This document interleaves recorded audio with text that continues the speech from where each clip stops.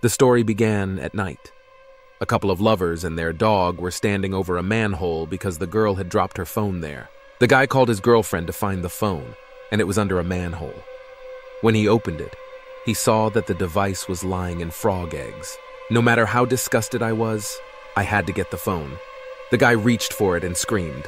He pulled out his phone, his face showing surprise and fear. Slimy eggs stuck to his hands and the device. They seemed to be devouring the boy's body. The girl screamed in fright. The caviar began to grow and attach to her hands. Appa called for help, but the girl chased him away and eventually ran away scared. She ran so hard that she tripped over her own foot and fell. When she stood up, she noticed that she had fallen near a river, the banks of which were covered with disgusting eggs. The events moved to the bus, where the young man looked at the time on his phone and waited for arrival in Seoul. It was the first day of the school trip and his first day in the capital. Despite the boring 2-hour ride, he was in a good mood because Soyon, a beautiful dark-haired girl, sat where he could see her perfectly. At school, Yeon-woo couldn't talk to her properly, so he didn't want to waste any time on the trip and invited So-young to go shopping and eat. Yeon-woo blushed heavily when he was called from the front. It was Kim Joo-bin, a friend of his who was a fan of Oki, who noticed the unhealthy look on his face and offered him some gum. A girl blogger interrupted their conversation. She pulled out a tripod with a phone and told them to wave if they wanted to be featured on her blog. The third-grade class of Chang'an School waved in unison for the Hong Kong TV blog. It was a small class, taking up only half the bus. Blogger Hanmi filmed their every move wherever they went. Even the class teacher managed to catch a few words for VTube. The teacher said they would stop at a park to rest. Everyone stood next to Hanmi and took pictures for the blog, but Yeon-woo stayed away. His head was filled with dubious thoughts. He imagined that if he had his own blog and made videos like Hanmi, So-young might talk to him. Kim Joo-bin interrupted Yeon-woo's thoughts. They talked about how blogging is child's play. Joo-bin talked about his favorite singer's performance, but Yeon-woo's attention shifted back to So-young. Hanmi started filming her. She asked him about his impressions of Seoul, and the guy looked at her with calf-like eyes in love. During the monologue, So-young noticed that Yeon-woo was looking at her and responded in kind. He was embarrassed and quickly turned away. The girl was approached by other classmates to get into the blog. Yeon-woo hoped that when they made eye contact, the girl was looking back at him. Kang Ji-hoon, the head of the class and a tall, blonde, handsome man, approached the group. He easily joined the conversation. Yeon-woo wanted to be able to talk to them in the same way. Hanmi spotted 2 alienated boys and headed over to them, as the guys hadn't introduced themselves for her blog yet. It was Yeon-woo's turn. He introduced himself and his excitement was palpable. Hanmi called him cute enough, which made him even more embarrassed. During the interview, Yeon-woo was still distracted by Soyon. She was called to take a picture. He couldn't take his eyes off the girl. They were interrupted by the class teacher, who suggested that they all take a picture together. Suddenly, ugly pigeons flew at them and the class moved away from them. Only Yeon-woo noticed that the birds looked rather strange. Blood and what looked like frog eggs were visible from the hatch grate. The pigeon decided to peck at them when suddenly either the hatch or the eggs sucked him in. He fell through the grate. The elder lured the boy's attention. He wanted to know why Yeon-woo was hanging out alone. Another boy, Kang Ji-hoon's friend, approached them. The headman asked him to do him a favor, and his friend asked if Yeon-woo knew what loyalty was. The matter was not so urgent and could wait until the hotel. Even though the conversation with the boys had interested Yeonva, he was still thinking about what had happened to the hatch and the pigeon. But he was still thinking about what had happened to the trap door and the pigeon. The class arrived at the hotel. Hanmi also filmed this event for the blog. The teacher went to get the keys, leaving the starosta in charge. The blogger wasted no time in filming everyone in the hall. While everyone was cramming into the frame, talking complete nonsense, Hanmi noticed that Yeon-woo was sitting alone, carefully looking at something on his phone. The boy was reading the correspondence in the class's group chat. They were discussing a photo they had sent together. Park Seo-young also commented on it. Jeon-woo noticed that the girl had also changed her profile picture. The guy clicked on the photo and admired it when Hanmi appeared out of nowhere behind him. Frightened, Yeon-woo was lucky that the sun lit up half of the screen, so his classmate could not quite see whose photo the boy was staring at. However, Hanmi was very inquisitive and asked whose profile Yeon-woo was looking at. because she was not satisfied with the answer, no one's. The girl attacked the guy's phone like crazy, demanding that he lend it to her for a second. Yeon-woo was lucky. Hanmi was taken away to film her classmates preparing for a talent show. As she left, the girl said she would talk to Yeon-woo. The guy could not find a place for himself. Hanmi is a real insider. If she finds out who it was, the whole blog will know about it. Yeon-woo's self-exploration was interrupted by the headman. He had been looking for the boy for a long time and took him to the toilet to talk. When Kang Ji-hoon arrived, he opened his briefcase. It was completely filled with soju. Yeon-woo screamed in surprise. Other classmates appeared from behind the booth and brought drinks as well. A party was planned for tonight. Yeon-woo was required to be the carrier of the bag. Even if he is caught, he will still be a hero on this journey.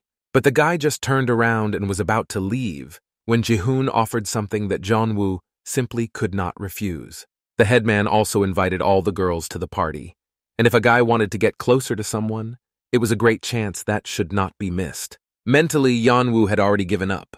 Even if So-young was there, he would not participate. The cool Kerwonik returned to the hall. Yeon-woo was sitting with a briefcase full of soju. Nothing bad could happen. The students had to be divided into rooms. Teacher Chung-eung helped them with this. He asked everyone to come to him. Yeon-woo could not find a place for himself. He was worried. Jubin came up behind him and scared him. His friend noticed that the guy was nervous. Jubin took the cards out of his pocket. They were forbidden and he could be kicked off the trip for that. But Yeon-woo was not an easy man either. He opened his briefcase to show what he was hiding in it. His friend screamed. Yeon-woo tried to shut Jubin's mouth, but it was too late. Chung-eung heard them. He asked me to give him the bag to check. There was no turning back. Yeon-woo was finished. The boy was talking to the class teacher. There was a soja next to him. Yeon-woo said that this was all he had brought. The teacher was furious and said she would talk to his parents when she arrived. A broken Yeon-woo returned to the room, imagining how angry his parents would be. There stood the headman and his friend. They immediately attacked the guy, thanking him for saving them. He was a hero to them. Yeon-woo noticed more soju in Ji-hoon's briefcase. The headman said they were going to a party with alcohol. He asked where it would be. Ji-hoon said they hadn't decided yet, because the teacher was on patrol.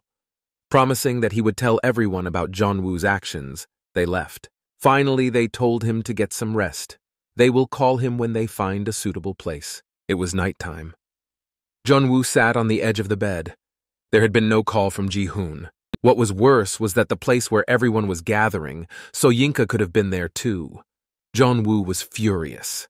He had been sneakily framed and used as bait to sneak in alcohol. The next day, the class arrived at Namsan Tower by cable car. Jubin told Yeon-woo about the road, but he did not listen to him. The boy felt empty. He looked at Seo-young and wondered if she had been with them yesterday. Yeon-woo waited for Ji-hoon, but he kept making excuses, and now he ignored the boy. Yeon-woo's anger knew no bounds. Ji-hoon, the shameless bastard, had wanted to use the boy from the very beginning. He didn't understand why he hadn't been called. Did the others not want to see him? Just then, Jubin told the girls in front of him that it was the first time Yeon-woo had ever ridden the cable car, that he was scared. The boy's frustration was transferred to Jubin, because one of the girls was Seo-young. However, the girl reacted very nicely. She said she had never been on a cable car before and that it was very cool. Her friend asked Yeonwoo what happened yesterday. So-young was supportive and asked if it was true that he had been caught with alcohol. The girl was impressed by Yeon-woo's courage. The boy said it was very simple. Yeon-woo was over the moon. It was the first time So-young had ever taken an interest in him. Unfortunately, the conversation was interrupted. It was time to go into the cockpit. He felt that they were very similar. It was time to get closer to Soyon. Yeon-woo had intentions of talking to the girl. We received a long notification on our phones warning that there was an outbreak of some kind of virus in Seoul. Then a bird crashes into the booth. It was a pigeon that looked quite strange and frightening. It made a hole in the glass with its beak. A second later, other pigeons began to crash in, one after another. The booth seemed to be covered in huge layers of white. Danger was approaching. Yeon-woo said it looked like frog eggs he had seen in the manhole, but no one supported him in this hypothesis. One egg leaked through the glass crack and fell to the floor of the booth. Everyone was jostling and panicking. A strong stampede began. Someone stepped on Yeon-woo's foot. He screamed. He turned around and saw that it was Soyon.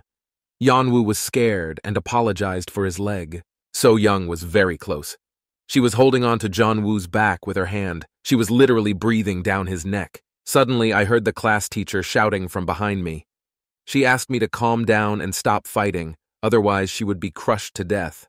Kang Ming, a friend of the headman, stepped forward. He came closer to the frog egg to take a closer look. When he looked closely, he noticed that the egg was moving. The booth arrived at its destination. The controllers inspected it in shock. It was not a pretty sight. As soon as the door opened, the children ran out one after the other screaming, despite the warnings of the controllers to go down the stairs carefully. There was chaos in the booth. Everyone was screaming, storming around, and some refused to come out. But Yeonwoo was preoccupied with his own thoughts. He realized that Soyon was standing behind him. It was time to talk to her, and he didn't know when he would get another chance. Yeonwoo started to apologize for stepping on her foot. Soyon didn't let him finish, because he had already apologized for it. His mouth seemed to have a life of its own. He was talking nonsense and made a bad joke about a cable car and pigeons. Calling himself an idiot in his head, he gathered himself and mumbled an invitation to Soyon. The girl did not wait and asked if Yeonwoo was trying to tell her something. This question sent him into a panic. Looking into Soyon's eyes, he gathered his thoughts. The sweet, light expression on her face acted as a calming influence on the boy. He gathered his thoughts and invited Soyon to go to the observatory with him. But the girl's attention was drawn to someone screaming. It was Gail. She was sitting on the floor. A crowd of people gathered around her, including the class teacher. Her leg was beginning to be covered with frog eggs. They spread like a spider's web on the girl's body. According to the girl, the virus jumped out at her out of nowhere and sprayed her. She screamed and kicked her leg until someone fell down the stairs. It was Min-ji. She was shaking and could not get up on her own. She gathered a crowd of caring people around her who helped her get up. No one expected to see this when Ming-ji stood up. The faces of his classmates showed great surprise and fear. Her pale, once pure face was now covered with white eggs. Her gaze was strange, like a madness. A supervisor ran up to Gail. He wanted to help her because she was still screaming and shaking just like Min-ji. The girl grabbed her rescuer and begged for help. Her eyes were full of madness, and her body was becoming more and more covered with white eggs. Mister's hand immediately began to be covered with the virus. The girl was still begging for help. The controller, noticing this, immediately pulled away from the girl and screamed. Both his hands were covered with eggs. He was as scared as she was. In shock, he started running around like a madman. Other workers ran away from him in terror and screaming. His hand was completely covered with the virus. Others, who had not yet managed to leave the booth, watched with horror in their eyes. The classmates decided to close the cubicle as soon as possible to prevent the virus from reaching them.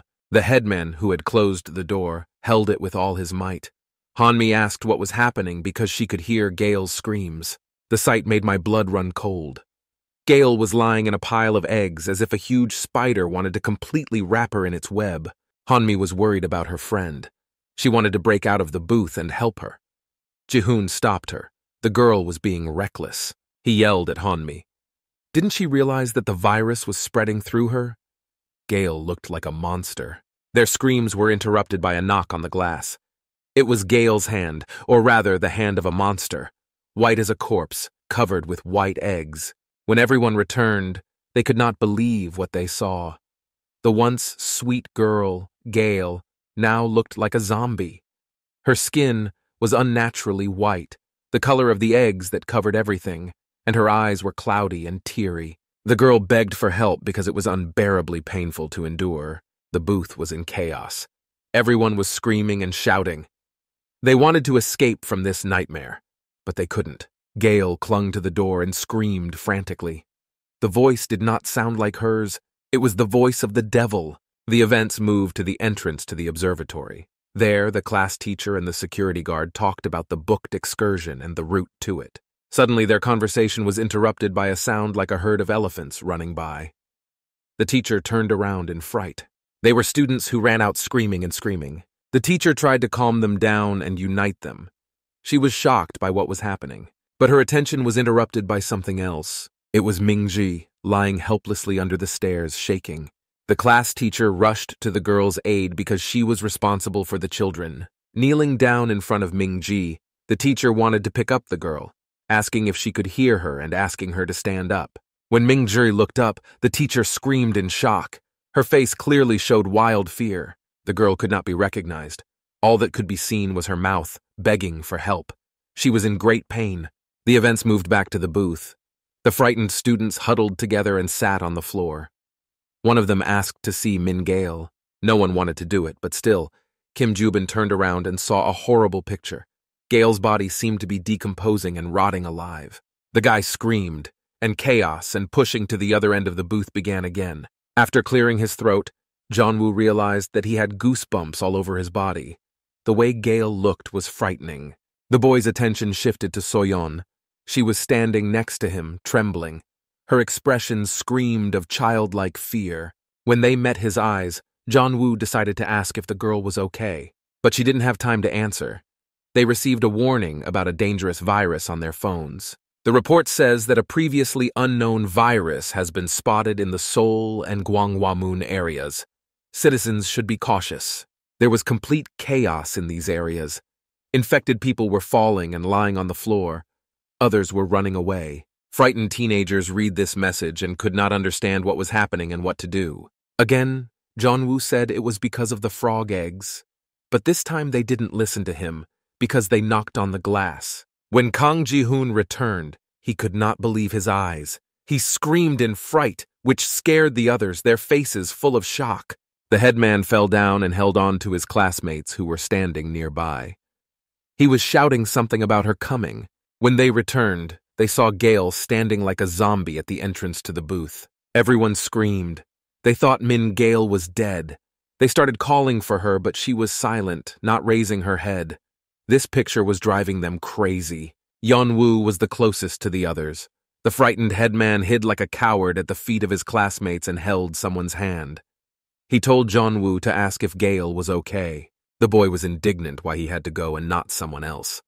A frightened Soyon stood next to him. He looked at her and felt that he had to protect the girl. She was trembling with fear and seemed completely defenseless. There was no choice. Yeon-woo volunteered for Min Gale. He hesitantly asked if she was okay but received no response. Gale stood silently in front of the entrance to the booth. The crowd heard that the zombie girl could hear everything. She just had to ask louder. Gathering his strength, Yeon-woo came a little closer and started asking questions, but he was interrupted and not allowed to finish the job.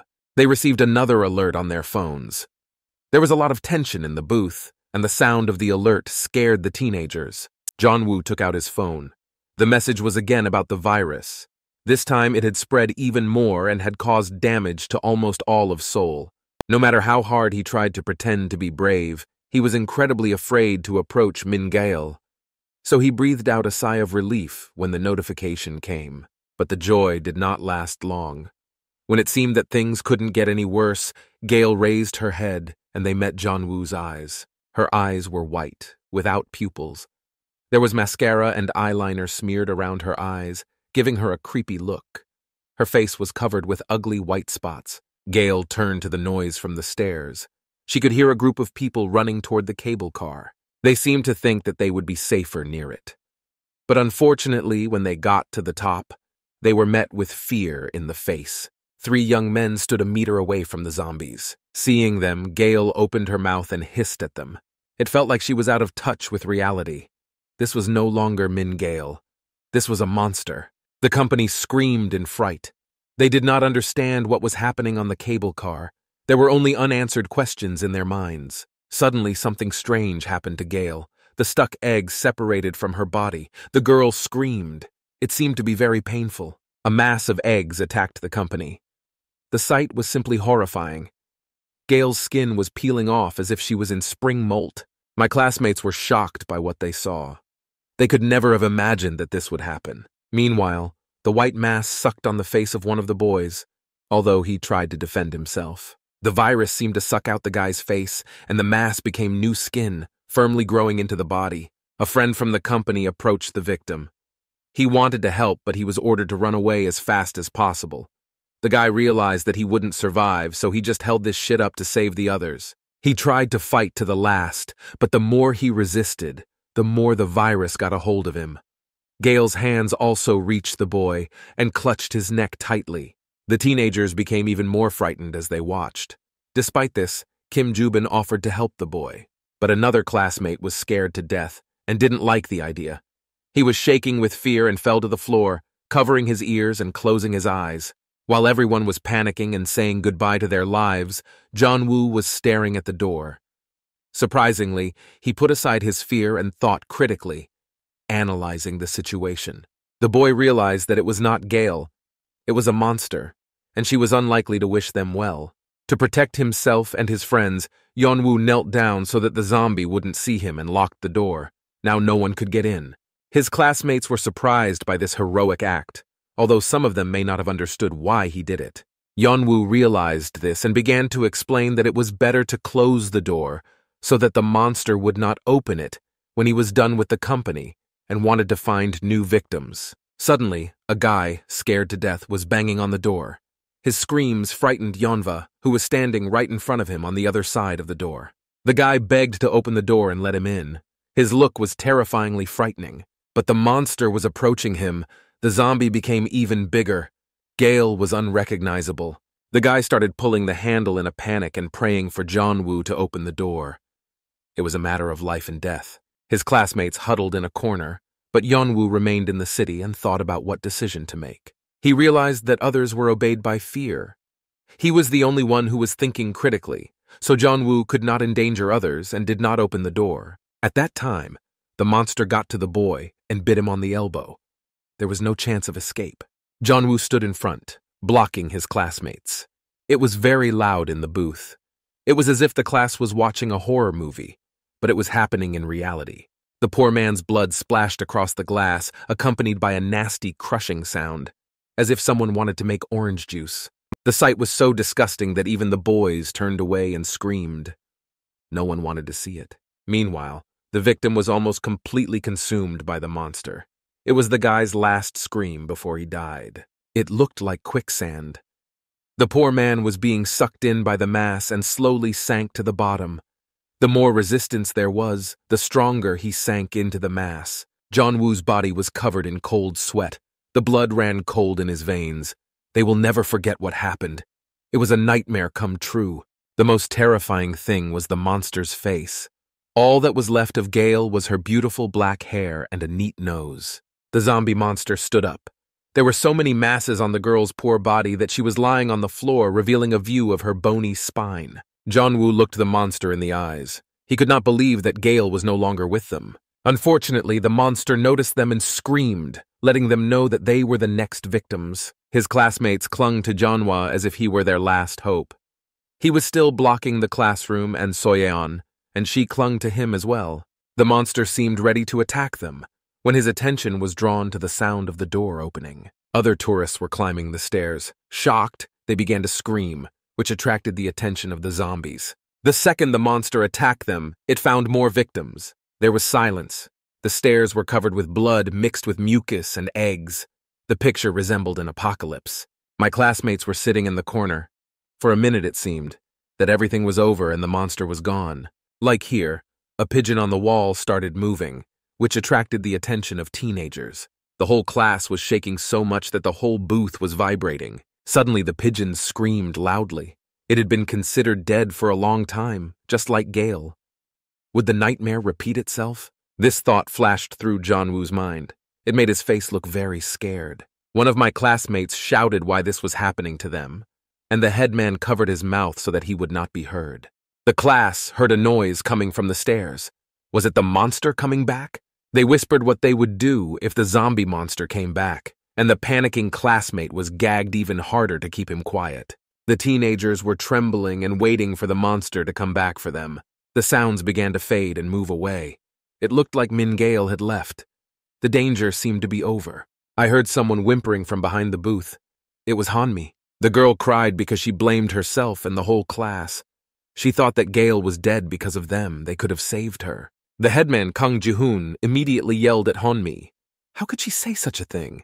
Didn't she see what Gale was doing to the others? He said that if Yeon-woo hadn't closed the door, they would have all died long ago. It seems that they had chosen the wrong headman. Just then, after clearing his throat, Kim Jubin noticed something. His attention suddenly shifted to the ceiling of the booth. He grabbed the hatch on top with his hands and tried to open it. Fortunately, the guy's height allowed him to reach the ceiling. The class watched in bewilderment until Jubin fully opened the emergency exit. The guy started to climb out. The headman yelled at him and told him to stop. Jubin didn't understand why he shouldn't get out of the booth. After all, there was no telling what would happen if Gale returned.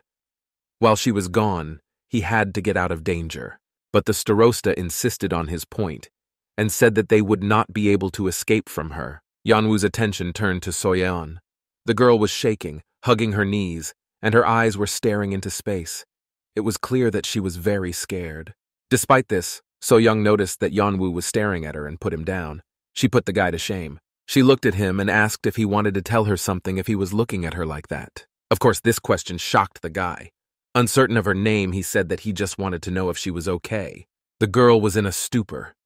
I could see it in her eyes, which indicated a lack of understanding. Nevertheless, she said that she was fine and asked Yeonwoo to stop staring at her like that. The guy was ready to fall through the ground. He felt so ashamed. After apologizing, he turned away. Soyeon didn't see it because she had her head buried in her knees to avoid seeing anyone. By the look on his face, one could tell that it was more frightening for Yeonwoo than the Min Gail monster. Yeonwoo came back to reality. He heard the headman continue to persuade Kim Jubin not to leave the booth. He said it was too dangerous outside. They should all stay inside the booth. Kang Ji-hoon continued that in order for them all to get out of danger, they just need to wait for the rescuers in the booth. A girl behind him named Hannah looked at her hands. They were trembling. The classmate could tell that something was bothering her. She told the Starosta to stop telling everyone what to do, that he had no right to speak at all. Kang Ji-hoon did not expect to hear this. No one had ever spoken to him like that before. It seemed he was no longer cool in the eyes of his classmates. Kana continued. She accused the Starosta of cowardice. How much longer could he run and hide? He did not help Gale and instead just ran away. She added that everything that happened was because of him. Ji-hoon was shocked by these words. The headman could not stand it. He stood up and wanted to attack Kana. She had no right to accuse him like that. It was good that Kim Jubin held him back. But this did not stop Hannah. She continued to accuse Ji-hoon of preventing her from helping Gale.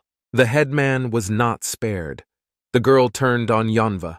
She accused him of closing the door when he felt afraid, even though the class had not asked him to do so. She looked and sounded crazy, blaming everyone for the situation. Her eyes were crazy. Kang Ji-hoon was seriously angry.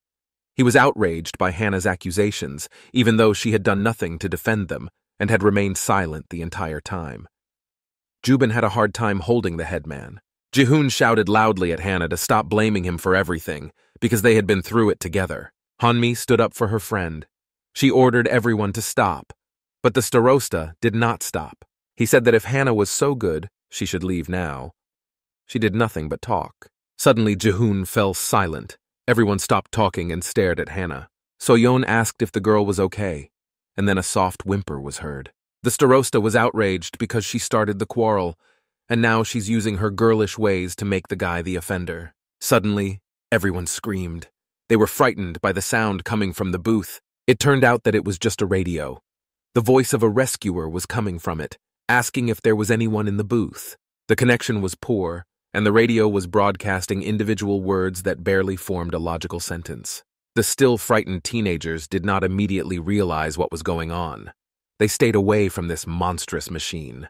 The radio again said that the control room was talking to them, and the connection was cut off. Although the class didn't say a word, their screams gave a sign that there were people in the booth. The cable car began to descend back down. The teenagers exhaled a happy sigh. On the way back, Hanmi was chatting in the class group chat. She asked if everyone was safe, but no one answered her. The girl said out loud that no one was answering. She did not know what to do. Yeonwoo looked at Soyoung again. They were not standing too close. The guy noticed that she started crying too, with her hands over her eyes. Soyeon muttered Min Gail's name under her breath and said how sorry she was for her friend. She didn't deserve this. Hanmi noticed her friend's condition and threw her arms around her. Soyoung asked if the others were okay. Yeonwoo was watching the scene. Hanmi assured him that everything would be fine, and Yeonwoo looked down and wished he had been the one to hug Soyoung. The Starosta, watching this picture, asked if they really had time to worry about others, thus putting himself in danger of starting another quarrel. Kang Ji-hoon continued. He said they didn't even know what was happening downstairs. When they came down, Ji-hoon would go straight home. But his monologue was interrupted by the sound of the cable car. Everyone looked up. Something bad must have happened. The cable car stopped. The cabin was rocking from side to side from the rather abrupt stop. The teenagers were shocked. They did not understand why the cable car stopped, why it did not continue to descend. Kim Joo-bin and Yeon-woo grabbed a radio. They shouted into the receiver that the cable car had stopped halfway, but no one answered. Suddenly I heard a noise from above again.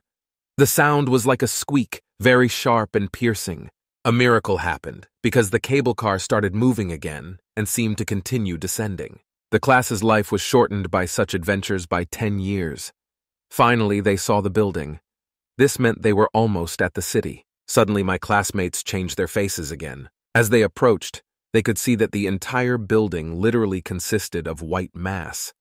There was so much of it that it was leaking out of the doors and windows. The teenagers no longer knew or wanted to leave the booth. After all, downstairs, right at the exit of the cable car, monsters were waiting for them, chained to the floor and walls. All the corridors and passages were covered with monster bodies. The fear of approaching was exacerbated by the fact that the white mass on the building began to move. The teenagers had nowhere to run. It was a good thing the booth was closed. One of the lying monsters started to get up. Perhaps the frog eggs were acting as eyes, because it is not clear how the blind monster noticed the cable car in the distance. Yeonwoo was the first to notice the monster. Fear seized his body again and shivers ran down his spine. The monster raised its face and screamed as if greeting new victims. There were no eyes on it, only a huge mouth. Yeon-woo was thinking of a plan in his head to save themselves. Suddenly, he and the rest of the class were shaken in different directions. The booth and the cable car were rocking from side to side. No one understood what was happening. All the teenagers were thrown to the floor screaming. It felt like they were falling and about to break. And then there was an accident, like something snapped. The booth collided with the wall and broke. Now the teenagers were not safe in it. My classmates were lying unconscious on the floor. Unfortunately, no one could withstand the shock. Yeon-woo was the first to recover. His head was buzzing and cracking. He might have suffered a concussion. He was moaning in pain. The other classmates also recovered, and everyone began to cautiously get up. There seemed to be no injuries, and the entire class survived. Kang Ji-hoon said he felt like he was in hell, adventure after adventure, and his neck was in unbearable pain. Soyon asked what had just happened. Did they get stuck on the cable car? The girl bruised her arm. When she hit, she was thrown against the wall, and the others fell on top of her. She looked up and was shocked. So-young's eyes grew wide, and she looked very surprised. Behind the door, the girl saw a white mass. It seemed to be a zombie monster that wanted to get inside. Unfortunately, the glass broke on impact, and the teenagers were in real danger. They had to think of something quickly to save themselves. Soyon shouted to the others that the monster was approaching and clearly did not want to be friends with them. The teenagers turned and screamed in fright, not having had time to fully recover from the accident. And then the zombie monster's hand slammed against the glass. It was like a horror movie. Yeon-woo and Kang Ji-hoon screamed at the top of their lungs. The monster screamed back, and now it wasn't just his arm that was hitting the glass. The whole body of the zombie was trying to get inside. The second arm of the zombie monster found a hole in the glass. The teenagers' chances of survival were becoming even less with each passing second. The hole was breaking, and the monster's body was penetrating more and more. A white mass fell from the zombie monster to the floor. It looked like a highly heated marshmallow on a fire falling from a stick. The teenagers reacted immediately and ran to the other end of the booth as fast as they could. At the same time, the monster's body was making its way more and more inside the booth, making a very disgusting sound of mucus. As soon as the zombie monster's head got inside, it fell to the floor. It seems that the frog egg virus was eating away at the bones, so the monster's body couldn't hold itself up. The headman, Kang Ji-hoon, broke the glass of the booth with his foot in fear. It seems he wanted to escape from the other side of the cable car, but at that time, something happened that scared Yeonwoo even more. He turned toward the sound and screamed very loudly. The monster's entire body was inside the booth, but as before, its body could not hold itself up, and just lay flattened on the floor, making strange zombie noises like in horror movies. The teenagers screamed. Yeon-woo was in the front again, shielding them all. Kang Ji-hoon continued to break the glass. The monster started to get up and screamed. It was clear that instead of eyes, it had holes. Its spine was clearly visible from under the white mass that was now its skin. Ji-hoon shouted at the zombie monster to get out of his way and just take off. The headman was very angry and scared. All his aggression was converted into strength, and with one kick he broke all the glass from the booth, making a passage for escape. The teenagers just fell out in a heap on the ground. Everyone was afraid, and most of all wanted to get out and stay alive. No one wanted to be the last to leave the booth. When one of his classmates turned around, he saw something that scared him. He shouted for everyone to run away immediately. What the boy saw was a monster approaching their exit. Its white tentacles were already visible to the teenagers. Without thinking, the class ran as fast as they could. They only had time to turn back and see if the zombie monster was chasing them. Yeon-woo screamed as he saw the zombie get out of the booth and approach them. They were lucky that the zombie was quite slow in movement, so the teenagers ran even faster. Unfortunately, Soyon tripped on the stairs. She was the last to run. It was good that Yeon-woo noticed this and stopped. He could not leave his beloved helpless in danger. He reached out to Soyon to grab the girl's hand and help her up. It looked like she had hurt her leg. The girl did not expect such a heroic act from the boy. She was even a little scared at first. Yeon-woo noticed that the zombie monster was about to catch up with them, so he quickly tugged on the girl's sleeve to keep running. He shouted for the girl to get up quickly, otherwise they would be caught up and then die. The monster was about to catch up with them, but Soyon stood up and together, hand in hand, they continued to run. Meanwhile, the rest of the class had already entered the building and were heading down the stairs to the exit. If they could get out of this lair, their chances of survival would be much higher. At a bend, the headman, Kang Ji-hoon, stopped because he saw something that scared him. It was a corridor completely covered with slime mixed with blood. Other zombie monsters seemed to rise from the slime. Others ran up from behind, but the starosta stopped them. They could not go there to face certain death. They needed a plan. But the monsters had already heard them. Some of them began to rise and scream, making themselves heard. A classmate saw this and screamed. Adrenaline mixed with fear, and this violent mixture spread through the body, through the blood. At the same time, So-young and Yeon-woo were still running down the stairs from the zombie monster by the hand. The girl was very scared and did not want to let go of the boy. Suddenly, she stopped and swallowed loudly. The girl asked Yeonwoo to wait a moment. The boy turned and looked at her in puzzlement. He did not understand what could be so important when it was literally a matter of life and death. But when he looked down, he was very surprised. Yeon-woo saw that So-yeon's leg was reddening at the knee. She was moaning in pain and could not continue to run at this pace. He asked if she was okay. When he looked closer, he saw that her knee was not only bruised but bleeding. It looked like So-yeon had hurt herself badly when she fell on the stairs. Yeon-woo began to apologize to the girl, thinking it was all his fault. The girl tried to calm him down, because in her opinion, it happened when they were running away from the cable car. She said that Yeon-woo shouldn't have worried. She added that she was very grateful for the guy's help. It was really valuable to her. Of course, the guy blushed at these words, because at the time he was just doing what he thought he had to do, not thinking about what a hero he was in the eyes of the love of his life, Soyon.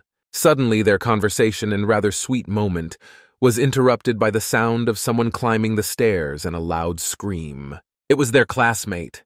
He was running like crazy and shouting to his friends to run away too. Behind him, the headman, Kang Ji-hoon, was running. He yelled at the guy in front to shut up or he would kill him on the spot. Yeon-woo asked why they were coming back. Ji-hoon explained that they couldn't get down to the first floor. It was hell. Kim Ju-bin added that there are also monsters there, and there are a lot of them. The class did not stop and kept running. Their plan had failed, and it looked like they would never get out of the building. They went up to the floor where Jeonwoo was burned with soju. The room looked as if it had just been cleaned.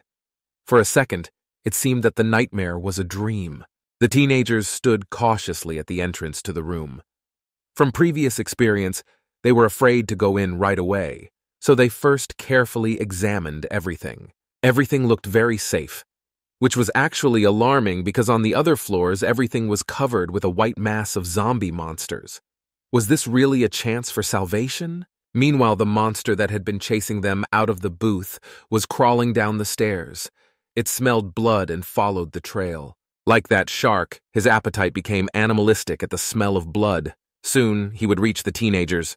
In the meantime, the class decided to take a breather in a safe room and think about their next plan of action to save them. Hannah managed to get through to her mom. She cried into the phone and said she didn't know what to do. She couldn't reach her teacher either. Kim Joo-bin was texting the news on his phone and saying that it was all about monsters on the internet. The head man, Kang Ji-hoon, told him to call 119 because he couldn't get through. Joo-bin's face changed dramatically, as if some new idea had come to his mind, or he heard something strange. Joo-bin went to the windows. The head man, Kang Ji-hoon, asked where he was going, but the boy abruptly told him to close the window because chaos had started. Outside the window was a parking lot. The cars were covered with a white mass. Apparently, the drivers inside were also turned into zombie monsters. As Kim Joo-bin got closer, he saw that some of the drivers were trying to get out of the car, but the white eggs were stuck to them. If they were infected, it meant the end and the drivers would turn into monsters. Meanwhile, Yeon-woo also called his worried mother. He said that he was trapped in the cable car building on the second floor and could not get out. His mother said that she and her father had just left and asked him to be careful, to sit quietly and not to go anywhere. But the boy's attention was drawn to Soyon's cry of pain. Her friends gathered around her. Hanmi had a small first aid kit with her and tried to provide Soyon with first aid as much as possible in the apocalypse. Yeon-woo watched what was happening from under his cap. He didn't want the girl to notice that he was watching, but he was nevertheless very worried about So-young. The girl's wound was burning and bleeding badly, but she was holding on. She was pleased that her friends were taking care of her. Suddenly, Yeon-woo's lovemaking was interrupted by another classmate who pushed the boy and asked if he had any change or coins. Joo-ben wanted to use the vending machine, but he didn't have any change on him. The guy asked Yeon-woo if he wanted anything, but he was refused. Joo-ben was shaking violently. It was as if he had a fever. Yeon-woo noticed his friend's condition and asked if he was okay. He got a hysterical response. The guy felt bad. Not everyone could stay calm in such a dangerous situation. Kim Joo-bin began to curse the day he came on this school field trip. Now he would have stayed at home and watched the live broadcast, and he wished he hadn't agreed to the adventure with the class. The guy continued to monologue about how bad he felt. However, Yeon-woo's thoughts were interrupted by the fact that he really thought he was going to die. But instead, the young man was able to save his beloved Soyon. The thought of saving the girl warmed his soul at this difficult moment, especially the fact that Soyon thanked him for what he had done. Suddenly, the boy's attention shifted to the floor again. It seems that he had noticed something strange and dangerous again. Looking closer, Yeon-u noticed traces of blood on the floor. It was Soyon's blood, and the drops led directly to the second floor where the teenagers were hiding. Yeon-woo followed these traces and concluded that the girl was grieving. Walking further, he realized that Soyon had been bleeding all the way to the shelter, leaving traces behind her. When he went out into the corridor, he saw a white mass of mucus blocking his way. Looking up, the boy turned pale. He saw something terrible in front of him. What the young man saw was a huge white zombie monster standing a few meters away and breathing right into his face. The guy froze in fear, although he had to act immediately and run away. Time was running out. The situation was critically dangerous. At the same second, the monster abruptly attacked the boy with its ugly white body. Meanwhile, on the second floor, the teenagers screamed in fear. They must have seen what happened to Yeon-woo. Fortunately, the boy managed to dodge the monster. The boy reacted quickly enough. But the zombie monster entered the room where the teenagers were hiding and fell to the floor. Turning his head, Yeon-woo screamed in fear. He probably thought he was going to die. But the monster's ugly appearance up close was no less frightening. Without hesitation, the teenagers began to run away, screaming as fast as they could. The monster got up and ran after them too. The zombie was slowly and very difficult to get to its feet. Its white, sticky mass stuck to the floor, which constrained its movements. This gave the teenagers a bit of a head start, so they had time to escape and find a new shelter. The zombie monster growled, making itself known. It seemed to say that no matter how well they ran and hid from him, he would still find them. The monster put its tentacles into the guy who was running last. It seemed to be Yeon-woo. His ugly, angry white paws were about to reach the boy's leg. If he grabbed his leg, he would be in trouble. Meanwhile, Kang Ji-hoon, the headman, and his friend Kang Min almost ran out of the second floor and looked for a way out. The guys were shouting victoriously because they were about to reach the exit and then they would be safe. Soyon was the last one to run. However, she noticed something that made her pause. She noticed a zombie monster approaching her. He could smell the girl's blood and therefore she was a tasty morsel for him. Meanwhile, Yeon-woo managed to catch up and even overtake the company. He and Kim Joo-bin were almost at the exit door. Behind them were the boys Kang Ji-hoon and Kang Min. They shouted after them to keep the door open. When they got to the exit, the boys attacked Yeonwoo and his friend with their fists, even though they did not have time to close the door. However, Kim Joo-bin did not stop and ran up the stairs. He seemed to be very scared. When he reached the end, he stopped to catch his breath and rest. Just then, he heard someone cursing at him loudly from behind him. He turned around to see who it was and got scared. Before he could turn around, the class head, Kang Ji-hoon, jumped on him and began to swear and strangle him.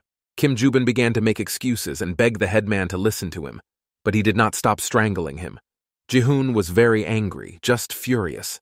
Kang Ji-hoon's face turned red. His eyes were bloodshot with anger. He was ready to kill the coward who wanted to leave his classmates to die.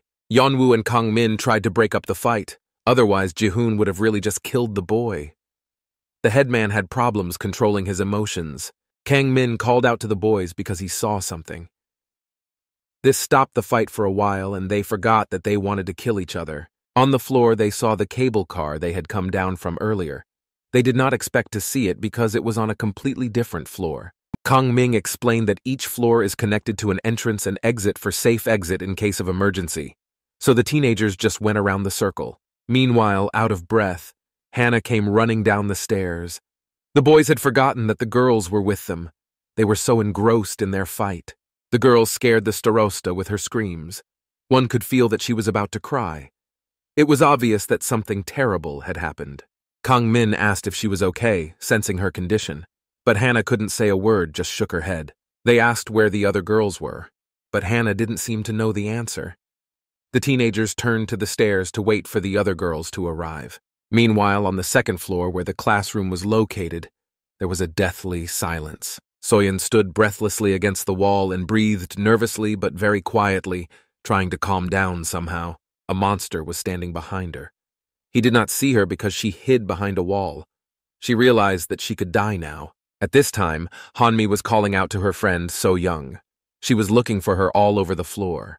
Turning her head, she finally found her friend. Hanmi asked if So-young was okay because she had an injured leg. The girls were whispering so that the zombie monster wouldn't hear them. They had to figure out how to escape. The others had already escaped, so they had only themselves to rely on. The girls were a few steps away from the door. If they ran quickly, they had a chance of survival because the monster would find them sooner or later. But Soyon didn't think so. She wanted to stay there. The girl's wound was bringing down her morale. She was afraid she would not make it. Hanmi agreed with her. They thought the monster couldn't see them, so they just had to hide until it left. Soyon put her hand over her mouth. She wanted to cry, but she couldn't. The girl's leg kept bleeding and hurt a lot. Meanwhile, the zombie monster just stood there and sniffed out its victims. Meanwhile, the boys were already going down to the second floor to see where the girls were and what had happened to them for not running after them. At first, they saw nothing, so they wondered where So-young and Hanmi had run to. The headman, Kang Ji-hoon, asked the others where they were because he could not see them. After all, he was the headman and was worried about his classmates. Yeon-woo was the first to notice the girls. He told the others about it. What he saw shocked him. They could only see So-young hiding behind the wall. But Hanmi must have been with her, even though she was not visible. The girl was still covering her mouth with her hands so that the zombie monster wouldn't hear them. Yeon-woo noticed this and realized what was going on. His face changed dramatically because he saw something that scared him. Yeon-woo saw a monster standing right behind the girls. It seemed to have smelled So-young's blood, which he had been chasing for so long. The girl put her hands over her mouth even more tightly. Her eyes widened as if she had seen something very terrible, and so it was. Soyon saw the monster's reflection in the window in front of her. She hoped that the zombie was not so smart and would not look out the window. But her hopes were in vain. The girl only had time to look away when she realized what was going to happen. The monster screamed from the corner of the wall. It sounded like a victory cry, as if the zombie monster was proud to have finally found its victim. The girl was numb. Soyon could not move a finger out of fear, although she had to act immediately because it was a matter of life and death. The monster roared again and wanted to attack and bite the girl. Just then, Yeon-woo ran into the room and screamed at the zombie monster, distracting its attention from the girls So-young and Han-mi. The monster stopped and analyzed what was happening. Yeon-woo ran screaming to the second floor, making more noise so that the zombie monster could hear and switch to the boy. And the young man succeeded, because the monster immediately noticed Yeonwoo. The zombie's attention was quite distracted, as it easily switched from one victim to another. So the girls didn't bother him anymore. The monster ran after the boy. Now Yeon-woo had to figure out where to run to keep himself and his classmates safe. The guy ran as fast as he could, not even having time to turn back. It seems that Yeon-woo was already regretting his actions, but there was no turning back. He had to run away from the zombie monster. Soyeon watched what was happening. She saw her rescuer Yeon-woo appear on the floor, followed by a zombie monster. The girl could not believe what was happening. She was about to say goodbye to her life when Yeon-woo appeared out of nowhere and saved her and Han-mi. At this time, the guy was running up the stairs, very professionally avoiding the white slime on the floor. Yeon-woo decided to turn back. He was very frightened by what he saw, which gave him the strength to run even faster, because dying was not in his plans. The monster was exactly half a floor behind him, but he was steadily catching up. It was not that slow. It was as if the boy's fear fueled it. He managed to turn back. The zombie monster was not as agile, which gave the guy a bit of a head start. When he got upstairs, he finally saw an open door. It was the exit. The boy made a circle and ran to the cable car, but from the other side. He had to quickly figure out how to escape and where to hide from the zombie monster. Yeon-woo decides to close the door behind him. He thought it would stop the monster for a while. The guy looks at the closed door and waits to see what will happen. Yeon-woo had a little time to recover. He thought that the zombie monster had stopped chasing him. The guy began to quietly descend the stairs at a calm pace, as if he hadn't just been chased by a huge white monster. Going down, the guy was thinking about everything that had happened. He could not believe that he had done such a crazy, reckless thing. When he got to the floor where the girls were hiding, he called out to his classmates and broke into a run. But to his surprise, the room was completely empty and no one responded to the boy. It scared Yeonwoo. The guy stood there in silence in a stupor, not knowing what to expect and where to go next. He saw a broken pot with some kind of plant and a broken window next to it. When he came closer and looked through the window, he saw something. Outside the window, his classmates were running across the roof of the building. They got out but did not wait for him, not even Soyon, whom he had saved from certain death. He watched the teenagers run away with sadness in his eyes. Did they think that Yeonwoo had been eaten by a monster and had to run away from it too? My classmates took turns descending from the roof of the building's entrance. It was quite high. Soyon was the last to go down. Probably because of her leg injury, she could not run fast, so she was at the end. She noticed Yeon-woo in the window. The headman, Kang Ji-hoon, gave the girl his hand and shouted at her to not be distracted and to come down quickly. It is not clear why they are running away. Then, as if out of nowhere, a zombie monster appeared behind her. It turned out that his classmates were running away from him. How could he catch up with them so quickly? Yeon-woo watched in silence. He would not have time to catch up with his friends. Is this the end and now it's every man for himself? Finally, he called out to his classmates once more. It seems that Yeon-woo did not see that they were running away from the monster, or thought it was another zombie. But the guy did not give up. He ran to the exit.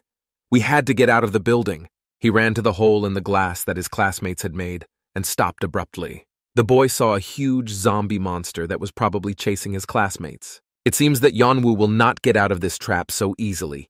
He had to come up with a plan of action as soon as possible. He looked at the picture outside with horror and did not understand what to do now. His classmates had left him here alone in this damned trap. There was only one question in his mind that remained unanswered. Why did they leave him? With or without them, Yeon-woo had to get out somehow and save his life. He began to crawl out of the hole in the glass that his classmates had made. But something stopped him. It was something he saw outside. There was no one there. His classmates were gone. Yeonwoo's face changed dramatically from what he saw outside the window. He cried out in sadness. The guy quickly took out his phone and started typing a message to someone. Yeonwoo wrote in the class group chat that he was staying in the building, hoping they would come back for him. He found Kang Min in his contacts. He was often holding his phone and checking the news, so he must have heard Yeonwoo's call. But then the phone rang sharply. He thought it was Kang Min. Yeonwoo started talking into the phone, calling for help, but no one answered. Suddenly the phone rang again, which scared the guy. He picked up the phone to check what it was. It turned out that it was another danger warning. It said that Seoul Station and several other places where the teenagers were found were declared emergency zones with a special danger. Suddenly, another notification sound came from the toilet. The already frightened boy screamed in fear. He went to the restroom. He opened the door. There were no monsters, and he could breathe a sigh of relief. When he opened the door, he could not believe his eyes. From one of the booths, a rather familiar voice could be heard complaining and hardly crying. It turned out that it was his friend Kim Joo-bin. He was unable to jump out of the window and was left alone in the building. It seems that the guy was scolding himself for his weakness, because now he will most likely die in a building filled with zombie monks. Yeonwoo knocked on the booth and called Joo-bin, which scared his friend who was already preparing to die. But Kim Joo-bin did not answer. So Yeonwoo knocked again and called his friend. Now there were two of them, so it would be easier to get out. In the end, Joo-bin responded to Yeonwoo's words because he finally recognized the boy's voice. The friend opened the door of the stall that served as his hiding place and asked Yeonwoo what he was doing here. Joo-bin could not believe his eyes. He looked at his friend and noticed that he was crying. The guy started mocking Yeonwoo, saying he was a loser and crying. After all, real men never cry. In response, Yeonwoo started yelling at his friend that he was actually dumped too, and who else was a loser. Joo-bin retaliated and yelled back at Yeonwoo that his friend was a snotty little brat and that he had dumped his classmates because they were in his way. But instead, Yeonwoo threw his arms around his friend and said he was glad to see him anyway. Joo-bin was not prepared for such a display of love, but there was not much time for calf tenderness. They had to get out of the building. Yeonwoo went to the door to see if it was clear. He called out to his friend Kim Joo-bin to come out of the booth, and they got out together. Watch how the two friends got out of the building full of zombies in this episode. Joo-bin did not like this idea. He said it was better to just close the door and stay inside. Yeonwoo suggested another method, just running away. Joo-bin insisted that his friend go and lock the door, because hell could happen again. Yeonwoo obeyed and went to the exit to check that everything was clear. The guy stopped. Something caught his attention. He looked again at the window and the broken pot. The place where his classmates had run away. A frightened Joo-bin ran up to Yeonwoo. He nervously asked what had happened and how his classmates had escaped. It was strange that Joo-bin did not know how the teenagers had escaped. Yeonwoo said he knew how they escaped. He showed me where his classmates ran. Those moments of the classroom escape ran through his mind again. It was very painful for him. He remembered Soyon's last look, though it was surprisingly quite frightened. She saw him in the window, but did not stop and continued to run away, although he saved her life twice. Meanwhile, Kim Joo-bin continued to complain about his classmates. He said they had abandoned them, as if they were nothing, and that they could no longer call them friends. They could not even go out through them. The monsters outside began to gather and group together, but Yeonwoo interrupted his friend's monologue. He asked why Joo-bin didn't go with them. Couldn't he duck and now pretend that his classmates left him alone? Kim Joo-bin began to make excuses that it was not like that and that he was right. It was Yeonwoo who was the snotty one, not him. The boys sat silently alone in a corner of the second floor. Joo-bin interrupted the deathly silence. He asked how long they had to stay in the building in this state. The guy asked if Yeonwoo was hungry.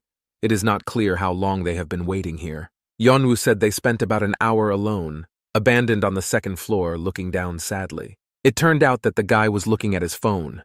It was making a call to 119, but there was no connection. Joo-bin was surprised that his friend was still calling security. It was obviously not the first call in an hour. However, Yeonwoo reassured his friend that his parents were almost there to help them. But this did not calm Jae-bin down a bit. After all, nothing would change if Yeonwoo's parents came. There is no way out of the building. Yeonwoo stuck to his opinion because there had to be some other way and continued to search for something on his phone. He received a message from his mother on his phone asking him to watch the news. The situation is really scary, and it is better for the boys not to go out and stay in the building. The mom also sent a link to a news video. Yeon-woo opened it and started watching the video. It said that in some areas of Seoul, where cells of an unknown virus appeared, the government declared an extremely dangerous disaster zone situation. The guys were in the epicenter of the events. The reporter went on to say that martial law had been declared, for the first time in 40 years. Therefore, roads and facilities close to the epicenter are blocked. This meant that the guys could not get out of here. They are locked in, and it is not clear when they will be rescued, and if they will be rescued at all. Jubin's mood had noticeably deteriorated. Yeon-woo noticed this and asked if he was okay. The boy asked him to be quiet, holding his head. Suddenly the boy heard something. He looked up to see what was happening outside the window. They were fire trucks, several of them. Will they finally be rescued and this nightmare will end? Yeon-woo asked Jubin if those were fire trucks. The first thing he thought was that there was a fire in the building. Jubin's mood was pessimistic. He said that firefighters did not come to save them. He added that if he could, he would have set the damn place on fire. But Yeon-woo's attention was interrupted by a fire in a neighboring building. It looked like no one was going to save them. The guy got up and went somewhere. When Kim Jubin asked him, he said that he needed a trash can, but his friend still didn't understand why he needed it. Yeon-woo said it was a good idea and worth a try, but Jubin didn't understand what his friend was talking about or what the idea was. The guy said they should try to create a fire. Maybe then the firemen would come to save them. Jubin did not like this idea. Although he suggested it, he didn't mean it. Burning alive was not part of his plans. Yeon-woo began to carefully examine the room in search of a trash can. Finally, the guy found it and started running to find a lighter and set it on fire. Jubin stood behind him and couldn't believe that his friend Yeon-woo really wanted to do that. The guy stuck his hand into a disgusting trash can full of all kinds of scraps in search of a lighter. Yeon-woo even turned on the flashlight on his phone to see everything better and make sure he didn't miss what he was looking for. Jubin didn't stop yelling at his friend. He still didn't believe that Yeon-woo wanted to set the place on fire, but he was convinced that if there was a fire, they would definitely come to put it out. Suddenly, Kim Jubin's face changed dramatically and turned pale. It looked like he had seen something he didn't want to see. Meanwhile, Yeon-woo reached into another trash can and, surprisingly, found a lighter. The boy shouted with joy. His life had regained hope for salvation. The only thing left to do was to set fire to the bucket and wait for the firefighters. Yeon-woo ran to Kim Jubin to share the good news. On the way, he tried to light a lighter, but it seemed to be out of gas, so it didn't work. As soon as Yeon-woo approached his friend, Jubin immediately began to cover his mouth. He looked very scared and nervous, cautiously peeking out from behind the wall. Yeon-woo did not understand his friend's condition and told him to hurry up and move on, but Jubin interrupted him with a strong swear word. It seems that something happened after all. Kim Jubin saw a zombie monster in the doorway, unable to leave. Had they really been in the same room all this time? Yeon-woo also leaned over from behind the wall to see what had shocked and frightened his friend so much. The boy's face immediately changed. When they looked closely, they noticed that the zombie monster was still outside the door, but most likely heading toward them. They needed a new plan to save themselves. The events moved to the Seoul highway. There was a huge traffic jam because the roads were blocked. The news showed this highway and said that the government was focused on preventing the spread of the virus. Thanks to videos shot by some isolated citizens, the whole of Seoul was drowning in the apocalypse of this virus. Everything was covered with its white cells, as if a spider was spreading its web. This was the news that Yeon-woo's mother read on her phone on the way to his house. She screamed out in horror and told her husband that it looked like the situation was much worse than they thought. They drove up to the road and stopped because the highway was blocked. Each car was checked by a checkpoint. The boy's mother began to quickly dial her son Yeonwoo, but he did not answer the phone. The father said that there might be a problem with the connection, but that was impossible, because their son had picked up the phone before. At this time, Yeon-woo's pocket was ringing and vibrating loudly. But the boy could not be distracted, because the monster could hear. Luckily, the zombie monster was still standing at the door. The guys had time to come up with a plan. But suddenly, Yeon-woo's face changed dramatically.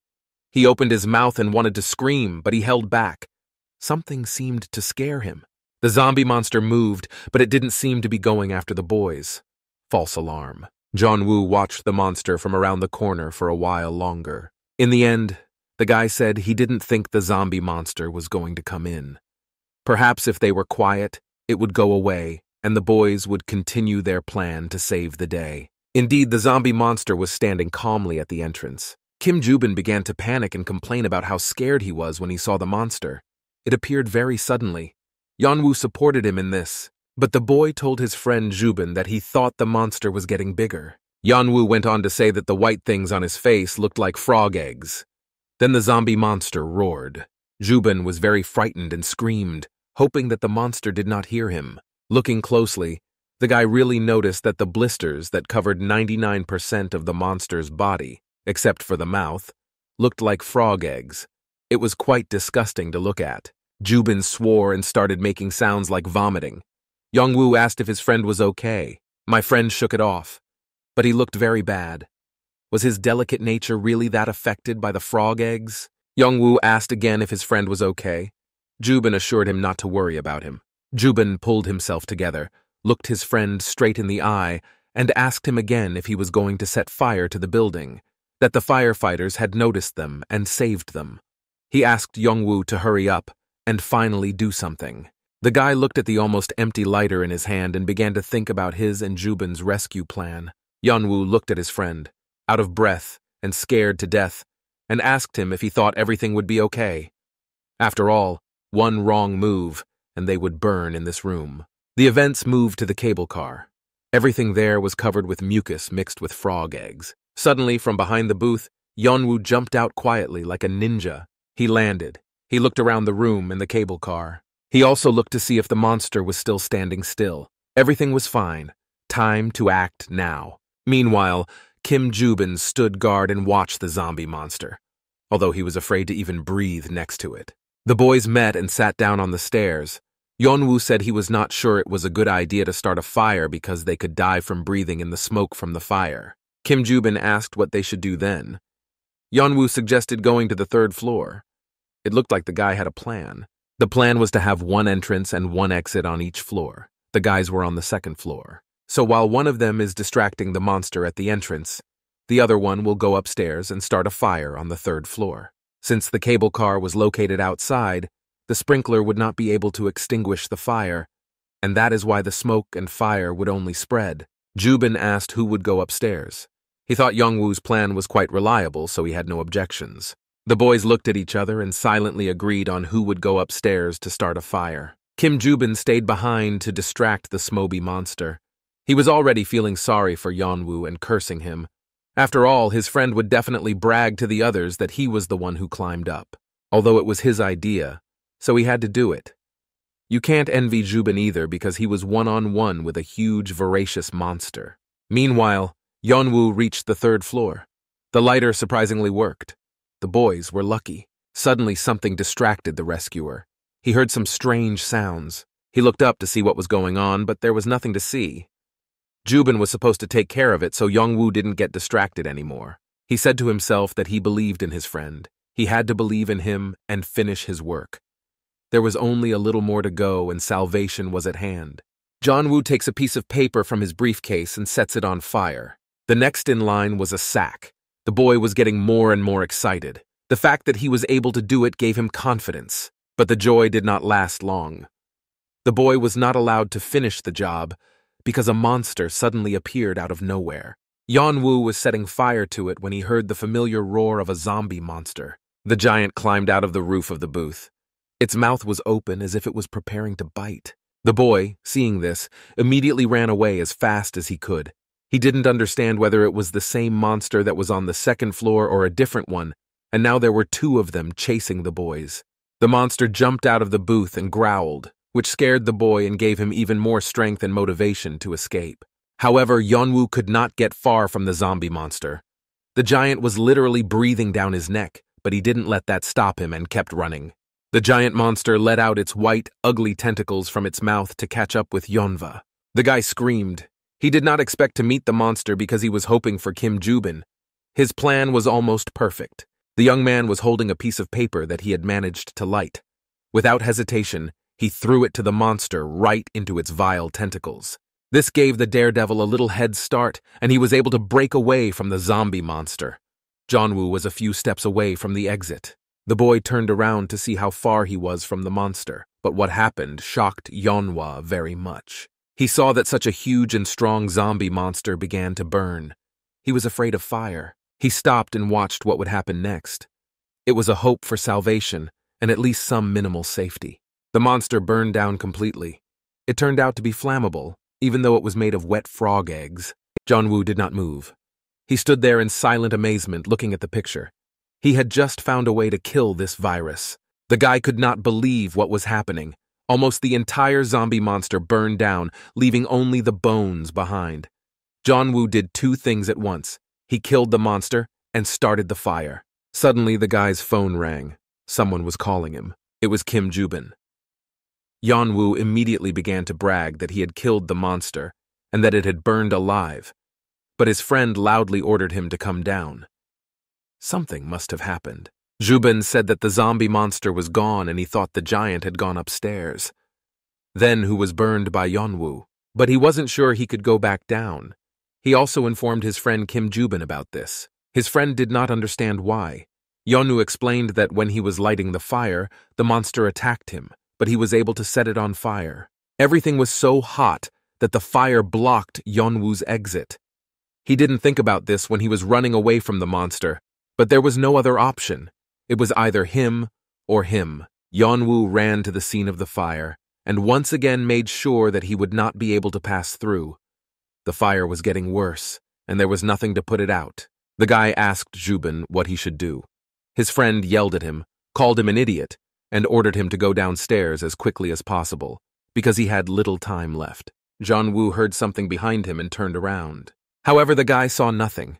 Everything was empty, except for some mucus on the floor, ceiling, and walls. Suddenly, another monster came out from around the corner. It seemed to be the one that Joo-bin had been following. This monster was huge, twice as big as the one Yeon-woo had burned. The guy screamed and hung up the phone. It was time to run away, and quickly. If he didn't know how zombie monsters were made, he would never have guessed that there was a person inside that ugly, faceless giant. Perhaps it was Gale. But there was nowhere to run. There was a fire behind him and a giant monster in front of him that wanted to eat him. There were even more monsters on top. Meanwhile, the fire was getting worse. There was even more smoke. Yeon-woo had to choose which danger was safer at that moment. The guy decides to take off his shirt. It looks like he has a new plan. The monster was getting closer and closer, but Yeon-woo was not going to run away. The guy set his hoodie on fire. The monster pounced on Yeonwoo. Its mouth is about to reach the boy. The young man took a swing and threw this Molotov cocktail at the zombie monster with all his might. Now we had to run away. The fire became even worse. It was getting harder for the guy to breathe.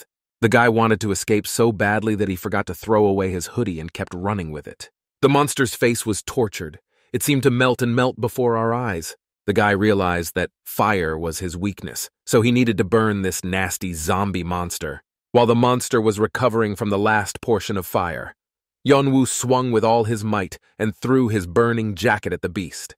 The jacket was caught nearby. A little more and the monster would have caught fire. Shocked, Yeon-woo stood in a stupor. He had just exhaled a hopeful breath when, through the wind, his life was once again one step away from death. The monster saw that he was safe and growled at the boy. Now the giant zombie giant had a new goal. He had to take revenge on the boy for setting him on fire. Yeon-woo covered his face with his hands. He realized that he had nowhere to run, so he would at least save Joo-bin, so he just closed his eyes and prepared to die. And then, out of nowhere, a lit piece of paper came flying in. It was unrealistic luck. The arsonist flew right into the monster. It had not yet had time to attack the boy, so Yeonwoo was saved. The guy stood up.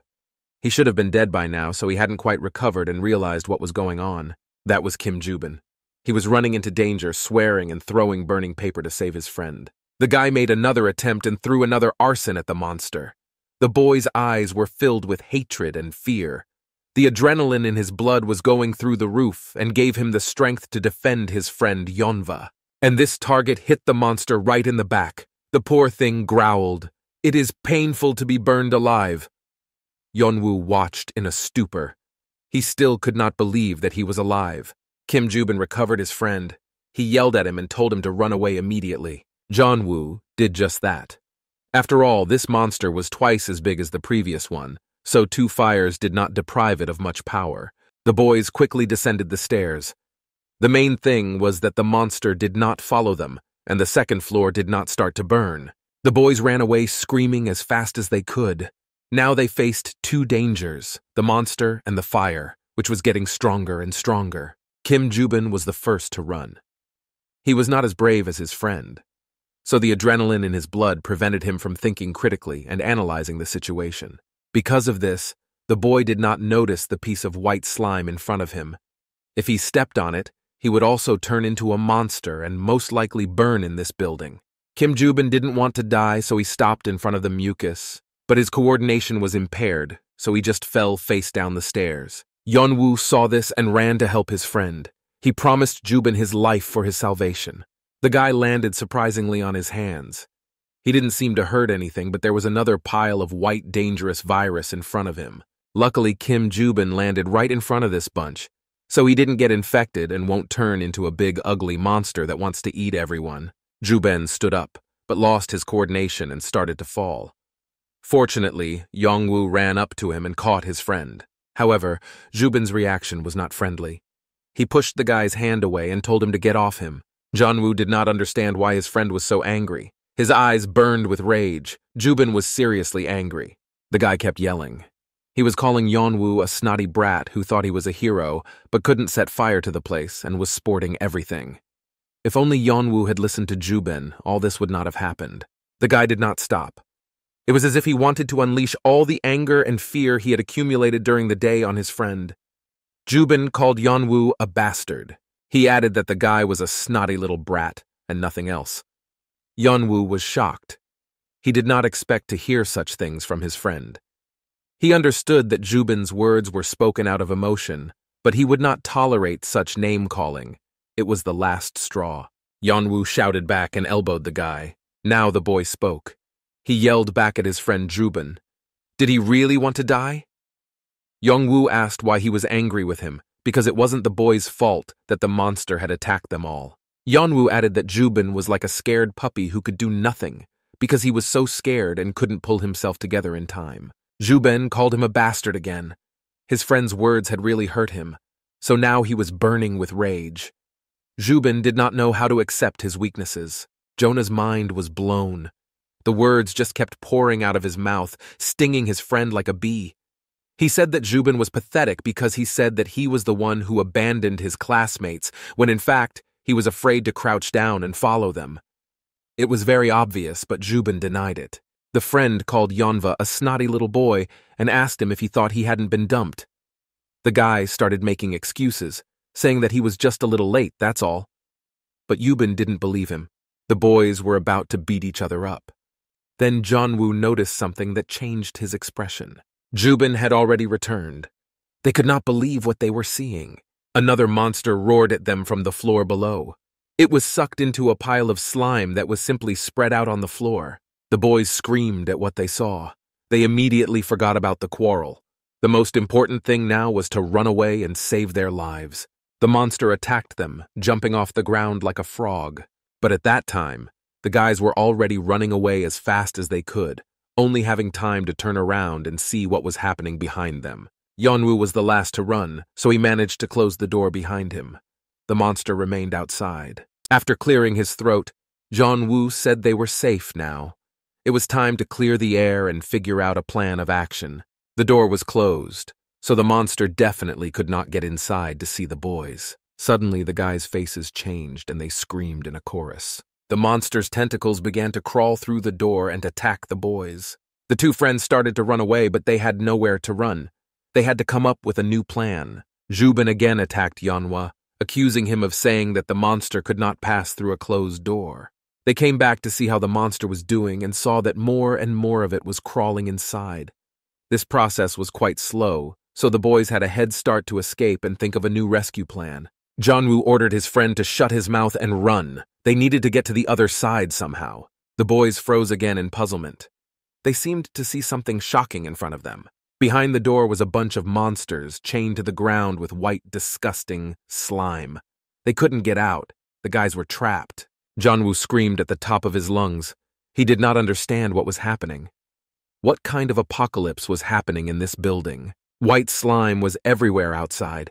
The entire building was completely covered with a thick carpet of disgusting slime mixed with dead bodies. Suddenly, something squeaked loudly, which scared the boys. Jubin jumped up and down in fear. The guys turned toward the sound. Something from the wall was making a terrible, piercingly loud sound, like an alarm. It turned out that it was a fire alarm. It looks like the guy's plan was working. Realizing that it was just an alarm, the boys calmed down. The fire truck was coming soon, so they would be rescued, and the boys would forget the story like a bad dream. However, something frightened the boys again, and they turned their heads in the other direction. Yeon-woo and Jubin saw black, thick smoke coming from the third floor. It looked like the fire had spread in earnest. It would be easier for the rescuers to find them, because now the burning building was visible from afar. But Yeon-woo took a lighter out of his pocket. He tried to light it. Jubin yelled at his friend. He didn't understand why Yeon-woo needed a lighter. Did he really want to start another fire? The boy said he would try his best to rekindle the fire. He told his friend Jubin to find something that could be easily lit as soon as possible. Meanwhile, the body of the zombie monster was almost completely inside. Only its legs remained outside the door. Time was running out. Yeon-woo nervously tried to light the lighter, but it wouldn't give in. There were only sparks. He yelled at the lighter to make it work. The young man's heart was beating frantically. He had to act quickly to save his life. Yeon-woo begged the lighter to produce at least a small flash of light, continuing to nervously light it again and again. Kim Jubin ran up to the boy. He asked if they had time for this and brought a piece of paper that looked like a newspaper. Now Yeon-woo and Jubin were shouting and cursing at the lighter together because it didn't want to work. Suddenly, Jubin's face changed dramatically, as if he had seen something very terrible. When Yeon-woo saw Jubin's appearance, he turned his head and screamed.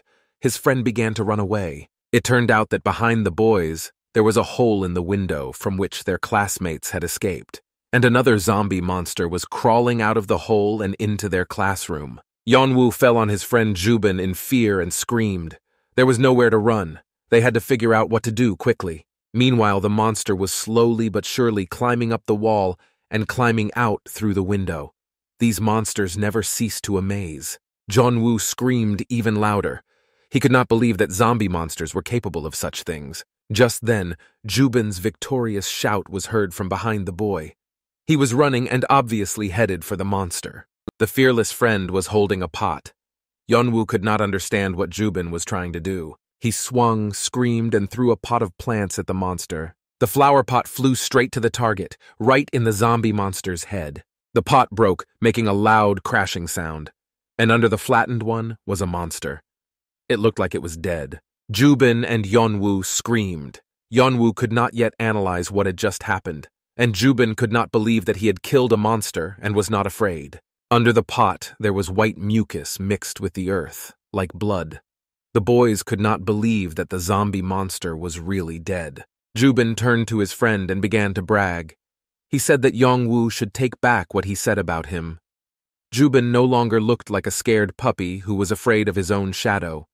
Yeon-woo said that now was not the time to talk about it and looked nervously at the floor. But Jubin was not deterred by the frightened look on his friend's face. He continued to remind him that he had saved Yeon-woo's life twice. He realized that he should just agree with his friend and say that he was cool. Letting Jubin have some fun might have given him the self-confidence he clearly lacked. Just then, Yeon-woo's face changed dramatically. His mouth opened wide and his eyes looked like two healthy oranges. Something had clearly shocked the young man. Jubin asked why his friend had stopped talking and stopped praising him. However, the boy did not see that behind him, a zombie monster was rising, covered in earth and with a pot on his head, and it seemed that he was not dead. Yeon-woo shouted that Jubin had come back. He was so worried about his friend because the zombie monster was just a step away. When Jubin turned his head, the huge monster had already risen and roared. It seemed to be very angry with the boy's actions and wanted to pay back. Unfortunately, Kim Jubin didn't have time to react, and the monster managed to attack before the boys started to run away. The giant's tentacles were already flying at poor Jubin. Yeonwoo fell to the ground behind him. He watched the monster eat his friend and couldn't do anything. The boy was as terrified as Jubin. All Yeonwoo had was a lighter. He nervously tried to light it. It was a matter of life and death, and the lighter was his last hope. The guy was screaming and swearing at the lighter because it didn't work. He looked at his friend, who was almost completely eaten by the monster. He felt so sorry for his friend. If he set fire to the monster, Jubin would burn as well, but it was worth a try. There was no other way out. Yeonwoo shouted his friend's name, as if to let him know that he was there trying to save Jubin. He couldn't let him be eaten by the monster. Meanwhile, the zombie monster had already reached the boy's face. Was it really the end? The chances of survival were decreasing every second. The giant was very strong. Yeonwoo nervously lit the lighter again and again. A little more and the boy started to cry, but he held on for the sake of his friend. He had to save him at any cost. Jubin's face began to turn white. Frog eggs appeared like pimples on his face. The last thing Jubin said were words of help. He looked at his friend and begged for Yeonwoo to think of something. The guy saw it and screamed. He felt so helpless and guilty for what had happened. In his eyes and cry, you could feel the sadness for his friend. Jubin's body began to merge into one with the zombie monster. He couldn't speak anymore, only mumbled. It seemed to be very painful. Yeonwoo did not give up and continued to light the lighter. It was supposed to produce a flame. It hit water and stone. Suddenly, the lighter finally produced the long-awaited flame. Hope for rescue returned. Yeonwoo just had to figure out how to save his friend. But the joy did not last long. The boy heard strange, familiar screams. He looked up and could not believe his eyes. A zombie monster entered the room, which Yeonwoo had forgotten about while he was busy saving his friend Jubin. But the monster did not forget. All this time, it had been crawling through the door a little bit at a time, and now it was heading for Yeonwoo to eat him. The boy screamed. He didn't know what to do or who to save. Please support the channel, like and subscribe for new episode. But Yeonwoo did not give up and began to react and act quickly. He lit a pot of plants that was lying nearby, hoping that the monster would also catch fire in this way. Fortunately, it did, and the monster caught fire. Yeonwoo's chances of saving his friend Jubin increased. Now he had to deal with his monster. The earth monster quickly caught fire. It screamed in pain, its huge mouth finally unhooked from Jubin. Meanwhile, the boy was hanging on the tentacles of the burning zombie monster. It looked like it was starting to stick off a little bit, and it was unknown whether Jubin would be infected. At this time, Yeonwoo attacked his zombie monster with screams. The boy yelled at him to get out because he didn't belong here. Yeonwoo took a swing at him with a piece of newspaper that Jubin had given him. The monster managed to jump out at the boy. He had to deal with this monster first, and then he would help Jubin not to burn alive. Yeonwoo swung again, shouting death wishes to the monster. This gave him confidence in what was happening. The boy ran up to the monster. He was about to make the decisive blow that would set the monster on fire and kill it. With the words, "Go to hell," Yeonwoo attacked the giant. The zombie monster was flying at the boy. Its left side was already a little hot from the fire that was about to reach the giant. But this did not stop the monster. It attacked further. Its big, ugly jaws were about to bite into the poor but brave Yeonwoo. The guy was very surprised. He thought that zombie monsters were afraid of fire. Yeonwoo expected the giant to get scared and leave the boy behind, but he did not stop. The boy's attempted shot burned the zombie giant. It seems that Yeonwoo did not want to waste all the fire on this nasty, disgusting monster. The giant's cheek was burned. It was blackened and smelled like fried food. However, it was still more pleasant than what those vile monsters actually smelled like. Yeonwoo looked at the monster and burned with hatred and rage. It seems that the monster was not burning enough. It needed a bigger fire. The guy took a swing and threw a piece of flower pot foliage on fire at the zombie monster lying on the ground. The giant monster had just opened its ugly mouth. The leaves of the plant were flying right at him. He was about to taste something from hell. But Yeonwoo himself was frightened by what was happening. The situation was out of control. The zombie monster that was attacking the boy caught fire. Black as its soul, the smoke rose up. It looked like the fire was going to spread. Yeonwoo did not expect this to happen. Meanwhile, his friend Jubin was still lying unconscious near the burning zombie monster. Yeonwoo immediately thought of him and figured out how to help him. He had to carefully get Jubin away from the flames without getting infected with the white frog egg virus himself. When he looked closer, he saw that Jubin was wounded and covered in frog eggs in places. He was not breathing. Yeonwoo fell to the floor and screamed. It looked like there was no saving his friend. The guy started to cry. Yeonwoo looked at this terrible picture and kept apologizing, hoping that Jubin heard him and that it would make his death a little easier. Yeonwoo was hysterical.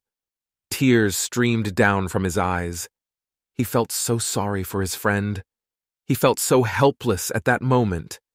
Jubin had saved his life, but Yeonwoo could not. The body of his friend was engulfed in flames. No one had ever managed to escape the monster's jaws. Yeonwoo sat shaking and looking at Jubin in his last moments. His soul was devastated, but he did not have to be sad for long. Suddenly, behind him, Yeonwoo heard something very loud. Several more giant monsters stuck to the glass where he was sitting. Yeonwoo was left completely alone and defeated. He did not know how to cope with such an army alone. The guy got up and started to run away with his back. He looked at this picture and did not believe that things could get any worse. Hadn't Yeonwoo suffered enough? From behind the glass, one of the monsters screamed, making himself known. He saw Yeonwoo and now his goal was to grab the boy and kill him. The guy turned to the side at a strange sound and was terrified. A whole army of huge, ugly zombie monsters was approaching him. He wasn't sure he could handle them alone, but he had to. He had to act quickly and smartly. He had almost no options for escape because 2 floors were on fire and emitting black smoke, and a new batch of monsters was waiting outside. The zombie monsters were approaching the boy. It seems that the previous one had opened the door when he was crawling through it, and other well-wishers came running to hear Yeonwoo's cries. Meanwhile, the whole of Seoul was covered in white slime and frog eggs. It felt like a spider's lair during the mating season. The events shifted to the bus that took the teenagers on this ill-fated excursion, which turned into hell for everyone. Yeon-mi sat on one of the seats and greeted everyone. It turned out that the girl had turned on her camera and started her video blog. Yeon-mi asked how the others were feeling and if they had seen what was happening on the streets of Seoul on the news. She continued that they barely escaped and are now hiding in a bus. There were many of them near the cable car. Kang Ji-hoon, the headman, came up behind her and yelled at her. He asked why Homie had turned on the live broadcast and asked her to turn it off. The girl replied that she would follow him to the end. Jong Jong-yi wrote in the live chat. He said he was glad the teens were safe and added that he was worried about them. He added that it was no time for jokes in his neighborhood either. The observer then asked if it was normal that Yeon-mi was now on the live stream. The girl told him that it was perfectly normal, as she thought there were no monsters around. However, Ji-hoon shouted out that it was not normal, but did not have time to finish the sentence. Yeon-mi continued to tell me that it was a normal school trip to Seoul. At first, all the students were in the classroom. Unfortunately, only a small number of them managed to survive. In the back, So-young sat alone. She didn't want to talk to anyone or do a live broadcast with Han-wi.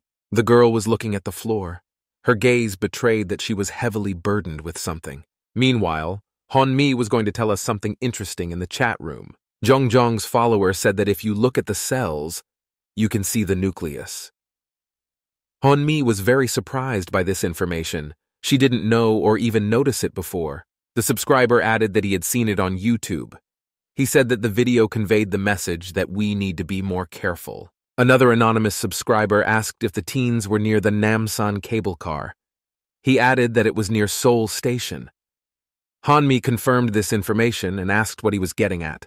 The subscriber said that he did not live in Seoul, but the news had just told him to come to a temporary shelter near the affected areas of the station. Jong confirmed this information and told them to go there. Kang Ji-hoon, the headman, joined the conversation. They could not believe that there was a temporary shelter at Seoul Station. The subscribers added that teenagers should watch the news. Seoul is on lockdown. They thought the class would be able to leave Seoul by train. The teens had to hurry and escape. 3 classmates have already gathered around blogger Hong-mi. Kang Min joined them. He was interested in the information that Seoul was blockaded. He didn't understand what they were supposed to do. Hong-mi thanked her friends for the information and said they were the best. Kang Ji-hoon added that they needed to go to Seoul Station, and Kang Min found the way to it. It was really close. Suddenly, Ji-hoon heard something outside.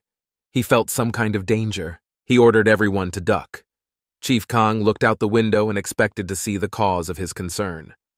The teenagers must not forget what was happening around them and that they were not safe anywhere. And then a monster appeared in the window. He was very thin, with a thin neck and a hump.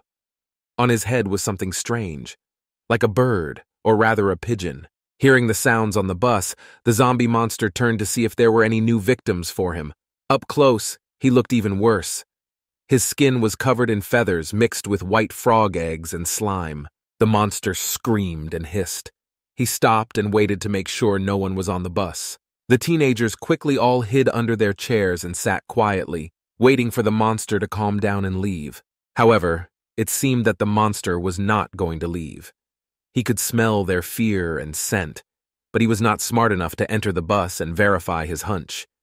He just stood there and growled, instilling fear in the potential victims. The headman, Kang Ji-hoon, sat next to Honmi. The girl put her hands over her mouth to keep from making a sound. Ji-hoon was angry and cursed at the zombie monster for not leaving. Suddenly, an innocent cat walked by the nasty, soulless monster. The giant reacted sharply to him and returned. It seems that the monster has found a new victim. The cat turned to the zombie's growl. He was not afraid of it because he did not know what it was capable of. However, the monster made its victory cry, which meant that the zombie had spotted a new victim and intended to kill and eat it. The poor animal felt the danger and started running. Cats are very fast creatures, so he will most likely be able to escape from the zombie monster. The giant chased him. The monster's attention quickly switched from one victim to another. The teenagers were saved this time. The teenagers breathed a sigh of relief. The danger was over. Finally, they could open their mouths and express the fear that had been in their veins for 5 minutes. Kang Min said he looked at a map and found out that Seoul Station is 1.4 kilometers away. That's about a 30-minute walk. Ji-hoon said it was too dangerous to walk outside, so they needed another plan. Just then, a woman's voice came from the back seat and called out Yeonwoo's name. It was Soyon. It turned out that she was still thinking and remembering the boy. She asked what they were going to do with him, because he was left there alone. She added that Yeon-woo had stayed there to wait for them. So-young felt a storm of emotions inside. She felt very sorry for the boy, and also blamed herself for not being able to save him. The faces of his classmates were shocked. They no longer remembered the boy. Everyone was thinking about something else. However, the girl continued to speak and added that she had seen Yeonwoo when they were running away, and that he was on the 2nd floor. The last thing the girl said in her monologue was that she was sure that Yeon-woo was waiting for them, and that she could help him even now. Chief Kang Ji-hoon remained silent and thought about the girl's words.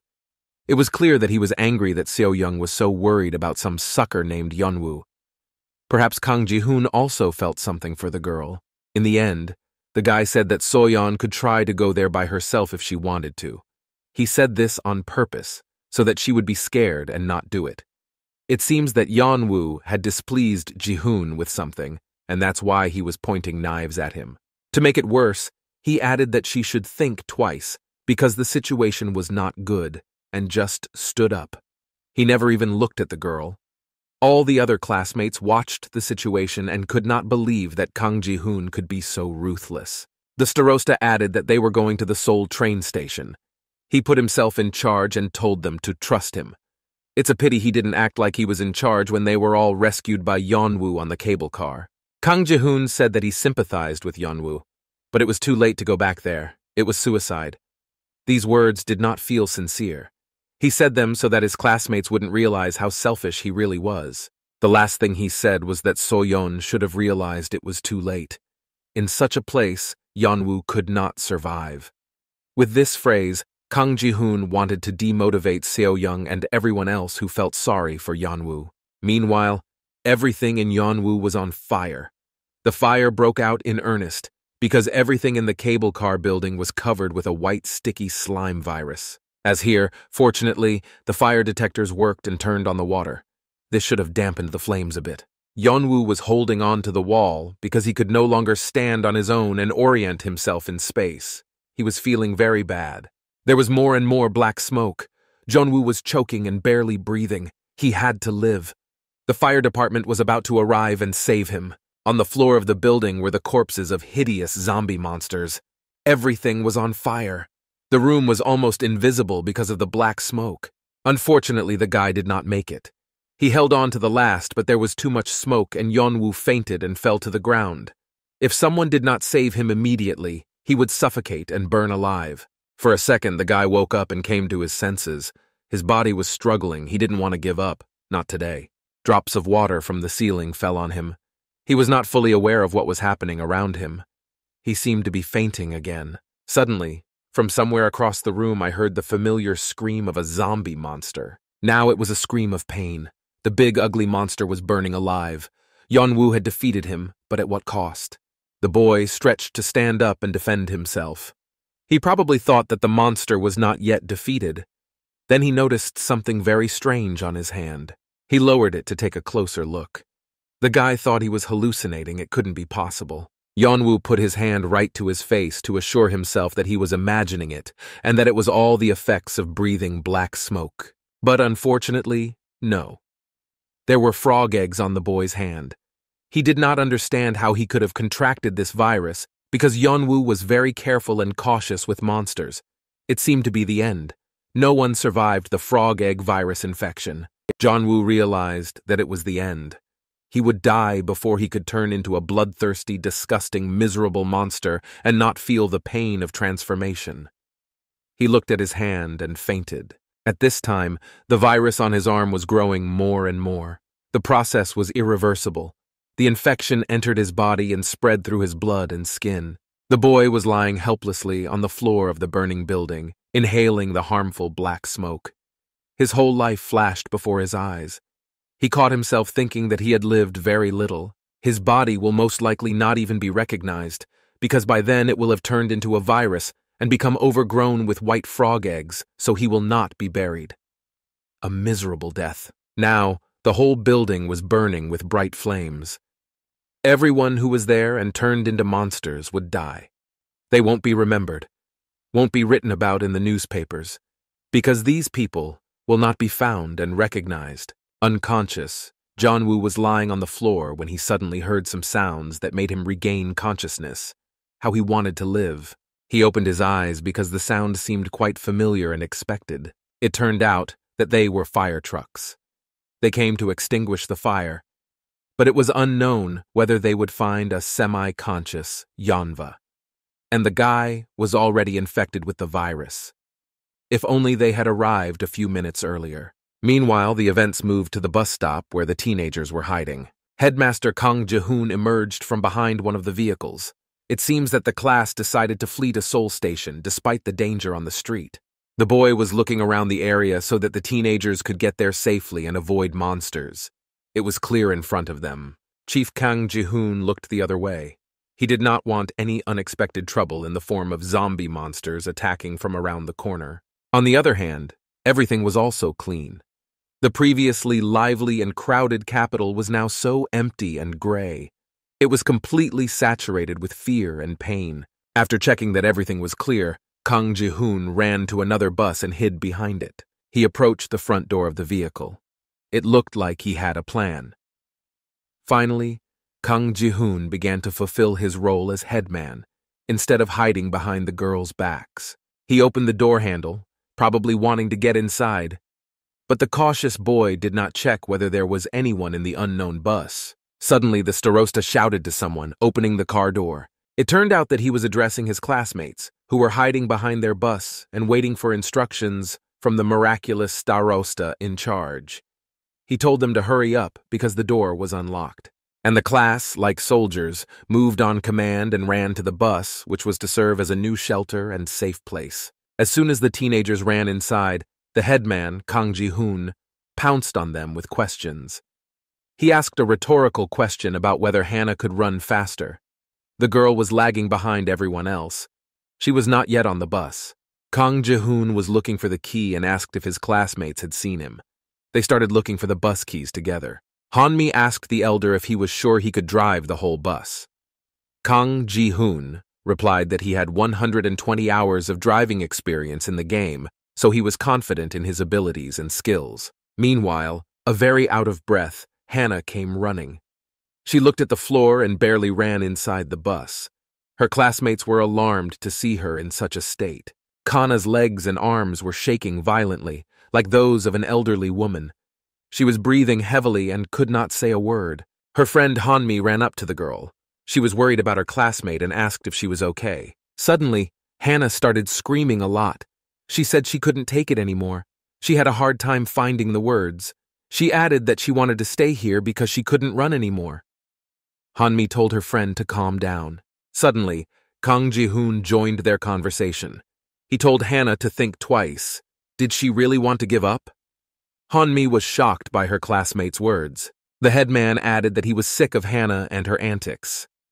The girl's face changed dramatically. She did not expect to hear this from the man who had taken responsibility for the class. Kang Ji-hoon's face was very serious. There was not an ounce of pity in it. His words were like knives. The last thing he said was that they couldn't stay here and that whining alone wouldn't help. Hanmi stood up for her friend. She criticized the words of the headman, Kang Ji-hoon, and said that he could have said it differently. But her classmate did not hear her and did not want to accept his guilt. Seo-young was watching the scene. Hanmi said that Ji-hoon wasn't being an asshole. The headman replied that he was just doing and saying what he had to do and the girl should leave him alone because he was the boss. Seo-young was about to say something. She was outraged by the headman's behavior, and she began to see how callous and cruel their classmate, Ji-hoon, was. But instead of words of reconciliation, she could only let out a cry of pain. Her face twisted. Something had happened to the girl. It turned out that it was her knee. It was aching terribly, and the wound was still not healed and bleeding. Kang Min came up behind her. He saw that the girl was worried about her injured leg and asked how she was doing. The classmate was sincerely worried about his friend. So-young turned her head and was a little surprised. Never before had her classmate Kang Min been so attentive and caring. He told her to sit down because she didn't look good. Before, it was Yeon-woo who was so attentive to her. The girl fussed. She replied briefly that she didn't want to sit down because she was fine. So-young didn't want to show any weakness because she didn't know if they would attack her and leave her alone, like they did with Yeon-woo and Kim Ju-bin. Kang Min remained silent. In turn, Seo-young asked what the boy was doing. He was doing something inside the bus. Min answered with a question. He asked if So-young knew what the thing was that he had just taken out of the bus and was holding in his hands. He added that he had noticed it recently. Every bus had one of these things. Kang Min held out his hand to hand this mysterious thing to So-young. The girl was in a stupor. She understood what it was, but she didn't expect such signs of attention from a guy who had been completely indifferent to her before. It was a red little emergency hammer. It could break glass in case of danger without harming the owner. Kang Min continued and said that such things should be collected. After all, no one knows when they will be useful, perhaps on a cable car. The guy was talking and smiling at the girl. He really liked her. He was a little nervous. It was noticeable. The last thing he said was that he would give the hammer to Soyon. If they were attacked by monsters, she would be able to break the glass and save herself. The girl was even more embarrassed, even blushing a little. She was pleased with the signs of attention. It was a pity that So-young did not see the care in Yeon-woo's actions or did not want to notice it. Their sweet moment was interrupted by the headman, Kang Ji-hoon. He shouted that he hadn't found anything, so he couldn't start the bus.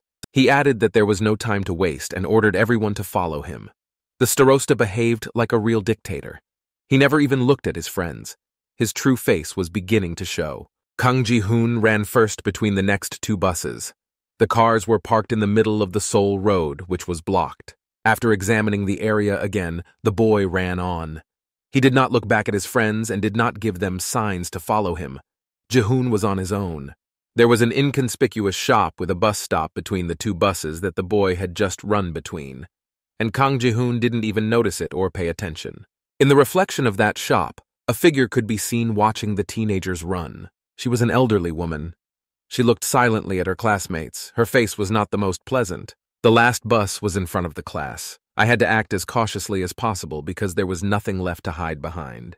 Kang Ming asked what to do if they didn't find the keys on the last bus. The headman, Kang Ji-hoon, commanded that they would walk to the Seoul train station. The teenagers had already walked some of the way. Kang Ji-hoon looked out from behind the bus, saw that the area was clear, and commanded them to run now. The first to run was the self-elected leader, Kang Ji-hoon. He shouted for the others to keep up and run after him. Most likely this was addressed more to Hannah, who was a problem in their team. Kang Ji-hoon saw a target in front of him, the door. He ran toward it and did not look back. The boy started pulling the handle to get inside the bus and fulfill his plan. He had to prove to everyone that he could save his classmates. Suddenly, from behind him, he heard an old, unfamiliar voice shouting at him not to open the bus. The fearless leader, Kang Ji-hoon, was scared to death and screamed as he turned toward the sound of the voice. In front of him, inside the bus, the boy saw a monster. This also scared him, because the door handle was about to open. The monster growled at Kang Ji-hoon, making itself known. His scream frightened the starosta so much that he dropped the mat and began to fall to the ground, covering his face with his hands. Kang Min stood with the rest of the teenagers behind the previous bus and shouted to his friend to run away immediately. Everyone was terrified. Suddenly, an old woman who had been watching what was happening came out of the shop and shouted for the teenagers to run to her. My classmates were shocked. They didn't expect anyone else to be there but them. The teenagers were not going to run away and just stood there. The old lady noticed her classmates' concern and called out to them again, telling them to hurry up because the monster could get out of the bus or the noise would call other zombies. The woman was very worried and anxious, and she called the children for the third time. The old woman began to order them to run away immediately, but this scared the teenagers even more. Some unknown elderly woman shouted and ordered them to run to her. The faces of their classmates showed distrust. Suddenly, a seemingly crazy old lady shouted that the bus was full of monsters. The teenagers had to run away from it immediately. This proof was decisive, and the classmates jumped up and ran as fast as they could to the old woman. Now she didn't seem so crazy. The headman, Kang Ji-hoon, also managed to escape. And all the teenagers ran into the store, falling down in front of the entrance. It seems that the bus full of monsters scared them a lot. The children's hearts were pounding so hard that even the woman could hear it. The teenagers slammed the door behind them. Some of them fell to the floor, and everyone was laughing together. Hunmi said that her heart was jumping out of her chest. She was running so hard. Suddenly, someone called out to the teenagers. It was not an old woman's voice because it sounded young and painfully familiar. Soyon recognized him and turned to have her words confirmed. She could not believe her ears and eyes. Two other teenagers ran up to the girl. They seemed to be their classmates. The girls could not believe that Soyon was alive. They were very happy to see her again. Meanwhile, Yeon-woo was not doing as well as the rest of his classmates. The guy was in a dark room alone. He wondered if he had died and gone to hell. According to the boy, hell looked like this. Suddenly, the young man heard something. He still felt very unsafe and listened to every rustle. He did not understand where he was or how he got there. The last thing he remembered was that he was lying on the floor in a burning building. It turned out that it was a huge, ugly zombie monster with 3 legs, similar to the one that killed his friend Jubin. The boy was holding a burning flower pot trunk. He swung it at the monster. The fire was to save Yeonwoo. The guy took a swing at the zombie monster and was about to strike. Suddenly, someone's disgusting hand, covered in frog eggs and mucus, cold as a dead hand, touched Yeon-woo. This course of events scared the guy a lot. He did not expect to see what he saw. The owner of the arm spoke to Yeon-woo. He asked why the guy didn't help him, even though the stranger had asked him to. It turned out that it was his friend Kim Jubin. The guy's mouth was covered with frog eggs. His voice was very nasty, piercing to the bone. It gave me goosebumps. Jubin said that he begged for help, but Yeon-woo did not help. The guy was very scared. He didn't expect to see his friend here, but Jubin didn't look like his friend. It was like he was some kind of demon in front of him. Still, Yeon-woo began to nervously apologize to his friend. The boy took his hand away from Kim Jubin's infected paws, but Yeon-woo's hand had already become covered with blisters from the frog's paws. The boy recalled that his hand was already infected before he died. But Yeon-woo was still afraid and screamed. His eyes widened. He did not understand why his friend Kim Jubin had done this to him. The guy looked at his hand. It was increasingly covered with frog egg blisters. Jubin noticed this and told Yeon-woo not to worry. Jubin's mouth was being eaten away by the frog egg virus. His lips were almost invisible, and almost all of his gums were exposed. His friend told him that Yeon-woo should become like him. Kim Jubin's gaze was glassy, making him look crazy. Yeon-woo's friend added that then they could be friends again, like before. Meanwhile, the frog egg virus blisters were getting bigger. These words made Yeon-woo's blood run cold. The boy's face changed dramatically. Those were the words of a madman. He turned to look at his friend Kim Jubin. Suddenly, the guy screamed loudly. He jumped out of bed. Yeon-woo could not understand where he was and what was happening. He felt as if he was waking up the morning after a night out at the club. He shook it off as if he had just run a marathon. It seems that it was just a nightmare and nothing really happened. He looked around to see what was in front of him to figure out where he was. The last thing he remembered was the fire, the floor, and the Namsan cable car building. In front of him, Yeon-woo saw a few more beds, white walls, lots of folders, and wardrobes. The boy still had a hard time understanding and analyzing. Just then, Yeon-woo noticed something. He felt a sharp pain in his arm, as if his consciousness had only just come back and his senses had returned. The guy looked at his right hand. It was all wrapped and bandaged. Only 3 fingers were visible. The pain in his hand began to grow worse. He was interrupted by 2 adults who entered the room. Both had masks on their faces. One of them, wearing a yellow shirt, seemed to be a doctor. The adults were talking about a manager named Lim, who was supposed to come. Up close, I could see that the other one was an officer. He was asked to take care of this manager tomorrow. They didn't realize that Yeon-woo was already awake and waiting for an explanation. Like here, the officer told the doctor to take a look at the ward. Surprisingly, the doctor was quite surprised. Did he really not expect Yeon-woo to regain consciousness so quickly? Or maybe the doctor didn't expect him to wake up at all, but Yeon-woo was as surprised as the doctor when he saw him. As if nothing had happened, the doctor asked how the patient's arm was and congratulated him on the fact that the guy had regained consciousness. Yeon-woo was silent. He was in a stupor. The man in the yellow shirt told him to make himself at home, but he had to fill out some paperwork. And then one of their employees had to show Yeon-woo a tour of the facility where the boy was being held. But the young man was still not analyzing the information very quickly, so he just stared open-mouthed and silent at the 2 men who had probably come to visit him. He was given a pen and paper. Yeon-woo started filling them out. It seems that the boy was left-handed because he held the pen skillfully. It was strange that his right hand was infected. In a way, Yeon-woo was lucky. The officer controlled the boy. Yeon-woo asked him where to write his address, and the uniformed man told him to just write his contact information.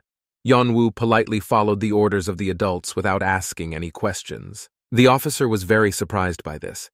It seems that other patients were not so polite and immediately attacked the workers with a lot of questions. But Yeon-woo just silently followed all the orders. Perhaps he just hadn't fully recovered yet. The man in uniform could not stand it and started talking to Yeon-woo. He said that the boy was lucky. The young man remained silent, digesting the information the officer said. So the officer continued. He said it was really hard to survive now. He added that in Namsan, where the cable car was, there is a fire station, and his friend who worked there found the guy unconscious. In fact, he saved Yeonwoo. However, the boy was not surprised at all. He just nodded to the officer and continued writing. The man in uniform stalled. Wasn't Jonah curious about how he was saved? He had been 1 step away from death, and now he showed no reaction or words of gratitude for being saved. But Yeonwoo's answer struck him. He asked what kind of city it was.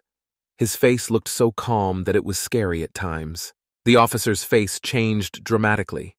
He was very surprised by Yeonwoo's question. Did the boy not remember how he almost died? Instead, the officer took him on a tour of the room. It looked like a big gym, with high walls and lots of windows, so it was bright. Surprisingly, there were quite a few people in the building. The officer said that it used to be a gym for local residents, but they received an official letter from the disaster relief headquarters. The man in uniform continued that they were ordered to make this place a quarantine zone for survivors and to serve as an emergency shelter. He clarified that everyone who was rescued in the area was here. Meanwhile, a man came up to a group of people and shook his hand and asked how the company was doing. He and his colleagues were wearing yellow shirts. A young man from that company asked the employee if all the roads were really blocked, asked what time it was, and whether there was any point in blocking the roads. Yeon-woo was watching. He and the officer were still standing there watching the scene. Just then, Yeon-woo heard one of the patients asking if he could go back to Bundanga. He also wanted to return to Seoul, so he asked the officer about it. Yeon-woo asked strange questions, as if he didn't remember what was happening in Seoul. The officer was a little confused by this question, but he put it down to the fact that the guy hadn't fully recovered yet. Perhaps he had partially lost his memory due to shock. The human body often erases memories that cause pain. The man in uniform told the boy that Seoul was now completely closed to prevent the virus from spreading to other regions. It was clear from Yeon-woo's reaction that he was genuinely surprised by what he heard. He quickly started looking in his pockets for something, even though he was wearing someone else's clothes. He didn't seem to remember that either. He just said that it was bad that the capital was blocked. In the end, Yeon-woo found nothing and told the officer that he needed to call his parents. He asked if the uniformed man knew where his phone was, which he could not find in his pockets. The officer quickly ran to the door and said that Yeon-woo needed to wait and that a man would find his things and bring them to him. Yeon-woo stayed waiting, a little worried. Everyone was acting very strangely around him. He couldn't remember what happened, why the roads of Seoul were blocked, and why the officer ran away so scared. Suddenly, the guy's arm became very sore, making itself felt. The pain was sharp. It felt like something was cut out of it, some part of it. Yeon-woo held it up to his face to examine it. He still didn't understand what had happened to it and why it was twisted and hurting. The guy looked at his arm for a minute and tried to remember. He felt that he was about to remember, because the pain seemed to bring his consciousness back. Suddenly, he began to remember. His memories began to appear in his mind from the end, starting with the most recent ones. He remembered hearing a fire siren. I remembered that I was lying on the floor of a burning building. He wondered who had set it on fire. He remembered that he was waiting for a group of rescuers. But in his mind, he was preparing for death. So he miraculously survived and has to thank this officer friend for saving him and taking him out of the flames. Finally, the guy recalled that his hand was covered with white blisters, as if he had been stung by nettles or several nettles, so the size of the blisters was too large. However, the guy could not remember what exactly happened to his arm and why he was lying on the floor of the burning building alone. He could not remember anyone else inside. He still stood motionless like a statue and looked at his wounded arm, trying to remember what happened on that fateful day. Suddenly, someone called him by name, interrupting his session of digging through the memory gaps, which scared him quite a bit. It seems that his body was still tense due to stress or fear. Yeon-woo turned toward the sound, and his face changed dramatically. He could not believe his eyes. It was some guy. He was smiling broadly and asking Yeon-woo where the others were and why he was alone. Please support the channel, like and subscribe for new episode. Two of his classmates noticed his condition and realized everything. Their faces also changed dramatically, but they were waiting for Yeon-woo's comments. He held his head and screamed. His body began to tremble. He was about to cry. Yeon-woo began to blame his death on the zombie monsters that his friends had fled from in the burning cable car building. The events moved to the school's classroom. The teacher stood in the center of the classroom and told them what she thought about their group flow. She told the children to conduct the experiment in pairs, and then she would check everything after work. The children were indignant. They did not like this idea from the teacher. The class teacher said that if they didn't like it, she could replace the experiment with an English test. Yeon-woo sat in the back and listened silently to what the teacher was saying. Unlike the other children, he did not resent it at all. All the teenagers got up and sat down at their desks when the teacher left the classroom. They were discussing who would do the experiment with whom, and just talking about their own business. Suddenly, a single camera guy came up behind him. He started talking to Yeon-woo about the experiment. He seemed to want to be paired with him. It turned out that it was Kim Jubin, his friend. He said that the experiment the class teacher had given them was easy, and added that school sucked. Jubin checked his phone and asked what ideas Yeon-woo had. If there were none, then the boy would be in charge of their pair. Yeon-woo said that he had no ideas and would like to hear what his classmate had to say. He also added that if Kim Jubin watched another animated movie, he would kill him, to which Jubin smiled and called Yeon-woo a snot. It seems that this name was given to him by his class. Kim Jubin said he had a brilliant idea. He was saying something about a cosplay event in Seoul. The guy kept looking at his phone, which may be why Jubin had poor eyesight and wore glasses. Yeon-woo called his friend a sick bastard. Jubin was amused, as was his friend. He asked who Yeon-woo was going to work with then, and the guy told him that he wasn't going to work with anyone. He planned to do nothing. The scene shifted back to the frog egg storage facility. Yeon-woo sat with his head bowed. One of his classmates asked if the rest of the class had left him and Kim Jubin there. They were outraged by what Yeon-woo had told them. Another classmate echoed the question and added that they had acted like real bastards. Yeon-woo recalled the picture of the rest of the class running out of the room and fleeing by jumping off the roof. It was the last time he saw them. The guy did not answer, was silent, and thought about his own. Anger gripped his body and mind. He also remembered Soyon. She had seen him in the window of the building. Didn't the girl say anything to her classmate and not want to go back for him? He couldn't be angry with her. His feelings of sympathy took over, but he was still very disappointed in this girl. Classmates began to ridicule the rest of the class that had left Kim Jubin and Lee Yong-woo in the cable car building. They humiliated them in every possible way, hoping that it would cheer the boy up at least a little. After all, he had lost his best friend. It seems that these classmates had a warm feeling for the young man. Somewhere inside, Yeon-woo was pleased, but he was not in the mood for that right now. He was even a little bit amused by the whole situation. He kept his head down, looking at the floor. It turned out that it was the same classmates who had used soju on him. It was Park Min and Han Song-yu. They were being very nice to him now. This amused Yeon-woo. He decided not to trust these guys, but he didn't want to show it. Park Min was looking at something on his phone the whole time. He said he was going to teach those bastards a lesson. Han Seong-yun supported his friend, but unfortunately there was no connection to write on Kakako Talk. Meanwhile, Jeonwoo had managed to tell his classmates how he had survived that hell. Isuri was sitting at the back and was also listening to Jeonwoo's story. She asked if he was sure about what he was saying. She asked if it was true that Kang Min had dumped him. For some reason, she did not mention the names of the other classmates who were also there on the cable car. The girl still didn't look up. Just then, two friends interrupted the conversation. Park Min attacked Isuri for insinuating that Yeonwoo was cheating. Han Seong-yun supported his friend and added that it was disgusting that bookworms were protecting each other. He told the girl to go study for her exams, since all she ever did was read books. Isuri did not react in any way to the provocations of her classmates. She just apologized and added that she didn't know they were young. She didn't change her posture or even look up. Park Min was furious. No one could be rude to him. He was the authority in the school. He snapped at Isuri and told her to watch her mouth. It sounded like a threat. Jeonwoo interrupted their quarrel. He said they didn't know about something. He spoke to the floor without looking up. The boys were surprised at Jeonwoo's sincerity. It seemed that the story of how he was saved was about to begin. Jeonwoo continued without looking up.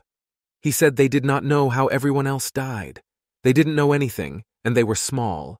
He paused and added that they did not know how and at what cost Yeonwoo had survived. It seems that the guy himself could not believe that it was not a nightmare, and he really fought zombie monsters, saw his friends die, and almost did not burn in a fire. The two boys stood silently and looked at Yeonwoo. They didn't understand what he was getting at, and probably didn't really want to know about his adventures on the Namsan cable car. Jeonwoo sensed this and did not continue the conversation. He didn't want to trust the boys to set him up again. Instead, he asked what had happened to the boys and if they had met any monsters. He raised his head at this point. His eyes looked quite alert at this point.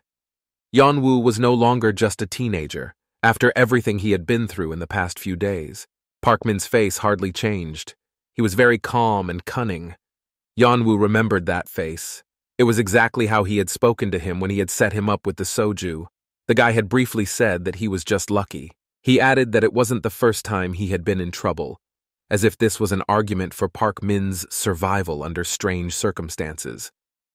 The guy put his hand on Yeonwoo's shoulder and asked him something to quickly change the conversation. He hugged his classmate, just like he did with Soja on the cable car. Yeonwoo looked at his hand. He didn't like it. Park Min continued to ask. He wanted to know who else was on the cable car besides those bastards. He did not have time to finish his question. He just looked into Yeonwoo's eyes for a few seconds, and the boy answered him in kind. There was a short pause. Eventually, the boys stood up and Park Min said it didn't matter. Yeonwoo realized that this trick was a distraction. His classmate's face was just as sly again, but the boy decided to play along and ask Park Min why he stopped. His classmate replied that it didn't matter anymore, and he added that he had been through a lot too, and it was hard for him. But at the same time, he had a smile on his face. While hugging Yeonwoo, Park Min noticed that the boy's arm was rewound. He decided to ask his classmate what had happened to him. He still had a smile on his face. He threw Yeonwoo off his game a bit with this question. The boy mumbled that it was a burn. Min supported him and said that he should have been more careful. Suddenly, the friend said that Yeonwoo's parents would be upset if they knew. He also asked if the boy had called them. Yeonwoo was stunned to realize that he hadn't really called his parents yet. He became animated and told Park Min that he really hadn't called his parents yet. But the officer never brought his phone back, so Yeonwoo asked to borrow a classmate's phone. The first thing he did was call his mom. He walked away from the company. This fake conversation was already in the middle of his throat. His mother immediately picked up the phone. She seemed to be waiting for his call and did not let go of the phone. She asked him excitedly if it was Yeonwoo, even though she recognized him from the first seconds, but she wanted to be sure. There was a lot of noise in the background. The rescuers in protective suits were telling Yeonwoo's father that if he didn't move away, they would have to use force. It seems that the parents wanted to go to the Namsan cable car. The mother nervously repeated her son's name twice, thinking that he couldn't hear because of the noise outside. She also wanted the father to hear and come to listen to his son. Yeonwoo said he had lost his phone somewhere and that it was his friend's number. As soon as the boy's mother heard her son's voice, she immediately cried. The father came over and began to calm her down. The mother was constantly apologizing to Yeonwoo. She continued that when the highway near Seoul was closed, they left the car and walked to Yeongjae-dong. But because the virus was spreading too fast, many areas of Seoul were blocked off. So my parents couldn't get into the city. And when there was no connection, her mother didn't sleep at all because of her worries and stress. That's why she burst into tears when she heard her son's voice.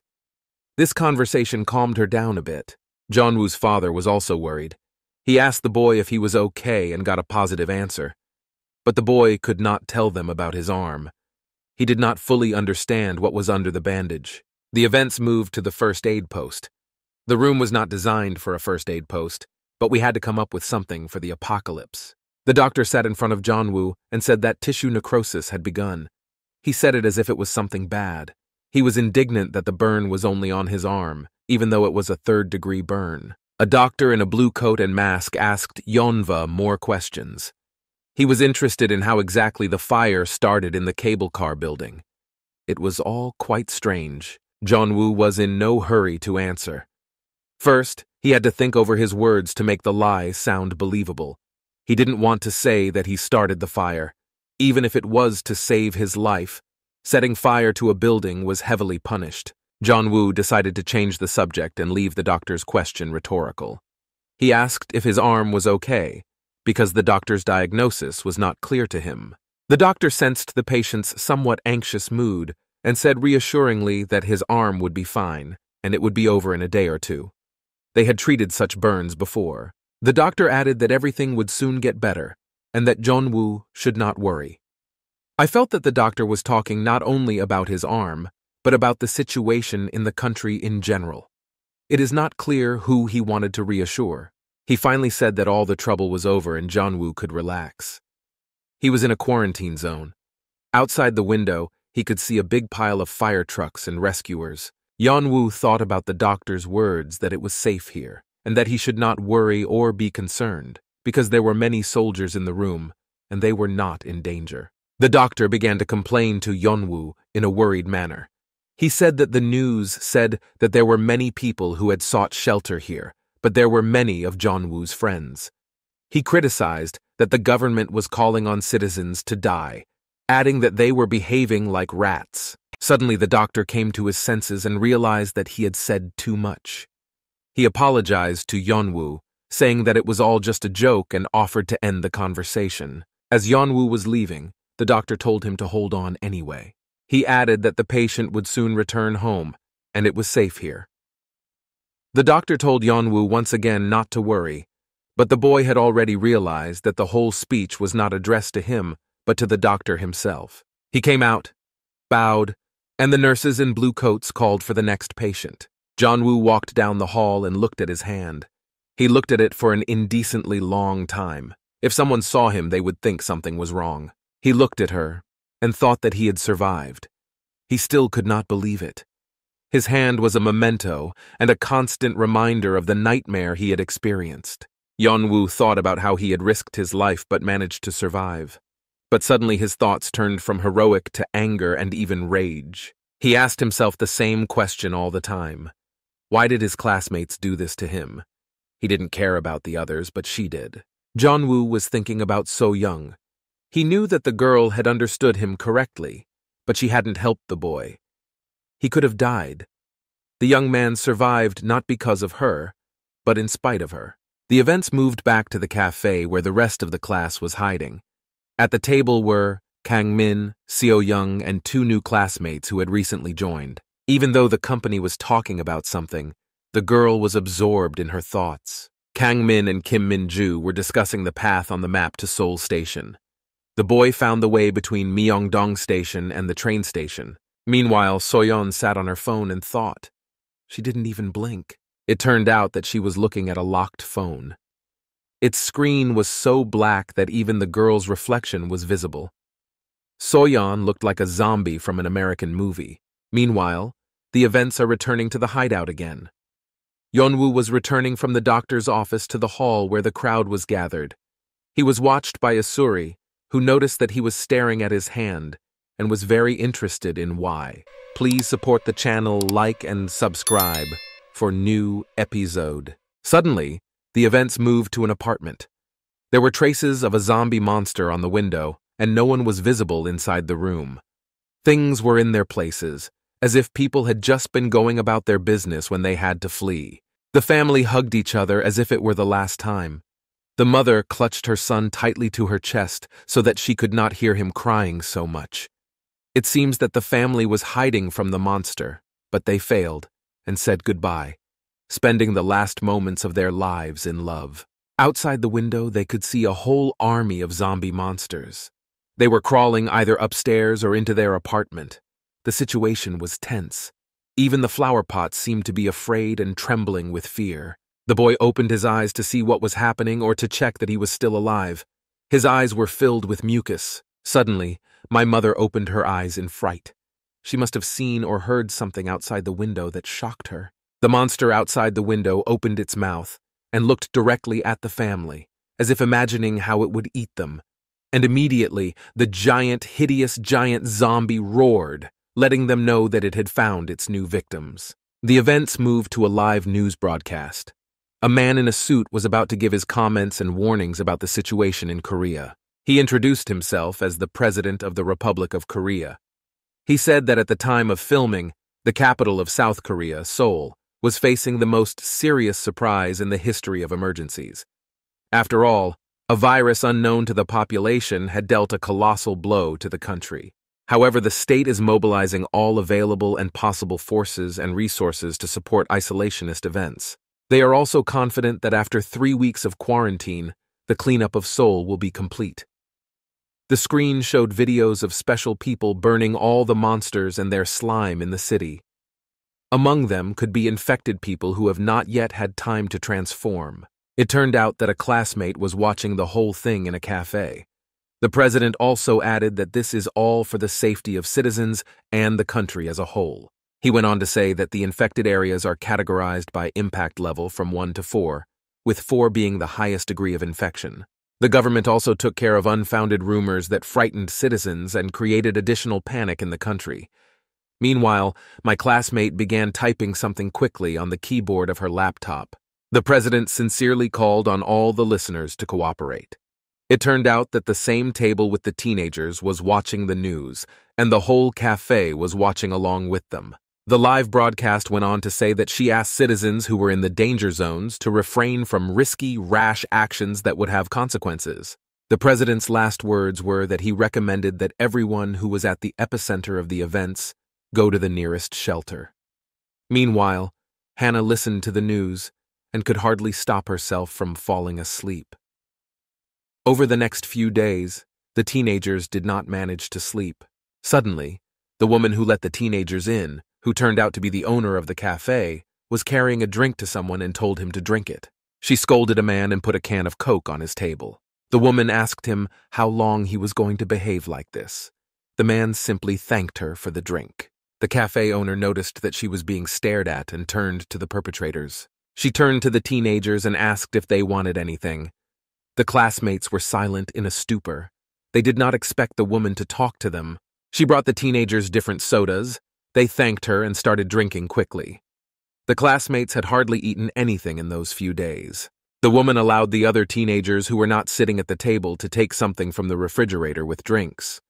The class was happy about this and sincerely thanked the kind woman. Suddenly, the cafe owner asked if the children were on a school trip. They answered yes, and the woman asked where the rest of the class was. But the owner did not wait for an answer and commented on the words of some old man, saying that he was talking nonsense again. She commented on her visitors further, saying that a man was talking loudly and emotionally on the phone, that he was always talking only about problems with his girlfriend. It turned out that he was a bus driver. The owner of the cafe left the teenagers to scold the man with the phone to be quieter. The woman was kind, but a little grumpy. Meanwhile, Kong-ming shared with his classmates that he had installed a mobile app that reported emergencies. He added that the program showed that the area where the teenagers were located was in the second of the 4 levels of danger that the president had talked about on the news. Only Kang-min and Kim Min-ju were really included in the conversation. The girl asked where the 3rd and 4th levels of danger were. Soyon stared at the wall with a glassy gaze, floating somewhere in the clouds. Suddenly, her classmates who were sitting at the table with her began to call out to her. They noticed that she was not engaged in the conversation, as if her head was full of other serious thoughts. The classmate called soyon again, this time louder, which scared the girl quite a bit. She screamed, but returned to the real world, where a dangerous virus reigns and they have to save their lives. Kim Min-ju asked if Seo-young had heard what Kang-min had said. She added that they were in a 2nd-level security area. The girl didn't really know what to do with this information or how to react, so she just smiled a little in response. She seemed to find the information comforting. Kang-min asked Kim Min-ju if it would be better for them to go to Seoul Station. The girl countered with a question about whether the news had said anything about help, and whether it would be better for them to wait here in the cafe. Kang-min replied that it was just empty words. He asked when she thought they would come to rescue them. Kim Min-ju started to say that the news had said so, but she was interrupted. It was Ji-sun. She was lying with her head on the table, holding her phone. She told her classmates that she could not reach her parents. She sounded sad and scared, worried about what might have happened to her parents. Kim Min-ju quickly began to support her friend, saying that everything would be fine. It was just that there was no connection. Ji-sun said she hoped her parents were okay. Meanwhile, Soyon was still holding the phone in her hands and staring at it. It was as if she couldn't decide to do anything. Her heart started beating faster and her blood pressure rose. She was breathing loudly and still looking at her phone. Suddenly, she abruptly put the phone down on the table with the screen facing up. So-young had been wanting to call Yeon-woo all along to see if he was okay, but she couldn't. She didn't have the courage. She looked at Kang-min and Kim Min-jae and thought that Yeon-woo probably wouldn't have taken her call. He probably hated her. Soyeon was feeling very heavy at heart. After all, Jeon-woo had saved her more than once. She hated herself a lot for not doing anything, and they left Jeon-woo. So-young thought that Yeonwoo could be dead by now and cried. But even if her classmate had survived, she was still the only one who had abandoned him. Meanwhile, blogger Yeon-mi decided to broadcast live for her channel. She greeted her subscribers and happily began to talk about the latest news from her life. Kang-min explained to Mingju that Yeon-mi had created a survivor's blog yesterday and her viewership had skyrocketed. Her followers wrote words of support in the live chat and asked how she survived the bus. Yeon-mi said that the audience guessed where the girl was now. She had a smile on her face. She could professionally put her real emotions on the back burner when the camera was on. Someone in the chat room started writing that they had seen the menu. And after that, there was speculation that the girl was in a restaurant or cafe with her class. Yeon-mi confirmed her viewers' guesses and said that the owner of the restaurant had saved them and that she was the reason they survived. She then pointed the camera at the next table. There was a bus driver and a serious man holding his head with his hands.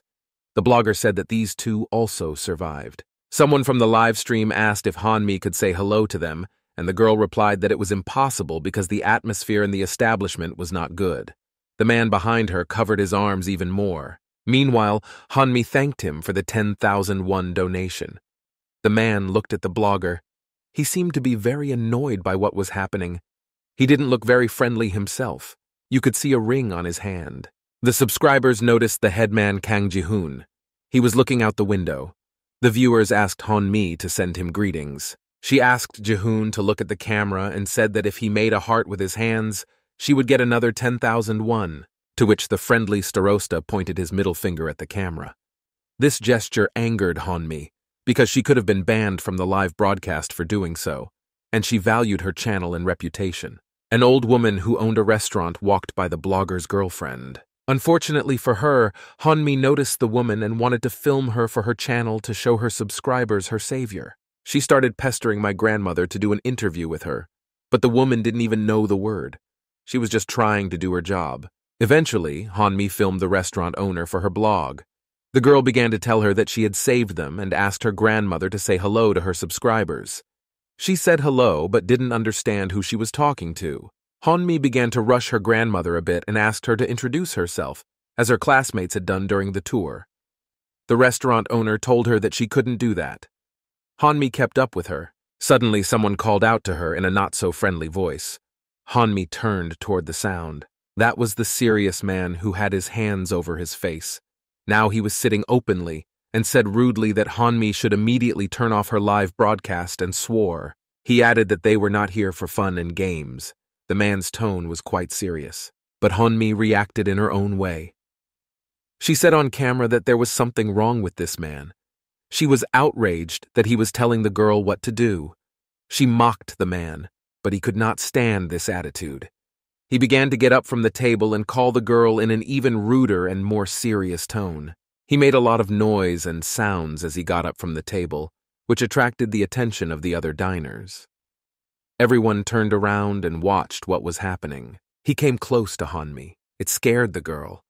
Didn't this man know about personal boundaries?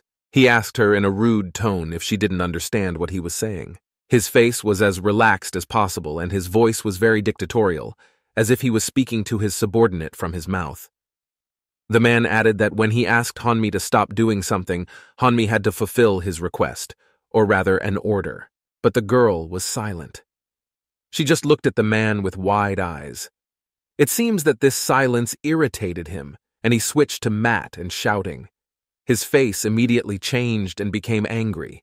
It seems that the man was very hot-tempered. This scared Yeon-mi even more. All she could say was a scream. Her eyes widened even more, and she stood in a stupor, looking into the man's evil eyes. Suddenly, someone appeared in front of the girl and began to cover her with his hands, pulling her away. This shocked the man, because it was his conversation with Yeon-mi, and no one was supposed to interfere between them. He clearly did not like this course of events. It turned out that it was the headmaster, Kang Ji-hoon. Surprisingly, he behaved like a true gentleman and the head of the class, defending his classmate. He looked the man in the eye and asked Yeon-mi what had happened here. Ji-hoon did not speak to the man. Yeon-mi began to complain that the man had threatened her. The man replied in a sweary tone that this had not happened, and that he was just asking that the girl turn off the broadcast. To which the headman, Kang Ji-hoon said that they would turn it off. His answer was exhaustive. He continued that he would turn off the broadcast himself and that the man had nothing to worry about. Han-mi, on the other hand, had already completely hid behind the elder Ji-hoon. The man responded to the boy's boldness by saying that they were just stupid, ill-mannered children. However, the man's tone and expression changed and became calmer.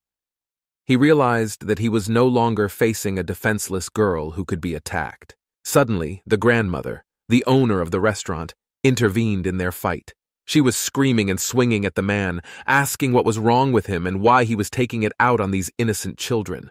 The man sincerely did not understand what was wrong. He asked why he should be polite to such rude children as these, and why the restaurant owner was defending these teenagers. The woman began to lead her husband away from his classmates to the table where he was sitting. A frightened Kim Min-ju ran to Han-mi and asked if her friend was okay. From behind the headman, Kang Ji-hoon, Han-mi was shouting with tears in her eyes. She asked why this man was so aggressive toward her. Instead, Ji-hoon was not polite to her, even though she had just been yelled at. He abruptly snatched the live selfie stick from the blogger's hands and ordered her to turn it off. He scolded Han-mi for doing this, even though everyone was already on edge. He looked at his classmate. Han-mi was silent when she suddenly began to make the sound of crying. She couldn't hold it in any longer. She was uncomfortable with everyone yelling at her. Han-mi began to cry bitterly, wiping her tears with her hands. She explained that she only wanted to make things better because everyone looked so sad and down, so she tried to cheer them up. Kang Ji-hoon, the headman, just looked on in silence as his classmate cried. Han-mi added that if something had gone wrong, she could have at least filmed it. Finally, Kang Ji-hoon couldn't take it anymore. He asked why Han-mi was crying in the first place, and he reached out to hug her, but he didn't have time because Kim Min-ju had already thrown her arms around her friend. Ji-soon joined her and they all hugged the girl and calmed her down. The headman, Kang Ji-hoon, just watched the scene in silence. He was a little sad that he didn't have time to hug Han-mi. He seemed to like the girl. There was no other way to explain why such a rather rude boy was so brave and stood up for Han-mi. In the end, he didn't bother to stand and walked away from them, snorting loudly so that no one would think that he sympathized with Hanma and wanted to be in her friend's shoes. He went to the window, where he stood until the fight with the rude man. He said to himself that they were all a bunch of assholes. Kang Ji-hoon was not supposed to get out of the image of a rude classmate who doesn't care about anyone. Suddenly, the headman, Ji-hoon, heard a sound like something crunching. His expression changed dramatically. His eyes grew big and his heart beat faster. Even if he wasn't pretending, the boy was still afraid. Maybe more so than the girls. He abruptly jumped away from the window and began to fall to the floor, shouting all the swear words he knew. By doing so, he frightened and panicked the other patrons of the restaurant. They screamed and started asking what Kang Ji-hoon had seen outside the window. Suddenly, something started to appear around the corner. Its eyes glowed yellow. It had ears, and it was small. In the window of the cafe, visitors noticed a piece of someone's red tail. When the teenagers realized that it was just a very brave cat, their faces changed and relaxed. The danger was over. A cheeky red cat was sitting outside the window in front of them, looking well-groomed. The animal started looking at the visitors and meowing to be opened and fed. Suddenly, the owner of the restaurant rushed to the door and shouted the cat's name, Sundok. It seemed to be her pet. The grandmother fed her pet, and the cat purred gratefully in response. The owner of the restaurant spoke to the cat as if it were a real person. Her voice sounded very sweet. She wished him a good meal.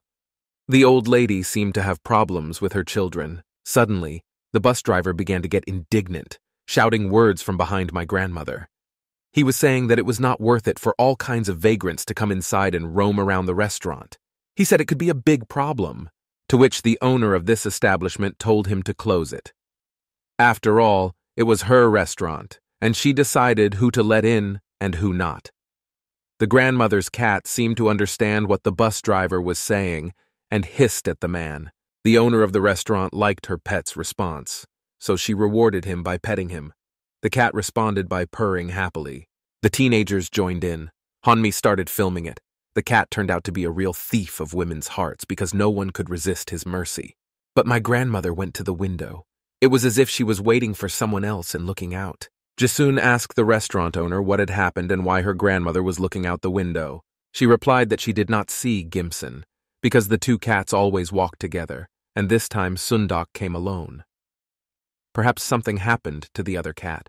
The events moved to the roof of a building, where a red cat, most likely Gimson, was sitting and licking himself so that he could come to lunch clean. Suddenly the cat heard something that caught his attention. It was a pigeon that got caught in the white mucus of the frog eggs and couldn't get out of the trap, so it kept flapping its wings and making a lot of noise. It was this noise that attracted the cat's attention. Gimson went to the pigeon, perhaps to make it his dinner. Meanwhile, the bird is completely covered in frog eggs. The cat saw its prey, and its animal instincts did not allow it to simply pass by the victim in distress. The events are again transferred to the restaurant, which was a temporary shelter. Grandma asked about Seoul Station. She looked quite surprised. The teenagers stood next to her, and Kim Min-ju told them that they had to get to a shelter near this Seoul Station, adding that the news was all about it. Kang Min looked at his phone and said that it was no longer safe for them to stay at the restaurant. He also said that according to the map, it would only take 20 minutes to walk to the station, which wasn't that far. The grandmother tried to convince the teenagers that her restaurant was quite safe, even though it was on the ground floor and had many windows, and the roads were littered with zombie monsters and the frog egg virus.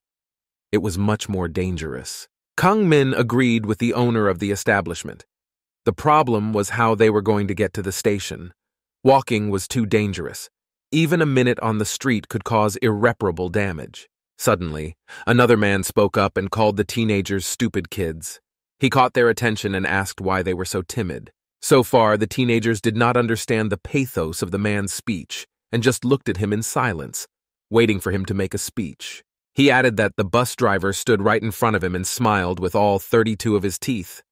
The man really looked like a bus driver because he was wearing a suit. They all looked out the window now. The driver told them that there was a road in front of them, along which the teenagers had come. He said there was a bus parked about 50 meters away. It turned out that it was his bus. He thought aloud further. Perhaps his bus was still clean, with no surprises in the form of ugly monsters inside. He said Mount Namsan was the destination, but none of the passengers had returned. The problem was that the virus was raging everywhere, and if the bus driver's memory was correct, there were several monsters in the neighborhood. So getting to the bus was a bit of a challenge.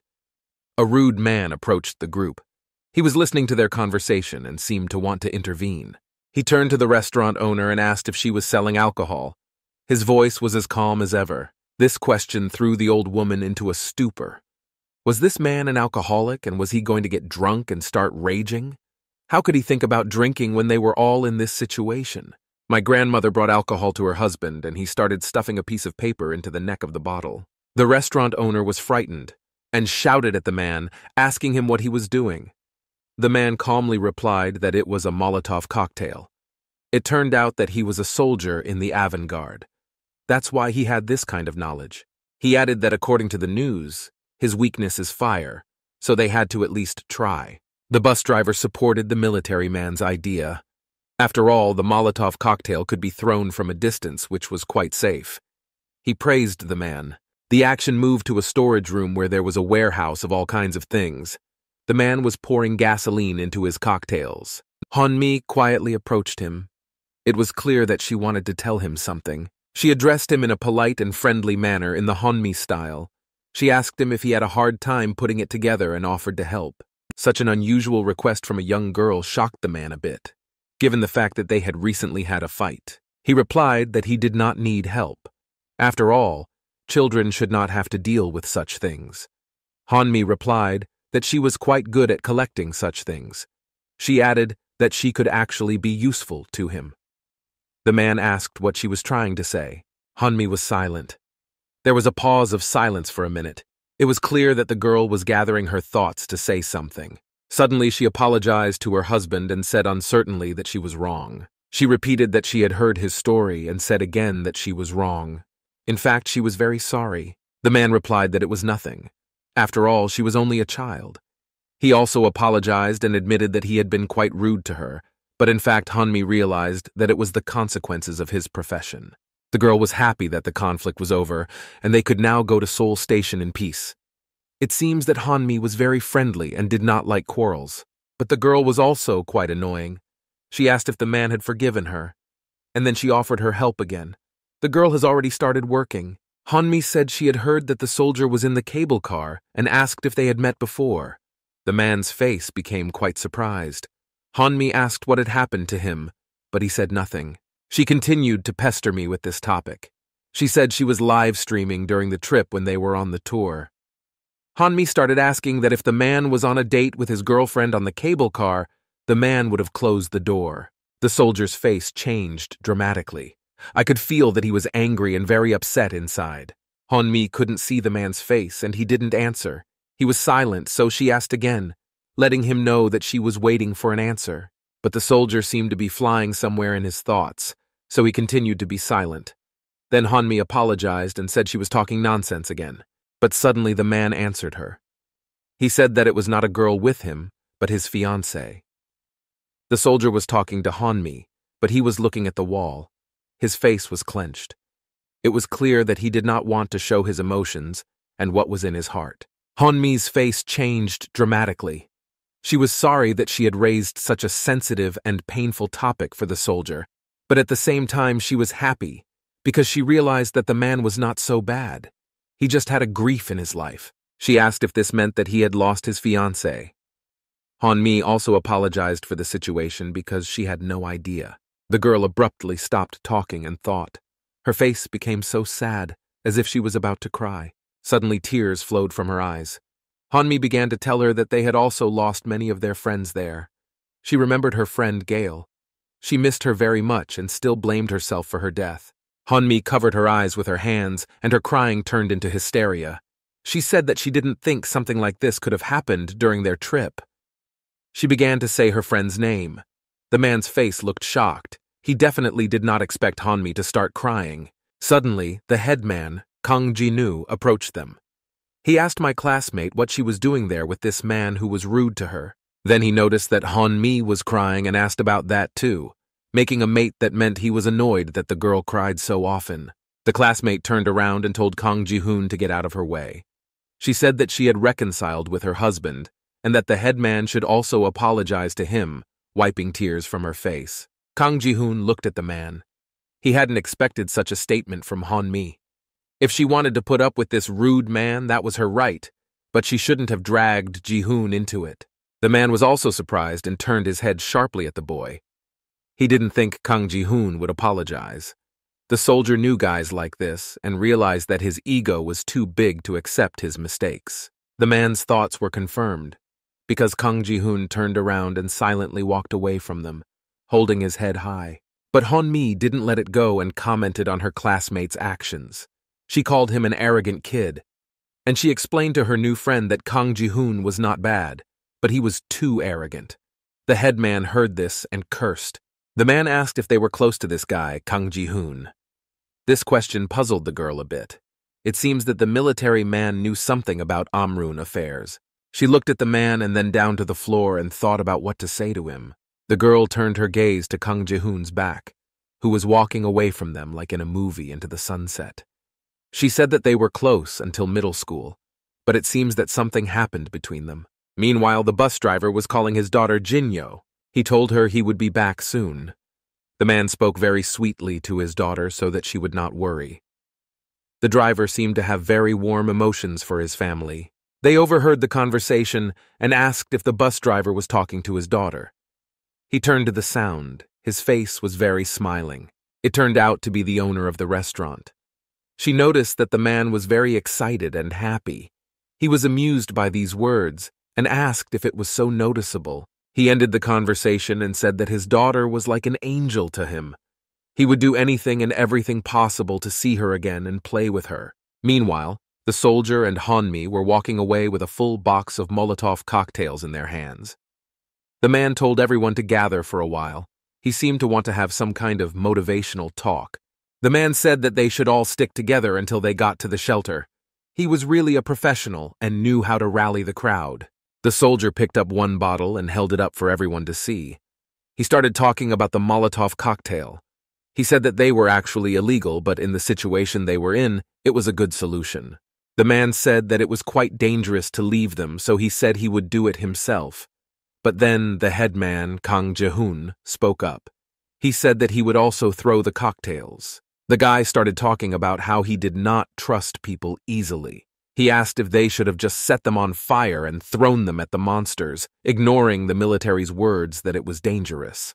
The man didn't look at Kang Ji-hoon to avoid being annoyed, but he was very angry at the boy's behavior. Meanwhile, the headman was checking to see if it would really burn the monsters to ashes. The soldier exhaled and said that the fire might stop and the fuel might run out. It was too dangerous. His face betrayed the stupidity of Kang Ji-hoon's actions. The guy told him that this was not the main problem. After all, there are a lot of annoying, ugly, and dangerous zombie monsters around. He began to prove to the man that they were not small children, and therefore everyone would throw Molotov cocktails. And if not, he would throw them for everyone.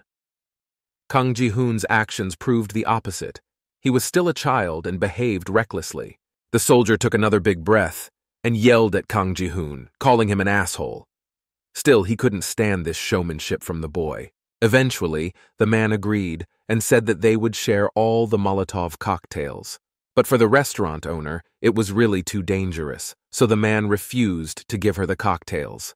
However, she did not object and said that everything was fine looking out the window. She did not turn to face them and added that they had to go without her. Yeon-mi immediately threw herself at her grandmother with hugs and her sincerity. She tried to persuade the restaurant owner to let her go with them, but her grandmother said that was not necessary and that she would only be a burden to them. A military man joined the conversation. He asked if the owner was going to be okay and added that it would really be better for her to go with them because the restaurant was quite dangerous, given that it was on the ground floor. But the man did not have time to finish his sentence. The old woman interrupted him and said that everything would be fine.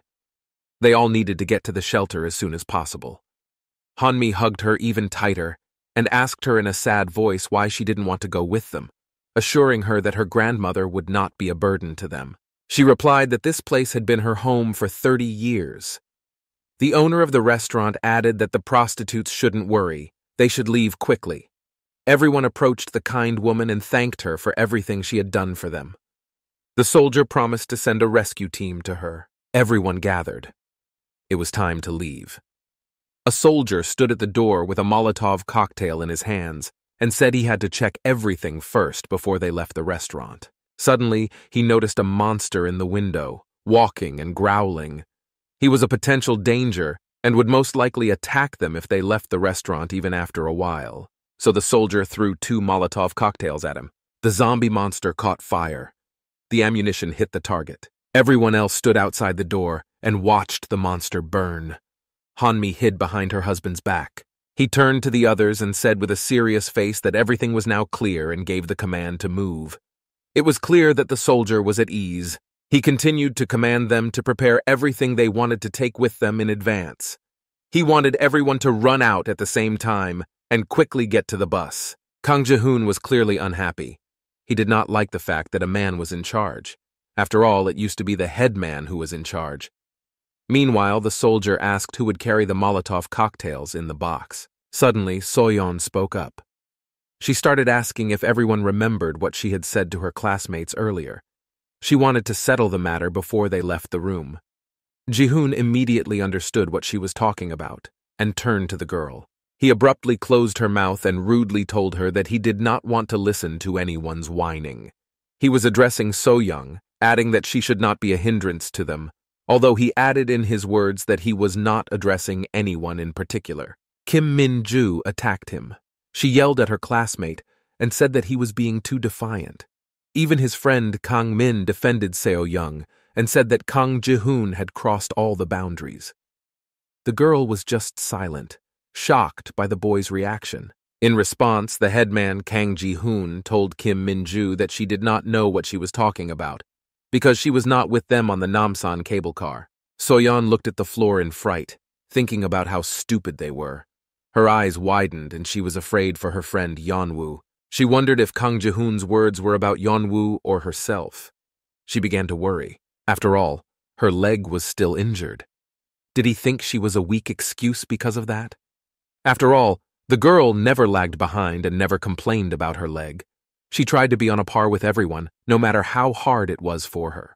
The bus driver noticed the girl's condition and turned to her, but it seems that the man noticed not only her condition but also Soyon's leg. So he asked what happened to it. He looked at the leg again to get a better look at it.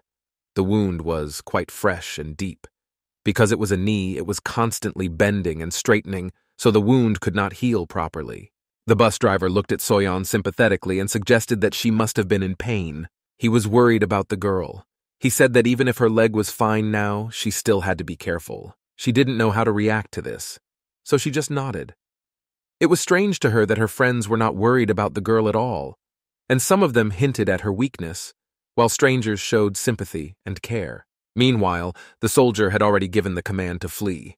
He was immediately followed by Hunmi and Kang-min with a box of Molotov cocktails. The restaurant owner even came out of the restaurant and said that they were careful and took care of themselves. She was an amazingly sweet and kind woman. They ran and thanked her for everything again. The soldier again ordered everyone to run after him as fast as possible.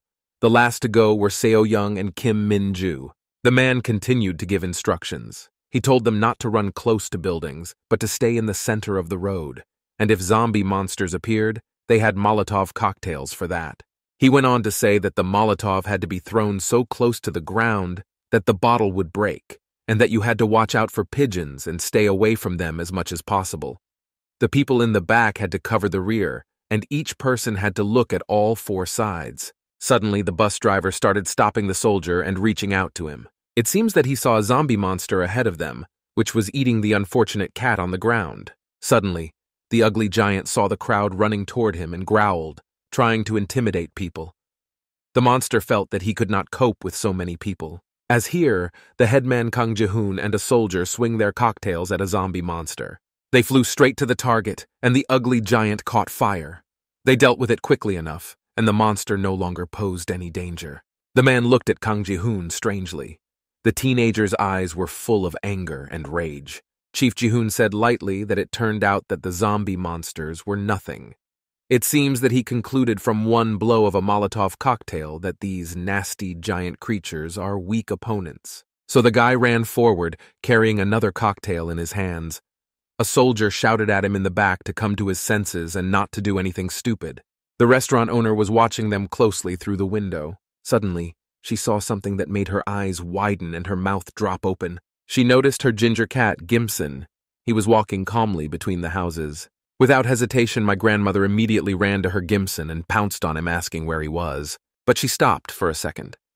Something about her furry pet seemed rather strange. Gimson the cat did not respond to his owner at all, although he used to run to her immediately to be fed and petted by the old lady.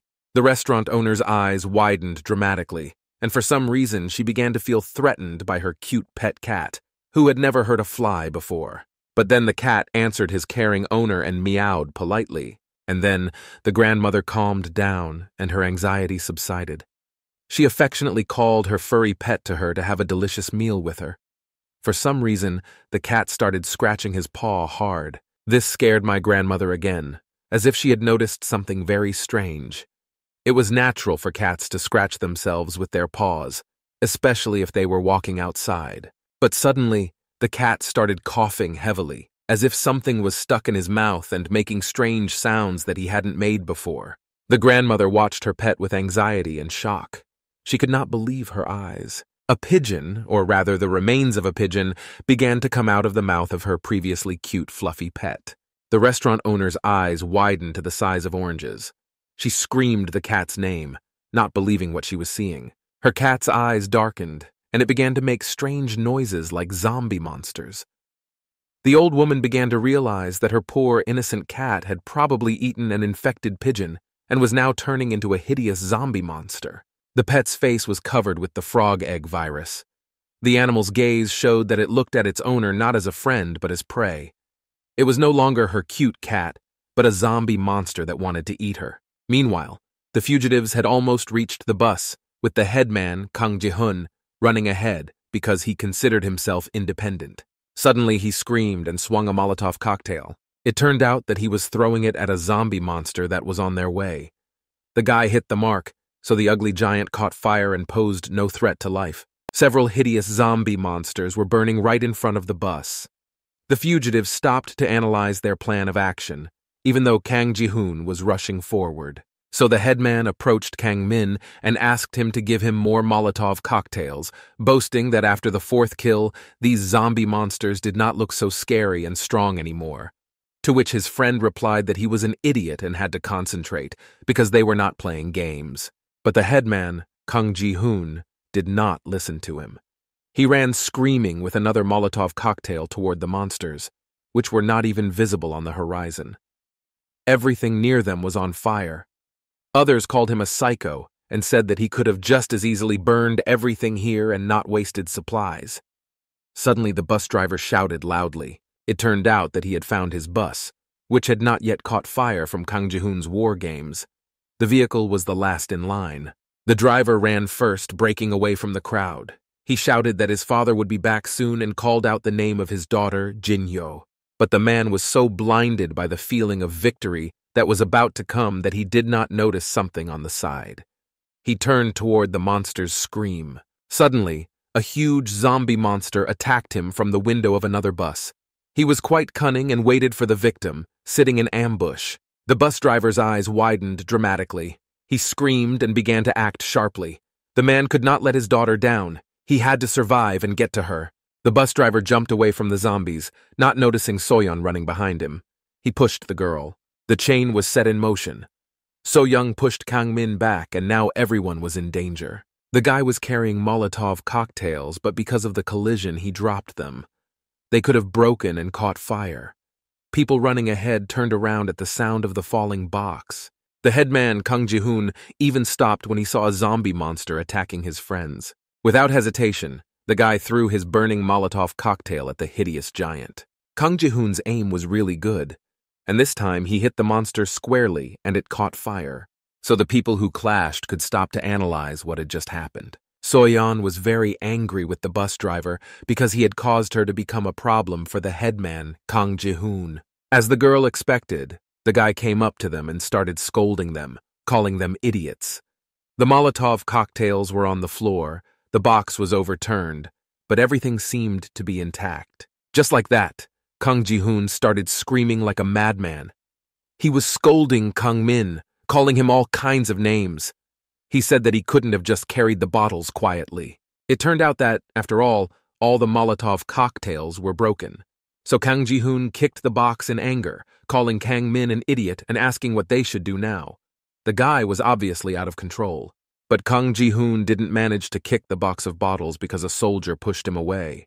He told the boy to calm down and explained that they had already burned all the monsters alive, so there was no danger. Suddenly, someone started calling out to the headman, Kang Ji-hoon. His disgruntled face from being seated did not even want to turn toward the sound. It turned out to be a bus driver. He was furious at what some teenager who was 3 times his size was saying to him.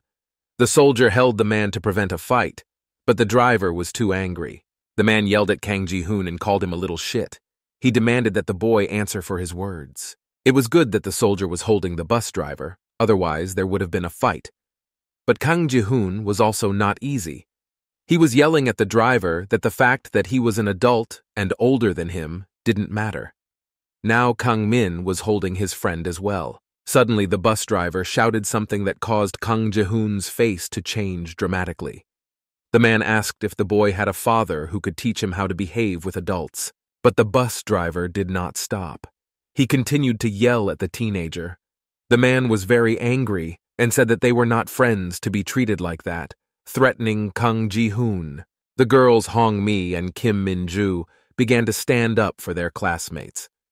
They told the man to calm down and asked why the bus driver was so harsh on Kang Ji-hoon when everyone could see that the bottles had fallen through his fault and recklessness. But it seems that the man did not know how to admit his mistakes, just like the starosta. So he got even more angry at the teenagers. His face looked very angry, as if he had just been betrayed by everyone.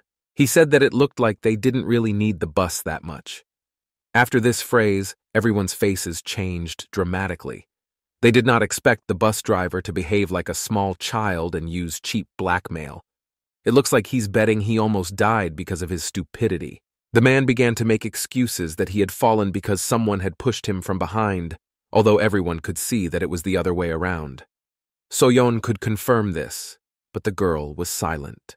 The bus driver did not stop. He accused everyone of wanting to imprison him. Soyon just listened to him and wondered if he should tell the truth. The man continued to threaten, this time looking at Kang Ji-hoon.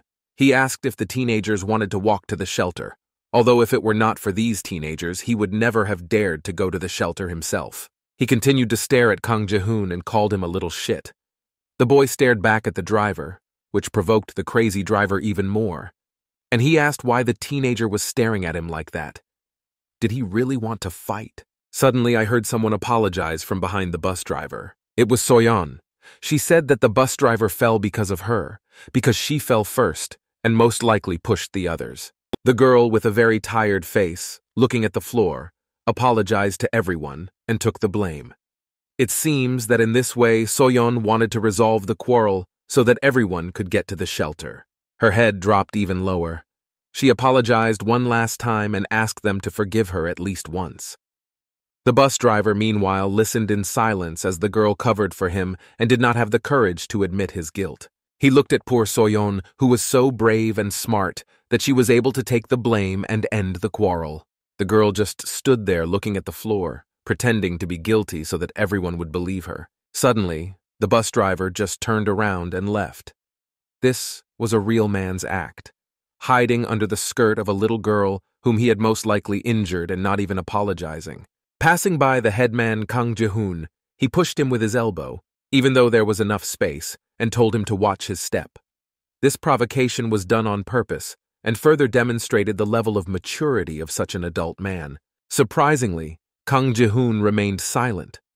Suddenly, he had a brain that was finally giving him the right commands to act. Hanmi approached the headman. The girl turned to her classmate, which surprised him. He did not expect to receive support from his friends. A classmate looked directly into Kang Ji-hoon's eyes and asked if he was okay, but instead, she received rudeness in her direction. Kang Ji-hoon pushed her away and told her to get behind him and not to bother him. A soldier was watching the whole thing. Soyon stood there adjusting her clothes. Suddenly, someone asked her if she was hurt. The girl finally looked up to look at the person. It was a military man. He looked at the girl with sympathy. Soyon said she was fine. She didn't want to complain, even though she had actually been hit pretty hard and her leg was still hurting. The man wanted to reassure her, saying that Molotov cocktails could still be made, so she didn't have to worry about it. She just thanked him briefly, not looking him in the eye. Suddenly, their conversation was interrupted by the sounds of running and screaming. The crowd saw the same old lady, the owner of the restaurant, running toward them. She was shouting for help, holding her hand. The woman turned back and screamed. It seems she saw something she didn't want to see. Everyone's mouths dropped open in surprise. Only Hanmi started waving and greeting her grandmother. She thought that the restaurant owner had decided to go with them after all. Suddenly, her joy turned to fear. Her grandmother shouted for them all to run away immediately. She was running and screaming as hard as she could to make them all run away as fast as they could, and as fast as they could. Her face looked very scared. Meanwhile, the bus driver had already started running first. While others did not fully understand what was happening, they also began to run away. Suddenly, the man saw something that made his eyes widen. They showed great surprise. It turned out that the old woman was being chased by her cat. The people could not see much, but it was clear that it was carrying something in its mouth. The grandmother noticed that they did not react much to her words about running, so she switched to the mat and still ordered them to run. Meanwhile, the cat was almost catching up. Suddenly, he ducked down to pounce on the restaurant owner. His face was almost completely covered with frog eggs. It released its white tentacles and they reached the woman's head.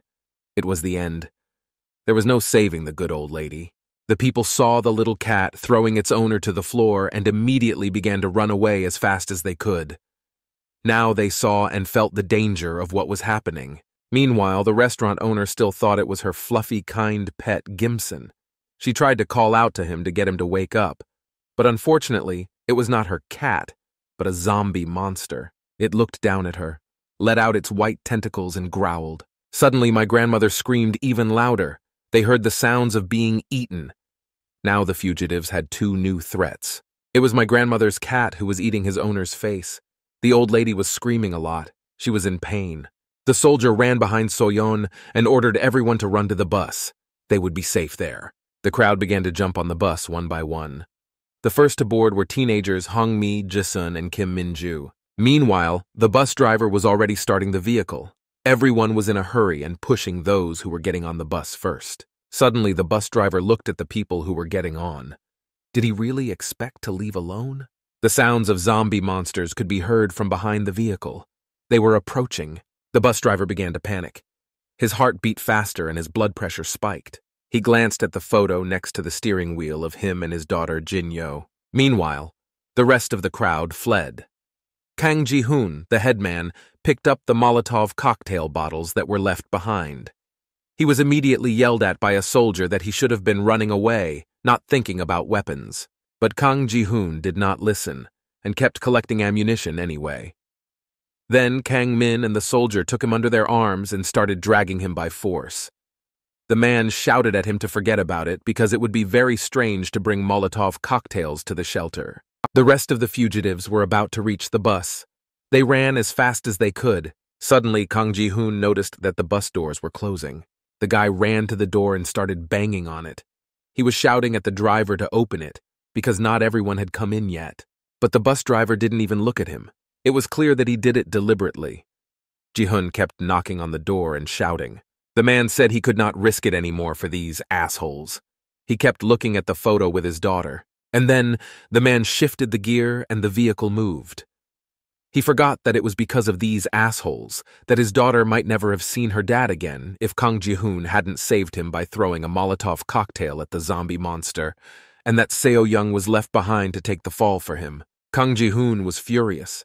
He was yelling at the driver and banging on the door. The others ran up to him, but the bus had already started to move. Everyone was shocked by the bus driver's vile act, because the monsters were not even close to them. Everyone could have easily gotten on and left.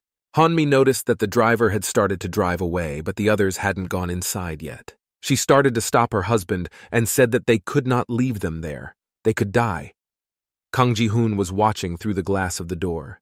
The girl was shouting at the bus driver, saying that her friends had not yet gotten inside and asking him to wait. But the driver was very angry. He could barely contain his anger.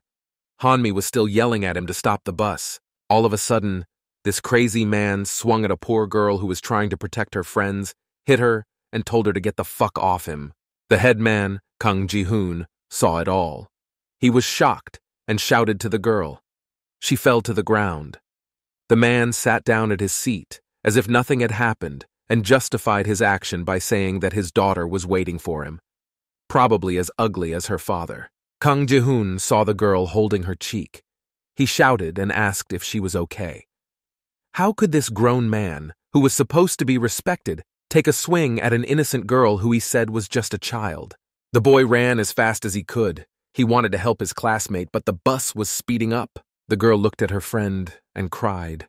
Her cheek was red and her lip was about to bleed. Kang Ji-hoon's face was almost invisible. The bus was going too fast. It was the end. The bus driver watched the teenagers say goodbye and just kept pressing the gas pedal, speeding up the bus. Kang Ji-hoon saw the face of this bastard. He screamed at him and threatened to kill him. But the vehicle was already too far away, and the starosta could only see his ass, shouting for his mother. The bus driver looked in the rearview mirror and saw that the others had stopped running. He was amused. He was a completely evil person with nothing light inside him. Kang Ji-hoon stood and caught his breath. Now he could feel how Yeon-woo felt when they left him on the Namsan cable car. The others had already run up to him. Kang Min was screaming and couldn't believe they had just left them. They didn't know what to do now. Walking to the shelter was too dangerous. Kang Ji-hoon stood there silently. His body was filled with anger. He wanted revenge. If it weren't for the teenagers, this worthless bus driver would never have made it to the shelter and his vehicle. He stood up and shouted at the top of his lungs how much he hated this man and his entire family. Suddenly, a cat began to approach the group, which was loudly discussing something. The cat screamed, so Young and Kang Min heard it and came back. Immediately after them, the others came back because there was more growling, because there were more cats. As many as 4 felines were approaching the group. Their mood was not friendly. One of the cats, which was closer, mewed as if to greet the company. As you got closer, you could see some frog eggs on it. It looked like these cats were infected with the virus. The company didn't notice this, so they stood silently and watched what would happen next. Suddenly, the cat screamed again, but this time half of its face was covered with frog eggs. That's what the company noticed. Their faces changed dramatically, and they realized that they were in trouble and had to run away from these seemingly innocent cats. The boys and girls noticed that all 4 cats were already infected with this frog egg virus, and they were heading straight for them. The company screamed and began to retreat. We had to think fast and come up with a plan of action. Suddenly, Kang Ming lit his Molotov cocktail from behind and shouted for everyone to stand back, and he would throw the weapon at the cats. But the headman, Kang Ji-hoon, did not allow him to do so and said that a classmate had given him a hammer and he would throw it himself. Soyon covered her mouth with her hands at this time. She was very afraid and was the only girl among them with an injured leg. A soldier noticed her. He ordered everyone, including Soyon, to get behind him. He felt responsible for these children. Meanwhile, the once pet animals were getting closer to the company and growling, reminding them that they were no longer cute cats but bloodthirsty zombie monsters. The soldier picked up a Molotov cocktail, stood in front of everyone, and swung at the cats, who were about to hit them. The cats sensed the danger and stood in an attack posture and growled. The soldier slowed down. He said it was the last Molotov cocktail, so he had to use it perfectly. The man prepared to throw it and commanded that when he gave the signal, everyone else should run away quickly. Suddenly, the cats simultaneously stopped talking and looked at their victim. They began to release their white tentacles on the military. The man signaled. His eyes widened. He might not make it. The cats grouped together into one huge zombie monster, and this noisy mixture attacked the soldier. His eyes widened even more.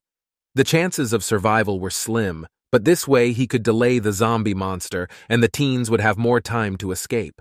A man threw a Molotov cocktail at a large zombie boss made of 4 cats and shouted at the others to run away immediately. The soldier managed to escape and ran away with the teenagers. The events moved to the shelter. Yeon-woo sat in the corner with his hand over his face, looking at the floor near a mountain of boxes. Employees distributed supplies to everyone. A large crowd gathered and everyone tried to grab as much as they could. It turned out that the guy had fallen asleep. His body was still exhausted. He still could not come to his senses. But the screams of the people around them were too loud, so Yeon-woo woke up and began to open his eyes. Suddenly, in front of his eyes was a huge zombie monster that was about to attack him. It had already opened its huge mouth and was preparing to bite him. The guy's eyes opened sharply. He instantly woke up. Yeon-woo jumped up and down and screamed, but he couldn't keep his feet on the ground, so he fell to the floor, realizing that it was just a nightmare and that he was now completely safe. But the guy landed on his arm, so it hurt. The boy groaned in pain. He looked at his hand. He was surprised that it still hurt, and this pain was very strange, not like a burn. Suddenly, someone came up behind him. The guy was shaking and whimpering in pain. Someone's hand tried to touch the boy, but Yeon-woo reacted too sharply. He attacked the hand with his fists. However, it turned out that it was just his classmates Park Min and Ham Seong-yu who scared him. He looked at them with his frightened eyes and shook his head. Probably, in the eyes of his classmates, Yeon-woo looked like a crazy person. She stared at him in silence, not understanding his reaction. Ham Seong-yu continued to chew. When Yeon-woo finally realized that he was not in danger, he apologized to his classmates, still loudly coughing. Park Min kept looking at him. It was unclear from his gaze how he felt about Yeon-woo, as well as by his actions. But this time, he pleasantly surprised me by taking out some food and handing it to the boy. Yeon-woo asked what it was. Park Min told him that it was bread that was being distributed to everyone. It was nice of them to bring food to Yeon-woo. The guy opened it right away. He couldn't remember the last time he had a proper meal. Like here, they heard someone having a big fight. The quarrel was about someone's patience running out and that someone had heard enough. A man demanded that the employees call the manager. The quarrel was escalating. A man in a red sweatshirt with a cap on his head was scolding someone, and the staff tried to calm the scandal. Park Min sat on the phone and asked his friend Ham Seong-yun if he knew what was wrong with the man. They were both smiling, as if the situation made them laugh. Seong-yun replied that he had heard that they were angry because the staff wanted to help the homeless. Park Min was outraged at this information, saying that they had gone crazy. Meanwhile, Yeon-woo seemed to be hovering and parallel listening to what the guys were discussing. He looked at the homeless people sitting in a circle nearby. A couple walked by and the girl did not hesitate to say loudly that she smelled bad. Meanwhile, the homeless turned to the staff in yellow shirts and asked if they had any cigarettes. They were told that there were none. Then the company asked if there was soja, and they also received a negative answer. His classmates watched, and Park Min made a joke about how the virus seemed to be spreading faster. Ham Seong-yu asked what his friend was watching, if it was funny. He turned to his phone and looked at it, to which Park Min reacted a little surprised. It turned out that the classmate was just watching some YouTube video about the frog egg virus, but it was unclear why he was smiling all the time. Park Min turned to Yeon-woo. He asked if the boy had noticed that if you looked closely, some viruses had cells and others did not. Yeon-woo did not react emotionally to this interesting observation, but Park Min continued anyway. He said that the funny thing was that a virus that had no cells could completely merge with the host. He added that this is how the monsters were called merged on the internet. Ham Seong-yu laughed at the name. They both seemed to be laughing at what was happening in the world. But this information alarmed Yeon-woo. Suddenly, someone interrupted his thoughts. It seems that someone was looking for them. It turned out that it was an officer, and he was looking only for Yeonwoo. The man in uniform brought the boy's personal belongings as promised. However, the young man had already forgotten about it. He brought Yeonwoo to a cell. He said that he could take his things only after he signed for them. Yeon-woo did everything and thanked the officer. Finally, the guy could see what was on his phone during his absence. Yeon-woo started to turn on his device, but it did not respond. There was only a black screen where he saw himself. The officer noticed this and asked Yeon-woo to bring a charger. He thanked him for his concern and left. Suddenly, he heard a sound that sounded like nausea. He turned and asked if the officer was okay, but it turned out that it was not an officer, but a woman burping in the middle of the corridor. She was obviously sick. Workers in sanitary gowns, gloves, and masks approached the woman. The victim fell to the ground, still vomiting. Yeon-woo was slowly withdrawing from the situation, but he watched. The woman was saying how sick she was. She was vomiting all the time. It was not a pretty picture. Suddenly, he felt a sharp pain in his bandaged arm. It was as if thousands of needles were simultaneously entering his arm in the palm of his hand. Yeon-woo yelped and raised his hand to see what was wrong with it. He said out loud that he had almost forgotten about the burn, but it hurt again. Meanwhile, the woman was still sitting on the floor.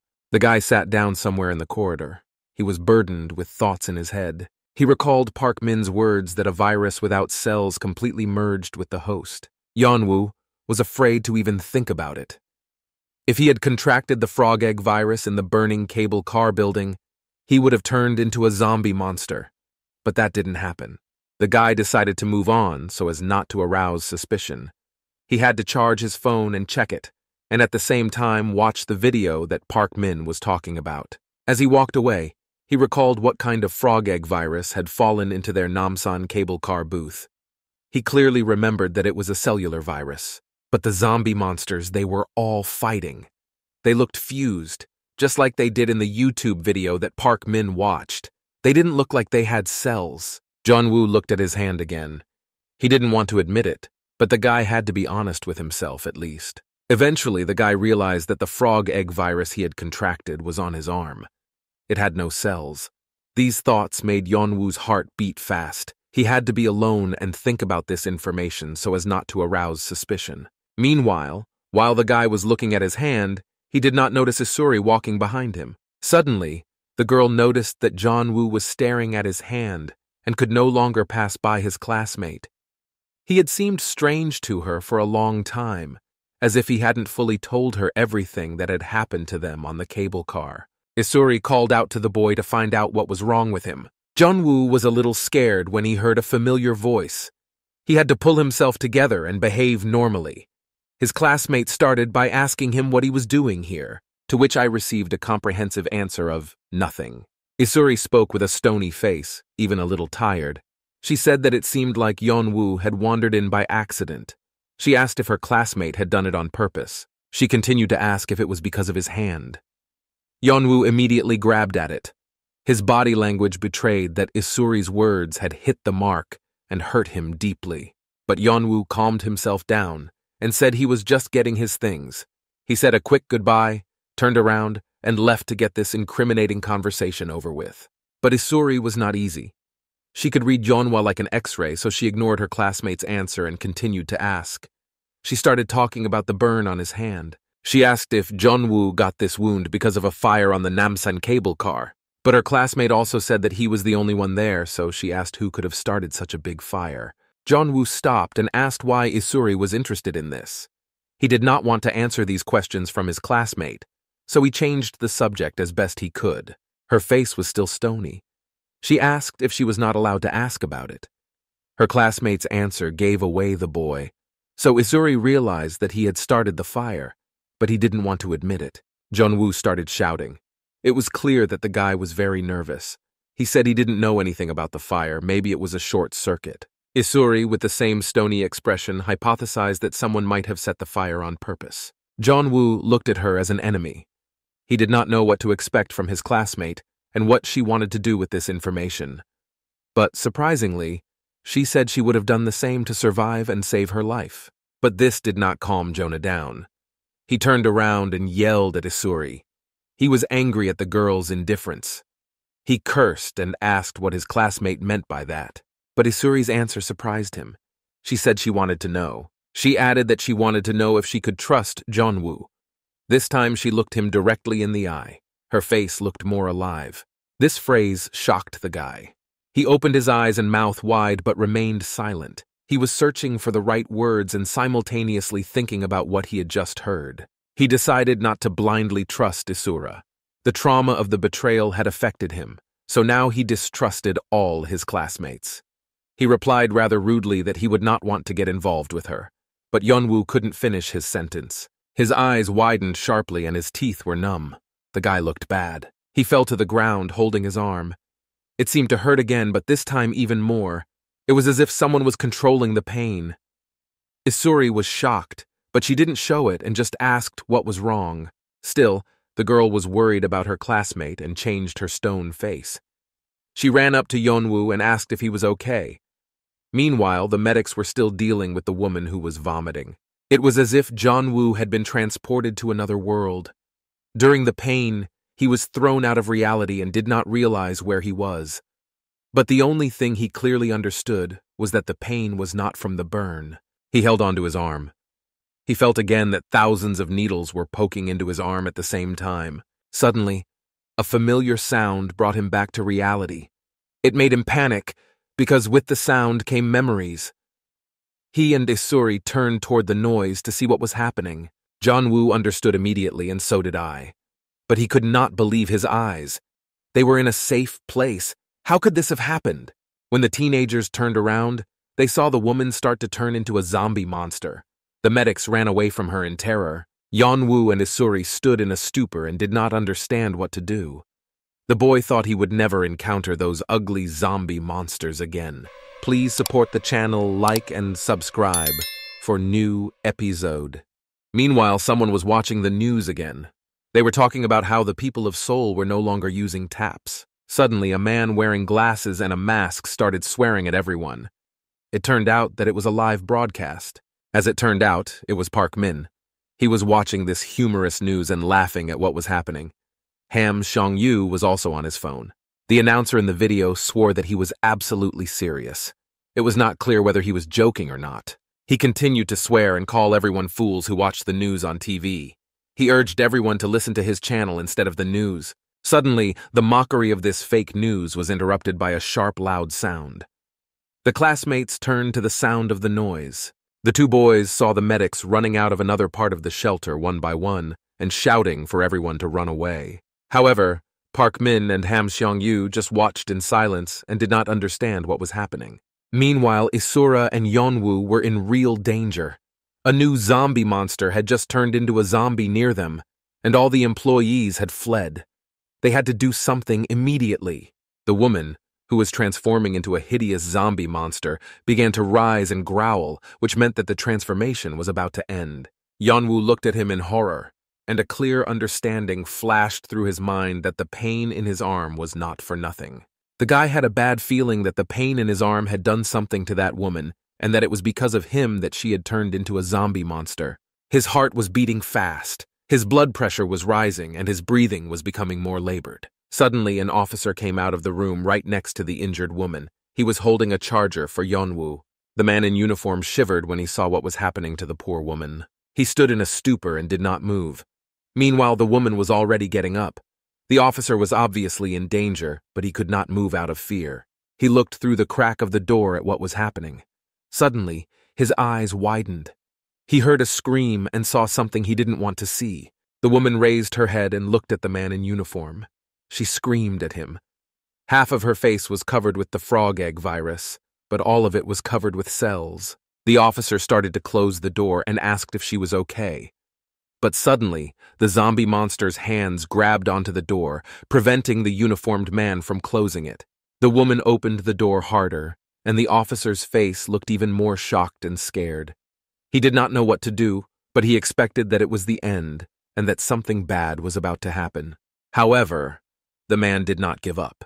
He tried to close the door back, even though it was already covered with frog eggs. Suddenly, the woman started screaming for help.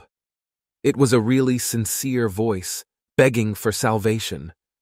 The officer looked at the woman with distrust and did not dare to come out. She started screaming that her stomach felt like it was on fire.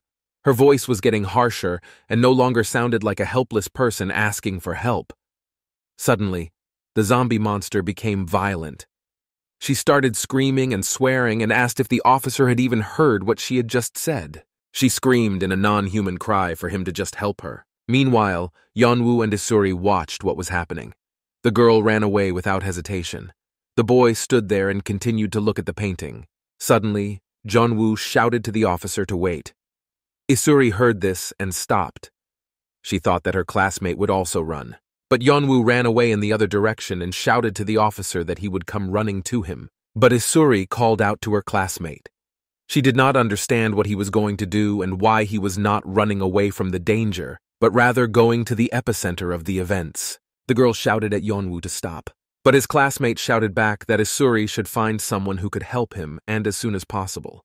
The boy sincerely felt that it was all his fault, and he could not just leave his officer friend behind. He told his classmate Asura that they had to help him immediately, but the girl did not understand her classmate's heroism. She stood in a stupor for a few seconds and could not believe that Yeonwoo was really going to risk his life. Finally, Yeonwoo shouted that he was in a hurry and left the girl alone with her thoughts. Isuri yelled at his back that he was an idiot and had lost his mind. But Yeonwoo did not listen to her and kept running. He had to save the officer. The girl turned around and noticed an emergency exit plan and a map of the room behind her. Meanwhile, Yeonwoo ran as fast as he could. He had no plan, only a goal: to save the officer. Suddenly, he saw something as he was running to save himself. This made him slow down a bit and slow down. It turned out to be a fire extinguisher. Yeonwoo took it. It was the only weapon he had. Perhaps it was completely illogical to use a fire extinguisher as a weapon, but he felt safer with it. In my head, I was thinking that the guy was too reckless, but he couldn't help himself, so he just ran at the zombie monster with that fire extinguisher. At the very least, it was supposed to take his attention away from the officer. He watched the zombie monster about to touch the officer. If that happened, there would be no one left to save. Suddenly, Yeonwoo was again detached from reality.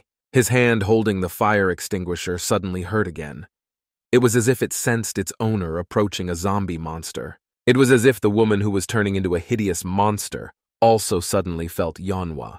She turned back to the boy and distracted herself from her victim. Yeonwoo ran to her and stopped, loudly recoiling. He told her to calm down and breathe deeply. The monster just looked at him in shock. Yeonwoo continued to reassure the woman. He said that the man at the door was not a doctor. He added that he would bring medical workers to her to help her, so she could calm down. But the woman was shocked by the guy's speech. She was outraged that he told her to calm down. How could she be calm when her stomach was literally burning from the inside? The zombie monster started calling Yeonwoo a little shit. She said he had no idea how she felt, but he asked her to calm down. It seems that the guy's words did not calm her down, but rather made her very angry. Yeonwoo was clearly not expecting to hear that. The woman asked if the boy were in her place. Could he be calm then? It seemed that the zombie monster's patience was about to run out. Suddenly, a crazy woman attacked the guy screaming. Yeonwoo was shocked by this behavior. It turned out that the zombie monster could not be calmed by words. He reacted quickly. It was clear that the guy had almost no fear. He pointed a fire extinguisher at the zombie monster and foam poured out on the woman. Yeonwoo did not fully understand what was happening. He stared at the zombie monster and screamed, pressing harder on the fire extinguisher handle. Meanwhile, almost everything was covered in white foam. It seemed that the fire extinguisher hadn't helped much, and Yeonwoo was beginning to realize this. Even such a strong pressure coming from the foam did not stop the zombie monster much. It attacked Jonah and screamed for him to die. The woman looked very crazy and wished the guy dead, as if she blamed him for what happened to her. Yeonwoo was frozen. He could neither say anything nor retreat. He just watched as the zombie monster flew at him. Suddenly, someone shouted at him to move the idiot. This someone was holding a hose. It turned out that it was Isuri. She brought a water hose and directed the stream directly into the face of the zombie monster. The girl yelled at her classmate that his idea was very stupid and stupid. She didn't understand how he could have guessed to use a fire extinguisher, since Yeonwoo hadn't put out the fire. Such a strong water pressure threw the zombie monster backwards, and the woman fell on her back on the floor. Yeonwoo watched with great surprise as Isuri rescued him. His classmate was smarter than he thought. Suddenly, a frightened officer came out of the room. He was shaking with fear. Suddenly, Yeonwoo noticed that the man in uniform was holding his arm. He noticed that the officer's hand was covered with the frog egg virus. That's why the man was shaking. His body was turning into a zombie monster. The officer shouted that this was impossible. The virus was spreading too fast. Yeonwoo looked at this with horror. He could not believe that he had not been able to save his friend from death. The man in uniform started scratching himself, thus helping the virus to spread through his body. The officer looked at Yeonwoo. His eyes were tearing up. The man begged to call someone for help, but they didn't have to wait long. Officers with guns in hand and yellow suits were already running toward them. They shouted for everyone to put their hands up. The rescuers pointed their weapons at Yeonwoo and Isuri, but the girl put her hands up and said they were not infected. A zombie monster roared from behind, so it was easier for people in uniform to recognize the real danger. Suddenly, one of the rescuers in yellow suits shouted that they had found an infected person and added that his approximate level was C. Meanwhile, a real zombie monster was already standing in front of them, about to attack its victims. The men in uniform pushed Isuri and Yeonwoo apart to get to the danger. They were carrying hoses with some kind of weapon in their hands. An officer also came out of the door. The rescuers said they had found another infected person. The officer shouted with tears in his eyes for them to save him. He was begging for help. Suddenly he heard the phrase, "destroy." The officer's last words were for help. His eyes widened greatly. He realized what was about to happen. Suddenly, fire poured out of the rescuers' weapons. They were ruthless and not at all afraid to burn down the building. Yeonwoo watched what was happening and was incredibly hurt. He could not save his officer friend. Suddenly, the guy started screaming at the rescuers. He shouted that they shouldn't have done that. One of them stopped Yeonwoo so that he wouldn't burn himself along with the zombie monsters. Suddenly, a gun was pointed at his face. Yeonwoo did not expect this development. A man in uniform, apparently a military man, ordered two classmates to follow them. Another rescuer also pointed his weapon at Isuri. Yeonwoo's face changed dramatically. He was afraid that the military would blame them for what had happened, and then they would burn him alive. Isuri and Yeonwoo were taken out of the room and into a tent. The boy was sitting on a chair, and the girl was walking around in circles, unable to find a place. Both were very worried about their future. The girl could not cope with her emotions, so she decided to speak first. She said it couldn't be true. What happened? Isuri could not believe that people in suits, military men, they burned innocent people alive. The girl continued that even if they were infected, it did not give the officer the right to burn those people alive. Isuri was shaking from the injustice and cruelty she felt and saw. Yeonwoo was just silent. He covered his face with his hands. He was upset because he could not save the officer who had become his friend. Suddenly, the guy apologized. He said it was all his fault. But Isuri is now angry with the military because of him as well. He added that if it weren't for him, the girl wouldn't have seen it all and wouldn't have gotten involved in the problem at all. But Isura was outraged by these words. She was angry with Yeonwoo for thinking that he was to blame for everything. She shouted that she did not understand the boy at all. Isuri started scolding Yeonwoo for acting completely recklessly by going there. The boy had simply lost his common sense and sense of fear if he acted so irresponsibly. But suddenly, Yeonwoo's arm hurt again, and his face twisted in pain. Yeonwoo seemed to burst and began to express everything that had been pent up inside him. He said he went there because the officer was supposed to bring him a charger. If not for Yeonwoo, the man in uniform would never have gone there, and would not have died from being burned alive. That is why the young man felt that he had to save him. But Isuri replied briefly that everything Yeonwoo said was nonsense, but the boy added that he was very grateful to his classmate. The girl even turned around in surprise. She did not expect such gratitude.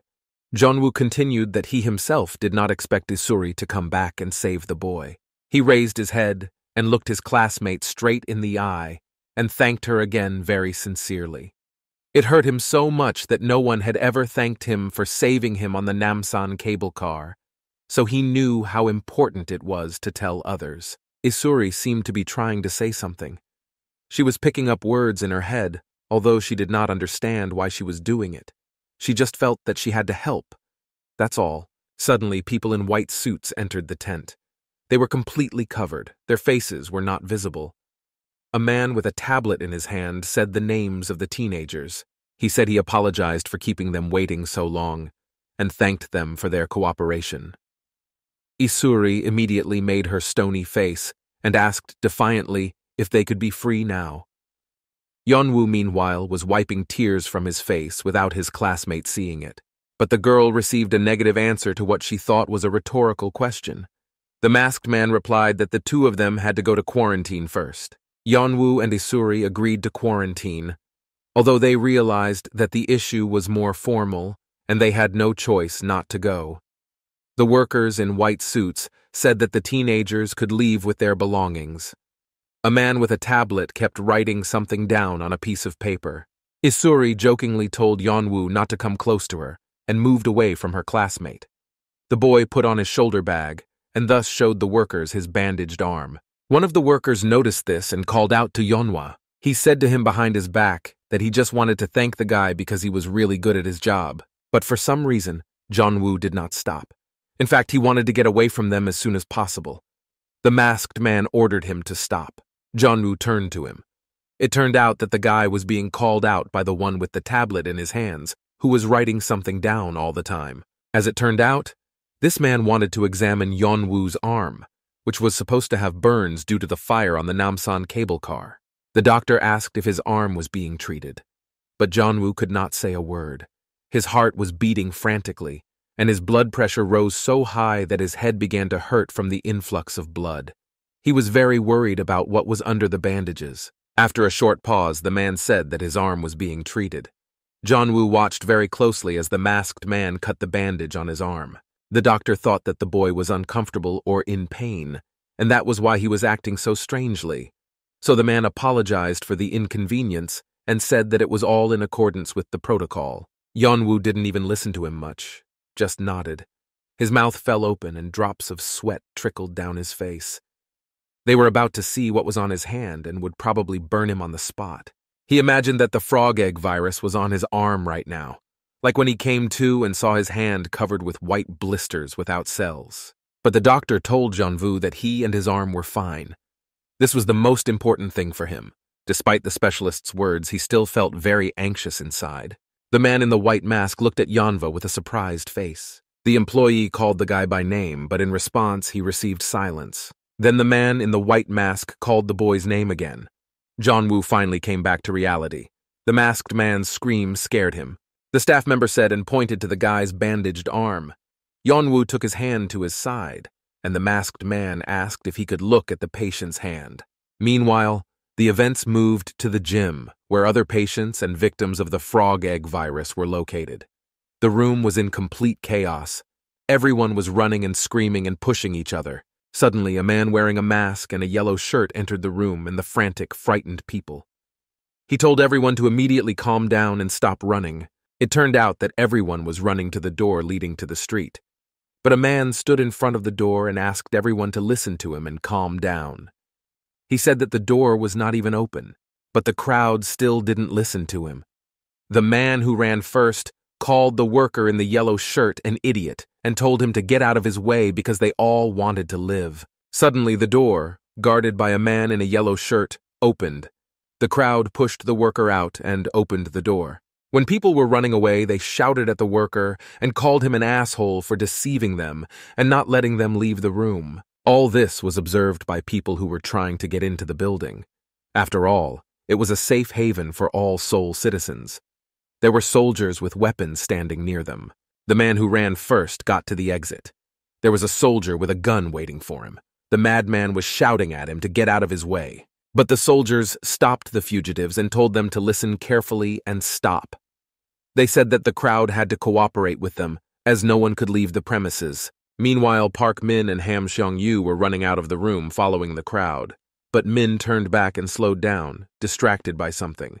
His classmate noticed and asked if he wanted to die. Park Min had to run faster and not be distracted by anything. The guy looked at the gymnasium that had been their shelter. There was not a soul there. Everyone had fled and left their belongings behind. Suddenly, Park Min stopped Ham Seong-yun by the arm. He told his friend to stop, but this made his classmate angry because he had to run away if everyone was running away. But it seems that Park Min was not so stupid. He told his classmates to take a closer look because there were no monsters in the room, so there was no point in running away. Ham Seong-yu believed his friend and took a closer look. He was surprised, and it was clear that he was beginning to understand what was going on. Park Min looked at his friend sternly and asked if he wanted to put himself in danger like he did in Namsan. He added that if they ran away, they would probably die like those people. Suddenly, men in uniform, probably military, burst into the room. One of them shouted at the man who ran first and managed to get out of the room. The soldier thanked him for his cooperation, and the man responded by calling him a bastard and asking if he would let him leave. But people in uniform lined up and said they could not let them pass. The chief military officer added that they had to undergo a security check in order to leave, according to the security protocol. At this point, a man in uniform next to him elbowed him. It seems that the soldier was not telling the truth. But the crowd did not like this idea. They did not understand that it was clearly more dangerous outside than inside the shelter. People were shouting and saying that there was an infected person here, so the military had to make way for them. Suddenly, a man in uniform said something that made them all very scared and scream. The soldier said that outside they would all die. He went on to say that the danger level for Namsan and the entire county had risen to level 3. It seems that this was because the number of infected monster people was increasing. The soldier added that, in comparison, the level of danger here is equal to that of the district around the Hangan River, which was the most dangerous place of all that was infected. The faces of the people were even more surprised. The words of the man in uniform gave me goosebumps. He added that the infected man whom everyone was so afraid of was now just embers, because he had been burned alive. In the meantime, the premises were being sterilized, so the crowd did not have to worry. The authorities took good care of them and their safety. Finally, the military officer said that while they were doing this, he asked that people cooperate with the security personnel for the common cause of minimizing the level of danger and risk. Other soldiers told the crowd to disperse and trust them. You could see the dissatisfaction on people's faces, but at the time they did not know where they would be safer, so it was probably better to stay in the shelter. Suddenly, a wealthy-looking woman apologized to the man standing behind her. She seemed to have stepped on his foot. The man turned out to be homeless and looked like it. He politely replied that everything was fine, but the woman should have been more careful. But the lady's reaction changed dramatically. She was about to scream. The woman screamed and abruptly pulled away from the homeless man. She was behaving very manners and holding a bag of an expensive, well-known brand. The woman showed with her whole appearance that this man was no match for her. Next to the homeless man stood his friend, who also had no home. They both stood in complete disbelief at what was happening and what the woman was doing. Suddenly, the woman screamed as if she had seen zombie monsters. She was screaming and cursing, asking who let the homeless into the room.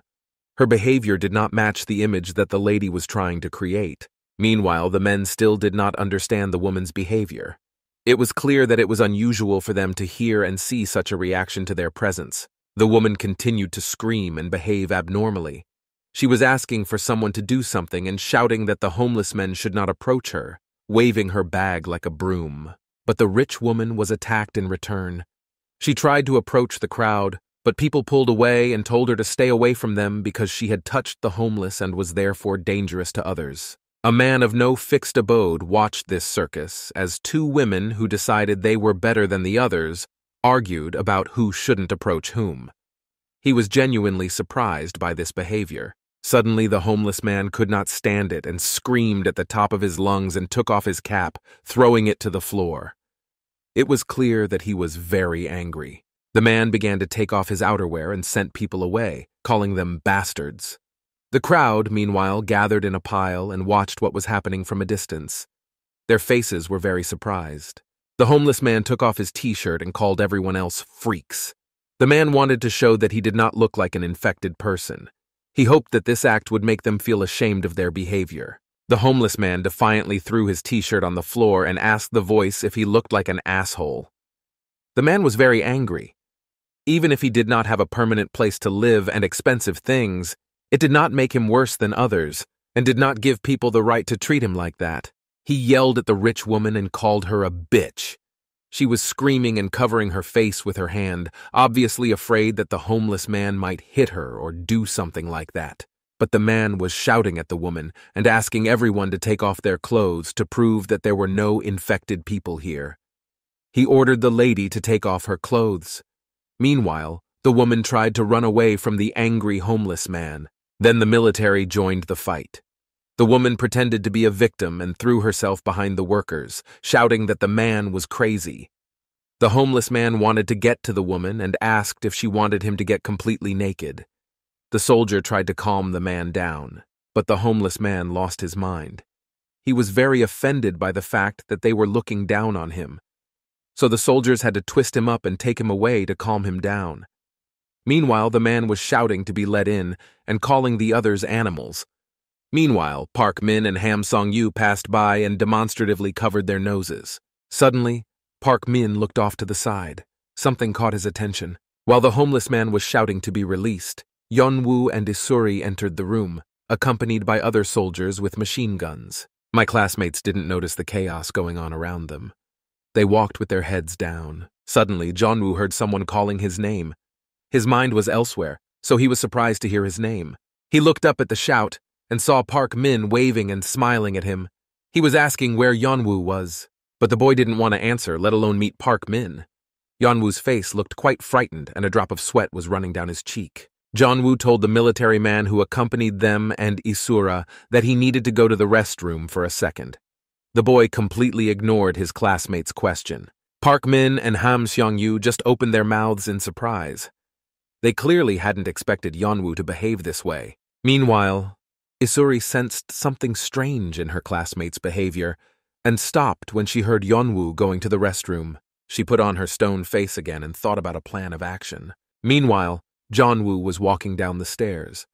They reminded him of the stairs on the Namsan cable car, but he tried to push those thoughts aside because he was worried about something else. He went to the light to get a better look at his hand. The guy was looking at it very carefully. Yeon-woo's face was frightened. His heart was beating fast and his blood pressure rose.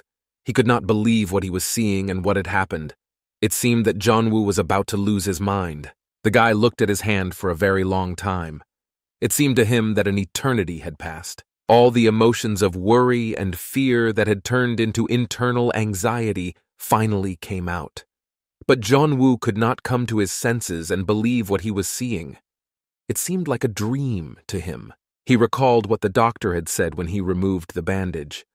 The worker then asked Yeonwoo if he was right, and there was definitely a burn on his arm because there was no trace of it. From the outside, it might have seemed that the guy was crazy. After all, Yeon-woo was just standing by the light and silently staring at his hand, not even moving. He should have been more careful not to let anyone notice. There was only one question in the young man's mind. How did this happen? He clearly remembered and felt a severe burn on his hand. Even though Yeon-woo was not good at biology, he knew for sure that the burn could not have healed so quickly and without a trace. There had to be something left. But instead his hand was completely clean. What did Yeon-woo feel then? Why did the intense and sharp pain come back every time, clouding his mind? These questions were driving Yeon-woo crazy. He had one obsessive thought in his head. Yeon-woo didn't want to admit it, so he kept dismissing the idea. But it seemed to be true. There was still a monster in Yeon-woo's hand. Suddenly the guy fell down and threw up a lot.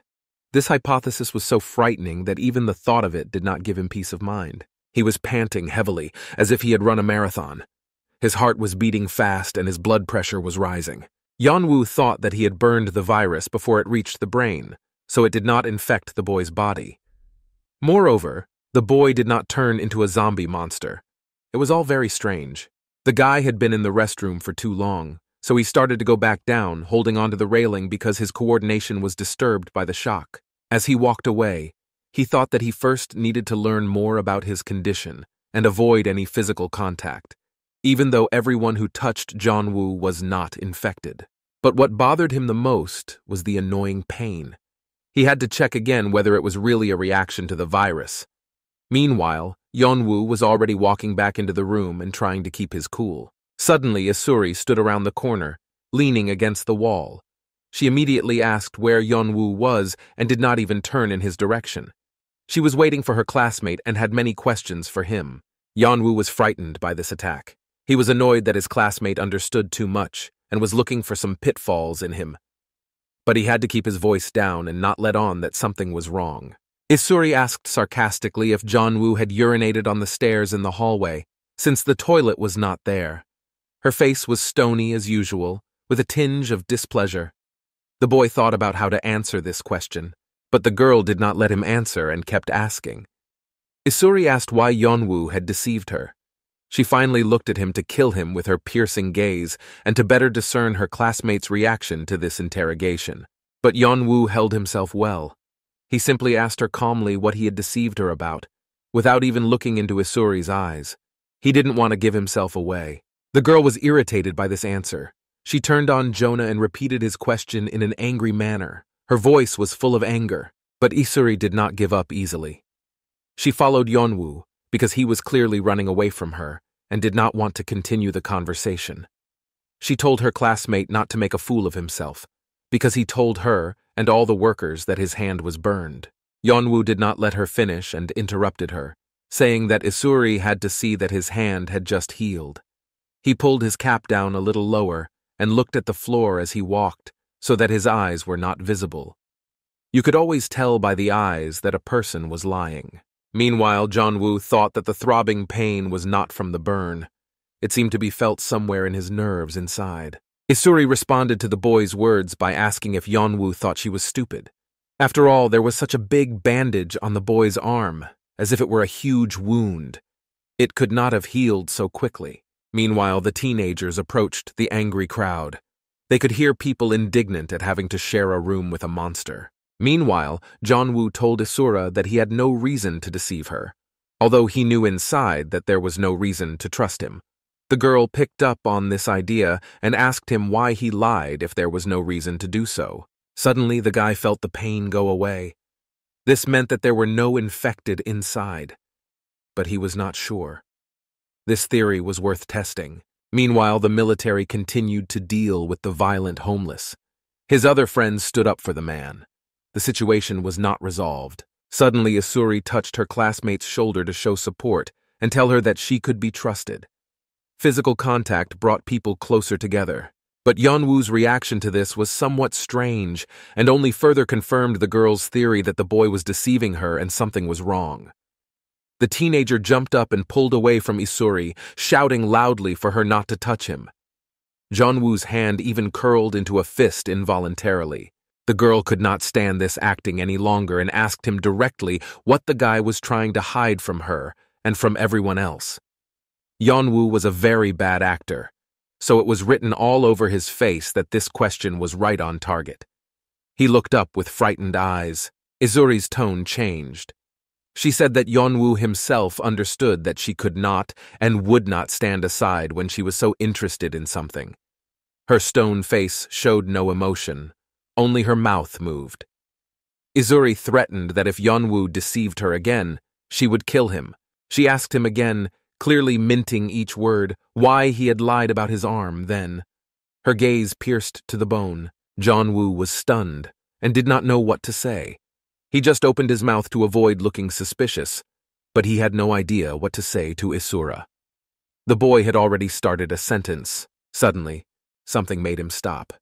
He again felt a humiliating sharp pain in his arm. It interrupted him, and the guy's eyes widened and his pupils narrowed. Meanwhile, the military abruptly entered the building. They seemed to burst in, with a crowd following them. One of the men in uniform loudly ordered everyone to disperse and move aside. This distracted both Yeonwoo and Isuri. The boy could breathe a sigh of relief, but the girl realized that their conversation had been interrupted and was not happy about it. The young man looked carefully at the crowd. He realized that the pain was caused by someone who had come with the crowd.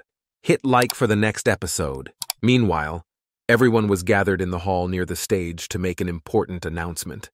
People sat down below the stage and listened intently.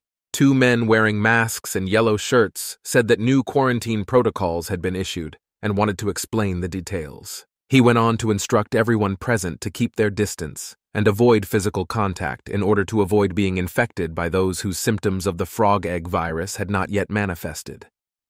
Park Min and Ham Sung-yu were among the first to sit down, but they couldn't stop looking at their phones. But the phrase about keeping a distance outraged them.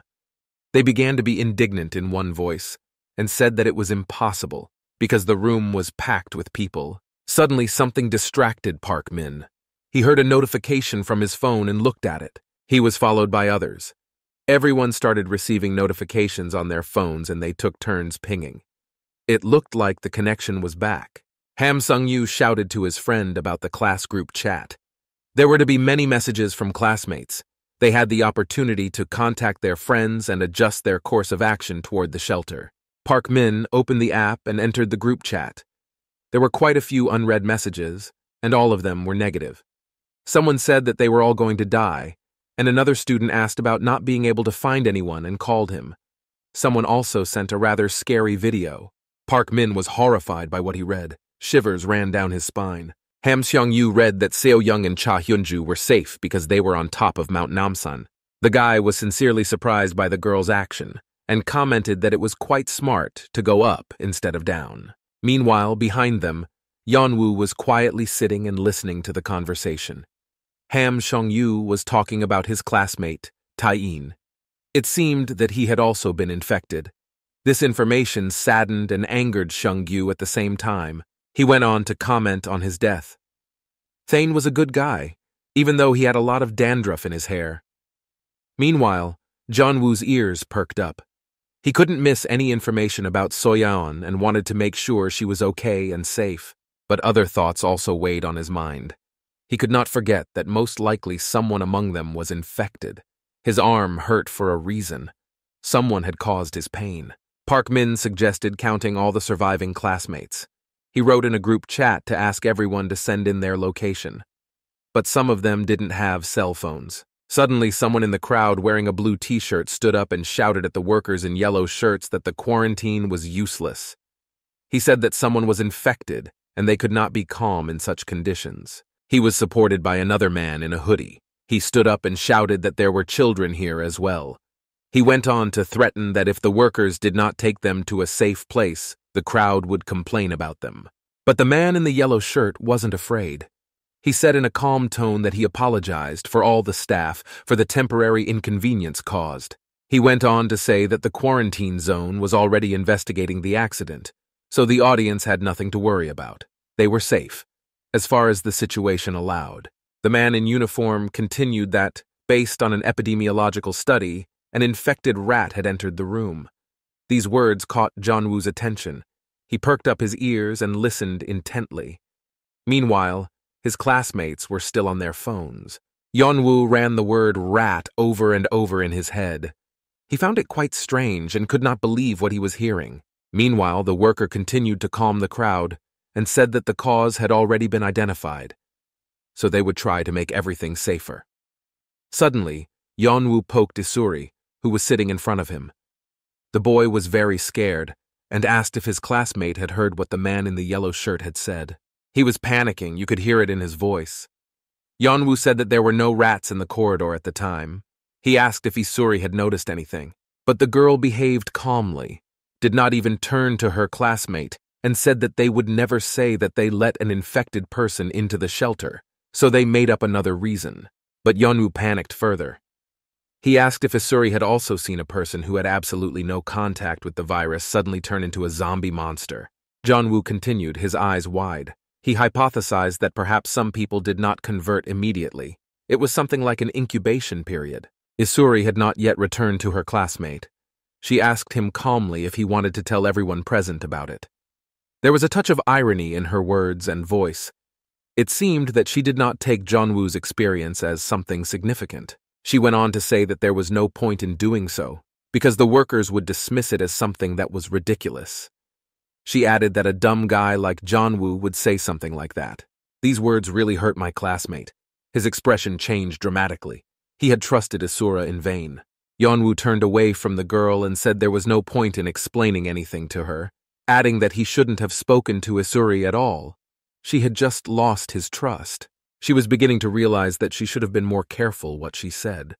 The situation had to be rectified if she wanted Yeon-woo to tell her about his hand.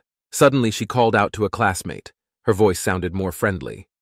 Yeon-woo turned toward the sound. Suddenly, Isuri stood up and looked at Yeon-woo menacingly. The boy did not know what to expect from his classmate. Then the girl threw her charger to Yeon-woo. She briefly and exhaustively told him to take it. It scared him a little and surprised him at the same time. He could not have expected this from his classmate, Isuri. The guy looked up at the girl and asked if she would lend him her charger. His expression was quite surprised. He still did not understand what was happening. Suddenly, Yeon-woo thanked Isura for the charger, but the girl gave him her middle finger and turned around and left in silence. Ham Seong-yu overheard their conversation and shouted after Isuri, asking if he could also borrow her charger for himself. But the girl did not respond to her classmate, so he continued to shout at her and asked if she could hear him. Meanwhile, Yeon-woo was silently watching this situation with his mouth open. He looked quite surprised. He quickly reached the nearest power outlet and plugged his cell phone into the charger. Yeon-woo couldn't remember the last time he had used his phone. Ever since he had been in the vault, his cell phone had been dormant. Finally, he saw his phone turn on and light up to show that it was charging. Now he could contact his parents and see what was going on in the classroom group chat. The guy looked at the black screen of his smartphone and saw his reflection. For a second, he caught himself thinking that he could live without his phone all day and not feel lonely. Yeon-woo stared at his locked phone screen and thought about what Isuri had done. The girl's behavior was quite unusual for him. The guy started to remember school. He realized that he had never talked to her in class. The girl always sat alone, on the first desk, like any excellent student. Yeon-woo recalled a school project. He was paired with his best friend Kim Jubin, and Isuri was in a group with two other girls, and they had to work on a joint project. Even then, the girl was always stone-faced and did not reveal her emotions, except for excess and pride. When her classmates told her that the teacher had put them together to work on a project, Isuri simply said a curse word and added that she was in pain. She was not exactly friendly. Back then, Yeon-woo noticed that his classmates' behavior was not very pleasant. He remembered overhearing a conversation about Isuri being a wild queen. And he wasn't the only one who thought she was unfriendly in the classroom at the time. When he remembered this, he thought to himself that he knew that his classmates were saying all sorts of unpleasant things about Isuri behind her back. Finally, Yeon-woo returned to reality and thought about everything he remembered about his school days. He was quite upset by these memories, but he began to better understand the behavior of his classmate Isuri. Suddenly, Yeon-woo thought that maybe the girl wasn't as bad as he thought she was. Then women came into the room and the guy overheard their conversation, because she caught him from the first phrase. Yeon-woo turned toward the sound. It was a group of 3 women discussing something, probably some gossip about the vault and the people in it. The women discussed what they had heard quite loudly and emotionally. One of them called the lady in the blue t-shirt too naive after what she had told them.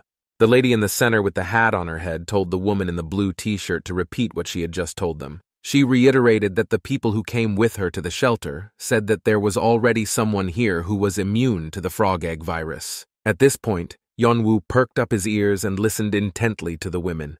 Then they began to discuss the people they had come to the shelter with. The woman in the blue t-shirt continued that the person who told her the rumor was good at catching monsters and loved to help people. At first, she didn't believe it either and thought it was nonsense. But they, the people who came with them, said that they saw a person who was immune to the frog egg virus. Yeon-woo listened to the conversation very carefully. His heart was beating faster and faster as what he was hearing caused him to panic. The women said that the infected boy was fine, even though he had touched the frog egg virus.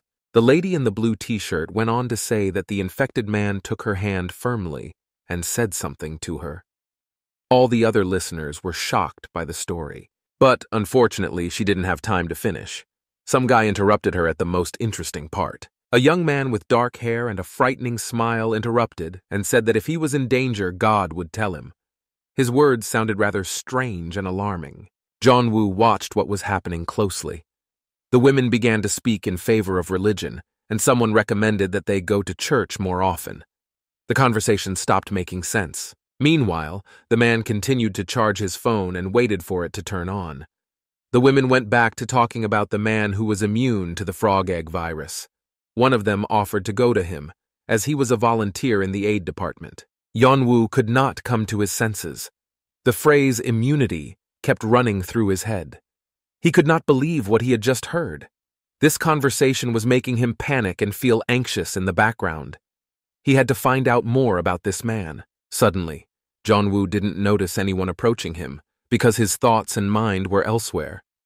It seemed to be the pious man who had recommended that he go to church more often. The teenager was a little scared because of what he heard, because he was flying in his mind. The man called out to him, and Yeon-woo turned toward the sound. It turned out that it was the bus driver who had abandoned the boys' classmates to their fate. If he was here, then Honmi and the other girls who had managed to get on the bus must have been in the shelter. The man turned to Yeon-woo and asked for help. He asked the guy to borrow a charger. He probably wanted to call his daughter Jinyo. The man sounded very friendly, but something in his voice didn't sound right. However, Yeon-woo was in no hurry to give him the charger and asked him again what the man needed. The guy started shaking his head to the side and saying that she was not here. He seemed to be looking for Isuri. Meanwhile, Yeon-woo called his mom. His phone was finally charged. The guy still lent the charger to the bus driver and decided to call everyone at that time so that they would not worry about him. He told his mother that he was still in the shelter. He added that it would take some time before he could get out of Seoul. Yeon-woo said that his parents should return to Chonan if possible, because there was no point in waiting for their son. Moreover, it was dangerous. With that, he said goodbye to his parents. The bus driver overheard his conversation. He asked if he was right to think that Yeon-woo's parents were far away, but the boy did not answer. He silently turned to the man and looked at him with a slightly surprised look that expressed slight dissatisfaction. The bus driver noticed this and said that he overheard him talking and added an apology at the end. It seems that he had manners after all. Yeon-woo was a friendly teenager, so he said it was no big deal. He explained that he was stuck here because of a field trip, and his parents were visiting, so they were worried sick. The man sympathized with the boy and suggested that it must have been difficult for them to get to this place. The bus driver added that Yeon-woo must have been worried about his parents, just as they were worried about their son. The man's voice was completely sad. He looked like he was about to start a sob story about his daughter and how he wanted to play with her. And so it happened. The bus driver said that he also has a daughter, and if he were in the same situation as Yeon-woo's parents, he would have immediately gone to Seoul to save her. It is a pity that he did not want to save other children.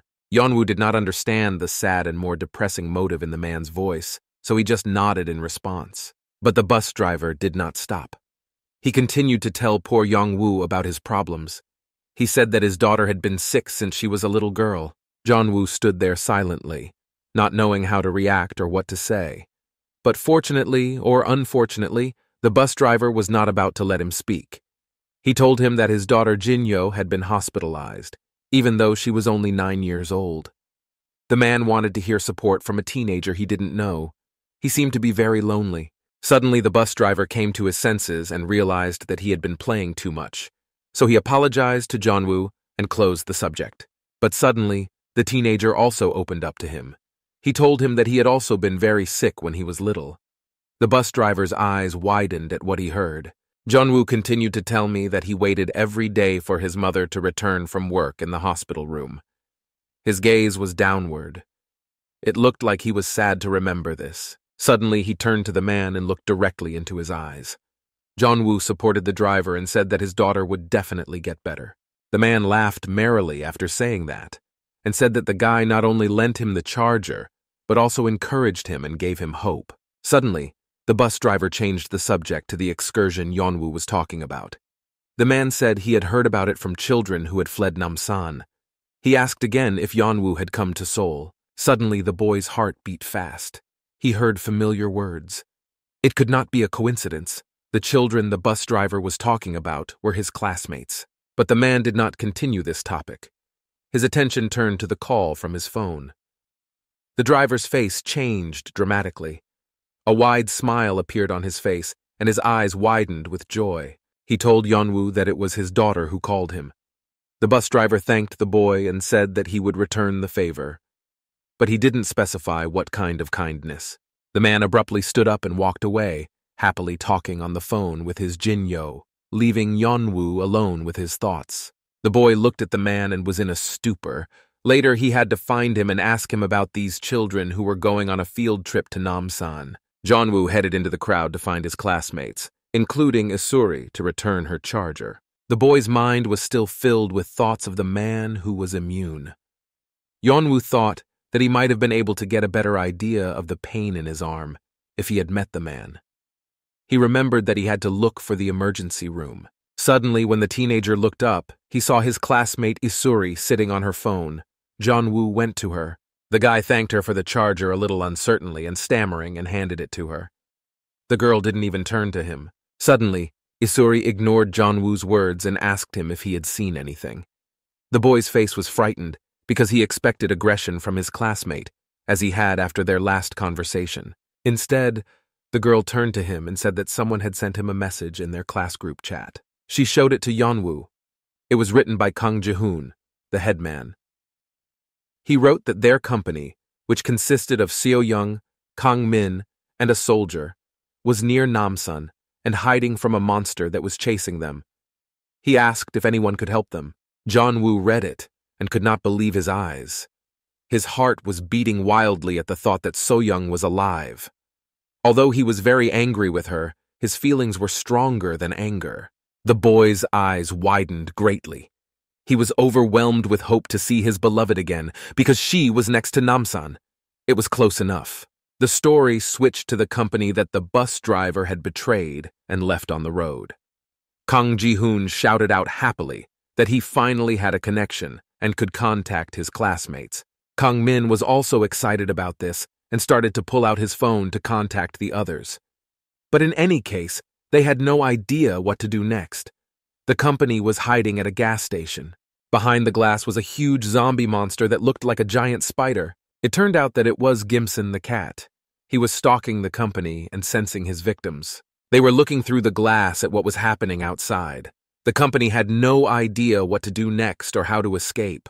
The events shifted back a few hours, when they were running away from the cats that attacked them after the bus driver betrayed the company and drove away.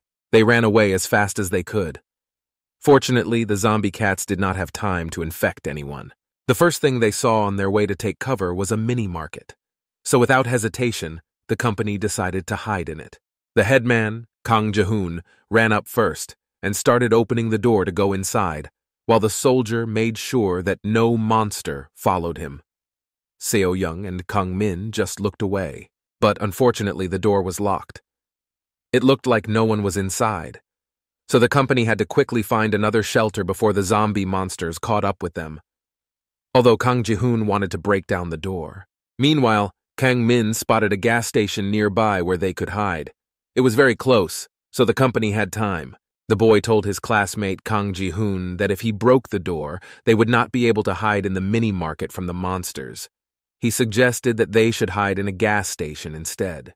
The company had already started to leave, but Kang Ji-hoon offered to break down the door anyway and just take the food. But they talked him out of it. They left and didn't notice that someone was still inside the mini-market. Suddenly, the starosta turned around and noticed something strange that caught his attention. He carefully examined the floor of the convenience store. Something on it seemed rather strange to him. Some food was scattered on the floor. So, someone was inside and most likely covered themselves with chairs to prevent the monsters from getting inside. But Kang Ji-hoon ran after the others and didn't bother to find out what was in that strange mini-market. Kang Min ran first and said that they needed to get to the building as soon as possible. The events moved forward a few hours again, where Kang Min and Kang Ji-hoon were looking out for zombie monsters outside. They saw a cat that looked more like a giant spider. Luckily, the zombie monster didn't notice them and just walked around. The company also recognized the monster as Gimson the cat, who was the favorite of their rescuer, their grandmother. The soldier started telling me terrible things. He said that when they were running away, the man clearly saw that one of the cats that had been set on fire had survived. It seemed to be him. The cat was at the end of the gang, so the fire did not reach him. He looked so powerful and invincible then. It inspired fear in the military. Suddenly, something worse happened. The cat reached the corpses of other cats and stopped. The man felt that something very strange was about to happen. What he saw made his blood run cold. The cat started to release its white tentacles and merged with the corpses of other cats, turning into one big zombie monster. Everyone was scared when they heard this information. After all, when a cat merges with other corpses, it is not so scary, but a human monster could do it, and it would be much more dangerous. The cat seemed to sense that they were talking about him and looked at the gas station door and growled. The military man saw this and said that the zombie monsters were stronger than they had imagined and thought. Suddenly, the zombie cat opened its big, ugly jaw and growled. It seemed to notice the company behind the glass. Luckily, it was over. The cat turned away from the glass door and walked on. Kang Ji-hoon asked what it was and why the zombie monster was looking back like that. Suddenly, the soldier's expression changed dramatically. He began to understand the behavior of the zombie cat. The man came up with the hypothesis that the cat was trying to find them in this way. The zombie monster was indeed constantly looking around, as if searching for victims. He felt that they were somewhere nearby, because he was no longer chasing anyone. The military man said that if the cat followed them to the gas station and stopped, it meant that this zombie monster had a pretty strong sense of smell. Apparently, the zombie had skills from the victim it inhabited. But fortunately, the room was completely saturated with gasoline and various oils that had a pungent odor. So the soldier offered to wait inside until the zombie monster left them alone. Kang Ji-hoon and the soldier sat in the corners. Kang Min looked out the window and kept an eye on the situation. The starosta was obsessively trying to do something on his phone. It turned out that he was calling Hanma. The guy was very worried about what happened to her after that vile bus driver hit her in the face. But instead of the familiar voice of his classmate, Kang Ji-hoon heard an answering machine saying that the phone number he was calling was temporarily out of service. Kang Ji-hoon was unable to contain his emotions and swore out loud. The boy told his friend Kang Min that she did not pick up the phone. His classmate asked him who he was talking about. Kang Ji-hoon was very upset and scared. He had no choice but to write to the class chat to ask if someone could contact Hong-mi or call Hannah and Min-ju, as they were also on the bus. Suddenly, the guy could not stand it and screamed loudly in a mat, holding his head with his hands. His shouting attracted Kang Min's attention. Even a friend would not have expected such behavior from the elder Kang Ji-hoon. He swore that he would kill the damn bus driver if he caught him. The guy wanted revenge for Hon-mi. It seems that he really cared about the girl. Kang Ming looked at his friend who was shouting at the top of his voice how angry he was and thought of something to say to support him. The boy recalled that Kang Ji-hoon himself had told him that even if the bus left, everything would still be fine. He ironically added that he was angry now, and it turns out that he didn't believe his own words. Kang Min had a smile on his face. But Kang Ji-hoon looked down at his friend and said in an angry voice that he was angry for the wrong reason. His gaze was very confident, but Kang Min didn't believe him and laughed right in his face. He said that when the bus left, Kang Ji-hoon's mind was blown. It seems that his friend was hinting that someone was very much in love. Suddenly, Headmaster Kang Ji-hoon stood up abruptly and walked toward the door, shouting angrily from behind him for his friend Kang Min to leave him alone. But his classmate ignored his fake anger and added that Kang Ji-hoon's behavior only proved Kang Min's truthfulness. The headman opened the door and left the room where they were all sitting. Kang Min asked him where he was going. Did he really want to escape the conversation so badly?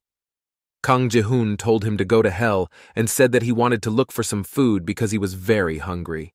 The guy walked into the other room slowly, looking around. The chairs were upside down and the table was a mess. Kang Ji-hoon reached out to open one of the top drawers. He hoped that there would be some food in there, but instead, he just swore loudly that there was no food in it again. It seemed that this was not the first drawer. Had the people who worked here left no crumbs behind? Kang Ji-hoon thought for a second. A situation was running through his mind. He couldn't control his emotions and keep from thinking about it. The guy remembered the moment when a lousy, disgusting bus driver beat his beautiful and innocent Yeon-mi. How she screamed and cried in pain. That raghead was hitting the teenager with all his might. Kang Ji-hoon's eyes were filled with anger. He couldn't contain his emotions. He wanted revenge right here and now. He had to get to the vault to find that bastard and pay him back. The guy remembered his girlfriend's crying face and busted lip again, and with the anger that had been building up inside him all this time, he slammed the closet door. Suddenly, he heard the voice of a soldier from behind him, so he turned to the sound. The man was telling Kang Ji-hoon to break down all the doors. He was obviously saying it with irony. After that, he added instructively that if the guy was angry, he should go to the corner and get angry there. The soldier continued and asked if Kang Ji-hoon had forgotten about the monster that was looking for them outside. Surprisingly, the starosta didn't say anything, although he could have and wanted to start a fight. Perhaps then he would have released all his aggression, but the boy remained silent. Kang Ji-hoon simply turned around and wanted to leave the room, as he realized that the soldier was not going to leave. Suddenly, he was stopped by a man's question. He asked if all this behavior and aggression was because of that girl. Although the soldier did not mention her name, they both understood who he was talking about. Kang Ji-hoon turned sharply to the man and looked at him with an angry look in his eyes. The soldier was invading his privacy, even though Kang Ji-hoon didn't look like a person who liked to share anything personal. But the man wasn't afraid of him, so he asked if they had been close before, including in middle school. He remembered Yeon-mi telling him this. Kang Ji-hoon guessed that such precise facts could not be a hypothesis through observation. So he asked the soldier if it was Yeon-mi who told him that they had been close. But the man was silent. He stood with his back to the boy and said nothing. So Kang Ji-hoon wanted to justify himself somehow and said that everyone was close to her, hinting that she was just that kind of person and had good communication with everyone. The guy continued to justify himself, but was unable to finish. The soldier interrupted him because he did not want to listen to this deception. He asked directly if the two of them had met before. This question caused Kang Ji-hoon's face to change dramatically, and without his answer, it was clear that the soldier had hit the nail on the head with his question. The man casually opened the door of a cabinet and wanted to take something out, making a rather long pause in their conversation, making it clear that Kang Ji-hoon would have to answer his questions. But the guy was silent, so the soldier bluffed and said that Yeon-mi had told him when they were making Molotov cocktails together. The man suddenly imagined these memories. He just asked if they were close. The girl was very nervous and answered yes, but then added that she had dated Kang Ji-hoon until middle school. The guy turned pale from this information, and drops of sweat ran down his face. It was obvious that he was embarrassed that the military man knew about it. Kang Ji-hoon replied that it didn't mean anything and it wasn't his business anyway. The guy was acting quite stupid, but that was because he had nothing to say. He was cornered. But the soldier's response surprised him. He said that he only wanted to help him. At this phrase, Kang Ji-hoon's pupils dilated and his eyebrows rose to his forehead. The man turned to look at his friend and added that he would help him find his so-called girlfriend or girlfriend. Meanwhile, Soyon sat in the room and watched through the glass what was happening outside. Suddenly, someone handed her a hot drink in a paper cup from a vending machine. He offered Soyon a drink. That someone was Kang Min. He scared the girl a little. She still couldn't get used to what had been happening to her all these days. The guy said that there was instant coffee. This gesture of kindness made the girl happy. She hadn't eaten for a long time, and a hot drink was perfect at that moment. A smile appeared on her face. Kang Min wanted to talk to his classmate. He asked her what she saw through the glass and then added whether she was afraid of the cats. The question was quite strange, but Seo-young realized that the boy was just looking for an excuse to talk. But the girl's mood was quite pessimistic. She was looking down. Her gaze was very sad, as if something had been weighing her down all this time. Some obsessive thought. She started talking about something she wanted to do. It was clear from her voice that Soyon was up to no good. She said that she was a burden to her friends, especially since she was wounded. But the guy didn't let her finish and interrupted her. He said it was enough that they were already together. Kang Min asked if her thought was because of Kang Ji-hoon. He told Seo-young not to listen to the headman. The girl was silent. It was obvious that her classmates' words did not encourage her much, and she kept thinking about her stupid idea. Kang Ming noticed this mood and had to quickly think of something else to cheer up. He said that any time she was in a fight, she had a hammer with her. But Seo-young didn't understand what Kang Min was talking about, so he smiled and reminded her of the hammer he had given her on the bus. This brought a smile to the girl's face. It seems that Kang Min managed to cheer the girl up and improve her mood. The girl abruptly opened her purse and quickly started looking for something in it. And then she took out a small red hammer and showed it to Kang Min. Seo-young's expression became kinder and gentler. He was like that in school. She laughed and said that fighting with that hammer was like committing suicide. Kang Min was also amused by this phrase and said that Seo-young was holding it wrong. Meanwhile, Kang Ji-hoon came up to them and silently watched what was happening. He interrupted the fun of his classmates and said that he thought Kang Min was watching over their safety from the outside, but it turned out that he was talking nonsense.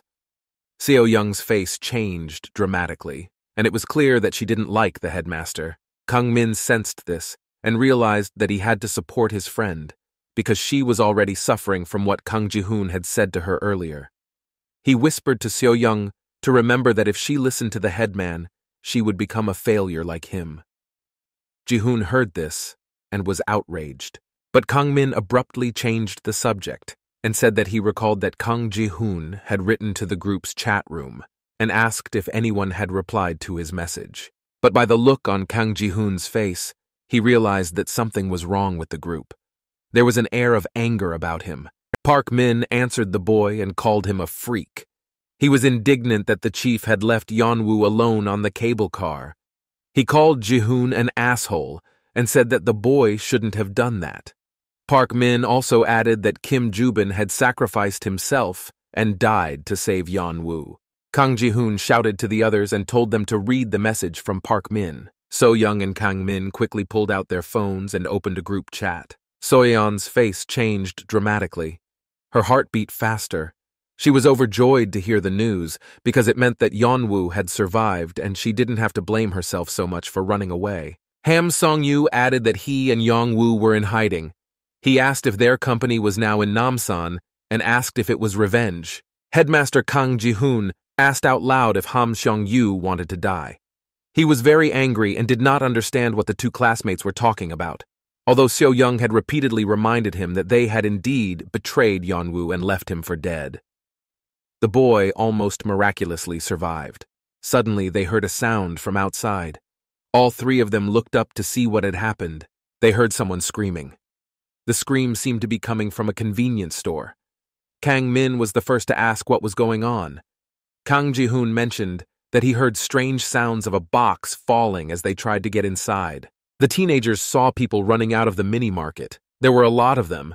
They were running and screaming as if someone was inside. Maybe it was a zombie monster. Soyon was very scared because she didn't want to run away from anyone again, and these people could run to them and bring a monster with them. Suddenly, a large zombie monster ran out of the convenience store, breaking the glass. It seems that one of those people was infected and became a monster. The teenagers saw people running straight to their gas station. Kang Ji-hoon was unhappy that the crowd was running straight to them. A guy was the first to arrive at the gas station door. He began to break down the door and apologize. So they hadn't opened the company's door on purpose, and now they wanted to take shelter of them themselves. The man was screaming like crazy and apologizing. He swore that they were going to open the door for them, but the company had already left. He begged them to let the teenagers open the door for them, but their classmates were not going to open the door to them right away. Kang Ji-hoon told them not to, because the monsters were coming from the mini-market, so some of them could be infected. On the other hand, if a zombie monster caught them now, the teenagers would have several times more enemies. The man who was running last realized they weren't going to open the door, so he took a chair that was standing at the entrance. He shouted that the teenagers had decided they were the owners of the store. He did not like the behavior of the company, because he had behaved like this a few hours earlier towards these teenagers. The man swung a blue chair and was about to break down the door.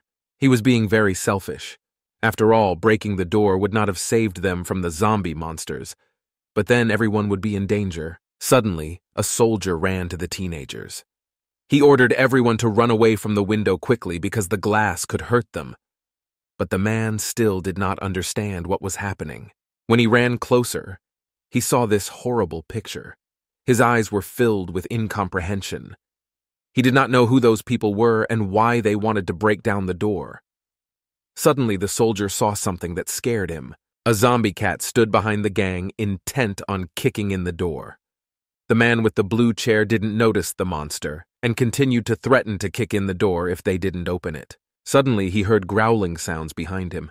This made him abandon the idea of breaking the glass. The robber turned to see who was growling. He already knew in his head that he was in danger. Like this, the zombie monster opened its huge mouth. It was about to attack the man and their entire company.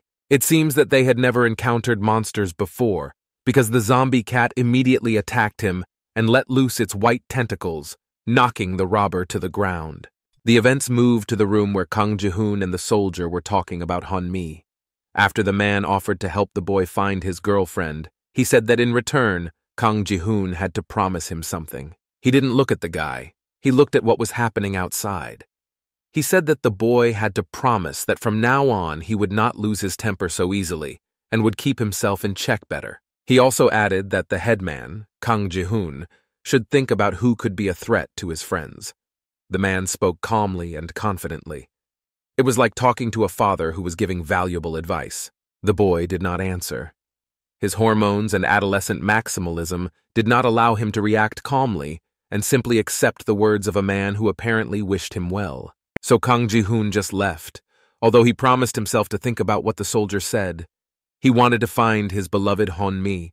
He still had strong feelings for her. The man realized that the boy had left. He felt different emotions now, but sadness prevailed the most.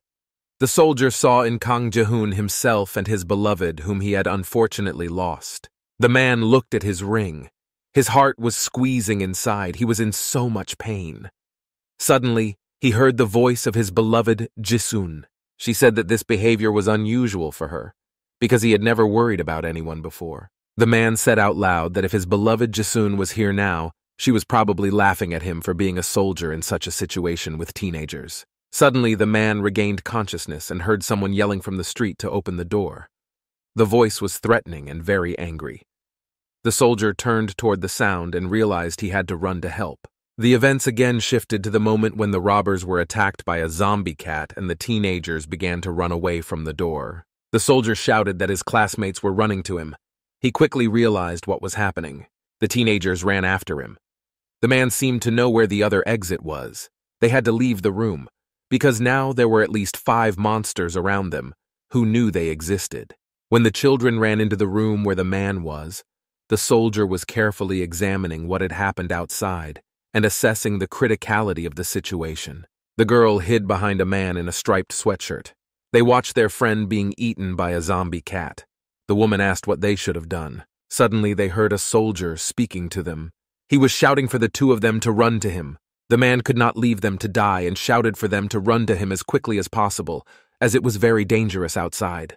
But the couple stood in a stupor and did not move. The soldier was waiting for them and kept calling them over. Suddenly, Kang Ji-hoon stopped the man and said that if he let the 2 in, they would all be in danger. But the soldier told him that they would have been dead too, if not for that old lady from the restaurant. He shouted at the guy that they shouldn't have helped these people then. Goodness must be repaid. Kang Ji-hoon looked at him with a serious look. His face showed an understanding of how selfish he had been. But the couple continued to stand there. The woman put her hand over her mouth in amazement. She could not believe what was happening, but the man seemed to be slowly moving toward the entrance. He had to save himself. Finally, he yelled to his friend Miju to run after him. Then the pair began to run, but a zombie cat noticed this. He didn't want to kill his victims. Suddenly, the monster opened its mouth again and screamed at the steam. It released its tentacles on the fugitives. The woman covered her face with her hands to avoid seeing what was happening. They were not as fast as teenagers. Kang Ji-hoon noticed a fan on his wall. Without hesitation, the guy grabbed it and threw it at the zombie monster. Thus, he saved the couple from certain death. The soldier was shocked by this act of his new friend. Kang Ji-hoon was silently shaking his head. The guy was really a good shot, because he hit the target and saved the couple. He noticed that the man was staring at him, so he asked what the problem was. And then he said that the soldier himself said that they were supposed to help these people. But they didn't have time to finish the conversation because the couple had already run into the room, lying on the floor. The soldier peered through the crack in the door to see what had happened to the zombie monster. Perhaps it had died, and then they could all stay in the room. The man saw that the fan was stuck in the cat. It was not spinning because its paws were stuck in the frog egg virus and mucous membranes. The cat showed no signs of life. Suddenly, the zombie monster raised its head and perked its ears. The cat growled as if to let them know that they would not get rid of him so easily. Then, the soldier slammed the door shut and held it tight. He realized that the zombie monster knew about them and would soon get there. They had to quickly come up with an escape plan. For now, the soldier simply locked the door. The whole company looked at the newcomers in shock. The man, meanwhile, was laughing loudly and collecting his thoughts, replaying what had just happened. Suddenly, he started crying and thanked his rescuers a lot. He was ashamed of them for not helping them when the company wanted to get into the mini-market. But suddenly, the man's tearful speech was interrupted. Everyone turned to the door because they heard some sounds from the other side. Someone tried to open the handle. It seems that the zombie monster got to them faster than they could have imagined. The soldier reacted quickly, so he propped the door up with himself, holding it securely. The man loudly commanded them all to bring something heavy to him quickly. Then the soldier would be able to block the door. After all, if he let them go, the zombie monster would most likely get inside. But the teenagers were a little stuck, because they could not get over the previous incident. Then the soldier once again told them to think faster. Still, the man was very professional, and this helped him to react quickly in such extreme situations. Thanks to him, the company was still alive. The teenagers quickly came to their senses and ran to find something heavy to prop up the door with. Kang Ji-hoon immediately grabbed the refrigerator and shouted to Kang Min to help him. But he said that he had his hands full because he had grabbed the water boiler. These were probably the heaviest objects in the room. Everyone wanted to escape so badly and not let the soldier down. A few minutes later, there was already a pile of heavy objects under the door, and loud gasps were heard. Everyone present did a good job. They propped up the door with a refrigerator, a heater, a water boiler, a freezer, and many other items. The monster could definitely not come in now. For a few seconds, everyone stood silently and looked at the door to see and hear if the monster could enter. Suddenly, instead of a zombie monster, they heard a woman crying. She covered her face with her hands. A man named Seongchul Oppa immediately approached her. He tried to calm his friend Misha down. He hugged her and said that he would protect her no matter what. But the girl still cried a lot. She could not bear the loss of her friend. It seems they were quite close. Like here, the soldier asked if they were okay. It was impossible not to notice the girl's despair. The man expressed his condolences and said he was very sorry for what had happened to their friend. Seongchul just nodded. He was also grieving, but he kept all his emotions inside. Here, the soldier asked whether the couple was also going to the shelter and with this phrase seemed to invite them with him. But, surprisingly, the couple knew about the shelter, and the man said that they were also going there, but wanted to rest a bit before reaching the shelter. He also added that all the local people were in that shelter. Suddenly, Kang Min spoke up. He said that the distance from the gas station to Seoul station was less than 1 kilometer. It was close enough, so most likely everyone had evacuated long ago. At the same time, the guy was looking for something on the table. Kang Ji-hoon noticed this and asked what his friend was doing. Kang Min replied that he was looking for something useful and continued to look for something. The headman asked another question, whether it was really that important in this situation. Kang Min didn't even turn to his friend and just did his own thing. He thought that Kang Ji-hoon just wanted to hit on someone. Suddenly, Kang Min made a triumphant sound. It seems that the guy had found something after all. He opened a drawer in his desk, which contained various office supplies: scissors, glue, a stapler, tape, and a book. Kang Min shouted happily that he had found something. His voice sounded triumphant, as if he had won the lottery. This time it had to be something better than a small hammer. Suddenly the guy picked up the key and jingled it merrily. Kang Min shouted for everyone to look at him and showed him what he had found. The boy seemed to think it was a car key. Kang Ji-hoon picked up on his friend's joy and gave him a thumbs up and told him he was doing well. Kang Min said they were now able to get to the shelter more or less safely. He asked if it wasn't wonderful. After all, no one was as happy as he was. Suddenly, he heard something strange, a sound, so he looked down to see what it was. Suddenly, all his joy disappeared as frog eggs began to crawl out from below, spreading the virus. They were right next to Kang Min's leg. Suddenly, everyone jumped up quickly and screamed. Kang Min jumped away from them because it seemed that the eggs could sense the boy's presence, so the virus released its white tentacles at Kang Min. A zombie monster began to crawl out from under the rubble. It simply turned into a liquid and somehow got through all the objects and into the room. The first to react, as always, was a military man. The man shouted for everyone to disperse, took a chair and swung it to break the window and escape from the room and the monster. Everyone started to climb out through the hole one by one. Kang Min and So-young went first, followed by the soldier, and the last were a couple of newcomers. Meanwhile, the monster was getting deeper and deeper, leaving its slime all over everything. Kang Ji-hoon was the first to get down to the ground. The height was not high, but it could have been an obstacle for So-young because of her leg. But everyone managed to jump out of the window. The first guys ran the fastest to find the car and open it. Kang Min reacted quickly and looked at the keys he was carrying. He looked closely and shouted happily that it was a Honda, because this sign was painted on the keys. This would have helped them greatly in their search and narrowed down the range of options. But unfortunately, all the cars in the parking lot were Honda. The soldier said so and added that they should keep running, because at this rate, they would not find the car they needed. Suddenly, as the soldier was running, he noticed something that made him stop for a second. He turned his attention to a large Honda car. The man thought it was this car, so he ran to it and asked Kang Min for the keys. It turned out that the keys did fit the car. The man got behind the wheel, although he did not say he knew how to drive, and started the car. The soldier shouted to the others to run to the car and get in. With it, they could get to the shelter quickly and relatively safely. 3 people were left, So-yeon and the newcomers Mi-ju and Seong-chul Oppa. Suddenly he noticed something.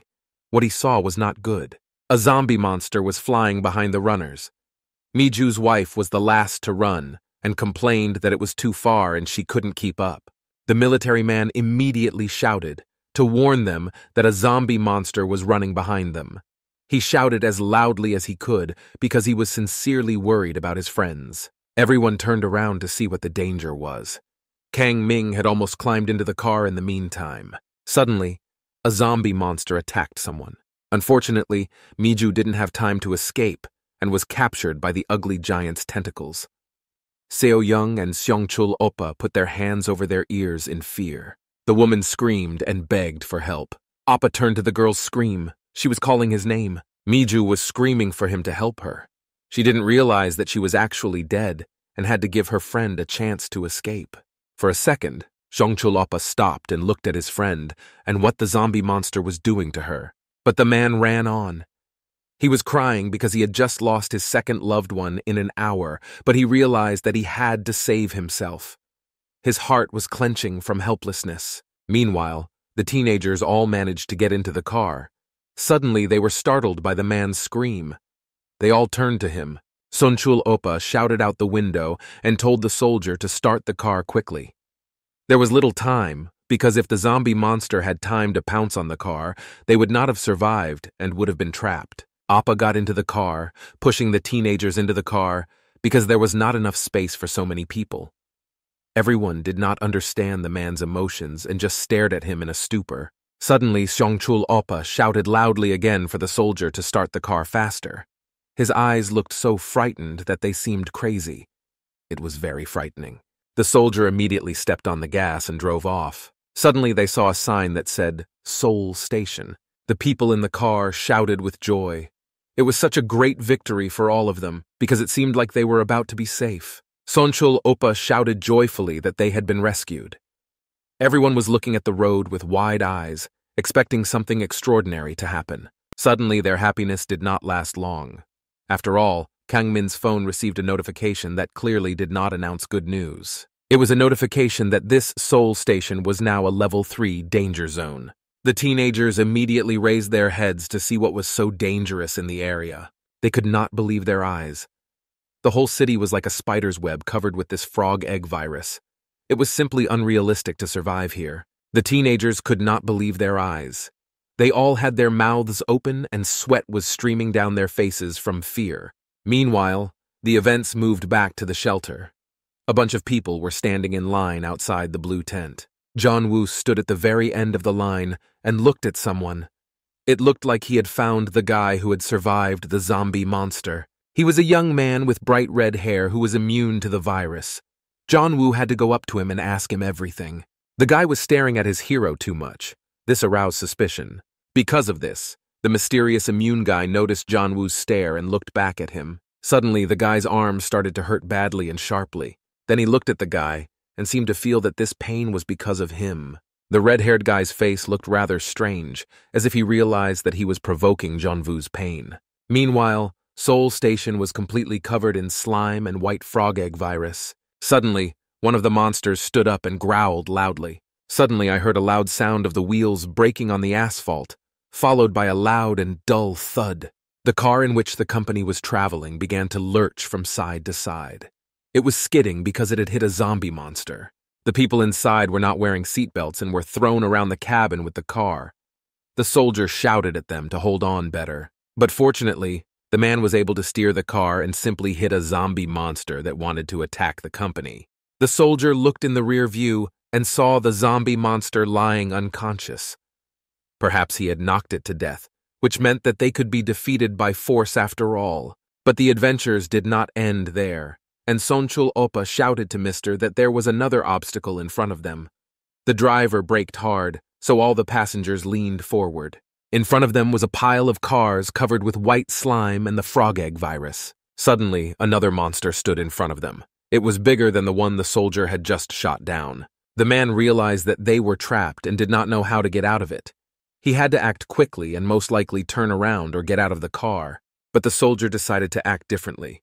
He stepped on the gas and turned the car around. All the passengers in the car were hit in the side.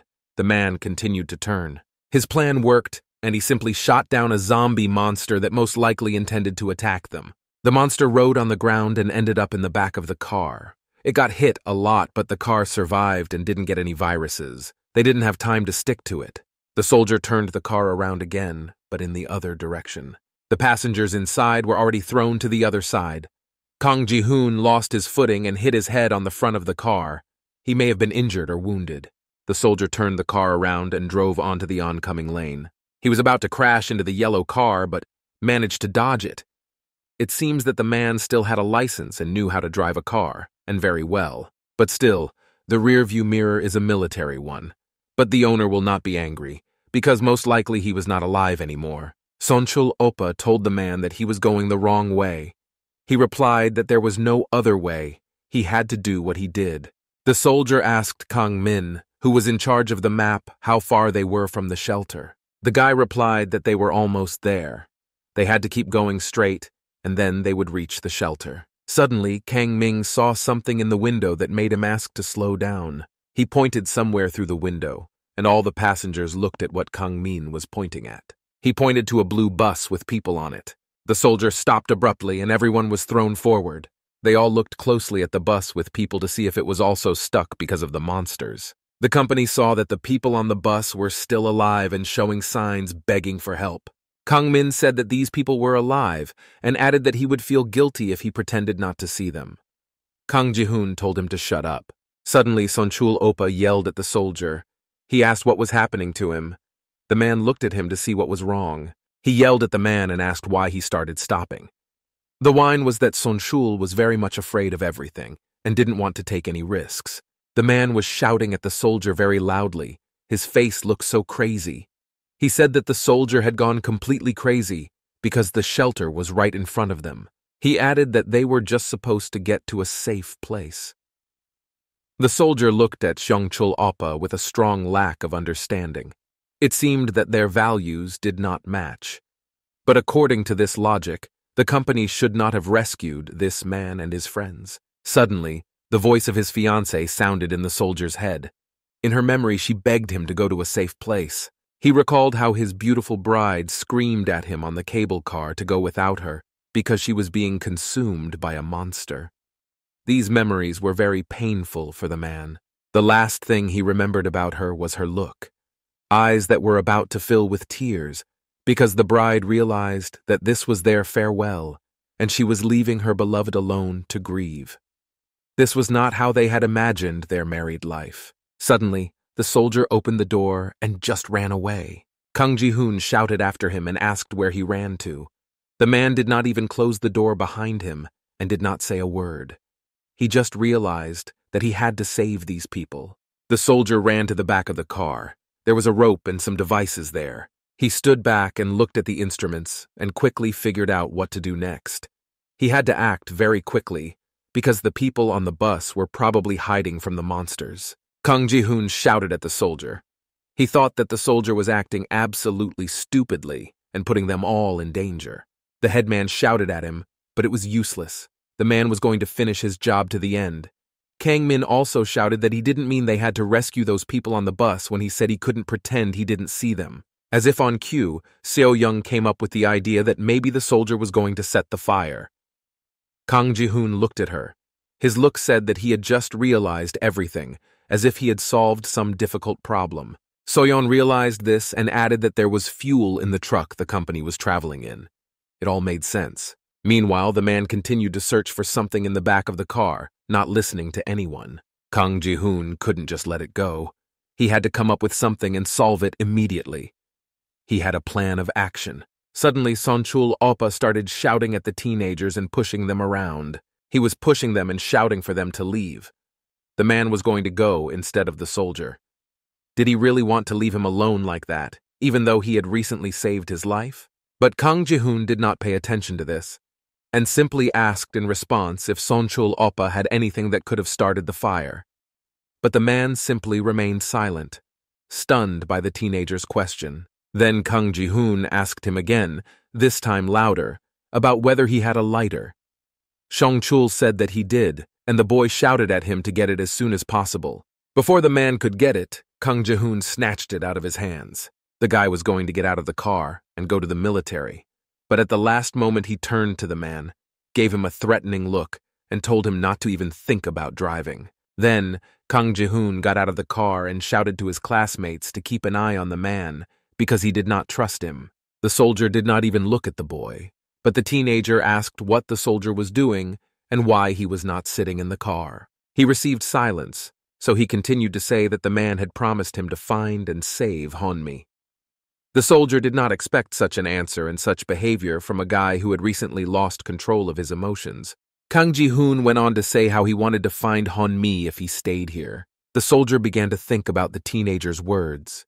The elder continued that the man probably thought they were some kind of heroes, but in reality they were not. First of all, they had to take care of themselves. Unfortunately, they could not save everyone. But the soldier's response surprised him greatly and made him go into a stupor. The man apologized to him. He raised his head, looked Kang Ji-hoon in the eye, and said that he did not expect them to understand him. With his words, he seemed to make it clear that the company could go on without him. The soldier just walked away from the guy. He took the hose and ran to the bus with people. He shouted to them that he would help people get out of the bus and save them all. People looked at him as a savior. He was their last hope. The man shouted that he would pave the way with fire and people just had to wait a little bit. One of the women on that bus looked at him rather surprised. Suddenly, she screamed loudly, closed her eyes, and put her hands over her ears. Was it the soldier's words that affected her so much? Suddenly, the woman told the soldier to turn around because there was someone behind him. The man was already scared, with drops of sweat running down his face. But he still turned around, and what he saw made his eyes pop out of his head. The soldier expected a lot, but definitely not this. On top of him was a big pile of zombie monsters that had already spotted him. To deal with them, it was necessary to burn the entire bridge, and possibly more. One of the zombie monsters growled, making itself known. One sharp movement and he would be down, and there was nowhere to run. Meanwhile, the teenagers Seoyoung and Kang Min, who remained in the car, tried their best to stop Seong-chul-op from driving. They shouted at him, but the man was not going to stop. He was acting very selfishly. So-young decided to see how Kang Ji-hoon and the soldier were doing, but this picture did not make her happy. She loosened her grip a little. The girl shouted to Kang Min to look at the monsters that were already attacking the soldier. He had nothing to defend himself with, because Kang Ji-hoon had the lighter. The teenagers were distracted and didn't hold Seong-chul-opa as tightly. Soyon said they were supposed to help a soldier. The man saw what was happening and panicked. His heart was racing and he did not want to risk his life for anyone. So he took advantage of the moment when the teenagers let go of him and simply kicked his two friends out. He did it with all his strength, absolutely ruthlessly, and shouted at them to get out. Meanwhile, the zombie monster was about to attack the soldier. The man stared at him in a stupor. Because there was nowhere to run, he could only fight and quickly come up with a plan of escape. Suddenly, some yellow liquid poured onto the zombie monster, preventing it from attacking first. It turned out that the man was pouring gasoline on the nasty giant to save himself. The man acted quickly and decisively, and did not seem to panic at all. It was clear that the soldier felt like a fish in water. He was looking at the monster which he had poured gasoline all over and stalled a bit. Suddenly, the man realized something important. The soldier realized that he hadn't brought a lighter, and now the zombie monster would just attack him, and then the man would be finished. He let himself, his company, and the people on the bus who were waiting for him to be rescued. Because of his haste and rash actions, the soldier gave the monster the opportunity to pounce on him. It opened its huge maw and lunged at the man. But the soldier's reaction was excellent. So he quickly jumped away from the zombie monster, and it did not have time to attack or hurt him. The man immediately started running away. Meanwhile, the zombie monster fell to the ground, so the soldier had a little time to quickly find a lighter and finish the job. But unfortunately, the monster recovered quickly enough and was about to strike back. The giant threw its nasty tentacle at the soldier and screamed. Meanwhile, the man was running away, shouting back at him to turn around. The people on the bus were closely watching the fight and trying to help their rescuer in some way. It turned out that Kang Ji-hoon was running to the man. He shouted at him because he wanted to give him the lighter. The boy raised it above his head and shouted for the soldier to run to him, because the teenager could not keep up with him. The man noticed this and was happy. Half the job was done. All that was left was to set the monster on fire and save the people from the bus. Kang Ji-hoon swung to throw the lighter, because time was running out. The guy was sharp, so he didn't worry about her. But the guy changed his mind about quitting. He said loudly that he would finish the military's work. His eyes became stern again and he gained courage. Meanwhile, the man was about to be overtaken by a monster. It was literally a meter away. Time was running out. Kang Ji-hoon decided to run towards the soldier. He was shouting at him that he was coming to him, and it looked like he was going to set fire to a giant zombie monster. The man shouted at the boy to see if he still remembered how to throw a Molotov cocktail. He wanted to remind Kang Ji-hoon that the fire had to break first, but the guy told him to just run away as fast as he could. After all, Kang Ji-hoon had just been the one to take care of them last time. The guy swung hard and threw the lighter on the floor. It immediately broke and started burning. Like here, there was a pretty big explosion. The lighter exploded and created a fire that ignited the zombie monsters. But the guy and the soldier were simply thrown back and fell to the ground, hit by the shockwave. They lay on the floor and watched as everything caught fire. Kang Ji-hoon did it all. He saved the soldier.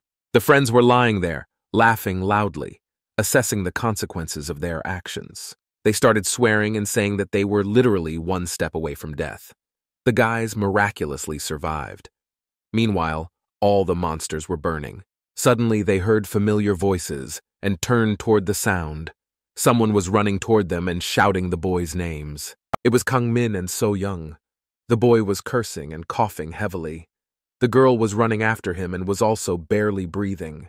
The company saw their car with gasoline drive away, and Sonchul Oppa was inside. The man looked in the rearview mirror and saw the confused faces of his rescuers. The bastard justified himself out loud and said that he had no other choice. He still felt guilty, but said he didn't want to die. This was the second time the company had saved someone who betrayed them later. If it wasn't for them, Seongchul Oppa would have died at the gas station. Kang Ji-hoon and the soldier just watched their car drive away and did not understand anything. Suddenly, they noticed that the handle from which the soldier was pouring fuel was coming out of the pen. It had caught fire from the fire that Kang Ji-hoon had started. The pen lit up more and more. Suddenly, the man began to realize what was about to happen. The car in which Sonchul Oppa was fleeing was about to catch fire because the cable was burning further. And since there was gasoline inside, the fire spread quickly. Suddenly, there was a very strong explosion.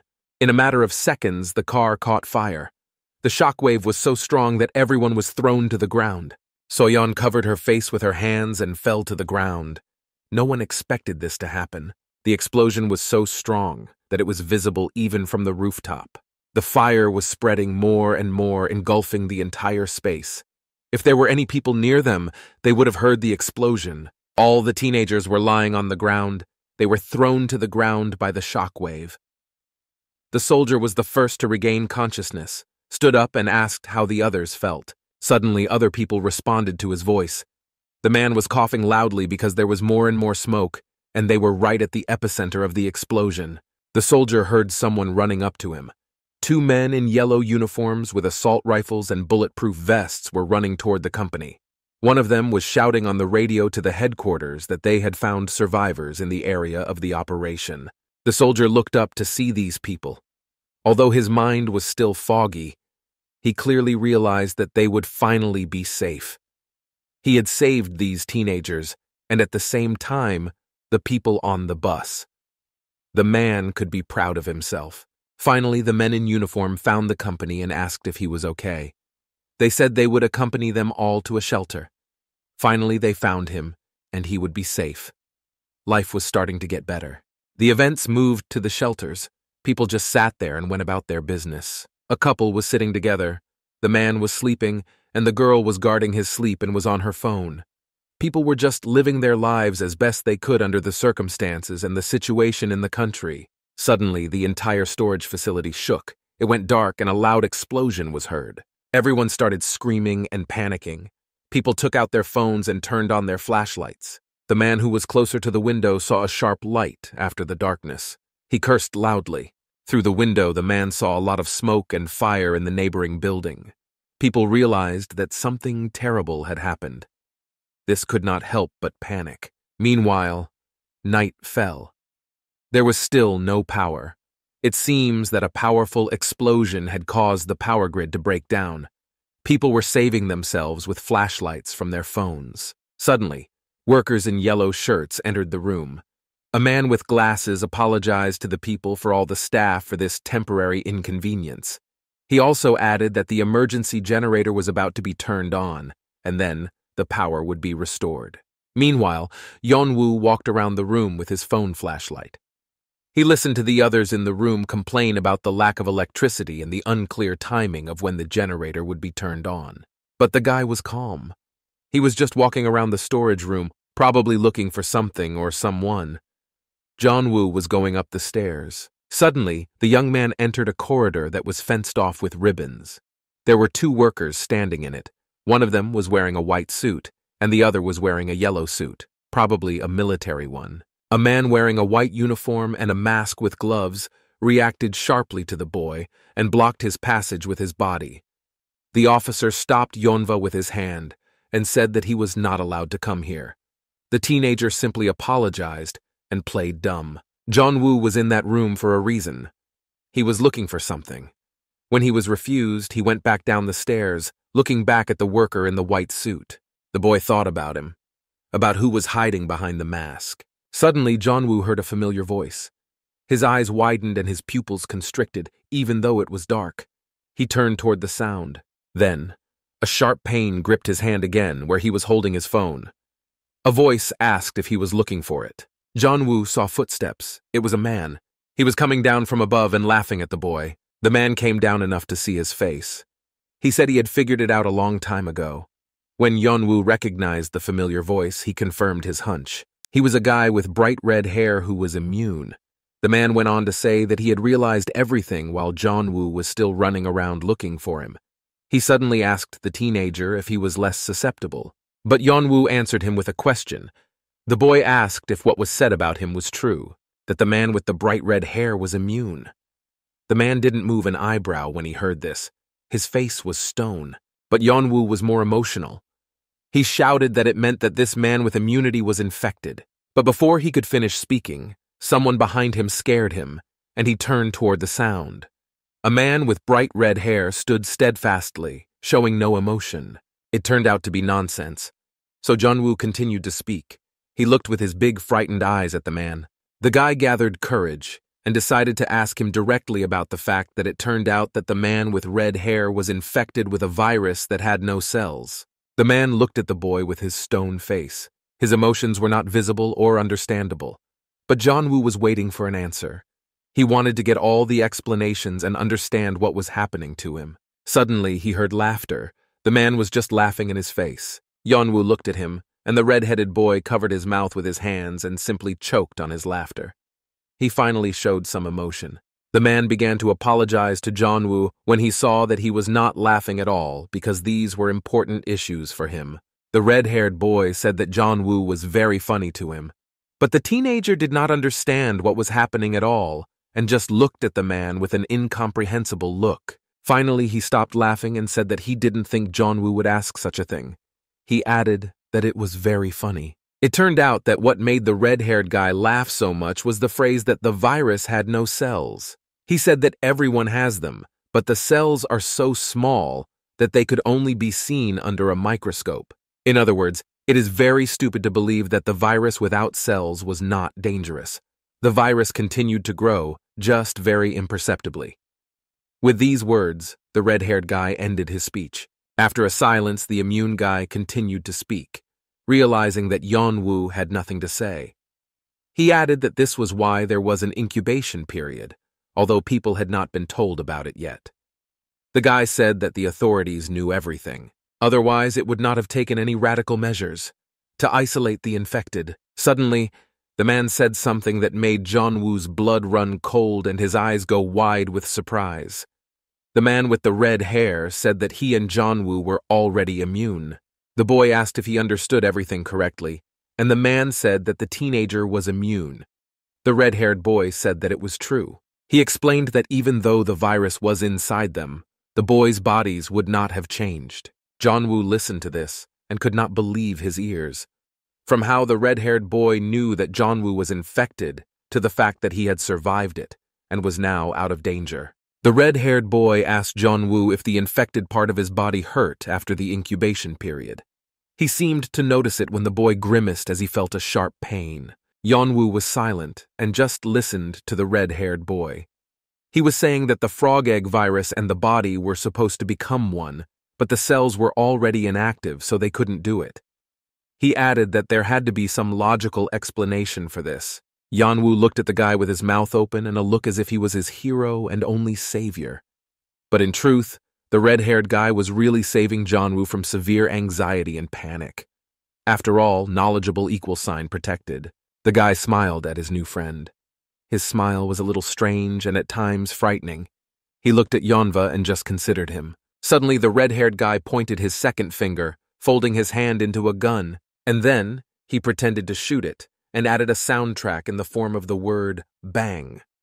Yeon-woo was frightened by this development. The guy yelled at his friend and asked him what he was doing.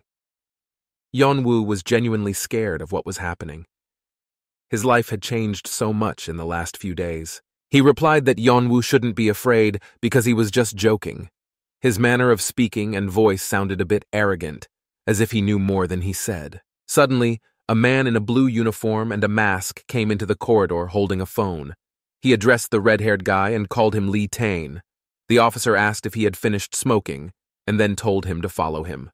The red-haired guy waved at the man in the blue suit and told Yeon-woo that he had to go. When Lee Tian walked by Yeon-woo, he leaned very close to the boy, at which point it even looked quite intimate, and asked if Yeon-woo wanted to know something else. Tane replied that if Yeon-woo met the monster again, he should not immediately run away, and then he would learn a lot. After these words, the red-haired boy laughed and walked on, leaving the frightened Yeonwa alone with his thoughts swirling inside him. The teenager turned back to look at Lee Tian. This guy was somehow touching him, even fascinating. Lee Tane went downstairs and apologized to the uniformed officer for keeping him waiting for so long. He replied that everything was fine. Then Yeon-woo went downstairs to the gym where all the people were. It was dark. The two men were looking out the window and shining flashlights. They were talking about Seoul Station. It turned out to be Park Min and Ham Sung-yu. Yeon-woo approached them and asked what they were doing. Ham Sung-yu seemed to be happy even with his classmate, and he immediately showed Yeon-woo what he had captured on his phone. The video showed a burning building. The guy commented that at first he just filmed the burning Seoul Station. And then he asked Yeon-woo if he could hear him screaming in the video. It turned out that the boys were talking about the monsters screaming in the video because they were burning alive. Park Min commented that he wanted to burn them all, to which Ham Sung-yu said that he could have done it when the monsters all came here. Their classmate Isuri was just passing behind them. She called the boys stupid because there was no one who was not afraid of death. Everyone was afraid of it. But no one heard her. Meanwhile, a crowd of people stood in front of the window with flashlights on, or it was a flash from shooting in the dark, and watched what was happening outside. Then Yeon-woo and Isuri missed each other. The boy saw the girl, but she didn't look at him. But suddenly the girl asked her classmate if he had read the messages in the group chat. Yeon-woo picked up his phone and opened the group, because he hadn't read any messages. It looked like there was something interesting there. The report said that Park Min asked Kang Ji-hoon why he had left Hong-mi. The boyfriend added a question about how he must have left the girl when he ran away. Park Min intentionally spread this rumor. Park Min overheard Yeon-woo and Isuri talking, and commented that those who betray their friends are not worth a penny. The guy said this with a smile on his face, as if he was supporting Yeon-woo, even though they both knew and remembered that Park Min had betrayed his classmate with Sojo. He probably hoped that Yeon-woo had forgotten about it, but their conversation was interrupted. Suddenly, two men looking out the window shouted that everyone should immediately look at what was happening outside. Outside the window, the rescuers were taking someone out of the ambulance on a stretcher. Events began to develop quickly. Several workers in white and yellow suits were carrying a man. They shouted for everyone to disperse. An employee who had been in the shelter the whole time asked if he was seriously ill. He seemed surprised that he was brought to the shelter. The man in the white uniform replied that there was no place to put him in the isolation room. Classmates stood behind everyone and watched as new people entered. Ham Sung-yu asked who they were and rejected the hypothesis that they were survivors of the explosion. Someone said they were lucky. Then, in the crowd of people, they began to notice familiar faces. Ham Sung-yu was the first to notice and react. He screamed because he could not believe his eyes. Kang Ji-hoon, Kang Min, and Soyon entered the room. They were all covered with bandages, probably because of burns from the explosion. Soyon then told Kang Min that even the hammer was useless. They still managed to get to the shelter. The two classmates smiled at each other. Everyone was happy that the nightmare was finally over. Yeon-woo saw his beloved Soyon.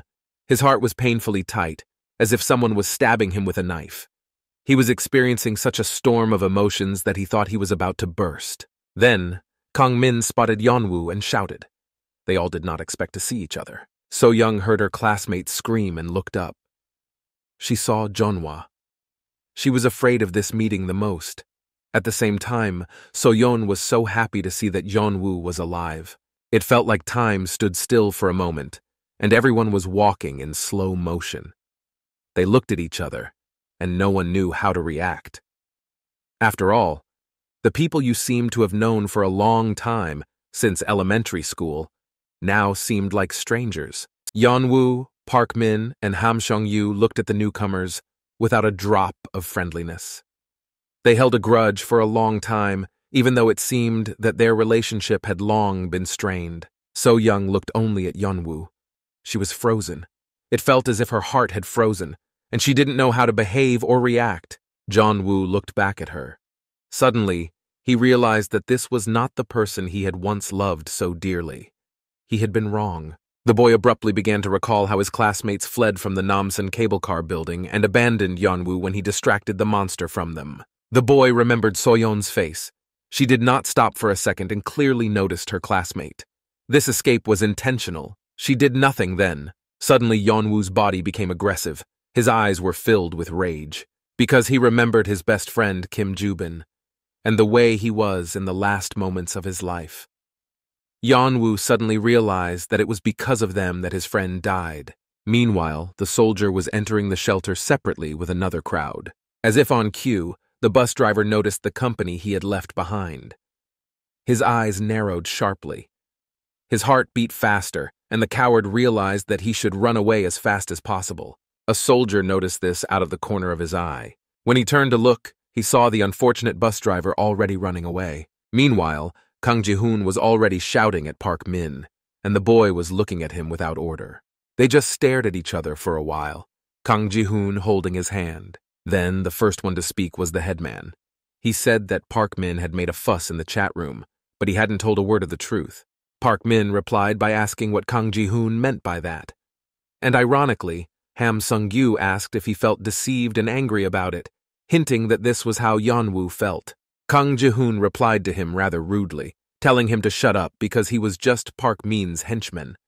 These words hurt the boy a bit. Park Min abruptly began to argue that this was not the case, which further proved that Kang Ji-hoon had hit the nail on the head with his words. Ham Seong-yu began to yell at the headman and call him names. But Kang Ji-hoon said that Park Min first had to apologize to his friends for talking about them all in the classroom group chat. But Park Min answered him with a counter-question. He asked why Kang Ji-hoon had such an angry face, and he added ironically that he wondered if the headman was going to hit him. This question was clearly a provocation, so that Kang Ji-hoon would attack first and be the one to blame for the fight. But the guy figured out Park Min and kept his cool, saying that he would have done it before. His classmate just laughed at him. The teenagers got quite close to each other, but Park Min didn't give up. He wanted to get Kang Ji-hoon emotional because he knew that aggression was his weakness. He reminded him that the headman had been summoned to the principal's office for beating up students at school. He asked if he wanted to brag about it here. Then Kang Ji-hoon couldn't take it anymore and became aggressive by grabbing Park Min's shirt. The boy simply told him to let go because he could tear it. Even now, Park Min was thinking about how he looked. But the fight didn't have time to start because the boys were interrupted by Yeon-woo. He approached his classmates and addressed Kang Ji-hoon. Yeon-woo asked him if he was the one who had abandoned him and Kim Joo-bin on the Namsan cable car. Kang Ji-hoon tried to say something and justify himself, but Yeon-woo didn't want to hear anything. There was no excuse for what he had done. It was just whining. Yeon-woo had changed over the past few days. He no longer wanted to let others wipe their feet on him. The boy interrupted and said that he had heard everything when Kang Ji-hoon and his classmates left him and Joo-bin. His friend told Yeon-woo everything. He said that Kang Ji-hoon had simply told the truth, without lies or unnecessary excuses. The headman looked at him with a frown. He could feel Yeon-woo's anger and at the same time a little shame for what he had done. Then, the teenager repeated his question because Kang Ji-hoon remained silent. Yeon-woo called him a scumbag and asked him again if he had betrayed them and left them on the cable car. The boy was on the verge of exploding with all the anger and resentment that had been building up inside him all this time. Meanwhile, someone was running very fast up the stairs. I heard loud exhalations. It was a bus driver. He was shining his phone flashlight and running up the stairs, looking back to see if a soldier was running after him. The poor coward was running away and shouting to himself that he did not understand how they could all be so lucky to have survived. The bus driver reached the door. He kept shouting that they could not get here without the bus. Then the man decided to open the door to hide. But a surprise awaited him. A military man was standing on the other side of the door. He asked the bastard if he thought the military would not find him. The bus driver's face was in severe pain. He was very scared, as if he had met death. Now that the man had no advantage and no manipulation in the form of the bus, he realized that the military would not have spared him. The soldier looked bad. His face was covered with burns and plasters. This gave him courage and scared the thin and unhappy bus driver even more. The man abruptly grabbed the traitor by the collar. It was obvious that the soldier had so much strength, fueled by anger, that it was very good that the man knew how to control his emotions. The bus driver screamed like a small child and begged the soldier not to do anything to him. But the man just wanted to know from the bus driver where the girls who were traveling with him were. He repeated this question several times and took the driver upstairs. The soldier's grip loosened a bit, so the bus driver was able to escape. He started running away and shouted why the man was asking him about it. The bus driver began to attack the soldier for taking them with him. These words made the man go into a stupor. The traitor shouted that they had all run away from him. The girls just got off the bus. The driver was screaming as if his life depended on it. Meanwhile, Kang Ji-hoon and Yeon-woo continued to sort out their relationship. The situation was heating up. Suddenly, Kang Min and Seo-young came over. He greeted everyone as if they had never quarreled and had always been good friends. Kang Min just shouted out words of surprise, and that was it. So-young remained silent, hiding behind him as if they were a couple. Then Kang Min shouted Yeon-woo's name. He seemed genuinely happy that his classmate was alive. So-yeon also expressed genuine surprise, even though she had read the class chat, which said that Yeon-woo was in the vault. Both of her classmates had their mouths open in amazement. So-young immediately began to speak to Yeon-woo. Her voice trembled, as if she were about to cry. She looked at him and apologized. Meanwhile, the guy covered his eyes with his cap to avoid seeing the girl's expression, which was unpleasant for him. But the girl continued. She said that she was very sorry because she was so scared then. She didn't know what to do, but now she was very sorry for her actions. But her apology was interrupted by Yeon-woo. He cut her off and told her to stop apologizing. It was as if something died in the girl's eyes. She did not expect to hear this from Yeon-woo, but the guy looked her in the eye and said that he was disgusted to hear her apologize. Yeon-woo was as cold as ever, but he couldn't do anything else. The teenager continued to talk to Kang Ji-hoon as if the conversation with Seo-young had never happened. In fact, he wanted the girl to suffer and be tormented by her conscience, if she had one. Yeon-woo said that if they hadn't left Kim Ju-bin on the cable car, he would still be alive today. The guy looked at Kang Ji-hoon with such an angry look that everyone was shocked. No one had ever seen Yeon-woo so angry. He was really hurting for his friend. The boy began to accuse them all of being the reason why Ju-bin died there and was burned alive. His classmates just looked at him in silence. So-young and Kang Min looked quite scared and did not expect Yeon-woo to behave like that. He went on to say that he understood that they had to escape because it was very dangerous inside the cable car, but he added that Kim Ju-bin could have also escaped with them and survived. Then Yeon-woo could not stand it and started shouting. He asked again loudly why they all abandoned Kim Ju-bin and called his classmates pieces of shit. Suddenly, their argument was interrupted by a man in a military uniform and yellow suit. He asked everyone present to put their names on a list. He took the teenagers somewhere and said that he hoped for their cooperation. Then Kang Ji-hoon turned to Yeon-woo and wanted to say something last. He asked that Yeon-woo had asked them why they had abandoned Kim Ju-bin, but instead of answering, Kang Ji-hoon asked Yeon-woo a counter-question about why he thought they had abandoned his friend. Suddenly, the headman asked something that made the boy's blood run cold and his heart break. Kang Ji-hoon asked Yeon-woo if he would trust someone who betrayed his best friend. The boy remained silent. Then, Kang Ji-hoon spoke again, to Yeon-woo, to make him speak. The elder's statement was quite serious, so the teenager thought about his words and gathered his thoughts. Suddenly, Kang Ji-hoon said that it was Kim Ju-bin who dumped him. Yeon-woo's face immediately changed. His eyes dilated and his pupils shrank, and his mouth dropped open in shock. Then, Kang Ji-hoon began to talk about what happened on the Namsan cable car. Kim Ju-bin ran to them all out of breath. He started screaming like a madman.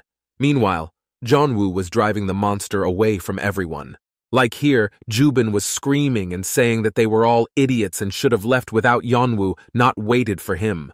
After all, according to the guy, they simply had no choice. In the end, Kang Ji-hoon summarized once again that it was all Kim Ju-bin, his best friend. He was the first to betray Yeon-woo. Then the guy's face turned white. He didn't want to believe what Kang Ji-hoon was saying. Suddenly, Yeonwoo's mind was blown.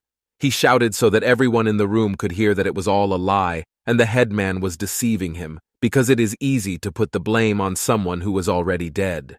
But then, soldiers in uniforms and yellow suits ran up and took Yeonwoo away from Kang Ji-hoon. The boy didn't have time to attack the headman with his fists, although he didn't even move. It was clear that Ji-hoon was not ashamed of his actions. Yeon-woo was screaming and calling him a freak when the soldiers carried him away. Meanwhile, all the newcomers were taken to a blue tent, where they took turns signing and giving their contact information.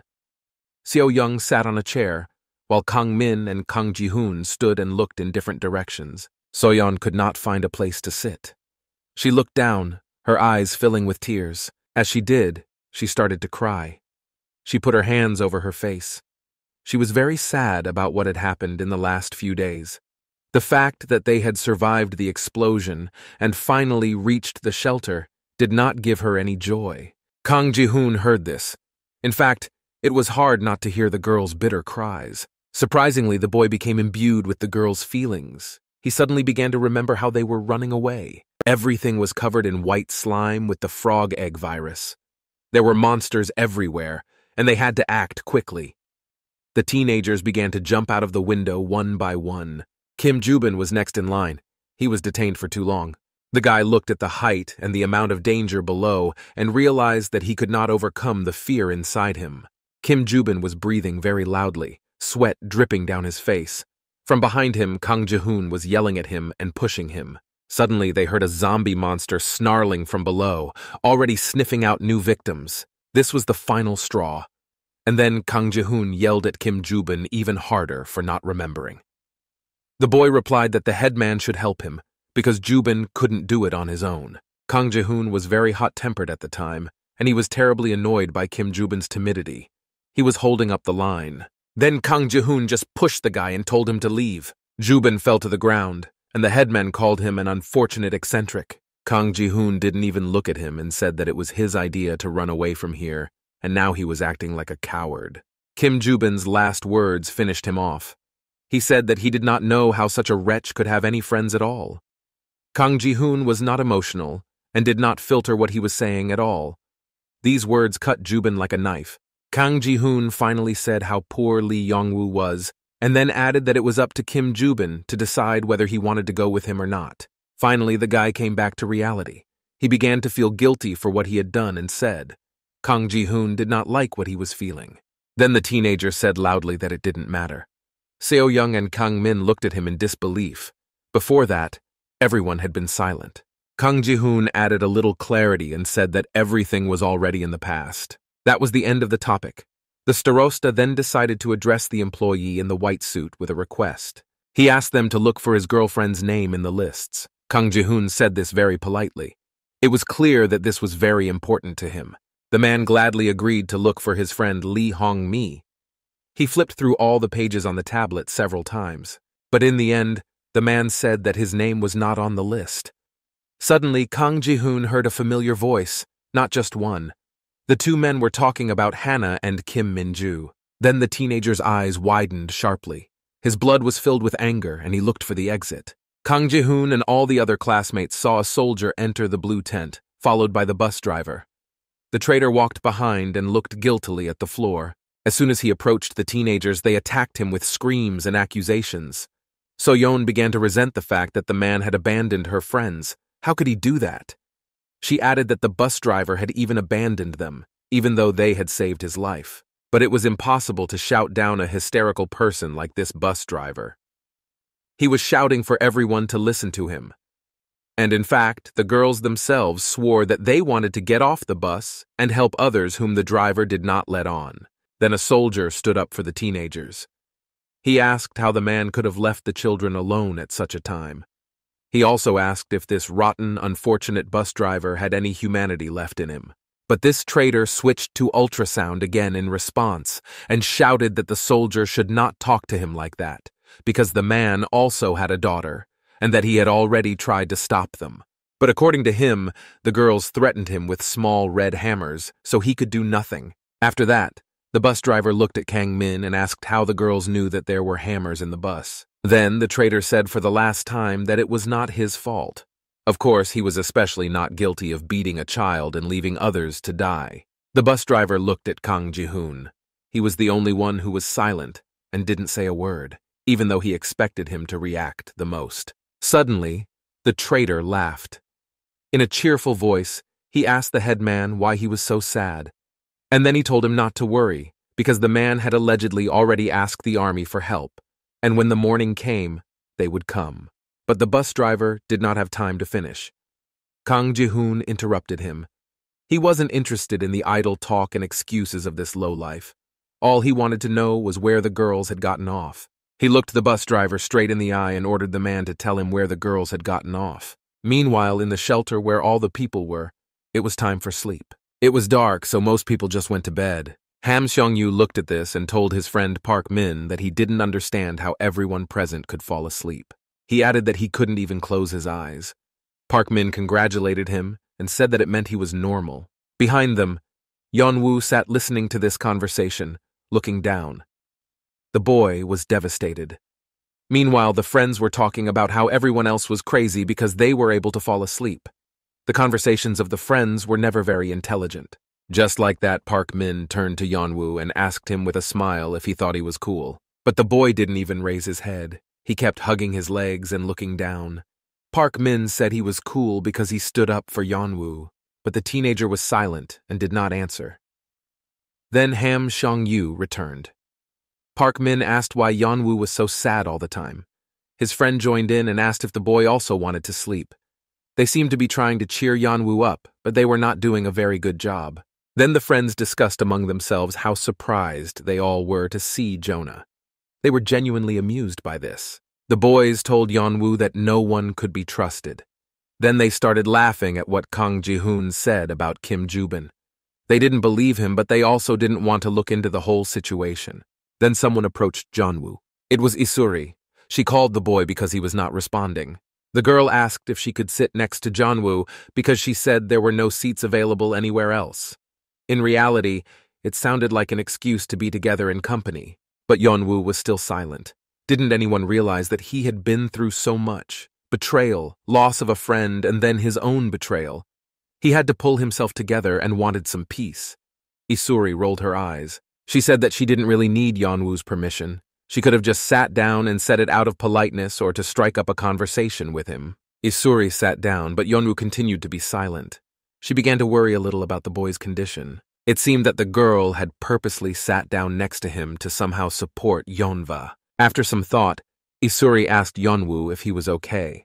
This was more of a rhetorical question because it was clear that nothing was good. After another silence, Isuri said that this is why you shouldn't expect much from anyone, not even a friend. She continued that people can adapt to the situation and change. Even Yeon-woo. That was why Isuri did not trust anyone. The boy remained silent. But it was clear that he was slowly coming back to reality and even listening to what Isuri was saying. Suddenly, Jeonwoo started talking. He started talking about the events on the cable car. He said that there were people begging the guy to open the door to the stall for them, but instead, he just closed it. It seems that these thoughts bothered the guy all this time. Yeon-woo continued that he could never forget their gaze, which showed all the hatred that those people felt for him at the time. Isuri's reaction was quite strange. She looked at the guy with surprise, even a little irritation. Later, she sounded unhappy that she didn't understand what it was all about.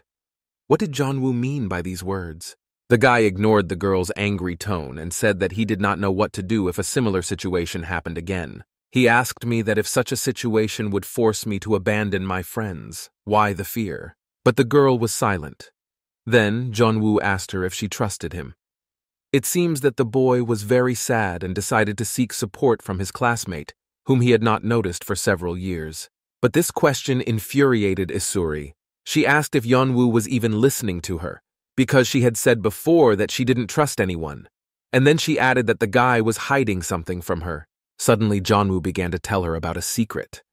This phrase caught the girl's attention, and she listened attentively to her classmate. The teenager asked her if he told her about his secret, Would she believe him then? But Isuri did not understand what Yeon-woo was talking about. She looked at him with her stone face. Then the guy started complaining to her. He said he was very lonely. He had no friends to rely on. Suddenly, Isuri just got up and left. She said that she got goosebumps again because of Yeon-woo's words.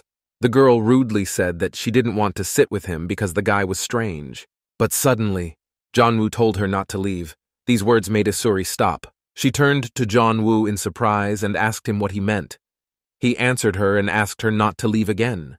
He said he would tell her his secret, but only for her safety, because it was no longer safe here. Yeon-woo said that those people who had just come in after the explosion, most of them were infected with the frog egg virus. The guy looked at them. They all looked quite sick. Some of them were even coughing and had no strength. Isuri immediately asked what Yeon-woo meant, because what he said sounded even crazy and did not inspire confidence at all. A group of newcomers sat on the floor in one of the rooms. Kang-min was on the phone. Seo-young and the soldier were making up the bed. Suddenly, the teenager fell defiantly on the bed and made a sound that signified extreme fatigue. Kang-min said he was dying.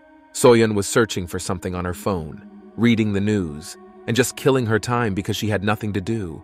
Kang-min then began to complain that they were supposed to be having fun at this time on their school trip.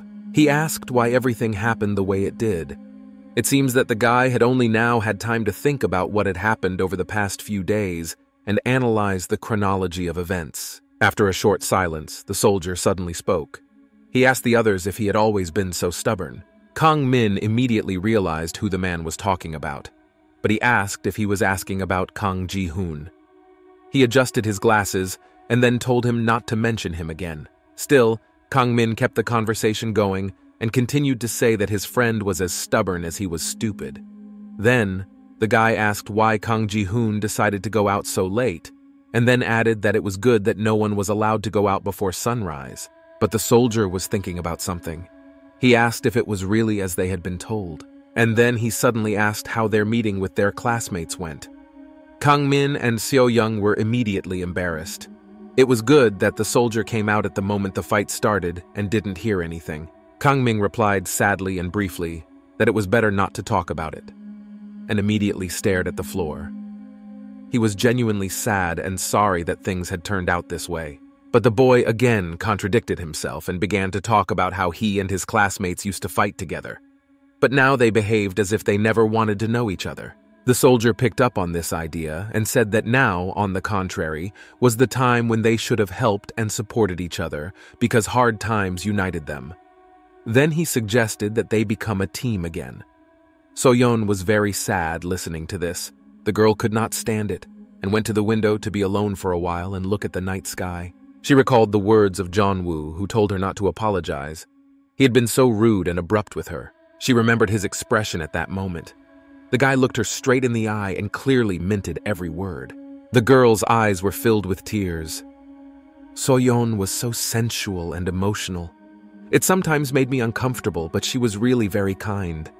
It's a pity that Yeon-woo never realized that. She stood alone by the panoramic window and cried bitterly, covering her mouth with her hands so that no one would hear because it was late. Suddenly, she heard someone coming. Soyon wiped her tears quickly so that she would not be noticed. Two men were coming down the stairs and discussing something with each other. One of them said that someone had run away and left him. Soyon quickly tilted her head down and returned to the corner of the corridor. The man went on to say that he was shouting at the top of his lungs to get the door opened. Another picked up the conversation and called someone a nasty bastard. For some reason, Soyon decided to overhear the conversation between the two men. The second one said that it was supposed to be a life lesson for him. He quoted someone who said that the true face of a person is revealed between life and death. These words were so timely for Soyoung. She looked out at the city, which was completely empty, and thought that this was her true face revealed to Yeon-woo. The girl came to a little bit of consciousness and decided to go down to the company and try to fall asleep, because she needed to gain strength. Soyon was climbing the stairs and wiping her face with her hands, which still had some tears on it. She was thinking about how she was so scared this time. She even seemed to voice her thoughts because she thought everyone was already asleep. Suddenly, she met Kang Ji-hoon. He was the first to attack her, asking what she was doing here. Soyon raised her crying face and looked at the boy. Unfortunately for her, the light was falling in such a way that it clearly outlined her features. Kang Ji-hoon looked at her in response. All Seo-young could say was his name. She was even a little scared when she saw the headman here. Meanwhile, Kang Min was lying on his bed looking at his phone, wasting his time because he couldn't sleep. The guy was on a social network when he suddenly noticed something. This made him stand up. He said that this could not be true. The guy was talking about some Lia Honmi. It turned out to be his classmate Honmi. He went to her channel, and there was a new video. The guy could not believe his eyes. He was in a pleasant shock. The video was only 52 seconds long. Kang Min looked at it again to make sure it was the right one. He shouted with joy that it was really it. A new video by their classmate Honmi. Although, in fact, Kang Min was very surprised. After all, even in this situation, his friend Honmi was still posting videos on her channel. Suddenly, he smelled a strange odor. Then someone called out to the teenager. The smell came from the same place as the sound. Kang Min turned around to see who it was. A homeless man came to the boy. He sat down to be on a level playing field with the teenager and asked if he had anything good to say, but it scared Kang Min a lot. He shouted and pointed his phone flashlight at the eye level of the homeless man. The boy didn't do it on purpose, but he blinded the man. He reacted by screaming and asking Kang Min to turn off the light. Then, a soldier joined the conversation. He put his hand on the teenager's shoulder and asked him what was wrong.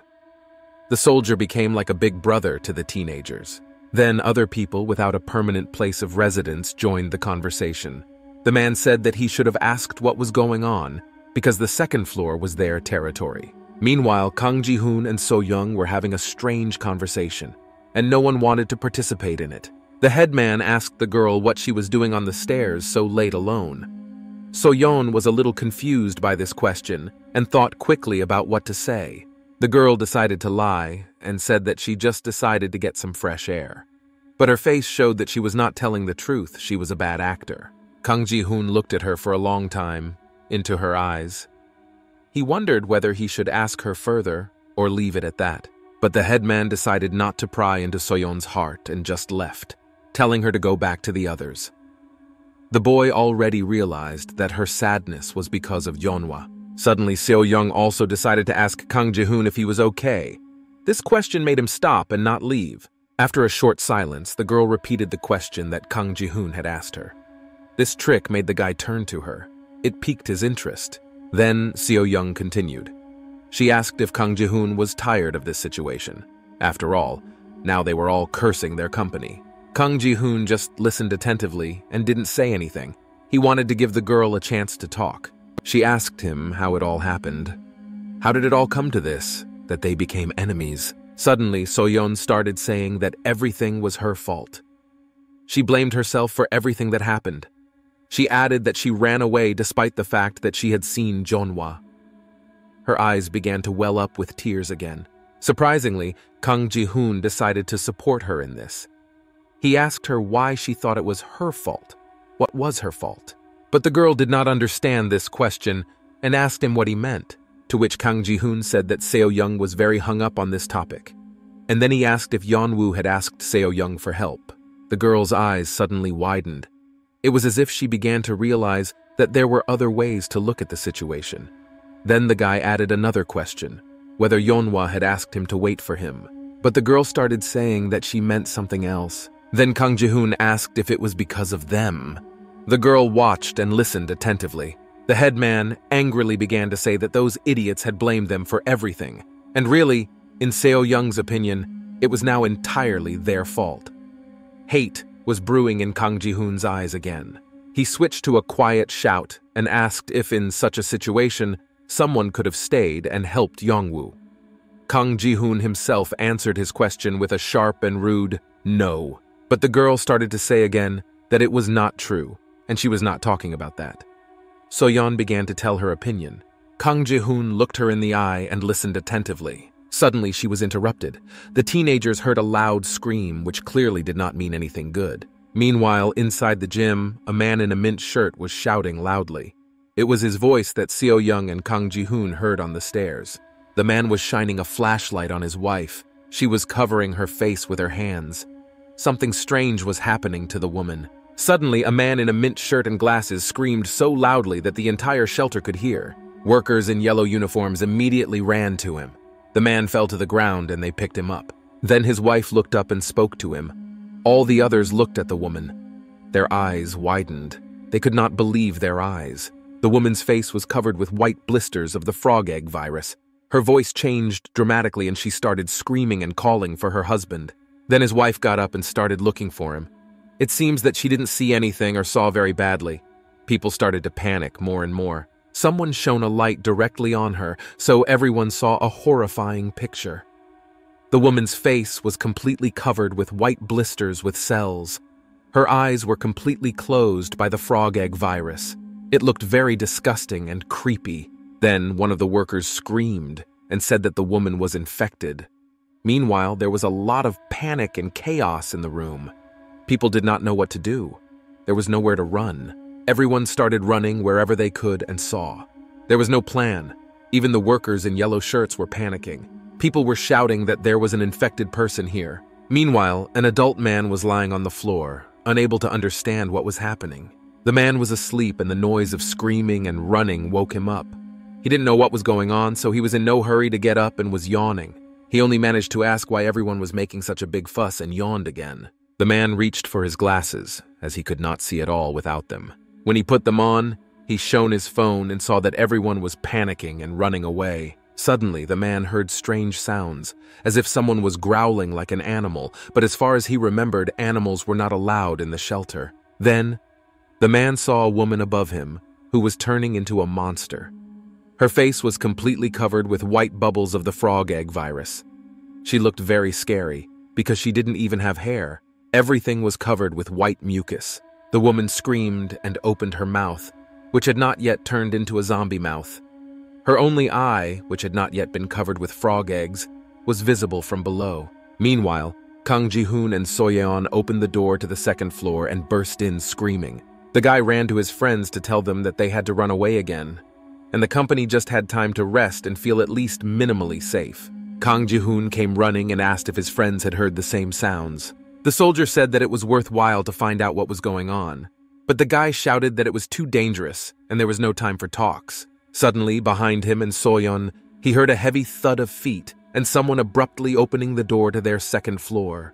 They turned around and saw a man running in, out of breath, asking if anyone else was on the floor. The man was followed by several other people. They all stopped at the entrance. He did not filter what he said and shouted that there were only homeless people on the floor. Then the homeless started to get indignant again and said that the man was no better than them. The fact that they did not have a home did not make them worse than others. Suddenly the man closed the door. From the other side, I heard someone order him to do so. The homeless man came to the closed door and started shouting what was going on. He said he had already suffered so much all this time. He grabbed the door handle, but it was locked. He turned it several times in different directions, but it was useless. It turned out that the man on the other side of the door was holding the handle by force and telling other people who were approaching the entrance that there were homeless people on the other side of the door and saying that it was no less dangerous. Then another homeless man joined the door and together they kicked at the door, breaking it down and shouting for their mother. The company watched with fear what was happening. They realized that the door was closed and said they had to go to another exit. Suddenly, Soyon heard something that caught her attention. She turned toward the sound of the noise. Her face changed dramatically. Suddenly, she saw Yeonwoo, Isuri, Ham Sung-gyu, and Park Min running away from the other side of the balcony. Among them all, she was the first to notice Yeonwoo, of course. The guy did not give her peace of mind, or rather a feeling of guilt towards him. Yeonwoo seemed to feel her gaze on him, so he paused a little and looked in their direction. The guy looked Soyeon straight in the eye. He didn't panic at all and just walked with a calm step. Soyeon noticed this and stopped too. They walked and looked at each other. The teenagers could not take their eyes off each other, as if they were attracted by something, but at the same time strongly repelled. Something strange was happening in the first aid room. Strange sounds and screams were coming from it, as if someone was being killed. Some guy was holding a phone and watching the comments under some YouTube video while screaming like hell. It said that it was the second day of the closure of the entire territory of Seoul. Just then, a siren went off. The guy with the phone was Lee Tae-in. He just smiled when he heard the siren and realized that someone in the shelter was infected again. Then, A man in a uniform that completely covered his body from head to toe came running to him. He asked Thane if he was going to leave. The man seemed to be very worried about him, but the red-haired guy just smiled slyly. He wasn't worried at all. He was having fun with everything that was happening. Lee Tian asked the man in the blue uniform what had happened and why he was shaking so much. He ironically asked if he was afraid because of those guys, and pointed to the two uniformed officers lying on the floor. One of them was covered with white bubbles of the frog egg virus. He was screaming and shaking. Then, Lee Tane said that it was not his fault, to which the man sitting in front of him said that he must have misunderstood at the time. Lee Tane began to say that he did not know how to spread the virus in any way.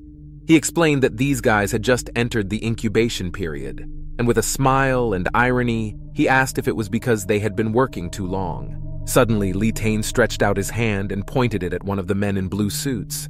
He commented that he himself was surprised by his ability to control the secrecy of cells and the time of the body's response. Suddenly, the man who had just been covered in frog egg virus cells and screaming in pain suddenly became completely clean and could not feel anything in his body. Then Lee Tane laughed happily, but something in his smile was not good. Suddenly, he directed his power at the man sitting in front of him, and he was suddenly covered in frog egg virus cells. Then the red-haired guy asked if the man also had an incubation period. He asked this with great mockery. The blue-uniformed worker, who had just been infected with the virus, began to cover himself all over with this nasty virus and begged for mercy. Lee Tae adjusted his arm, and the man in uniform shouted that it couldn't be. He could not believe what was happening. The red-haired, omnipotent guy sat down next to a man in a blue uniform. The officer began to tell the man that to tell the truth, he was looking for a drug. Lee Tian heard this and laughed loudly in his face. He understood what the man was hinting at and what kind of drug it was. The red-haired guy laughed out loud. He asked if they wanted to know how the young man had gained immunity. The staff thought that Lee Tane had done something to make it happen. Meanwhile, back at the shelter, Ham Sung-yu and Park Min saw Yeon-woo stop and look at something with unusual emotion. Then, Ham Sung-yu asked if they had seen them too and pointed to a group of traders running from the opposite side of the balcony. The guy shouted loudly that it was them. No one expected to see them. Then, Ham Sung-yu shouted happily to his classmates on the opposite side. Kang Ji-hoon and Kang Min looked over at him. Suddenly, the guy started screaming and calling them freaks. He asked how they were still alive, and he called them children to boot. Park Min looked on and smiled. He liked to make fun of others. The others heard it. Kang Ming shouted the name of the classmate who was calling them names. No one liked what was happening. Seo Young didn't expect this kind of behavior from the boys at all. Everyone froze and looked at each other like animals in a zoo. Suddenly, Kang Ming heard something downstairs. It was the roar of the zombie monsters that had already transformed in the meantime. There were a lot of them down there. The shelter was no longer safe. At all. Then, the company took off running.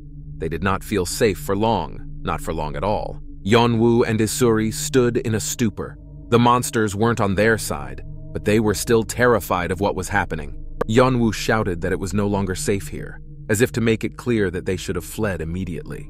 Suddenly, the boy felt a very sharp pain in his arm again. It was so strong that the teenager almost fainted. Yeon-woo twisted so hard, and Isuri, who was standing behind him, noticed. She asked if the boyfriend was okay. Yeon-woo could not get up. He breathed loudly and deeply to calm himself and regain consciousness.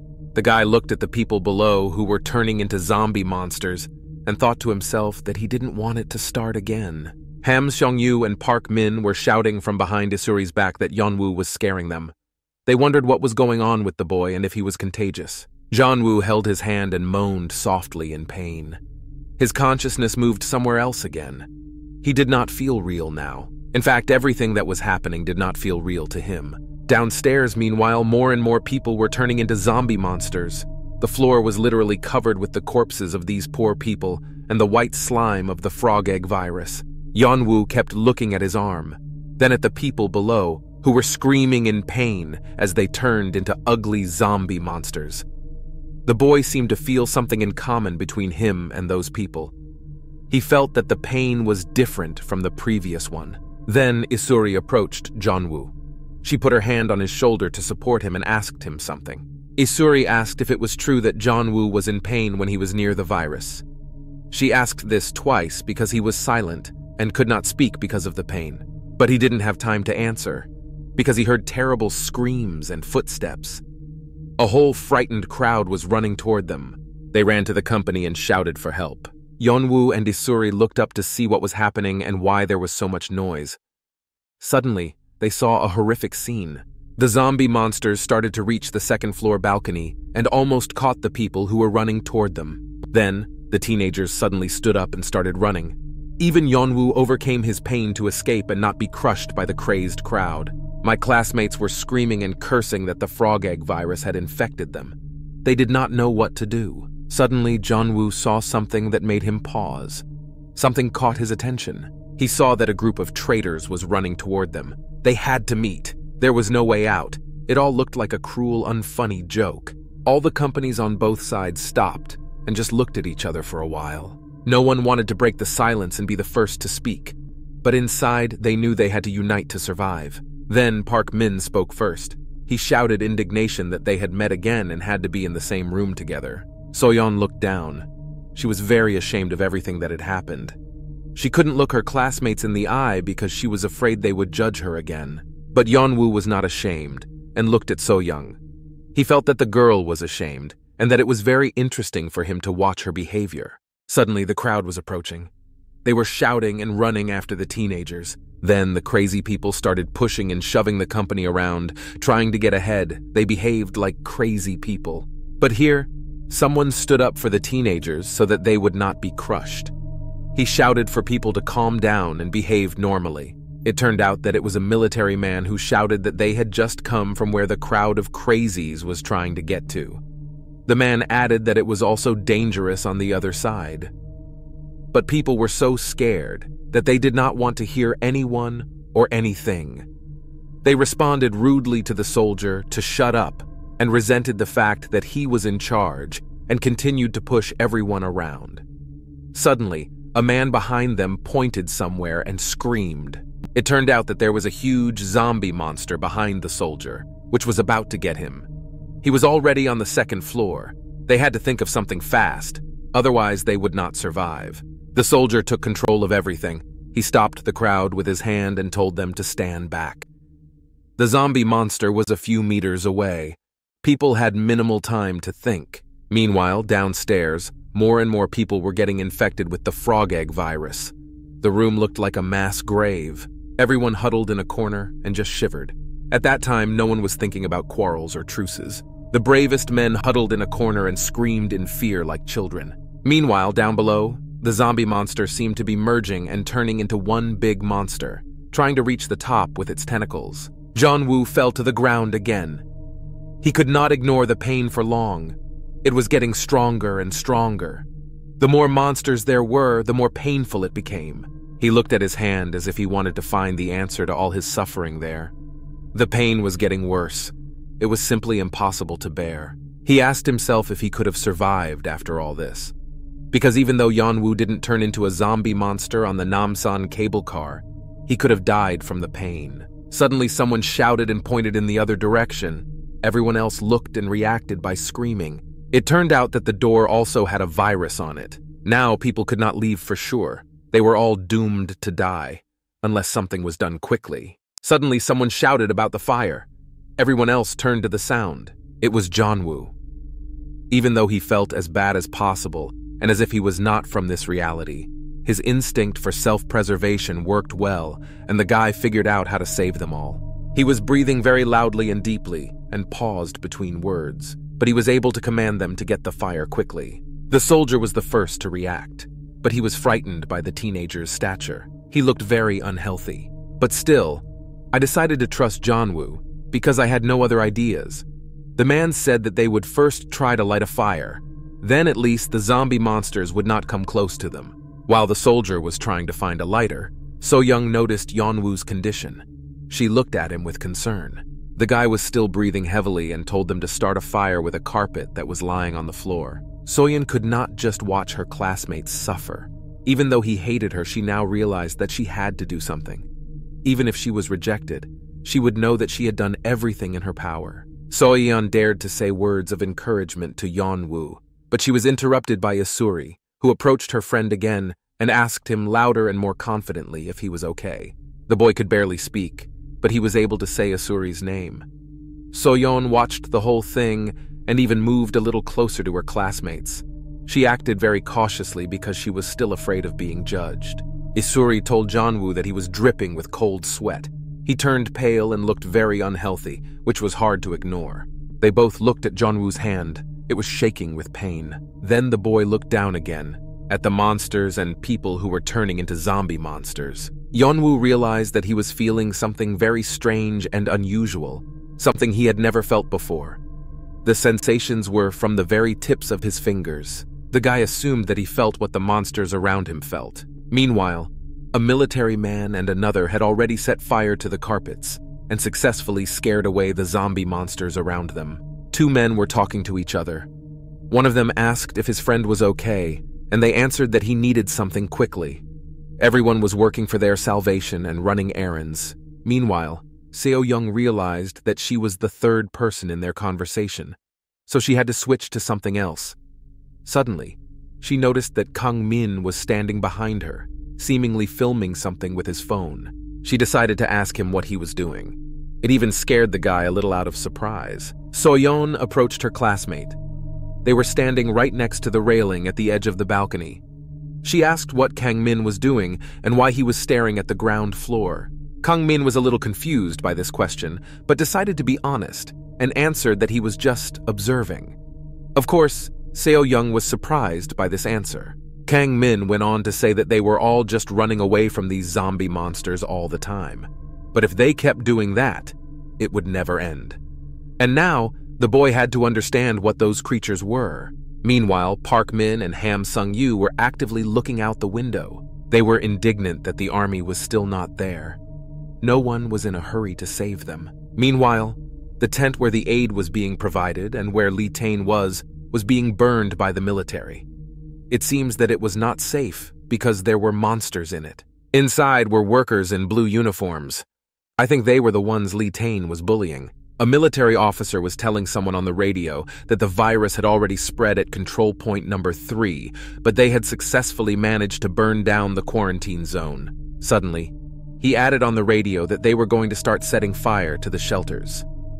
They were not even going to rescue people who were probably not infected. Meanwhile, the people inside were successfully burning the shelter themselves. There were a dozen zombie monsters on the floor of the room, actively transforming. Meanwhile, on the balcony, they were shouting for everyone to move to the wall and stand aside as quickly as possible. The tent caught fire very strongly. The fire was at the height of the buildings. The people inside were also already suffocating from the smoke and stench emitted by the fire and burning carpets. There was a risk of smoke poisoning. They ran to the window and saw the tent burning. This did not add to their hopes. Suddenly, something terrible happened. The floor of the balcony began to crack. A zombie monster was crawling out from inside it, like a stalk of a plant sprouting from the ground. The tentacles of slime and the frog egg virus were approaching people in search of new victims. The crowd began to panic and scream because the zombie monster was very close. They needed to get out of the room to save themselves. Someone shouted that everything should be burned. Another said not to go crazy, because then the whole building would catch fire with them. To which he was told that, of course, the building would catch fire, because they were the ones who set it on fire. Others said that if they had waited a little longer, the military would have rescued them. They did not know that no one was going to save them. They were only going to burn them alive. Park Min was nervous. His heart was beating faster and he was inhaling loudly and deeply, out of control. Suddenly, he noticed Yeonwoo and Isuri sitting on the floor quite calmly talking about something. Meanwhile, people were still arguing about what they should have done and why the military had not yet come to rescue them. Yeonwoo and Isuri talked about how the boy had already dated a man who was immune. He was talking about Lee Tae. Isuri, like the boyfriend, did not believe these words at first, because this phenomenon was not common and seemed rather strange. After all, how could someone be immune to a virus that had never been in the world before? Yeonwoo continued that the man seemed to know a lot about the virus and the incubation period for a regular volunteer. For some reason, this information made Isuri angry, and she got angry. She asked where this guy was now, whom Yeon-woo had told her about, but the teenager did not know this information, unfortunately. But he went on to say that they didn't understand anything because the virus was inactive and no symptoms were showing up. And if it suddenly activated and spread, there would be nothing they could do. Isuri looked at Yeonwoo and listened intently. For some reason, she trusted this stranger. Yeonwoo looked down. His eyes were completely upset, and the pain did not subside, but it seemed that the boy himself was used to it. Tears or sweat were pouring out of his eyes. Suddenly, the guy remembered that even the last time he came face to face with a person whose virus had already spread through his body, he did not feel as much pain as he did now. The guy came back to reality and looked at the people in front of him, more precisely, at the man in the shirt who was sitting on his knees. Yeon-woo looked at him and said that he was in pain again, even though he was not near the activated virus. The guy was like an X-ray. He saw through the man. The boy looked at the floor again. There were so many thoughts running through his head. He could not cope with them alone, and he wanted to talk to someone so that he would not have to carry this burden alone. Park Min was watching their conversation, but he didn't seem to hear them. Suddenly, he called out to his classmates. Ham Seong-yu joined him to watch. Now the classmates looked together at Yeonwoo and Isuri, who looked quite close. Park Min told Ham Seong-yu that it was quite strange that from that moment on, they were always together all the time. Meanwhile, Kang Ji-hoon opened his friend Lee Hong-mi's channel and noticed her new video. It made him a little angry. It seems that the guy was worried about her, that even though she was in danger, Han-mi was still recording and posting videos for her channel. Kang Min heard this and said that he had already watched the video, but the connection was not clear. He suggested that maybe Han-mi had accidentally turned on the recording, but that way, they could at least realize that the girl was definitely alive. This phrase motivated Kang Ji-hoon to act. He shouted that it was enough to sit around. It was clear that the headman wanted to get out of the room. Kang Ming immediately understood his friend's intentions because he knew him well. He asked him where the headman wanted to go. He added that they had to stay here, telling Kang Ji-hoon to take a look at something. Then, Kang Min took his phone and turned on the flashlight on it. The guy pointed the light down at an area of the floor that was clean. There wasn't even any white slime on it. All of a sudden, all the monsters in the area immediately came running to this area. It looked very ugly. Kang Min commented that the zombie monsters reacted to the light and immediately gathered together. Seo Young joined the conversation and asked Kang Ji-hoon what they would do if they left the shelter. She added that in that case, using a flashlight would be dangerous, and walking in the dark was even more dangerous. Kang Min supported So Young's opinion and said that from the outside they would not have seen anything. The boy continued to look at the zombie monsters gathering around the light. They looked like a whole herd about to bow to some kind of totem. Kang Ming watched everything carefully and studied their behavior. The boy asked if they could take some advantage of the fact that the zombie monsters were reacting and gathering near the light. Suddenly, a man in a brown shirt who was looking out the window suddenly screamed loudly with emotion. This attracted the attention of the others. The man said he saw the military behind the glass. They were walking to the shelter with machine guns. The man in the shirt turned to everyone and happily said that the military was coming to save them. The women began to cry because they hoped to be saved. People started shouting and banging on the window so that the military would notice them. One of the workers looked up and actually saw people in the window. They shouted that they were upstairs and asked the military to rescue them as soon as possible. People started shouting joyfully that they had been noticed, so they were saved. Suddenly, Kang Min and Kang Ji-hoon noticed something and turned around together and stared at it. It was Park Min and Ham Sung-yu staring back at the boys. Suddenly, the guys told them to stop staring at them so brazenly. The tension was building. And then, Ham Seong-yu gave me the middle finger. He felt very cool at that moment, as if he had done something important and noteworthy. Kang Ji-hoon reacted calmly to this miracle. He added that he seemed to care. Park Min then noticed something strange. It caught his attention. He looked at Jonah. He was sitting on the floor holding his hand. It was obvious that the boy was sick again. Isuri was not with him either. Meanwhile, the man and woman hugged each other and cried. They were happy to be safe. Suddenly, the woman looked down and saw Jonah screaming in pain, his arm shaking. The woman could not let it go and approached the boy to ask what happened to him and if he was okay. Suddenly, she saw something terrible. Her eyes grew very large and her pupils shrank. The woman screamed very loudly in fear. This attracted the attention of others, and everyone was looking at what was happening to Yeon-woo. The guy looked up. Everyone was horrified by what they saw. The teenager's eyes were white, without pupils. He was shaking for some reason, and sweat was pouring down his body. Then the woman screamed that Yeon-woo was infected. The woman started repeating and shouting that she was infected here. Meanwhile, Yeon-woo did not even hear it. He could only hear the echoes of her scream. The boy was feverish and no one was there to help him. The woman looked at him and shouted loudly that Yeon-woo looked exactly like the monster from the first floor and that everyone should get away from him. Suddenly, Yeon-woo began to regain consciousness. He looked at the woman who was screaming and staring at him. The boy's eyes returned to what they were and he was no longer shaking. Although his consciousness took longer to recover, he was still able to see this crazy woman. Everything was blurring in his eyes. Suddenly, Yeon-woo noticed something terrible. Even in this light and condition, the guy noticed that a monster was sneaking up behind the woman. The nasty big zombie screamed, which meant that it had found its victim. Through the pain, Yeon-woo held out his healthy hand to the woman and shouted at her not to go there. But the woman screamed for Yeon-woo not to touch her and pulled away from the guy. She screamed at him and called the teenager a crazy psycho, but he only wanted to help her. The woman was so scared that she didn't look at what was in front of her. She was just running away.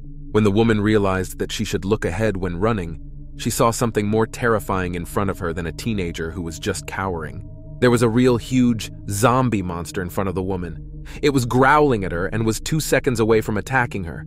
The chances of survival were minimal. The frightened woman did not even have time to react fully when the inevitable happened.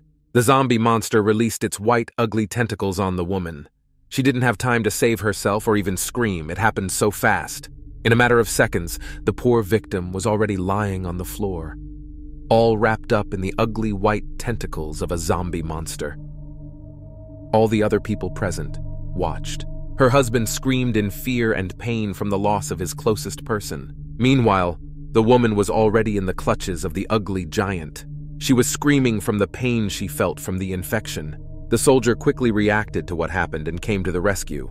Someone had to resolve the situation. He pushed the poor woman's husband away and took the burning carpet. Then, the man swung and threw it at the monster.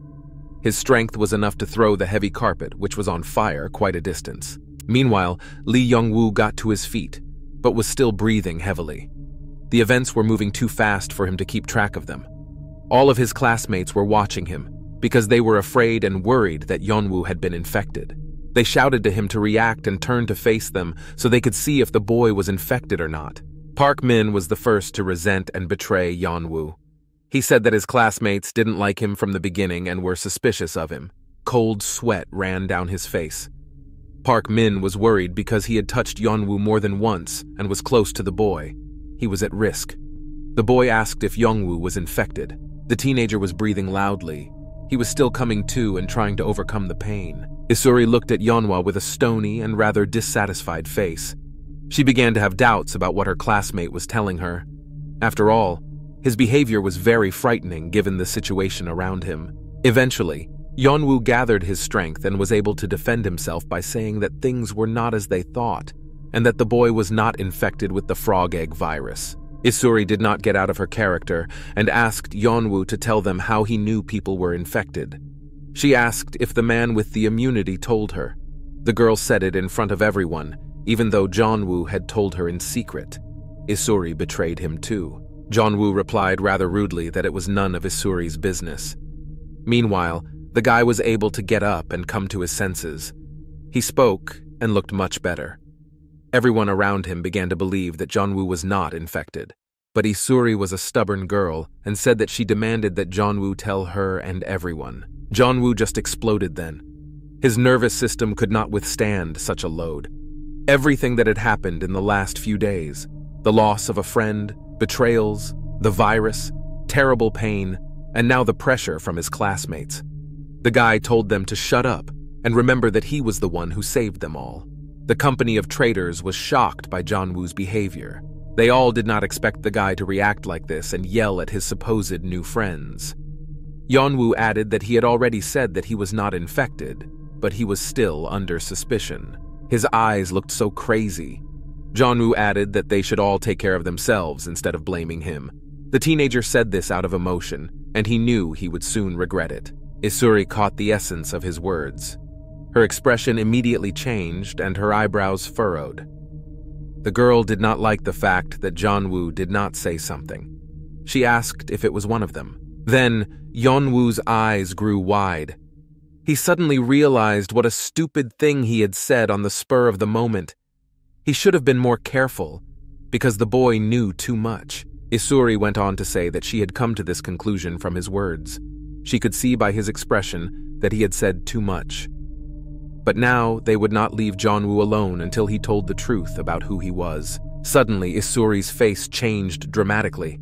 From a stone, faceless expression, it became frightened. The girl realized from Yeon-woo's reaction that there was an infected among them. She turned to her classmates and asked Yeonwoo if it was true and there was someone infected among them. Suddenly, my eyes fell on Park Min. He looked quite frightened by what he had just heard, somehow even more than the others. The guy started talking to divert suspicion from himself. He asked Yeonwoo who he was. The boy stared at everyone and looked at his classmates. Park Min looked at Yeonwoo in confusion and asked him again, as he didn't say what he was staring at. The boy's gaze was indeed slightly downward. Yeonwoo replied that he was looking at his feet. Then Park Min asked what it meant. His voice began to tremble. Yeonwoo looked Park Min in the eye with a calm expression and told him that the boy was infected. The teenager was dripping with cold sweat and he was scared. All of a sudden, Park Min attacked Yeonwoo and grabbed his shirt.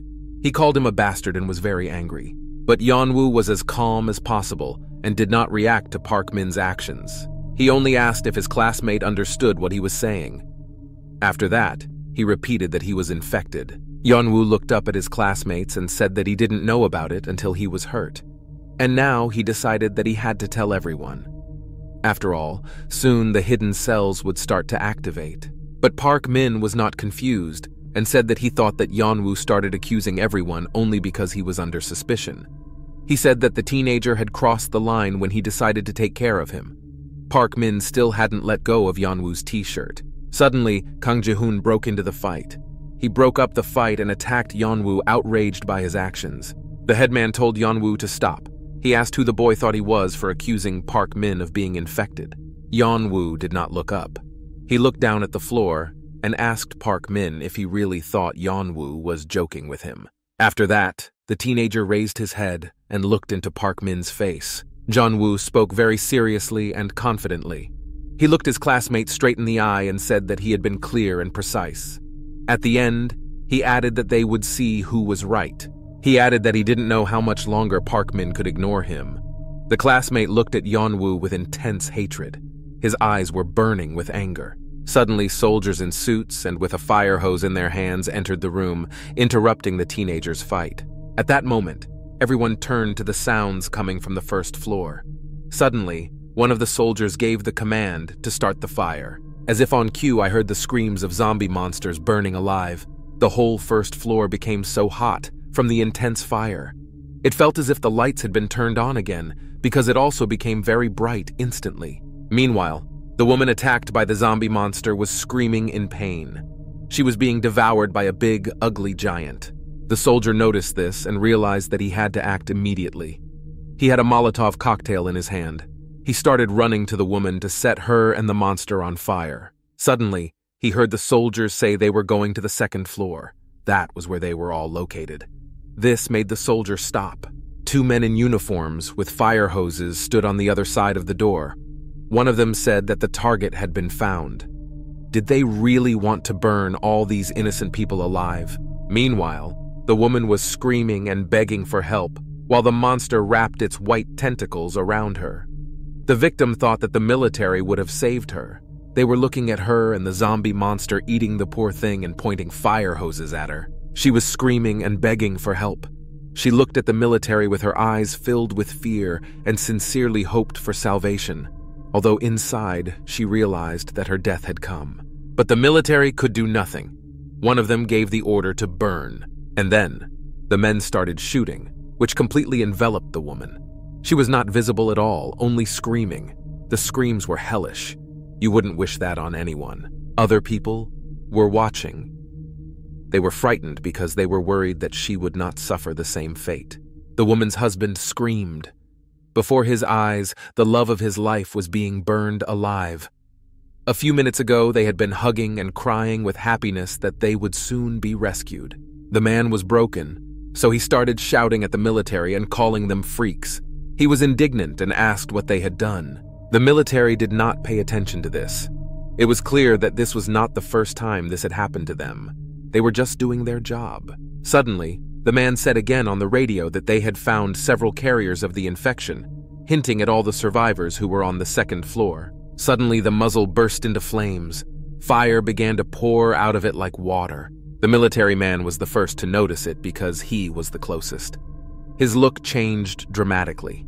He realized what was about to happen and reacted quickly. The man shouted for everyone to run as fast as they could and flee as far as they could. People began to react, although not everyone understood what was about to happen. Suddenly, the entire balcony of the second floor went up in flames. The military just ruthlessly decided to burn these innocent people. They did not know for sure whether these people were infected. The teenagers ran as fast as they could while the entire building was on fire. Suddenly, everyone present began to realize that the government didn't care about them at all. They were just bargaining chips that could be burned just like that. The shelter was no longer a safe place for them. Kang Ji-hoon said that the soldiers were right. They thought that people were in contact with zombie monsters. The starosta was outraged by this. It was unfair to them. Kang Ji-hoon shouted that it was some kind of punishment. Just then, out of the corner of his eye, he noticed that soldiers with fire hoses had also entered from the other side of the entrance. Kang Min saw this and screamed. He realized that he was probably going to die. They would all be burned alive. A group of homeless people were sitting in front of the military. A hose was pointed at them and they were about to open fire. Just then, one of them told the military to stop. The man raised his hands in the air as if to show that he was surrendering and shouted that they had done nothing to warrant being burned alive. The homeless man asked the soldier what was wrong with them and why they did it. Kang Min saw that the homeless people were not going to run away and hoped and believed that the military would help them. But he realized that they would face the same fate as they would have if they had not run away. Suddenly, something lit up the faces of the soldiers. They could not see anything. Then Kang Min shouted for the homeless to run away and pointed his flashlight at the soldiers. All the other teenagers were hiding behind him. The uniformed soldiers shouted at Kang Min to turn off the flashlight and called him a freak, shielding their faces from the light. Suddenly, monsters began to descend from above. Kang Min made it special through his observations. He realized that the monsters were flocking to the light and took advantage of this to have them attack the military, who were eager to burn them all. Kang Min continued to shine the light on the soldiers while they pointed their hose muzzles at the zombie monsters and burned them. A soldier ran to the teenagers. He was sincerely worried about the boys and asked if everyone was alive. When the man reached the door, he pushed it with his elbow to get out of this hell as quickly as possible. After all, they would not leave them alive. But the door did not give in easily. Then the soldier began to use his legs to kick it open. The man was nervous because he had to act quickly. Behind them, Park Min and Ham Song-yu stood and watched as Kang Ji-hoon and the soldier tried to kick down the door to get out of the room. Suddenly, Park Min turned to his friend. He told him that the only way he would be saved was if he got out of the building. Park Min continued that he saw a point outside the window where people were gathering. He added that only Ham Song-yu knew about it. Suddenly, Park Min suggested that his friend get rid of everyone else and head to that spot together. Ham Song-yu was surprised, but answered positively, because he wanted to get out of the room alive. Suddenly, the homeless began to run toward the teenagers and shouted at Kang Min to wait. The man asked to go with them. The soldier was a little surprised by this request. The homeless man shouted that they had to take them with them because the company didn't exactly know Seoul like the back of their hand, unlike the homeless who knew every nook and cranny of the capital by heart. After these arguments, the idea of taking the homeless with him no longer seemed so ridiculous to the military. Suddenly, the company heard the military running behind them with fire hoses. One of them shouted to the other workers that he had found the fugitives. The man in uniform added that they had found people who were possibly infected. This meant that they were about to open fire on the company, so they had to run and get out of the room immediately. The soldier realized this. and shouted to the others to start running away immediately because they had to save themselves. At the same second, a lot of fire was fired at them, which caused everyone to fall. The fire even poured out of the window of the room. There was a lot of it. Meanwhile, the news showed that public peaceful rallies against the government had begun. The civic group Justice said the government had known about the mutated cell problem in Seoul beforehand. According to Jong, Si, and Bong, the first report was received from Yang Jong in Mapogu 15 days before the blockade of Seoul began. Anonymous sources obtained relevant documents confirming the systematic concealment of information by the authorities, but the government claimed that this was impossible. As for the fake news that fueled the conflicts, the government's clear response was to maintain its position. People were watching all this.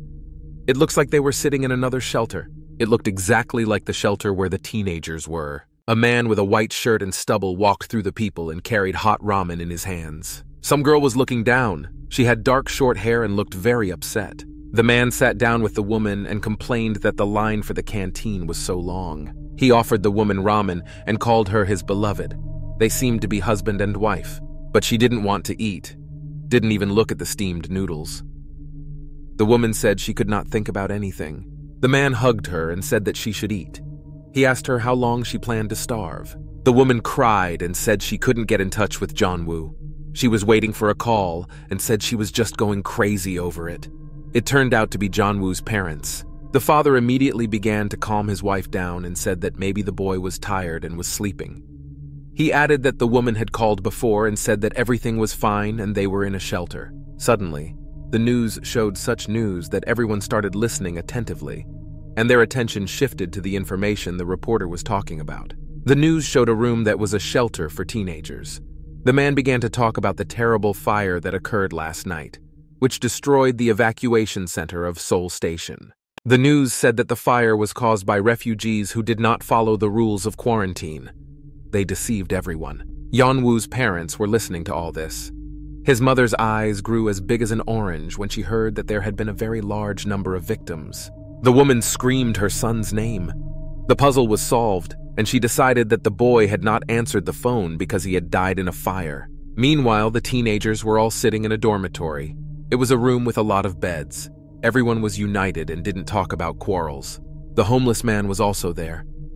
He must have brought everyone to this place. Some people were lying on the bed and sleeping. Others couldn't sleep and were thinking about something else. But in general, the room was quiet. The man came into the room and went to the window. He said that Seoul was closed. A soldier came up behind him. The homeless man asked him if he thought the man should just sit in the room and wait for a miracle. There were some soldiers walking downstairs in uniforms that resembled the uniforms worn by the workers in the shelter that burned down. The soldier told the homeless man that these children had come from the village for a tour of Seoul and had no place to stay. The soldier asked him if he could ask the homeless man for a favor. The man told him not to worry, because the homeless man already owed a debt to the military for saving them from a burning shelter. He told the soldier that they could stay as long as they wanted. It turned out that the room where the company was located was a homeless shelter. Meanwhile, the soldiers in yellow suits asked someone for cooperation and added that it was for their own safety. They told people that they must have escaped from the shelter earlier that night, so the military did not burn them alive. The military asked if they had been in contact with the cells at night, or if someone close to them had. But the frightened people were silent. Some were not sure they were not infected, and some were afraid to tell the truth. The soldier began to talk about how they might have felt nauseous or upset or other people around them. Suddenly, Park Min raised his hand from the crowd. The man asked what he wanted to ask him. Park Min said he ran away and asked what he should have done. He added that his friend was showing signs of infection, and then he asked if he had reported it. Would the military have taken care of it? Meanwhile, Yeon-woo stood alone in front of the window on the stairs. He wanted to be alone and think about what had happened that night, to analyze how he felt. He took his hand again, although it no longer hurt this time. Yeon-woo suddenly remembered a woman yelling at him that he was infected because he looked like that. The teenager's breathing became faster again. The memories came flooding back one by one. Then Yeon-woo remembered how Kang Ji-hoon said he was immediately suspicious of him, and then asked if Yeon-woo was infected. The word was running through his head. He thought about how he could be sure that he was not infected. Meanwhile, Park Min was reporting a friend of his to a uniformed soldier. He began to say that as soon as he got to the shelter, he realized how suspicious he was acting. They put a blue mask on the guy, apparently to prevent him from spreading the virus. The guy continued that his friend looked very shocked and sometimes even flinched when he spoke to him. He went on to say that one day a woman noticed his condition and immediately said that he was infected. And then he said that this bastard just walked up to the woman and gave her the virus. Park Min was a great actor because he played his role as a victim perfectly. The soldier looked at the guy and sincerely believed him. He added that it was a very sad story and that the guy was a real devil. Then, another uniformed officer approached them. The man who spoke to Park Min asked the officer if they had verified the boy's story. The officer replied in the affirmative and said that they had found the boy's name on the list. They discussed that if they believed the public opinion about the supervector, it would undermine their credibility and responsibility. Park Min heard this conversation and thought about Lee Yeon-woo.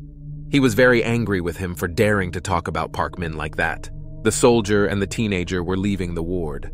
The man in uniform told Park Min to follow him. Then, the man asked if the boy had definitely not been in contact with the infected person, to which Park Min said that he had stayed away from Yeon-woo from the very beginning because he thought he was too strange because of his behavior. Lee Tian heard this conversation.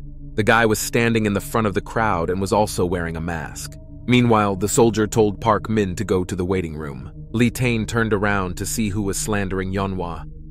He immediately realized that it was him, especially since the red-haired guy could also sense the frog egg virus in Park Min's body. The soldier led Park Min to a waiting room. Some buildings were still burning. Meanwhile, the company was still in the dormitory where the homeless lived.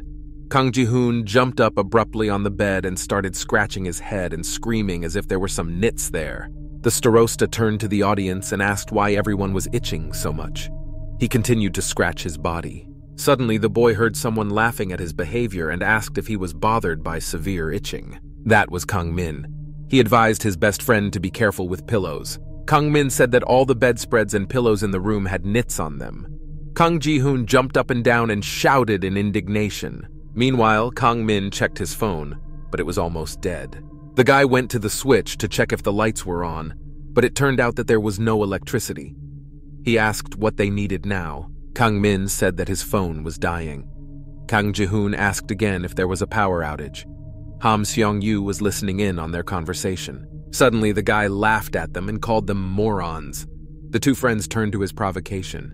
Ham Song-yu looked down and laughed at them. He asked if the boys could do anything or if they were so stupid and incapable. Then, Ham Sung-yu looked up at his classmates and took out a power bank. He then added that they could forget whatever they wanted, but they couldn't forget about the extra phone charger. After that, the guy smiled sarcastically. Ham Seong-yu made fun of his classmates and ironically asked if he could share with them. But the boy forgot that he was without his friend and was in the minority. While Ham Seong-yu was choking on his laughter, Kang Ji-hoon and Kang Min noticed that he was without his faithful friend, Park Min. They asked why Ham Sung-yu was alone. This question made him very nervous, and cold sweat began to drip down his cheeks and his voice shook. He said that he did not know where his friend was, because they had separated when they came here. Ham Sung-yu started to say that, in any case, they were not close, and they were not friends at all. Then a soldier came into the room and overheard their conversation. The soldier decided to knock on the door so as not to distract the others from the conversation and not to scare anyone. Kang Min and Kang Ji-hoon turned toward the sound. The man sat down on the bed and said that he had studied the entire room. Meanwhile, all the teenagers gathered around him. The only one missing was Yeon-woo. The soldier said that it didn't seem like the building was in as bad a condition. He advised them to check it out for themselves and go downstairs. The conditions were normal, so the company could stay here. He began to tell me what was in the building. On the ground floor, there was a waiting room for the homeless. There was even a machine that made coffee, but without electricity, it was of little use. There was an office on the second floor, but there was no one there. It looked like all the workers had already been evacuated to the shelter. The soldier then suggested that the third floor was for sleeping, and downstairs was most likely the dining room, so there must have been food there. The teenagers hadn't eaten since last night, so they could use some food. He went on to add that maybe the homeless would still come here, but it was quite safe to stay inside. Suddenly, the man was interrupted. He turned to look this impudent person in the face because the military man felt he was in charge of the company and expected to be treated properly. It was Isuri. She apologized for saying that even though they had just met, but she said it didn't make any sense. She asked if the soldier really thought it was safe indoors, because even in the shelter, it was not that safe. In general, nowhere in Seoul was safe, and they were not allowed to go outside. Then she added that the homeless were going to go back and forth. Isuri said that her husband had to close all the doors, otherwise they would have been infected as well. Suddenly, Kang Ji-hoon interrupted the conversation. He said that the girl didn't have to worry about the homeless because Yeon-woo was with them. The guy looked the girl in the eye and asked if Yeon-woo wasn't more dangerous. After all, his behavior yesterday was very suspicious. The boy was not acting normally around the zombie monsters. But Isuri began to defend her friend and asked if Kang Ji-hoon knew anything about Yeon-woo to speak of him in such a way. They had never spoken, and no one knew what the boy had been through in those few days. Then, Kang Ji-hoon asked, stammering, if Yeon-woo was infected. After all, Isuri's words sounded very confident, and she wanted to believe that the girl had never been stupid. Suddenly, the girl screamed. She broke down, saying that she did not know this information for sure. She told everyone to stop asking her about it because she had no idea what had really happened. In the back of her mind, she knew that Yeon-woo probably didn't fully understand whether he was infected or not. Suddenly, the girl asked them if Yeon-woo was not their friend. She added that if they were so curious, they could ask Yeon-woo about it themselves. Isuri continued that it was all quite strange. It was like they had left the guy in Namsan. She started to talk about something else when Kang Ji-hoon interrupted her. But Kang Min did not let the boy explode and shout and asked Isuri in a calm voice not to mock them. The guy took on the role of an elder, as it were, and started saying some pretty reasonable things. He said that they would try to understand the situation that had happened. He added that they had to cooperate now, otherwise they would be in danger. He sounded like a military man, but Isuri did not understand this tactic. She just laughed and said that no one would want to unite and cooperate with anyone. She added that no one would want to team up and work with him. The girl showed by this that she was clearly mocking and ridiculing the guy for everything they had done. Kang Min exploded and began to quarrel with Isuri. She was provoking the company, but he was the one who was acting out. Suddenly, a soldier joined the conversation.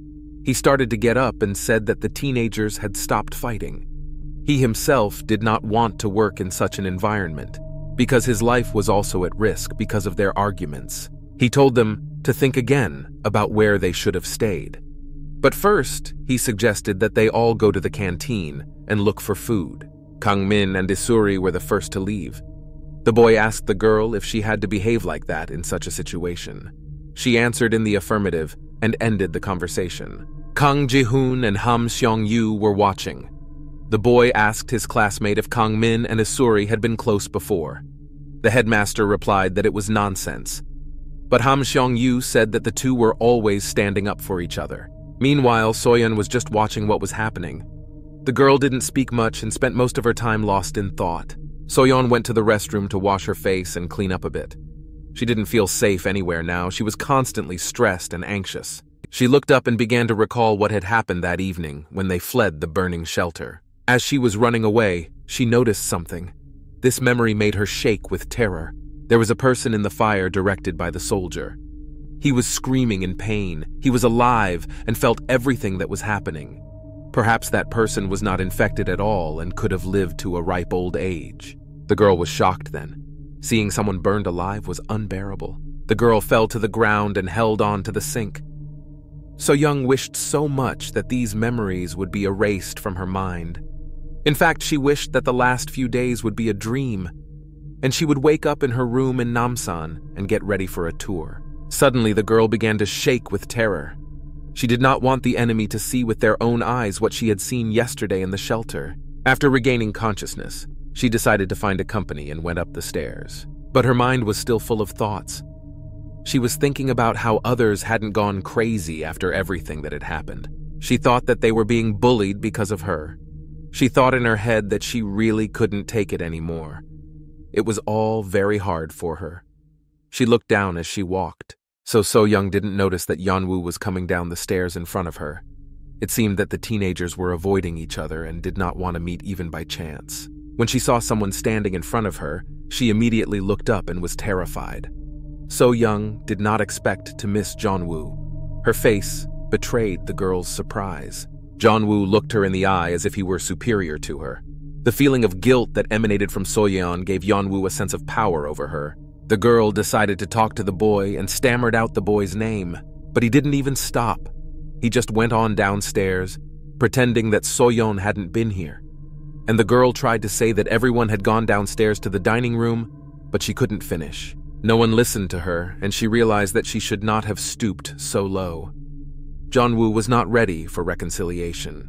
The girl stopped. Her legs did not want to walk away from this encounter. She realized that Yeonwoo had to come back sooner or later, because there was nothing on the top floor but the exit. But the guy did not return. He walked on and did not even turn around to look in the girl's direction, although he had previously admired her beauty whenever he had the opportunity. Then Soyeon turned around to see what Yeonwoo was going to do, but what she saw surprised and even shocked her. Yeonwoo was heading straight for the exit, and he had a briefcase on his shoulders. Why did he have a briefcase in the room? He didn't stop and confidently walked up to the door and then just opened it. Then the girl immediately rushed to him to stop him. She didn't want to lose her boyfriend again. The girl grabbed the boy's hand and shouted at him not to leave. She didn't even let him open the door an inch. She yelled at Yeonwoo and asked him why he needed a backpack. She bombarded her classmates with questions about how it was very dangerous outside and that he shouldn't have gone. But Yeonwoo began to resist, and Soyeon clung to him even more with both hands and begged him not to leave her.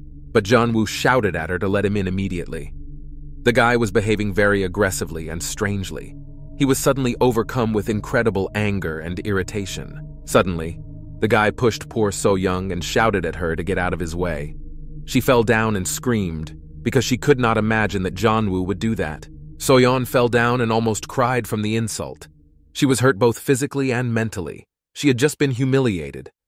It was the second time. Suddenly, Yeonwoo screamed again.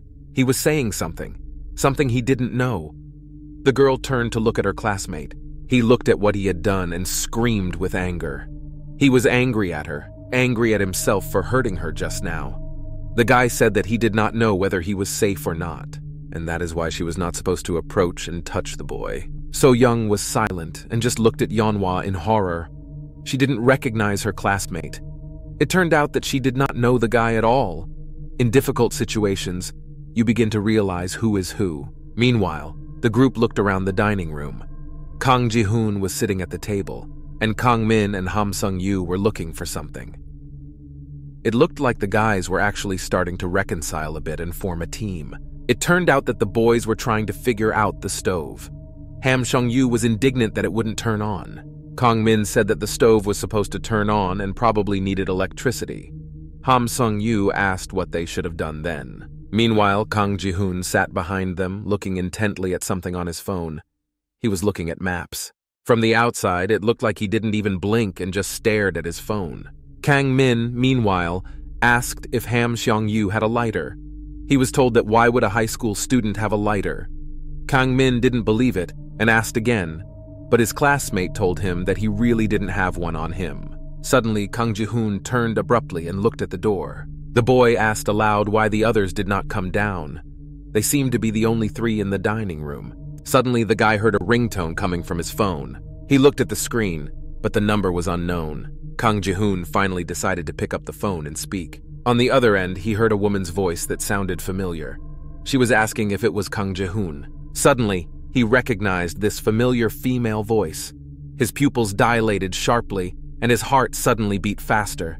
Kang Ji-hoon jumped up and asked if it was his classmate Hannah. Meanwhile, on the ground floor, Soyeon was getting up after falling. Yeonwoo looked down, but in Soyeon's direction. He was still ashamed that he had hurt his classmate. The girl tried to talk to him normally again. She said she did not understand the boy's feelings. Everyone was worried because the situation was unusual and dangerous. Soyeon added that going out alone was not an option anyway, because it was too dangerous outside. Yeon-woo turned away from the girl and just looked at the street. She suddenly said that since he was not infected, he had to stay inside with them all. But the guy did not respond to her.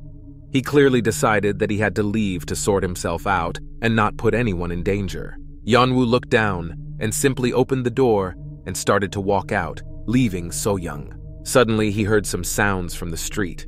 It made him look up. Then, Yeon-woo saw another batch of homeless people enter. There were 3 men of different looks. One of them saw Yeon-woo and asked who he was and what he was doing here. Suddenly, the guy felt this pain again. His body seemed to shake and his heart was beating frantically. Meanwhile, in the dining room, Ham Sung-yu heard Kang Ji-hoon talking about Hannah. He turned around to see what was going on and what was going on. Kang Ji-hoon was actively talking on the phone and asking Hannah where they all were. Hannah said quietly, covering her mouth with her hand, that they were hiding in a building. In fact, the girls were trying to get back to them, the girl explained on the phone. Meanwhile, Hanmi was sitting behind her. She wrapped her arms around her legs and looked down. Suddenly, she heard that Hannah was talking to Kang Ji-hoon. This information made her happy. Hannah, meanwhile, continued that they hadn't been able to contact them because their phones were dead. Then my classmates started to say that they were now in some alleyway, and there were a lot of signs for travel agencies and companies. The last thing the girls said was that their phones were almost completely dead, when suddenly, the connection was cut off. It seems that her phone had died after all. Meanwhile, Kang Min and Ham Seong-yu had already approached Kang Ji-hoon and asked what had happened to the girls. The headman told them that their phone had died. The guy quickly tried to call the girl again, but in response, he heard from the phone that the number he was trying to call was unavailable. Meanwhile, Yeon-woo and Isuri were already sitting together. It seemed that the boy had changed his mind, perhaps because he felt threatened by the homeless and wanted to warn others. Isuri suddenly suggested that they go together. Yeon-woo immediately turned to the girl. He did not expect to hear this from her. She repeated that if Yeon-woo wanted to leave, he would have taken her with him. She didn't even look in his direction. Again, she had a stony expression on her face. Suddenly, Yeon-woo said something that made Isuri look at him. He agreed to go with her. There was even some romance in it. He looked at what was happening outside and said that they would definitely escape from this room, but not now. Yeon-woo added that they would first observe the situation before running away, but Isuri did not understand what Yeon-woo meant. She asked him if it was a rejection on his part. She added that it hurt her pride, to which the boy replied that he did not mean it. Yeon-woo explained that he was worried about something. He could feel the presence of the infected and wondered if it would be okay to run away on his own. What if these people became really dangerous? Isuri grimaced. Once again, Yeon-woo said things that scared her and gave her the creeps. She suddenly grabbed the guy's t-shirt and yanked, telling him to follow her and stop talking like an idiot. She dragged him up the stairs. Yeon-woo shouted for the girl to let him go. Isuri eventually let the boy go. He asked her what she was doing with him. Suddenly, her tone changed, and she said that it seemed Yeon-woo had misunderstood her. The boy's face changed dramatically. Isuri began to say that among all those present, only Yeonwoo was suspected of being infected. She added that the boyfriend made her feel special because he could tell the difference between the infected. Yeonwoo did not like this tone of communication, so he interrupted her as much as he could. Yeonwoo said that it was he who saved them then, and did not understand why the girl was exaggerating.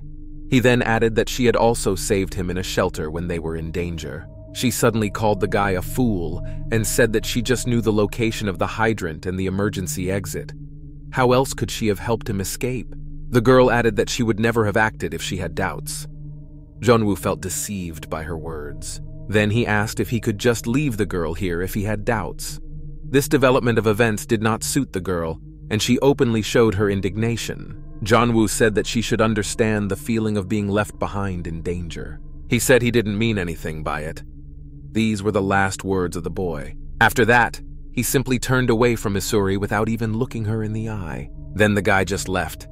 He was going down the stairs and probably intended to escape from the premises. Isuri swore out loud and said how sick of it she was. Yeonwoo continued to go down, waiting for the girl to do something. He wondered to himself if he had gone too far. He thought about what had happened when the homeless people went inside. Yeonwoo thought about how, even when he wasn't thinking straight, he still grabbed So-young's hand and simply led her along. They ran away together, and Yeon-woo protected her. He wanted to do this unconsciously, without realizing it. He began to recall the beginning of the school trip and how in love he was with Soyon, how he used to look at her all the time. Yeon-woo began to think that maybe all he wanted to do was get closer to Soyoung. Suddenly, his dreams were interrupted, and the guy returned to this terrible reality. 3 homeless people stood in front of him. One of them pointed at Yeonwoo and said that he was the guy who ran away from them when he barely saw them. Yeon-woo realized that from the outside it didn't look like it was happening, so he began to explain to the men why they had fled. Suddenly, a man in a hat told Yeon-woo to come over to them. He added that they were all very offended and called the boy a jerk, but the homeless people surrounded him, not giving him any passage. Another said that Yeon-woo still had the courage to snap at them, but the guy only offered to discuss everything, and he would explain how it really happened. Suddenly, someone intervened in their fight. This someone told the gentleman to be careful. All 4 turned to see what was happening and who was saying it. It turned out to be Isuri. The girl looked at what was happening with a stone face. She suddenly said that Yeon-woo had symptoms of infection, and that even among their company they tried to avoid him. The homeless people immediately started screaming and getting scared. The men ran upstairs, screaming in fear that they had not touched him. Isuri's plan worked, and Yeon-woo's face was left intact. The girl saw that Yeon-woo was just staring at her and told him to stop doing that. She explained that she didn't help him because he was nice. She added that staying here wasn't such a bad option, as long as they didn't let the infected in. Then, she looked at Yeonwoo. She looked him straight in the eye and told him that if he was going to leave, he just had to take Isuri with him. Meanwhile, the teenagers were sitting in the dining room. Soyon joined them. Behind the door in the next room, there was a homeless man and a soldier. They were looking out the window and discussing something. The homeless man asked if the soldier wanted to leave the room for a while. He received a positive answer from the man, but the homeless man decided to ask if the soldier was sure of his intentions, because it was very dangerous outside. The homeless man went on to say that he had heard that much of the frog egg virus had been exterminated, thanks to the fire at Seoul Station. But there was another danger. If they faced the cleanup army, they would have no chance. The homeless man continued that this army exterminated all the people of no fixed abode in the area, hiding behind the virus warning. The homeless man said that the man should have realized this himself. He asked if the soldier wanted to go that far and advised him to value his life as well. He agreed with his friend's words, and then he started talking about a woman who really wanted to become a teacher. Although she never took any tests, she still remembered her unrealized dream while working in the private sector. Suddenly, the soldier said that this wonderful woman had always wanted to teach children, and then he added that she was his fiancée. The soldier started talking about his beloved. He wanted to finally get it off his chest. He said that his fiancée always bought the children all kinds of sweets after their exams, and when he asked her why she did it, the bride replied that she just liked to make children happy. She liked children's simplicity. Suddenly, the soldier said something that shocked the homeless man. The man revealed that perhaps his wife could forgive him if he helped and protected these teenagers. Then the soldier decided to join his classmates and tell them about his plan. He said that he had learned from a man about a square with a bunch of private bureaus. The man put together the information from the driver and this information and found the location. Kang Ji-hoon's briefcase contained Molotov cocktails. The soldier distributed them based on past bitter experiences so that the bottles would not explode all at once. They also prepared special clothes. The soldier was going to go with Kang Ji-hoon because it was his idea and desire to save Honmi in the first place. The starosta turned to his friends and cursed the girl, saying that she was nothing but trouble. Suddenly, Kang Ji-hoon told his classmates not to worry at all and that their team would be back in less than an hour, so fast that they wouldn't even have time to blink. The team was leaving the room. Kang Ji-hoon looked down as he left. Suddenly, his gaze went up. He noticed someone, which made him stop. Yeon-woo and Isuri stood in front of the team. The boy was carrying a briefcase, which raised questions. The classmates just looked at each other. Suddenly, they exchanged a glance, looking each other straight in the eye. I could see in their eyes that they had a lot of questions for each other, but they were not going to talk. So the teenagers just missed each other and went their separate ways. Suddenly, Kang Ji-hoon stopped. He had something to say and he couldn't hold it in any longer. The headman told Yeon-woo to forgive him. Kang Ji-hoon began to sincerely apologize to Yeon-woo. The guy turned his head in his direction in surprise. He did not expect to hear this from a traitor. Kang Ji-hoon continued and said that he did not expect the guy to forgive him. The starosta suddenly remembered something. A memory from the Namsan cable car came to his mind. When he and Yeon-woo went down to the floor where the girls were, they were in danger because the zombie monster was about to grab them, and then his beloved Hanmi would have died as well. Suddenly, Yeon-woo was not afraid. He ran to distract the monster and thus saved the girls. Then everyone survived. These memories made Kang Ji-hoon's heart beat faster. He was very worried about his Hanmi, even though he didn't show it. Then, the headman simply said that he was indebted to Yeon-woo for this act of his. Meanwhile, Isuri heard someone in the room arguing and talking about someone bringing someone here. The teenagers didn't say anything to Kang Ji-hoon. They just all went on their way. Yeon-woo turned to look at his classmate and consider the sincerity of his words. Kang Ji-hoon simply walked out of the room and went to look for Hanmi and the other girls. When Yeon-woo and Isuri entered the room, they saw a picture of a soldier telling Soyon that she could not go with them. The man held Soyon to keep her from going out the door and said that she could not leave because it was dangerous. Yeon-woo looked at Soyoung, so many emotions raging in him, but his face was completely disinterested. Soyon screamed and pleaded with the soldier, adding that she could not sit idly by while her friends were in danger. Suddenly, Isuri interrupted their conversation. She ironically asked what Soyono could do to help them and be useful. Her face was not just stony, it expressed dissatisfaction. The girl continued that anyone would die if they encountered a zombie monster. She asked what Soyoung could do about it. The girl replied that she would have done anything, but Isuri said that this was not true and that her classmate would only be in the way. She added that she had repeatedly said that it was dangerous even in this room, but Soyon simply did not want to accept or understand it. Isuri added that it was possible that Hanmi would bring the virus with him, and that there were 10 days before Seoul opened. She asked Seo-young if she could live through those 10 days and survive. The military officer suddenly supported Isuri, adding that no one should have left the room for the sake of everyone's safety. Soyeon looked at the soldier in shock. She knew inside that she was powerless, but she wanted to save her friend so badly. She did not want her to regret her inaction. The soldier said that they could do nothing if a virus appeared in the room, so the man asked the teenagers to protect him in their absence. Finally, the soldier spoke to the homeless man. He asked the man to take care of these children. Yeon-woo thought about what Soyoung had just said and looked down. Suddenly, the phrase that the girl couldn't sit idly by when her friends were in danger came to mind. He walked past the girl and thought about who he and Kim Jubin were to her then. Suddenly, the boy raised his head and looked at his classmates. He was again filled with anger and hatred. Then, Kang Min was about to say something. Suddenly, Isuri interrupted him rudely and told him to give her a chance to think. The girl was a spark. She began to command that everyone had to listen to her first.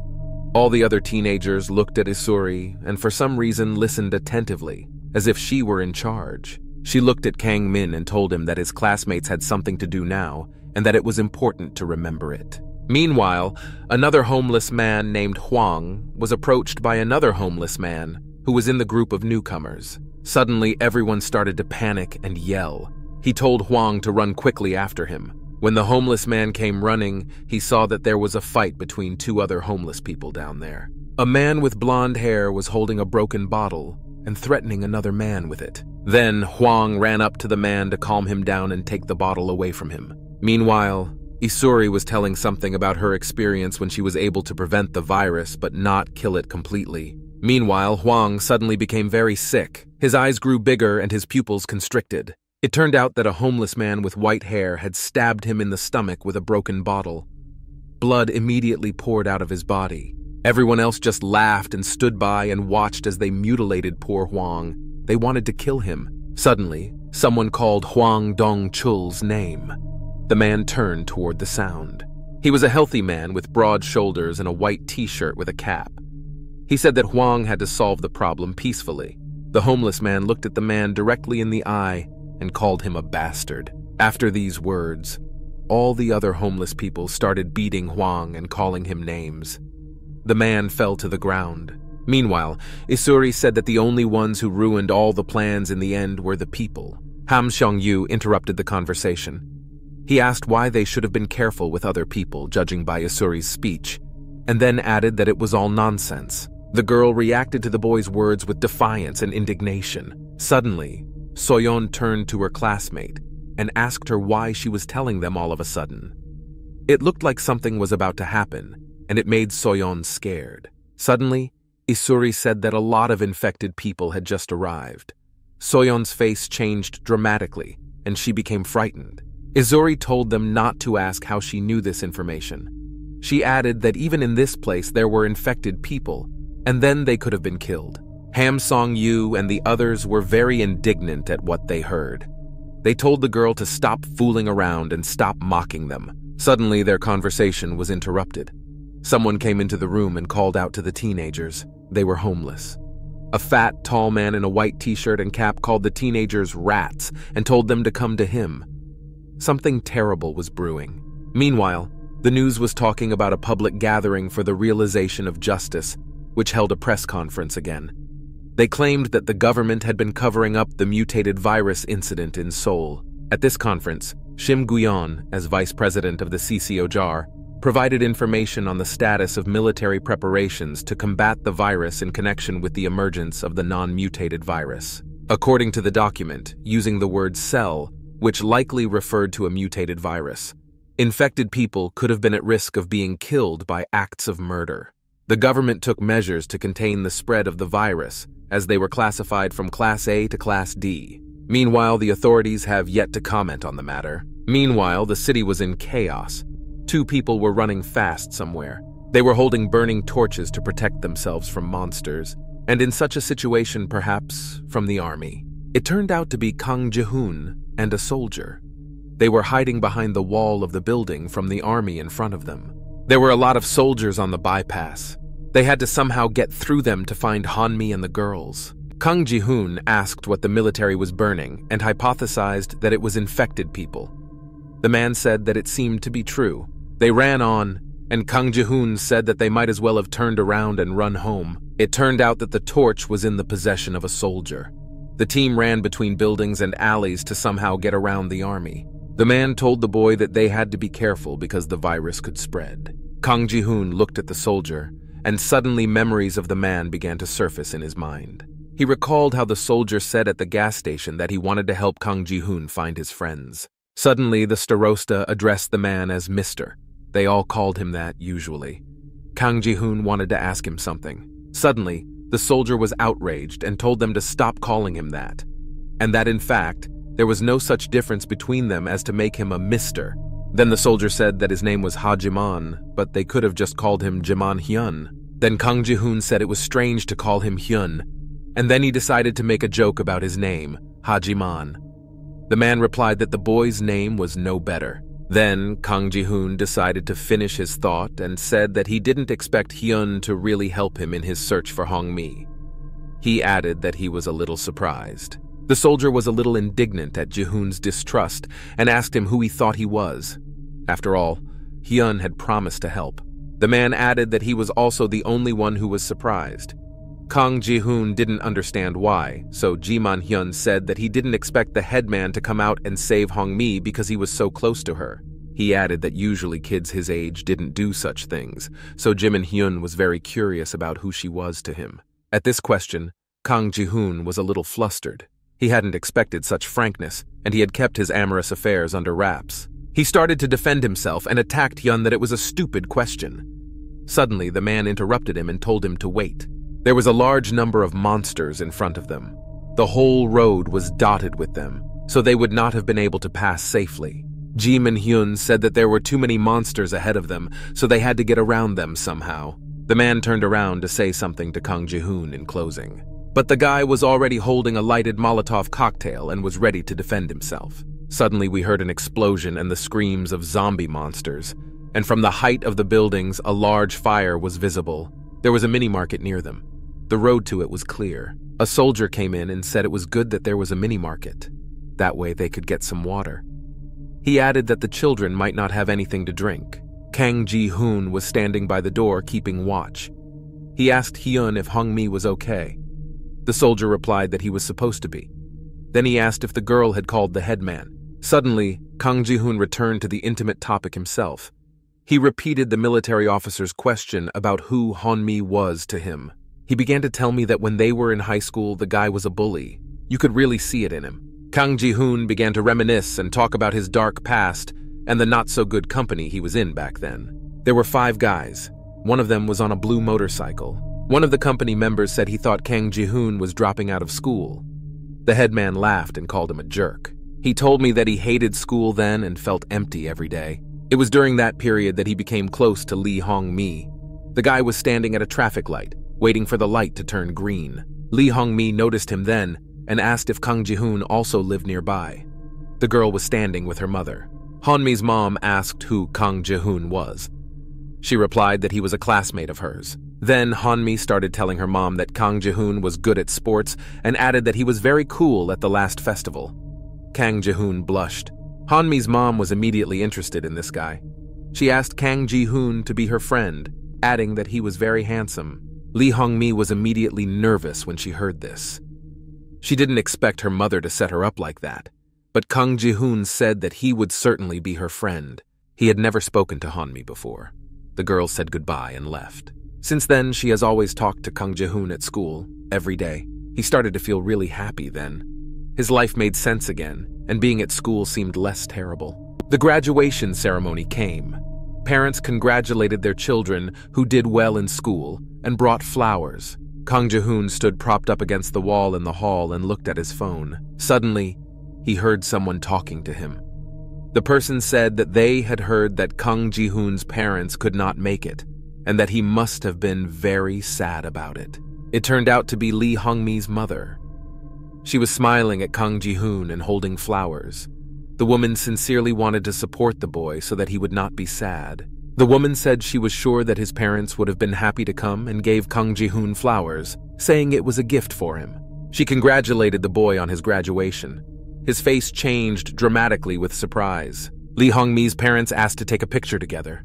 Yeon-mi and Kang Ji-hoon stood next to each other, with the girl's parents on their sides. Kang Ji-hoon told the soldier that her parents were very nice people and treated bad guys like him well. The boy added that he could only hope that happiness would not go away. The soldier listened carefully to the boy. He realized that it was important to him because it was probably the first time Kang Ji-hoon had ever spoken to someone at all. The man approached the boy and put his hand on his shoulder as a sign of support. He promised that Lee Hong-mi was fine. The team ran off. It was time to go in search of Kang Ji-hoon's friend. Suddenly, they heard that they had been found. The team put their hands up. The army said they had found those responsible for the arson. The guys were in danger because the military pointed their guns at them with fire. Meanwhile, in the shelter, the teenagers kept talking to homeless people, who apparently did not want to be friends with the children. Isuri told the homeless people that 2 of their friends had gone to the shelter to bring them supplies. The man with white hair who had injured Hwang with a broken bottle asked what his boss was doing and told them to just kill the teenagers. A fat man with a cap yelled at him and said that they had no food supplies. Then the boss threatened the children that if they lied to him, he would kill them all. Isuri asked with a calm face and rather claimed that the man was acting like this because she was constantly cheating him. And then she said that they would give them half of their supplies if the homeless people did not touch the children. She spoke so confidently as if the homeless were supposed to be afraid of her and obey her orders. Then the homeless threw the children into a room behind a glass door. They said that their friends should have hurried, because if there is no food on their table by evening, they will do to the children what they did to him. The man in the cap pointed to the floor. Hwang was lying there. He was almost unconscious and barely breathing. The boss would come out and tell the homeless man in the hat and red jacket to keep an eye on the teenagers. The children quickly ran to their friend Hwang. The man was covered in blood. He had been beaten badly by those bastards. Kang Min leaned over to the homeless man. Hwang was alive and barely breathing. The guy said he thought the homeless man was a former boxer. That's what he told them. Ham Seong-yu shouted and was indignant that he didn't know what they were supposed to do now, because no one was supposed to bring any supplies. He yelled at Isuri, asking why she had told the men. Ham Seong-yu added that they would die at this rate. Isuri responded by asking him if he had any other ideas. Then Yeon-woo interjected himself into the conversation. The guy said that, in fact, it would be better if the infected people just started showing symptoms. Yeon-woo turned to Isuri and said that those who were infected would have started showing symptoms even before Kang Ji-hoon and Jiman-hyun returned. Meanwhile, the homeless people were sitting in another room, laughing at the teenagers. Suddenly, a friend of the homeless man wearing military pants started coughing and shaking. His friend asked him if he was okay because he noticed his friend's strange condition. He looked at the man and asked if he was feeling well. Suddenly, the infected man started vomiting on the floor. He was shaking all over. Suddenly, the friend who was lying on the bed saw this, and his eyes widened and his mouth dropped open in surprise. He suddenly realized that his friend was infected and was about to turn into a zombie monster. Meanwhile, the teens came up with a further plan of action. Isuri said that if the mutated virus appeared in the room, everything would go wrong and the homeless would flee the room. She added that they had already encountered the frog egg cell virus. Isuri summarized that they could all have gone through all of this too if they had planned well. She said they were all very lucky because she had always failed all of her tests and exams. Meanwhile, Soyon was looking at Isuri very closely. The girl noticed this, so she asked her classmate if she had anything to say to her, but Soyon remained silent. On the contrary, this question, which sounded more like a hit and run, scared the girl a lot. She did not want to have any problems or clashes with her classmates. With a serious face and a little rudeness, Isuri asked Soyoung why she was looking at her like that. She ended by telling her to stop doing it. Soyeon immediately began to apologize, but she was a little nervous. Isuri's mood scared her.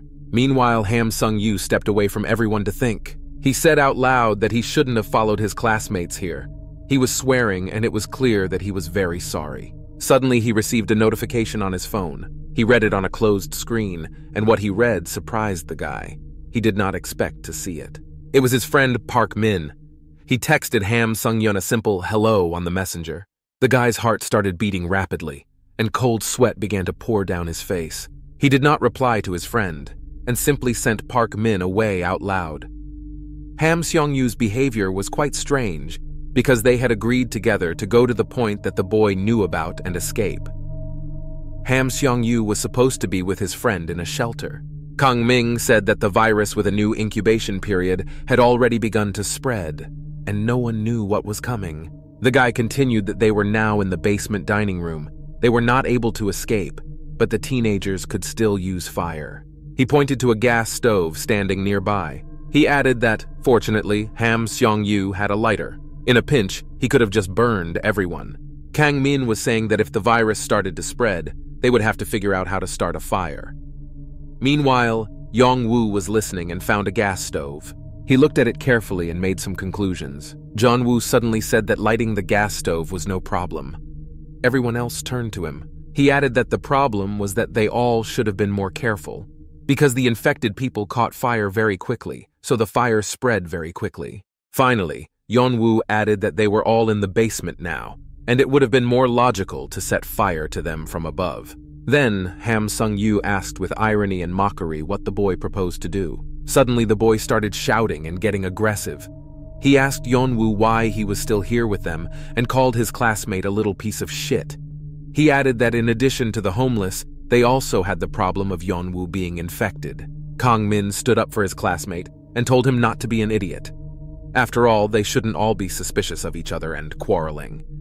But the classmate responded by saying that he was just saying what he thought, and unlike Kang Min, he was not in debt to Yeon-woo. Then Yeon-woo himself intervened and told them not to worry, because he would leave before they knew whether the boy was infected or not. He turned to Isuri and asked if she still wanted to go with him.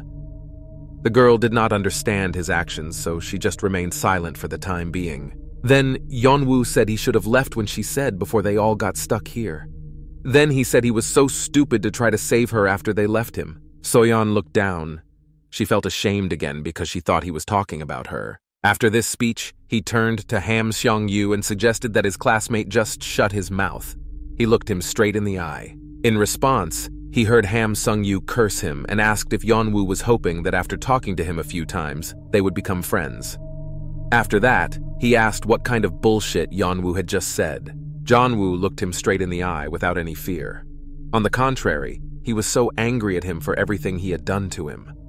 The guy said he had just ordered Ham Seong-yun to shut his mouth. Suddenly, Kang Min intervened in the fight. He tried to calm them down and told them that now was not the time to start a fight. Kang Min turned to Yeon-woo and said that he understood why the boy despised them all, but there was no time to work things out. Yeon-woo looked at Kang Min. It was unclear what he was thinking at all. His classmate continued that they had no choice but to help each other now. Suddenly, Isuri echoed Kang Min's words, adding that they should have stopped fighting every time. The girl shouted that they should have fed themselves for something, but she was unable to finish. Kang Min interrupted her and asked her to let him speak. He apologized and politely asked that everyone listen to him. The guy said that this thought had not left him from the very beginning, even when they were on the cable car. He was thinking about how this virus appeared and what it was. Kang Ming said it was a virus that kept growing until the host died, and the cell division didn't stop. So to summarize, the guy said he settled on the next option. He looked at his classmates with his crazy eyes and said that the virus would be very similar to cancer cells. Kang Min quickly began to explain before everyone had time to laugh at his hypothesis. He said he had tested all the types of cancer cells they knew, and they were similar to each other. Isuri was skeptical of her classmate's speech. She ironically asked if Kang Min wanted to burn the zombie monsters with radiation. He understood the joke, but answered seriously. He asked if teenagers had ever heard of high-frequency heat treatment. The guy started talking about it because he realized that this was probably the first time they had all heard of this phenomenon. He said that it was one of the ways of treatment to kill cancer cells with heat. They are usually heated up to 40 degrees. Isuri asked if Kang Min meant that they should all pay attention to the temperature. He smiled because he was glad that his classmates understood his point. Isuri started thinking and developing Kang Min's idea. She wondered out loud if they could use water for such a thing. The girl added that water would not cause fire and they would not all burn, and it could easily destroy the virus. Soyon looked at her carefully. Isuri went on to say that if they wanted to take control of the situation, they could indeed try using water with different temperatures. Soyon suddenly thought about how Isuri looked like a cold bookworm at school. She sat at her desk all the time reading. She didn't talk to anyone and had no friends. But in this situation, Isuri just shone. Kang Min started to rejoice and say that they were all finally on the same side. He gave Isura a high five, and the girl told him to go and die. Meanwhile, Soyon continued to think about Isuri. The girl's confidence made Soyon believe them and lean on her, until she realized that she was helpless. Suddenly, everyone screamed at the strange sound they heard outside the door of the room they were in. They turned around and saw two homeless men who were supposed to be guarding the teenagers. One of them had fallen down, and the other seemed to be lying on a chair. Suddenly, the homeless people above heard it. They thought it was the teenagers trying to escape and starting a riot. Isuri asked Kang Min if it was a scream. She wanted to make sure she wasn't the only one who heard it. The boy confirmed the screams. Kang Min suddenly screamed and asked if it had already started, and the homeless began to turn into zombie monsters again. Yeon-woo reacted quickly and shouted for them to close the door faster, whoever was closer. They had to lock them before the homeless people started coming downstairs. The guy was looking at the company, but Soyon decided that she had to do it herself. She didn't want to be helpless and had to show that she was bringing some value to the company. The girl suddenly screamed that she was going to run and close the door. But unfortunately, Soyon was not tall enough to reach the lock, which was on top of the door. Soyon realized this and turned to Isuri, saying that she was not reaching and needed something like a chair. But Isuri was already holding it in her hands. She was so annoyed. Soyon couldn't think while being yelled at, so she stood there in a stupor for a few seconds. Then Isuri yelled at her again and told her to get in quickly. Soyon got up on a chair and started to close the door. The girl was really reacting very strangely to Isuri. Meanwhile, Hwang, a homeless man, was lying unconscious on the floor. No one was responding to him anymore. The teenagers ran around looking for things that could burn. They didn't have enough water to use. Kang Ming, meanwhile, searched through all the drawers in the kitchen to find some cooking utensils. The guy said that it could be tied with napkins, doused in oil, and used as a wick. Meanwhile, Yeon-woo had already made the first wick, following Kang Min's instructions. The boy praised him and told him to continue knitting. Suddenly, Yeon-woo heard strange noises in the room. It made him scared and turned around. He saw Hwang, a homeless man, suddenly start to get up. The teenagers didn't think the man had survived the beating. Yeon-woo approached the man and asked if he was okay. Suddenly, the homeless man looked to the side. Something caught his attention. Hwang did not respond to Yeon-woo's words. The man began to stand up and said that the subversives had to run as fast as possible and get out of the room. Yeon-woo was still offering Hwang his help. Suddenly, he heard strange sounds coming from the door. He looked up and could not believe his eyes. Homeless people came running to the door and started breaking into the teenagers' room. A man in a red jacket shouted to the teenagers that he was infected. White slime began to flow down the stairs, catching up with the homeless. Suddenly, they started banging hard on the glass inside and begging the teenagers to open the door and let them in. It was so funny from the outside. Karma kept coming back. Yeon-woo looked at them and did not know what to do. Time was short, and he didn't want to decide for everyone. Meanwhile, the team of Kang Ji-hoon and Jiman Hyun did not fare any better. The army was heading somewhere. There were no boys among them. The men were holding firearms and giving commands that the road ahead was clear and very quiet. It was even frightening. Suddenly, a zombie monster screamed from above. He stuck to the glass of a building and roared loudly, making himself known. The man said that it was just a one-time goal. He ordered to open fire. Because there was only one zombie monster, only one soldier fired at it. All the others did not even bother to look in that direction. Suddenly, behind the soldier, Jim Hyun could be seen. The man in uniform asked him if the place they were looking for was definitely around here. Suddenly, Kang Ji-hoon was standing next to Jiman Hyun. The boy said he was sure of it because his friends had called him. The girls said they were hiding somewhere in the building of a private bureau. The soldier said they would continue to search the area. He said on the radio that there were 4 schoolgirls who managed to survive and claimed that they were hiding somewhere in one of the buildings. The man said they would rescue them and bring them back. These words did not sit well with Jiman Hyun. He told Kang Ji-hoon that it looked like the men weren't going to take it. Then someone said that the military should be more careful. The man continued that they had found an accumulation of level A virus. And first, they had to burn it. It was just a white slime that was located in the same alleyway of houses. Another soldier said that it would be better to wait a bit. He gave the order that they should have been more careful because it was dangerous. Jihan Hyun became curious about the process and asked the army if it was a level A virus. Then, the man answered positively and reiterated his words. He added that viruses are classified by their size and density. For example, level A. Most of them were larger than a human, and sometimes they could reach sizes of more than 3 meters. Kang Ji-hoon and Jihan Hyun listened attentively to the soldier's speech. Then the military man thought that perhaps the virus at the station was one of them. Jihan Hyun decided to tell the army about how he had seen the infected cats join together and become bigger. The soldiers could not believe what the man was telling them. They had never heard of such cases before. Meanwhile, 2 soldiers entered a room. But they said that, unfortunately, the girls were not there. They were joined by 2 other men who also said that the girl was not there. Suddenly, the soldier noticed that the door to one of the rooms was already open. He decided to tell his partners about it so that they could inspect the suspicious premises together. But it was Kang Ji-hoon who reacted faster. He ran over and saw that the door was open. He was very motivated and excited to start searching again. He suddenly felt that his Han-mi was about to be found. He knew she was somewhere nearby. The soldier came in and looked around the room. He said that the footprints indicated that there were some people inside, but no survivors were found. Kang Ji-hoon himself carefully examined the room once again to find at least a hint that Han-mi had been here. Suddenly, the guy shouted her name. Then the soldier said that there were also footprints somewhere there. He came out of another exit. The company went out into a passage, and the military officer said that it looked like someone had gone that way after the arson. But, unfortunately, no traces were found. They all kept walking. The man added that someone had definitely passed through this alley.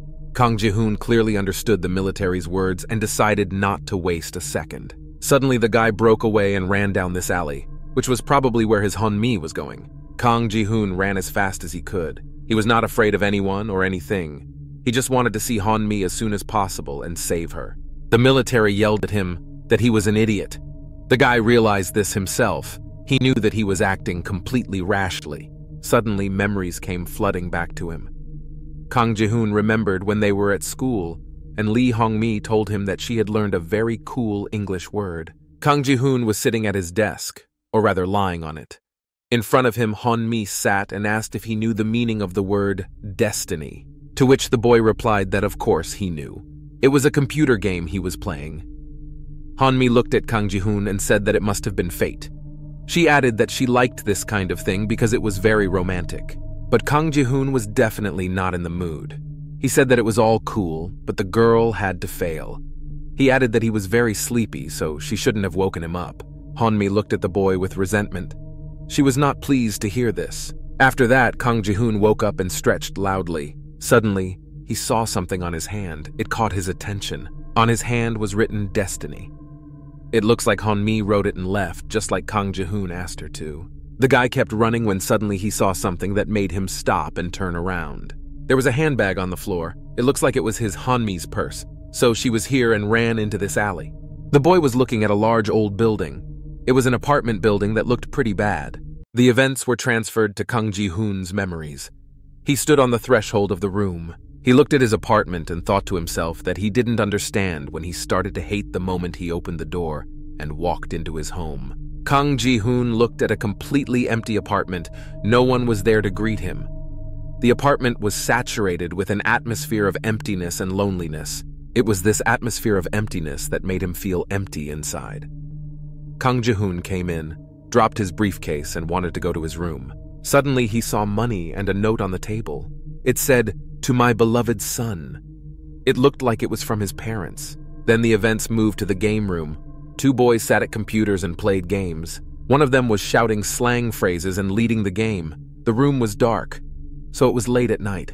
Suddenly, Kang Ji-hoon leaned back in his gaming chair and said indignantly that they had played very poorly. Then he went to a mini market that was open until night and bought something to eat. Kang Ji-hoon bought himself some ramen and a soda and ate it right in the store. The boy thought about how meaningless his days in the old third-grade school were. They seemed to last forever. Suddenly, Kang Ji-hoon saw someone walking through the window, carrying a briefcase and wearing a uniform. It was obviously from school. It turned out to be Yeon-mi. The girl noticed the guy through a shop window and was surprised to see him. Kang Ji-hoon was chewing when she saw him. Suddenly, she screamed and came closer to the glass to see Kang Ji-hoon. She was happy to see him. In fact, the guy was happy to see her too. She made his meaningless day brighter and added a little meaning to it. The couple returned home together in the meantime. Yeon-mi said they had been seeing each other a lot lately. She also added that she had returned home at 9 p.m. every night after her preparatory courses, but had never seen Kang Ji-hoon here before. The girl talked a lot, and Kang Ji-hoon didn't have time to say a word. She asked what the boy was doing there. And then she said that they often had a 2-for-1 promotion. And then the girl added that if he waited for her, she would give him hers. Suddenly, Yeon-mi got very excited about something and screamed. The girl was very emotional, and that made her special. She was surprised that a small shop run by an old lady was still open. Yeon-mi stopped and said that usually the store closed by 7, as the goods were all sold out. Her mouth was about to water. She told me how good the tteokbokki made by the woman behind the glass were. Kang Ji-hoon then asked if Yeon-mi really loved this street food so much. A few minutes later, Yeon-mi had a whole plate of various delicacies in front of him, including tteokbokki. She immediately started eating it, stuffing her mouth full. Yeon-mi invited Kang Ji-hoon to try it too, because he was silently watching her eat, but he refused. The girl was so talkative that even when she was eating, she couldn't stop talking and talked a lot. She told Kang Ji-hoon that it would be nice to buy an ice cream, but only one. The guy saw that she was talking with her mouth full, jumped away and told her to chew it first and then speak. He looked at her as if a little disgusted and said how much she ate, and she responded by offering him something to try again. Yeon-mi put the dish right in Kang Ji-hoon's mouth, and he shouted that he was talking at that moment. The girl apologized, but still asked why he ate so little. He replied that he had already eaten the noodles, and that was enough for him. At that, Yeon-mi laughed out loud. She saw Kang Ji-hoon's face, and something in it made her laugh hard. It turned out that the guy had ketchup on his cheek. She laughed at this and asked if she could take a picture of it. It was time for them to leave. The girl said she was very full, and when she left, she said she would buy them sweets next time. And in the end, she added that they would definitely meet again at school. Kang Ji-hoon stood and watched Yeon-mi leave, and he followed her with a look. In his mind, he wondered what she wanted to do next time. A new day had come. My classmates were sitting in math class. The teacher was solving something at the blackboard. Kang Ji-hoon sat at the back of the classroom and was sad. He was not solving or writing anything. He just propped his head up with his hand. He was not at all interested in what the teacher was talking about and what square root the equation would yield. His attention was drawn to something else. It turned out that the guy was looking at Yeon-mi all the time. It was obvious that she was not looking at the board either. Something was catching her attention. The girl was looking at the clock on the wall very carefully and with a kind of horror in her eyes, biting her nails. Kang Ji-hoon wondered what his girlfriend was looking at so intently. It turned out that she was watching the clock, and as soon as the big hand passed 5, the bell rang. Yeon-mi stood up abruptly and started to get ready. Meanwhile, the teacher told her that everything else had to be done at home. Then the girl abruptly opened the door and ran out into the hallway. She ran as fast as she could, not turning back. 2 guys were running behind her. She said that there were no chicken wings on the menu today. Kang Ji-hoon watched this performance as the teenagers fought in front of the cafeteria. He thought to himself that since then, he had been paying more and more attention to Yeon-mi at school. He looked at it all and said to himself how noisy they all were. The boy's face expressed dissatisfaction with what he was seeing, but inside, he wanted to look at Yeon-mi. The scene shifted back to Kang Ji-hoon's old company. They were discussing a friend's new purchase and its higher price. Some kind of motorcycle thing cost 1.5 million won. The guys made fun of their friend for paying such a price for it. The owner defended his purchase and said that this case protected against water and even radiation. But his friends joked that they thought the guy on the moped wanted to become a courier. The owner further defended himself and said that his trusted source had given the person the amount of money to do so, and that the boy had not realized the power of this investment. But the boys continued to joke and mock their friend. Meanwhile, Kang Ji-hoon sat alone and looked at the floor. He didn't seem to be interested in these conversations at all. My friend noticed this and approached the guy. He asked if Kang Ji-hoon had forgotten about today's case. He added that he had looked at someone's photos and they were very hot. The guy said without looking up that he didn't know if he would have gone because he didn't like crowds. His friend began to persuade him and said that he had already told them about him. Then, the 3 boys were walking somewhere between the crowds in an alley. Kang Ji-hoon walked behind and his friends hugged each other in front. One of my friends told me that he had found a store where they could definitely sell them cigarettes. The friend replied that it was because he had a round face. The friends were laughing and discussing something. They were having a good time together and didn't notice Kang Ji-hoon walking lonely behind them. The guy didn't even look up. He was absolutely not interested in what his friends were talking about. His head was full of personal thoughts, when suddenly, something made his friends pay attention to Kang Ji-hoon. He suddenly said he was going to go home. When they turned around to look at the boy and start talking him down, he was already walking away and waving to his friends. It turned out that Kang Ji-hoon was supposed to treat them today, but he didn't go. His friends called him irresponsible. The boy rushed to the place where he had met Yeon-mi the last time. He wondered to himself if he would see her here again, or if he was just thinking about it too much. Kang Ji-hoon pulled out his phone to check the time and noticed that it was almost 9, and there was still no sign of Yeon-mi. Then, he decided to go to a mini-market. He confidently opened the door and greeted the cashier. Suddenly, he turned around sharply because he saw something. It made him pay attention. It turned out that it was Yeon-mi who was crouching down and picking out some sweets that she had promised. She also turned around to see Kang Ji-hoon. She got up and approached the boy. The girl started talking a lot again and asked if he wanted to see the promotion that the mini-market was offering. Suddenly, she pointed her finger at Kang Ji-hoon and asked what happened to him. She asked if the boy had run here because he was sweating profusely and was all wet. The boy's eyes grew bigger. He didn't want Yeon-mi to know. Kang Ji-hoon did his best to show that he hadn't run like that before Yeon-mi. So he said that he used to run all the time. He had to train. And then he added that he was very hungry to quickly change the subject. Yeon-mi realized this, but pretended to believe the guy and just smiled at him. And then she asked him if he liked toast. A few minutes later, the 2 of them were already eating 2 pieces of toast. The girl said they were very tasty, and Kang Ji-hoon said they were only a little bit, although you couldn't tell by the way he ate them. The guy looked at Yeon-mi.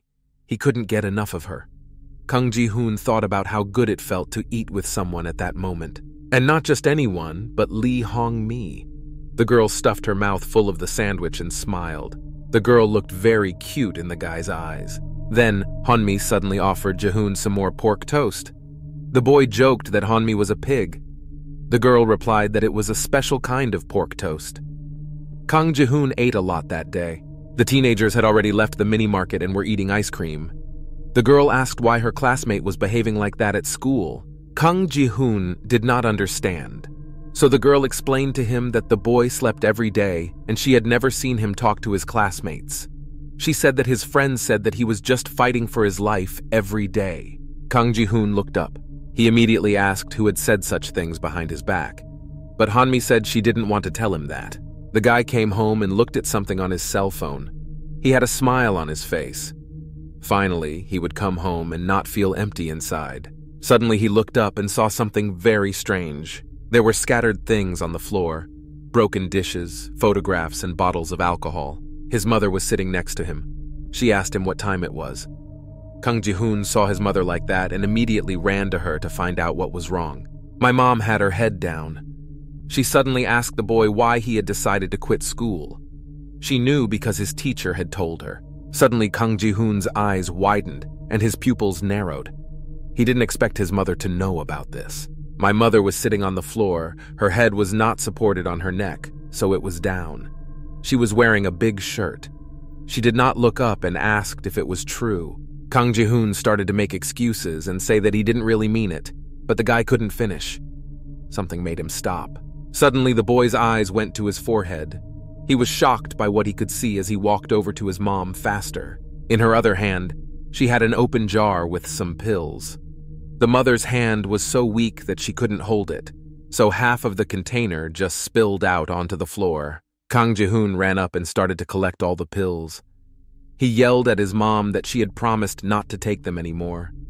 They were hidden, but she found them anyway. Suddenly, the mother took her son by the face and began to say something incomprehensible. Then Kang Ji-hoon saw his mother's face, and this picture gave him goosebumps. Her eyes rolled up and saliva flowed from her open mouth. The woman said that everyone made her suffer, and then she said that it was like a knife stabbing Kang Ji-hoon in the heart. The grieving mother said that it was he who had brought her to this state. She also asked if the boy understood her. She added that Kang Ji-hoon was the only one who made her the person she was now in front of him. The boy's world just collapsed after those words. The birth mother imposed guilt on her son. Kang Ji-hoon will carry this pain for the rest of his life. A few hours later, the boy was already in the hospital emergency room waiting for his mother. He looked down and thought about everything that had happened. 2 doctors worked on her to pump out this so-called mother. Some kind of tube was inserted into her throat. The boy began to recall that the last time he saw his father, he told him to protect his mother at all costs. But since their divorce, his mother has been in the intensive care unit countless times. It was a common thing for the boy to see her in such a state. So, because of this, he would never forgive his father for abandoning them both, and now Kang Ji-hoon had to carry this burden with him. It was very hard for him because he was just a child. It was dark, and Kang Ji-hoon was returning home, walking his usual path with his head down. Suddenly, he looked up and saw something. Hong-mi was standing in front of him, as if she was expecting a boy. Then she looked up and looked her friend in the face. She was standing under a streetlight, holding some books in her hands, waiting for the guy to come up to her. Hong-mi immediately asked where her classmate had been all this time. After all, she had been waiting for him for so long, but Kang Ji-hoon only responded by asking how the girl had gotten his address. And Hong-mi said she got it from her teacher. She attacked Kang Ji-hoon with questions about why he didn't go to school, and the teacher said that it was impossible to contact the boy. But Kang Ji-hoon did not even look at the girl and told her to leave. He added that he was not in the mood to talk to anyone. But before he could finish his sentence, the girl interrupted him. She grabbed her friend's hand and asked him to stop and not walk away from her. But the guy reacted abnormally. He pulled away abruptly and took his hand away, asking who Hong-mi was anyway. The girl asked why Kang Ji-hoon was so angry. She said that he was not his usual self. But Kang Ji-hoon suddenly ridiculed the girl and said she was stupid. The girl's face changed dramatically. She didn't deserve to be treated like that. He looked down and asked what Lee Hong-mi even knew about him. And then he asked if she really thought they were friends. Kang Ji-hoon suddenly said that she wouldn't even have had the desire to look the guy in the eye if they weren't classmates. Suddenly, the guy turned to Han-mi, looked her in the eye, and told her to leave him alone and not to spoil his mood. In response, Han-mi told him that the guy had been very cruel to her. She added that she came here because of Kang Ji-hoon, because she was worried about her friend. He kept his eyes on her and thanked her for her concern. Then he told her to get behind him. The guy had already moved to the mat. Kang Ji-hoon saw Han-mi leave him. It was very painful for him because he was very happy to be with Han-mi. He was happy at such moments, but the guy was afraid to get closer to her. He had no choice but to run away from his feelings. Meanwhile, in reality, Kang Ji-hoon went inside the building and shouted the girl's name so that she would hear and come down to the boyfriend. Others joined him. The army opened fire, and Kang Ji-hoon lit a Molotov cocktail to clear the area. Then, hell broke loose. The room was very warm because there was an unrealistic amount of fire. Kang Ji-hoon kept calling out for the girl. The soldiers in front of us shouted for everyone to move back, and then more fire was launched. For moments, there was no air to breathe because of the smoke and stench coming from the burning corpses of the zombie monsters. Suddenly, Ji Han-hyun noticed something on the other side. One of the soldiers shouted about the exoskeleton. It seems that the man saw something in the midst of the fire. Then everyone turned back to the sound and saw the almost corpse of a soldier from this army on the floor. He was screaming that there was an exoskeleton inside. He fought a kind of unusual goiter monster which was nicknamed an exoskeleton. Everyone else was watching as the man desperately tried to fight the zombie monster. Suddenly, the soldier noticed something that was visible from the corner at the end of the corridor. Suddenly, he saw the paw of a zombie monster. It was approaching them, and for some reason was not afraid of fire at all. Ji Han-hyun's eyes widened sharply and his pupils narrowed. He realized that something terrible was about to happen. Suddenly, the whole zombie monster came out of the corner. It was crawling on the ground like an animal and looked like a skeleton with all the bones outlined. The monster got up and growled. It was definitely going to attack all these people. We had to react quickly to survive. It was a huge zombie monster, 3 meters high. It was bigger than people. There were some spikes on its back. Even army soldiers with firearms were afraid of this monster. Their faces showed fear and stupor through their masks. A huge zombie monster stood over the corpse of a soldier and roared. Suddenly, one of the soldiers shouted Sojun's name. It was probably the name of an innocent man who was about to be eaten by a monster. The man picked up an assault rifle and started shooting at the monster. By doing so, he only angered the zombie monster, but it didn't seem to care about bullets and gunfire. Then the ugly giant threw out its healthy tentacles to attack. In a matter of seconds, the monster attacked the soldier. He did not even have time to react. He growled at the man, but he was looking straight at his victim. Other soldiers saw what was happening and were in a stupor. They all did not know what to do. Suddenly, the zombie monster roared very loudly and opened its mouth completely. Its mouth was huge and had many teeth. The zombie monster looked very frightening. Then, the other soldiers from the army turned to Mr. Park and told him that they had to leave immediately before this monster ate them all. But Mr. said they had to ask for reinforcements first. Ji Han-hyun saw this and realized that he had to run away immediately. Someone shouted that they all had to run the other way now. Meanwhile, a huge zombie monster began to eat its victim. Suddenly, he noticed that the others started to run away. He could not let it go and let his victims escape. Ji Han-hyun was the last one to escape, so he noticed it and realized what was about to happen. He said they should have left the building as soon as possible. Suddenly, another monster began to run after them, this time a different one. It growled, making itself known. Then one of the soldiers fired at him to burn the creature alive. Suddenly, the man noticed that their fire was over, so they were all in danger now.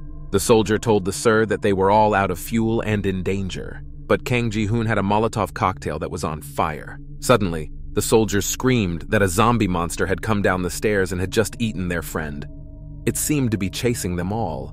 Mr. realized that they all had to leave the room immediately. He came closer to the monster and started shooting at it. But it seems that the big zombie monster didn't care about that.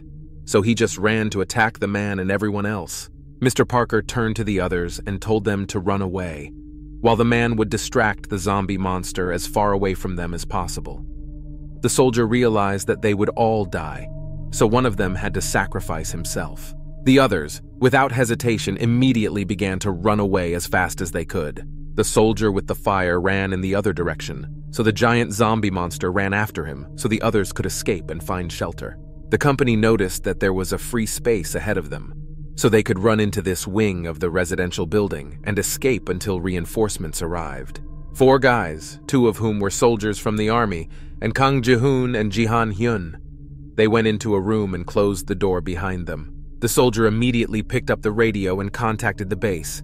He said that it was the 3rd squad. Meanwhile, the team of Kang Ji-hoon and Ji-han-hyun laughed out loud at such adventures. Suddenly, the man asked the military what had just happened. The soldier looked at Ji-han-hyun and remained silent, making it clear that he was waiting for the question to continue with details. The man shook his head and spoke with pauses. But eventually he formulated a question and asked how the army knew about this monster. But this question angered the military officer. He asked if Ji-han-hyun had really asked the troops, whose goal was to exterminate such monsters and the virus, about the zombie monster. He said with irritation that he didn't understand what Ji-han-hyun was trying to say. The man explained that he had seen many monsters himself, but he had never seen anything like this. And he hadn't even seen people who could see such a zombie monster. It was some new species they had never seen before. He asked what, as a soldier, the man should have known about this monster. While Ji-han-hyun was talking, the soldier began to undress. It seemed that the suit was not very comfortable. The soldier began to explain that when a normal mutant tends to soften their body, they then cover the exoskeleton with enlarged bones. Meanwhile, the man had already taken the backpack with fuel off his shoulders and put it on the floor.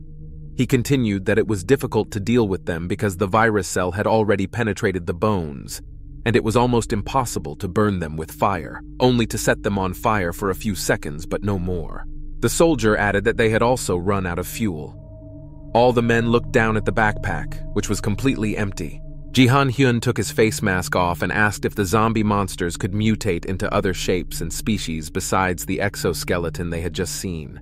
The soldier answered the man's question positively. He said that there were also zombie monsters that could merge with other corpses and turn into one big monster. Therefore, the man added that the army always tried to burn infected corpses so that zombie monsters that did not burn could not merge with them. Kang Ji-hoon suddenly took off his mask and asked the man why they hadn't told them anything about it before. Even though the military knew everything, the guy was angry and even furious. He said that if they had been told earlier, Kang Ji-hoon would never have come here. The boy started clenching his hand into a fist in anger. He added that his friends would never have been like this then. The guy's face suddenly became very angry.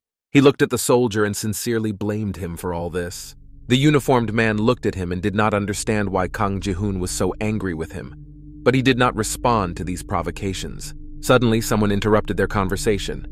Someone addressed this gentleman. It was another soldier who said that he had been informed that reinforcements were about to arrive, and they had already been sent. The man said that this was great news, and added that they would all wait here until someone came to rescue them. Kang Ji-hoon still could not calm down. He looked at the man and his face was very dissatisfied and angry. Then, he suddenly asked to have something explained to him. In all this conversation, the boy did not understand only one thing. The soldier looked at the boy to hear his question. Kang Ji-hoon then looked the man in the eye and asked what would happen to his friends. After all, the team never found them. The soldier told him in all seriousness that it would be better to surrender because it was simply impossible. The man hinted that the girls had probably already been eaten by the exoskeleton monster. Kang Ji-hoon was furious when he heard this answer. He was about to explode. Suddenly, the phone rang in the room. It was a very old-style phone that worked by light. Its sound interrupted a quarrel that was about to break out. All the boys turned to the sound of the phone. They did not expect anyone to call them. Their faces showed great surprise. They even froze a bit, and no one dared to be the first to come up and pick up the phone. But still, the soldier came over and decided to pick up the phone. Perhaps it was something important. On the other end of the phone, someone first coughed loudly and then stammered out a greeting. The voice sounded quite old and sickly. It turned out that he was a rather old man who was already sick and lying down. He asked if the boys had just gone into the next room. The old man apologized and said that he had accidentally overheard their conversation. Suddenly, the old man said something that made Ji-han-hyun's eyes widen and his eyebrows rise. The old man asked if the team was looking for a group of girls. The man could not believe his ears and what he had just heard. So he asked the old man again what he had just said. Meanwhile, in the shelter where the rest of the teenagers and the homeless were staying, a man in military print pants was already completely covered in frog egg virus blisters. The teenagers made their own homemade wicks and were already pouring oil on them to set them on fire. Yeon-woo held the wick, Kang-min poured oil on it, and Isuri set the whole structure on fire. Jeon-woo waited until all the participants said that everything was ready and the wick was lit. Then, he dropped what he was throwing. The guy swung and aimed straight at the homeless man, who had almost completed his transformation into a zombie monster. Jeon-woo hit the target, and the homeless man caught fire and screamed in pain. Then all the other teenagers ran up. Ham Seong-yu and Seo-young were holding fire extinguishers. From behind, someone shouted for the boy to be ready and put out the fire before it could spread. Ham Song-yu said he would do so, but asked the commander to calm down.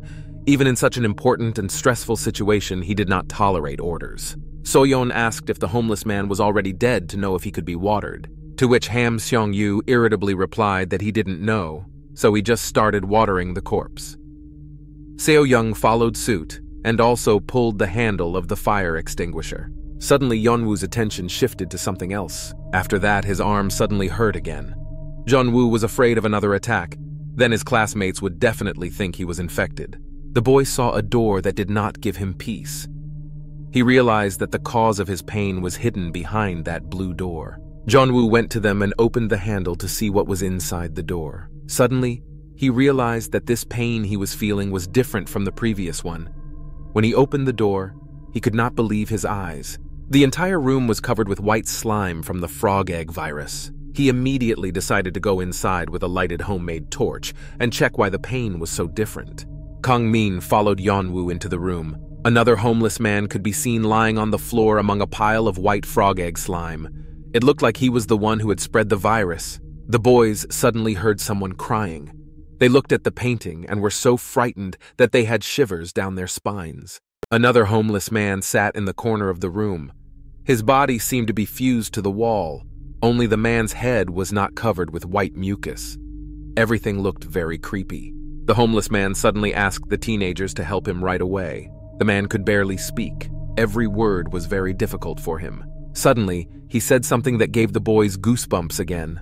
The homeless man asked that the teenagers kill him right now so that he would not suffer and would not be able to infect other people in the room. Suddenly, Ham Song-yu ran up to them and immediately took a torch and ran to set the man on fire, fulfilling his dying wish. The guy had already taken a swing and was about to throw a wick and fire at the zombie monster. Suddenly, Yeon-woo stopped his classmate Ham Sung-yu and asked him not to light the homeless man. The boy was surprised by Jeon-woo's desire, but he did not contradict him and did not set the man on fire. Jeon-woo didn't even look in his direction. He told everyone to wait. The guy came a little closer and noticed that the man had no cells. It was a fused form of the virus. But Yeonwoo was very surprised by the fact that the homeless man could speak, even though his body was completely covered with virus cells and the transformation process had started. Ham Sung-yu was standing behind him, shouting for Yeon-woo to kill this zombie monster as soon as possible. But the guy instead just started walking and approaching the zombie monster. He was still homeless and could talk.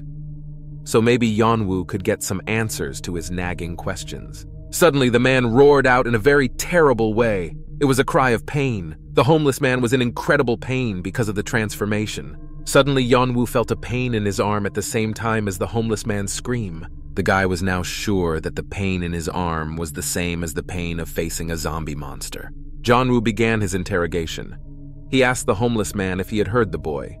If so, he asked the man to answer some of his questions. Jeon-woo immediately said that he had a fire, so I had to respond without joking. It was a rather strange threat, given the fact that the homeless man was begging to be burned. Suddenly, the man looked at the boy very strangely, as if he recognized him. The homeless man asked if Jeon-woo was the first to enter the room. The man seemed to sense him and called him over. Meanwhile, Ham Sung-yu yelled at Yeon-woo not to talk to the homeless man and just burn him, calling his classmate various curse words. But Yeon-woo did not pay attention. He had to find out the answers to his questions. Suddenly, the homeless man screamed in fear and asked Yeon-woo to just kill him with fire so that the man would not feel this pain. The guy immediately began to calm him down and promised to help the homeless man. But first, he had to answer a few questions. Yeon-woo asked why the man was conscious, even though his body was infected. This question surprised the man. He laughed and looked at Jonah. Suddenly, the homeless man understood. He looked Yeon-woo in the eye and told him that the boy was also infected. The boy was surprised to hear this. The classmates behind him were also horrified and afraid. The homeless man said he could feel the virus in Yeon-woo's body, just like the boy felt the frog egg virus in the bodies of others. He yelled at Yeon-woo for still having a normal body. The homeless man didn't understand it, why Yeon-woo hadn't turned into a zombie monster yet. The guy started to defend himself and told the homeless man not to joke with him like that because Yeon-woo was not infected. He repeated his question and asked the man to answer it. The homeless man began to explain incomprehensibly that there was a tumor in his head. The virus didn't like that, so his head was not infected with frog egg cells, and that's why the man was still conscious and able to speak. The homeless man said he had already answered the question and shouted once again for Yeon-woo to burn him. Yeon-woo was starting to get a little nervous. He said he would definitely help the man, but he had to answer a question. Yeon-woo asked if the homeless man meant that his brain was not infected because there was a tumor.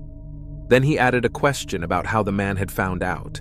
This question even annoyed the man a bit. He said that the virus still kept talking to him, so that's how the homeless man found out about everything. Suddenly, he looked at the already frightened Yeonwoo again and said that the boy had heard that voice too. It was supposed to be a question, but it sounded more like a statement. Then Yeonwoo really started to hear his own voice in his head, but no one else's. He thought that maybe the homeless man was talking about the pain in his arm. Yeonwoo did not voice his thoughts. Suddenly, the homeless man laughed and said that Yeonwoo had understood everything correctly, as if the man had read his mind. The homeless man added out loud that Yeonwoo had obviously heard the voices as well. Then the guy looked at his arm and thought about whether the pain in his limb could be caused by the interaction between viruses. Isuri stood behind the boy. She trusted him, but as the zombie monster said all this, she began to doubt her classmate and feel deceived. Meanwhile, the homeless man began to say that he did not know how Yeon-woo managed to stop the transformation. And then, the man added that inside his body, the virus was still growing and spreading. Yeon-woo became increasingly nervous because he could not feel the virus cells spreading or growing in his body. The homeless man, meanwhile, said he could feel it inside the boy's body. It was unclear whether it was the man or the virus that was communicating with him. Suddenly, the man started talking about how Yeon-woo would become like him. His voice became that of a madman. The man's head fell to the floor. The homeless man added that Yeon-woo would be sure to eat when he transformed. Suddenly, the homeless man said something that gave Yeon-woo goosebumps again. He said that the boy would eat all his friends. Suddenly, aggression took over the guy's emotions. He shouted at the homeless man that he was talking nonsense and added that he should get out. The homeless man raised his head and looked at Yeonwoo.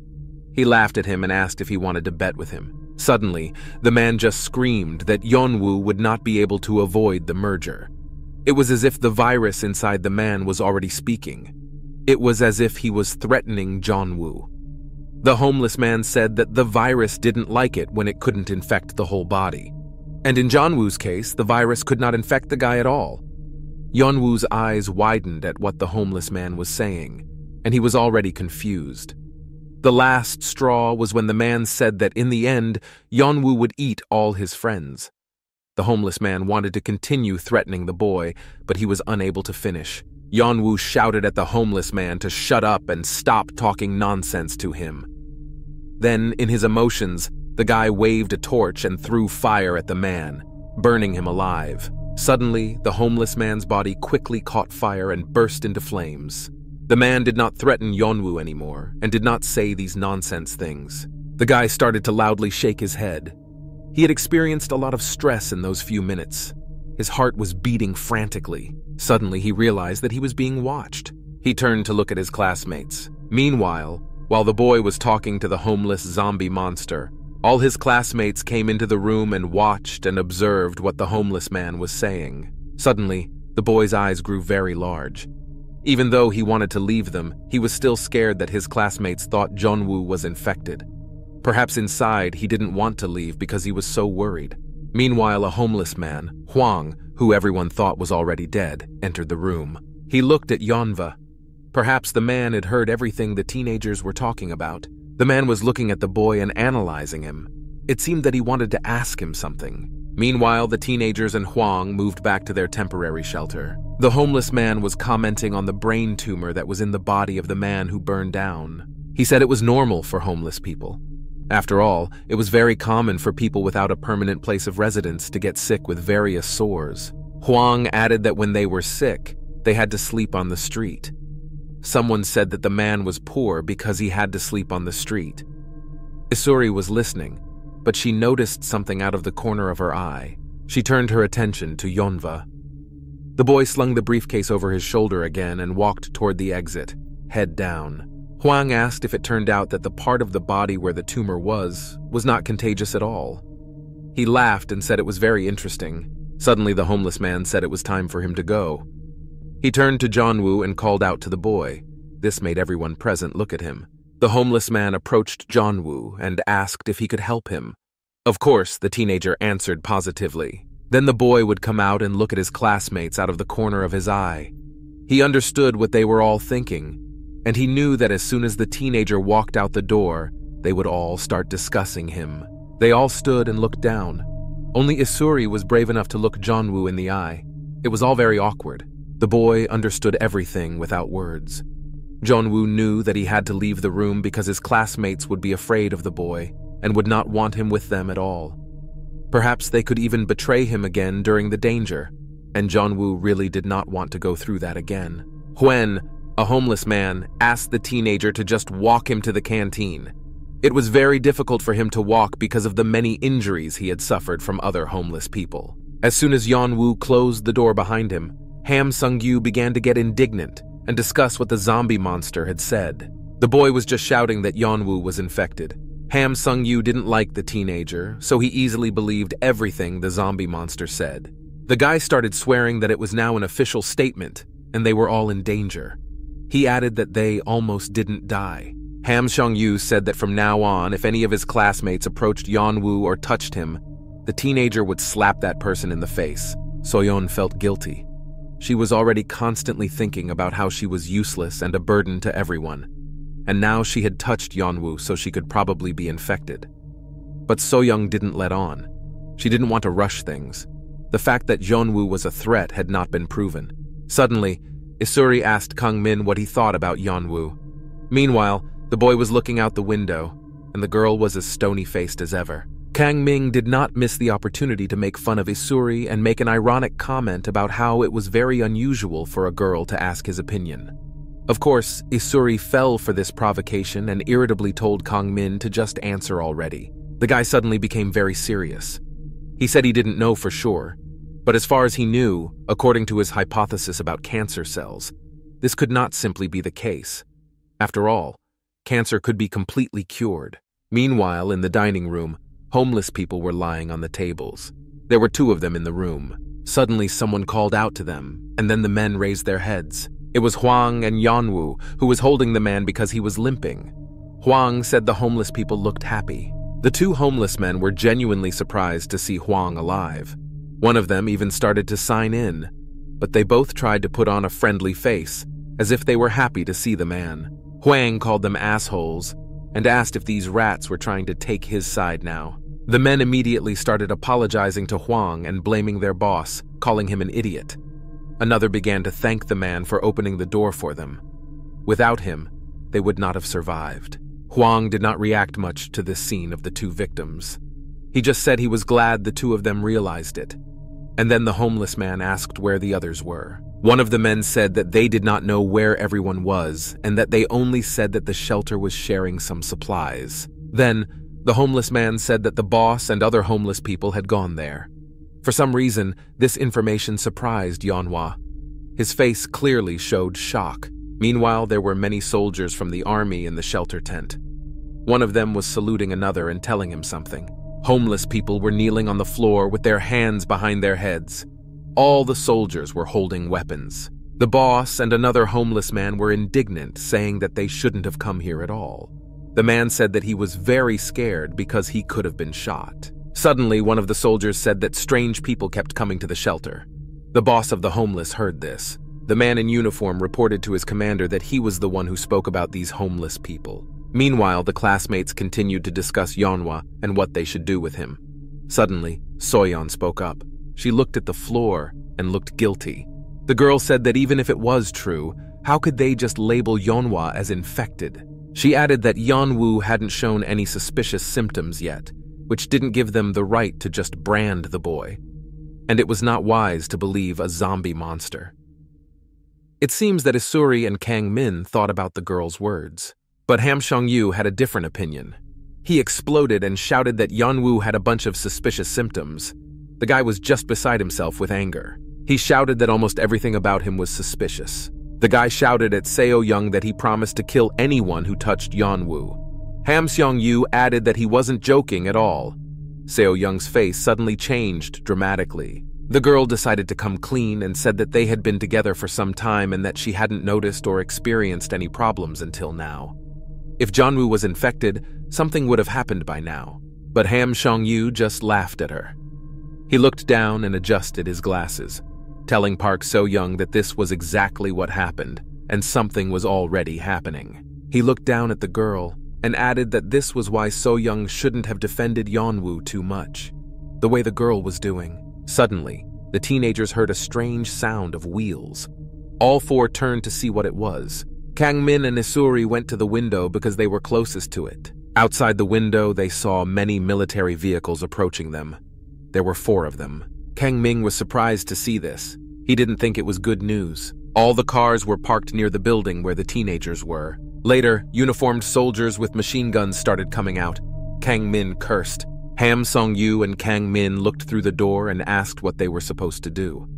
This army had recently wanted to burn them alive, and now they had come right to this room where they were all hiding. Soyon and Isuri were at the window and suggested that the boys go out through it to save themselves. But when the boys were running, they said that the window was too narrow and they would not fit through. Then the girls offered to break the window. Ham Song-yu, of course, cried and said that the girls could break the window. Kang Min remembered that they had emergency hammers. He would definitely give one to Seo-young. She started to take it out of her bag.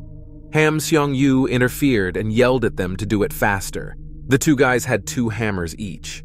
They started breaking windows to get through them. Suddenly, Soyon remembered something very important. Her eyes widened again, and her heart started to race. It was as if she was experiencing a kind of déjà vu. She suddenly gathered courage and shouted for everyone to stop. Then the girl asked what they had forgotten about Yeonwoo. Kang Min stopped and looked back. Ham Song-yu continued to break the glass. So-young looked down at the stairs and said that Yeonwoo wasn't here, hinting that this was a problem. The girl added that she had to find him. Otherwise, if he was left alone, the soldiers would notice him. When Ham Song-yu heard this, a vein stood out on his face and he was furious. Suddenly, he yelled at Soyon. She turned to him and saw the following picture. The guy took a swing at the glass. He decided not to be petty and break everything. The glass immediately broke and its particles flew down, making a lot of noise. The military definitely heard this and were running toward the sound. Ham Song-yu did not think for a second and climbed out the window to escape. He didn't even turn to Seo-young and say whether she wanted to attract attention for some Lee Yeonwoo who was infected at all. Ham Song-yu added that the soldiers would then capture them all without exception. Finally, the boy turned to the girl and asked if she was willing to take the risk and take responsibility for it. In the end, Ham Song-yu added that someone had to survive. After that, the guy jumped out of the window. Kang Min immediately followed him. He told Seo-young to get away quickly because the soldiers were getting closer and closer. They had little time left. But the girl didn't even move. She was screaming and didn't know what to do. So-young didn't want to leave Yeonwoo again and betray him, especially since he was under suspicion. Suddenly, someone approached Soyon. It was Isuri. She asked if the girl was okay. She said that Soyon would not have had the courage to take the risk. Isuri was rude. She spoke clearly and even with a touch of humiliation. She told Soyon to calm down because it was impossible to help others. After these words, Isuri climbed out the window. Soyon just stood there and watched her classmates run away. They shouted at her to run faster, but Soyon stood there. She could not make up her mind and did not know what to do. She wanted to help her friend Yeon-woo, but she didn't want to die either. Her classmates were right. So-young was not brave at all. Suddenly, Isuri realized that her classmate had stayed behind and had not climbed out the window. She turned to see what had happened. She saw Soyon standing in the window, watching her classmates run away. Isuri then shouted at Soyon that she was crazy, that she should have run away with them all. The girl clenched her fist. There was a storm inside her that was tearing her apart. She looked at the window. In a few seconds, Soyon would have been running away with her classmates. But she realized that everything was exactly the same then. She did not want to betray Yeonwoo again. It broke her heart. She remembered when her classmates were running away from the Namsan cable car. At the last moment, she looked toward the room. In the window, she saw Yeonwoo, whom they had all just abandoned. She suddenly realized that she could not make the same mistake again. So-young had to go to Jeonwoo and run away with him. Suddenly, memories of the field trip came to mind. Then Soyon heard her classmates putting on makeup in the restroom and talking about how the girl was trying to be cute on purpose. They were making fun of their friend. Soyon heard all this and felt very uncomfortable. She heard one of her classmates say that she hoped Soyon would die, and another classmate laughed at her. These memories brought her terrible pain. She dropped her head and sank into herself for a second. Suddenly, she heard someone run in and ask her what happened. It was Lee Yong-woo. He came running downstairs and said he heard the sound of glass breaking. So-young was very happy to see her classmate. He looked at the girl. She looked bad and was all alone. The boy saw the broken glass and asked why the girl was alone and where all the other classmates were. Soyon shouted that they had to get out of the room as quickly as possible. Right now. Suddenly her expression changed dramatically. The girl's eyes widened greatly and her pupils narrowed. Behind the boy's back, Soyon saw an army of soldiers enter the room with assault rifles and point their muzzles at the teenagers. Yeon-woo saw the expression on his classmate's face and turned his head to see what was wrong. His face suddenly became frightened. For a second, Yeon-woo thought it was the end. The events moved to a shelter. They went into a tent that was fenced off and guarded by a soldier. Inside it was Park Min. He was sitting on a chair wearing a mask and texting with someone on his phone. The guy's correspondent said that Park Min was trapped. He asked the other person how he was doing, and he replied that everything depended on Park Min. He wondered why he was being protected by soldiers with weapons, or maybe they were protecting him. Suddenly, Park Min heard that the soldier standing in front of the boy's tent was asked if he had been following him. Park Min turned toward the sound and suddenly realized that they also suspected him of being infected. Suddenly, the guy had a terrible feeling. He felt pain all over his body and his consciousness seemed to become unreal. Park Min screamed in pain. Of course, the soldier on duty at the tent heard this and immediately reacted. 2 soldiers went inside to see Park Min. The boy was shaking all over, but he pulled himself together and said that he was fine, although his voice said otherwise. Cold sweat dripped down Park Min's face, and he was feverish. He didn't understand why he was in so much pain. His arm was all stiff. He felt a sharp pain in the middle. Suddenly, Park Min remembered how Yeon-woo had told him in the shelter when they were running away that the boy was infected, and the virus was about to mutate. Park Min couldn't believe it. He couldn't be infected. The guy fell to the ground from his chair. He looked down and told the soldiers that he was fine. Park Min was afraid that he would have been burned to death right then and there. He nervously argued that everything was fine and that he just needed to rest and go to bed. Park Min gathered his thoughts and looked at the soldiers and managed to force a smile. But the soldiers saw that cold sweat was dripping down his face.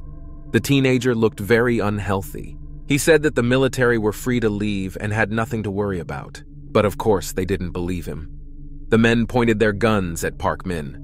He fell down and started crawling back, begging the soldiers to wait and not kill him. Park Min shouted for them to stop, and that there was nothing in his behavior that indicated the boy was not infected. The teenager's heart was leaping out of his chest. He realized that he was about to die. One of the soldiers pointed the muzzle of his assault rifle at the boy and said that the other one went to report the situation to the commander. Park Min suddenly realized that he was finished. The soldiers did not believe the teenager. Suddenly, a guy entered the room and interrupted Park Min's execution. It was a red-haired guy named Lee Tae-in. He came in and asked the soldiers if he could see Park Min. He added that he wanted to know what happened to his friend. He acted so arrogantly, as if he were omnipotent. He walked in and approached Park Min. The boy looked at Lee Tien with a scared look. The red-headed guy said it wasn't that bad. And then he added that he had to talk to Park Min. Lee Tae-in had a smile on his face, as if the whole situation brought him joy. The soldier began to get indignant and asked who this guy was and why he came here. He began to threaten him if Lee Tae-in did not leave the tent immediately. But the soldier did not have time to finish. His friend interrupted the soldier.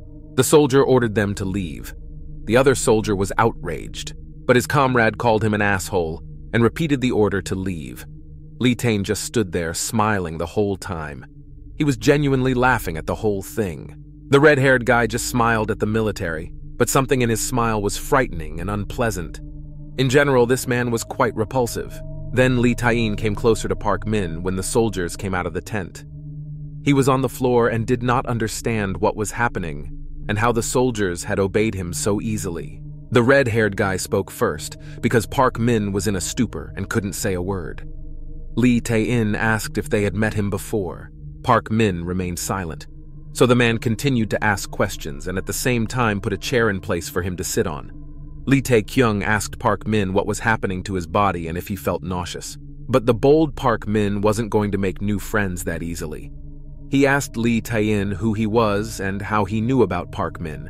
And in his mind, the teenager was thinking about the fact that Lee Tae-in was not wearing a mask. This fear in his voice amused the red-headed boy.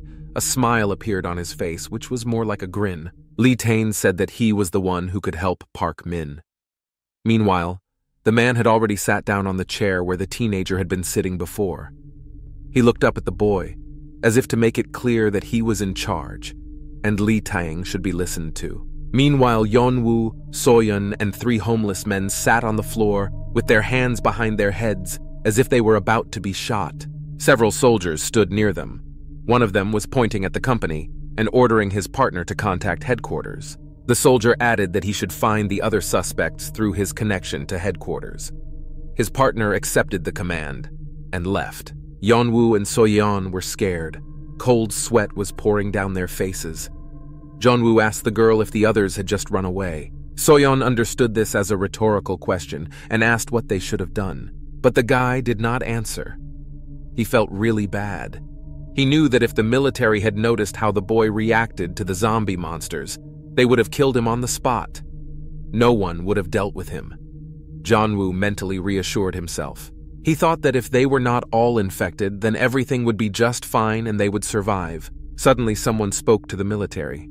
His manner of communication left much to be desired. He was a homeless man wearing a hat and a red jacket. He stood up and started shouting indignantly at the soldiers. He asked what was going on here. Another homeless man tried to calm down his friend, who was more daring than he was. But the man in the hat turned to his friend and told him to let him go. The homeless man continued to shout at the soldiers. He asked why the soldiers were intimidating civilians. And then the man switched to the mat and called the soldiers bastards. Then one of the soldiers took an assault rifle and pointed the muzzle at the homeless man. This did not stop the man.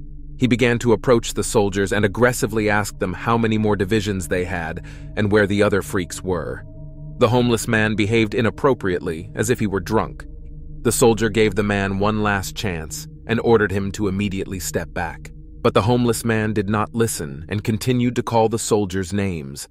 The man started a sentence that implied threats, but could not finish. Suddenly, a loud shot was heard. Soyon even covered her ears with her hands because she expected it to be loud.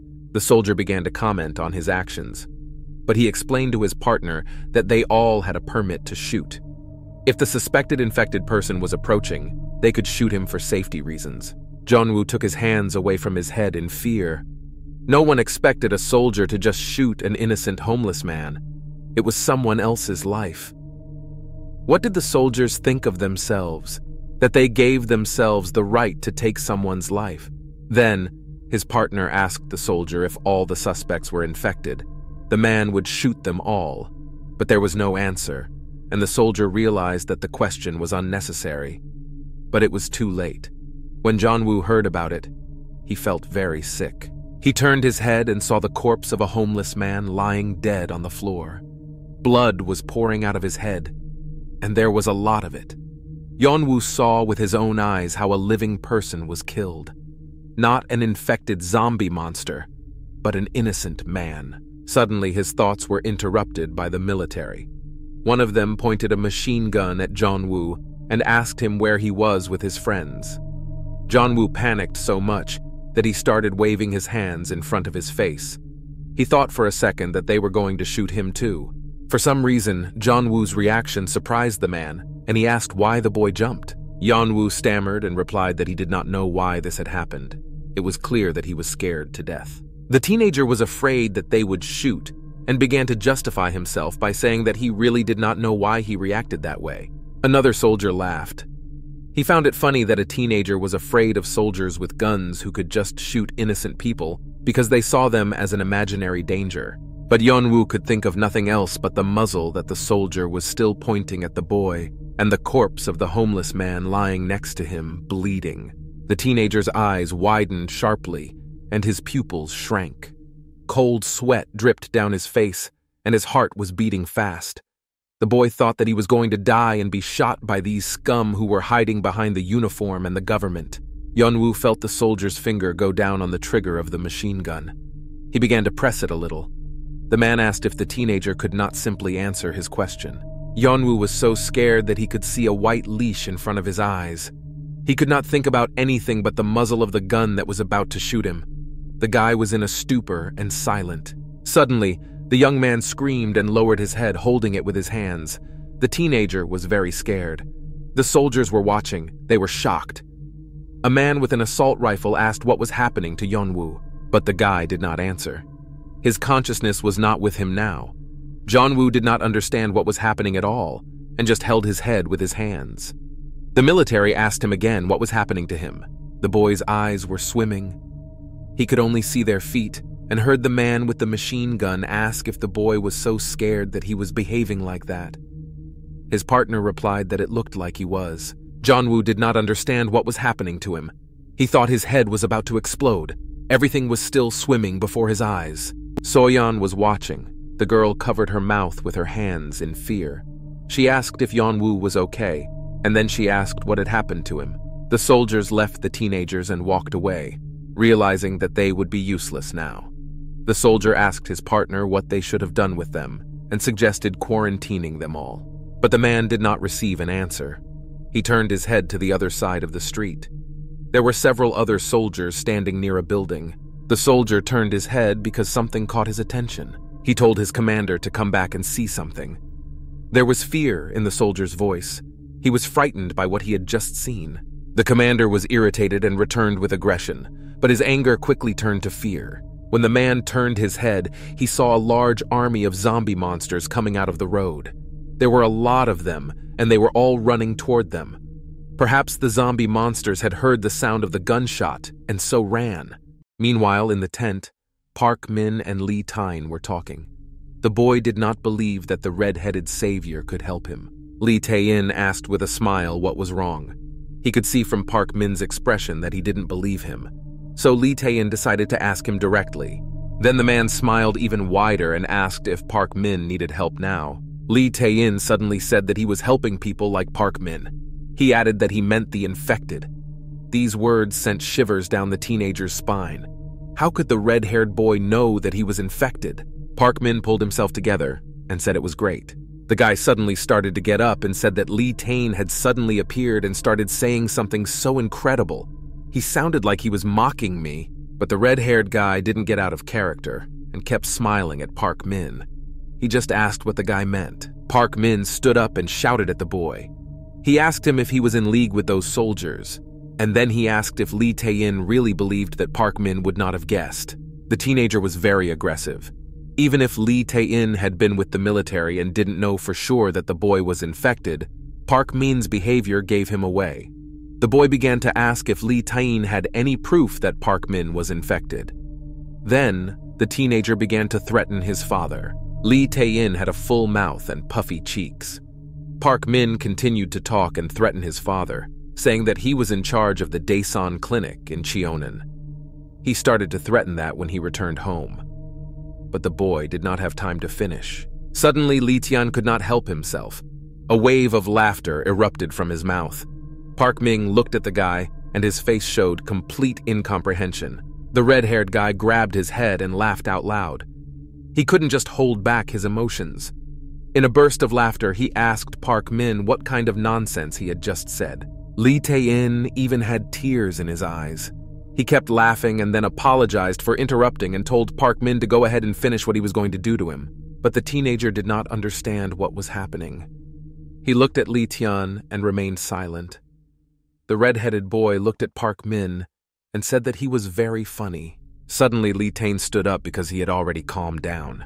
He looked at Park Min directly into his eyes and started talking. Lee Tae-in suddenly pointed his index finger at Park Min and pointed to his stomach. Suddenly, the teenager shook all over. He did not understand what was happening to him. A sharp and terrible pain went through his entire body, as if a million needles were being inserted into him at the same time. Park Min immediately fell to the floor and clutched his stomach. The sight was terrifying and even humiliating. The teenager was moaning and screaming in pain. Lee Tae-in started laughing at Park Min and asked what was wrong with the boy. The teenager begged him to stop doing that, but the red-haired guy didn't show any sympathy. His face was very calm and relaxed, as if he didn't have a guy screaming like hell next to him. Lee Tian said he would help Park Min, but only if he agreed with him. Park Min was hardly crying. His eyes began to water. He couldn't even say anything because of the intense pain he was in. The guy looked at the soldiers and could not understand why they were just standing there doing nothing. The soldiers were completely unresponsive to what was happening in the ward. Park Min became even more afraid of Lee Tae-in if he was able to control the military. Lee Tae-in walked down to Park Min and put his hand on his back as if to show support. The red-haired boy talked about what he liked to watch, but he didn't say what he liked to watch. Park Min couldn't resist asking what Lee Tian liked to look at. The red-haired boy had this wide and crazy smile on his face. It was even more frightening. Lee Tae-in looked Park Min in the eye and asked him if he wanted to get better. Park Min could not speak. He was in so much pain, he couldn't even lift his head and kept looking down at the floor. Meanwhile, Lee Tae-in continued to mock the teenager and asked him if he liked what he was feeling. He laughed at the boy and asked if Park Min wanted to go home. He added another question, asking if the teenager thought he could get out of Seoul. Then he laughed out loud and said that the fool was very wrong. Lee Tae-kyung stooped down to Park Min and asked him with a smile what he had decided. Meanwhile, things were no better in Seoul and Yeonwoo. The soldiers began to burn the zombie monster army that wanted to attack them. Huge, ugly giants were coming from all sides. There were more of them than the monsters themselves. Suddenly, the soldier asked his commander if he had noticed correctly that the zombie monsters were coming from the quarantine zone. Zombie monsters ran out of the doors of a large room one after another. It was as if someone was controlling them all. Behind the soldiers were teenagers and homeless people. They continued to sit on the floor. Yeon-woo still felt sick and was breathing deeply and loudly. The soldier shouted that zombie monsters were everywhere. Suddenly, Hwang began to realize that they would not all be able to escape and survive. There were too many zombie monsters, and the military couldn't handle them all. The homeless man shouted to Soyon and called out to the girl. He suddenly began to lift her up and told the teenagers to get up because they all needed to save themselves. Meanwhile, one of the soldiers' guns stopped emitting flames. It looks like the fuel simply ran out. The man noticed this and was in a stupor for a few seconds, not realizing what had happened. These few minutes were enough time for a zombie monster to suddenly appear out of nowhere and attack the soldier. The man screamed. His eyes widened and his pupils constricted. He realized that he had no way to escape and was about to be eaten by a hideous zombie monster. Meanwhile, the teenagers and homeless people had already gotten up and started running away. There were only 4 of them. The soldiers did not even notice them because they were busy with their own business. Yeon-woo still couldn't fully recover. His eyes were swimming. Hwang noticed this, but he kept him safe. He shouted at him to run faster, but for some reason Yeon-woo looked back. Something made him do it. The teenager saw a picture where a zombie monster attacked a soldier and started eating him. The commander, who was nearby, just looked on in stupor as his partner was being devoured. The zombie monster almost completely enveloped the soldier, although he tried to escape. The commander just closed his eyes. It was hard for him to watch. It's strange that it was not hard for him to watch him shoot innocent people in the head. The soldier took one last look at his commander, who had closed his eyes. The tentacles of a zombie monster had already managed to crawl under his helmet on his head. The team finally opened its eyes. It looked like he was about to cry. Tears flowed from the soldier's eyes. Almost his entire face was covered with white mucus and the frog egg virus. The commander gathered his thoughts and shot the soldier with his assault rifle. Suddenly, a soldier standing next to him told the commander that if he did that, it would be murder. It seems that the military had their own classification, and shooting an innocent homeless man in the head was not considered murder for them. Suddenly, the commander heard someone screaming and rushing someone. He looked up to see what was happening. Then he saw that their suspects were simply running away from them. The company turned a corner. They all ran as fast as they could and shouted loudly. But some people in the company slowed down the whole process. The homeless man again noticed that Yeon-woo was weak and could barely move his legs. He asked the teenager what was wrong with him. Cold sweat was pouring down his face. He was breathing very loudly and deeply. It seemed that the teenager was about to fall over. Yeon-woo stopped and put his head down. He just couldn't run anymore. It was too hard for him. He told the others to run forward without him. The group turned their heads to see what was happening to Yeon-woo. Soyeon began to care about her classmate the most. The teenager was breathing very loudly, as if he was short of breath. He repeated that they should go on without him, and that he was fine. But Soyeon was outraged because she saw that it wasn't true. She was angry that she had stayed with him in the shelter, only to have him leave her. Yeon-woo watched the view and took deep breaths to regain his composure. There were many thoughts in his head. It seemed to him that the infected cells were going to his head. He could feel it. The guy had a feeling that the cells in his body were breaking out to the monsters. It was like a self-preservation instinct. The guy suddenly began to remember, various memories popping up in his head. Yeon-woo recalled running away from monsters on the Namsan cable car. He began to analyze what happened when the monster from the 3rd floor died and burned alive. Then the monster from the 2nd floor came right away. And when Jubin died, when a zombie monster that infected a friend burned alive, the creatures from below began to rush to him through the windows. He realized that the virus seemed to sense danger. He thought that maybe they were sending signals to everyone and trying to gather in a pack. Yeon-woo suddenly stood up. The teenager realized that if what he had realized was true, he could be the reason monsters appeared. Soyeon was shouting to her classmate that they had to go together. She asked if the boy realized what would happen if Yeon-woo was left alone. She was genuinely worried about her friend. She didn't want to let him down. Suddenly, Yeon-woo told them all to just leave. Soyeon's expression changed dramatically. She hadn't expected to hear that from the guy. He did not raise his head, looked at the floor, and said again that they all did not stop and just walked. Suddenly, the teenager raised his head and looked at Soyeon. Yeon-woo explained that he needed them all to leave, and then the boy would understand. He added one last time that the company should leave as soon as possible. He said something that broke Soyeon's heart.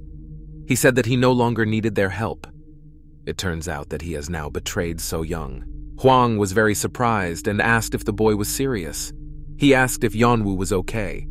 The homeless man suggested that the teenager should just go with them, to which Yeon-woo replied that they should all go first, because the teenager wanted to go alone and be alone. Another homeless man pushed Soyeon and said that they didn't have time for idle chatter and they all had to run away as fast as possible. She did not understand what was happening and why Yeon-woo was pushing her away, but she just gave in and left with the homeless. Yeon-woo stood and waited for the company to move far enough away from him. He found a shop or a mini restaurant and sat down in it. He came in and immediately fell to the floor exhausted. He reached into his pocket and pulled out his phone. He saw his reflection in the dark screen of the phone and thought that he would take over now. The teenager thought that his mother must have been very worried about her son. Yeon-woo shook his head and thought about everything that had just happened. His mind was a jumble of thoughts. He did not know what he should do, because soldiers were chasing him and the guy was not protected from zombie monsters. They were all gathering around him, and inside the boy's body, the virus cells just grew. Suddenly, Yeon-woo broke down and started crying. He was so tired of it and of not understanding what was happening to his body. The thought flashed through his mind that he was going to die. The teenager sat in the corner of the mini restaurant and wrapped his arms around his legs. Suddenly, a soldier with an assault rifle in his hand walked by the establishment. As if on cue, he decided to see if anyone was inside. Through the glass, he noticed Yeonwoo sitting in the corner, looking down. It seems that the teenager had found a very bad hiding place, because he was found very quickly. Meanwhile, Park Min and Lee Tae-in were still being guarded by the military on the outside of the tent. His partner asked a corporal named Kim if the guy was really infected, and he got a response that the man himself did not understand. It seems the military was talking about Park Min. Meanwhile, the teenager was looking down and sitting on a chair. It was clear that Park Min was very concerned about something. It turned out that he was holding an empty pillbox. Lee Tae-in asked if it had worked. It seems that Park Min had taken the pill. Suddenly, the red-headed guy said it wasn't just a pill. It had a side effect. Park Min raised his head and looked at Lee Tian. The teenager's face showed that he was very excited. Lee Tae-in said that it was not just a pill but a cure for cancer. He looked at Park Min. He liked that the teenager was scared. The red-haired boy could not stand it and laughed out loud, saying that Park Min was surprised. Lee Tae-in asked the teenager if he wanted to know why the boy was helping him.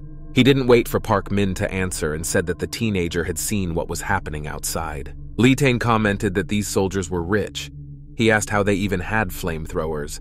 He added that he had never seen one himself, but Park Min was still silent and did not get up. Lee Tian laughed again and asked if the teenager was scared. He asked if Park Min knew what it was like to be really upset and broken. Lee Tae-in turned to look the teenager in the eye. The red-haired boy said that these soldiers were now their enemies. Park Min suddenly thought. He needed time to think about all the words that Lee Tian had just said to him. Suddenly, the teenager heard the sound of a phone, someone calling his cell phone. Park Min picked up the phone and asked who he was talking to, because the number was unknown.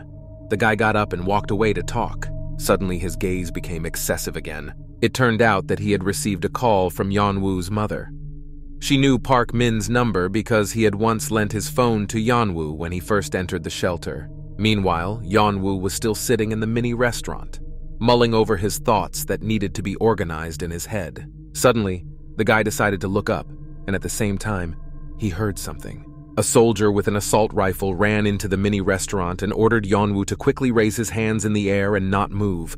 He suddenly realized that he was trapped. As he thought, he was going to be shot and die. The soldier asked what happened and why Yeon-woo was alone. The teenager did not raise his head, only stood up slowly and raised his hands. Yeon-woo was in no hurry to speak. Then, the soldier inspected the premises of the mini restaurant to find others who might be hiding somewhere. He couldn't find anyone, so he asked where everyone else was, but Yeon-woo still kept his head down and remained silent. The soldier asked if the teenager was going to answer him. The soldier picked up an assault rifle and pointed the muzzle at Yeonwoo. He shouted loudly at him again and asked where everyone else was, clearly threatening to shoot. But Yeon-woo answered simply and briefly that he did not know where everyone else was. He kept his head down and added that his friends had left alone, hinting that they had allegedly abandoned him. Meanwhile, Soyon and two homeless men were running away. Suddenly, she heard a sound. It made her turn around. What she saw made her scared. Meanwhile, a gun was pointed at Yeonwoo. The boy looked down and said that all the others had died because of them. The teenager suddenly started shaking. He looked at his hand and it was shaking as well. It was not a good sign. The soldier said that Yeon-woo would have been better off answering seriously and not joking with him like that. The man asked again where Yeon-woo's friends were. Meanwhile, the boy knelt down and held his arms high. The teenager suddenly started asking the soldier for something. His voice was trembling. Suddenly, Yeon-woo raised his head and said that he really did not know where his friends were. The teenager was crying, tears streaming from his eyes. The soldier did not expect to see this. Yeon-woo covered his face with his hands and began to cry loudly. He begged the soldier not to shoot him. Yeon-woo looked so helpless at that moment. I wanted to feel sorry for him. The teenager twisted all over and almost fell to the floor. He begged every time for the soldier to have mercy on him and not shoot. The man was still pointing the gun at Yeonwoo. Suddenly, he thought about it. It was clear that the soldier was hesitating and did not understand what he should do, because he was still a child. Suddenly, the soldier lowered his weapon and cursed. Yeon-woo was shaking and still had his hands above his head. showing that he was afraid and wanted to protect himself. He called out to Yeonwoo and was already turning around. The man told the teenager to appear in front of him more often.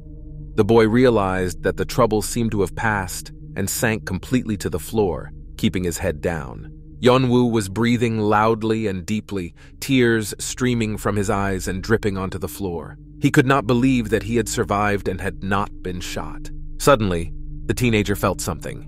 He looked at the soldier. Suddenly, his tears all went away and the guy began to act quickly and actively. He saw something when the man was leaving the convenience store. Yeon-woo shouted for the soldier not to come out because it was dangerous for him, but the soldier did not understand why. Yeon-woo quickly began to look around for something. Suddenly, the teenager found something he was looking for. Meanwhile, the soldier stopped and turned to Yeon-woo to see what had happened and what was the reason for the commotion. The teenager saw the stove and screamed. The soldier looked at it all and did not understand what was happening and who this guy was. Meanwhile, Yeon-woo suddenly jumped up and ran to the stove. Suddenly, the soldier heard a familiar sound. It was the roar of a zombie monster. The man turned around and could not believe his eyes. In front of him stood a huge, ugly giant who was about to attack him. Meanwhile, Soyon ran off somewhere. It seems that she changed her route because a homeless man ran after her and asked where she was going. Suddenly, the girl screamed Yeon-woo's name. She was so scared. She saw a street that was on fire. There were lots of flames coming out of different shops. The girl screamed. Meanwhile, the homeless man had already run up to her. The two of them stopped and watched the street burn. Soyon suddenly screamed that there was a monster there too. It was lying on the ground and burning. Suddenly, the girl heard the sound of another monster. She turned toward the sound and screamed in fear. A huge zombie monster was flying at her. She and the homeless man were in danger. Suddenly, we heard fire from a flamethrower. The ugly zombie monster didn't have time to attack Seo-young and Hwang because it was immediately burned. The girl and the homeless man sat down on the ground and covered their faces with their hands. They were very scared. Soyon suddenly turned her head and noticed a uniformed soldier standing next to her. She was very surprised by this. She was looking at a man in uniform, pouring fire on a zombie monster and burning it alive. Suddenly, she heard a familiar voice shouting and asking why Soyon had returned. She looked to where the sound was coming from. It turned out to be Yeon-woo. He was running with a burning flower pot in his hands to save his classmate. The guy took a swing and threw his bomb at the zombie monsters. Meanwhile, the soldier continued to fire his flamethrower. The burning flower pot flew straight at the monster. Yeon-woo was breathing loudly, shaking himself off. Sweat dripped down his face. He looked at the zombie monster burning. Suddenly, the teenager remembered who was behind him and whom he had just saved. Yeon-woo turned to Soyon and started yelling at her. He said he told the girl to leave him alone. After that, the guy asked if Soyon had come back to interfere with him. The girl almost started to cry. She was offended why Yeon-woo was yelling at her again. Why did everyone have to yell at her all the time? The girl suddenly said that she could not help herself. This answer surprised Yeonwoo. Soyon looked down, didn't dare to look up, and said that all their classmates had split up and they were the only ones left. She suddenly began to list everyone. Kang Min and Isuri were no longer here. Kang Ji-hoon went to Namsan to look for Hon-mi. She continued that there was no guarantee that they would be able to meet them all. Soyon said that she did not mind being called a hypocrite. Yeon-woo turned to her. This monologue struck him. Soyon ended her speech by saying that he was now the only classmate standing next to her. She turned to look Yeon-woo in the eye and asked if it was natural for them to help each other. Suddenly, the soldier heard their conversation and reacted sharply. He suddenly asked about the Namsan Tower. The teenagers immediately turned to him. They were even shocked by what they heard. The soldier asked what his classmates had said about the Namsan Tower, that their friends were there and that they were heading towards the building. The man said that since the quarantine measures were taken around Seoul Station, then a small detachment was sent to the Namsan area. The soldier even took off his protective mask. He said that what they were telling him reminded him of something before the man came here. The soldier said that he had been ordered to help them in that area before. The teenagers immediately changed their faces after these words. He added that they told him they were looking for two people. The teenagers shouted that it was definitely their classmates. The soldier replied that in that case, they had all been helped long ago. He added that their friends were most likely safe. Soyon listened to all of this and asked a question. She asked her husband if he had heard from any girls back then. But the soldier thought about it, scratched his beard, and said he knew nothing about it. Soyon then apologized and asked if the soldier could tell her where the place was. The soldier looked at the girl with a stony face and said that if it was just a matter of location, he could tell her where it was. Soyon screamed. She was glad to hear it. Suddenly, the girl stood up and bowed to the soldier and thanked him. But the man was a little embarrassed and said that the girl shouldn't have thanked him. Suddenly, Soyoung asked Yeonwoo if the boyfriend had heard it all too. The girl was very happy and said that they could meet Kang Ji-hoon, and if they were lucky, they would meet others. But Yeonwoo was not so happy. To be honest, he sat there with a stony face and simply said yes to Soyoung. The girl noticed this, and then her smile abruptly fell off her face. A military man interrupted their conversation and said that he was also about to join his team so he could help his friends. And then the Whig replied that he would, provided no one knew about it. He asked Soyeon if the fact that the children had escaped from the shelter could be a coincidence. Suddenly, the soldier turned red. Soyeon did not really understand what was happening, but it looked like the soldier was flirting with her. Yeonwoo decided to keep silent and not comment on the situation. So the company and the military man started running. A man was running ahead and told Soyeon that it was dangerous here, so they had to run after him and stay behind. The place was not that far away. Soyoung then looked at Yeonwoo, who was running beside her. The guy didn't look at her back, he just ran and didn't think about anything. But the girl was still worried about something, so she couldn't take her eyes off her classmate. Yeonwoo told the girl when they were still in the mini restaurant with the military man that she did not trust him. He explained that he meant for Soyeon not to count on him too much if they got into danger. Yeonwoo thought about what he had said as he ran. He thought that he had said the right thing, because he himself would have been in danger even if he had been alone. Yeonwoo thought that maybe it was because of Isuri that she reached out to him, but then he remembered that she had left him behind. The guy still thought that it was not so. He thought that maybe it was normal after all. Meanwhile, Kang Ji-hoon and Ji-han-hyun were in a room with light wallpaper. There was a grandmother sitting on the bed in front of them. They asked her if she knew where the girls were. She replied that she could only tell him the direction where the girls had gone, as she could only hear their footsteps. The soldier asked if the grandmother could have oriented them. She said it was about 2 or 3 hours ago. Everyone had already evacuated and she was the only one left. My grandmother began to recall how she was going to bed when she suddenly heard footsteps from running. She added that the girls were talking while they were running. The boy immediately asked what they were talking about. The grandmother said they were talking about Minji chasing them. The grandmother went on to say that the girls then ran in that direction.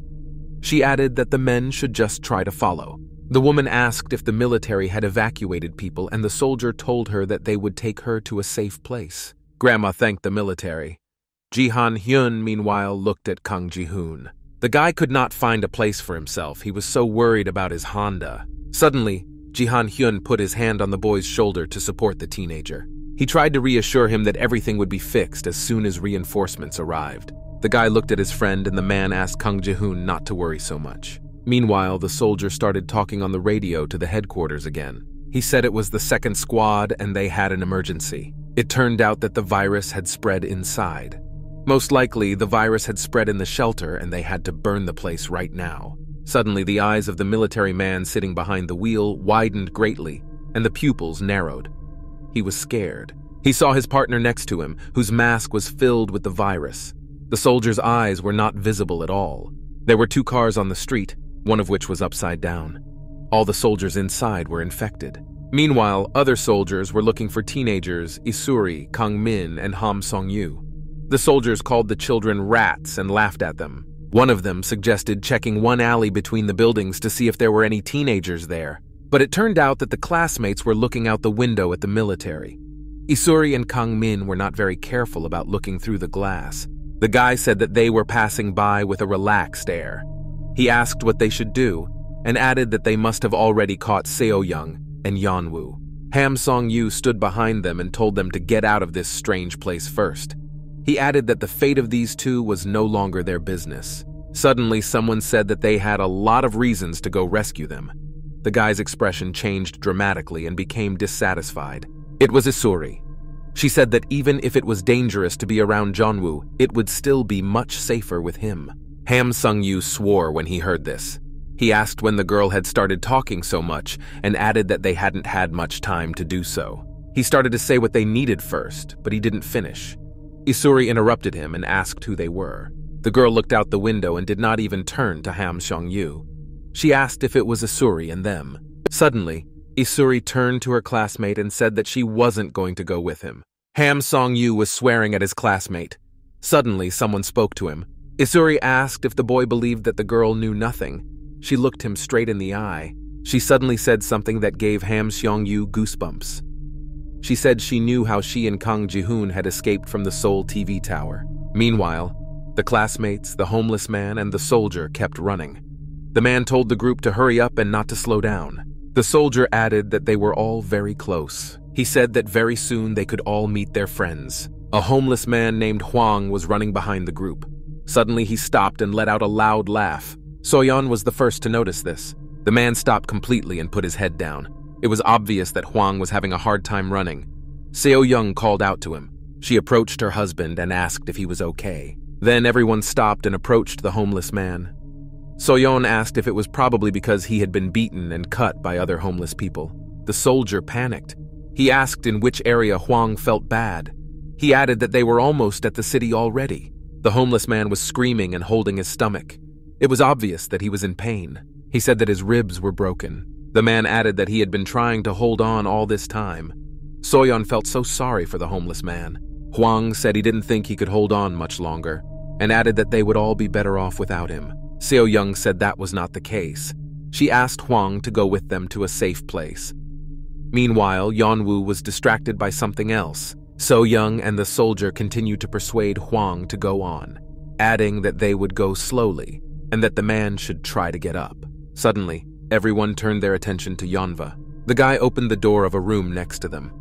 The soldier shouted at him and asked why he did it. Yeon-woo said he was shaving to find some medicine. The soldier was outraged and told him to go back. Soyeon was also surprised by her classmate's action, but remained silent. Yeon-woo ran off somewhere. Suddenly, someone called his name and asked him to stop. Soyeon was there. She said that they had recently passed by a pharmacy. The teenagers made their way to the nearest pharmacy. There were many different medicines there. Soyeon asked which medicines they needed to take. The girl suggested looking for some painkillers. Yeon-woo agreed. Suddenly, the boy said he had found a shelf. Soyeon turned and looked at the boy. Yeon-woo said there were a whole bunch of them. Meanwhile, Soyeon suggested looking on the bottom shelf and sat down. She asked if people usually did not take Tylenol. Yeon-woo looked down at the girl but didn't have time to say anything. The guy suddenly heard something very strange. He abruptly covered Soyeon with his arm and told her to hide. Yeon-woo looked out the window to see what was happening outside. So-young did not understand anything. The boy cursed. In the window, he saw a zombie monster with brown hair and girl's clothes. It looked quite human. Perhaps the girl had changed recently. Yeon-woo said they must have been spotted. The zombie monster looked at the pharmacy and growled, as if to intimidate the victim. Yeon-woo came back and told Soyeon that they had to stay here until that horrible zombie monster left. Soyeon just looked at her classmate and agreed with his opinion. The teenagers were hiding behind the cash register table. Soyeon suddenly spoke up and asked if it wasn't the same as before, but Yeon-woo didn't understand what the girl meant. Soyeon explained that the way they were hiding reminded her of something. The girl said she suddenly remembered the incident on the cable car. Yeon-woo looked at her and listened attentively. His gaze suddenly turned stony again, and he turned away from the girl, saying that it was true. Soyeon felt uncomfortable with this pause. It was clear that she was a little embarrassed. She suddenly started asking why something like this happened, and why it happened to them at all. Soyeon wrapped her arms around her legs and suddenly remembered her classmate Gail and how she looked then. The girl was shaking. Suddenly, Soyeon started to cry and said that she was looking forward to their school trip, wiping the tears from her eyes. Yeon-woo suddenly became imbued with the girl's feelings. He said he was also looking forward to this school trip. Soyeon did not expect to hear this. She looked at her classmate, but he turned away from her. He added that he had been looking forward to it and preparing for it. The guy looked out the window to see if the monster had left, but it was still near the pharmacy.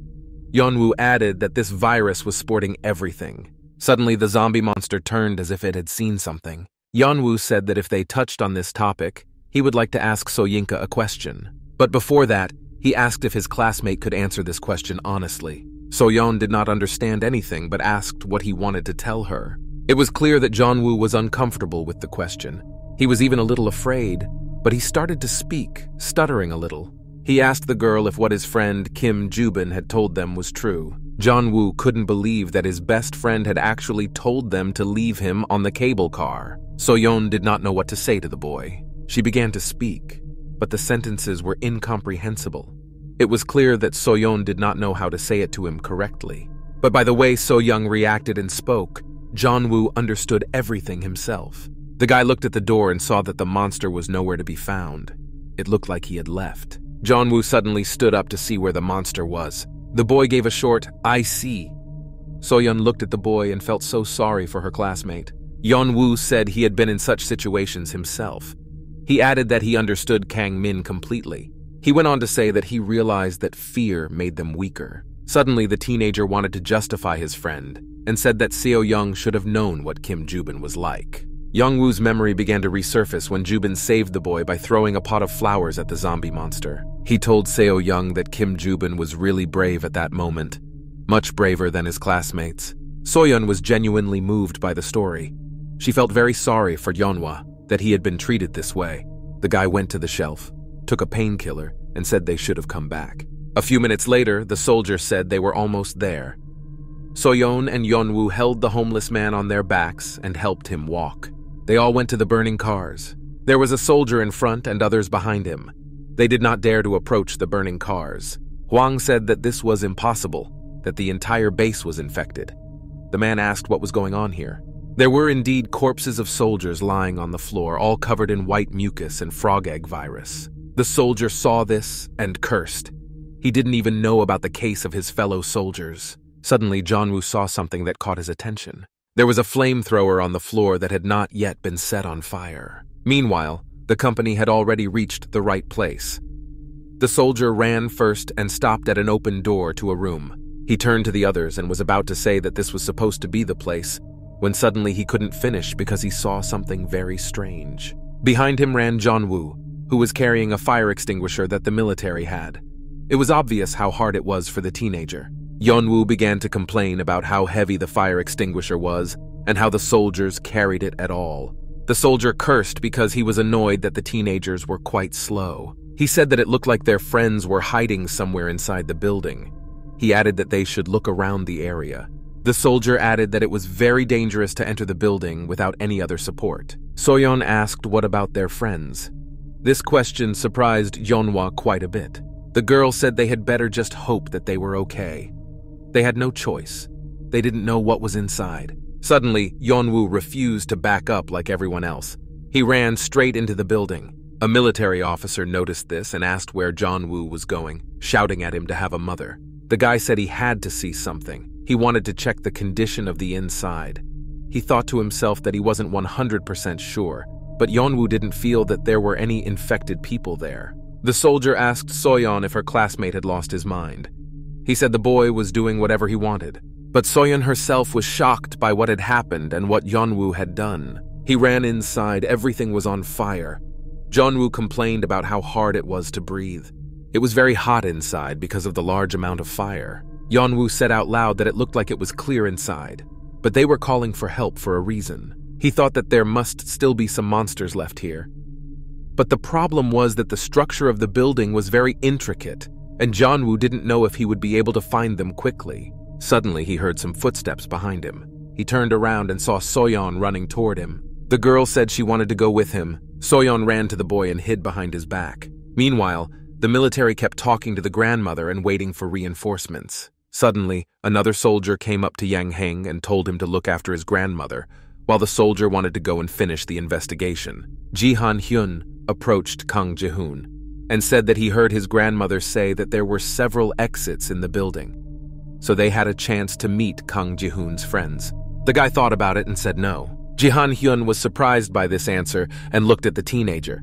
The boy replied that they would definitely meet his friends. Meanwhile, another monster crawls in front of Yeon-woo and Soyeon. He was roaring and half-burnt and at times still burning. Yeon-woo immediately lit his flamethrower to kill the monster. The guy sharply pressed the switch, and a large amount of fire poured out of his flamethrower, which instantly burned the zombie monster. The teenagers watched as he burned and roared. Meanwhile, Soyeon hid behind a classmate. Yeon-woo commented that some of the monsters were still alive, but it looks like most of them are long dead. The guy said that he didn't think it was that dangerous in the building. Soyon looked down in fear and said how relieved she was. The girl was almost crying from fear. She tried to show that she wasn't a coward and that she was doing some good, but that wasn't who Soyon really was. She saw the head of a zombie monster on the floor, screaming in pain as it burned alive. Yeonwoo realized that Soyoung was not feeling well and told the girl that she could leave if she wanted to. He said it didn't make much difference if he was with her or not. Yeonwoo would still tell her when he found their friends. But Soyeon replied in a trembling voice and stammering that everything was honestly fine. Yeonwoo realized that she was lying, but decided not to expose her. They walked on.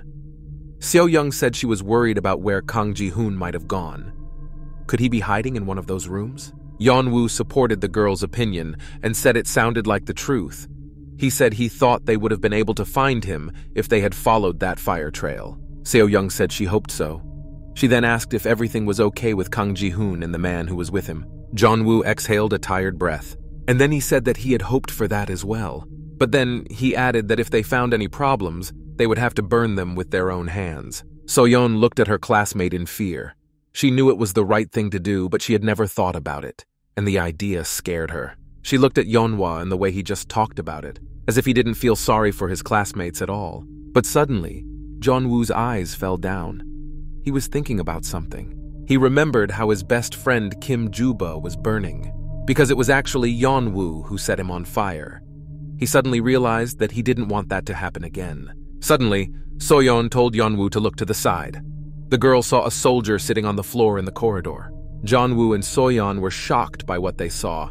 The girl asked if he had seen it too. Yeonwoo asked if it was a soldier on the floor. The teenagers ran up to the man. Yeonwoo said that the soldier did not appear to be infected. He then asked if he was one of the soldiers who had asked for reinforcements. Yeonwoo ran and asked if the soldier was okay. The man managed to look up and see the teenagers running toward him, but the man said that the teenagers were running away. Yeonwoo and Soyeon did not understand what he was talking about. The soldier said through the pain that he was a decoy. He wanted to lure people to their base and used the soldier as bait. Suddenly, Yeonwoo felt a shiver go through his body again.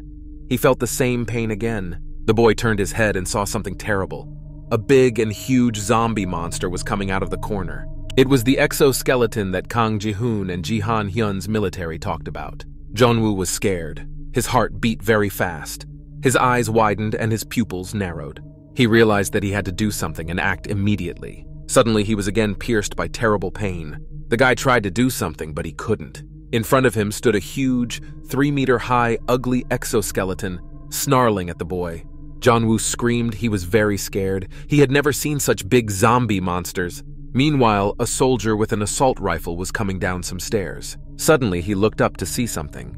He did not understand the structure of this stupid building. The man took off his mask and said how stuffy it was. Sweat was running down his face. Suddenly, the man noticed something downstairs that caught his attention. It was an emergency exit. It was open, so someone was coming out of it. The soldier stood at the entrance and wondered if he should have gone inside as well. He wondered out loud why the boy in the cap had decided to go inside in the first place. The man felt that this city scared him very much. Meanwhile, the teenagers were in real hell. Seoyoung screamed very loudly and even regretted going into the room with Yeonwoo. A huge monster stood in front of them and growled at their classmates. They had to do something fast. Yeonwoo stood there, staring at the exoskeleton like a man staring at a rock. It inspired great fear in the boy. Meanwhile, the zombie monster did not wait and opened its huge mouth to devour the teenagers. Yeonwoo saw this and his eyes popped out of his forehead. Its mouth was getting closer to Jonah. The monster had a large number of teeth. It looked like it was not one person but a merger of several zombie monsters. Yeonwoo closed his eyes and just waited for his inevitable death. Suddenly, he felt that the zombie monster had stopped and was not about to devour Yeonwoo. The guy was in a trance, looking at the mouth of a giant zombie monster. Suddenly, the boy's body and consciousness seemed to be transported somewhere else. Something very strange was happening to Yeonwoo. The guy seems to have realized that the zombie monster was reacting to the virus in his body. Yeonwoo realized that he had to do something, right now, at this moment. The guy pointed the muzzle of the flamethrower directly into the mouth of the zombie monster and lit the fire. Yeonwoo flipped the switch and fried the huge zombie monster. It roared in pain and was thrown back. Yeonwoo and Soyeon also fell backwards. The shockwave was too great. The girl looked at the huge exoskeleton burning in front of them, which no one had been able to overcome before. Yeonwoo could barely stand on his hands. Soyeon asked if the boy was okay because she had seen him being eaten by a zombie monster. The soldier behind them shouted for them all to run faster because they didn't have much time. He added that this monster was not as simple as it seemed. Meanwhile, the giant was indeed beginning to rise a little bit, as if what Yeonwoo had done was nothing to him. The soldier told the teenagers to run to the lower floor and added that soldiers from his base were also there. He shouted again for the teenagers to come to their senses and run away. Soyeon turned to Yeonwoo and told him to leave as well. She picked up her classmate and helped him to the shelter. Soyeon was not even afraid that Yeonwoo was infected. Meanwhile, the zombie monster was lying on the ground and growling. A soldier sat next to him and laughed at the monster. He called this ugly giant names and picked up a flamethrower. The soldier looked the zombie monster in the eye and asked him if he thought the soldier would let him walk away and light a flamethrower. Suddenly, the teenagers saw a fire and felt intense heat. Meanwhile, the teenagers were going down the stairs. Yeonwoo suddenly screamed as if he was in pain. Soyoung asked the boy what had happened to him and if he was okay. The classmate was genuinely worried about Yeonwoo. She stretched out her hand to help the boy not fall. He looked down and said that he was fine and that they should get out of here. Soyeon tried to express words of support but was unable to finish. Something caught her attention. The girl saw someone sitting in the corridor. It seemed to be a girl because she was wearing a pink t-shirt. The teenagers looked in the direction of this man and were sincerely surprised. Soyoung noticed that it was Minju, her classmate, whom they were looking for. The girl ran up to her joyfully. She asked if Minju was okay and shouted happily. Seoyoung couldn't believe it, that she had found her friend. She asked her classmate where everyone else was and said that only she and Yeonwoo were left. Suddenly, he felt something strange. Suddenly, he realized a terrible thing. The guy yelled at Seoyoung to stay away from Minju. She stopped and turned to Yeonwoo, but she didn't understand what he meant. Yeonwoo shouted that their classmate Minju was infected and ordered Seoyoung to come back to him as soon as possible. Unfortunately, the girl was one step away from Minju, and she even heard her classmate growling. She was making the sounds that zombie monsters make. Soyeon could not believe her eyes. She did not want to accept reality and just stood there, not knowing what to do. Suddenly, Minju turned to her. Her face was covered in white frog egg virus slime. She stood up to attack Soyeon. The girl had to react quickly, otherwise she would be eaten. But Soyeon could do nothing. She was afraid and stood there frozen. She could not believe that it was her classmate Minju. Soyeon suddenly remembered how she and Hanmi used to shoot videos for her channel. It was such a bright time. Soyeon was telling the camera about something. Suddenly, she didn't have time to finish because she was interrupted. Someone shouted to be given the floor as well. It was Kim Minju. She went to her friend and hugged her. She looked at Soyeon and said that they were close friends. But now, it was a horrible zombie monster. Its goal was to devour its own friends. Suddenly, in a second, Minju was already pouncing on Soyoung and growling. Soyinka ran fast. Yeonwoo yelled at her not to stand still. Yeonwoo also ran up to his classmate and burned Minju's zombie monster. Meanwhile, Soyeon hid behind him and turned away. The teenagers watched the corpse of their classmate Kim Minju burn. Soyeon put her hands over her face and started crying. She never expected this to happen to her friend. Yeonwoo watched and made sure that the zombie monster was burned. In fact, it hurt him to do it, but he had to, even though he didn't want to. Kim Minju's face was burning. Her classmate was dead. Soyeon began to cry a lot. It was as if something had just broken inside her. She returned to see what was happening there, but Yeonwoo stood in front of her and told her not to look at it. He blocked the picture with himself so that his friend Soyeon would not suffer from what she might see. It was not a pleasant picture. The corpse of a girl was lying on the floor. Because she was not completely transformed, she was easy to recognize. Soyeon leaned on Yeonwoo's back. The boy felt it and said that it would be better for her. He repeated that it would be better for Seoyoung not to see her friend's corpse. He spoke from experience, as he still remembered Kim Jubin's corpse with horror. Soyoung understood and trusted Yeonwoo. The girl just turned around and wiped her tears. Her grief was great. Yeonwoo took it upon himself to make sure that his classmate Kim Minju would burn to death. He recalled that he remembered the girls spending a lot of time together. They were really close friends. Soyeon was crying bitterly. She was having a hysterical fit. The girl was very empathetic and had a hard time dealing with difficult moments. Yeon-woo went over to her. He heard his classmate crying hard and repeating her friend's name. He realized that he had to support his classmate in this difficult moment. Yeon-woo could not make up his mind, but he knew he had to. He wanted to put his hand on the girl's shoulder and ask her if she was okay, but he couldn't speak. Suddenly, the girl screamed before Yeon-woo could touch her back. Soyon covered her mouth with her hands because she saw something really horrible that scared her a lot. Yeon-woo now also noticed what the girl had noticed. The same giant zombie monster was running at the teenagers. So-young screamed and asked Yeon-woo what they should do. The monster ran after him as if it was chasing the teenagers. The giant somehow knew where his classmates were. Yeon-woo cursed and looked at his hand. She was covered in blood. The boy realized that the zombie monster was chasing them because he could smell the blood. The monster was getting closer and closer to them. The teenagers had to think of something fast to save themselves. Yeon-woo turned back and saw something. He looked behind them. It was a dead end. Yeon-woo told So-young that they could not get out because of the cul-de-sac. So-young apologized and said it was all her fault. Yeon-woo covered the girl with his body and said that she should have stepped back. So-yeon asked her classmate what he was going to do now. The boy replied that he was going to use the flamethrower to its fullest potential. Meanwhile, the zombie monster was about to attack the teenagers. Yeon-woo pointed the muzzle of the flamethrower at the giant, ugly exoskeleton and said they had no other choice. But the monster's behavior was very strange. Yeon-woo noticed this and could not believe what he was seeing. He was looking at this giant 3-meter exoskeleton and did not understand what was happening. Yeon-woo concluded that it was clear that the zombie monster was afraid. It was scared, but at the same time he kept looking at the guy and growling at the same time. Yeon-woo decided that the zombie monster was afraid of the flamethrower. The guy felt that it was his mouth. He was afraid to open it again in front of Yeon-woo. The teenager realized and felt that the virus was inside his mouth. That is why the zombie monster was afraid to open it. Suddenly, the teenagers heard someone running and shouting at them to run away. It was a military man with a weapon in his hands. Kang Ji-hoon was running behind him with a Molotov cocktail.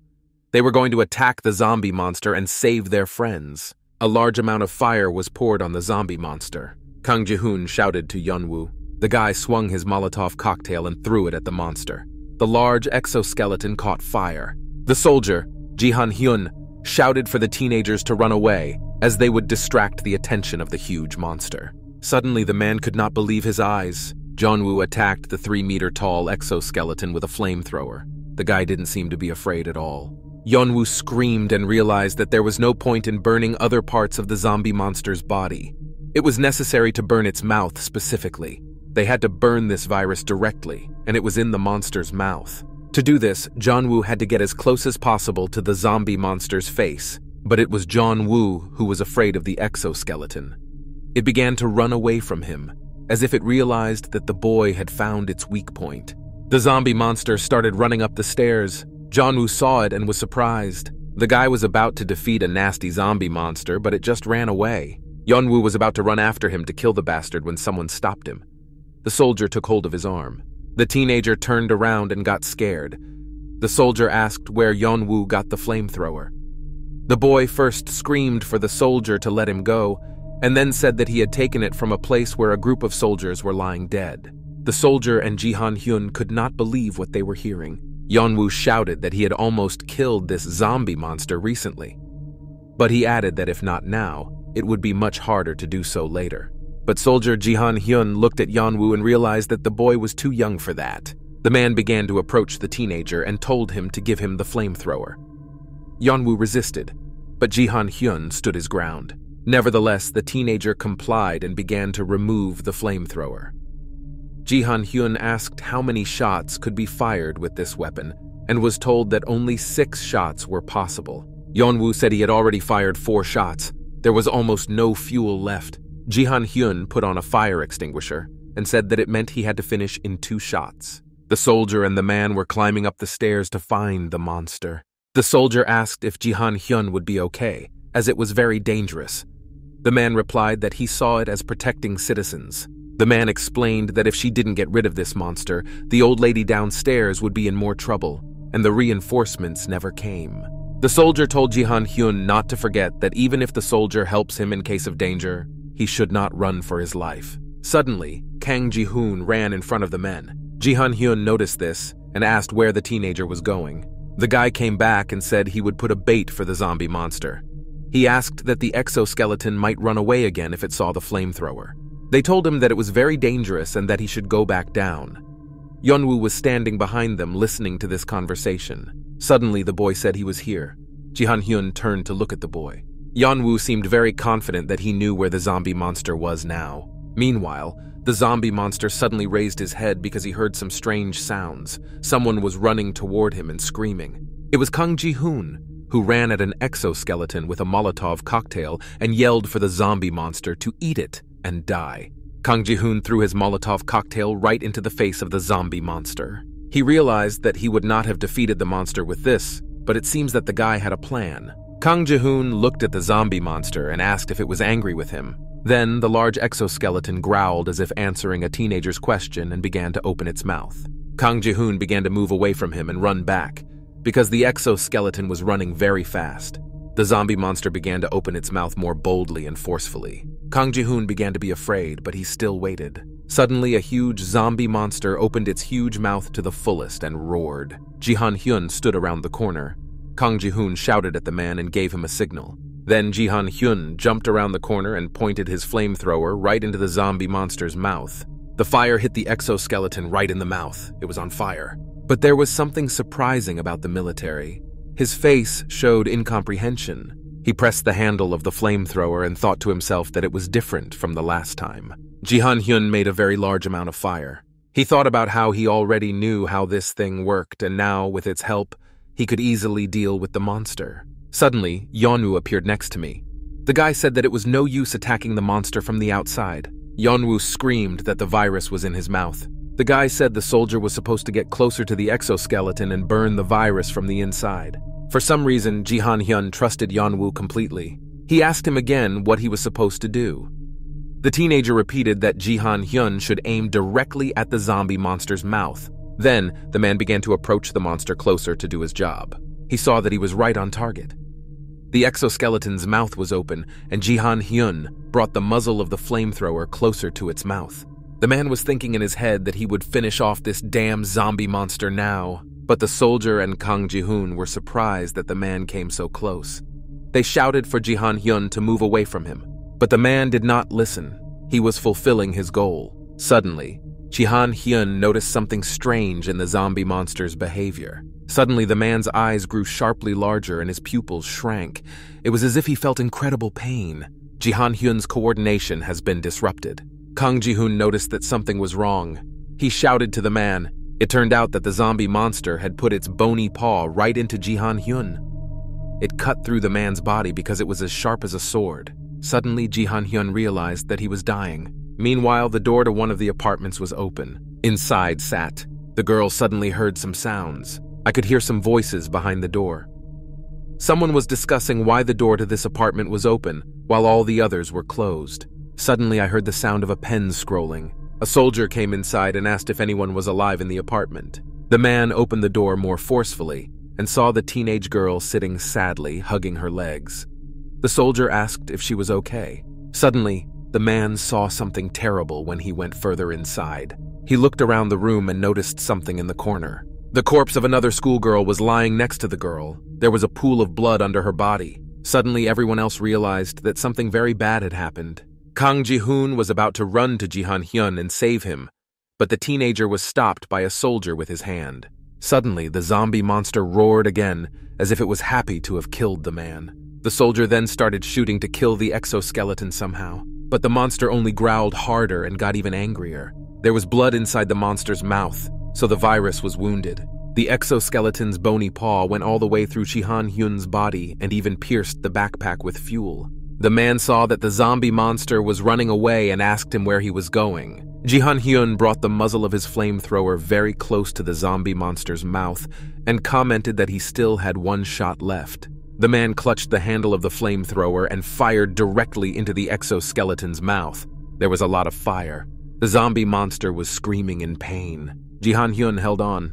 He had to finish his work. Suddenly, the man felt severe pain in his wound. He groaned in pain, but Ji-hyun did not dare to die. He gathered his strength to kill the zombie monster. The man's knees began to buckle and Ji-han-hyun became weaker. But the man had a goal. He had to get closer to the monster's mouth and burn all the virus inside. Ji-han-hyun managed to take a few steps. He was seized with a terrible rage because he had nothing to lose.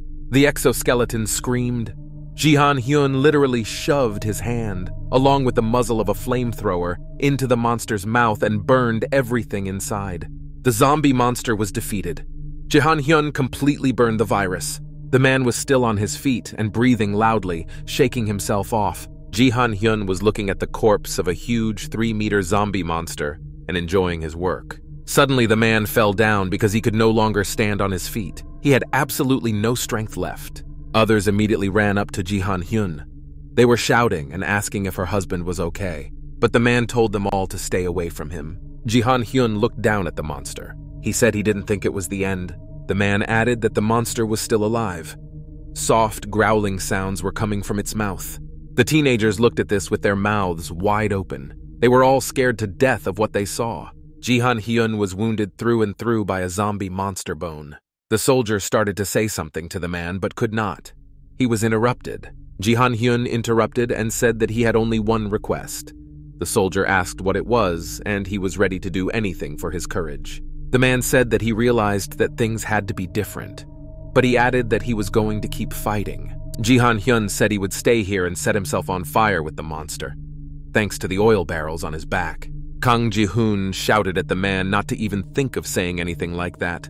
He was scared to death of what he was seeing. He shouted at Ji-han-hyun a lot because he was offended and did not want to lose his new friend.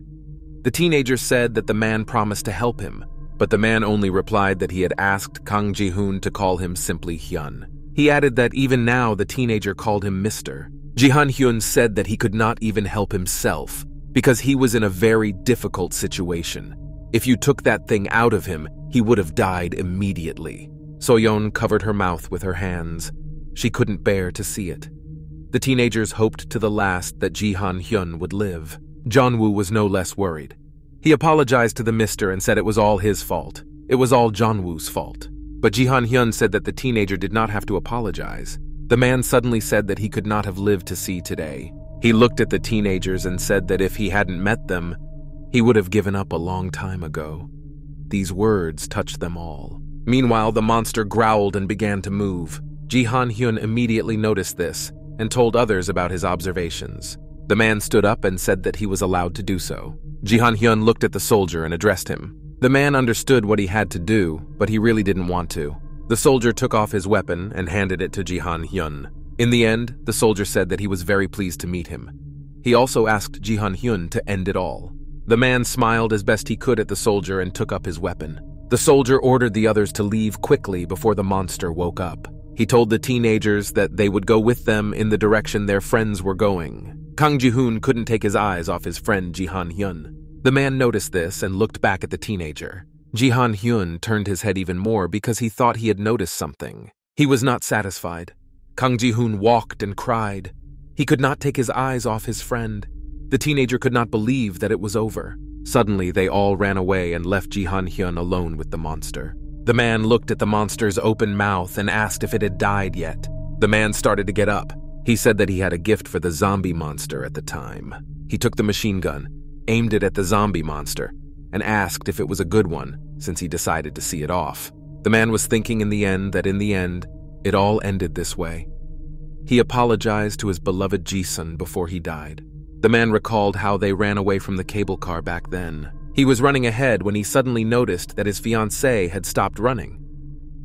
Ji-han-hyun turned around to see what had happened. Ji-sun crouched down, and behind her was a huge zombie monster. The man looked at his bride and stood in a stupor. His beloved also looked back at the man and breathed loudly. He recalled his last look at his fiancée, Ji-sun, before he died. He asked if she would forgive him. The man suddenly started crying. He was apologizing for not being able to help her and for not reacting in time.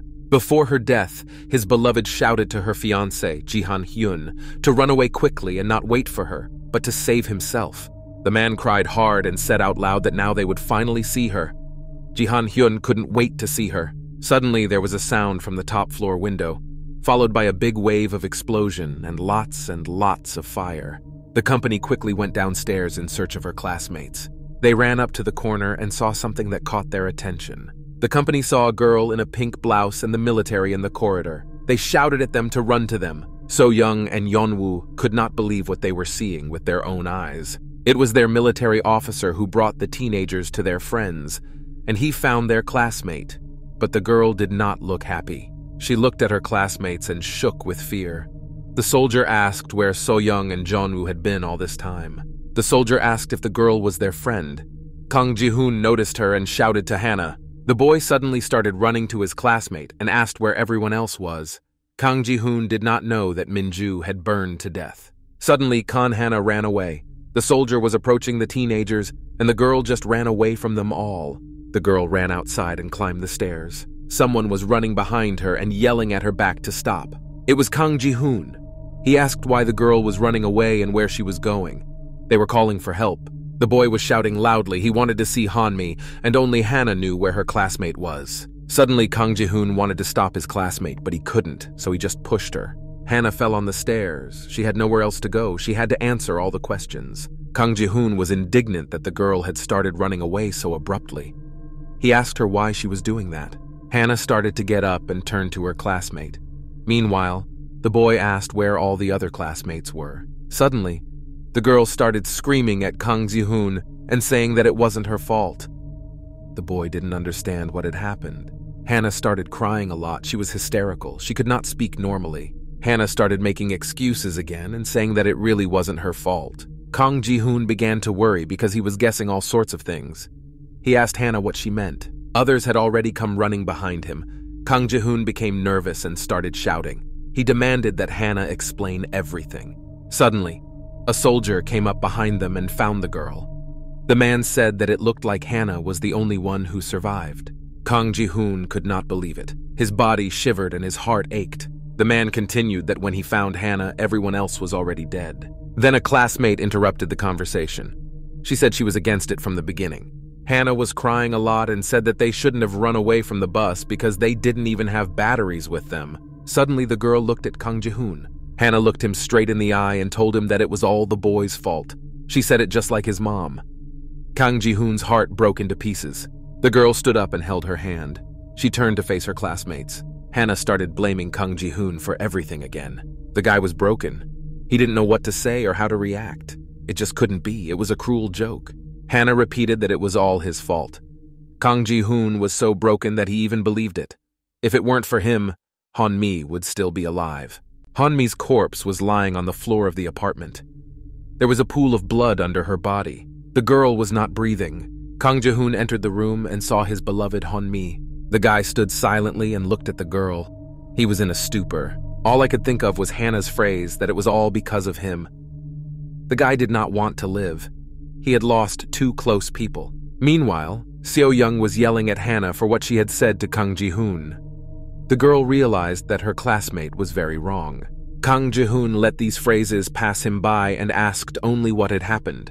Kang Hana began to cry. The headman asked only about Lee Hong-mi. The guy asked again what happened to Lee Hong-mi. Suddenly, the memories of that horrific situation came flooding back to Hannah. Lee Hong-mi was running away from a huge exoskeleton, but it caught up with her and sliced through her body with its bones. Hannah simply said that she was attacked by a monster, without giving any details. Kang Ji-hoon fell to his knees. He was powerless and could not stand on his feet. He lowered his head and sat next to his beloved Lee Hong-mi. Suddenly, Kang Ji-hoon began to shake. His body could not take it anymore, and then he started crying softly. He looked at the corpse of his sweet, beautiful Hanmi. She was supposed to be his. How much the guy hadn't had time to tell her. Suddenly, Kang Ji-hoon began to cry hard. His heart was breaking into pieces. He felt so much pain inside. The guy was constantly apologizing to the girl. If only she knew how sorry he was for everything he did to her, and for not saving her. But Kang Ji-hoon could not forgive himself. Meanwhile, the events moved to a small shop. The teenagers sat inside with Hwang. Hannah was holding her legs with her hands, and Yeon-woo was talking to a man. So-young just sat there. Hwang asked if all the friends they were looking for were like that. The man spoke carefully, not mentioning the word death. Then he asked if Yeon-hyun was like that too, and looked at Yeon-woo. The guy looked down and was silent, and without words, Everything was clear. Suddenly, Soyon cried out loudly, wiping the tears from her eyes. Hwang exhaled loudly and sadly. He was a good man and was experiencing this tragedy together with the teenagers. Suddenly, the man remembered his last conversation with Jihan-hyun. He asked Hwang to take care of these children. The man added that Jihan-hyun followed his fiancée and wished his friend to rest in peace. Hwang told Seo-young that she shouldn't have been so upset. The girl was just having a tantrum. The man tried to calm them down and said that everyone who was left had to try to survive as best they could. Yeon-woo looked up. He was interested in the man's words. Kang Hana also looked at Hwang and listened intently. The man continued that he had heard that the teenagers had gotten separated when they arrived at the evacuation site. Yeon-woo suddenly decided to ask Hana what had happened. The boy felt that something was wrong. He asked his classmate why she had run away earlier. The girl was silent. Suddenly, horrific memories of that situation began to surface in her mind. Hana was the last to run. Before her were Hanmi and Minju. The girls were running away from the bus. Hana suddenly stopped and got scared. She didn't think it was a good idea to run away from the bus. On the way out, she heard the bus driver yelling at the girls and calling them all idiots. The man said that he had saved them all, and now they were attacking him. His last words were that they would all regret it later. Hana came back to reality and said that she couldn't. Soyon was looking at her. The girl hugged her legs, lowered her head, and said that she could not trust anyone. She said that after what she had been through, she could not trust even Soyon. Hana remembered again how they ran away with the girls. In front of them was a street that was completely covered with white mucus and frog egg virus, like a spider's web. Minju turned to them and screamed. Behind them, they heard the monster growling. Minju said they should run faster. Behind them was a big zombie monster. The girls ran into a room. They all laughed loudly because it seemed that the problem was over, and they were now in relative safety. Hanmi and Hana looked at the floor and breathed loudly. Minju asked her friends if everyone was okay and if anyone was hurt. The girl looked out the window and saw something. Then Hana suggested finding something to set on fire. Minju said it was a good idea and offered to go first. Hana, meanwhile, commented on her story and said that they thought they could handle it well. But a zombie monster attacked them. Minju was breathing loudly. She was scared. The other girls looked on from the sidelines. They were also very scared. A huge zombie monster was burning near Minju. The girls suddenly screamed to their friend. They realized that something had happened to the girl. But Minju sat by the fire and did not turn to them. Suddenly, Lee Hongmi started talking to her friend to figure out what had just happened. The girls heard Minju ask them why. The teenagers were very afraid of what they were about to see. But Minju told them that everything was fine, as if there was no reason to worry. The girl looked at her hands and said that she had not touched the zombie monster. She put her arms around herself and said that she was fine. Minju turned to her friends to look at them. She repeated that everything was fine. The girls were very scared. They were holding their heads and cold sweat was pouring down their faces. Hana suddenly added that at the time they really thought Minju was not infected, but they were all wrong. Soyon looked at the girl. She felt sorry for her friends, especially since they were the ones who burned Minya alive. Hana said that Minju seemed to be pretending to be normal, but she was really deceiving them all. The girl told Soyon that she had also deceived them, and Hana asked how she could trust her after that. Yeon-woo overheard this conversation. So-young went to Hana and hugged her friend, saying that they really didn't know and asked her to believe them all. Yeon-woo suddenly remembered the fight with Park Min when he said that his classmates were infected. The guy realized that it was an incubation period, so Minju didn't know she was infected at first. Yeon-woo realized that anyone would initially categorically deny being infected, like Park Min. That is why the incubation period cannot be avoided. Suddenly, the guy told Hana that it was the incubation period in Minju. The girl looked at her classmate, but did not understand anything. Yeon-woo added that there were many others where they were staying. They did not feel that they were infected. That is why they believed her and searched for her. The guy added that if the girl really survived those mutant monsters. Yeon-woo was silent for a second, pausing to catch Hana's attention, and she really listened carefully to the guy's words. He then said that Kang Hana should have thanked Kang Ji-hoon for saving her. Yeon-woo explained that if he hadn't brought those soldiers to them and made a scene, the monster would never have let the girl live. Hana's eyes suddenly grew bigger, and cold sweat ran down her face. She had never thought about it before. She suddenly remembered Lee Hong-mi crying and telling her friends that Kang Ji-hoon would come and save them. She repeated his name like a mantra. Yeon-woo did not look at his classmates.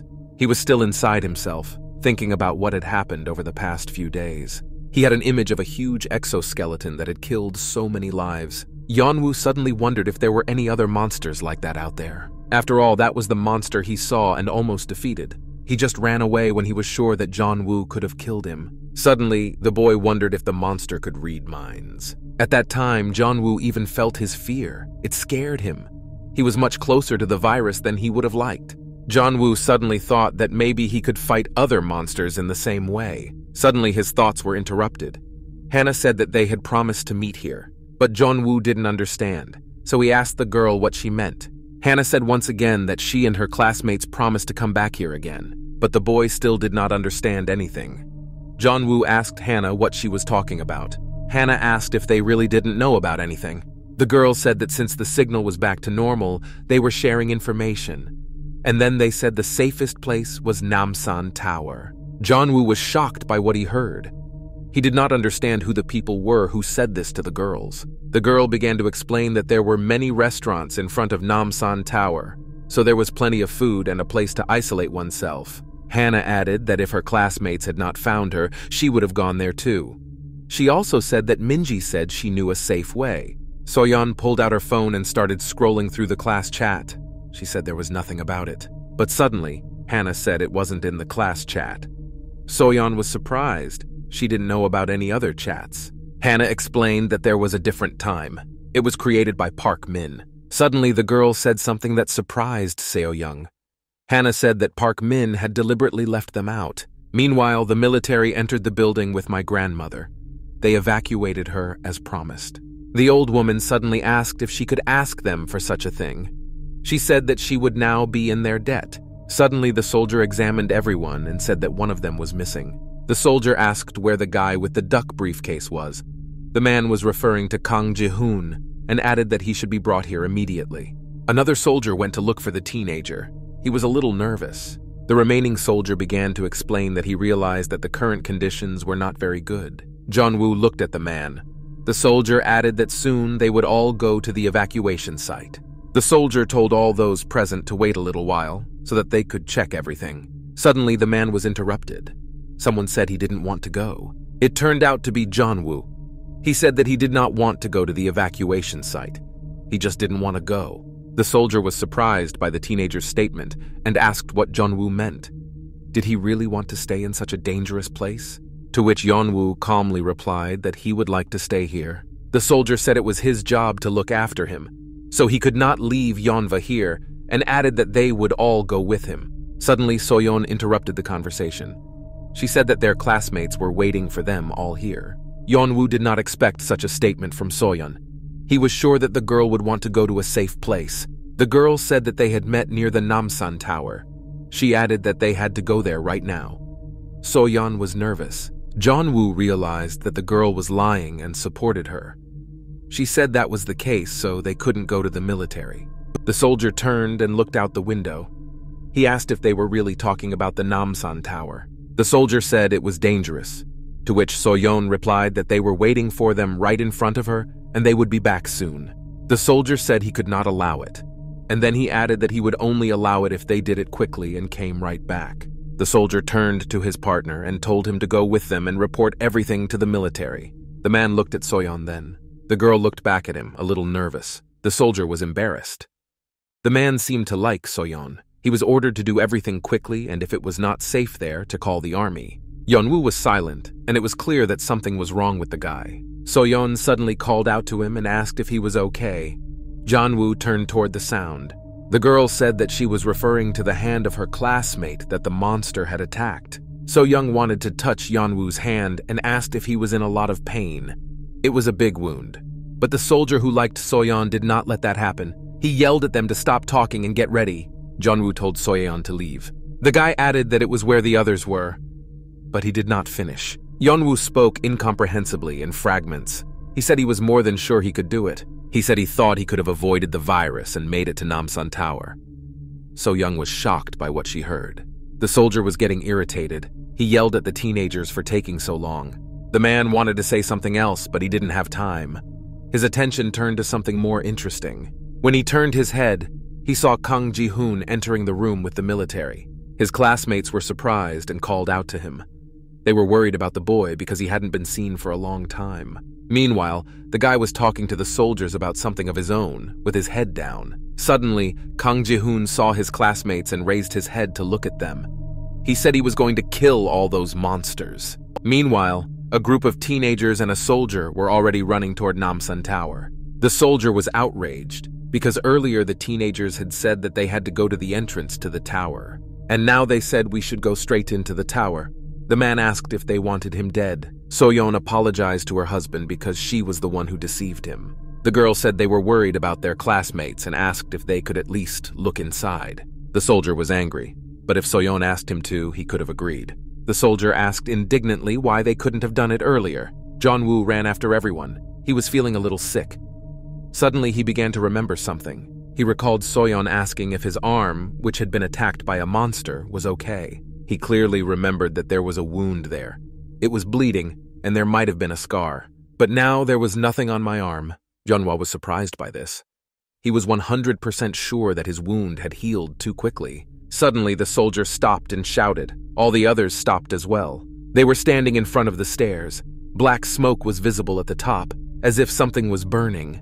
The company quickly began to rise to see what had happened at the top. The man commented that everything had gone up in smoke. There was a parking lot with cars in front of them that was completely on fire. He said that they wanted to kill these monsters at any cost, so they just burned everything. Yeon-woo was standing behind the soldier. Suddenly, he felt very sick. Everything seemed to turn green in his eyes. He realized that he could feel all the monsters more clearly now. Much better than before. It was as if he had a thermal imager in his eyes. Yeon-woo said they all had to leave immediately to the military. But the soldier did not understand anything and wanted to go forward.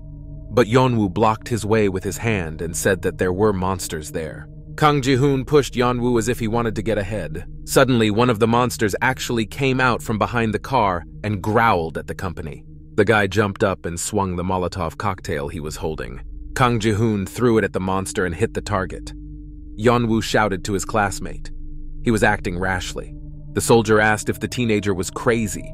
Yeon-woo ran after him because Kang Ji-hoon was not going to stop. The guy was holding some kind of twigs and put them in front of the fire so that they would catch fire. After that, Kang Ji-hoon ran further and screamed. Yeon-woo saw the aggression and hatred with which Kang Ji-hoon fought the monsters. He was shouting at them and throwing fire. The guy acted as if he was not afraid at all. Kang Ji-hoon shouted that they should all die. His aggression was boiling over. Now, the entire parking lot was on fire, along with all the monsters that were on it. When Kang Ji-hoon realized that he was done with it, he began to breathe loudly, shaking himself off. Meanwhile, the others had already come running to him. The company looked at his back and came to their senses after the show he put on for them. The soldier began to condemn Kang Ji-hoon's actions. He asked if he had a problem with aggression. Suddenly, the boy just walked away from them in the other direction. The soldier shouted at his back and asked where he was going and called the teenager a fool. The soldier yelled at Kang Ji-hoon not to go there alone. He asked that the teenager was not even going to return. Yeon-woo looked at the boy and thought for a long time. He wanted to understand why Kang Ji-hoon was acting like this. The soldier said that every team would have someone like this guy, and then he added that everyone should follow him. The soldier added that he would not worry if someone died with him if they behaved like him. Meanwhile, Kana was on the phone. The girl corresponded in the same class group. She wrote that she would soon be with them. Someone asked her who else was with her, and she listed all the names of her classmates. Meanwhile, the tower was close enough. Kang Ji-hoon walked alone and was in his own thoughts. He wanted to be alone. The same memories came to mind, one after another. He remembered Lee Hong-mi's body lying there, not breathing, her beautiful face in the pool of blood. Kang Ji-hoon cursed out loud. These memories hurt him deeply. Suddenly, Yeon-woo appeared next to the teenager. He asked what his classmate had said about wanting to kill all the infected. He looked at the floor and asked if he meant it then. Kang Ji-hoon remained silent and only looked at Yeon-woo from the corner of his eye. Then, the guy repeated his question again. He wanted to get an answer. Yeon-woo said he understood how Kang Ji-hoon felt, and then asked if it would be better to avoid danger, to which his classmate did answer him. He said it was nonsense. Kang Ji-hoon asked if Yeon-woo really thought they could just avoid it all. The guy looked directly at Yeonwoo and said that only by killing each monster did they avoid danger. Yeonwoo also looked at Kang Ji-hoon in return. His classmate asked him when he would stop running away from it, but Yeonwoo reacted a little strangely. The guy went ahead and said that Kang Ji-hoon continued in the same spirit. And then he stopped a little and added that if he was going to go alone and get infected, he had to make sure he didn't hurt anyone. Kang Ji-hoon put his head down and kept walking. Then he looked up and looked at Yeonwoo. The guy commented out loud that these idiots were getting on his nerves. Suddenly, Kang Ji-hoon noticed something. He turned to see what it was. He saw a sign that led to the stairs downstairs. It read, "Only you can prevent forest fires." Meanwhile, the soldier talked to Soyon. He seemed to really like the girl. They were climbing the stairs and talking about how the teenagers were from Cheonan, specifically from Shindong. The man said he did not know the place. He asked if it was a town near the terminal. Soyon happily replied that it was true. The man said that he had friends there and often went to the sauna. Suddenly, the soldier turned to the girls and said that they were very good. Soyon was surprised by this. It was strange for her to hear this from an adult. The man began to make excuses and explained that they were good for going to a dangerous place to meet their friends. Soyon simply thanked him, but she felt that the soldier was flirting with her, and it made her uncomfortable. The soldier wanted to add something else, but suddenly he stopped talking before he could finish. He abruptly took the weapon in his hands and aimed it somewhere to the side. Yeonwoo watched him do this. He didn't feel any monsters around. The man was watching the bushes. He thought he heard a rustling in the bushes. Suddenly, the soldier heard several more rustling noises.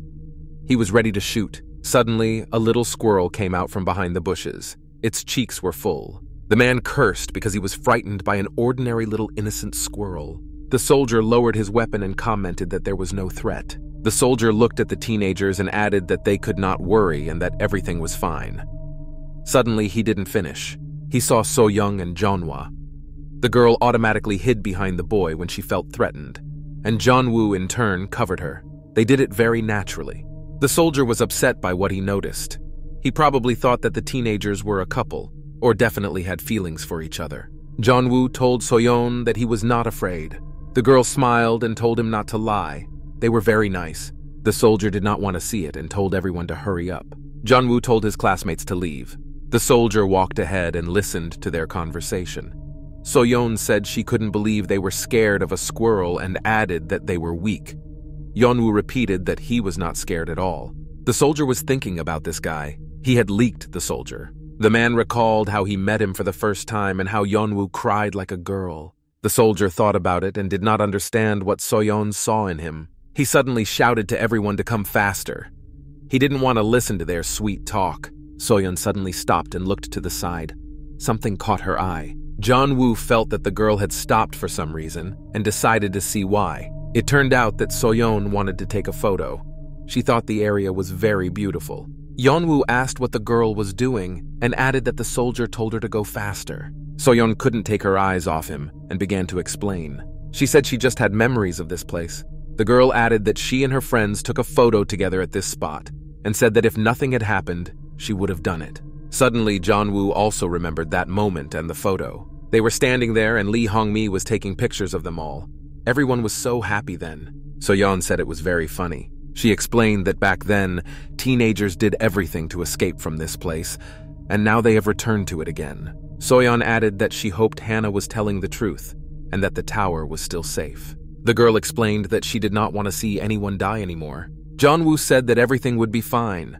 After all, if the others stayed there, it was a really safe place. Soyeon understood this, but something still bothered her inside. She decided to tell Yeonwoo about it. Soyeon said that she was worried that if they had rested, they would not be able to bear it all. She continued that as soon as they felt safe again and could rest, something would happen again. Suddenly, tears began to flow from Soyeon's eyes. Her voice trembled and she started to talk about her friends, but she didn't have time. Jeonwoo interrupted her and said they would think about it when they got there. Soyeon's eyes were filled with tears. He told her to just wait for it to happen. Suddenly they heard someone cursing. It was not good. Jeonwoo and Soyeon started running because they were lagging behind the others. The guy asked Hannah what had happened and what was ahead. Suddenly, Jeonwoo felt a strong, piercing pain in his arm. Then he looked up and saw something that caused him pain. There was a big pile of monsters in front of them.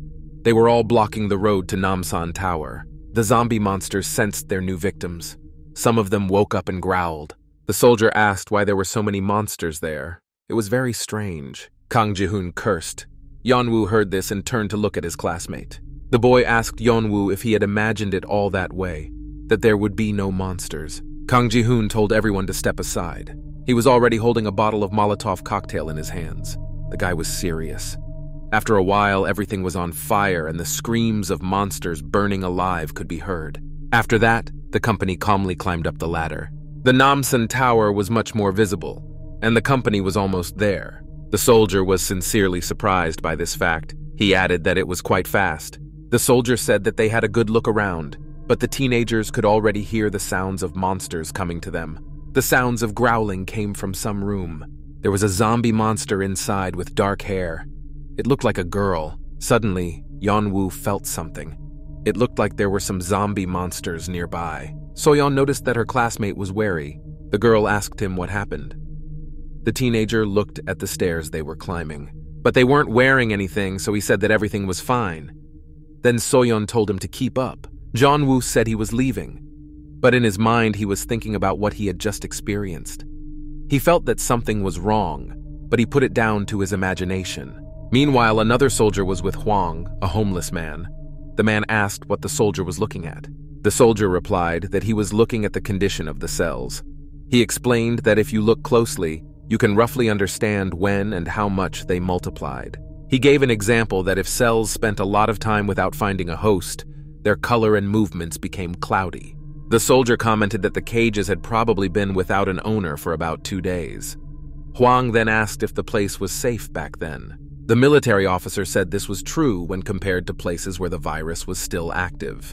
He added that in such places there were no infected cats or rats left at all. The soldier went on to explain that when the host's body was small, the cells tried to merge again to hunt for new food. The man added that this food was usually humans.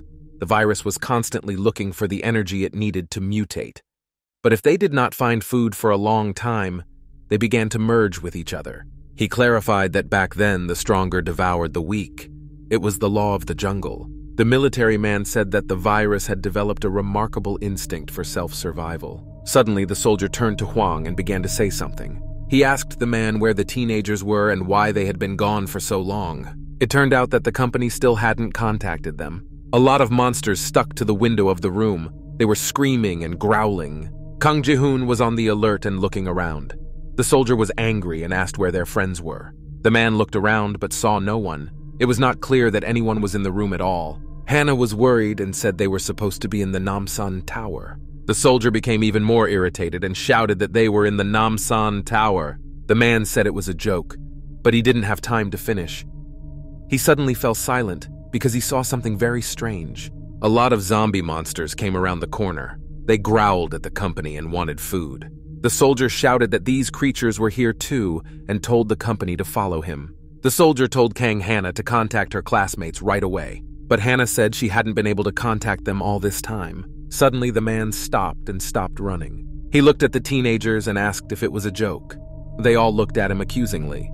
The man recalled that they told him that their classmates were already waiting for them here. He added that if they could not contact them, the company had to go back. Yeon-woo panicked. He was outraged and said they hadn't checked the other floors yet. The soldier repeated that Hannah could not contact them. He added that the teenagers should be thankful that they came here in the first place. Yeon-woo shouted and asked if he could look on the lower floors. He promised that he would not endanger them. But the military man was silent. He was already angry with this guy, and here he was making a hero out of himself. He addressed him as the guy in the cap. The soldier told the boy to follow him and ordered the others to wait for them upstairs. They went downstairs and saw the game plaza. Yeon-woo commented that they seemed to be lucky because there were no infected people here. Yeon-woo wanted to go into the room and ask the soldier to wait until he saw what was inside. The guy told the soldier to wait for him there. Suddenly, the soldier swore.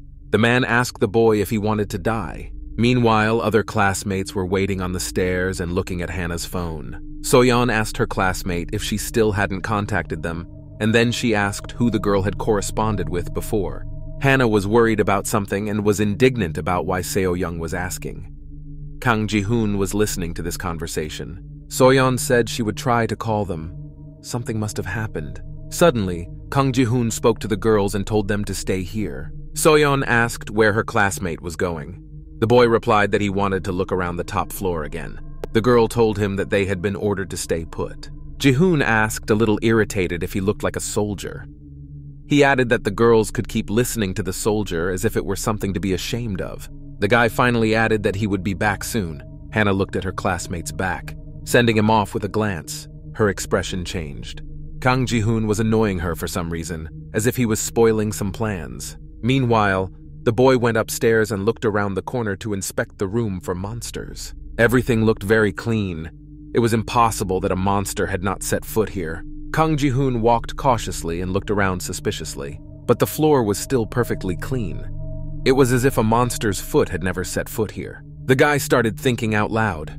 He was looking for some cafes because he was almost out of Molotov cocktails.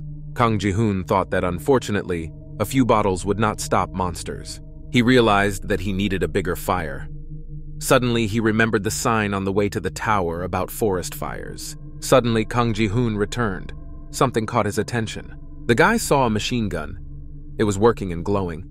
Kang Ji-hoon stopped and thought about what he should do. Meanwhile, Soyon and Hannah were sitting on the stairs.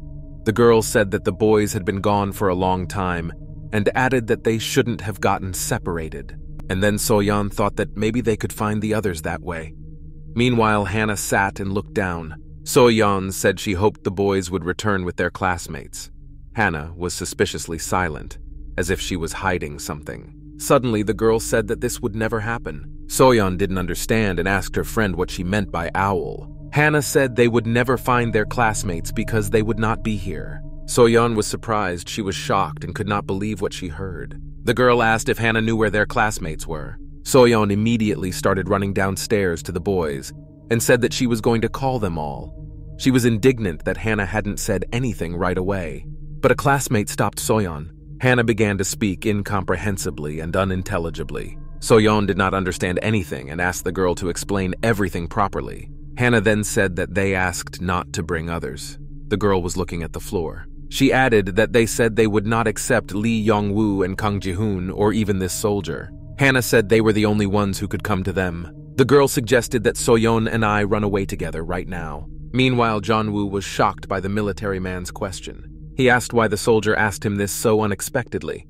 It was very strange, but the soldier started laughing at the boy. He asked if Yeon-woo hadn't realized anything yet. He said that the boy probably thought that after the soldier's charity, he was a simple man. Yeon-woo was shocked by what he heard. The soldier began to say that they were all trying to trick him, but the soldier said he did not believe everything they told him. The soldier said that Yeon-woo said he was going to look for friends, but it was a complete lie. The teenager was even more shocked. The soldier asked if Yeon-woo wanted to brainwash him. The soldier added that the boy behaved like this because he was afraid of a shitty life in the shelter. So he used the search for his friends to escape. Yeon-woo was very scared. He did not understand what was happening. If the guy had wanted to run away, he would have done so long ago back at the convenience store. Suddenly, the soldier pointed the muzzle of his weapon at the boy and asked him again if he wanted to die. Yeon-woo's eyes grew very wide and his heart began to beat faster. He did not understand what was happening. Suddenly, the teenager fell to the ground and screamed. He started telling the soldier to stop. Yeon-woo shouted and begged the man to believe him. Suddenly, a smile appeared on the soldier's face. Yeon-woo was breathing loudly and shaking his head. He heard the man asking him if he was a fool. The soldier took away the muzzle of the gun and said he was joking. Then he told Yeon-woo not to act like a coward, because he was a man. He added that if he wanted to shoot Yeonva, he would have done it long ago. The guy was shocked by everything that happened. The soldier asked if Yeon-woo remembered how he had saved him the first time they met. The guy looked at the man and breathed loudly. What was the point of this joke at all? The soldier turned to him and told him to treat Yeon-woo well, as if he was hinting at something specific. The man walked away laughing. Yeon-woo thought that after such jokes, he should not have expected a good attitude. The guy was sitting on the floor and breathing loudly. He thought to himself that it wasn't funny at all, and Yeon-woo didn't remember the man saving him at all. Suddenly, Yeon-woo felt something strange. It seemed that there were monsters nearby. The guy shouted to the soldier to be careful. The man stopped and looked at Yeonva. Suddenly, in front of them at the end of the room, stood a huge zombie monster with women's hair. It looked like an exoskeleton. The soldier saw it and was terrified. Meanwhile, Hannah took hold of So-young's hand and said that they had to get out of here, and quickly. The girl was scared and screamed for her and So-yeon to leave immediately. Cold sweat was pouring down her face. So-yeon said that Hannah waited for a while. She asked what they would do with the others. The girl said they had to leave with them all. Suddenly, the girls heard some screaming. They both turned around and realized that the sound was coming from downstairs. The sounds came from where Yeon-woo and the soldier were. Suddenly, So-yeon heard Hannah almost cry. She said the girl was the same way. My classmate started saying incomprehensible things again. It was as if she was trying to say something, but she couldn't. Suddenly, Hannah gave away that So-yeon was just like the others because she had betrayed her. Kana shouted at her classmate to leave, and then the girl ran and pushed So-yeon aside. The girl did not expect this and just fell to the ground. Meanwhile, the soldier and Yeon-woo were running away from the huge monster. They did not realize what had just happened. Suddenly he looked up and saw something that surprised him. So-yeon was sitting downstairs on the stairs. The boy shouted to her. He approached the girl and began to help her up. Yeon-woo asked what had happened. The guy shouted for the girl to get up because they had to run. Suddenly behind them, the company saw a huge zombie spider monster. Suddenly So-yeon realized something. Her eyes widened. She could not believe what she was seeing. So-yeon recognized that it was their classmate Gale who was the first to be infected. Suddenly, a zombie monster threw its head into the company. Meanwhile, Hannah was running and coming down the stairs. The girl was breathing loudly. She could barely run. She ran to some room where her classmates were probably hiding. Hannah ran to the door of the restaurant. The girl began to move the doors of the restaurant and shouted for them to open them. Then the door opened a little, and the girl saw her classmates. Two girls looked at her through the crack. It was not clear from their faces whether they were happy to see her or not. Hannah went inside the restaurant. It was completely clean, as if the virus had never been there at all. The girl shook her head loudly. The girls looked at her very strangely, as if with some kind of disgust. Hannah was breathing loudly and intermittently, said that she thought she was going to die. The girl suddenly raised her head and started crying. She thanked the girls and looked at them. My classmates did not understand and were surprised. Suddenly, they asked why Hannah was alone. She didn't understand, so she asked them what they meant. One of her classmates asked that Hannah had promised to come with So-yeon. She asked where the girl was. Suddenly, the girl's face changed dramatically. Her eyes narrowed and became dissatisfied. Suddenly, she heard someone's voice behind her. He was surprised that the girl had really come. They were two of her other classmates, a boy and a girl. The girl with the big lips was surprised to see her. Hannah said So-yeon's name and looked at her classmates. Meanwhile, the company was doing poorly. Gale growled at them and tried to eat them. The soldier began to defend the teenagers and fired his assault rifle at the zombie monster. Meanwhile, Yeon-woo was holding So-young and trying to put her in his arms. The teenagers screamed together and ran away from their friend's monster. The soldier was still shooting at Gale to save himself. The zombie monster started to fall. The shooting helped, and the soldier shouted for them all to run until Gale came too. But they had plenty of time. The zombie monster realized that the victims were running away, so it growled and began to rise. The man turned to the side and saw something. He shouted to the teenagers that he had given them an order to run away. He asked them what they were doing. Yeon-woo and So-yeon were climbing up. The boy shouted for the soldier to follow them. So-yeon looked back to see if they were falling behind Gale. The zombie monster had managed to come to its senses and was running after them. It had 6 legs, like a spider. The teenagers had never seen such a monster before. Gale growled loudly at them. Suddenly, Yeon-woo felt sick again. Everything was swimming before his eyes. He began to think that they would all die if they continued like this. They were running away from a zombie monster. But Yeon-woo realized that they couldn't go on like this any longer, and sooner or later they would be eaten. He had to think of something. Suddenly, Yeon-woo remembered Lee Tian's words. He went downstairs and finally whispered some advice into the boy's ear. Lee Tian told him then that the next time Yeon-woo met a monster, he was not to run but to stand still. And then, after that, Yeon-woo would have realized a lot. The guy stopped then. He realized that he should have tried this advice. It was now or never. Then, the guy just stopped and stopped running or running away. The zombie monster Gale was shocked by the boy's actions. Yeon-woo stood still even though he was scared to death of this monster. He was uncertain, but he seemed to have imagined something. He thought about the fact that when he encountered the eco-skeleton, he didn't touch it then. Soyon noticed that Yeon-woo had stopped. It scared her. She didn't understand what was happening. The guy told her that if something happened, she had to run. Mentally, Yeon-woo began to talk to the zombie monster Gale. He put his sore arm in front of her and said that the monster had helped him. Gale stopped and did not attack them. Soyeon hid with Yeon-woo and the boy continued to hold his hand. The girl shouted to her classmate and asked what he was doing. Soyeon thought Yeon-woo had gone crazy. The boy continued to communicate with the monster in his mind. He said that Gale was looking at him. He told her that he was infected, just like her. He asked if the zombie monster could feel it in him. Then he wanted to ask her something. Yeon-woo was scared to death. Cold sweat was pouring down from him. Yeon-woo took all his courage and asked the zombie monster Gale to leave. Her mouth was very close to Yeon-woo's hand. Perhaps she wanted to bite him. Suddenly, Kang Ji-hoon ran up to them. He shouted at his classmates to move away. Yeon-woo turned and saw his classmate running to save them. Suddenly, there was a loud explosion. Kang Ji-hoon lit a Molotov cocktail and smashed it on Gale. Yeon-woo saw the zombie monster start to burn. Suddenly, Kang Ji-hoon asked where the others were, and Yeon-woo still couldn't come to his senses. But the boy asked his classmates again why it was just the two of them. The teenagers started running and climbing the stairs to Kang Ji-hoon. The headman kept up with them and yelled again to tell them where everyone else was. Soyeon said she didn't know and suggested they get out of here first. Meanwhile, the monster Gale was melting and burning from the fire. The teenagers ran upstairs, where there was no hint of any apocalypse. Yeon-woo said he thought they were going to die. Then he began to tell me what happened. He said that the monster from the 4th floor appeared out of nowhere, and the soldier ran to the lower floor. Suddenly, Yeon-woo started talking about Hannah. He asked Soyeon if she hadn't been with her. The girl was silent. She was worried and did not know how to tell them. Soyeon couldn't think of anything better than to lie and say that Hannah ran away because of shock. Yeon-woo asked if it was true because it sounded very strange. Soyeon then said that maybe it would be better for them to just leave the room. Yeon-woo was surprised by his friend's answer. Soyeon explained that they didn't even know where their classmates were and they couldn't even contact them. Yeon-woo told them what to do with Hannah. The first thing they had to do was find her. Suddenly, Kang Ji-hoon said that he thought he knew where Kang Hana was.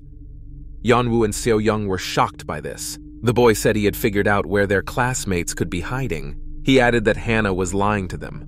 So-young and Yeon-woo were shocked, especially the boy. Suddenly, Kang Ji-hoon said that the girl had been lying to them from the beginning. His face looked very angry. Meanwhile, the restaurant where the classmates were hiding was calm. The three girls gathered together and discussed what to do next. They talked about the sounds of gunfire and how scared they were. One of the girls said she hoped that others would come to them and help. She asked if there was anything new in the group chat. Hannah, meanwhile, sat alone far from the rest of her classmates. Out of the corner of her eye, she heard if there was any news from Park Min. Another classmate said that she had calmed down and that they just had to stick together. Suddenly, someone came up to Hannah and said that there was a network here. The girl was scared. It was her classmate with glasses and freckles.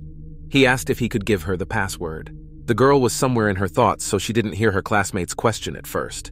And then she told him to give her the password. The girl began to enter it into her phone. The classmate stood silently and looked at Kang Hana. Suddenly, the guy asked what it was like outside and added that they had been here all along. Hannah was a little annoyed and asked why the guy was asking if the answer was already obvious. It was dangerous outside. The guy gave a short, "I see," and turned his head to the side. The classmate continued that it was safe here. He added that even though they were hiding, the view was incredible. He ended up saying that there were restaurants with a small supply of food. The guy said he would go see what they had left and bring the girl something. Hannah didn't even turn and look at the guy. He turned around and told her to call him if she needed anything. Hannah wondered to herself what was wrong with these losers and why they were so friendly to her. The girl looked at the group of girls. Suddenly, one of them noticed that Hannah was looking at her. Then her classmate decided to talk to the girl. She smiled sweetly at her and asked if she still had a charge on her phone. Hannah didn't understand why she needed it and asked what the girl wanted from her. The girl asked if Hannah could lend her her phone for a minute because hers had been disconnected not long ago. But Hannah said she didn't think she could share her phone. She said that her phone was also about to run out of power, so she couldn't lend it to anyone. Hannah looked down and apologized to her classmate, to which she simply replied, "I see," and left. This was overheard by two other classmates who were eavesdropping on the girls' conversation. The girl with the big lips turned to Hannah. She called out to her classmate. She looked up and saw a picture. The lipped girl looked at Hannah and held out her hand to her, hinting that she had given her her phone. But Hannah pretended not to understand and asked what the matter was. The girl said they had to check her phone. She added that otherwise they could not trust her. Hannah was outraged by what she heard.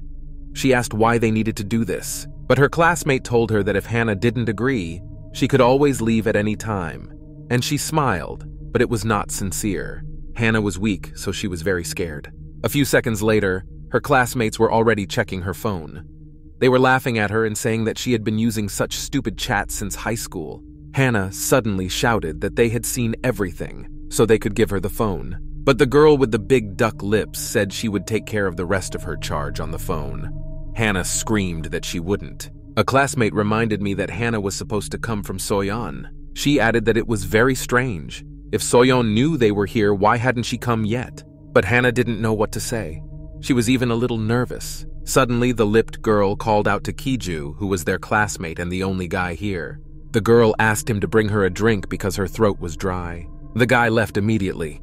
The girl sent him an airy kiss and thanked him. And when the guy left, the girl said that it was good to have friends like Kiju. Suddenly, she told Hannah that she was joking and wasn't going to do anything about her chats. And then she added that the girl had to do something for them as a thank you. She suggested that Hannah let the girls see her gallery. The lipped classmate added that she was sure there was a lot of bullshit in there. Hannah suddenly became even more worried. Her eyes widened and cold sweat dripped down her face. Hannah immediately started taking her phone away from the girl, but she wouldn't let her. She was having a lot of fun, making fun of the poor girl. She said she wouldn't steal it and opened a gallery at the same time. Suddenly, she saw something terrible. In Hannah's gallery, there was a photo of Lee Hong-mi's corpse. The lame duck opened her eyes wide. She clearly did not expect to see this on the girl's phone. She screamed and asked Hannah what she had done to poor Han-mi. Hannah screamed back. Another classmate put her hand over her mouth. Hannah began to say that it was not true and that she did not kill Han-mi. Suddenly, the nasty classmate heard a sound and turned toward him. The sound came from another room with a glass door. It was Kang Ji-hoon. He was knocking on the door of the restaurant and shouting for them to open it for him. Behind him were Soyon and Yeon-woo. The guy kept knocking and saying that he knew they were there and demanded to open the door. Kang Ji-hoon did not calm down and shouted for them to open up. Yeon-woo, who was standing behind him, suddenly realized that he knew what he had to do. When Kang Ji-hoon came to his classmates and told them that Hannah had been cheating on them, the guy was holding a phone. Kang Ji-hoon said he knew it was wrong, but he took Han-mi's phone with him. He said that there was a class group chat where everyone was there except them. He added that Park Min did it and called him a freak. Yeonwoo and Soyon started reading the messages from that chat. They were very surprised by what was written there. Yeonwoo read that someone had written about him and that if he came, he would definitely help them. Suddenly, that lipped girl came to the door. She told her classmates to leave because they didn't want any trouble. The girl gave them her middle finger and said she wasn't sure she could open the door and added that if they wanted to, they could try to open it from the inside. Kang Ji-hoon threatened that the girl had better open the door for them while the boy was in the mood, and then asked if she also knew about the second chat of their class, to which the lame duck replied that she didn't care about it at all right now. The girls who were standing nearby and hiding said that this was a very strong statement and praised their friend. Another classmate asked how Kang Ji-hoon had even heard about the group chat. Suddenly, the lipped classmate turned to Hannah. She yelled at her and said that she had given it away. Hannah panicked and said it wasn't true. Kiju approached them and offered to listen to Hannah first. He added that they still could not kick the girl out of here. And then he offered to let other classmates in. Suddenly, the lame duck started talking to the others through the door. She asked if they had left yet, and then told them to listen carefully. The girl said that she really wasn't sure she could open the door for them. Yeon-woo said they had nowhere to go. He suggested that they leave and find another shelter. He added that it was dangerous to be here now. Suddenly, Kang Ji-hoon indignantly asked Yeon-woo what he meant. The headman asked if the boy knew that they had come here in the hope of finding shelter. Kang Ji-hoon told the girls that if they didn't open the door for them in a nice way, he would just break it down. He added that they had to fight for their lives. Yeon-woo said he understood everything, but it was dangerous.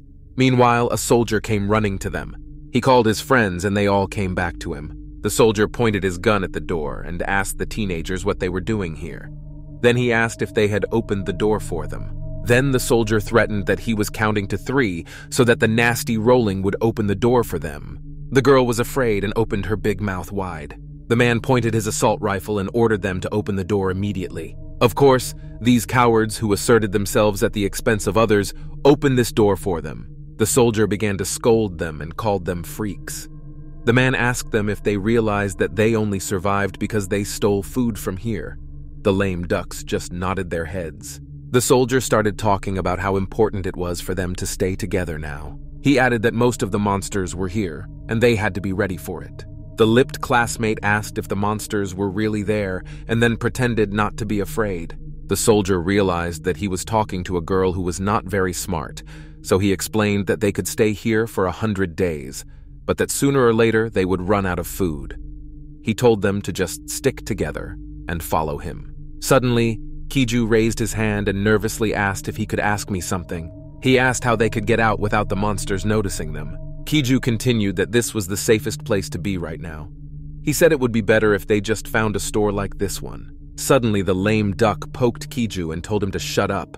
She shouted at him and said that he had it so easy. The soldier said that everything was decided then, and everyone had to get ready to leave. Meanwhile, Gubata almost beat Kija. Suddenly, 2 of my classmates turned to the soldier. They probably weren't ready to leave the room. The man said he had contacted the others. He added that this is why they had to return to the base. The man did not know what exactly was happening there, but citizens protested. The news showed citizens protesting. They said that the government had temporarily stopped evacuating people out of the country. At the border, there were a bunch of buses packed with people.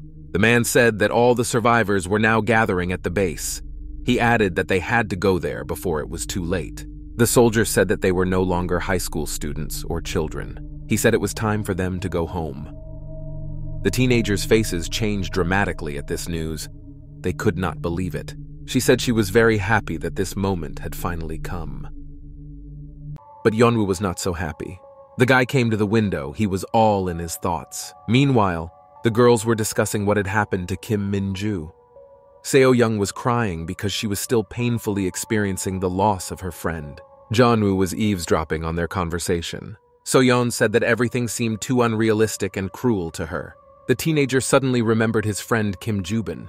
Yeon-woo also could not get over the loss and is unlikely to ever do so. Jubin was always so weird and strange. But that's why they were friends, because they accepted all the cockroaches in each other. Yeon-woo imagined his friend standing next to him, wishing so much that Jubin was here now, rejoicing that this nightmare was over. Suddenly someone called Yeonva. It was Kiju who stood there apologizing to the boy. The teenager did not understand at first. Then Kiju explained that he thought Yeon-woo was angry because they wouldn't open the door for them. After that, the guy looked out the window and apologized again, as if for all his friends. He explained that they had barely found this safe place themselves, so they were afraid of being noticed. Yeon-woo interrupted Kiju and told him not to worry because the teenager had survived on the streets on his own, so he was no stranger to it. The guy admired Yeon-woo and said that he would never have been able to survive on his own. The girls overheard their conversation from behind. The lipped classmate perked up her ears, as if she didn't like it. Then she interrupted the guys and said that was enough. They didn't understand what was happening. So a classmate told Kid that they needed to talk and he had to follow her. The guy said goodbye to Jeon-woo and promised to talk to him again. A lip-syncing classmate caught this phrase as well. Meanwhile, the girls asked Soyon if she had been in that chat, but it was clear from her reaction that she had not. A classmate started screaming and said that something terrible and disgusting had happened and that it was all Hannah's fault. The girl said she took a photo of Hanmi falling. Soyeon was shocked and returned to find Hannah, but my classmate was nowhere to be found. Meanwhile, something strange was happening in the dark room below. Someone could be heard crying on the stairs. It was Kang Hana, crying and saying how much she hated her classmate. She was shaking, curled up in a ball. She could see the displeased face of her classmate, who was condemning Hannah. The girl cried bitterly and did not understand why they all did this to her. It made her fiercely angry. And then, Hannah remembered Hanmi. She was her close friend, so she was also upset. Hannah did not mean Hanma any harm. Meanwhile, the events moved to the kitchen. At the bottom of the table were cans of oil. Kang Ji-hoon was rummaging around and looking for something. He raked up everything he saw in front of him and wondered what else he could take with him. A classmate in a purple suit approached him and asked what he was doing here. She added that there was not much variety in the food. Kang Ji-hoon turned to her and looked down at her, threatening her not to annoy him. But the girl just calmly drank some water and said that she could not be intimidated that easily. And then she just turned around and left. But Kang Ji-hoon stopped her. The guy asked where the soju was. He was sure that the girl must have known about it. My classmate stopped. She was interested in Kang Ji-hoon's question. Then she opened her briefcase and started looking for something. Then the girl took out a bottle of alcohol and asked if that was what Kang Ji-hoon meant. The guy was shocked that his classmate was carrying alcohol in her briefcase. It turned out that there was more than one bottle. Kang Ji-hoon asked why she was carrying them in her bag. She said that these were all the bottles of soju she found in Park Min's briefcase. And then the girl asked if these were all the bottles they used for the raffle. Kang Ji-hoon confirmed this information. Then the girl became animated and asked the boy if he drank them to stay awake, and then asked him to teach her how to do the same. But Kang Ji-hoon asked her not to disturb him. But his classmate stood her ground and said that they were her bottles. So Kang Ji-hoon had to tell her who taught him how to do it. The teenager said briefly that it was an acquaintance, but the girl wanted to know more. Then Kang Ji-hoon remembered his friend Jihan Hyun, who had passed away. The teenager said again that it was an acquaintance. He did not want to talk about it because the wound was too fresh. Meanwhile, the soldier who came with them ordered everyone to get ready because they had to leave before sunset. Yeon-woo suddenly felt something strange. He was again visited by that strange feeling in his hand that spread throughout his body. Soyon, meanwhile, was alarmed and screaming. Of course, the soldier noticed this and asked what happened. His face showed that he cared about Soyon and was happy to help. The girl came back and said that one was missing. She was talking about Kang Hana and added that it seemed that her classmate had gone somewhere. This was not the kind of help the military wanted to provide, so he was shocked. He started a search engine and told everyone to find it because they were about to leave. So-young noticed Yeon-woo standing sadly by the window. The guy said that it didn't look like he was burning alive when Soyon approached him. The girl did not understand what the teenager was talking about. Yeon-woo didn't know how to put the words together without sounding strange coming from him. Meanwhile, Hannah was still sitting on the stairs. She got to her feet. The girl seemed to see something in front of her that frightened her. Yeon-woo said Soyon that it seemed that the monster Gale was still alive. It turned out that it was he who was standing in front of Kang Han. The girl was in a stupor because she was one step away from death. She screamed loudly, which was all Hannah could do at that moment. Meanwhile, the events moved to the shopping center where the company was located. The soldier and Kang Ji-hoon loudly recoiled and hid behind the wall. They looked around. Her husband said she wasn't there. It turned out they were looking for Kang Hana. A classmate said she was there. Soyeon was also worried about her friend, even though she was doing bad things. The soldier said they had no choice but to go without her. Then Yeon-woo came to them and also confirmed that his search was in vain because he had not found Hannah. The soldier then said that everyone should wait for him, and he would go to the basement to look for him. After that, he turned to everyone and told them not to worry too much, and then called out Soyeon's name. The girl was confused and did not know how to react and what to say in such cases. Then a loud-mouthed classmate yelled at everyone and told them to act quickly to get out of here, but someone interrupted her. She didn't have time to finish her humiliation about Hannah. It was Kang Ji-hoon, and he asked if his classmate was sure. He came back and asked if Kang Hannah's picture on the phone was definitely of Hon-mi, but her classmate asked her if she had ever cheated on them. Ji-hoon asked her to answer normally. The soldier interrupted them and said that there was enough talk, they had to go. Then he called Jonah. The guy was even glad to be noticed, but lately he'd been getting too much attention from the military. The events moved to the basement. Yeon-woo and the man hid behind the door and carefully examined the room to make sure there were no monsters. Then the guy noticed the eggs and told the soldier to be careful. Yeon-woo asked if they had been here since the beginning of the virus. After that, the soldier asked him if he was afraid. Yeonwoo was puzzled by this question, so he asked the man again. The soldier came back and said that the boy agreed to go with him without argument. Yeon-woo said it wasn't like that. The man was just helping them, so the boy was grateful to him. A strange smile appeared on the soldier's face, indicating a lack of understanding. Then he laughed and said that Yeon-woo was funny, and then advised him to watch out. Otherwise, he would be finished. The man seemed to want to know something from the boy, so he asked why Yeon-woo wasn't afraid of her eggs, to which the boy replied that he was just dealing with them. And then the teenager's tone became quieter and sadder, and he said that he just wanted to save his friend. The soldier laughed again and said that although the probability was not high, he thought that their friend had died long ago. The man did not even return to Yeon-woo, saying that he wanted to be honest with him. He added that only the strongest survived, and the boy had to understand that. But Yeon-woo did not fully understand the meaning of the man's words, so he asked him again, to which the soldier turned and said Soyon's name. Then the teenager got nervous and asked what she was doing here. That strange smile reappeared on the man's face, and he looked the boy straight in the eye. Then he asked if Yeon-woo liked her, to which the guy reacted with a strong shock. The teenager looked down and said that it was not even close. Then the soldier asked why the boy blushed. Yeon-woo shouted that it was just hot. He suddenly remembered her, how beautiful she had been at the beginning of the tour. So Young was Yeon-woo's first love. Now he wasn't sure if he wanted to date her again.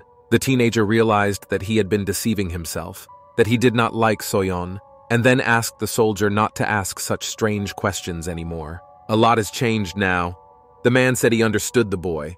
Then he turned away and looked down, as if he was still worried about something. The soldier looked at Yeonwoo again and asked him again if he would answer his question. Yeonwoo looked into the man's eyes and realized that his behavior was strange and at times dangerous. The soldier's eyes narrowed, as if he were angry, and the man said that Soyoung liked Yeonwoo. The guy didn't know how to react, but he knew he had to speak carefully. Suddenly, someone else approached them. It was Kang Ji-hoon, who said he thought they were looking for Hannah, not talking. The soldier asked him why he had come. The guy looked down at his forehead and said that they were waiting too long. And then he added that he had found another staircase upstairs. Meanwhile, the events moved upstairs, where everyone else was. The girls looked at what was happening outside. They noticed that the Kan River was full of these eggs, which had grown to incredible sizes. Her classmate was more outraged than anyone else and asked when they managed to get so big. Soyeon thought she didn't understand anything. She wondered why the authorities suddenly stopped taking people out. After all, they could have evacuated everyone and burned everything. Or did they just want to leave everything as it was and start acting? Meanwhile, another classmate asked what Hannah was like in middle school. The lipped girl began a story about what high school was like for her. There were only boys in her class back then, and they stole Hannah's personal diary. When she found out about it, she was furious. In fact, she can be understood because it is her personal diary. They had no right. My classmate said that there were strange and horrible things written in that diary. Hannah wanted someone to push her down the stairs or to drink poisoned milk. The girls were shocked by this information. A loud-mouthed classmate said that because of this, Kang Hana became friends with Homie, perhaps trying to live a normal life. Then, she asked if Hannah was weird and commented that she was trying to make a victim out of herself. But suddenly their conversation was interrupted by screams. It was Kiju, who was out of breath and running to the girls and looking around. It turned out that the boy had seen a monster and was running away from it. They all hid behind the wall and panicked because they didn't know what to do next. Then a girl in a purple suit told everyone to wait and reached into her briefcase. She then pulled out a Molotov cocktail. Soyeon knew what it was and said it was supposed to help because the monsters were afraid of fire. The girls started to say that they didn't have a lighter, but another classmate was already lighting the cocktail. Soyeon did not know everything about her classmates. A few minutes later, the monster was already on fire. My other classmates screamed and complained about the terrible smell. Other monsters came running to these sounds. The company heard this and realized that they had to leave immediately. The monsters ran after them. A classmate took out her phone while running. It seems she wanted to call for help.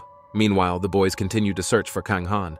They went down to the floor below. It was called 2F, and for some reason was marked with a special color. The guys entered the room through a glass door. The soldier said there was nothing there. Everything really looked clean.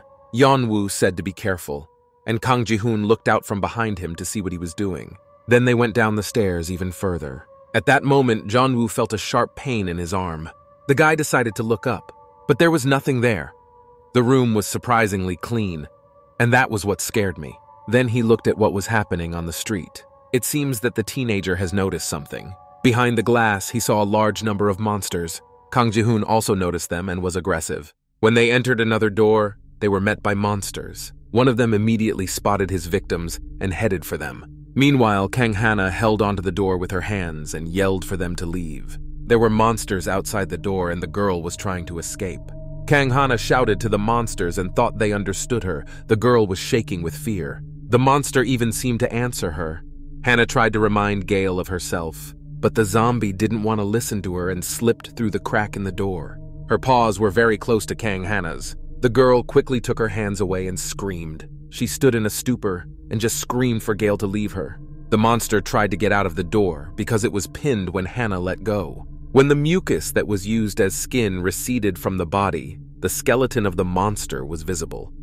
It looked very scary. The boys heard Hana and ran to her. Kang Ji-hoon did not understand how the monster got here because they were not supposed to be here. Gale noticed the boys right away and found new victims. Kang Ji-hoon immediately threw a Molotov cocktail at her before she could attack first. Gale growled. The soldier readied his weapon and aimed at the monster. But something strange was happening to the monster. Its skin began to melt. The guys were shocked by what they saw. The monster simply took its head away from the fire, sacrificing part of its slime skin.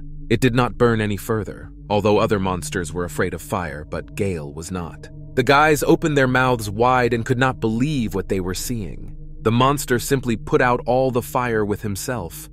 Gale was smarter than the other monsters. After that, she just ran away from them.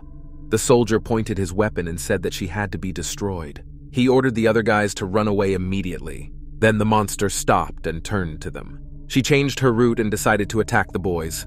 The teenagers were scared and screamed. The monster screamed even louder. Yeon-woo covered his ears with his hands. He felt sick for some reason. The men fled to a safe place. They stood there and recoiled, not realizing what was happening. When others discussed that the monsters had learned to regenerate, Yeon-woo was in his own thoughts. Suddenly he realized something shocking. And then his arm got sore again. The phrase about the regeneration of monsters puzzled him. Yeon-woo also noticed something strange when the military pointed their weapons at him. He was shocked because it seems that monsters have become smarter. Meanwhile, Yeon-woo looked around and realized that they were not alone. Behind the glass, Kang Hana was shaking. She stood and said how glad she was that they had come for her. Kang Ji-hoon approached the glass and asked if Hana had asked them for help, and asked if the girl had a conscience. Hana started to say that it was all because of Seo-young, because she was close to Park Min and asked her not to help him. She swore that she really wanted to help. It looks like she was lying. After all, if Seo-young was close to Park Min, she would have been in the chat room as well. Then Kang Ji-hoon asked what happened to Hunmi. He asked why Hana had taken her picture, and then suggested that she could have done the same to Soyon. Kang Hana began to stutter. She was nervous and didn't know what to say. Kang Ji-hoon noticed that the soldier was pointing a rifle at her. He asked the man what was going on. The soldier ordered the girl to stay where she was. He threatened to shoot Hana if she came out. Kang Ji-hoon was outraged and shouted at the soldier because his actions were strange. Meanwhile, Yeon-woo noticed something. He began to look closely and examine everything. Kang Ji-hoon and the soldier continued to argue. The guy asked why he was aiming if they had come to save her. The soldier asked what Kang Ji-hoon was doing now. He said directly that they had to save Hana before she came into contact with the monster. The soldier said they did not know whether the girl was infected or not. Otherwise, they risked losing everyone. He added that the safety of the majority came first.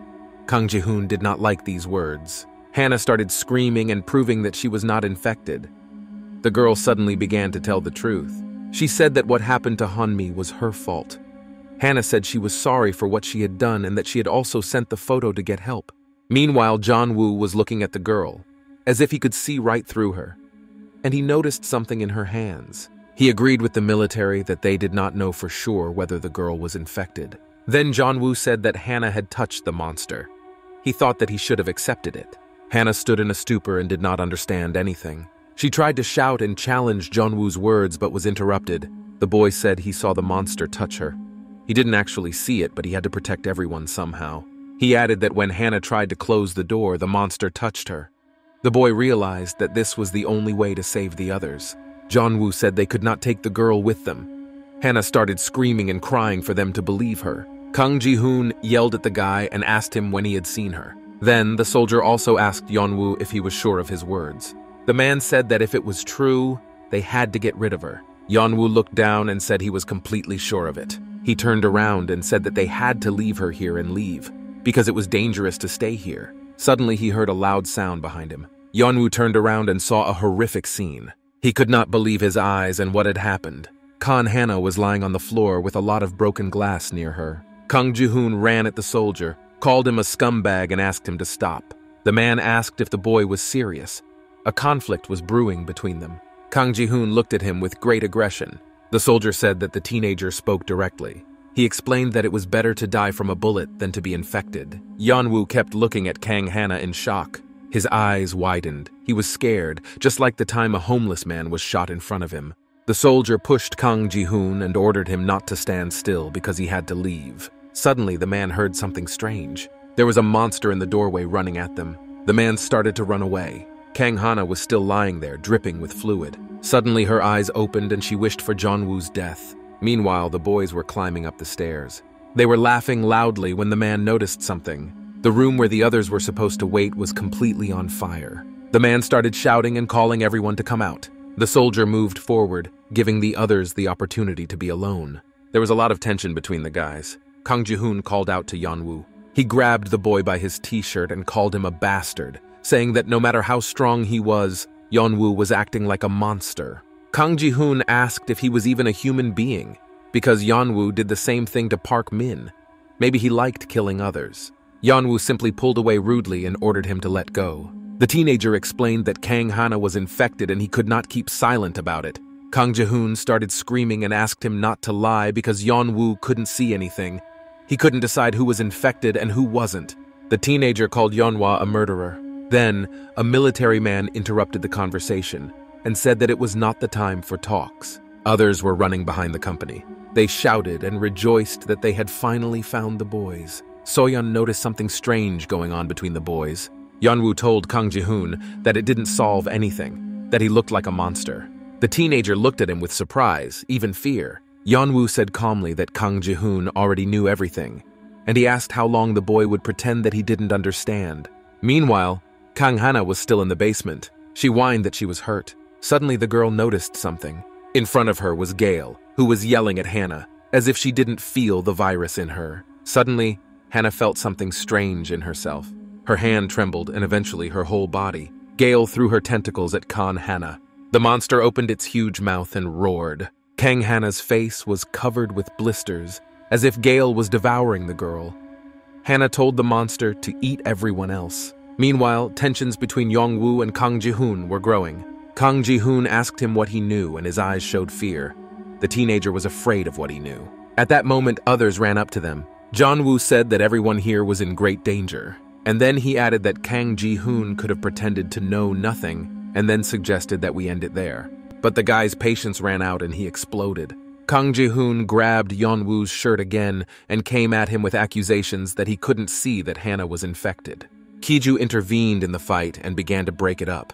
The other girls asked where Kang Hana was. Soyon began to worry and guess something and asked where her classmate was. Yeon-woo looked at the girl with a cold and glassy gaze. Soyon began to get even more nervous. Her questions seemed rhetorical, because it was already clear what had happened.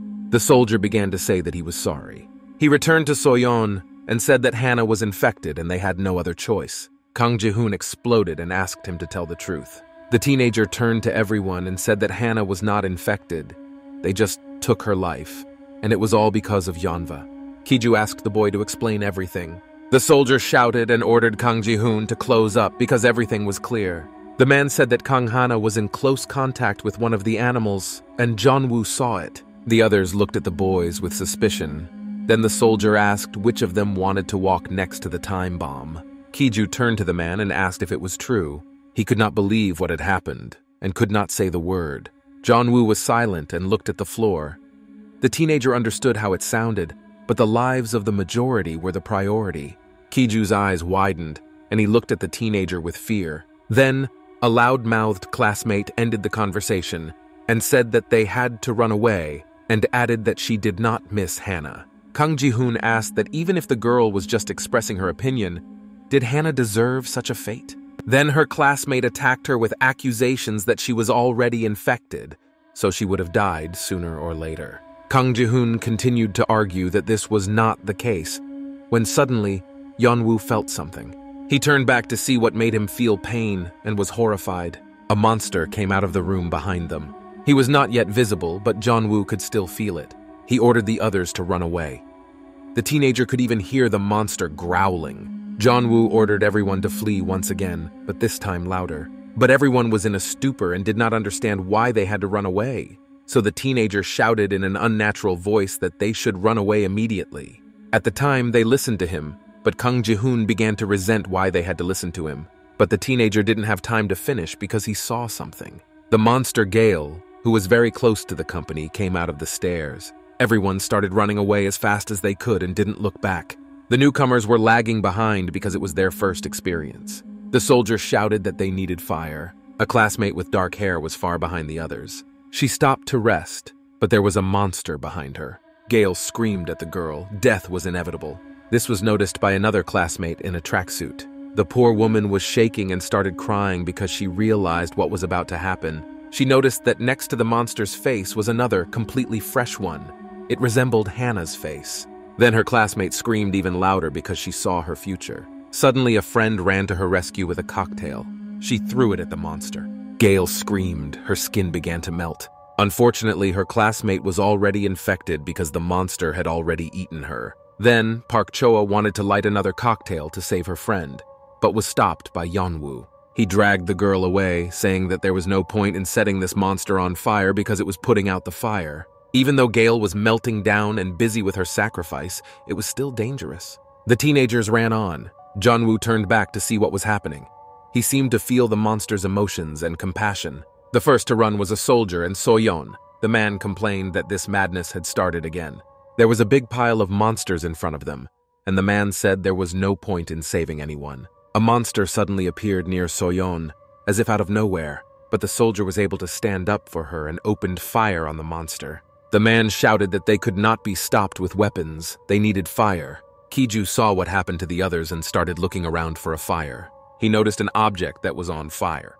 At that moment, another monster attacked him. Kiju grabbed the burning object and managed to fight off the monster. The boy acted confidently and bravely. Then he heard his girlfriend screaming. The lipped girl, Seon-young, was also attacked by a monster. She screamed loudly and stood in a stupor. Kiju bravely stood up for her, pushed her away, and threw the burning object at the monster. It worked, and the monster fell to the ground. Kiju did not even have time to realize what was happening. The teenager was acting on automatic. He turned to Seon-young and asked if she was okay. And then, when I helped her up, she even thanked me for saving her. Kiju shouted that they had to leave because it was extremely dangerous to stay. And at that moment, the monster attacked him with its tentacles. Sung-yeon quickly started running away when she saw this. Monster Gale and Hannah pounced on poor Kiju and laughed at his expression. It was the first time the monster had ever spoken. They wished Kij death and ate his face.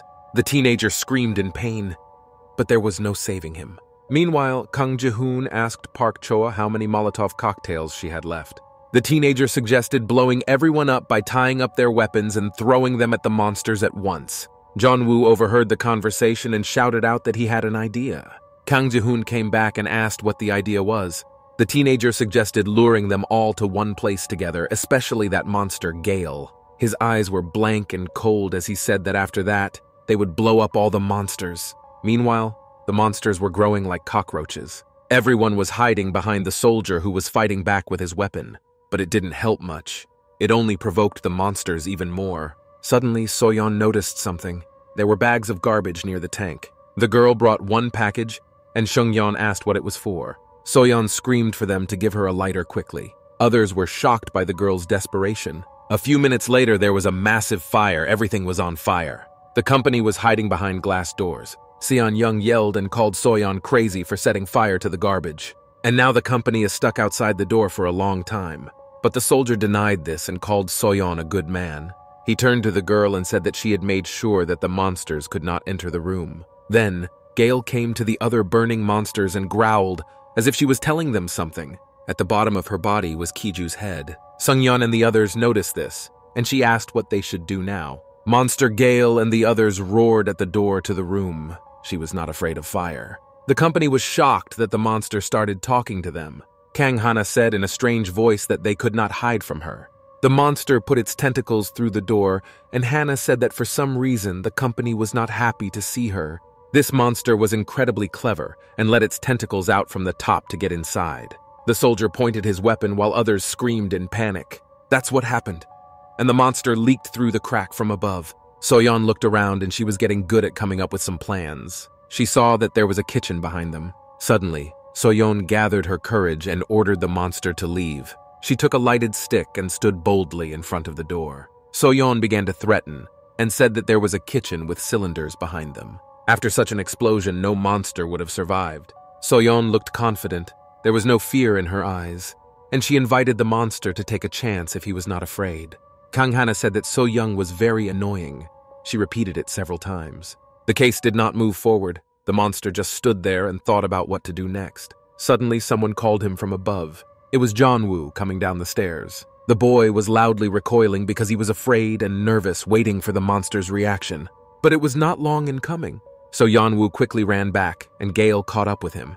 It was more attractive prey than company. The guy quickly ran away and looked back with his side vision. The monster ran after him and called his name. Kang Hana was very angry with the teenager and wished for the same fate. Soyeon looked at this with shock because they had escaped and could breathe. Through the glass, she saw a monster catching up with Yeonwoo. Suddenly, she remembered something. When they were on the cable car, Yeon-woo did exactly the same thing. The boy lured the monster to save Soyeon and the others. Even after everything that happened, Yeon-woo saved her again. Meanwhile, the teenager ran away as fast as he could. The monster was literally on his heels and catching up with him. Gale roared. She wanted to grab Yeonwoo and take revenge so badly. The teenager lured her into the room. The monster ran after him without hesitation. It is not clear who exactly controlled the mind of this animal. Yeon-woo turned a corner. The teenager was panting loudly. His strength was leaving his body. He could not run so long and fast. The monster noticed this and gave him even more strength and adrenaline. Hannah started shouting and calling Jonah to her. But the teenager did not give up and kept running, even though it was very difficult. He turned back, laughing loudly to see how far behind the monster he was. Before that, they had agreed with Kang Ji-hoon and Park Choa about the plan.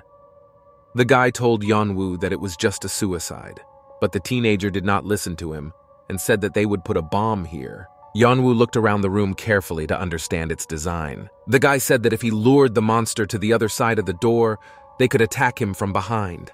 And so, Yeon-woo was a few meters away from the goal, running on his last legs. Others were supposed to wait for him there. Kang Ji-hoon saw the teenager and shouted at him to run faster. The monster was already catching up behind him, and the guy said they were ready. Gale growled. She was extremely close to the guy. Kang Ji-hoon shouted, as if he was genuinely worried about Yeon-woo and asked him to run faster. Yeon-woo was trying so hard he could barely hold on. And then the teenager overstarts the fire, and Gale manages to release his tentacles into it. Yeon-woo lands on the floor, falling and recoiling loudly. The monster growled because it could not cross the fire. At that moment, she heard someone's voice behind her and turned around. It was Park Choa who brought the fire. Gale was trapped. The girl told the monster that it was revenge for her classmates. Gale growled because she realized her helplessness. Kang Ji-hoon threw a trap of fire at it, and the monster flew away several meters. The monster roared and burned, and their plan worked. The boys gasped loudly and looked at the burning monster. They decided to move on because it looked like they were done with Gale. The boys ran to Park Choa. She asked Yeon-woo if he was done with the monster, and he said that it was possible because no one could know for sure. The girl looked at him with respect and said that he was now the former Yeon-woo. And then she added that he was an incredible genius and praised the guy. Kang Ji-hoon heard this. Yeon-woo thanked us and said that he had been through a lot when he got off the cable car, so he was no stranger to it. Kang Ji-hoon was dissatisfied with these words and returned to them. He asked how Yeon-woo managed to survive the fire, and the boy started talking. But he didn't finish his sentence because he felt something. Suddenly, water began to flow from the ceiling because the fire detectors were triggered. The entire room was flooded with water. This meant only one thing. The fire went out, so Gale was able to survive, and Yeon-woo even heard her. The monster got to his feet. Then he growled loudly. The teenagers screamed. Their cool plan failed, even though they had high hopes for it. Then, suddenly, Soyon appeared out of nowhere, holding a stick of fire. She threw him into the Gallic Sea, thus saving the others. It was as if Soyon herself did not believe in what she was doing and was scared, although she was holding up well. The monster fell to the floor. Everyone else standing behind Soyon was shocked by what had happened. The monster growled and then started talking to the teenagers. Soyeon noticed Yeon-woo looking at her out of the corner of her eye, and she thanked him for saving her. Yeon-woo looked at the girl with shock and admiration. Park Choa reached into her briefcase, saying that the monster was too stubborn and needed to be killed. The monster denied everything and asked him to stop. The teenagers were shocked that he was talking. It was disgusting. Kang Hana said that they all betrayed her, and then she added that she couldn't move and asked not to be disturbed. Kang Ji-hoon said that the monster's legs were regenerating, and the monster was not going to die. But the monster began to deny his words. It all looked very ugly and strange. Monsters had never spoken to them before. Kang Ji-hoon turned his attention to the monster's head, which spoke. The other heads were silent. Suddenly, he began to notice and understand something. It was as if the monster was trying to pronounce Honmi's name. Kang Hana recalled how she and Honmi ran away from the monsters.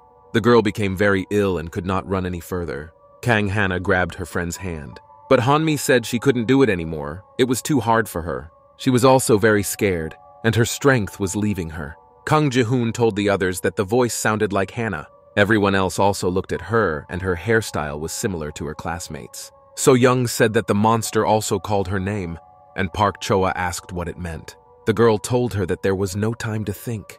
They had to come up with something and burn this monster. The monster was listening to this and saw the fire in Soyon's hands, which was dangerous for her.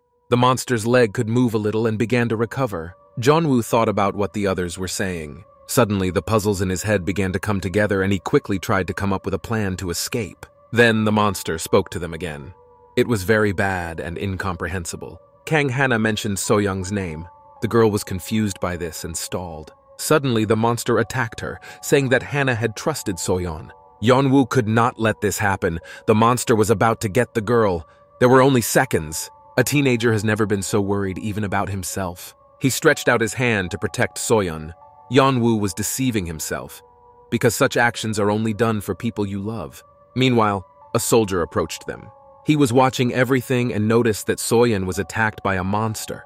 The girl was shaking and covered herself with her hands, closing her eyes in anticipation of death.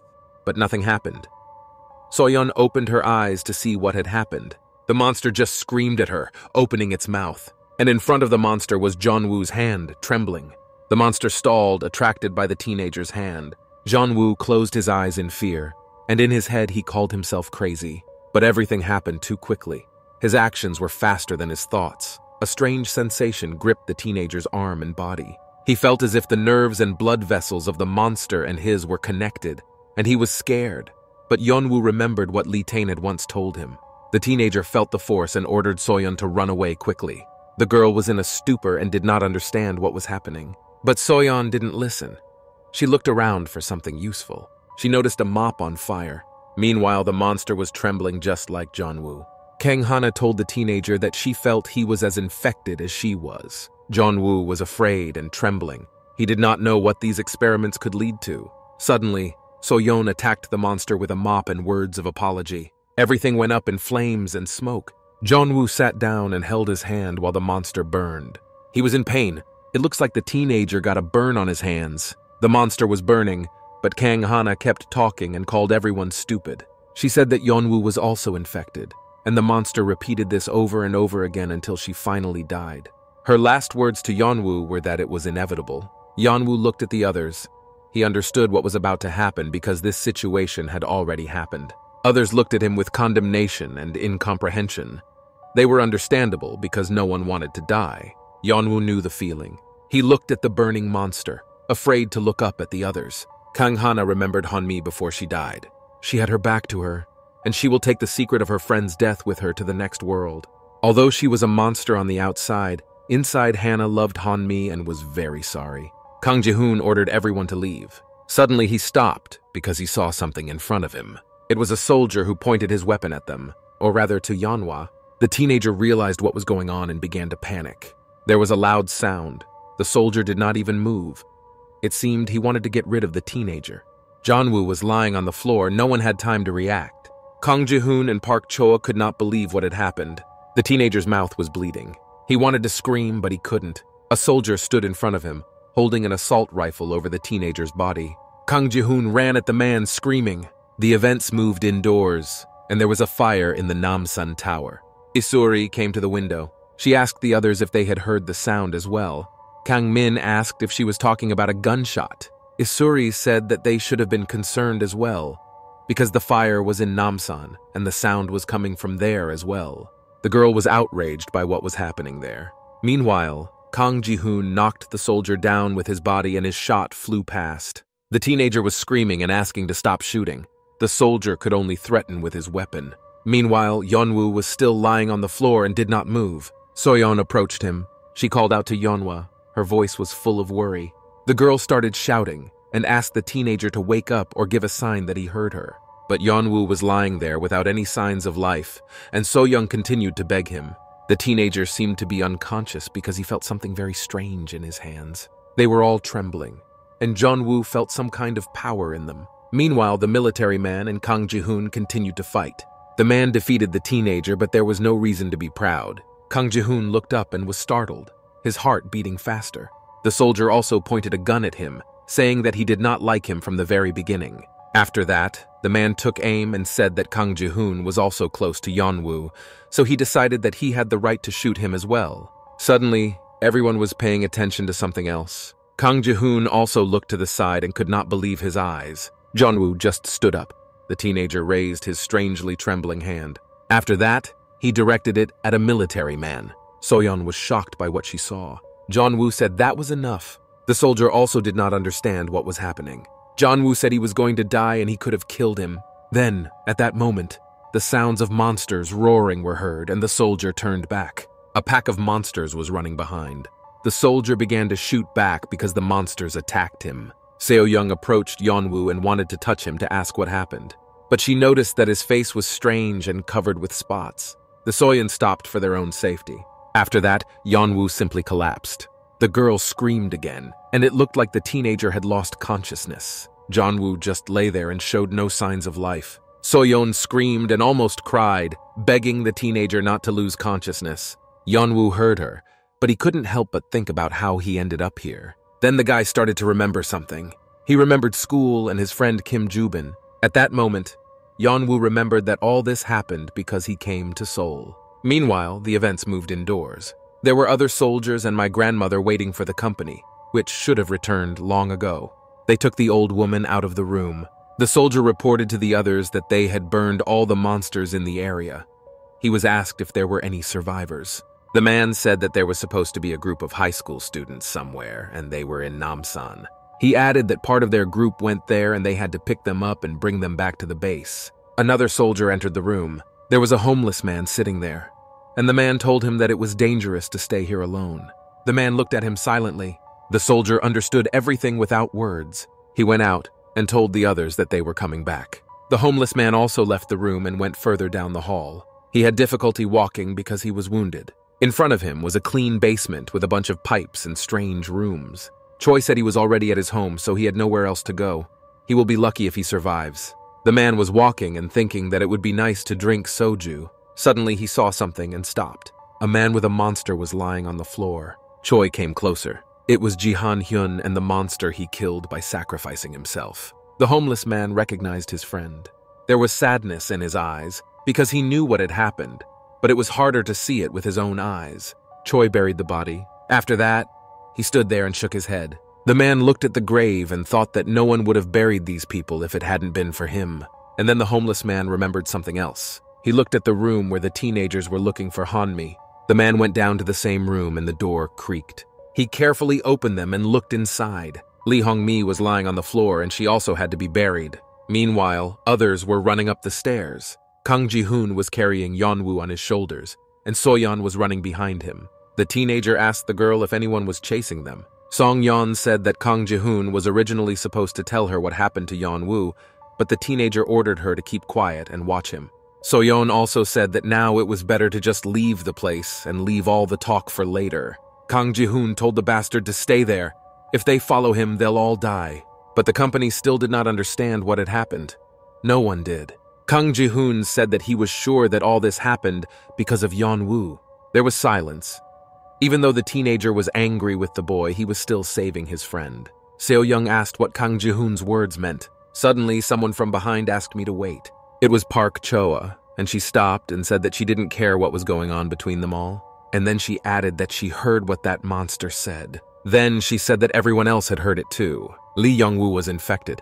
The girl said it would be easier to just leave him there. Meanwhile, The events moved back to the place where the graves were. Choi was digging another hole. Hanmi was lying next to me.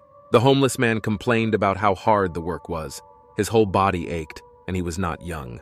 But the man had a goal to bury all the bodies. They deserved to rest in peace. Choi kept digging. He wanted to help these poor souls somehow.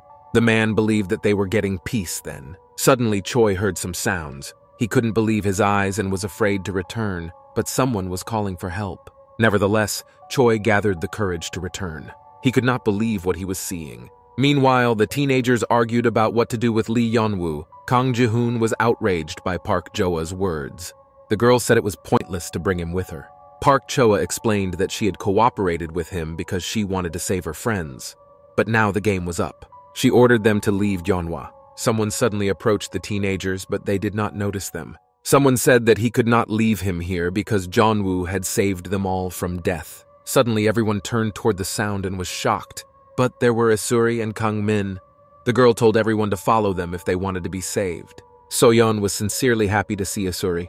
The girl was as calm as ever and did not show any emotion, saying that it was enough to waste time. Meanwhile, the teenagers had already gone down the stairs. Sung-yeon was indignant that she did not know where they had all been taken. The teenagers were facing monsters. Kang-min said he wanted to burn them and asked for help. The guy started a fire and Kang Ji-hoon asked if it was a fire extinguisher. Kang-min turned to everyone and ordered them to flee quickly. He asked everyone to go inside immediately. Soyon only had time to look at what was happening. Kang-min closed the door with something special, apparently to keep the monsters out. Isuri breathed a sigh of relief and took off her cloak. The other teenagers laughed loudly and were glad that it was finally over. Kang Ji-hoon was still holding Yeon-woo. Isuri noticed this and was surprised. The girl saw a large wound on the teenager's body. Everyone was sitting in the kitchen. Someone said that Yeon-woo was bleeding. Kang Ji-hoon was silent at first. And then he looked up. It was Isuri. And Kang Ji-hoon asked how they all survived, to which the girl said that she was just like them. And then she added that it didn't matter how they all survived. They needed fire. The girl said that there was a big fire in Namsan. And then she asked why they went there in the first place. Kang Ji-hoon didn't like the tone with which Isuri spoke. Kang-min interrupted this argument and asked where the others were and if they could not save Hanmi after all.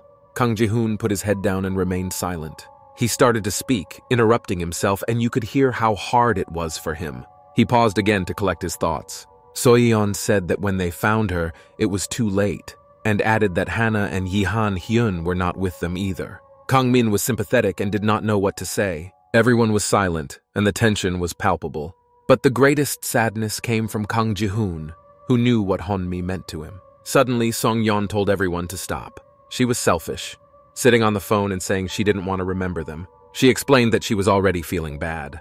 And then she added that they had to get out before it was too late because Seoul was about to be closed. She was interrupted by Isuri, who asked if Seon-young was that worried about her life. As usual, she didn't even look at the other person. And then she said that they theoretically had time to get to the exit. She added that since Seon-young had a phone, she had to find the place on a map. They saw that Dongseol Station was located on the banks of the Han River, and they had to cross the river anyway. So to get there, the teenagers had to go through a lot of problems. Isuri added that it would be difficult for them to be Yeon-woo. Sung-yeon just laughed and said she didn't understand. The girl said that there would be soldiers there, so they didn't need Yeon-woo. Isuri agreed with Sung-yeon's words, and then added that if she could handle the fire extinguisher herself, she could leave. And then she said that it was dangerous for them. Park Choa interrupted the conversation and asked why no one wanted to leave him if he was infected. So-young exhaled and listened to the girl talk about the danger to Yeon-woo. And then she started talking. So-yeon suggested that everyone prepare for this moment, when Yeon-woo could theoretically pose a threat to everyone. Everyone looked into the room where Yeon-woo was sleeping. Meanwhile, Kang-min, Kang Ji-hoon, and Isuri were looking at their laptops and searching for something. Kang-min said that he followed the news from time to time. And then I opened an article with photos of monsters. Kang Ji-hoon said how disgusting these monsters were. Kang-min said that the infection occurred without visible symptoms, but the monsters could merge together. Simply put, this meant that the infection rate was decreasing. Isuri added that more of the monsters they encountered were fused into one. This implied that when cells divided inside the body tried to survive and fight the cells. Kang Ji-hoon then asked if this meant that there were no problems. Isuri said that these were all just theories, and Kang-min asked her about the monster that merged with the man she had seen. The girl turned around and seemed to be heading for the exit, and the guys kept asking her about it. The girl thought that one of the options was the evolution of monsters, and it seemed that the military near the Han River did not even suspect this, so what kind of salvation could we talk about? Meanwhile, So-young sat next to Yeon-woo and watched. Isuri came up and asked how things were going, but it was obvious. So-young sighed sadly and said that Yeon-woo never woke up. Isuri said it was not even possible to cure him. They were in danger with Yeon-woo. And then she added that if he ended up in a military camp, he would be killed and buried somewhere. She said she was sure that all those infected were killed. And then Isuri left, saying that all we had to do was believe in a miracle and talk to him when he woke up. Soyon was shocked by this speech and tried to digest everything in her head. She looked at Yeonwoo. The phrase that the teenager was infected kept running through my head, and everyone believed it.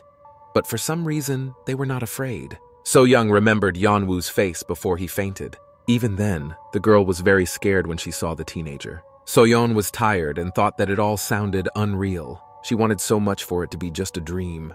The girl did not want to believe it. She wondered if she was regretting something. Meanwhile, Kang-min and Kang Ji-hoon were thinking of an escape plan. If they can't cross the bridge, the road will get a lot longer. And then Kang-min added that we should stock up on oil before we go. Sung-yeon was thinking about something and looking around. Then she saw Park Choa and asked him to wait for her. Sung-yeon suggested that she leave separately from everyone else, but Park Choa refused because it was too dangerous, to which Seon-young replied that there would be soldiers there. Park Choa said that if they were infected, she would be killed anyway. Sung-yeon was angry that everything was so difficult because of Yeon-woo, and then asked that if they took the infected person out of Seoul, then the whole world would be in danger. Park Choa was silent and thinking, and then she asked what Seung-yeon was hinting at. Meanwhile, So-young was still sitting next to Yeon-woo. She was just checking her phone to kill time. Suddenly, Yeon-woo woke up. So-yeon jumped out of her seat. The teenager was scared and did not know where he was, so he was breathing loudly. So-yeon tried to calm him down. She said they were coming home. Yeon-woo tried to get up. The teenager was shivering and completely exhausted. So-yeon looked on in silence and could not believe how he had survived all that. Isuri was standing in the doorway. She was watching what was happening. So-young came closer to Yeon-woo. His body was shaking. He could barely stand. She leaned over to the teenager to see if he was okay. So-yeon said she thought he was dead and was glad he wasn't. Yeon-woo started to cry. The teenager asked her not to leave him and offered to walk home together, saying that he was sorry for what had happened. So-yeon said that everything was fine and he just needed to rest a bit. Others entered the teenager's room, and they were all shocked, to say the least. Kang-min openly expressed his shock and said that it was incredible that Yeon-woo had woken up. But the teenager remained silent and tried to realize everything. Kang Ji-hoon asked how Yeon-woo was feeling, as he had been unconscious for a long time. He added that the bastard had shot him, so Yeon-woo probably couldn't get up now. Yeon-woo simply nodded. And then he said that Kang Ji-hoon must have brought it from Namsan and thanked him for saving him. Kang Ji-hoon didn't know how to react, because he and Yeon-woo had been almost enemies before. And then, the teenager just turned around and asked me to stop talking nonsense. Then the others entered the room. Park Choa said that now they had to have a serious talk. Yeon-woo sat by the wall and waited for the attack. Park Choa told the teenager to answer them honestly. And then she asked if Yeon-woo was infected. Sung-yeon exploded and told him not to even dare to deceive them or deny the obvious. Isuri intervened in the conversation and pushed Park Choa away, telling Yeon-woo in a calm voice not to be afraid of them, but to tell the truth. Isuri asked him to be honest with them because they were in the same boat, and Yeon-woo started to speak. But the girl interrupted him and said she had only one question. She paused so that her words did not sound strange. And then she asked if Yeon-woo was immune to the infection. Meanwhile, the events moved to the marketplace. There was nothing on the shelves. Everything had been taken apart. Kang-min was indignant that there was nothing useful and suggested looking elsewhere. Kang Ji-hoon said that he was also empty. Yeon-woo followed the crowd. They were going to check another warehouse. Suddenly, the teenager felt something. He told the others to be careful. There really was a monster behind the door. He would growl at the others and hide in the warehouse. The guys were scared. A few minutes later, everything was on fire. The teenagers took everything they could carry from the warehouse. But they did not burn the monster completely because there was no time. Kang Ji-hoon called out to So-young, and she seemed a little scared. He asked why the girl was frozen and ordered her to walk faster. So-yeon looked at Yeonwoo and Isuri. Isuri asked the boy what else he knew about the characteristics of monster cells. Soyon recalled the conversation when Yeonwoo talked about immunity.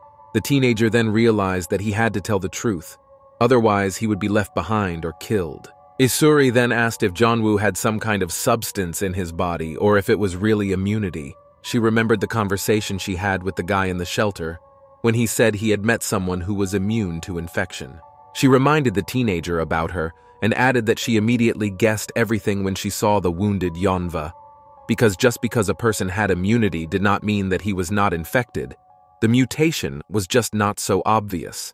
Yeonwoo said that he did not understand exactly what it was and was not sure about it, but he added that maybe it was just as Isuri said. Yeonwoo said he didn't know if they would believe him or not, but he was immune to infection and couldn't have become such a monster. The teenager finally admitted it. The events moved back to reality. Sung-young asked Kang Ji-hoon if he believed in all of this, but he said he didn't know. The girl was very indignant and asked if anyone else had heard of immunity to infection, saying that it was all a hoax to survive. She called on everyone to look at Yeonwoo and said that the teenager was planning something against them. Soyon listened to her words in silence and looked at the teenager. Meanwhile, the company was ready to go. They took supplies with them and walked carefully. Kang Min said to take the oil and run forward, when suddenly they noticed something. In front of them was a gang of robbers who were beating a man. The company hid behind a car and watched everything. Several guys beat the man and threatened him. Kang Min asked if they were supposed to help the man. The events moved back in time when the teenagers learned about Yeonwoo's immunity. Kang Min stood up and said that they all looked very funny now. After all, if such people really existed, it was salvation for them. Meanwhile, Yeonwoo was in the other room. He was standing in the bathtub by the mirror. The guy lifted his t-shirt to look at his wound. It was delayed, and his body regenerated quickly. He did not understand why he was so anxious, even though there was no danger. Yeonwoo felt as if everything was unreal and his cells were simply collapsing. He wondered what would happen to him if he continued to exist like this. Yeonwoo realized that he had to find Lee-tae to find out what was happening to him. Isuri entered the room. She asked Yeonwoo to show her early to know the teenager's condition. The guy looked at her silently. Meanwhile, the table was discussing Han Song-yu. Kang Min said he thought he was using them as bait when he arrived from Namsan. He added that there was something unclean here. After all, when everyone is in a panic, there is a riot going on around them and no one notices anything. Kang Min remembered Han Song-yu. Meanwhile, Soyon was walking down the hall. She heard a conversation outside the door and Yeonwoo's voice. She came closer. Isuri listened to the teenager. Yeonwoo talked about Lee-tae and said that the man knew more and he had come all the way to Namsan to meet him. The teenager added that it was difficult to understand what was happening to him. Isuri listened intently to Yeonwoo in silence. Suddenly she said he was not alone. Soyon was listening to their conversation and did not dare to come in. Isuri said that without them, Yeonwoo would not be able to cope. And then she said that in truth, they needed him too. Soyon felt something strange inside. These two were close. Isuri told Yeonwoo that she had promised him that they would return together. The guy was pleased to hear this. Isuri looked directly into his eyes as he looked into hers. The girl told Yeonwoo not to worry about anything. Meanwhile, the events moved to the Namsan Tower.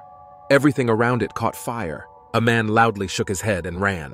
And then he stopped and cursed someone. It was a military man whom Yeonwoo had set monsters on.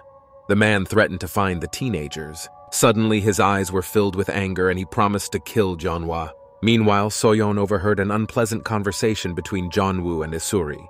She looked down, as if something inside her was clenched in pain. Soyon thought about how long it had been since the two had talked like this. She was clearly an extra, and that was hard. Suddenly, their conversation changed its tone. Yeonwoo said he didn't think it was possible what Isuri was talking about. He said he could not betray his friends. They had already risked their lives to save him. Yeonwoo told Isuri that they had to cross the Han River, and then they could leave Seoul. Soyon listened carefully to the boy's words. He didn't seem interested in supporting Isuri. Yeonwoo turned away from the girl and asked her not to say that anymore. Isuri's eyes narrowed and she looked angry. After that, the girl rudely replied and turned around and walked away. Yeonwoo just stood there silently looking down. Isuri concluded by saying that the boy seemed to be smart, but he acted so stupidly. Suddenly, the girl noticed something. She turned her head to look at him and came closer. Meanwhile, other teenagers were looking out the window at a gang of robbers riding motorcycles. Kang Ming asked if the company wanted to just watch them, given the speed of monster mergers. Soyon came into the room. The teenagers were discussing how they could get to the river and cross it without being seen.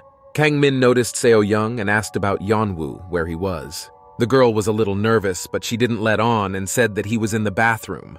The company immediately switched to something else and discussed something of their own. Soyon listened to them out of the corner of her eye, but she was deep in thought. She wondered if she could trust Yeon-woo, or if she still couldn't. These thoughts weighed too heavily on her, and she decided it was better to stop thinking about it. Meanwhile, the gang made it to the store, which was set on fire and almost burned down. One of the members said that they did not set fire to the building. They came to the conclusion that they were not alone. Someone else was setting the monsters on fire. The gang leader said they had to find these scum who were on their territory. The events moved to the room where the homeless man Choi was staying. It was not far from the tower and from teenagers. The man was sitting next to him, looking out the window, with a covered Hanmi lying next to him.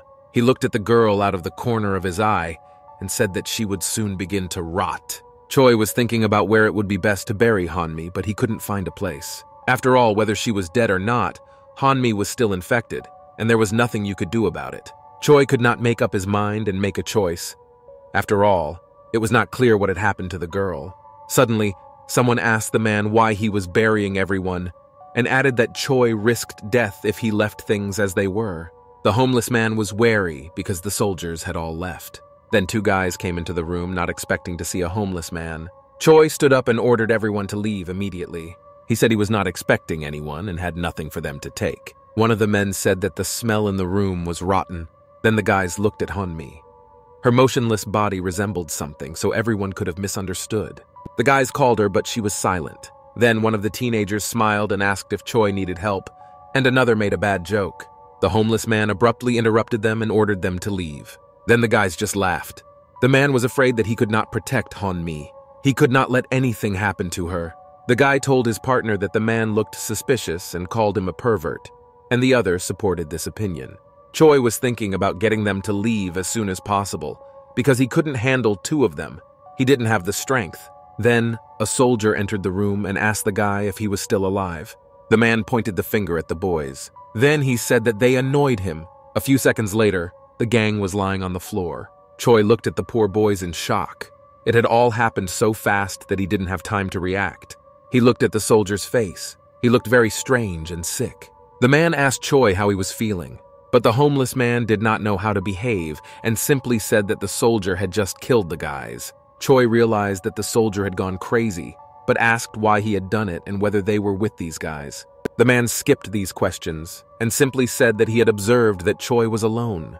The homeless man realized that something had happened, but simply replied that no one had come to see him. He added that this was the only reason he was sitting here waiting.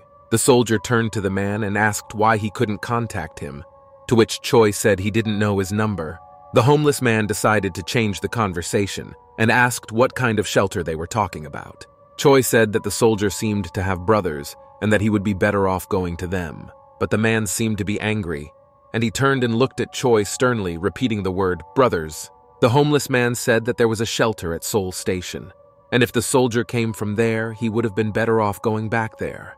The man repeated the word shelter and said he would go there and check if it was true. Choi looked at the soldier and called him over. The man's eyes were crazy, and he said that it was unlikely that a homeless person would be allowed to go with this girl because she was most likely infected. Choi stood up and said that the soldier was right, and it was dangerous to be around her. And then he shouted as if he remembered something. He told the soldier that he heard the sound of a car. The man said that someone had parked it and it was standing alone with the keys inside. And then he asked if the soldier had seen anyone when he came here.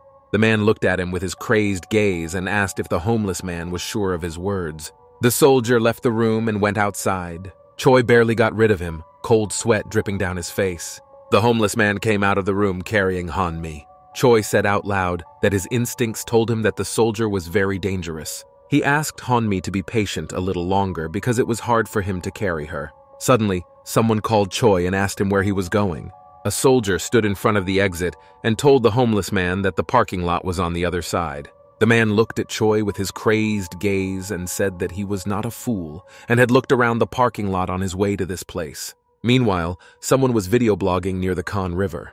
It was a guy wearing a mask, glasses, and gloves. He was filmed by a friend. The blogger talked about what was happening near the Han River.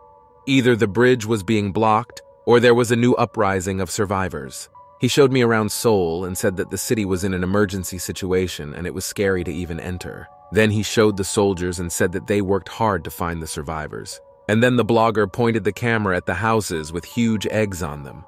The guy promised to show everything to his subscribers. The blogger told us where they were going and what they were going to see, and also told us about the flamethrower's instructions. The guy's partner was not so brave. He pointed the camera at what was under the bridge and said that there were a lot of virus cells there. The blogger continued that the cells had no nucleus, but the size of the eggs had grown very much.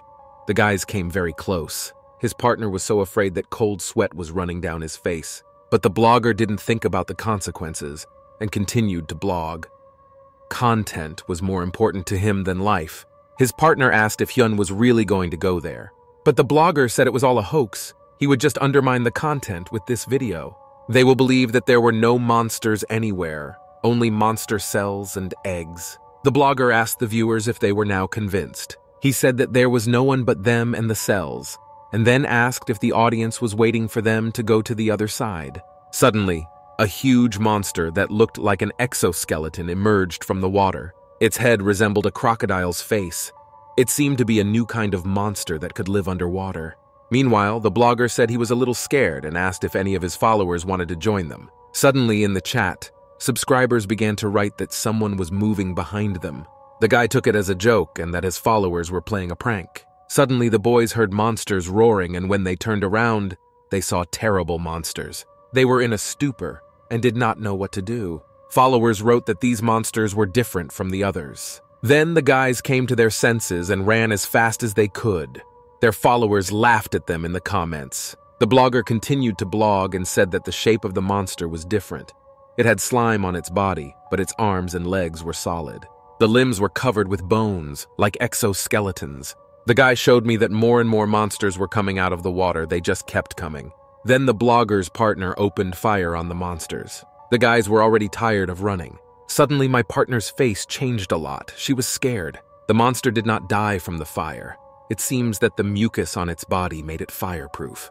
The guys started screaming and begging for rescue, and the military nearby heard them and took notice. Meanwhile, the events moved to the room where Choi and the soldier were. The homeless man was lying on the floor and being kicked by a soldier. The man was yelling and calling the poor man names. Then he hit Choi with his heavy boot on the homeless man's face. After that, he fell to the ground exhausted, barely breathing. The soldier grabbed Choi by the hair and lifted his head, ordering him to answer honestly whether anyone had come to see him. The homeless man barely spoke, making long pauses between words, but said that no one came. Then the soldier threw the man's head away as if it were a thing. He got up and said that Choi stank terribly. Then his eyes fell on something behind him. He turned his attention to Hanmi, who was still lying on the floor. The soldier then told Choi that he had to take care of himself first.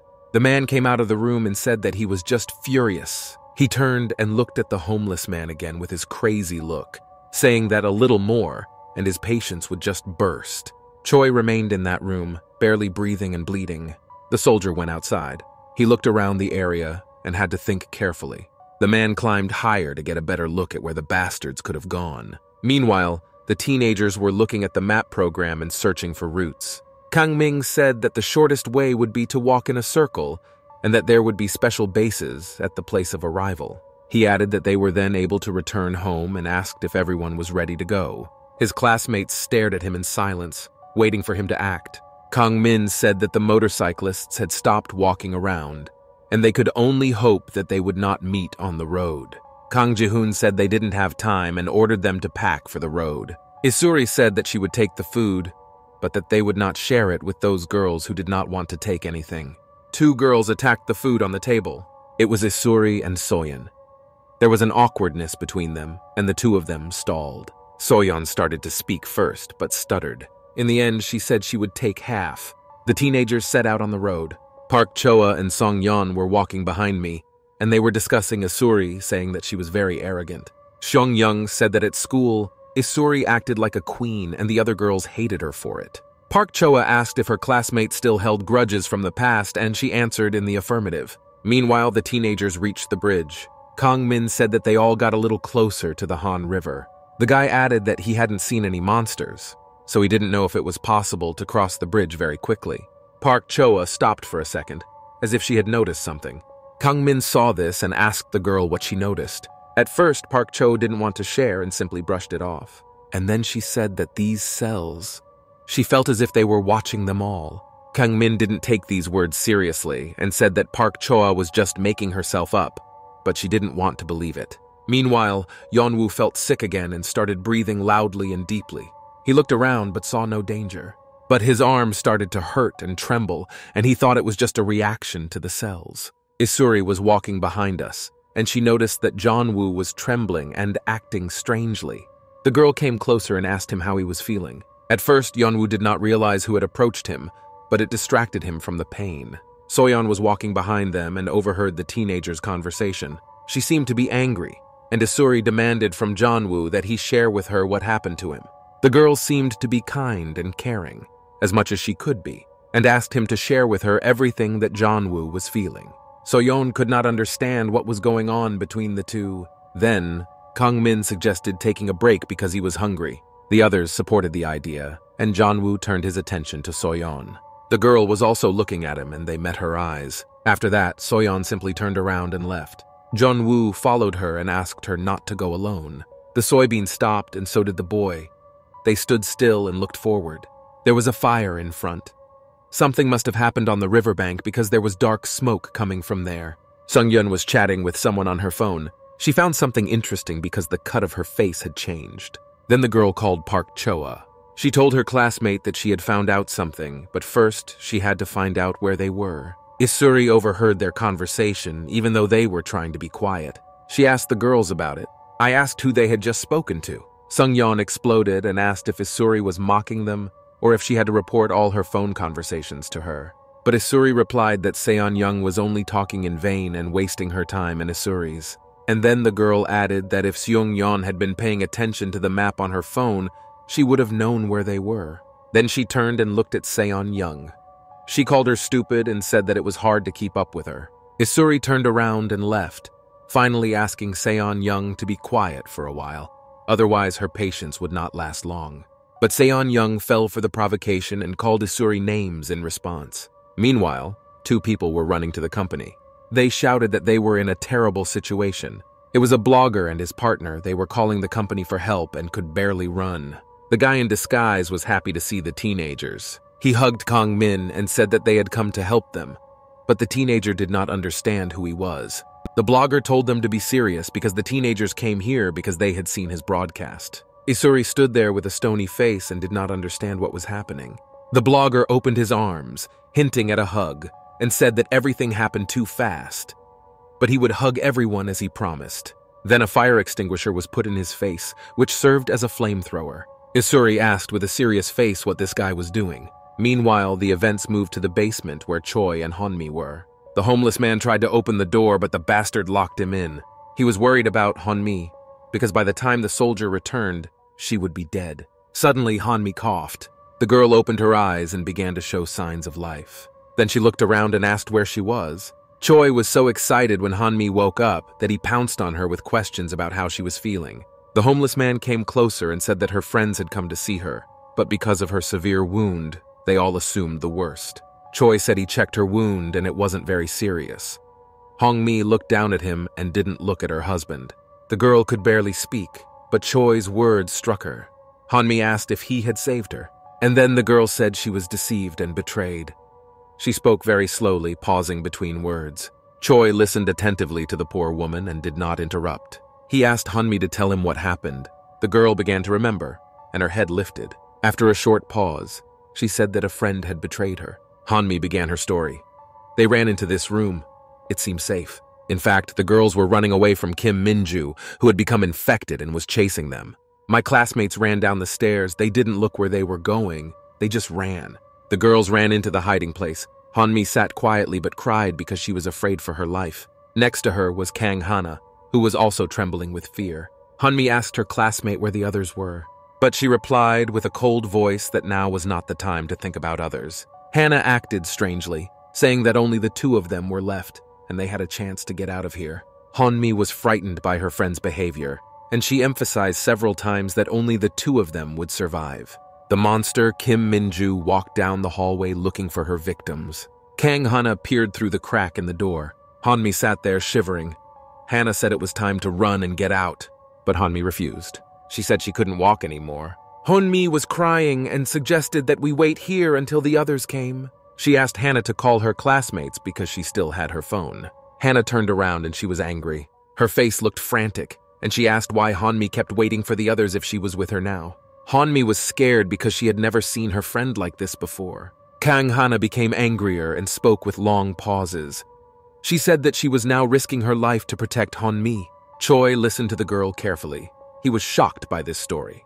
Hanmi cried and said that she understood how Hana felt, and she should have noticed it earlier. Choi apologized and said he didn't know how to help her. He just asked if all her classmates were here. Suddenly, Hanmi remembered something about her classmates. Kang Hana walked by her side at school and asked if she had read the comments. There were more than 50 of them.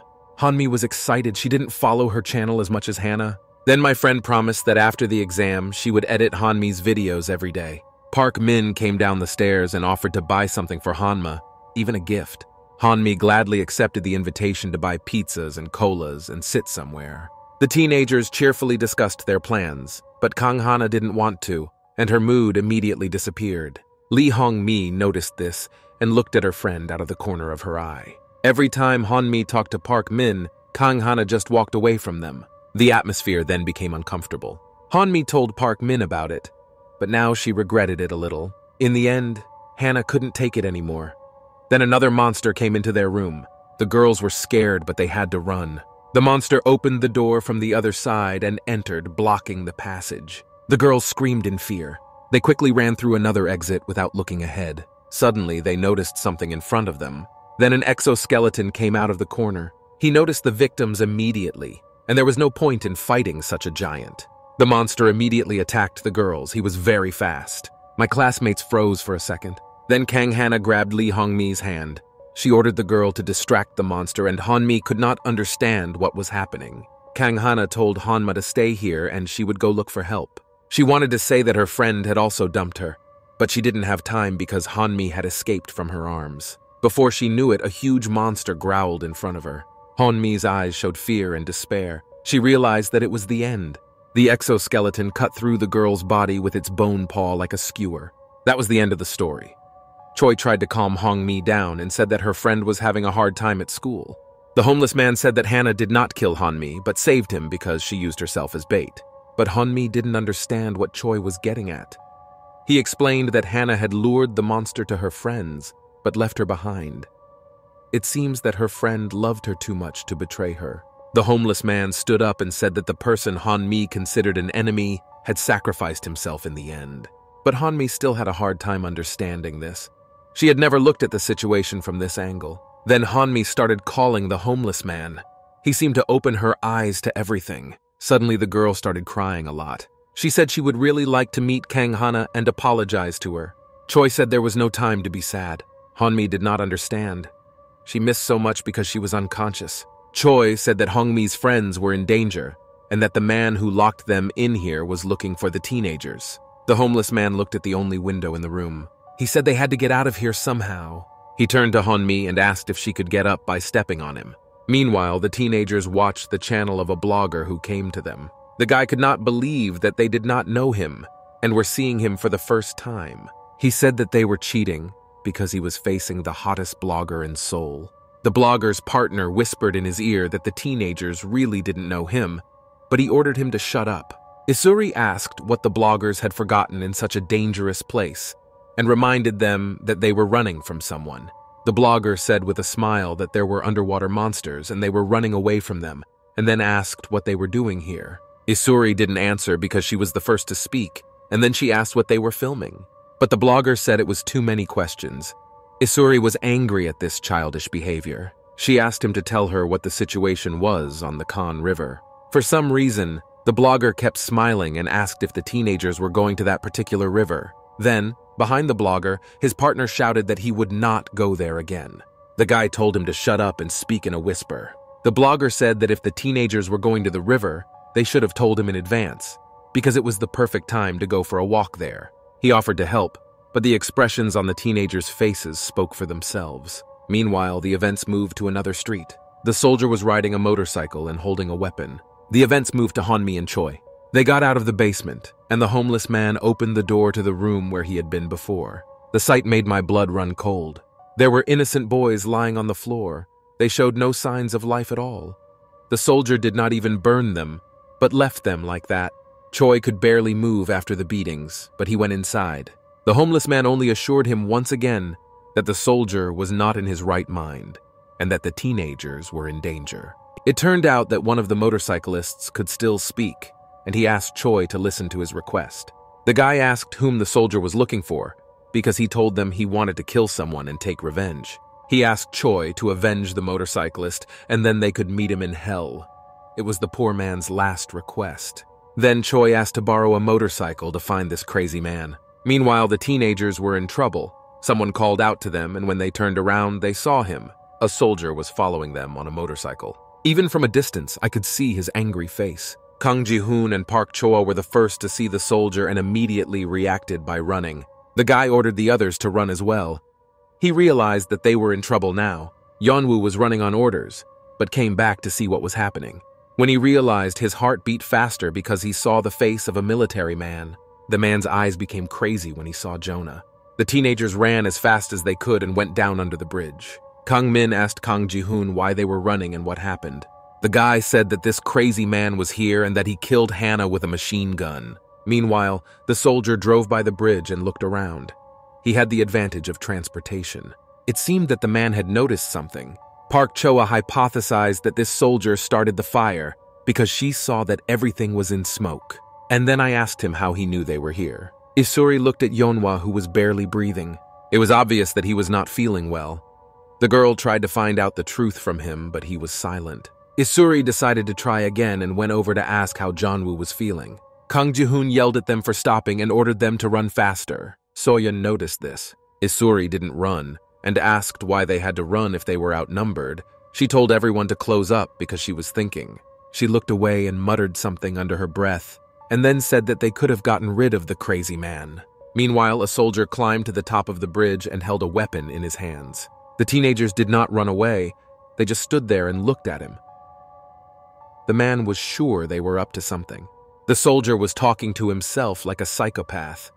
He talked about how defenseless the teenagers were now, and next to the infected Yeonwoo. The teenagers did not leave and stood silently in front of the soldier. The man said he wanted to resolve the issue. He told the teenagers that if they all continued to behave like this, they would not survive. The soldier assured me that he was trying to help them now. He looked directly at Yeonwoo, and the boy looked back at him. Kang Ji-hoon said it was coming. The others were worried and afraid that they would be killed, but no one ran away. The Isuri stood silently with stony faces that showed no fear. The soldier laughed. The teenagers did not understand what had happened. The man said that they had seen everything themselves, how quickly Jeonwoo regenerated, so there was nothing to talk about. He asked if the teenagers still believed his nonsense. The soldier said that he was the only one who knew the way out of Seoul and also knew where their friend was. He said that if they cooperated with him, he would help them. Park Choa asked if the soldier had mentioned Hanmi, because the teenagers said she had passed away. Kang Ji-hoon could not believe what he was hearing. His heart was racing, and he was ready to give up everything for Hanmi. The teenager said that it was clear that the soldier was deceiving them. He was crazy. Kang Ji-hoon said that it couldn't be true, and the man was deceiving them. They didn't believe him. The soldier just laughed in response and then asked who he had seen. Kang Ji-hoon was shocked again. He was playing to his feelings. He wanted it to be true, but it wasn't. Then the soldier stood up. After that, he jumped off the bridge. The man landed right in front of the teenagers. Yeonwoo and Isuri were ahead. The man said the choice was theirs. The teenagers were scared but did not leave. The soldier ordered them to turn away from the infected Yeonwoo and go to his side, and then they would also save their friend. Suddenly something moved in the water. Yeonwoo felt it immediately, his arm stabbed. He looked at the river, and there was nothing there. But Yeonwoo had a brilliant idea. Isuri noticed his interest in water. She asked the teenager what had happened. But when I saw the river, I understood everything without words. It seems they had the same plan. Meanwhile, the soldier tried to prove to them that Jeonwoo was infected. He added that they had to get rid of him. Then Isuri stood up to the company and set the fire. She said she suspected Yeonwoo from the very beginning. The teenager was a little scared of what he heard. Everyone was in shock. Isuri spoke seriously, so it was easy to believe her. She supported the fact that they had to get rid of Yeonwoo. Kang-min and Kang Ji-hoon were shocked and told Isuri to calm down. The girl told the teenagers to come to their senses, because Yeonwoo would infect them and turn them into monsters. Isuri said that if they stood up for Yeonwoo, they would die for violating the quarantine rules. And then she pointed a gun at them and ordered them to decide whether they wanted to choose life or death. Isuri added that everyone who came into contact with Yeonwoo would also be considered infected. The teenagers were outraged by the girl's words. The soldier was just silent, but he seemed to like what was happening. Behind Yeonwoo stood So-young. She was very worried about her friend and herself. She did not want to betray him again. Isuri told her classmates not to doubt her because she had stayed away from Yeonwoo from the beginning. She asked if they would be safe if they isolated the infected person. Isuri didn't look at Yeonwoo at all, but the boy kept looking at her and tried not to show any emotion. The soldier looked at Isuri as if he felt proud.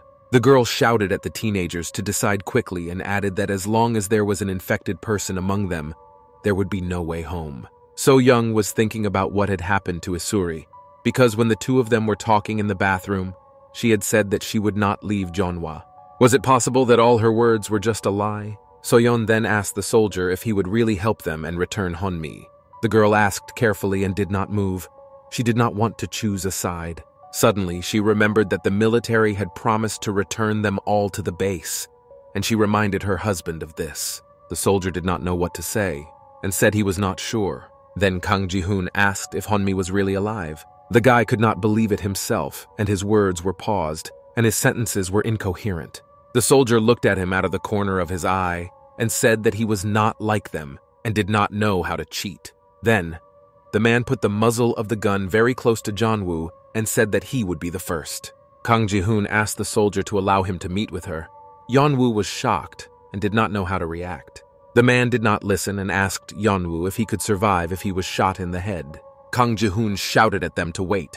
Behind the soldier, Isuri stood with a fire and looked at Kang Ji-hoon. She whispered to the boy to be ready because she was going to set the man on fire when he attacked him. Kang Ji-hoon was shocked. He didn't know what to do because he wanted to meet Honmi. He looked at the soldier. He could not believe him, but the deception was so sweet. Then he just ran without thinking to attack the soldier. Suddenly something happened to his legs. They didn't want to move. He wondered what if Honmi was really alive. The risks were too great. Isuri was furious that the boy had made a mistake. A soldier noticed this. He asked what Kang Ji-hoon was trying to do. Meanwhile, Yeonwoo stood there panicking, trying to think of a plan. The soldier asked if Ji-hoon wanted to save this infected man. He smiled at the teenager and asked if he really thought he could do it. Then, So-yeon intervened and told the soldier to wait and not to do it. Suddenly, Park Cho ran away. She wanted to attack the soldier. Everyone was against her husband. The girl simply leaned on the soldier with her entire body and wait. And then they flew into the river. The guys were in a stupor and did not know how to react. The soldier came out and screamed. Park Choa also looked at her classmates. Yeonwoo extended his hand to her immediately. He shouted for her to give him her hand because she had to get out quickly. Yeonwoo knew there were monsters in there. Park Choa grabbed hold of the teenager. They took her out. Others also came up and asked how she was feeling. Meanwhile, the soldier was drowning behind him and cursing the teenagers. Isuri told him not to turn his head and not to scream. She came closer and asked where Honmi was. But the man just laughed and said he wouldn't answer. Isuri asked again if Honmi was alive and promised to help if the soldier answered. The man said he would not believe them anymore because the teenagers had just betrayed him. Isuri called him a fool and asked if he would regret it later. Meanwhile, Yeonwoo was hanging around Park Choa. He didn't expect this from the girl and wanted to know that she was safe. Suddenly something shocked Yeonwoo. Sung-yeon was screaming near So-young because her hand was covered in blood. She screamed and called others for help because So-yeon was badly injured. Others immediately ran up to the girl, asking about her condition. Yeonwoo looked at the river. The soldier asked him why he was looking at him. Suddenly, Yeonwoo became completely angry. His emotions were running high. He pointed his finger at the man again and ordered him to die. But the soldiers said that they would all die now. Suddenly, monsters appeared from under the water. The man noticed and came back. There were more and more monsters and they were getting stronger. The soldier screamed and called for help. Yeon-u enjoyed this spectacle. The events moved back in time to a running competition. There were several girls at the start. Isuri had to run, so she prepared herself and breathed deeply at the top of her lungs. The man gave a sign and the competition began. Isuri was ready. She ran quickly. The girl was giving it her all. The coach supported them from the stands. The girl was in front, running as fast as she could. There was still a little more to go. And then when the girls reached the finish line, they could relax. They all fell to the ground to rest. Isuri was breathing loudly. Her heart was beating furiously, but even now she did not show her emotions. The scoreboard showed the best results. The events moved to the locker room. A friend was telling Isura how cool it was that their class was going to Sella, because her classmates had never been there. Isuri remained silent and did not answer the question whether she would also go. And then the girl came out and said she hadn't decided yet. She added that she had no close friends anyway. The events returned to real time, where the soldier was swimming in a river with monsters. They sailed straight to him on Yeonwoo's orders. The man climbed out and shouted to the boy to help him. The guy turned and looked at this crazy man who was begging for help. The soldier said that he had saved Yeonwoo when they first met and helped him find friends. The monsters were almost near the man. He stood on the pier and begged for help. But Yeonwoo did not listen and kept walking, and Isuri ordered him to leave. The guy said that there was no need to run away because he would not do it again. He explained that he had been using monsters from the very beginning to kill this madman.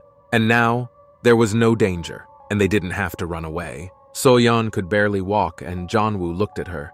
He had done all this for her. The guy tried to say something else to Isura, but did not finish. The girl stood there in disbelief, waiting for an explanation.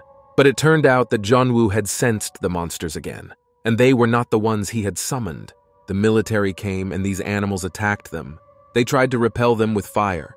The soldiers were saviors who protected the area near the river. Isuri said to hurry up and go, but Yeonwoo was very sick. He explained that when his emotions intensified, his cells became sensitive and it was somehow transmitted to the monsters. He added that he could feel it when he pointed with his hand. It was like a kind of bond that was forming between them. Yeonwoo closed his eyes as if trying to contact the monsters. Then the water monsters felt it, and one of them reacted. The soldiers were shocked. One of them even fell to the ground. The monster turned and looked back. Yeonwoo stood before him. The monster just looked at the boy, did not go anywhere, and did nothing. Yeonwoo stretched out his hand and looked back at the monster. After that, all the monsters just went back into the water. The soldiers could not believe what they were seeing. They started shooting at them, but the monsters did not react and just went back into the water. Yeonwoo could barely stand up after that. Isuri asked him what he had done. The guy said he didn't know it, but the monsters did what he wanted. But there was one problem. When he did it, he felt as if something was wrong with him. That spot appeared on Yeonwoo's face again. The teenagers had already climbed the mountain and were waiting for them, and Kang Ji-hoon called his classmates. At the same time, they offered Soyon help with her wound. Park Choa looked at her poor classmate and took off her briefcase. She said it was all very strange. After that, she took off her shirt and said that it was she who pushed the soldier. But why did Soyon get hurt? And then, Park Choa gave them a sweatshirt, turned around, and asked them not to look at her so evilly. Soyon asked if she had done something wrong or if no one cared. Suddenly, someone honked at the teenagers and they turned to the sound. It was a van, and it slowed down when it approached the teenagers. The window went down and there were bloggers there. The guy called them all over. The company looked at each other, but there was no other way out. They all got in the car and drove to the place where the bloggers were taking them. The blogger asked if they had seen these new monsters yet, and then he said that he saw a soldier pointing a weapon at them. The teenagers were surprised by this. He smiled and asked if they hadn't gotten it yet. It turned out that a blogger had filmed them, everything that was happening on the river. Moreover, it was a broadcast for his blog and others saw it all. The blogger said that thanks to his viewers, he helped them. And then he asked if the teenagers had asked him why he was helping them. But Kang Ji-hoon said that the boy hadn't done anything special. Isuri simply thanked him for his help and asked him to take them to Cannes. The blogger asked what happened in that city and asked if they were all non-locals. But Isuri said not to ask too many questions. The guy quickly agreed. Then the blogger continued to broadcast and tell the audience something. The bridge, which was completely clogged with cells and eggs, became clean. It looks like the soldiers did their best. So-young and Yeon-woo sat next to each other and were silent. And then the guy started talking. He said that So-yeon was already recently wounded. But the girl did not let him finish and said that everything was fine. She asked us not to talk about it now and added that it would be easier to forget the incident, because they were all on equal footing now. Now Yeon-woo interrupted her. He thanked Seo-young.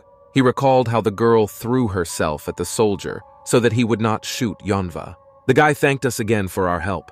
Soyon said that Yeon-woo had saved her many times before, so it was nothing. Suddenly the driver slammed on the brakes. Everyone flew forward. No one held back because there were too many people. The blogger leaned out the window and asked what happened. It turned out that the entire road was covered with these cells. Then the driver got out of the car, taking a flamethrower with him, and was going to burn all the cells. Yeon-woo was wary. He didn't like what was happening. He saw that the guy had opened fire on the eggs. He stood up and shouted that there was no need to burn them. The guy with the flamethrower stalled. Monsters began to crawl out of the water. They came because their cells were being destroyed. The guy got into the car, scared, and screamed.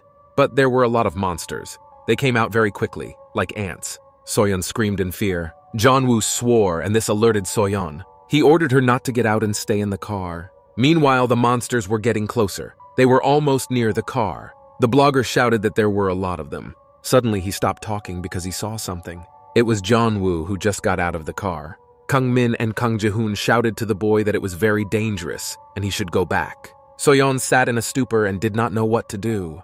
The blogger was filming everything for his blog, and the comments said that Yeon-woo was suicidal. The monsters attacked the boy like dogs when they saw him. Yeon-woo was worried because there were so many monsters and he was not sure he could handle them. But there was no turning back. The monsters were approaching, and there were only seconds left. Yeon-woo remained calm to avoid showing fear and collect his thoughts. It was a great opportunity for the blogger to increase his reach and gain popularity. The monsters began to beat each other. They attacked their own brothers as if they were fighting for territory. One of them simply attacked the other monster and bit off a part of its body. Meanwhile, Yeon-woo just stood there quietly watching. The teenagers inside could not believe that the monsters had suddenly decided to fight each other. Isuri looked at Yeonwoo and realized that it was all his doing. But she still didn't fully understand it, so she didn't know what was really going on. They saw that Yeon-woo was doing it with his hand. The monsters obeyed him and responded to this connection. Yeon-woo looked at the monster and felt that he was now connected to several at once. For a few seconds, he felt it. The monster was moving as Yeon-woo wanted it to. Suddenly, the teenager felt something behind him. The monster growled at him from behind.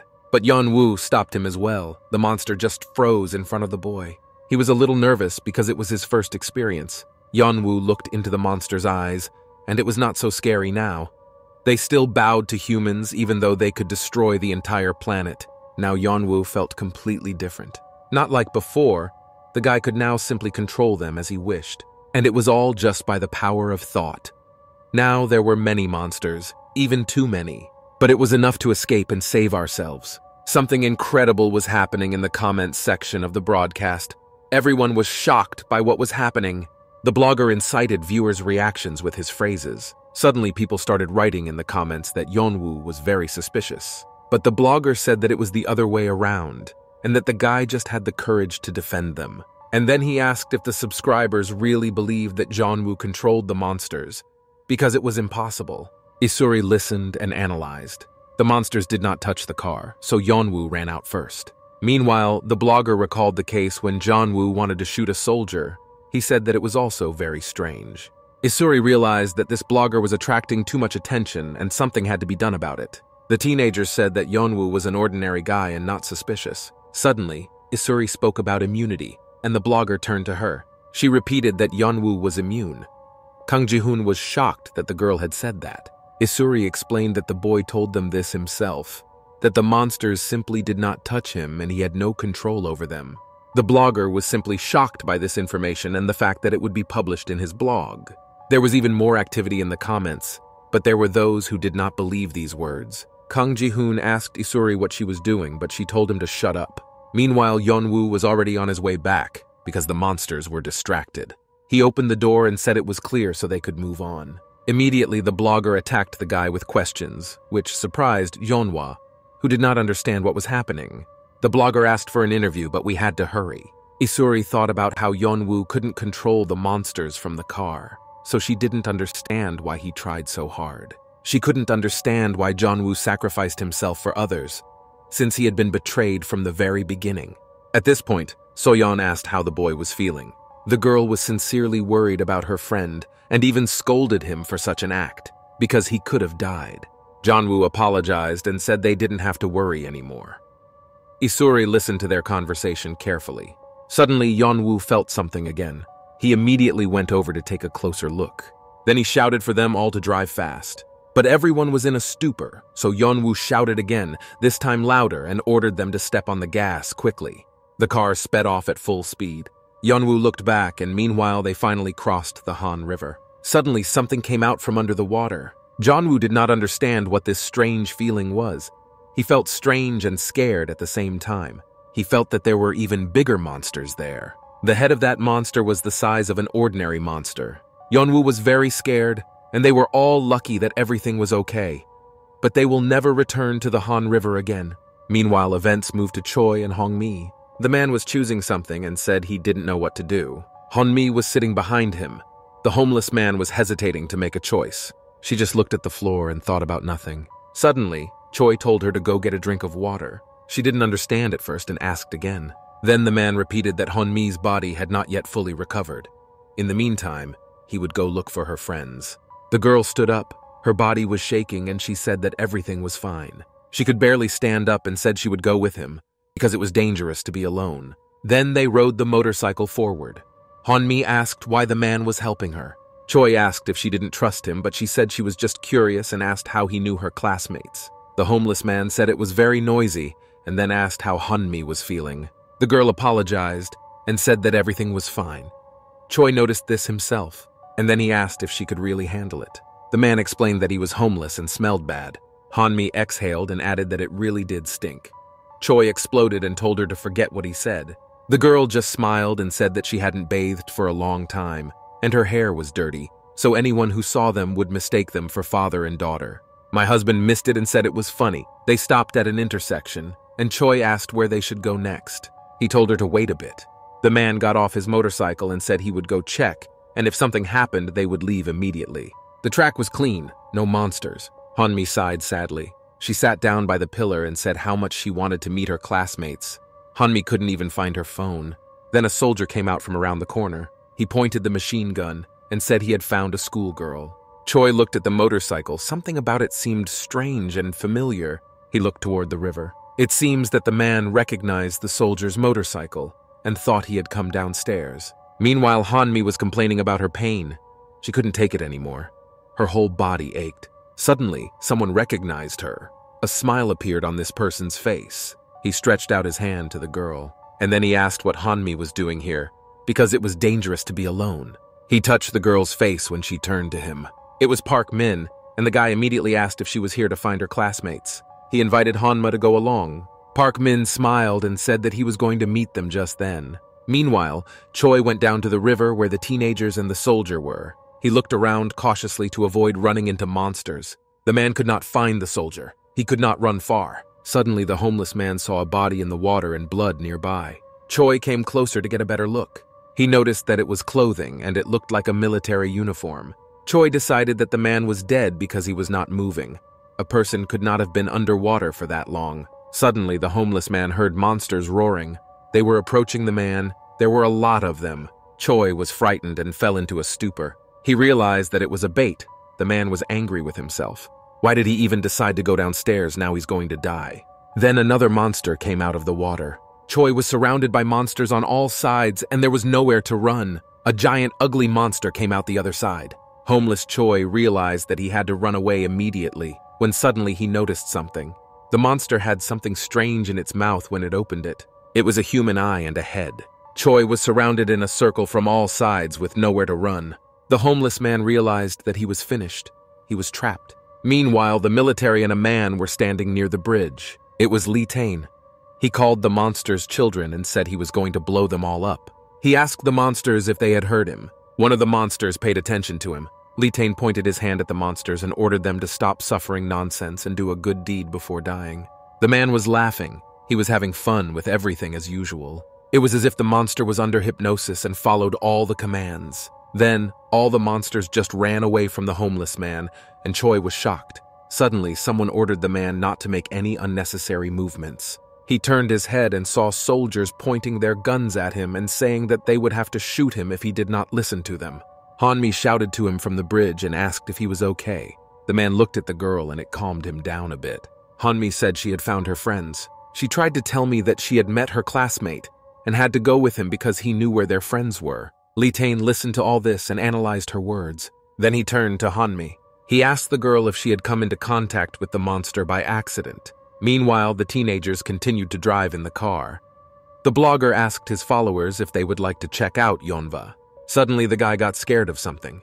The blogger asked him how he learned about his immunity and whether the monster had touched him. This interrogation scared Yeon-woo even more. Isuri said how stupid the teenager was for putting himself in the public eye. She seemed to be angry with the guy, and then added that he should take better care of himself and get himself examined. But Yeon-woo told the blogger that he was indeed immune.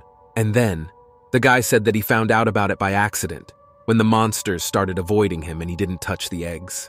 Kang Min noticed that his friend Kang Ji-hoon was sad. He asked his opinion about it and said it sounded like a bluff, but Kang Ji-hoon said he didn't know. And then he asked me to leave him alone, adding that he really didn't like it. Kang Min asked if this state was not caused by Yeon-mi and the fear that she was dead. The guy exploded and yelled, but the friend didn't stop. He asked if Kang Ji-hoon believed the soldier because Kang Min felt deceived. The teenager looked down and said sadly that he did not know. Suddenly, someone called out to the blogger. It was Isuri. She told them to drive faster and look ahead at the road. They drove up to a place where there was a traffic jam and a lot of cars. Soldiers stood there and inspected everyone. The teenagers were halfway through. The blogger told his followers everything, and it seemed to last for a long time because he was under control. Isuri said that this was exactly what she was afraid of. She added that she should behave as usual. She hoped that it was a regular patrol and that they would not check too much. She told everyone not to panic, to just watch what they do with the other cars. Sung-yeon asked what happened and whether they could not pass. Park Cho noticed Seo-young, who looked very bad. She asked the girl how she felt. Soyon was silent and just looked at her classmate. Her face was pale and wet.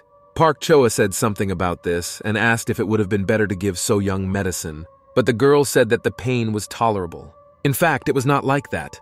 So-yeon could barely cope with it, but she was angry that she was the only one with such a problem. She thought that someone like her was destined to die a long time ago, and it really annoyed her. Meanwhile, their turn came, and the soldier stopped the car. The bloggers opened the windows and greeted the man, saying they wanted to get to the other side. The soldier said that the road was under control and ordered them to turn the car around, as instructed. But the bloggers said they should immediately take cover. But the soldier said that there were too many people there, and then stopped talking for a second. He was shocked that there were so many people inside. The blogger said that there were only 9 of them and they were all his brothers and sisters. Then the soldier said he would check their car. More soldiers came up to them and told them that these were quarantine rules and ordered them to roll down the window. The soldiers put their guns to the windows. The teenagers behaved calmly and did not show any signs of distress. Suddenly, the man noticed something. He pointed to Soyon, who was holding her wound with her hand and looked bad. He pointed at her and said that the girl was infected. Soyon was scared and shivering. They began to defend her and prove the opposite. They swore that Soyon just broke her arm and honestly had no contact with the monsters. Then she was taken to a shelter and provided with medical assistance. Her arm was rewound. The medic said it was a gunshot wound, but he didn't see anything suspicious, so the girl should be released. The man was very nice and wished Soyon a speedy recovery. The girl was polite and thanked the doctor. She came out of the tent, but suddenly Soyon stopped. The girl turned and looked at the men who helped her. After that, Soyon decided to go back inside. She began her uncertain conversation and the men turned to her. Soyon apologized for everything that happened. She looked down and was as unhappy as possible. The girl said that it was very painful for her, so she did not want to do it. Then there was a short pause. Soyeon asked them to let them out of Seoul, adding that it was very difficult for her. She said she really wanted to get better and then she just cried. The girl looked so bad that you wanted to feel sorry for her. She begged and looked them straight in the eye. 2 grown men could not resist the child. Meanwhile, the others were still sitting in the car, and when they saw their friend, they became more animated. The girl was next to a soldier, so everyone thought something had happened. The soldier stood in front of the car and wrote something on a piece of paper. Then, he put it in the car and said it was a permit to leave and ordered me to put the piece of paper on the windshield. The soldier said that it was very difficult to leave Seoul now, but they would help them. The man said that they had to turn left in 300 meters. Meanwhile, Soyon crept up to the car window. She knocked on the door and the girl looked very happy. The soldier radioed that a car was coming and opened the barrier. And the car with the teenagers just drove by quietly. They will finally get home and leave Seoul. Everyone in the car was shocked and became very animated, pouncing on Soyon with questions. The girl was all smiles and said that she had just shown her tears to 2 grown men and that was it. Sungyeon hugged Seo-young, saying it was cool. Everyone was incredibly happy. Kang Min shouted that they would finally get out of this cursed Seoul, but Kang Ji-hoon ordered him to shut up. Kang Min ignored his friend and told Seo-young that she was a great sport. Seon-young said she was going to start crying. Everyone had been waiting for this moment for so long, and it had finally come. Suddenly, she noticed something on her phone and it changed her expression. She showed the others the correspondence on her phone. Her voice sounded very excited. She pointed and shouted enthusiastically. Sungyeon called out Lee Hong-mi's name. Kang Ji-hoon immediately turned to the girls. She showed me her correspondence with Park Min, and he sent a photo of Lee Hong-mi. It was definitely her. The military checked her. There was a lot of blood on Hong-mi's t-shirt, but the main thing was that she was alive. It was just incredible.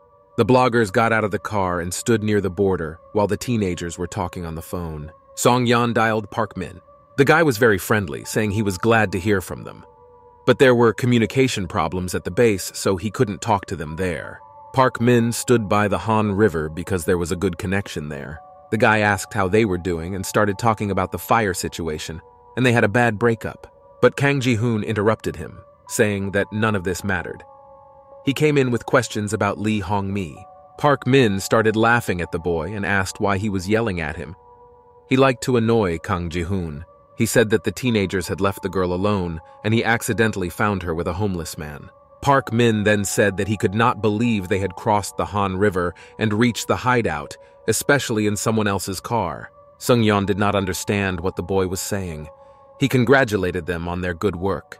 Park Min said that in any case, Lee Hong-mi was injured and so he would stay with her. And then he asked if the teenagers wanted to go home. In the end, he told his classmates to behave. Then Isuri interrupted the conversation and asked why he was talking like that, adding that they were waiting for him. She said that there was only a little more to go and they would leave this damned Seoul. Isuri told Park Min to take Hong-mi and come to them. But the guy just laughed in response and said that it was much safer here now. And then he added that this was especially true of Yeonwoo. The guy did not expect this. Park Min asked if he needed help. Yeonwoo asked what his classmate meant. He really didn't understand what they were talking about. But Park Min just laughed and said that he knew everything, calling his classmate a bro. He added that he had a friend who could help him. Park Min spoke about Lee Tae-in and said that he was also immune. Yeonwoo's eyes widened dramatically. Park Min assumed that the teenager had been having trouble controlling himself lately. And then he suggested a meeting, because according to him, Lee Tae-in had a lot to tell. After that, Park Min simply disconnected, and only dial tones came from the phone. Sungyeon was outraged by this act, and asked him how he knew about Yeonwoo. Kang Ji-hoon thought only about his Lee Hong-mi. He didn't listen to what others were saying. The boy came to when the teenagers told Yeonwoo to make up his mind. Isuri was outraged because she did not understand what Park Min was up to, and there was no guarantee that they would successfully cross the Han River. Sungyeon interrupted the conversation and asked who Isuri was, who decided for them all. She said that she was thinking soberly and critically, and added that if Park Min had planned something, she was not going to go back. Isuri added that this bastard could have done something that he shouldn't have done. She told a story that she found when they were in Namsan. The survivors broke in and asked to open the door. Behind the poor people were monsters. Isuri was hiding behind a wall and breathing loudly because she was running away. People begged for help, but Park Min and Han Song-yu just stood there laughing at them. Sungyeon stood up and said that it was not true, asking him to go back and find out everything. But Kang Min also intervened and refused. The guy said that Isuri was right and that going back was tantamount to suicide. Kang Min added that they all definitely started something, so it's not profitable for them to go back. At that moment, a blogger came in and asked if they had finished all the negotiations. And then he asked if they were going further. Then Yeon-woo spoke and shouted to me to wait. He lowered his tone a bit and asked me to politely wait a little longer. Isuri was furious at the teenager's behavior. She couldn't believe that Yeon-woo was really going to wait for him. But the guy was thinking about his own. The information that there was someone else with immunity did not give him peace of mind. He had to figure it out.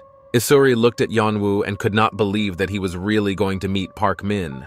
The blogger pushed Yeonwoo and told him to think fast if he wanted to leave. He realized that he had no other choice. Then Soyon intervened in the conversation. She offered to follow Hanmi together if he wanted to. Isuri was now annoyed with Soyon as well. The girl said she was shocked. And then she asked Yeonwoo if he felt sorry for Soyoung. She added that the girl was in bad condition, very bad. And then she turned and looked at Yeonwoo, asking if he wanted to ruin everything, because Soyeon's wounds were very serious. But the girl began to defend herself and said that she was fine. The blogger started pushing them again, saying that he would leave and they had to decide. Isuri turned to Yeonwoo once again, ignoring the blogger. She asked if the teenager would torment the wounded Soyon. Meanwhile, events moved to the other side of the Kan River. The soldier pointed a thermometer at the homeless man to measure his temperature. Everything was fine. Then the man asked if Choi was sure he hadn't come into contact with the monsters. At that moment, someone called out to the man. It was Lee Hong-mi. She was given a white suit and waved to the homeless man. She stretched out her hands wearing special gloves. Han-mi was sincerely delighted with her brother. She was so positive. She told Choi that it looked great on him, and then asked why they took his temperature. But the homeless man ignored her question and ordered her to pretend that she knew everything. Han-mi didn't understand what he meant and asked him again. The man told me to stay with him and not to go anywhere else, because it was the safest place to be right now. Hong-mi agreed, because the soldiers were busy with their work anyway, and then suggested that they tell the others that Choi was her uncle. Meanwhile, the trucks arrived. The soldiers ordered people in white suits to get into them, but they were in no hurry and asked where they would be taken. Lee Hong-mi intervened and asked them to come too. She said they really needed to go to the other side. Choi told the girl to be careful because when he was there, the monsters were huge. Suddenly, the girl understood something when the homeless man said that you never know if a person has been infected. Han-mi agreed with this opinion. She did not know if she had ever been in contact with monsters. She recalled the conversation with Lee Tian when he asked her if she had contact with monsters. Lee Tian explained that he was a medical student and tried to help people in the shelter. He pointed to the girl's wound, asking if a monster had done this to her because it looked painful. Lee Tian smiled and added that she would be killed if she was infected and advised her to be smarter. He said that Han-mi could have turned to him for help. She thought about it seriously because she didn't want to become a monster. She was distracted from her bad thoughts by Choi, who asked what she was thinking about. And then, the homeless man made sure that Han-mi wore the costume well everywhere, so that nothing was exposed. The girl smiled at him and pretended that everything was fine. And then Han-mi apologized and said she had to meet her friends and went to the trucks. A soldier was watching them from around the corner. He was waiting for Choi to be alone. After that, the man crept up on him carefully from behind. And then he called out. Choi returned. The soldier ordered me to follow him. It looked quite strange and suspicious. The homeless man had no choice but to follow him. The soldier led him to a dead end, where there was no one else, just them. Choi asked where they were going and why, but the man remained silent and only turned to the homeless man. Suddenly, Choi felt a sense of danger. He didn't understand anything, but his gut told him that nothing good was going to happen. The soldier turned away, and then Choi realized that it was time for him to leave. Then, the man said he was glad that the homeless man was okay. After he took off his helmet, Choi was shocked. It turned out that it was a squad leader. The homeless man said he thought they would never meet again, and then he asked if he had found a military shelter. The man paused as if he was searching for the right words. At the time, he said he was glad that Choi hadn't gotten there yet. The homeless man was shocked and did not understand what was happening and what the soldier was trying to do. The man said that it was not just Seoul that was infected. There was no shelter, because the whole country was infected. Choi could not believe his ears. Then the soldier addressed him as a teacher. He said that he invited the homeless man here for another reason. He wanted to ask for help. The soldier spoke slowly and paused between sentences, making it clear that this conversation was very important and serious. The man said that there were people with immunity among the civilians. The soldier asked if Choi knew anything about it. Meanwhile, the events moved to the Kan River. Park Min told Lee Tae-in that he had talked to his friends. The man was interested and a smile appeared on his face. He seemed to be hoping for Yeonwoo. Park Min did not answer right away, as if he was afraid of disappointing Lee Tae-in. But in the end, He said that he thought that no one would probably come back except for one guy. It turned out that this guy was Kang Ji-hoon. He left the car and his classmates behind, but Park Choa followed him, and he asked her why she followed them, but she told him to close up. Lee Tae-in asked Park Min where everyone was or if they were deliberately late, but the guy was very calm and told me not to worry. He was sure that his classmates would come. It was because of what they wrote to him. It turned out that Park Min told Yeonwoo that his parents were here. They were dressed in special white suits and were here with everyone. They were the ones who were put in the truck and transported. Yeon-u was shocked by what he read. His heart was racing. He realized that this was not good and his parents were in danger. Events moved back in time when Park Min received a call from Yeonwoo's parents. At first, the guy didn't realize what kind of unfamiliar number it was. But when Yeonwoo's mother introduced herself, the teenager was not very pleased. He spoke without enthusiasm and said that he could not reach his classmate either. He also added that Yeon-woo was in the hideout with him. Suddenly, the teenager's parents said something that made Park Min happy. They said they were in Seoul. Meanwhile, events returned to the present. Trucks have crossed the bridge. Yeonwoo's mother was on the floor with her father by her side. The woman was breathing loudly and moaning in pain. When my father saw what happened to his wife, he immediately went to look for a cure. It turned out that the mother had a severe wound on her leg and could not walk normally. A man scolded his wife for overdoing it and ordered her to stay still. Tears gathered in her eyes while her father continued to scold her for walking 20 kilometers without rest. Suddenly, the woman just got up and left, telling the man to stop it. She walked away from her husband and was silent, turning her back. And then, after a short pause, she turned and said that her husband had to know how important Yeon-woo was to her. He immediately changed in his face. It looked like there was some kind of secret there. After that, the woman picked up the phone and said that she was fine now. But her son didn't pick up the phone, and she couldn't find a place to go because she didn't know if he was okay. Suddenly, the phone rang. It was my mother's phone. She immediately picked up the phone and started talking very excitedly. She barely uttered a word, giving away information about their whereabouts. It turned out that she was talking to Park Min, and he was approaching these people. And so, finally, they all met. The teenager pretended to be a kind and decent guy, politely greeted and introduced himself as Yeon-woo's classmate. The parents were happy to see Park Min because they had hoped to see their son. Then, Yeon-woo's mother approached the teenager and squeezed his hands. And then she thanked Park Min for coming. The mother looked very exhausted and pitiful, screaming of grief. She said she was very happy that the boy was safe. Park Min thanked them and said they were heroes to him. After all, Yeon-woo's parents came here, but Park Min's parents would never have done that for him. He knew that. Yeon-woo's parents tried to change his mind, but he was unwilling. After that, Park Min said he had come to tell him something. He said that he had just contacted his other classmates and thought that Yeon-woo was with them. The boy added that his classmates were fine and safe. The parents were shocked by this. When the mother heard that her son was on the other side of the bridge, she was overjoyed. She threw herself into her husband's arms, and it was hard to even stand. The woman started crying and thanking Park Min, and her father calmed her down. While the parents were not looking, the teenager's expression changed and became familiar, and he just waited for the adults to speak up. Afterward, Park Min's phone rang. He pretended to be friendly and politely greeted Seung-yong. From the other end of the phone, he yelled at Yeon-woo and called him a bastard. Park Min's expression changed, as if he hadn't expected to hear it. Yeon-woo was shouting into his phone and asking him what he was up to, because it was all for a reason. Then, Park Min called out Yeon-woo's name loudly so that the parents behind him could hear him. The mother was shocked when she heard the name of her son, whom she had not been able to contact for so long.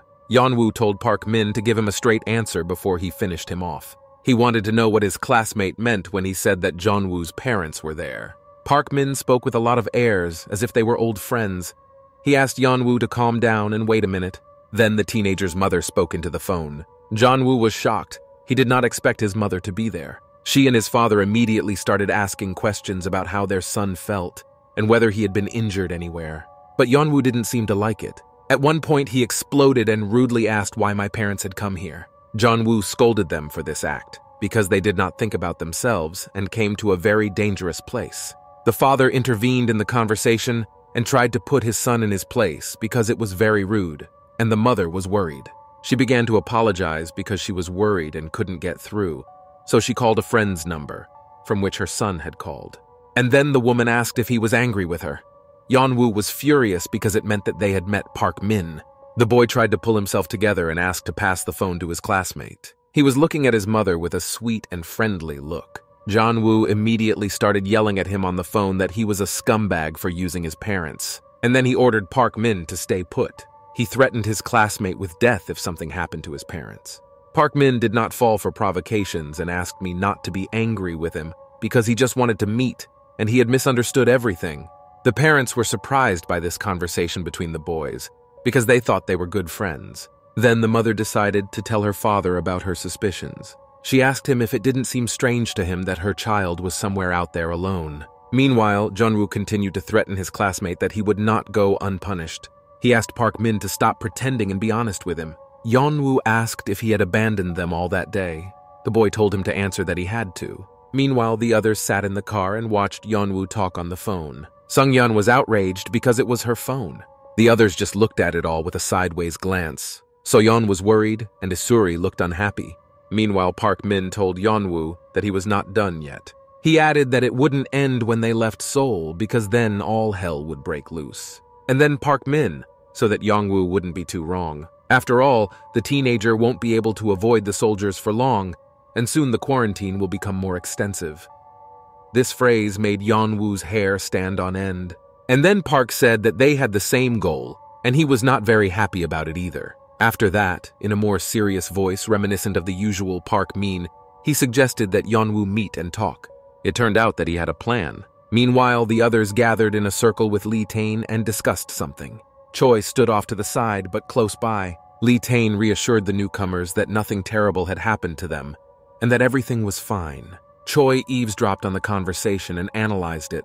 This man seemed very suspicious and unreliable even without information about his immunity. Choi recalled the words of that soldier. He said that there was a person with immunity. The man said that he was a young medical student studying abroad, and he asked the homeless man to follow him. Lee Tae used his experience in medicine to help the survivors and medical personnel. But this man was behaving very suspiciously. The soldier recalled a time when they met in a city, and half of the soldiers were killed. Even then, he thought it was very strange, and could not believe it as he looked around the area. There were no external attacks on the bodies, only internal infection. Everything was obvious because the infection was massive and this could not have happened during the quarantine. Choi could not believe what he was hearing. The homeless man had never thought of such a thing before. The soldier told a story about when he arrived at the shelter and there was a young man there. They came by ambulance, and there was a man who had a heart attack. But the military man still could not understand one thing: how so many people could be infected at once. The man told Choi to be careful because it was unclear how the infection had spread. The homeless man watched Lee Tien and wondered if it was possible to get infected with the antivirus suit. Suddenly, Lee Hong-mi appeared behind him, frightening the man. She just wanted to know what he was doing. She apologized but asked again what the man was doing. Choi said it was okay and asked her to leave, but Hong-mi didn't want to. She added that he was her uncle now because she told everyone that. And then Lee Hong-mi asked him again who he was following.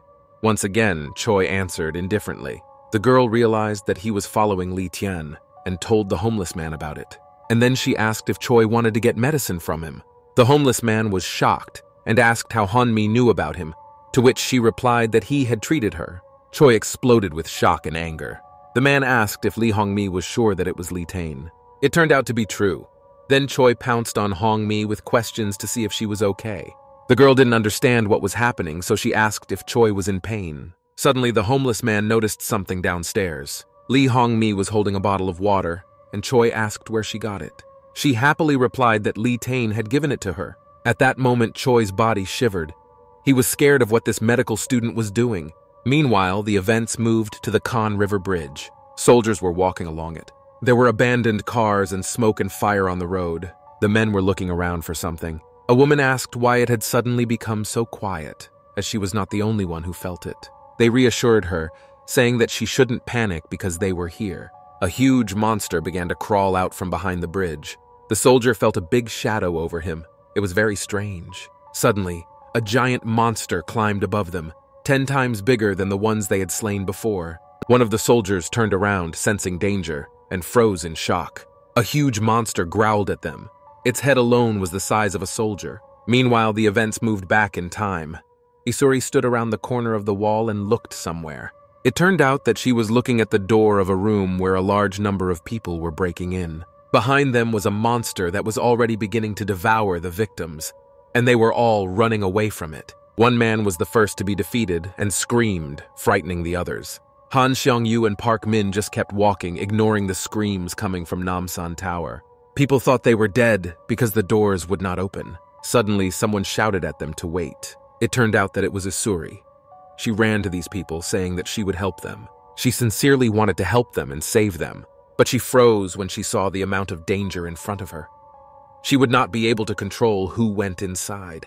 At that moment, when she stood in front of the closed door, Isuri realized everything. People were shocked because they thought they were about to be rescued and let in. But Isuri just turned around and left because it was unreasonable to take risks to save others. Her mother yelled bad words at her back and called her names, but the girl just kept walking, not paying attention. It's cruel, but it's a fact. In the meantime, the events had moved into reality. Yeon-woo finished speaking and walked back to the car. The blogger was enthusiastically filming his subscribers on his phone and saying that it was impossible. He was amazed that Yeon-woo was going to walk back to the Han River. The blogger asked him what it was all about. The teenager's mind echoed with the words of Park Min, who offered to meet and talk because he had a plan.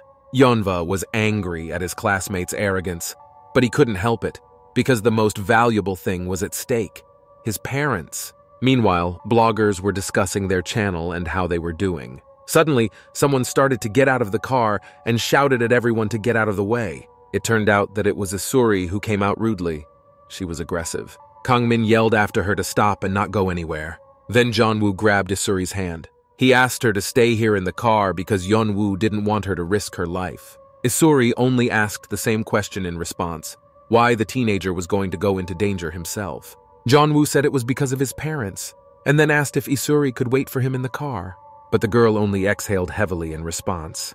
And then she turned and looked at Yeonwoo with her stony gaze. Then she asked me how this concerned her, because it wasn't even her parents.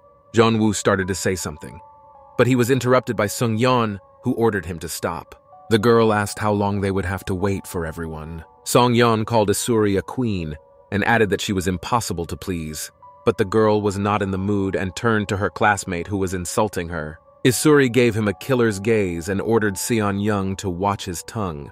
Otherwise, she threatened to rip it out with her bare hands. Sung-yeon exploded and yelled at Isuri, threatening her, which didn't scare her at all. Kang-min intervened and told the bully to stop, because she knew that Isuri hated being called that. But she had already walked away from the car, not listening to this empty talk any longer. Then Kang-min said that he would follow her and persuade her to return, and ordered the others to go ahead. Meanwhile, events moved to the other side of the river. Kang Ji-hoon and Park Choa walked along the road to the shelter, but kept their distance from each other. Suddenly, the girl said how sorry she was to see it. She added that they were jerks who came back for nothing. Park Choa told Kang Ji-hoon to look at these poor people, because only people who were sick in the head went to the Han River. Then a classmate asked why she was following him. She replied that it would be fun to be together. Park Joa asked if he didn't like her company. But Kang Ji-hoon was thinking about something else entirely. He recalled how he first saw Hanmi's body and thought she was dead. Kang Ji-hoon could not understand anything. He had checked the girl's breathing so many times, and she definitely wasn't breathing then. Now the guy just couldn't believe it. Perhaps all these events had also affected him, because Hanmi was really alive. Meanwhile, soldiers at the border noticed the teenagers. They stopped them and ordered them to go through the control zone. The soldier added that she was on the other side, but suddenly stopped talking. Something did not allow him to finish. Park Choa shouted at Kang Ji-hoon because he did not answer her questions or even respond to the soldiers. Suddenly, the teenager realized that he was too deep in his thoughts and turned to Park Choa. The soldier pointed his weapon at the teenagers and shouted that he had ordered them to pass the control zone. The girl immediately apologized. Park Choa grabbed Kang Ji-hoon's head and told the soldier that he was just in shock and that something would be back soon. The soldier let them through and ordered them to be careful in the future, especially the boy. When the teenagers left, Park Choa turned to see if a soldier was following them. And then she hit Kang Ji-hoon and yelled at him for such irresponsible behavior. The guy apologized and then asked if he could ask Park Choa for a favor. The girl was in a stupor because the topic had changed abruptly, and she hadn't told this idiot everything yet. Meanwhile, the events moved to the other side of the bridge, where there were trucks. People in suits talked about some children they had gone to look for, but they never got in touch. At that moment, Lee Hong-mi was sitting on the ground, thinking about her own. She didn't really listen to what was going on around her. Suddenly, someone called out to her and asked what she was doing. It was Park Min. He asked the girl why she was alone. Lee Hong-mi became cheerful again. A slight smile appeared on her face. Meanwhile, Park Choa was talking to Han-mi on the phone. She said that she really wanted to see them all. Park Choa replied that they were in a safe place but would meet soon. Han-mi didn't really understand what had happened because Park Choa said she wanted to talk to her. Suddenly, she heard her name. This voice was so familiar and close, but at the same time stunning. Meanwhile, Kang Min followed the stubborn Isuri and asked how far she was going to go. The guy was indignant, and Isuri asked him back if she had taken all the fire extinguishers and food. Kang Min devalued her feelings by asking if Isuri really left because Sung Young mentioned her school nickname. At this point, the girl turned and looked at her classmate with a fierce, angry look. He started to apologize right away, but Isuri simply replied that it wasn't because of Sung Yeon. And then she turned around, saying that Park Min had shown up. Then she asked why Kang Min was following her. In response, the guy asked if it was all because of Lee Yeon-woo, and then offered to just talk. Kang Min added that nothing would happen if Yeon-woo met with Park Min. Isuri just exhaled heavily, adding that the teenager hadn't understood anything and had simply wasted his time following her all this way. Kang Min did not understand and asked if she was serious. And then he added that in the future, it would be hard for Isura to be alone. He said that as soon as the quarantine ended, many people would leave this place. And that meant only one thing. Isuri interrupted her classmate, saying that she understood everything and that the government already knew everything. None of the infected will be able to leave Seoul, and it is only a matter of time before the virus spreads outside the city. Soon the infection will be lower in Seoul, because all the defense is concentrated there and this city will become safer than others. Then the girl turned and asked me that even if the whole country was infected, how soon would there be a noise about the cleanup of Seoul?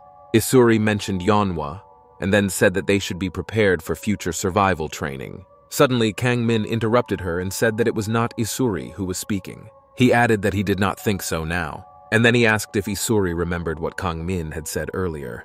He recalled the treatment of cancer with high temperatures, and then added that most viruses were simply afraid of heat. If they died at 40 degrees, then in theory they could be neutralized in hot weather. If only they knew the exact temperature that was their weak point, then everything would be easier. And then Kang Min added that they had a test subject. He meant a person with immunity. Suddenly, he changed loudly and said that if they could sting the Yeonwoo infection, they would have a chance. Meanwhile, terrible things were happening on the bridge near the Kan River. People were scared and taking pictures of everything that was happening. A huge monster was growing before our eyes on the bridge. The military shouted at civilians for taking pictures and ordered them to get in the car. Lee Tae stood behind me and talked to one of the soldiers, and then he gave him something. The guy was calm and silently watched what the soldier would do with what he gave him. The soldier just nodded and left. He went into the tent, and then the man turned abruptly because he noticed something. But the soldier just imagined it, and everything was clear. After that, he poured what Lee Tae had given him into a glass of water. Then he took the chopsticks and mixed everything up. The soldier was talking to himself and asked how long he had to do this.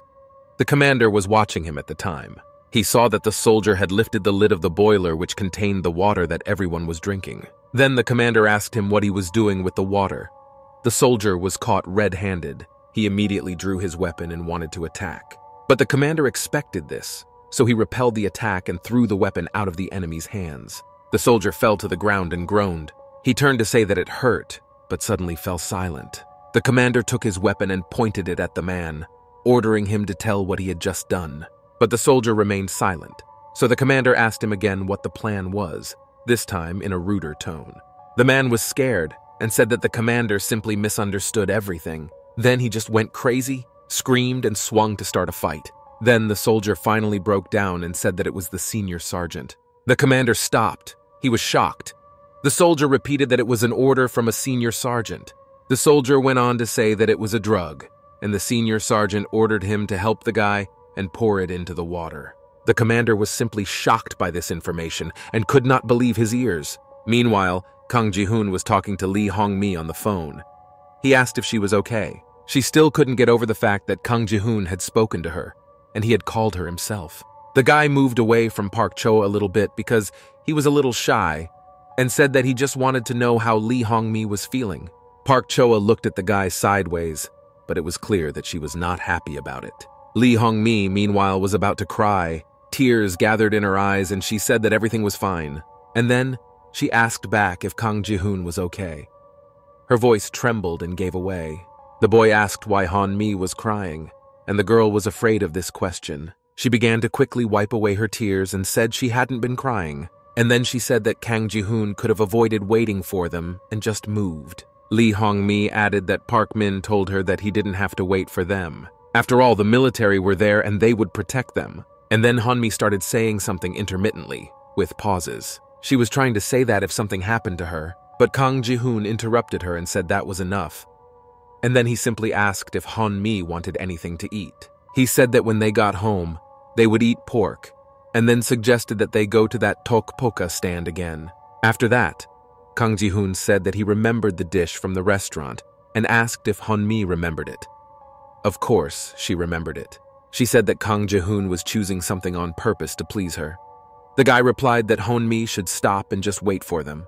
At that moment, she heard a soldier order everyone to get into the cars. Suddenly, Lee Hong-mi noticed something and screamed loudly in fear. She saw a huge monster coming at them all. Fear and chaos were also created by the people themselves, who were screaming and saying that they would all be killed by the monster. Other monsters began to emerge from the water and attack the military and civilians. The military opened fire on them, giving the command to other soldiers. Meanwhile, Kang Ji-hoon was shouting at Lee Hong-mi on the phone and asking what was going on. Park Choa realized that something was wrong and asked Kang Ji-hoon about it. But the teenager turned silently to her. His face said it all. Meanwhile, the military fought back as best they could against the monsters, which it was not clear how to defeat. They did not even understand where these monsters could have come from. The monsters did not care about fire and shooting. The spirit of the military was falling before our eyes because they did not know how to cope with these giants. Another soldier noticed that the monsters were attacking in groups and said they had to run away. Meanwhile, in the tent, the commander heard screams and sounds of shooting and returned to see what had happened. He was shocked to see everything in flames and smoke, and the soldiers were just running back, screaming. The commander came closer and did not understand what was happening.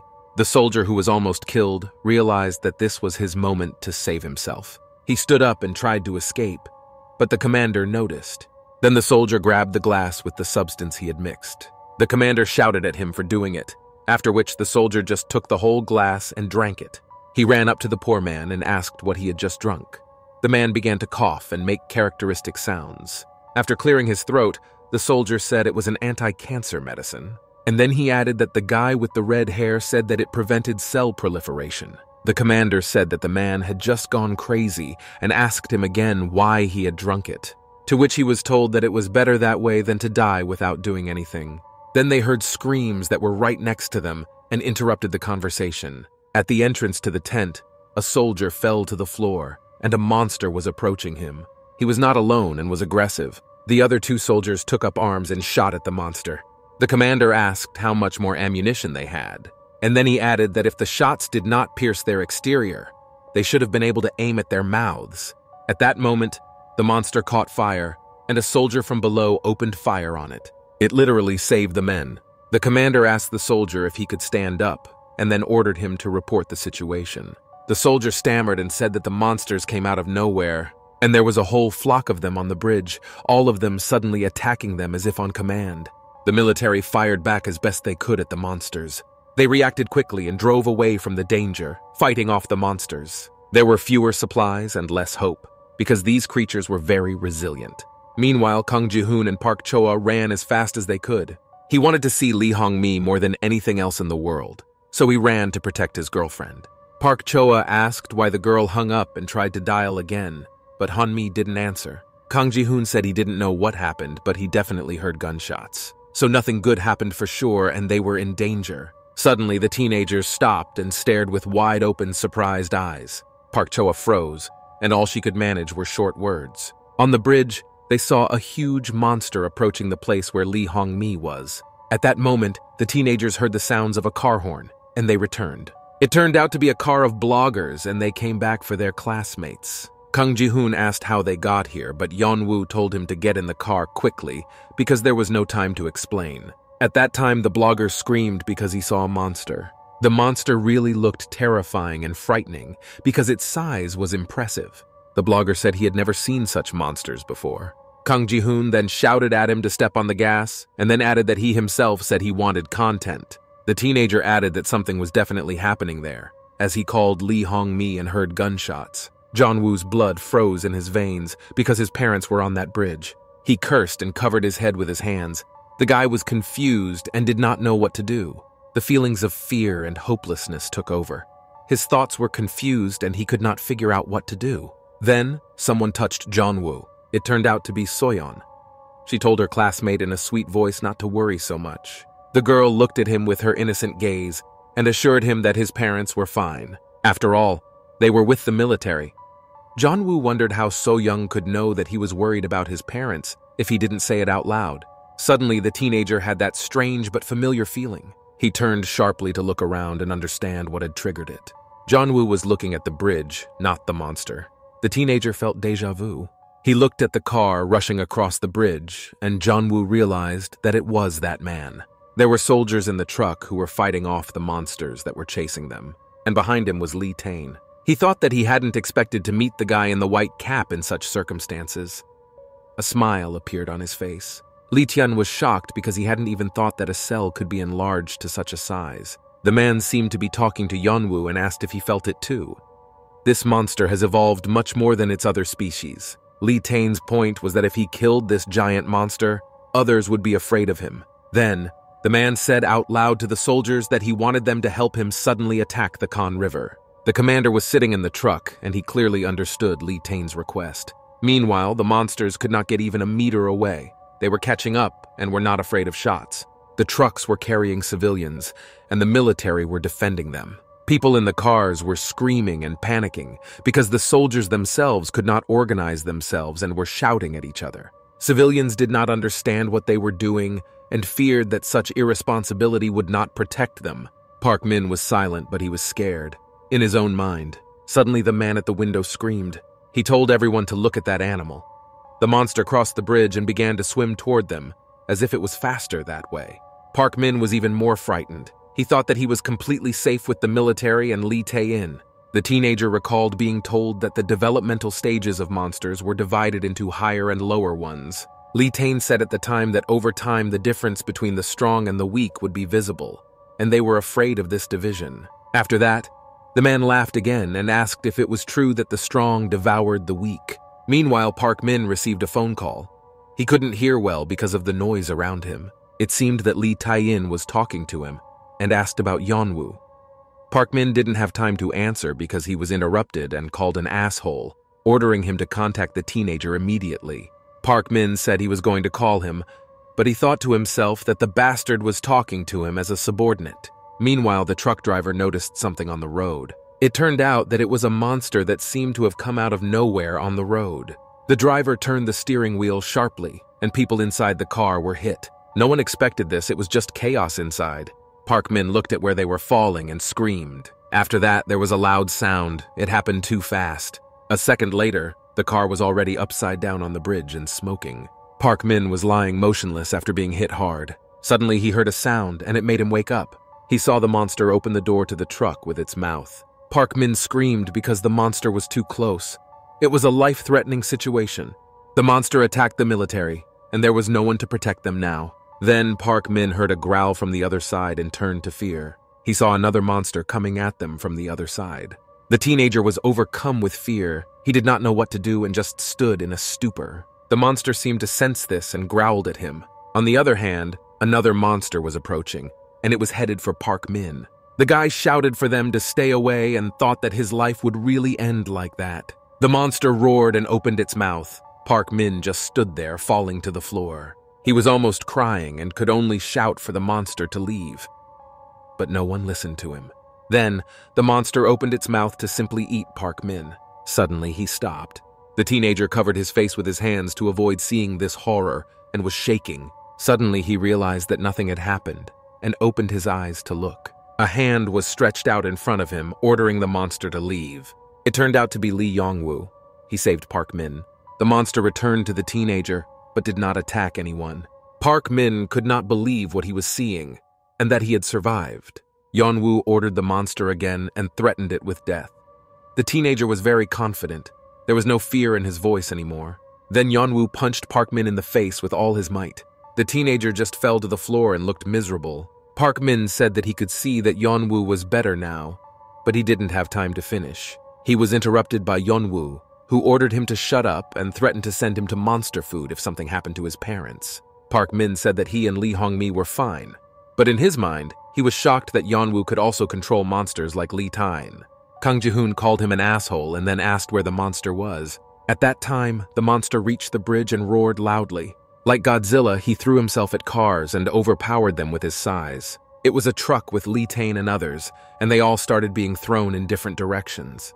His one finger was just tipping over the cars. The monster was critically close. The soldiers fired back, but it seemed to do no harm to the monster. Suddenly, the soldier noticed something unusual. Behind them was the same car with teenagers. The blogger filmed everything for his blog, even though everyone was scared, but the content was good. He commented that up close, the monster was even more terrifying and frightening, about 10 meters high. Kang Ji-hoon set fire to a Molotov cocktail and ordered the driver to get as close as he could.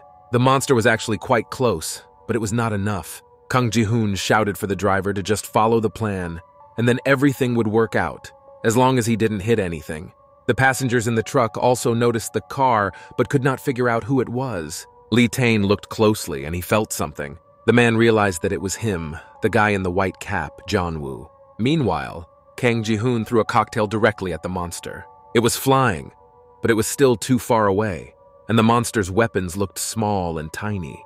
Kang Ji-hoon shouted that it was still too far and he needed more cocktails and a closer distance. He returned to the salon and shouted to Park Seo-young. She was setting fire to the cocktails, but it was too slow. Then Park Choa ordered me to give her this. They were arguing in the car about who else wanted to quit, and the driver opened his mouth wide in fear. The monster turned to them. They were driving too close. The blogger shouted that the monster had noticed them and turned its attention to the car. His paw reached out to them all. The driver began to turn the steering wheel to save himself. It was suicide to drive straight. It all happened too suddenly and quickly, but the driver managed to turn. In the cabin, the teenagers were hit in different directions and no one had time to react. The blogger continued filming and told everyone to hold on tight. Park Min was sitting in the back and heard the orders to follow their plan and flee the place. He didn't like the fact that they just wanted to run away. The teenager recalled their conversation when they rescued him. Kang Ji-hoon called him stupid because they could not stop this giant, and their plan was simply to take the monster away from the other cars, because theirs was faster than the army's. Park Min tried to say something about this monster, but he was interrupted. Yeon-woo said that the monster could be fought with Molotov cocktails, and then he just turned around and left, telling Park Min to continue to be afraid of one monster. The teenager was thinking and seemed angry. Meanwhile, Kang Ji-hoon asked Seo-young for more cocktails. Park Min thought about how terrible his situation was, if even his children didn't blame him for anything, but he could not do anything about it. Meanwhile, Soyon was trying to set another cocktail on fire and was being pushed. Then Park Min simply snatched the cocktail out of Seo-young's hands. He came back and said that eventually, if they don't get better now, they will. Soyon was shocked and did not understand what was happening. Park Min added that this would be tantamount to death. Then he stood up and swung the bottle forward. Yeon-woo and Kang Ji-hoon tried to stop him, and everyone shouted at the madman. The car began to brake sharply. Everything was happening too fast, and I lost control. After that, there was a loud explosion, and the car crashed into the fence of the bridge. The teenagers flew forward. No one could understand what had happened, let alone hold on. The driver hit his head on the steering wheel of the car. Yeon-woo and Kang Ji-hoon were also hit, and the teenager was shaking, but he was coming too. Suddenly, he stood up because he felt something, a very familiar feeling. There was a monster in front of their glass, screaming so loudly that everyone quickly came to their senses. Jeon-woo started shaking everyone to wake up and react quickly. The teenagers screamed because the worst thing happened at that moment. It turned out that the monster had attacked them, breaking the glass with its tentacles. Meanwhile, the truck that escaped from the monster could see what happened to the car in the rearview window. The captain was looking through this window with a chessboard. He could not believe that they were here. Suddenly, his attention was drawn to screams. They were coming from inside the truck, and civilians were screaming. One woman was screaming so hard that she almost lost her voice. It turned out that they were infected inside. A military man and one of the civilians were covered with the virus. The truck driver was suspiciously unresponsive to the shouts and his partner. The captain turned to ask him what was going on, but he didn't finish. The soldier was shaking and behaving strangely, making growling sounds. The captain did not understand and asked his partner again what had happened. Then the soldier shouted for him to help him. His entire face was covered with the virus under the protective mask. The captain saw this and immediately reacted, starting to get out of the car. He literally flew out of the cabin and onto the ground. Outside, he noticed something strange. Lee Tae was walking along the highway. He wasn't panicking or scared. Then the soldier called him, and the man returned. The captain pointed his weapon at him and ordered him to stand. He had long suspected this man. Lee Tae pretended not to understand and asked what had happened. The soldier spoke seriously and ordered him not to pretend and to tell him everything he knew. Lee Tae was silent and then simply asked again, turning around completely. Meanwhile, the monster's tentacles were making their way into the car, and chaos was wreaking havoc inside. The driver of the car was devoured by the monster while the others tried to get out, but the doors would not open. Then the teenagers decided to climb out through the window.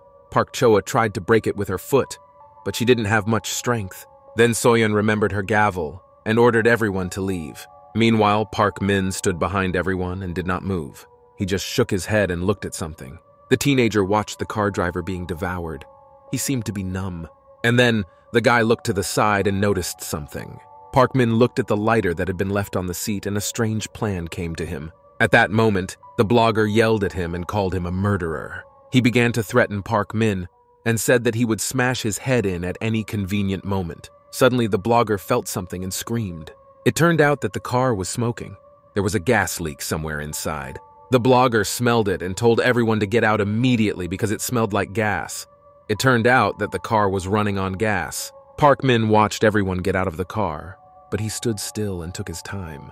Meanwhile, the military captain was dealing with Lee Tae and asked if he had infected everyone with water, lying about it being medicine. The commander scolded him because he did not understand his actions and at such a time to kill soldiers. Lee Tae was silent. The man continued to say that they were all trying to survive. And then he claimed that apparently he was also infected. The guy was still silent. The commander was losing his nerve and ordered him to answer immediately. He added that now there was nothing left to hide. Suddenly, Lee Tae just laughed. Again, he apologized and said that he tried his best but failed. The soldier held the bar and did not react to the man's behavior. At that moment, they were interrupted by civilians who were screaming and running away from the car. Lee Tae said that he was more likely just curious. At that moment, he reached out his hand to one of the men. He was hurt and sick and screamed. He didn't fall on his own. They were paralyzed on the road and couldn't move. The soldier shouted for Lee Tae to stop doing it, but inside he couldn't understand how the man had done it. The man smiled and said that now he understood it, that it was his gift, and he had been trying to study the virus all along. He said that knowing that neurons are connected to each other people's cells were stimulated together and activated their own cells. Inhibition of cell proliferation with the help of anti-cancer drugs was used, and then the cells reached the brain. Lee Tae said he knew he could control other cells at will. He added that it felt like controlling someone else's brain. The soldier pointed his assault rifle and ordered me to stop immediately, threatening me. But Lee Tae didn't stop talking, and said that he later realized something else. He realized that these cells existed to be controlled. Suddenly, there was an explosion, and black smoke came out of the weapon. Lee Tae's eyes opened wide, and he finally shut up and stopped as he was asked to. The soldier exhaled heavily and swore. The man looked at his clothes. There was a hole in them that was soiled. The commander said not to be offended by him, because he had warned him. He added that Lee Tae was to blame for this. The soldier began to blame himself and said that he did not want to shoot him at all. He had no choice, but Lee Tae suddenly asked the man again and was surprised to learn that there was only one bullet. The man's eyes and face became frantic. He added that everything happened so unexpectedly, and he had just told him the whole meaning of everything that was happening. The soldier could not believe his eyes. Lee Tae could not survive. His wound began to heal, and a virus appeared there. The man smiled and ordered me to look. He pointed to civilians and said that they were multiplying incomparably all over the body. The woman was already covered with cells and growled like a real monster. Lee Tang happily noted that the changes were happening very quickly. And then he stretched out his hand and asked if the soldier knew what the last brightest moment was. Suddenly, the two bodies just merged into one. The soldier stood there in a stupor, and Lee Tang had done it all. The man couldn't even move, because he didn't know what to expect from this madman. Right before his eyes, two monsters merged into one. They attacked a soldier. The man realized that it was also Lee Tang's work and started shooting back. Meanwhile, the guy just laughed at the fact that his white clothes were dirty and decided that they should be changed. He turned around to go get some new clothes. And then he laughed again and said that he had a lot of materials. I asked him what other good things he could do while looking at the Han River. Suddenly, there was a loud explosion sound and Lee Tang looked back to see what had happened. A car exploded behind him and the monster attacked him. Meanwhile, the teenagers tried to break the car's windows with their feet. The monster and its eggs were getting into the car more and more. The teenagers panicked because they could not get out of there. Sung-yeon was screaming and begging for something to be done. The monsters entered the car. They had a matter of seconds. In the end, she managed to break the glass and the teenagers just fell out of the car. They quickly gathered themselves and began to flee. Everyone was running as fast as they could, not thinking about what was in front of them. Behind him, Park Min was in no hurry looking back at the car. The monster swallowed her whole. Out of the corner of her eye, Soyon noticed that her classmate had stopped and was not running away. She stopped and called out to Park Min, who was holding a Molotov cocktail. The girl asked him what he was doing and told him to run away immediately because it was dangerous. Park said he would leave soon. Cold sweat was pouring down the teenager's face. He mumbled something about having to kill the animals, and then he set fire to the cocktail, commenting that the monsters were afraid of fire, so he would burn them. Yeonwoo noticed that So-young wasn't running and was dealing with Park Min. He called out to the girl and stopped, but she was running after Park Min. She ran to her classmate and asked what he was doing. So-young wanted to stop Park Min, but she didn't have time. Park Min threw a Molotov cocktail at the monster. Then there was a loud sound and an explosion, because there was gas in the car and there was more fire than expected. Black smoke and fire rose into the sky. The teenagers gasped loudly. They fell to the ground from the shockwave. No one had time to realize what had happened, because everything happened too fast. Yeon-woo came back to see what had happened and was shocked. The monster seemed indifferent to such a huge explosion. The teenagers realized that he had not died, even though the gas had exploded. Suddenly, someone's hand touched Soyeon's shoulder. It was Yeon-woo, who ordered the girl to get up and run away. But the guy didn't finish because he noticed something. Park Min was lying on the road, not moving. The teenager was the closest to the explosion. Yeon-woo called him, but his classmate was silent, his body trembling. Seo-young told Yeon-woo about it and asked him to help her because Park Min was in trouble. But the teenager rejected Soyeon, which left the girl in a stupor. She returned, and Yeon-woo said that he was not here to save Park Min. And then he simply turned around and ordered Soyeon to quickly follow him. But the girl stood her ground and asked what Yeon-woo was talking about. She said that he shouldn't have done that and abandoned Park Min because Seo-young could have been in his place. Kang Ji-hoon ran to his classmates and asked how they felt. But suddenly he stopped and overheard a conversation between Yeon-woo and Soyeon.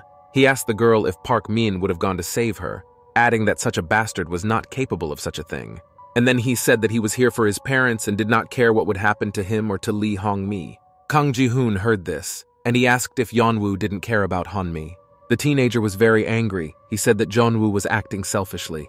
The guy said that even if he did, Kang Ji-hoon didn't understand what he was feeling right now. Then Soyeon interrupted the conversation, and Yeon-woo looked at the girl. She said that otherwise, if he did not help his classmates, he would help his parents. And then So-young paused and asked why Yeon-woo was still here. Meanwhile, the blogger ran away as fast as he could. He didn't listen to the teenager's arguments and just ran for his life. Suddenly, he stopped because he saw something terrible. In front of him was an overturned truck and another abandoned car. Meanwhile, Kang Ji-hoon told Yeon-woo to go and look for his parents, calling him a bastard. The teenager was very angry and offended, turned around and said that no matter what happened to Yeon-woo, he would not help him. Suddenly, the guy felt pain in his arm, and this spoke of only one thing. Then Yeon-woo heard the monster growling. He shouted and told his classmates what he had realized. Sung-yeon and Kang Ji-hoon started running away at once, the girl screaming that the monster had woken up again. The monster's roar became louder and louder. Kang Ji-hoon cursed as a feeling of danger and fear gripped his body again. No one expected the monster to wake up, because everyone hoped that the explosion had killed it. Suddenly, Yeon-woo realized something about the feeling of fear. The thought hit him like a bolt from the blue. At that moment, the blogger shouted excitedly to the teenager and told him to guess what he had found. There was a weapon hanging on the boy's back. He took it in his hands and raised it to show it off to the others. But he didn't finish. The blogger fell silent because the monster rose and growled. Then Kang Ji-hoon approached him, stretched out his hand and ordered him to give him the weapon.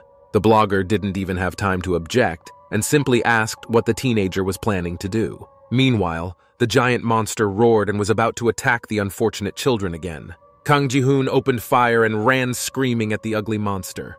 He thought to himself that he simply had to destroy them. After all, the monster was very slow, and this was their advantage. Kang Ji-hoon opened fire on the giant. At this point, the monster also began to be hit by bullets from gunfire. It was a blogger. He was aiming at a monster, and behind him was Park Choa running with a Molotov cocktail. The blogger shouted that he had to take revenge on these monsters for his friend, whom they had just eaten. Meanwhile, Soyon ran up to Park Min and tried to let her classmate down. She was screaming and sincerely worried about the teenager. So-young asked if he heard her, tried to somehow bring Park Min back to consciousness. Yeon-woo was watching. He was thinking about something, but he was in no hurry to act, as if he was hesitating in his decisions. Meanwhile, Park Choa swung a Molotov cocktail at the monster, screaming. The giant, ugly monster kept burning and smoking, but still did not die. The teenagers made every effort to defeat the evil. Kang Ji-hoon fired a flamethrower at the monster. The teenager spared neither the monster nor the weapon and gave it his all. Suddenly, the guy noticed something bad. It turned out that the fuel in the flamethrower was not infinite, and the fire ran out. Kang Ji-hoon was in danger because the monster was right next to him, and he had nothing to defend himself with. The monster growled and looked directly at the teenager, letting him know that he was in its sights. Suddenly, Lee Yong-woo appeared out of nowhere. Kang Ji-hoon was even happy to see him. The teenager stuck out his hand, as he usually did, and ordered the monster to leave. But the gigantic monster didn't even freeze. Yeon-woo made every effort he could without sparing himself. These cells caused so much pain that his fingers went numb.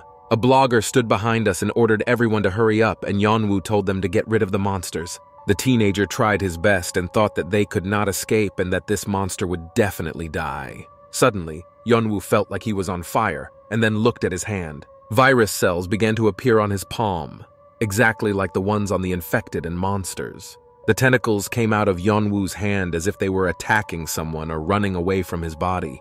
The teenager did not understand what was happening. He was panicking and screaming.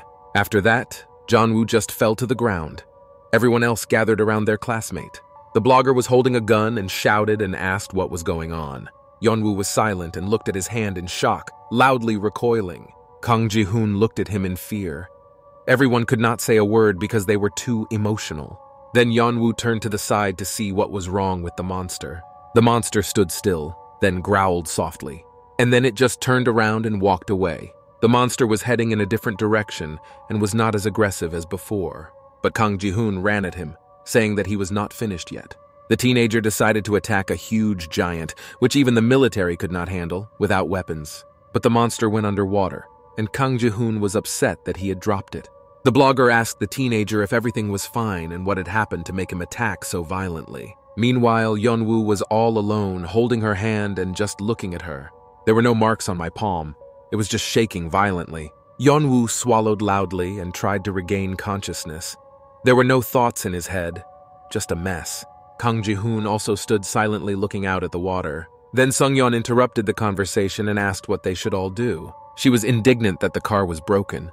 And then the girl turned to Yeon-woo and said that it all happened because of him. Sung-yeon suddenly screamed and started to hysterical because she just wanted to leave Seoul. And then she remembered Park Min and blamed him for everything too, ordering someone to check on the guy. The blogger approached the teenager and pointed a gun at him, calling out. Soyon immediately intervened and ordered everyone to stop. She screamed that no matter what happened, it was wrong to do so. Park Choa stood behind me and approached everyone else. Suddenly, she pushed Soyon and asked her what she was doing. And then Park Choa asked if her classmate wanted to die. So-young stalled after being asked why she was defending Park Min so strongly.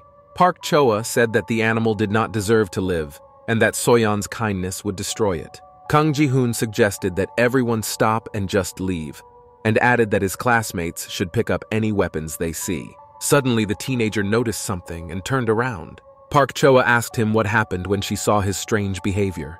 Kang Ji-hoon said that Lee Yong-woo had disappeared for some time. Meanwhile, the teenager was running across the bridge with all his might. Yeon-woo did not stop, as if he was running away from someone or something. The guy didn't even look at the road in front of him. He was just moving his feet quickly. It felt like he was not controlling his body, but it was running away. Yeon-woo looked at his hand, from which virus cells were crawling out again. The teenager screamed in fear, and because he did not understand what was happening to him.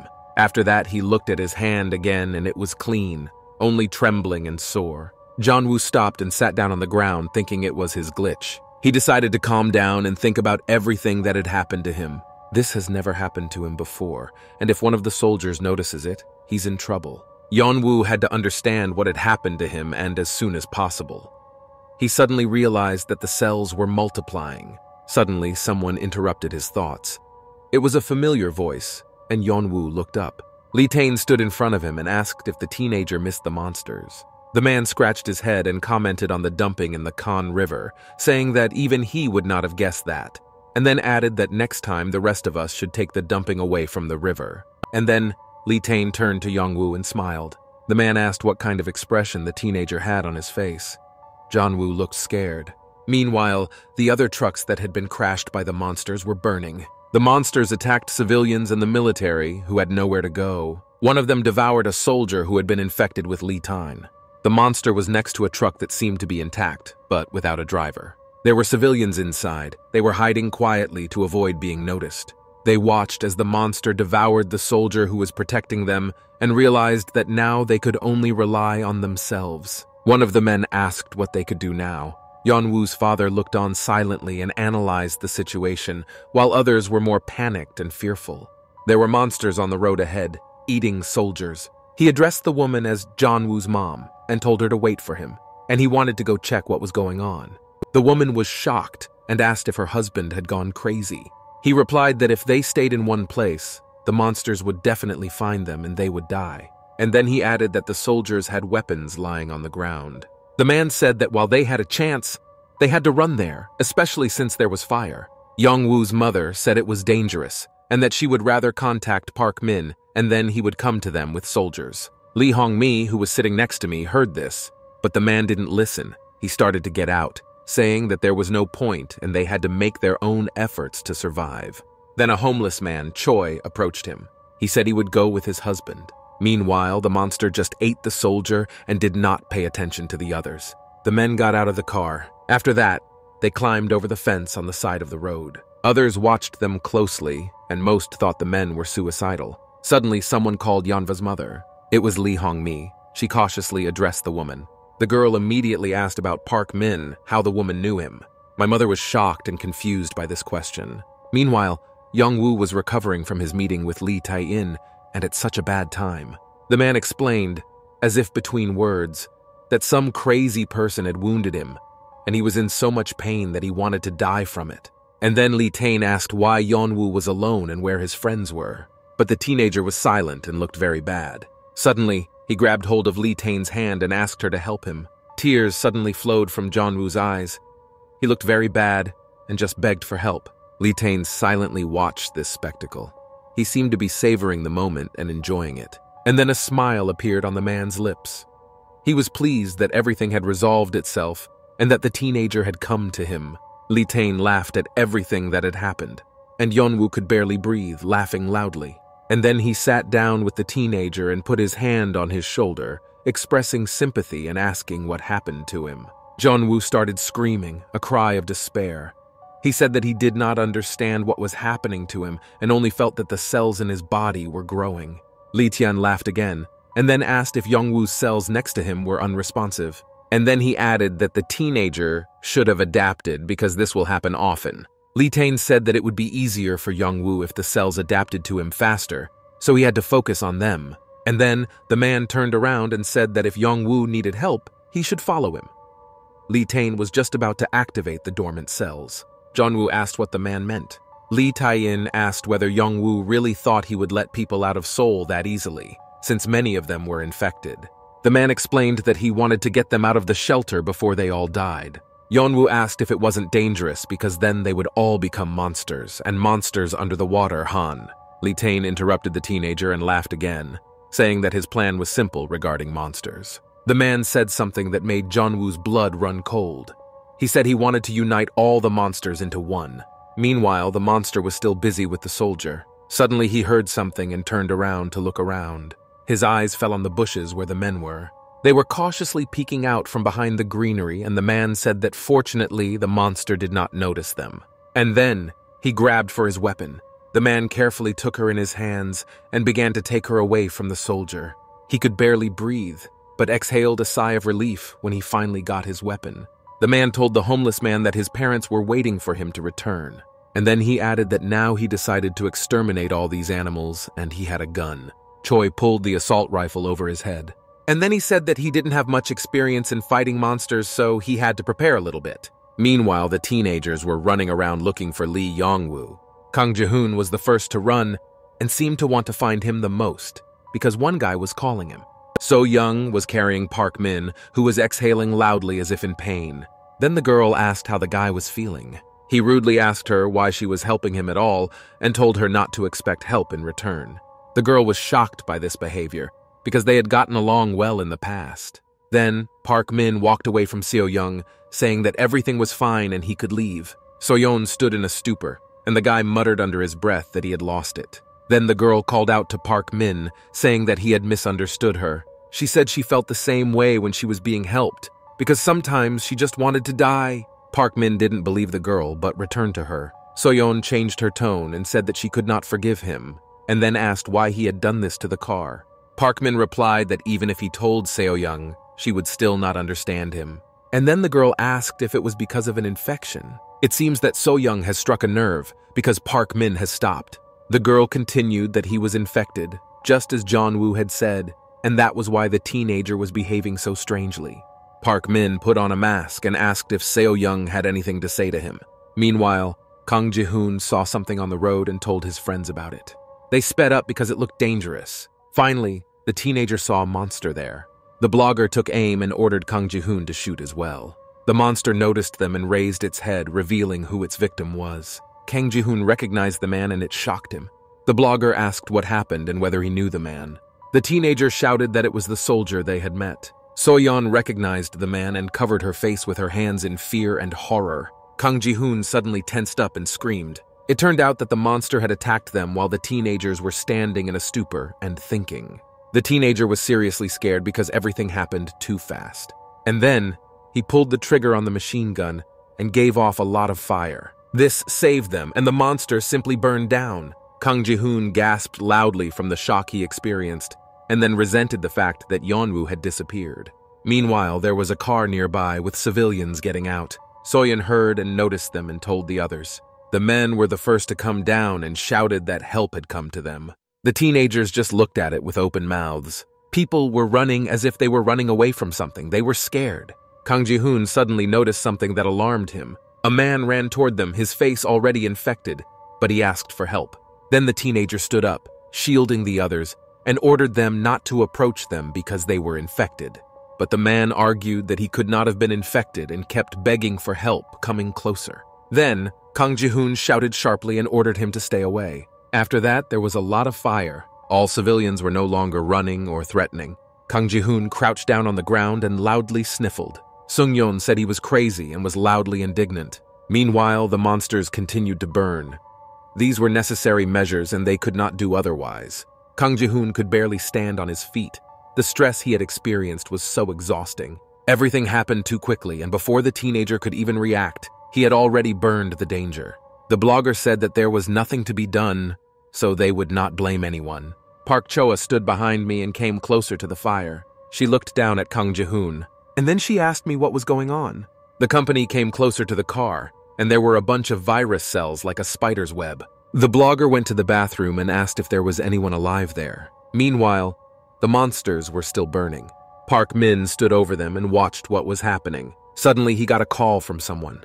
He took the phone out of his pocket and picked it up. It was Yeonwoo's mother. Kang Ji-hoon heard this and paid attention. She was happy that Park Min was alive so he could save them all. She started by saying that their classmate Han-mi was with them. Park Min repeated her name and asked if she was sure she was with them. Kang Ji-hoon heard this. The teenager immediately approached Park Min and asked her questions about the girl, but the guy was not happy about it. He was generally annoyed to be in this company. Park Min ignored Kang Ji-hoon and asked Yeon-woo's mother if she had done everything he had asked them to do. Meanwhile, in the truck, the woman next to him felt unwell. Her husband asked her how she was feeling. Hanmi noticed that the woman was trembling and it made her tense. Then she called her mother Yeonwa. Meanwhile, the woman was getting worse and her husband was worried and did not understand what was happening. Her face began to cover with cells. She was trembling, and it scared her husband so much. Meanwhile, Kang Ji-hoon and Park Jo-a quickly ran to Hong-mi and Yeon-woo's parents. Park told them that they were all on the other side. Kang Ji-hoon was running so fast his heart was beating furiously. He wanted this moment so badly and to see Hon-mi. Suddenly, the teenager saw something that made his heart beat faster and faster. The road to the truck was covered in monsters and fire. The teenager stopped to avoid coming any closer and endangering himself.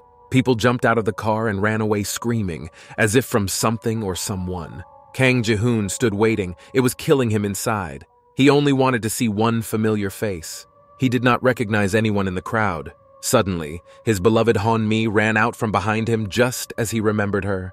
Kang Ji-hoon immediately shouted and called out to the girl as soon as he noticed her. A monster on the road attacked one of the men. Others who were running nearby screamed and ran for their lives. It was complete chaos. Choi and Yeon-woo's father came out of the bushes and attacked the monsters. The homeless man ordered everyone to flee immediately. Lee Hong-mi was running and noticing no one and nothing. She was scared. Kang Ji-hoon ran to meet her and called out to his friend. This time she heard it and turned to the sound. She could not believe her eyes. Kang Ji-hoon called her to him, repeating the girl's name over and over again, as if he didn't believe it was really her. Lee Hong-mi froze and looked at her friend with her mouth open, wondering how long they had been waiting for this moment.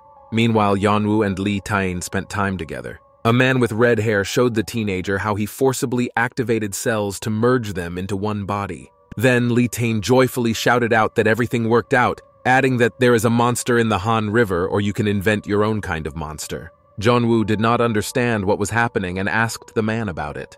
He was scared because it was dangerous for people and he told Lee Tae-in so. The man just turned around with his typical smile. Yeon-woo told him that this was crossing the line. And then he added that Park Min said that he had a plan and there was a way to get immunity to the cell. Lee Tae-in interrupted him, saying that he had only one plan, and then he was silent for a second, pausing in anticipation. Then he said that he wanted to infect everyone. This made Yeon-woo's blood run cold. Lee Tae-in simply stood up and asked if the teenager understood everything as if nothing had happened. The man added that as long as they were not infected, they would all be quarantined. But if everyone is infected, they will remain gods. Lee Tae-in had that smile on his face. Yeon-woo could not believe what he was hearing. It was as if he had been doused with a cold shower. Meanwhile, Kang Ji-hoon grabbed Lee Hong-mi's hand and led him away. There was no time to talk, they had to run. The girl asked her friend where he got the flamethrower and how he got here, but Kang Ji-hoon did not answer. Then, the teenager told Hanma to just follow them because all their friends were here. She couldn't believe it and asked if it was true. Kang Ji-hoon said to just run faster, but Lee Hong-mi then told him to stop, and the teenager asked a little irritated what had happened this time.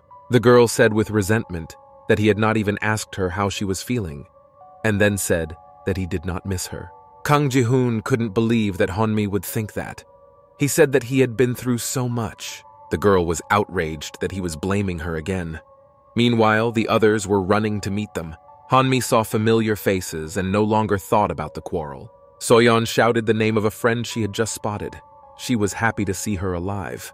The classmates threw their arms around each other. Kang Ji-hoon was angry and ordered everyone to run away because there was no time for that now. Lee Hong-mi said how happy she was to see them because she thought it would never happen again. Kang Ji-hoon heard her being asked if she was okay. The teenager stared at his Honda and still couldn't believe it. He wondered if she was really okay. Yeon-woo's parents were running behind him. They arrived just as the teenagers were discussing the fact that he was nowhere to be found. My mother saw the company and asked me to wait. Kang Ji-hoon turned around and saw frightened and exhausted adults asking if they were Yeon-woo's classmates. The teenager immediately realized everything. Now they were all running in search of Yeon-woo, and Kang Ji-hoon reassured his parents that he couldn't have gotten far. And then, he added that if they went that way, they would be able to find Yeonwoo. The mother believed everything they said because she had no hope. Then she thanked them all. Meanwhile, Lee Tae-in told Yeon-woo that he was a little upset and asked if it was all because of his friends. After all, they were all in a fierce battle for survival. Then Yeon-woo said he didn't mean it that way. The teenager was annoyed and said that if he was planning to do something like that, he would not be with him anymore. Lee Tae-in tried to convince Yeonwoo that if he did this, he would be able to survive. But the teenager was convinced otherwise. He said that even without this, Yeon-woo had also held on to his friends before. This only made Lee Tae-in laugh out loud. The man almost fell to the ground as if Yeon-woo had told a joke. Lee Tae-in said he was amused that the teenager believed in such fairy tales, and added that no one but himself would protect him. And then he asked why Yeon-woo asked him for help, since he had run away from his friends. The teenager suddenly realized that Lee Tae-in was right here. Yeon-woo had simply left them alone. The man asked what had been on the boy's mind for a long time. He asked if Yeon-woo was afraid of infecting his friends, and that's why he ran away and tried to stay away from them. Lee Tae-in added that in the end, they would still be absorbed by the cells, and Yeon-woo understood this. Suddenly, someone shouted out the teenager's name and everyone turned to the sound. They were his friends who were looking for Jonah. Lee Tae-in realized that his plan had failed and that he would not get the teenager's support. Then he pointed his hand toward Yeon-woo. The guy immediately twisted and felt severe pain in his arm, which was impossible to bear. Lee Tae-in didn't even look in Yeon-woo's direction and said that if he didn't understand, he had no other choice. Virus cells began to appear on the teenager's arm. Yeon-woo had never felt such unbearable pain before. Kang Ji-hoon screamed because he realized that something bad had happened. Yeon-woo fell to the ground and then everyone saw that the teenager was in trouble. Soyon grabbed her face because she was worried about her friend. Lee Tian laughed and whispered in Yeon-woo's ear that his friends would not help him when they found out who he really was. He offered to check it out right now, and we stopped running away. Then Lee Tae-in called out to the teenagers, who were standing in a stupor and did not know what to do. He cheerfully asked if it was their friend and that he looked bad. Yeon-woo did not fully understand what was happening around him, but he tried to come to his senses. More and more virus cells appeared on his arm, which he could not control, no matter how hard he tried. Suddenly someone called his name, which made the teenager compose himself instantly. It was his mother's voice, and he looked up and saw his parents there. His father said that he was there and would come to his aid. Yeon-woo could not say a word. The mother was so worried about her son, whom she had not seen for so long, that she could not just stand still. She just took off and went to Yeon-woo.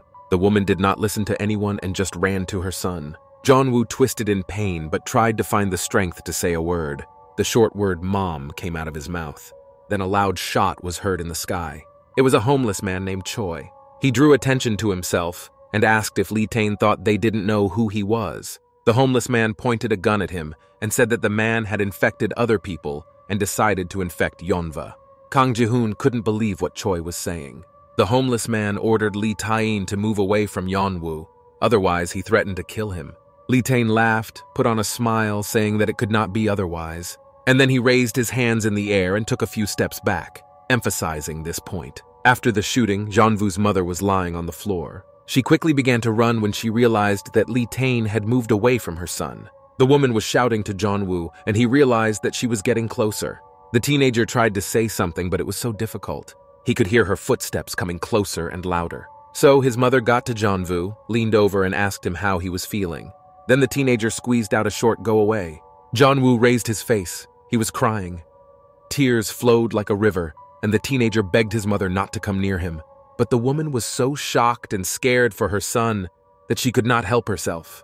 Then, the virus cells grew rapidly and enveloped the woman. A frightened father watched from the sidelines, unable to figure out what to do. Everyone else just saw that Yeon-woo's mother was covered with the virus. There were a lot of cells stuck to her suit. My father screamed. He could not believe what had happened. Then he decided to run to the rescue. Events moved back in time. Someone opened a group chat for the class to discuss a trip to Seoul. It turned out to be Yeon-woo. Then his mother came into the room and asked him if he had slept. And then she told him in a pleasant voice that he should go to bed early because he had to get up early.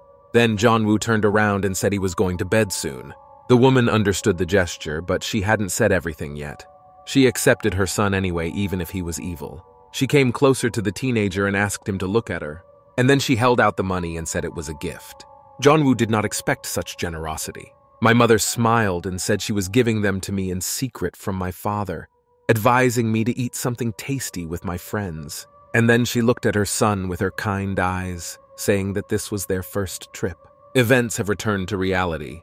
My mother was shocked and scared by what happened. She screamed and was still worried about her son, even though she was in danger. The woman asked her son what she was supposed to do. She held his hand and called him her Yeon-woo. His mother still did not see him as a monster. The son could not hold back his emotions, and his tears flowed like a river of pain and love. My father ran to the family to help them. He shouted to Yeon-woo, and then he grabbed his wife and pulled her away from the infected son, but the mother resisted. My father looked at the culprit of his family's grief. Lee Tae-in approached the man and told him that the cells had activated, so he had to save his wife very quickly. My father did not understand and asked what it meant. The man hurried him along because there was no time to explain and quarantine measures should be taken. And then he turned to Yeon-woo's friends. Lee Tae-in told them not to come here because it was dangerous because of the infection. The blogger pointed a gun at them and was loudly outraged by what was happening. He said that Yeon-woo was immune, and so he could not be infected. Kang Ji-hoon was also shocked by what was happening. The teenager thought that he was right about Lee Yong-woo. Meanwhile, the guy was struggling with his emotions and feelings. Lee Tae-in spoke to him in his mind and laughed, saying that now Yeon-woo had to realize that he could not follow him. And then the man said out loud to the others that there was no choice, and they had to kill Yeonwoo immediately, in accordance with the quarantine. Lee Tae-in then told Yeon-woo in his mind that he would now prove him right. His father was sticking the gun. The man told him that he had a protective suit and could still save his wife. Lee Tae-in told Yeon-woo that he would show everyone who he really was. Suddenly, my father screamed loudly, followed by several loud gunshots. Everyone was looking at what was happening in shock. My father shouted for the man to calm down, and then he told Lee Yeon-woo to be a man and come to his father. The cells the teenager made were shot through. The father asked what was happening to their son and what help he needed from them. Yeon-woo was silent, he could not move. Then my father shouted even louder and ordered me to come to him. They opened fire on the cells again. The man was furious and ordered them to answer him. Sung-yin hinted that they should all run away. The teenagers stood in a stupor and did not know what to do. Lee Hong-mi couldn't believe that Lee Tae-in had done this, because she thought he was good. She looked at her husband, who did not react to what was happening. And then Han-mi turned to the homeless man Choi and asked what it all meant. She asked if the man was really spreading the infection. Kang Ji-hoon also overheard the conversation. Choi began to tell him how he found out about it. He said he met the soldier at his home, and he found out that this Lee Tae-in was infecting others, but he never found out the details, but the soldier was following this man. Then Kang Ji-hoon asked if it was the platoon commander, and then he added that the man was no longer alive. Choi could not believe what he was hearing. Kang Ji-hoon said he met him on the road and he was already infected. Cold sweat dripped down his body and goosebumps ran down his face. Meanwhile, a bullet flew near Lee Tae-in, but he managed to dodge it. It was Choi, yelling at the man and angry about his friend's death. The homeless man simply exploded, demanding an explanation of what Lee Tae-in had done to the platoon commander. The man said that Choi had gone crazy and that the soldier had attacked him and that he was only helping people. Then the virus cells started to come out of his shoulder and he grabbed onto it. It turned out to be Yeon-woo. He pointed his hand at the man. Lee Tae-in could not believe that he had done it. How could he find the strength to do such a thing? Yeon-woo told this bastard to suffer as well. The man froze and just looked at the boy who knew everything he did. Choi shouted that Lee Tae-in was also infected, so he should have been killed as well. The man realized that he was not in a favorable position now. At that very moment, he was shot by a homeless man, Choi. Lee Tae-in leaned back and landed on the fence. And then he turned to a homeless man and said that he did not trust people. Lee Tian looked up. His eye was injured and virus cells were protruding from it. The man explained that people were cruel creatures. At that moment, another bullet hit him and threw Lee Tae-in even further away. The man fell over the fence and onto the road. Lee Tae-in sprawled out on the road, not making a sound or movement. Meanwhile, Yeon-woo felt a little better because the effect of the infection was over. He raised his head and looked at his mother. Now the teenager could appreciate the damage he had done. Yeon-woo spoke to her, but she was silent. Then the teenager saw something terrible. The virus was about to reach her body because the protective suit did not cover the entire woman. Then Yeon-woo quickly directed his hand into it. The virus cells reached out to him, leaving the mother's body. Yeon-woo was breathing loudly because he didn't even have time to realize what had happened and what he had done. The virus cells simply stopped and were completely under its control. Only one of his wishes and the movement of the cells stopped by his will. Yeonwoo suddenly realized that this meant that he could manipulate living cells. He couldn't believe it. At this point, someone said that this did not negate the fact that Yeonwoo was also infected. It was a blogger, and he told the teenager that he spoke very strangely. He was annoyed that Yeonwoo did not answer, so the blogger pointed a gun at the teenager and ordered him to answer. The man asked him if he wanted to die. Then Yeonwoo's father approached them. The man pointed a gun at the blogger and asked him if he wanted to die. The father yelled at the boy that no one would dare to lay a finger on his family. Yeonwoo decided to intervene in the conversation and turned to his father. The man looked at his son out of the corner of his eye. The teenager said that when he stayed on the cable car, he tried his best to survive, but the infection could not be avoided. He went on to say that he wanted to survive somehow, and the cells were burned to prevent the body from mutating, but it was just different. Everyone was shocked by this information. Yeonwoo said he could not tell them about his condition because he did not understand. And then Yeonwoo looked up and begged me to believe him because he wanted to save his mother and could possibly stop the infection. Park Min listened with his mouth open. He could not believe what he was hearing. It seemed impossible. Meanwhile, her mother was getting worse. Yeonwoo reached out to her, feeling that her mother's cells were gathering in one place. He thought that if it were possible to just burn them with fire. Meanwhile, homeless man Choi was standing near the bridge and was about to leave. Suddenly, he noticed something out of the corner of his eye. The man looked down and saw that Lee Tae-in was not there, not even a trace of him. Meanwhile, the mother was in so much pain that her eyes widened. She fell to the ground and screamed loudly, and Yeonwoo could not understand what was happening. He shouted for his mother, but she did not answer. At that moment, Yeonwoo heard a familiar voice laughing at him. It was Lee Tae-in who came out from under the bridge. The man said that Yeonwoo had to let his mother develop. Then the homeless man Choi appeared, ordered Lee Tae-in to stand still, and pointed his weapon at him again. But it seems that the man was not afraid at all, but rather laughed as usual. Lee Tae-in said he had already explained to the homeless man that guns would not help him here. And then he asked if there were a couple of monsters behind the teenagers. It looked like everyone was in danger. These were the hybrids that Lee Tae-in had united and perhaps called them to attack. Then Yeonwoo got to his feet and ordered them to stop. Lee Tae-in looked at the teenager and smiled. The man asked Yeonwoo if he could stand up and answer him. And then he told him to think about his mother and friends instead of just sitting there and watching. Lee Tae-in told Yeonwoo to listen to him because the idea of saving his mother was the stupidest thing he could think of. The man advised the teenager to burn it with fire and heal it, which was the best way to do it now. Yeonwoo got hung up on the word way and wondered if it would be better to leave it at that. The teenager looked at the water, and there was the monster he had ordered to leave. It seems that the teenager has a plan. He looked at Lee Tae-in's ugly face, which was puckering up as if it had some kind of power. And then Yeonwoo just attacked the man, screaming. The man continued to stand there and only calmly asked what Yeonwoo was doing. The teenager ran and did not pay attention to Lee Tae-in's words that he should just accept it. Then, the man pointed his hand at Yeonwoo and a hybrid monster attacked the teenager. But suddenly Lee Tae-in's face showed incomprehension because everything hadn't happened the way he thought it would. Yeonwoo stopped the monster's attack with his own strength, grabbing all the cells with his hand. The teenager did not realize how it all happened because it was too fast. Lee Tae-in then approached Yeonwoo, laughed, and asked him what was wrong with his hand because it looked like the teenager was transforming. Then, he sat down and reminded Yeonwoo what he had once told him when they first met, that he shouldn't run away from monsters anymore. Lee Tae-in smiled, saying that Yeonwoo knew he could not do anything. Meanwhile, the teenager's father ran to help his son. The monster reacted to the screams and was about to attack the man. My father reacted quickly and pointed his weapon at the monster. Meanwhile, Lee Tae-in was talking to Yeonwoo, saying that he himself understood that he was scared, that everyone was suffering from a kind of useless fear. And then he started talking about how when he was in elementary school, there were cockroaches in the academy. The children were screaming and running away. They looked very pitiful at that moment. But in the end, Lee Tae-in could not stand it. And so that everyone understood, he took them in his arms and scared the others. Then the man took off his gloves and asked Yeonwoo what he thought others thought of him. And then Lee Tae-in touched the monster with his bare hand. Yeonwoo could not believe what he was seeing.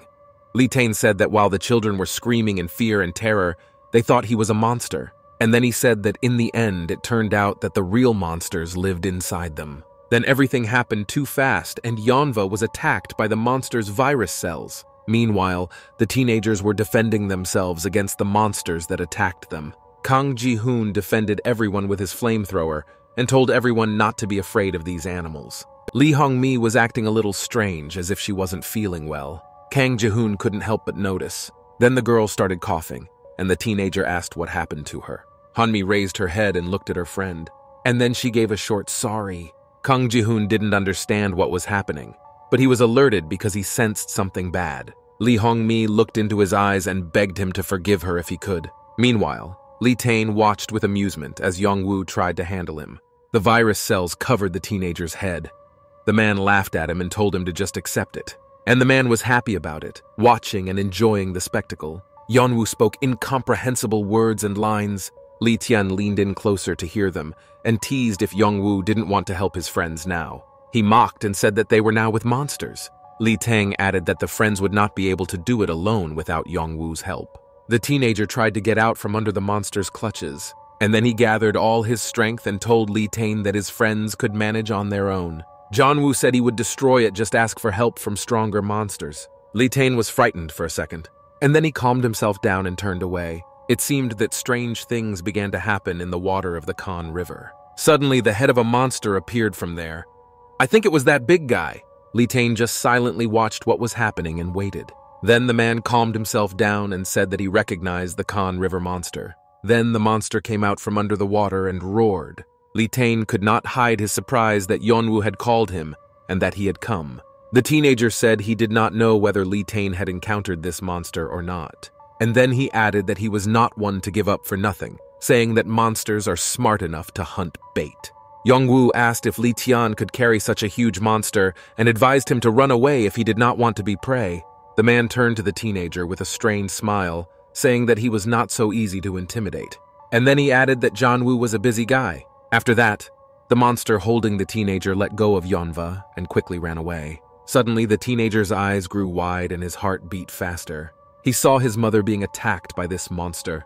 She could not do anything to protect herself. Lee Tian smiled, asking me to give my regards to my mom, and added that he and Yeon-woo would see each other again. But the teenager did not listen to him and abruptly exploded to protect his mother. Yeon-woo ran and screamed, his voice piercing into his heart. Such was the pain he felt. The guy could not believe what had happened.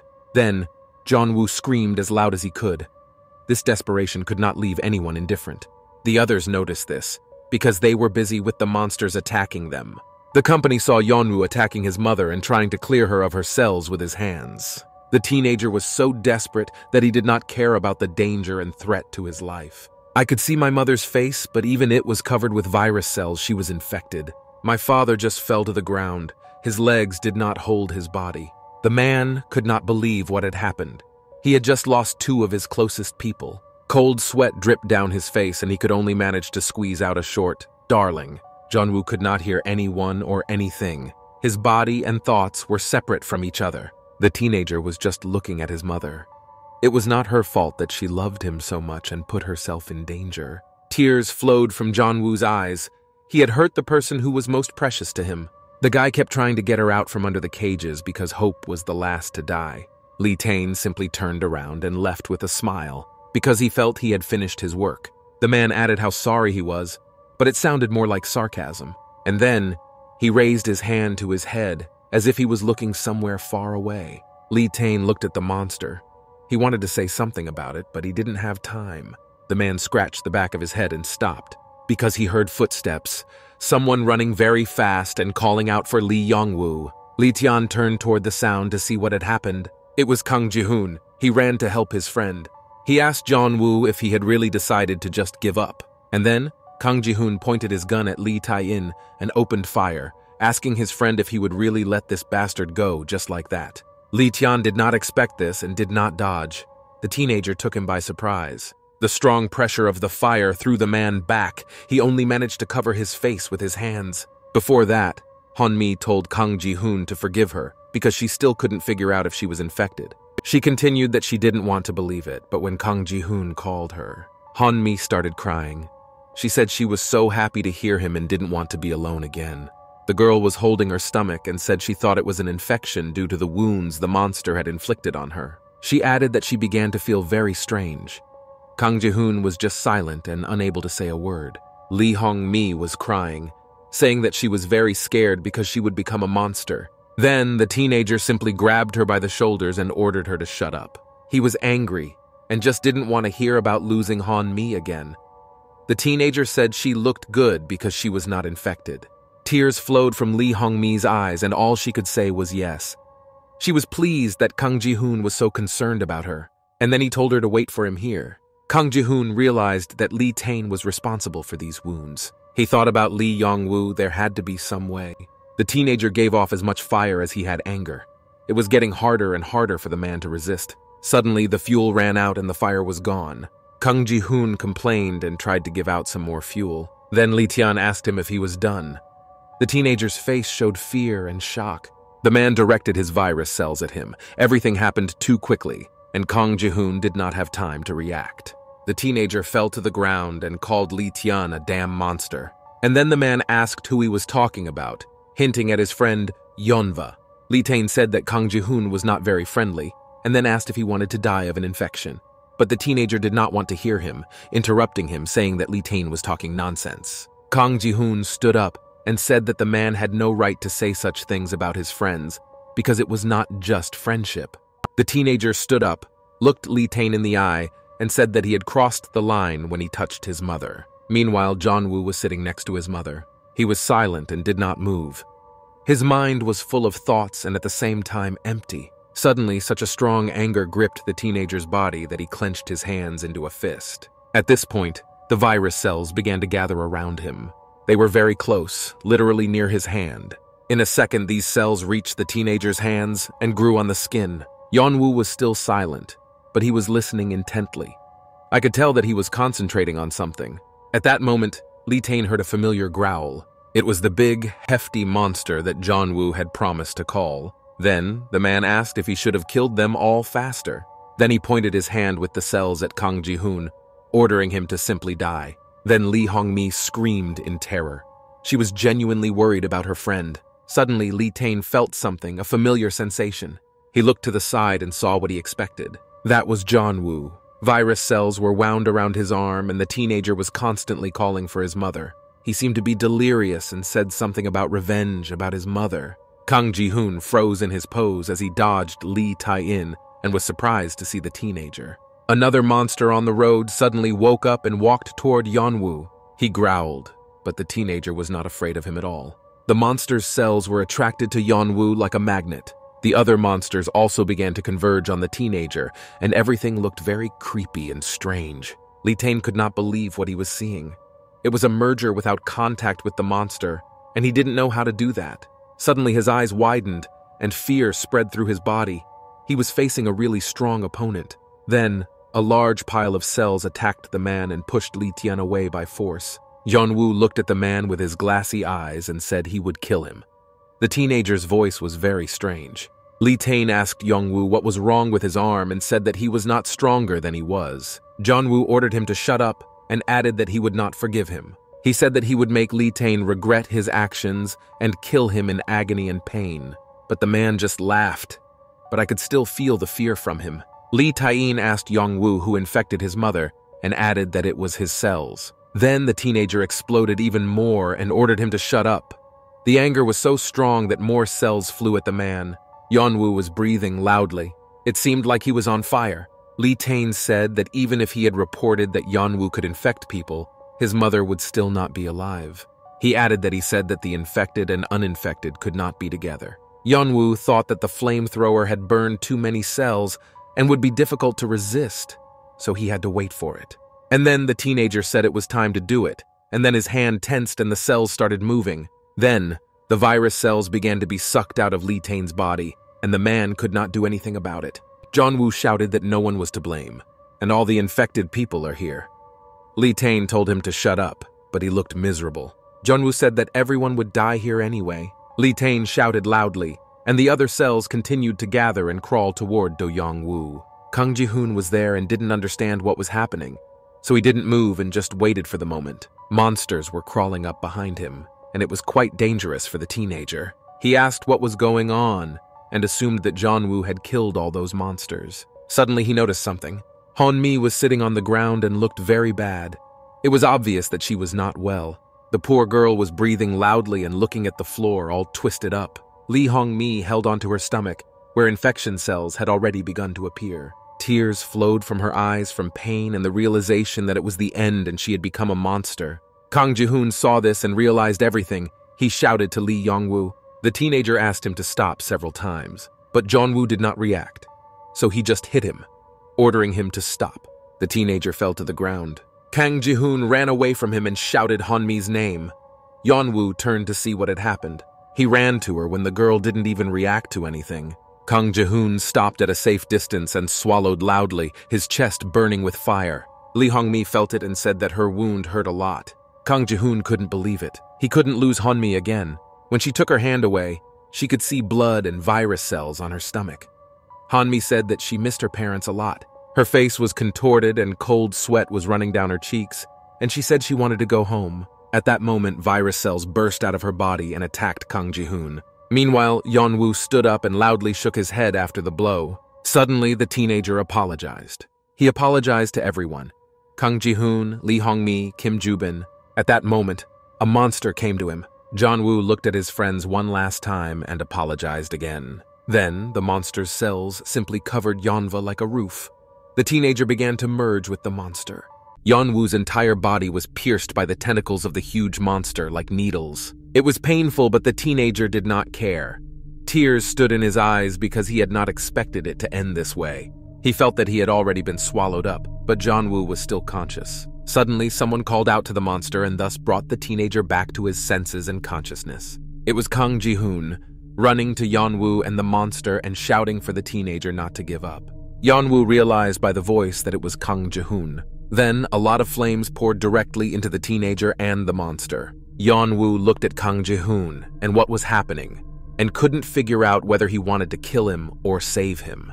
But in any case, it was over. Suddenly, Yeon-woo's mother, who was lying on the road without any signs of life, stood up. The teenager felt it, because the woman was infected and the teenager felt such things. His mother got up and just walked in their direction. Meanwhile, the news was reporting on the Gyeonbu line, which was under military control. The woman said that after several quarantine measures, it was time to use the terminal. The defense minister said that infected citizens should visit the nearest quarantine facility and take action. And then they showed a video that was filmed near the Khan River. The news said that the shooting was illegal, and they promised to find the culprit and arrest him. The military and police were patrolling the city. It seemed that there were no monsters or viruses here, except for the almost deserted streets. Isuri and Kang Min watched from the window. The guy was looking at his phone and said that there were no other roads along the Khan River, and the military had already taken up residence there, so there was no other way out. She asked if Kang Min had contacted the others, but the answer was no. He added that he was worried about his friends, whether they were even alive. Kang Min started to say something else, but suddenly stopped. They heard someone's voice, but no one else was supposed to be there. It was a girl and her father, looking through the windows to see if anyone was there. They turned the corner and passed through the teenagers. The girl supported her father, saying that everything would be fine, and then said that she was hungry. Kang Min sat down closer to Isuri and said that they were supposed to help these people, but Isuri refused. She added that if they needed help, they could go to a shelter. Kang Min argued that not everyone knew about him and he thought that these people were not aware of him. After that, Isuri turned and looked at her with a penetrating gaze that killed from the first seconds. This had a good effect on Kang Min, and he opened his mouth not knowing what to say. Then I finally decided to ask her what she meant, and at that moment, the guy was hit hard on the cheek with a fist. Isuri stepped back and calmly told him that Kang Min's breath stank and that he shouldn't have come close to her. The teenager barely managed to resist such a blow and simply shook his head, outraged by what had happened. He told Isura that she had a terrible temper and started talking about what she was like in high school. But the girl turned to the teenager again and looked at him with her menacing gaze, and Kang Min shut down immediately. He apologized and said that he didn't mean it, because he didn't want another blow. But Isuri interrupted him and said she was tired of talking. Meanwhile, night fell. Kang Min was awake, sitting by the window looking at his phone, waiting for someone to contact him. He thought that being alone with Isuri was too hard, he needed company. Isuri was sleeping peacefully on the floor, or she just pretended to do so. After all, the girl was troubled by obsessive thoughts that would not let her rest. A man with glasses said that he was very sorry that the teacher had made a mistake, and this was the fourth remark. Isuri looked at her husband with her stony gaze as he said that some of the objections would be difficult to consider. He spoke very timidly and added that the school rating had not changed, but Isuri interrupted him and told him about the rule and the regulations of the academic degree office. It said that if there were any objections, the grade would be reviewed. Isuri asked to open a committee on academic performance and added that she did not need an apology. Meanwhile, everyone in the classroom was making a lot of noise and talking about something. Then Isuri came in. The girls sitting at the desk laughing noticed her. One of them said how calm Isuri was. The girl heard this and said it was because they were noisy and distracting. Then the friends whispered to each other that they did not understand what was happening. One of them said that something could have happened because Isuri always goes to the teacher's office to check his grades. Then the girl just exploded and screamed at them to shut up but said please. And then Isuri turned to the frightened girls and asked why she had heard them and asked them to be quiet. But her friends continued to discuss the fact that the girl was very strange and sometimes crazy. Isuri has remembered this to this day. It was not a pleasant situation in her life, but she could not do otherwise. Meanwhile, in reality, Kangmin was waking up Isuri and asking her to wake up.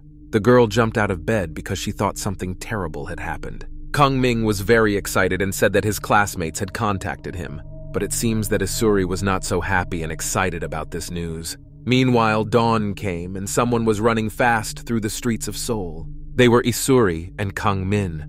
The girl asked how her friends could cross the bridge if there were soldiers there, but the boy said they were already there. It turned out that the teenagers had found another way. They were running very fast, and Isuri asked about the details of their friends crossing, while Kangmin looked at his phone. Meanwhile, the teenagers have already reached a very nice place. They went inside and went down the stairs. It was dark and very quiet, as if they were the only ones inside. Isuri asked if her classmates were definitely here, because there were no signs of life. Kangmin replied that this was the only subway station around, so they were definitely here. And then he offered to check it just in case and told me to be careful, because there could be cells inside as well. Isuri said she would take a fire extinguisher because the unexpected could happen. The teenagers were quite loud and quarreling, so someone noticed them. Isuri and Kangmin were called out and they turned toward the sound, slightly startled. It turned out that it was Park Choa, who greeted her friends with joy, calling them fools. Kangmin did not hide his shock and joy that he was no longer alone, and Isuri kept a stony face. The girls seemed to sarcastically confirm the fact that they were all still alive. Seon-young replied sharply and rudely, sending the girl away, and then asked if Isuri wanted to die. Then Kang Ji-hoon came inside. He carried water in his hands and threw it to Kang-min when he saw his friend. That was the greeting. The teenager immediately realized that something was wrong and asked what had happened in Kang Ji-hoon. Isuri added her own questions about where the others were and singled out Lee Yeon-woo. Kang Ji-hoon stopped, but stood with his back turned and remained silent for a while. And then, the teenager abruptly exploded and threw his bottle on the floor, swearing loudly. Sung-yeon screamed and called him a bastard for doing this. Isuri did not react in any way. It seems that her ability to keep a straight face was a very well-honed skill. After a pause, Kang Ji-hoon said that the bastard Yeon-woo was alive. And then he added that if everyone was gathered and they had to go home. After that, Kang Ji-hoon returned and told the newcomers that he was going to finish off Lee Yeon-woo. Meanwhile, events moved back in time when Yeon-woo merged with a monster and did a lot of damage. Kang Ji-hoon tried to save his friend and burn the monster that was consuming him. But Yeon-woo's mother suddenly stood up and headed toward the teenager. The guy felt it because the woman was infected and they developed a connection. When Yeon-woo saw his mother, he seemed to sober up. His eyes opened sharply in shock. Kang Ji-hoon continued to burn the giant monster and did not notice that the teenager's mother was coming up behind him. He was not afraid. He just did what he had to do because he wanted to help his friend. At first, the monster seemed to not even react and let itself be killed. But then, as if something changed in his behavior, the monster's mouth began to open wider. Then the teenager got scared because he realized he was in danger. The monster attacked him, growling loudly and pouncing on the teenager. Park Choa suddenly came to his aid. She quickly pushed the teenager away. The teenagers flew to the side because the girl pushed him hard to save him. They fell to the ground together, but Kang Ji-hoon was rescued. The guy was loudly shaking his head and analyzing what had happened. Yeon-woo kept calling for his mother as if he were crazy. And then the teenager reached out from his monster prison and asked his mother if she was asleep. After that, Yeon-woo began to crawl out from under the monster and break through its cells. When his head appeared, I had goosebumps. He looked so scary. Yeon-woo asked if a miracle had happened. He thought he had killed all the monsters, but he hadn't. When he saw his mother, he was suddenly frightened. His eyes widened greatly. The teenager said it was not his mother. Yeon-woo's father tried to get out to his family, but Choi kept the man by force. Yeon-woo said it was not his fault. He added that he did not try to hide the fact that he was infected. All of his friends were screaming in fear and incomprehension of what was happening. Yeon-woo coughed as he spoke. The teenager's voice sounded terrifying and demonic. The guy kept repeating that it was not his fault.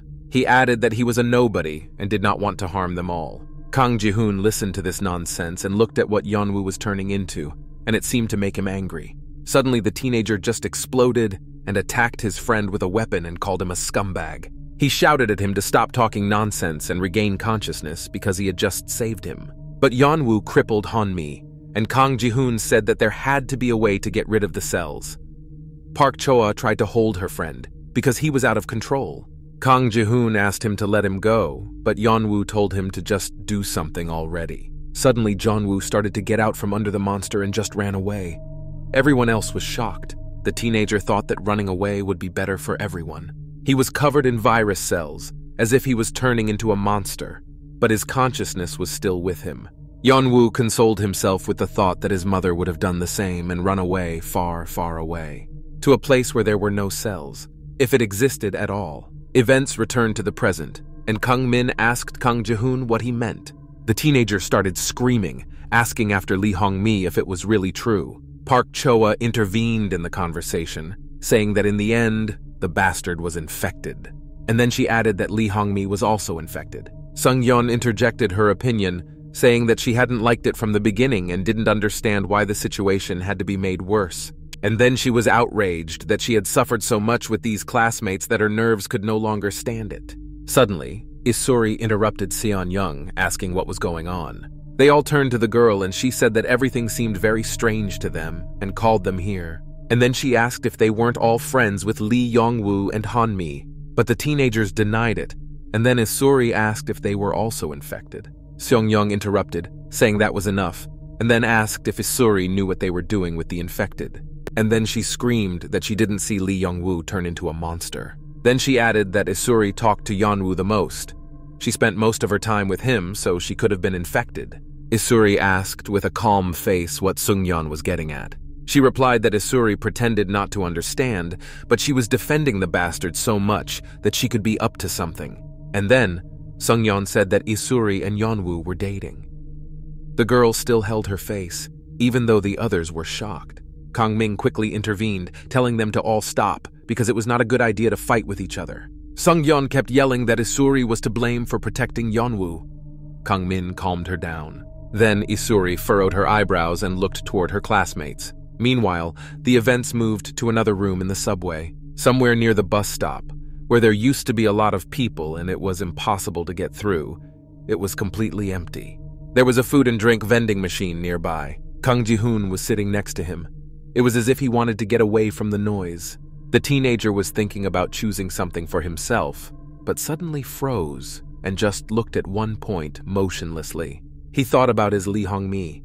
Seeing her slowly die and turn into a monster was impossible. She told her friend how much she wanted to go home to her parents, but Kang Ji-hoon lost her again. The teenager was shaking from the memories, and there was such pain inside that would not go away even with time.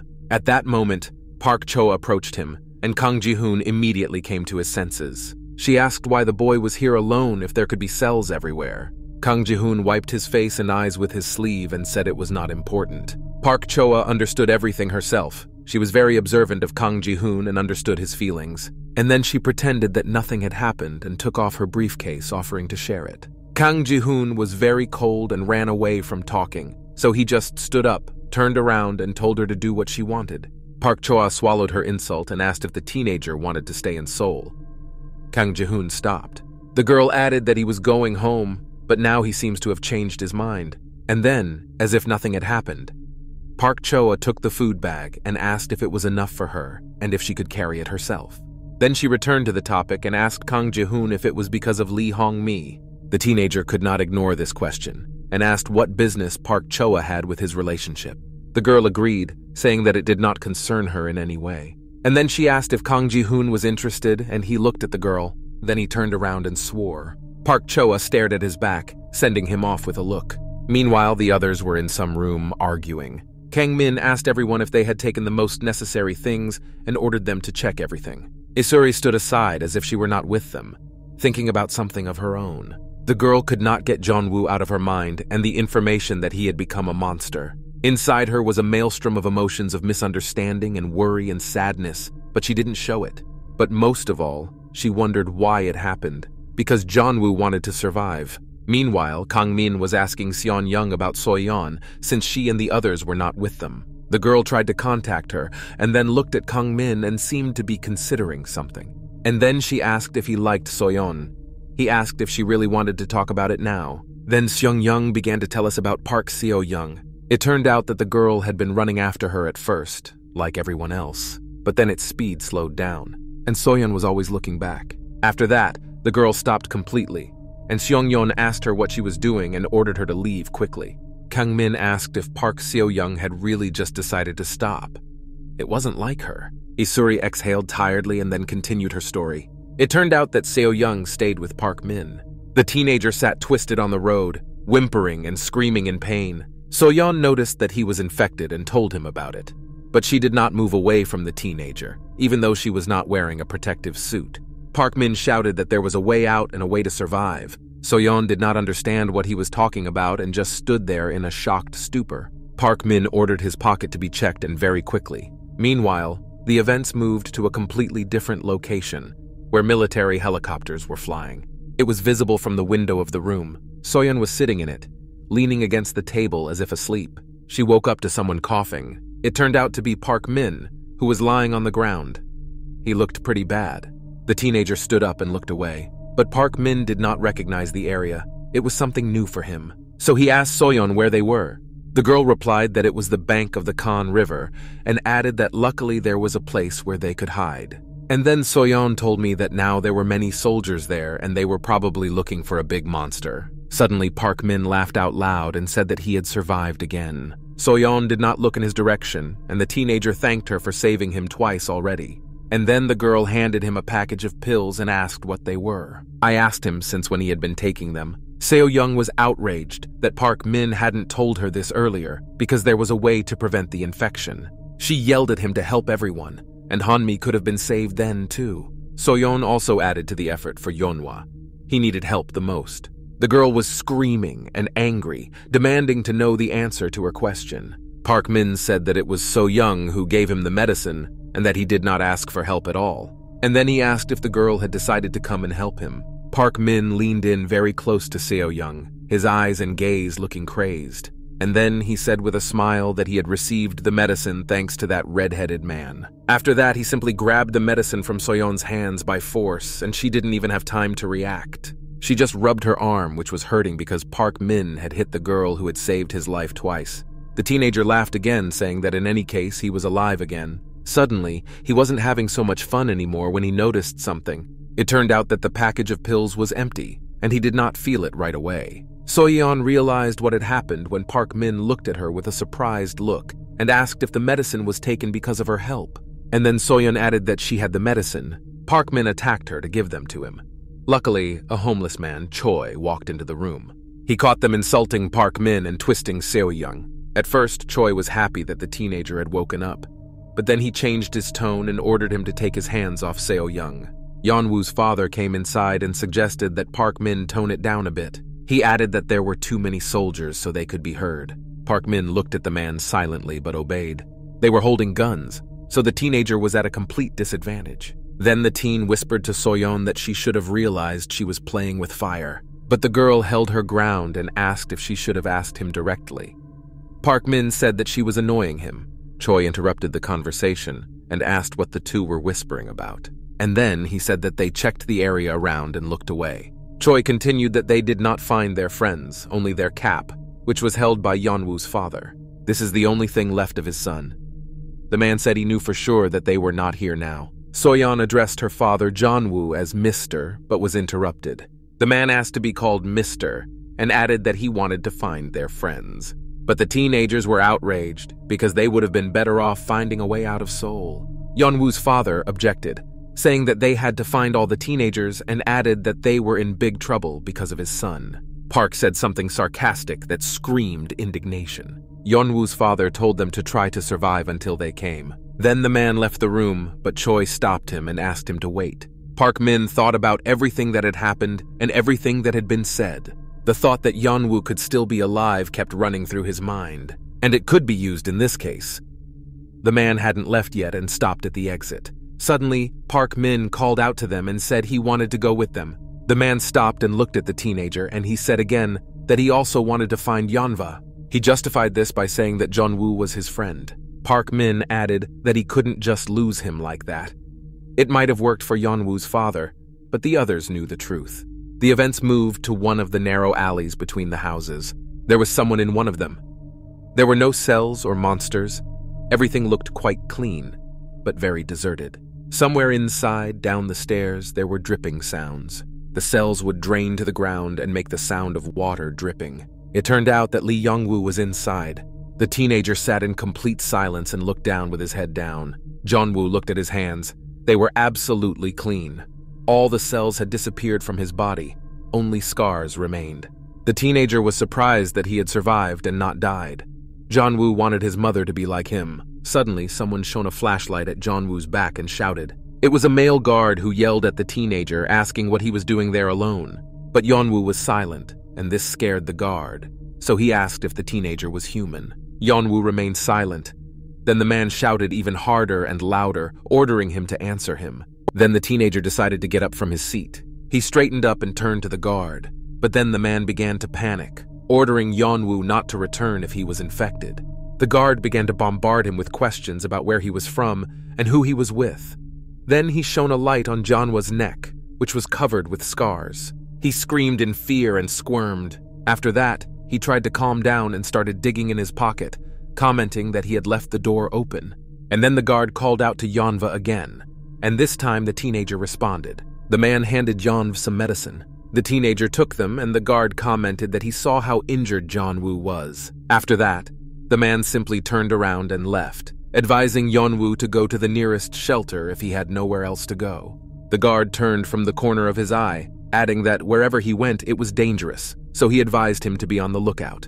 Yeon-woo looked at the man who was very kind to him. The guard added that there was a lot of stuff here, and then he said that he was leaving and wished him good luck, without waiting for a word from the teenager. Yeon-woo was holding the medicine that this kind man had given him. He stood there silently and just looked at the medicine. There were many thoughts in his head, but he did not know how to act around people now. Meanwhile, the guard went into the room where the teenagers were making noise and thus attracted the man's attention. He saw that they were doing something strange, so he came in and asked them in a stern voice what was going on. A guy in a gas mask and duct tape in his hands looked at the man with incomprehension. The guard said how good it was that he found people here and said they would be allies now. Meanwhile, Yeon-woo decided to come out of his hiding place. Suddenly, he heard some sounds and looked to the side. There was a room with a transparent door, and it caught Yeon-woo's attention. Through the glass, the teenager saw a horrifying picture of a man tied to a chair, his body turning into a monster. Yeon-woo walked through the door and carefully examined what was happening inside as he got closer. The man seemed quite familiar to him, but Yeon-woo did not pay much attention to it, so he kept walking until he heard a voice. He heard the voices of teenagers laughing at the monster and calling him Grandpa. Then, Yeon-woo realized what was happening and immediately recognized the guard. The hooligans filmed the man and laughed at him. He begged them to stop and asked why they were doing it at all. One of them ridiculed the guard for simply crying while he was being tied up with electrical tape. Another guy said that their guard was doing hard work and held out a bottle of cells, offering him a drink. But he had his mouth taped shut, so the guy just poured the contents onto the man's face. The cells were dragged out like saliva, which was pretty disgusting. One of the company members asked if the guy had infected the man, and then called him crazy. Just at that moment, the doors of the Yeon-woo were open. The company discussed that everything happened very quickly, and they wanted to put the camera in the man's mouth. Yeon-woo walked slowly, listening to what these bastards were talking about. They wanted to come up with something else they thought would be fun. The group was discussing something loudly among themselves and didn't pay any attention to the fact that the door was open. Suddenly, one of the guys in the hood turned around because he saw something and swore loudly. Yeon-woo was standing in the doorway and the guy asked who he was. And then he shouted at the teenager why he had to be so scared. Then they asked what Yeon-woo was trying to do, but the teenager remained silent. The other members of the company also took notice of the teenager and looked hostile when their leader was angry that he was being ignored. But Yeon-woo just turned around and left. He was not interested in this company, let alone in quarreling with it. The leader was outraged that the teenager had just left. Then the guy in the gas mask asked if Yeon-woo was alone. And then he turned to the exit, smiled, and said that he had an idea, suggesting that we infect Yeonwoo as well. The company leader said that in this case, the teenager would get infected and run at them, hinting that it was a bad idea. But the guy in the gas mask stood his ground, saying that he wanted to film it and that it was great horror content. The group went outside after Yeonwoo and the leader told the boy to do what he wanted. The teenager just kept walking, did not look back. The guy in the gas mask said that he would take off Yeonwoo himself. The leader said that the water bottle was in his bag, and the guy in the gas mask was looking for something. Then he took out another bottle, which was half full of cells. The leader said he had recently collected them. Then the boy said goodbye to everyone, smiled and told them to wait for him while the teenager took a couple of cool pictures. Meanwhile, Yeon-woo simply walked where his eyes led him. A guy was sneaking behind him. He took out a bottle of cells, hiding behind a corner, and smilingly waited for the fun to begin. Suddenly, his expression changed dramatically and was no longer so cheerful, for Yeon-woo had answered him. Without turning around, the teenager said he could feel the cells approaching him. But the guy just laughed and called Yeonwoo a jerk and said he was so scared that he was speechless. He said that Yeon-woo did not even know who the guy was and asked why he was talking to him like that. Yeon-woo still hadn't returned and said he didn't want to do it. And then he thanked him for coming to him. Suddenly, the cells in his bottle began to crawl out and move. They went to the face of this scumbag. Yeon-woo said he had no right to play with people's lives. The boy begged Yeon-woo to stop, but the teenager did not feel any emotion, let alone pity. Meanwhile, other members of the company stood with their phones and did not understand why their leader had been gone so long and had not yet given a signal. The girl was looking at something on her phone. The other one was trying to contact Seb. At that moment, the guy in the gas mask noticed someone right in front of him. It was their leader, and the guy asked him what he was doing and why he was frozen in place. But Seb didn't answer and was acting strangely. After that, the guy growled like a monster, and his partner in the gas mask realized that something terrible had happened. Seb returned to him. Virus cells were hanging from his face, and it was clear that he was infected. The girls also noticed this and were scared. The guy turned even more, his mouth open as if he was going to attack them. The company started running away from the guy, screaming. Then Yeon-woo came out and walked by the monster without fear. The teenager did not even look up, just walked calmly. The girl noticed this and asked if Yeon-woo was also infected if he was acting so strangely. Suddenly, something happened. She was pushed and froze. After that, the girl just fell to the ground when everyone was running away as fast as they could. She raised her head and swallowed loudly. The monster's roar was getting closer. The infected boy ran toward the girl to attack her. She froze and only managed to cover her face with her hands and scream. But the monster did not have time to attack the girl, because its released cells seemed to be magnetized in a different direction. It turned out that it was Yeon-woo. For some reason, he decided to save this girl.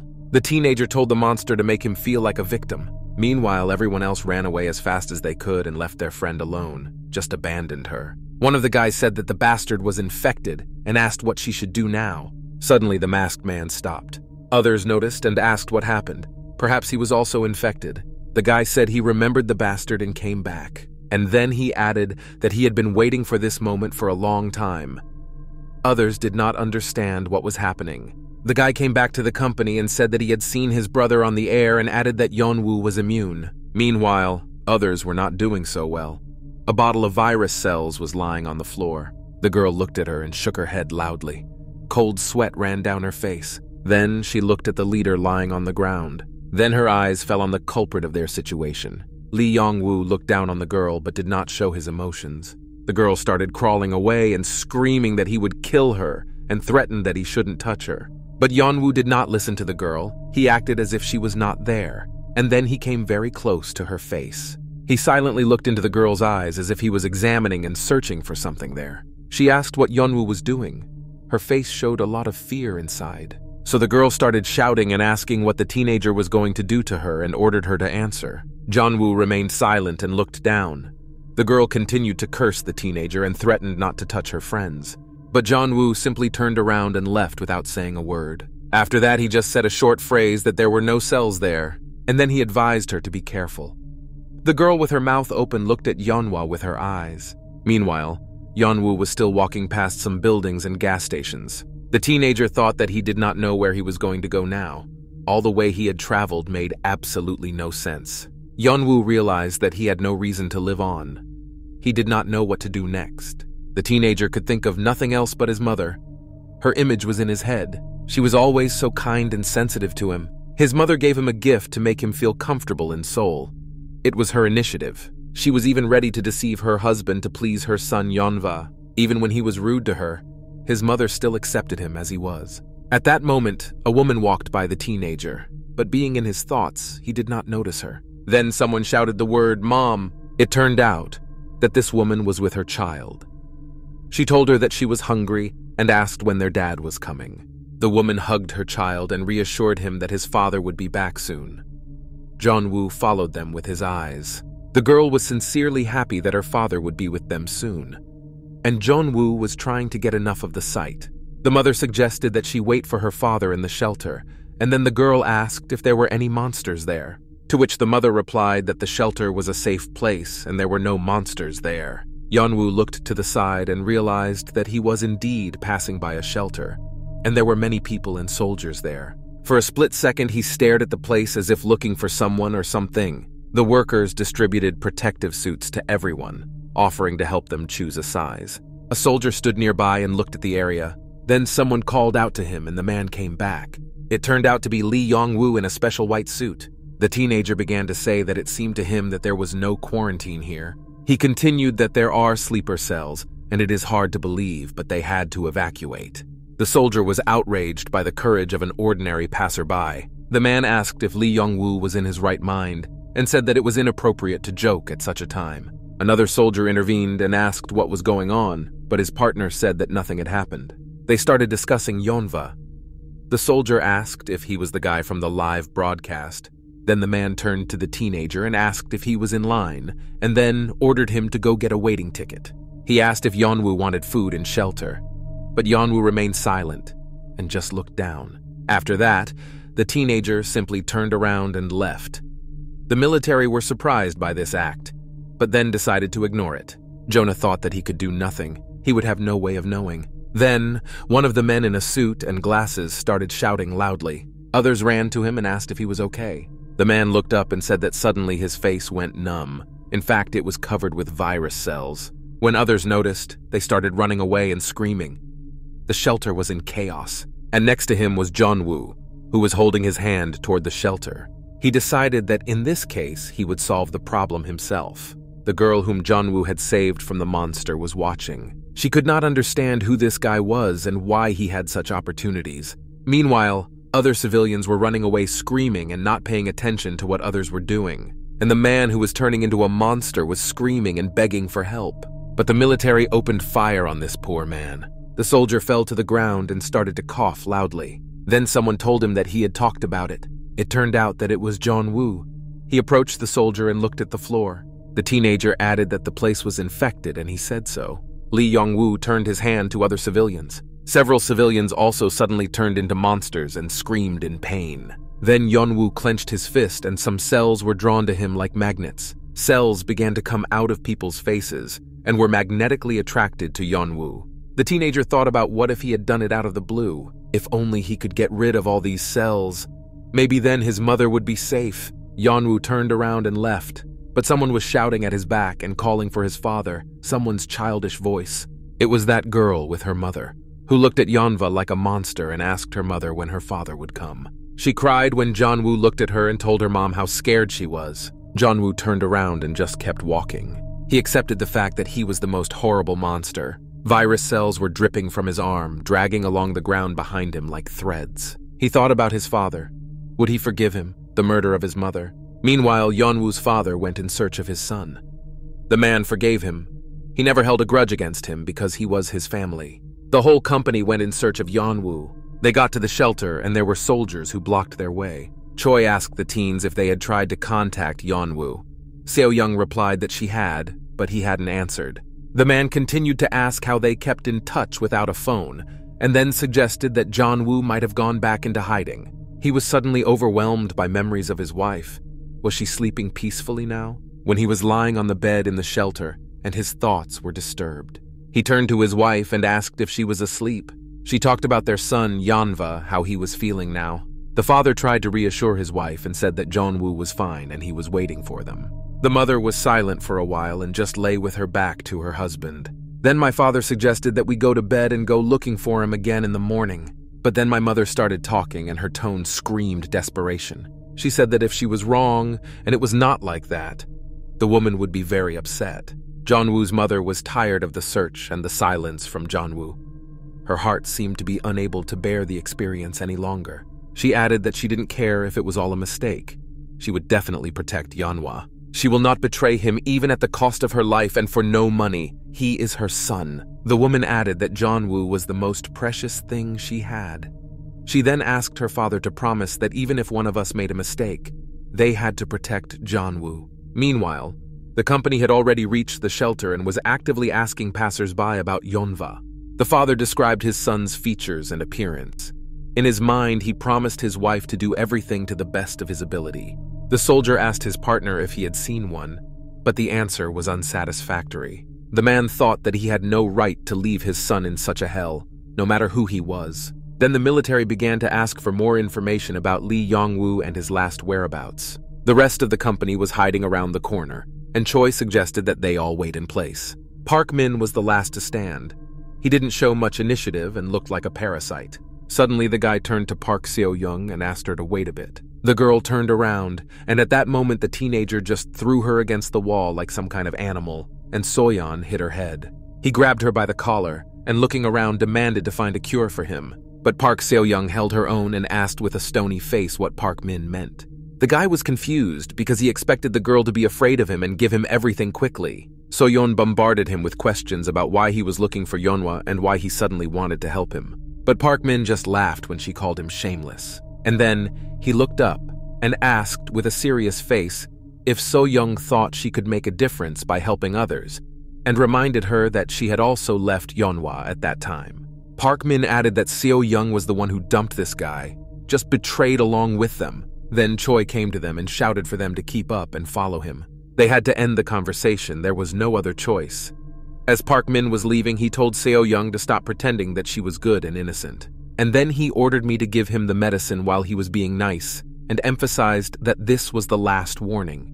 Park Min approached Choi and asked the homeless man if they had been fighting again, but the teenager denied it. Soyeon stood in a stupor from all these words that were said to her. She didn't agree with everything she was told, but she knew in her heart that she couldn't escape the truth. Meanwhile, Yeonwoo's father's circumstances were no better. Choi came up to him and told him to go to the shelter because the teenager was not far away. The homeless man agreed to go and added that they had to find his son. He also recommended hiding the weapons. The man asked Choi if he was sure he was okay, but the homeless man replied aggressively that his father was up to no good again and added that they had to find Yeonwoo now. The teenager's father froze for a second and seemed to be thinking about something. Then he suddenly asked Choi if he missed his family, but the homeless man remained silent, and then the man apologized if it was off topic, but added that they could find his family if they had one. But Choi again responded aggressively and ordered him to stop talking nonsense. The homeless man did not even turn to the man, he just kept walking. After a short pause, Choi said that it was not the right time and they had other things to think about. They approached the shelter further and there was complete chaos. Everyone was screaming and rushing around. One of the military said that a new outbreak of infection had begun. A lot of special vehicles actually arrived at the shelter and took people out. And there were a lot of bodies on the floor. Their special difference was that they were infected but already dead. The military and rescuers were also standing nearby, and they were all talking on the radio in one voice about people suddenly becoming infected. There were also a lot of people standing there. One of the soldiers told me not to be so afraid because the results will be after the investigation. Then Yeonwoo's out-of-breath father ran toward them. He was screaming loudly and hurrying, trying to describe his son. For some reason, he thought they had definitely seen him.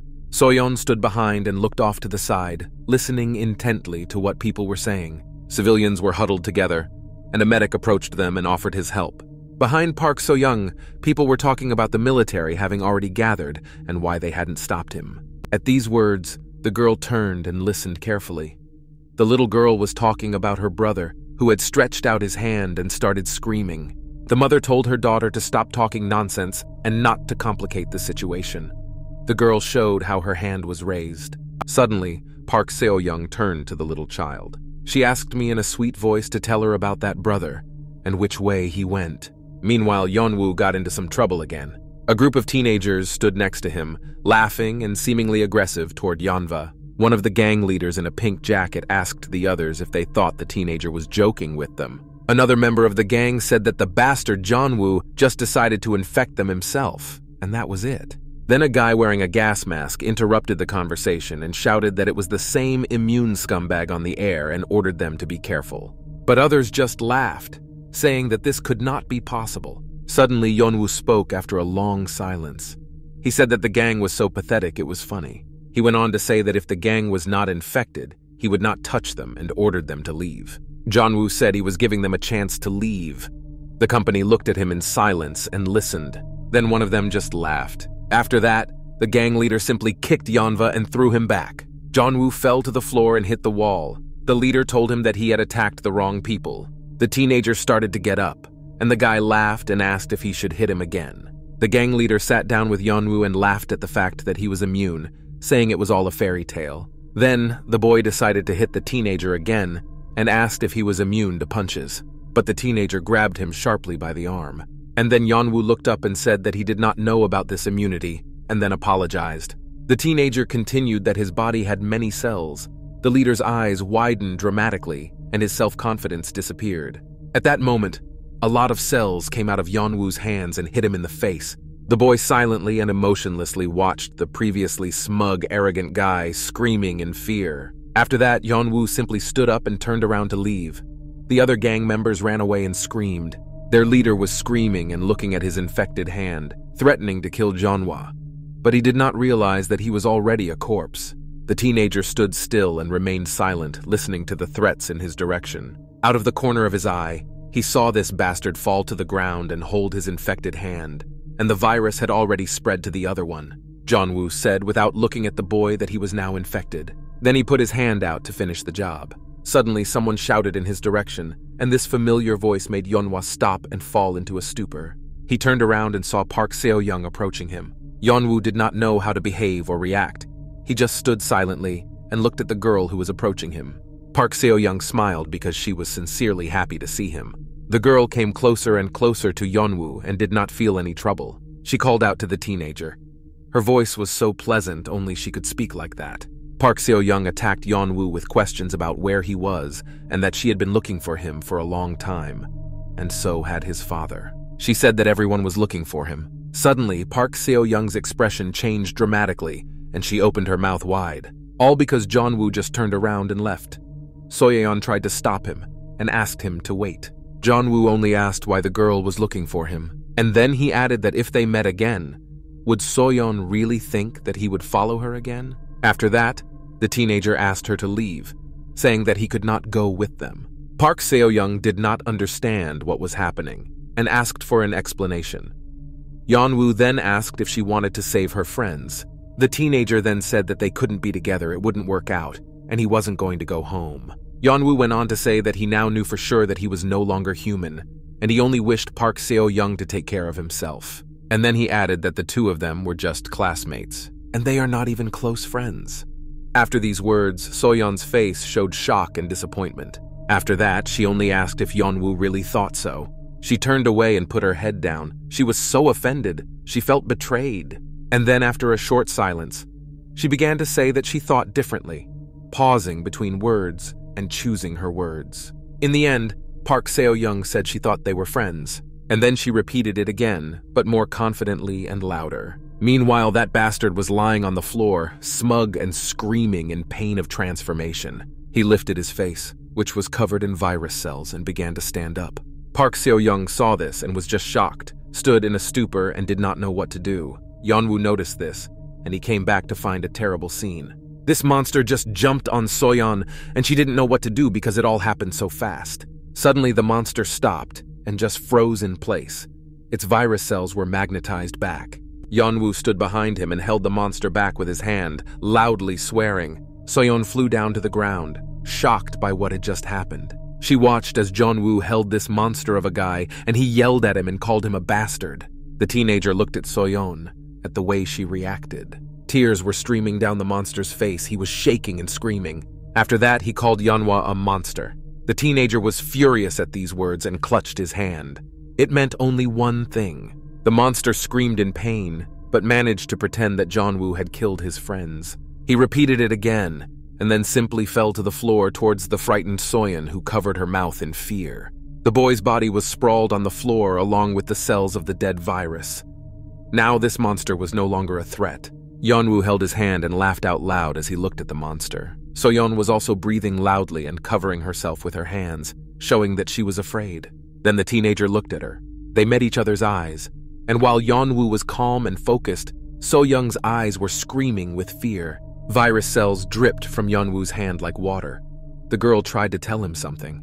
The teenager looked at his hand, which was covered with cells. At that moment, Park Min ran to them and shouted to the teenagers if they were okay. As he approached, his face gradually changed and became less cheerful. Yeon-woo told So-young that he now understood everything, but the girl did not understand anything and just looked at her friend. He added that he understood why they could not leave together. Park Min ran to them and yelled at Yeon-woo, but when he saw what was lying on the ground, he abruptly stopped talking and stiffened. He saw the body of a monster of a boy lying without signs of life. Then, Lee Yong-woo called out to Park Min, but his tone was not sweet or pleasant. He looked into the eyes of his enemy and said that if they met again, Yeon-woo would finish the bastard.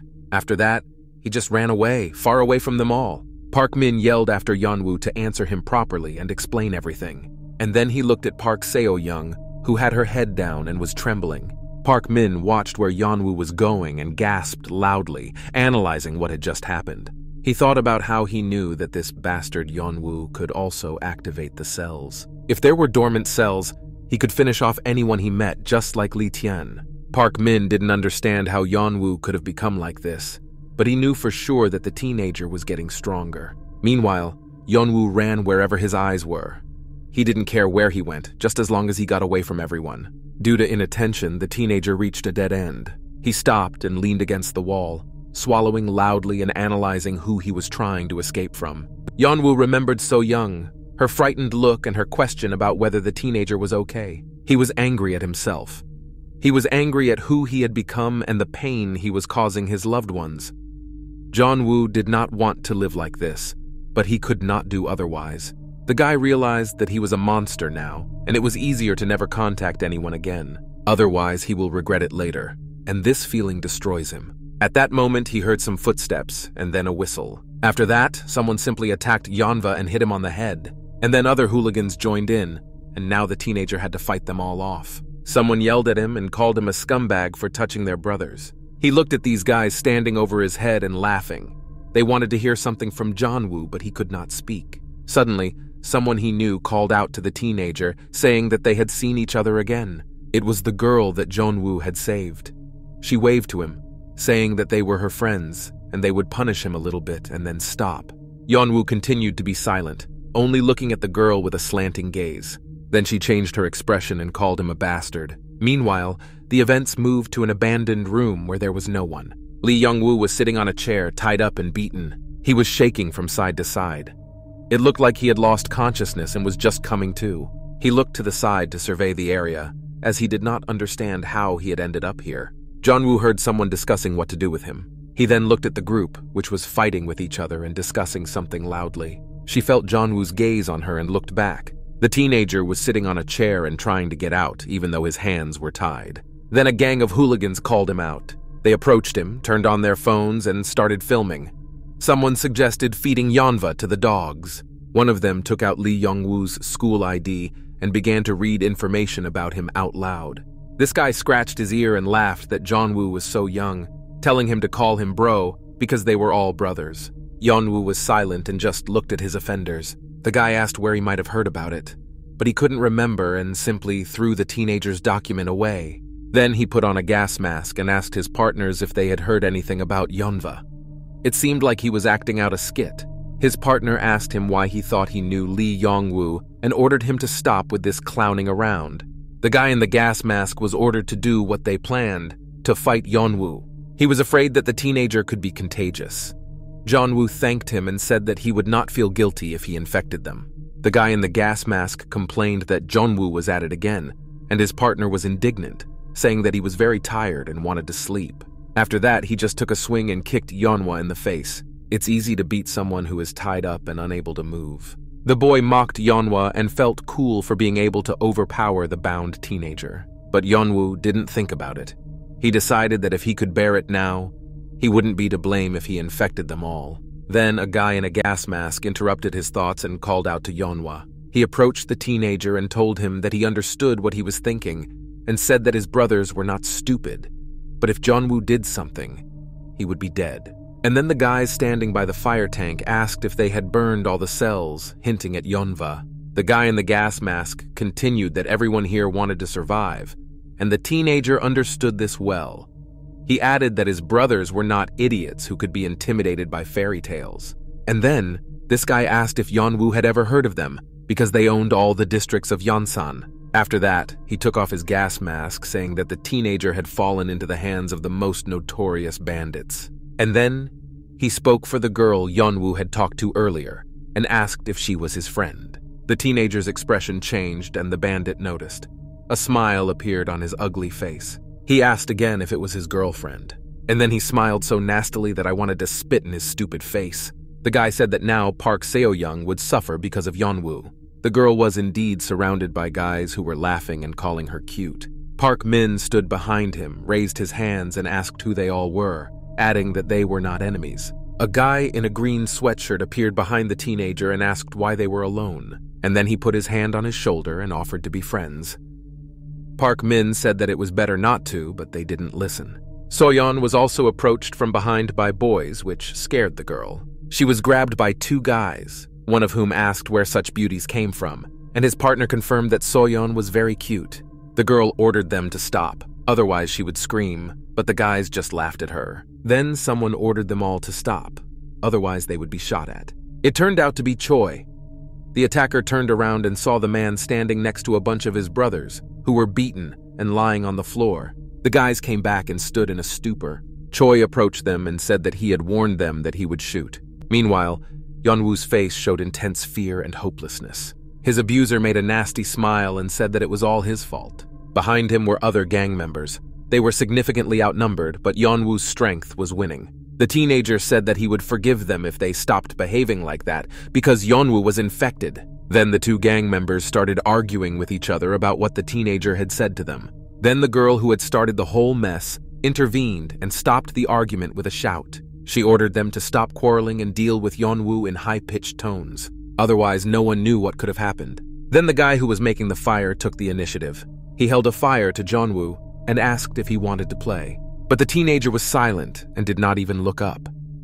He realized that fire was really something that could kill him. After that, Yeonwoo tried to move his hands and feel the power in them and his actions. Then the teenager spoke. His voice was calm and confident, and because of this, the smug expression on the offender's face disappeared. Yeonwoo said that it was very uncomfortable with his hands tied, but this is the only way to kill an infected person. Then, virus cells appeared on the offender's face. After that, Yeonwoo finally looked up and suggested starting with this guy. Meanwhile, Choi and the teenagers were no better off. The gang mocked the homeless man because they did not see him as a real threat, because they were outnumbered. Choi held his ground and showed no signs of fear. Then a guy in a green suit holding Park Min asked if it was his father, because he looked like a homeless man. At that moment, someone called out to the smug, impudent man. It turned out that it was Choi, and he hit the guy so hard that he flew away. The offender was no longer so smug, and Choi asked if he wanted to take his hand away from Park Min. The guy in the green suit was approached by his other friends and asked if he was okay. One of them brought his partner up and asked Choi what he was doing. The homeless man got angry about this and said that they were getting what they deserved. Then, the gang prepared for a fight, and they took up combat positions. Choi noticed this and told the brave souls to approach only in a crowd. A fierce battle ensued. Everyone attacked the homeless man at once, but Choi was skillful and repelled their attacks. The guy who was supporting his partner in the green suit was very scared when he saw his gang being smashed like children.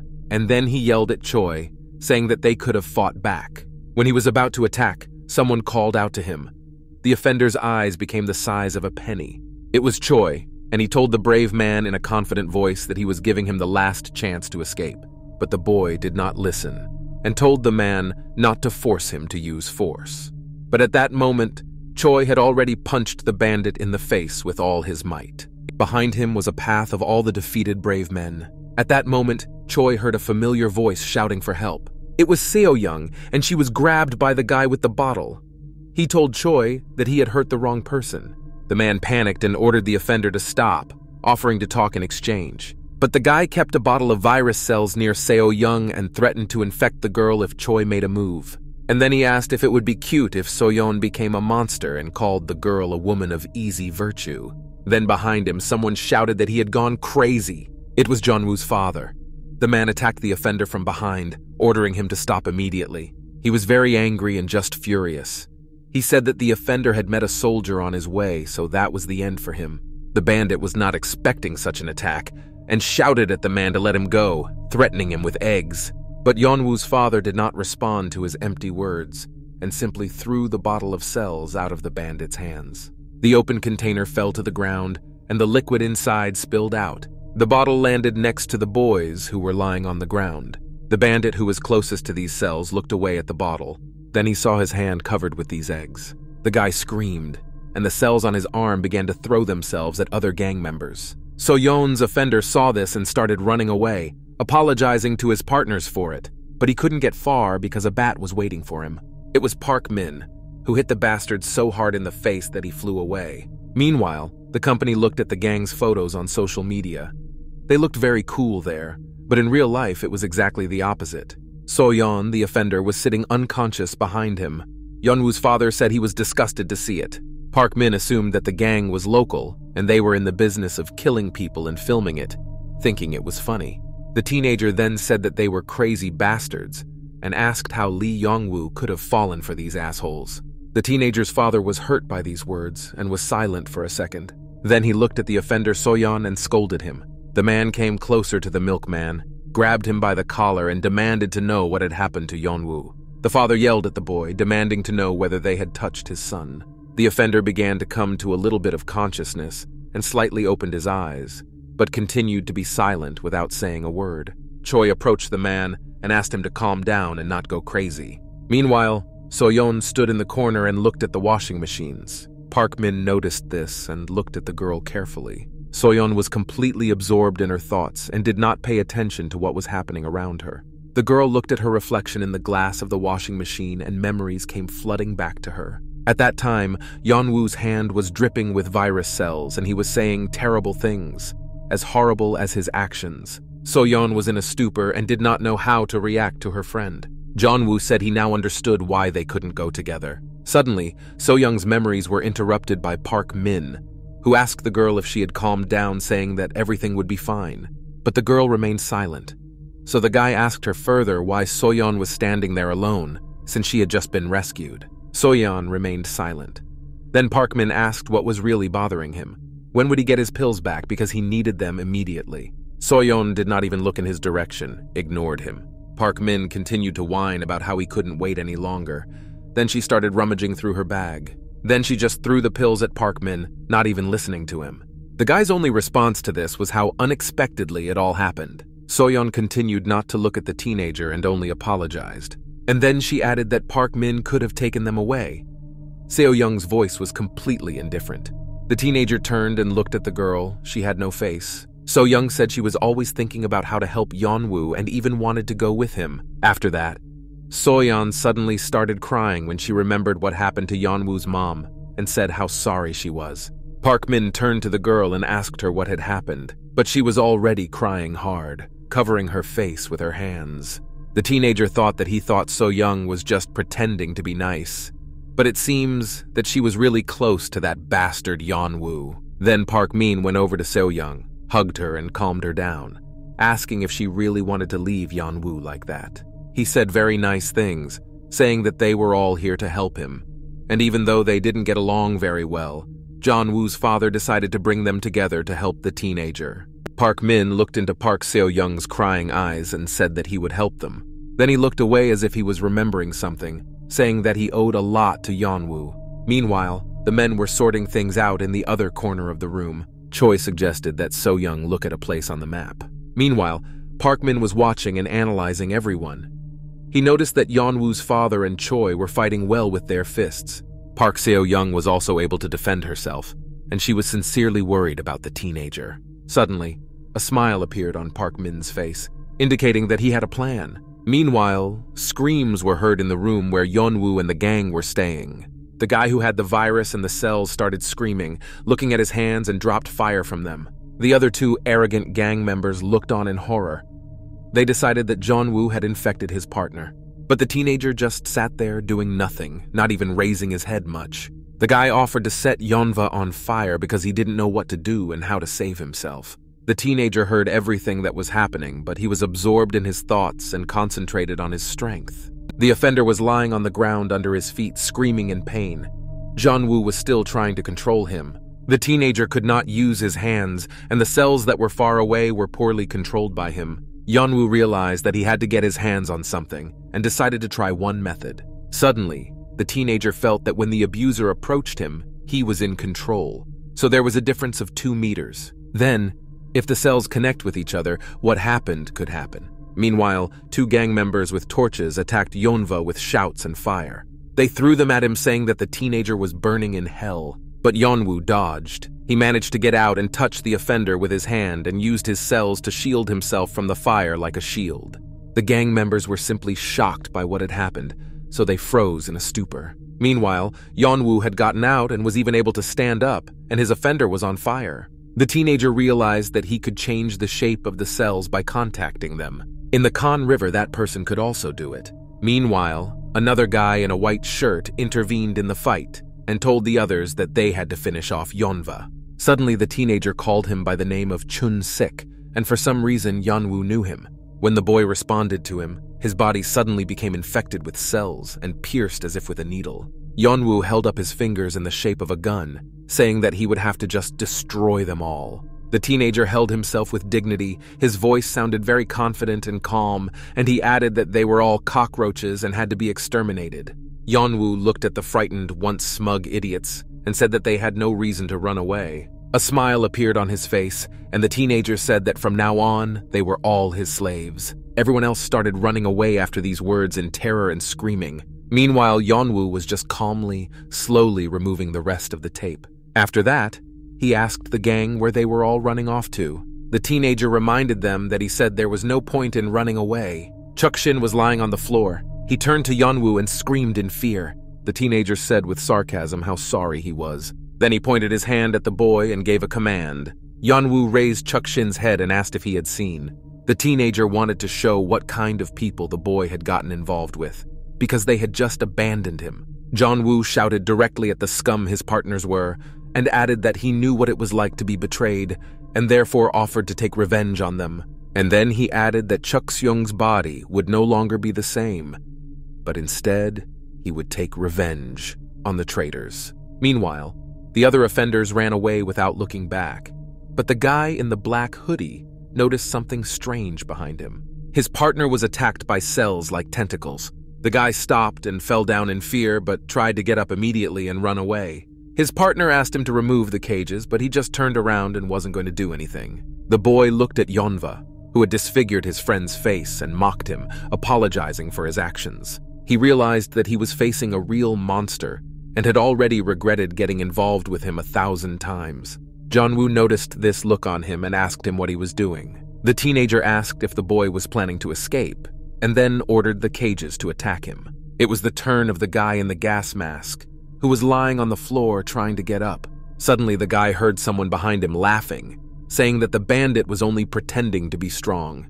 The offender looked at Yeonva and asked him if he felt afraid of him now. Yeon-woo wanted the gangster to understand why this was happening to him, so that he would feel guilty.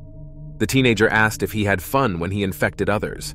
He went on to say that in such situations, the true nature of a person could be exposed, and how ironic that was. Yeon-woo said that now the bandit was standing in front of him and looking at him with completely different eyes. Then he asked if the offender was feeling afraid now. The bandit fell to the floor, covered himself with his hands, and began to apologize and beg for alms. Yeon-woo sat down and with a smile, or was the guy serious now, pointed his hand at him, making a gun. The bandit said he would make sure his friends were safe. Yeon-woo just laughed it off, saying that everything was fine and he would just pay him back. Suddenly, the teenager felt very sick. He felt a sharp pain inside. Yeon-woo leaned over and just fell to the floor, while the others were frightened and covered themselves with their hands. The teenager began to shake. It hadn't happened to him for a long time, and no one understood what was happening to him. The girl got up, approached the guy in the gas mask and asked what was going on. Yeon-woo turned back and saw that all his monsters were on fire. And then the teenager realized that he felt the pain of that monster. This was bad because Yeon-woo became vulnerable, but the teenager could not understand why he felt his pain. And if he did not understand, he would not be able to solve this problem. At that moment, Yeon-woo lost his focus and something terrible happened. The guy attacked him and kicked him in the face, which knocked Yeon-woo backwards. The teenager fell down and recoiled loudly because he did not expect such a blow. Then the guy came up and hit Yeon-woo again and ordered his partner Park Jun to leave. The boy and the girl shouted excitedly and were happy that they had a chance to escape and be saved. Chun fell behind Yeon-woo and began to run away with the rest of the survivors. The teenager was lying on the floor and could not do anything, holding his arm. He could only raise his head and look at these scum who were running away without punishment. The gang ran out of the room and fled as far as the eye could see. Park Jun asked if anyone had a phone with them. Yeon-woo walked to the edge and looked at where the bandits were running away. But the offenders managed to run away and hide, and were nowhere to be seen. The gang stopped to take a break because they couldn't run that long. It wasn't part of the element of cool. When the gang ran away far enough, they were already on foot, and the girl started shouting at the guys, telling them to deal with Yeon-woo quickly. She was angry and blamed them for everything that happened. Then Chun came back and ordered them to stop screaming, otherwise they would be found quickly, because Yeon-woo would not leave them alone. After that, the gang started quarreling, arguing that Yeon-woo would persecute them all. Then Park Jun intervened, ordering him to stop shouting and listen to him. The guy picked up the phone and said that now they had to destroy Yeonwoo. He said he had something and it was nuclear explosives. They began to think about whether to use it on Yeonwoo and discussed it so loudly that they didn't notice what they had found for her. Then the guys started discussing among themselves and decided to launch a stream. Suddenly Park Jun stopped and shouted that he had finally remembered his name. At that moment, Yeon-woo called out to them and asked why they were standing there. The teenager stood and said with a smile that he thought they had gotten far. But it turned out that the gang was much dumber than Yeon-woo thought. The offenders began to panic and scream, and the teenager said that he had warned them. Yeon-woo started to come down and said that there were cells in his body that, when touched by humans, turned them into monsters. He asked if the gang really thought he was joking. Yeon-woo went on to ask that the perpetrators were afraid of being infected themselves. Then Park Jun held out his hand and asked me to wait a bit, because he really needed to tell him something. He said they were really terrible people and even people like them shouldn't have lived, but he promised that he would protect Yeonwoo's friends. Park Jun promised that he would stop being a scumbag, and then the boy added that he also remembered that one of his classmates also said that he was from Kyonan and from the same school as him. But Yeon-woo called him crazy and added that he would not believe him. Park Jun began to panic and swore that it was true and that he had heard it himself. Suddenly, the boy said that his classmate Yeon-woo was talking about a school trip and that his friends had abandoned him. The teenager realized that he could not have learned this simply from a school pass. Meanwhile, strange things were happening in the city near the church. A woman stood next to her and called on everyone to join them. They were dressed in dark suits and handed out advertisements. Inside was an ordinary church, and people were praying and behaving as usual. Among them were young people. After the service, humanitarian aid in the form of food was distributed to everyone. There were a lot of people because everyone wanted to get free help and food. At the end of the room, there was a crowd of people who were not in uniform. It turned out that they were Yeon-woo's classmates. Next to them was a group of young people who prayed before eating. Then one of the teenagers asked if they should have prayed as well. Isuri said that the food might spoil before they finished praying. Seon-young was outraged and asked them to stop arguing and just start eating. Kang Ji-hoon stood there just looking at the floor and then looked up. Then he just took off, and Kang Min noticed. They went down the stairs because they wanted to be alone. Kang Ming asked how long Kang Ji-hoon had been going on like this and ordered him to come to his senses. But the teenager was silent and just looked out the window. Then Kang Ji-hoon said he wanted to burn it.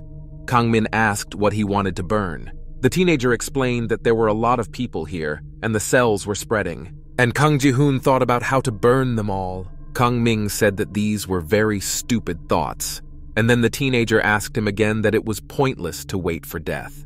Kang Ji-hoon remained silent and just looked down at the street through the window. Downstairs, people were calling for people to join the church, and Kang Min told him to stop.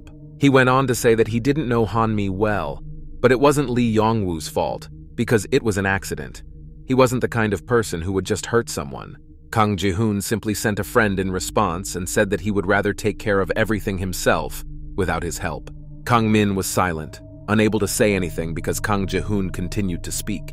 The teenager said that Yeon-woo was no longer the classmate they knew. Meanwhile, the rest of the classmates were waiting for Kang Ji-hoon and Kang Min. Sung-yeon complained that her phone was about to die, but she kept looking at it, and then asked where they were going next.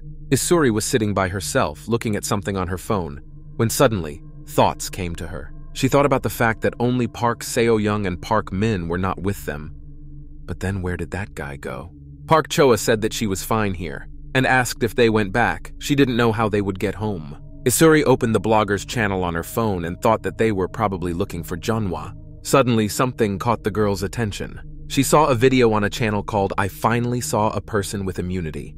Meanwhile, on the street, church members were handing out their advertisements and calling on people to join them.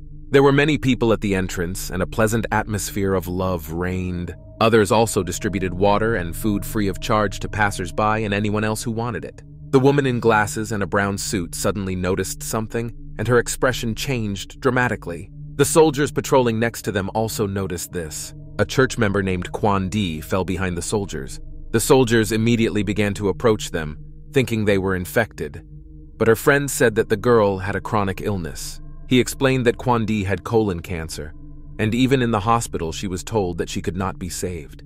The girl fell to the ground, folded her arms, and was shaking, but the military seemed to believe them. Kwon Di prayed without stopping, as her friend advised her. Meanwhile, Kang Min and Kang Ji-hoon were discussing Lee Yong-woo and what had happened to him. It seemed that Kang Min was beginning to believe that their classmate had changed, and not for the better. Kang Ji-hoon was all in his thoughts and did not listen to what his friend was saying. The boy recalled Ji-han Hyun's words, who said that Kang Ji-hoon looked at himself from the outside because he was putting his friend in danger. Then, the guy just turned around and left without saying anything to Kang Min. The boy was surprised by his friend's strange behavior, but he accepted it and ran after Kang Ji-hoon. Kang Min asked him to listen, saying that they could help Yeon-woo because the cells were dying at high temperatures. He went on to say that the risk was now too great to simply burn them with fire. Kang Ming meant that there were several ways. Then Kang Ji-hoon stopped and interrupted his friend, asking if he was serious. He asked if Kang Min really wanted to help Lee Yong-woo, and this question stunned his friend. Suddenly, the teenager remembered a conversation with Isuri when they got out of the car. The girl asked him if he was a fool. Isuri asked this because she couldn't believe that Kang Min really wanted to help Yeon-woo. Meanwhile, the teenagers were descending the stairs, and Kang Min tried to reassure them that they had to do it. People around them were screaming and running to the ground floor.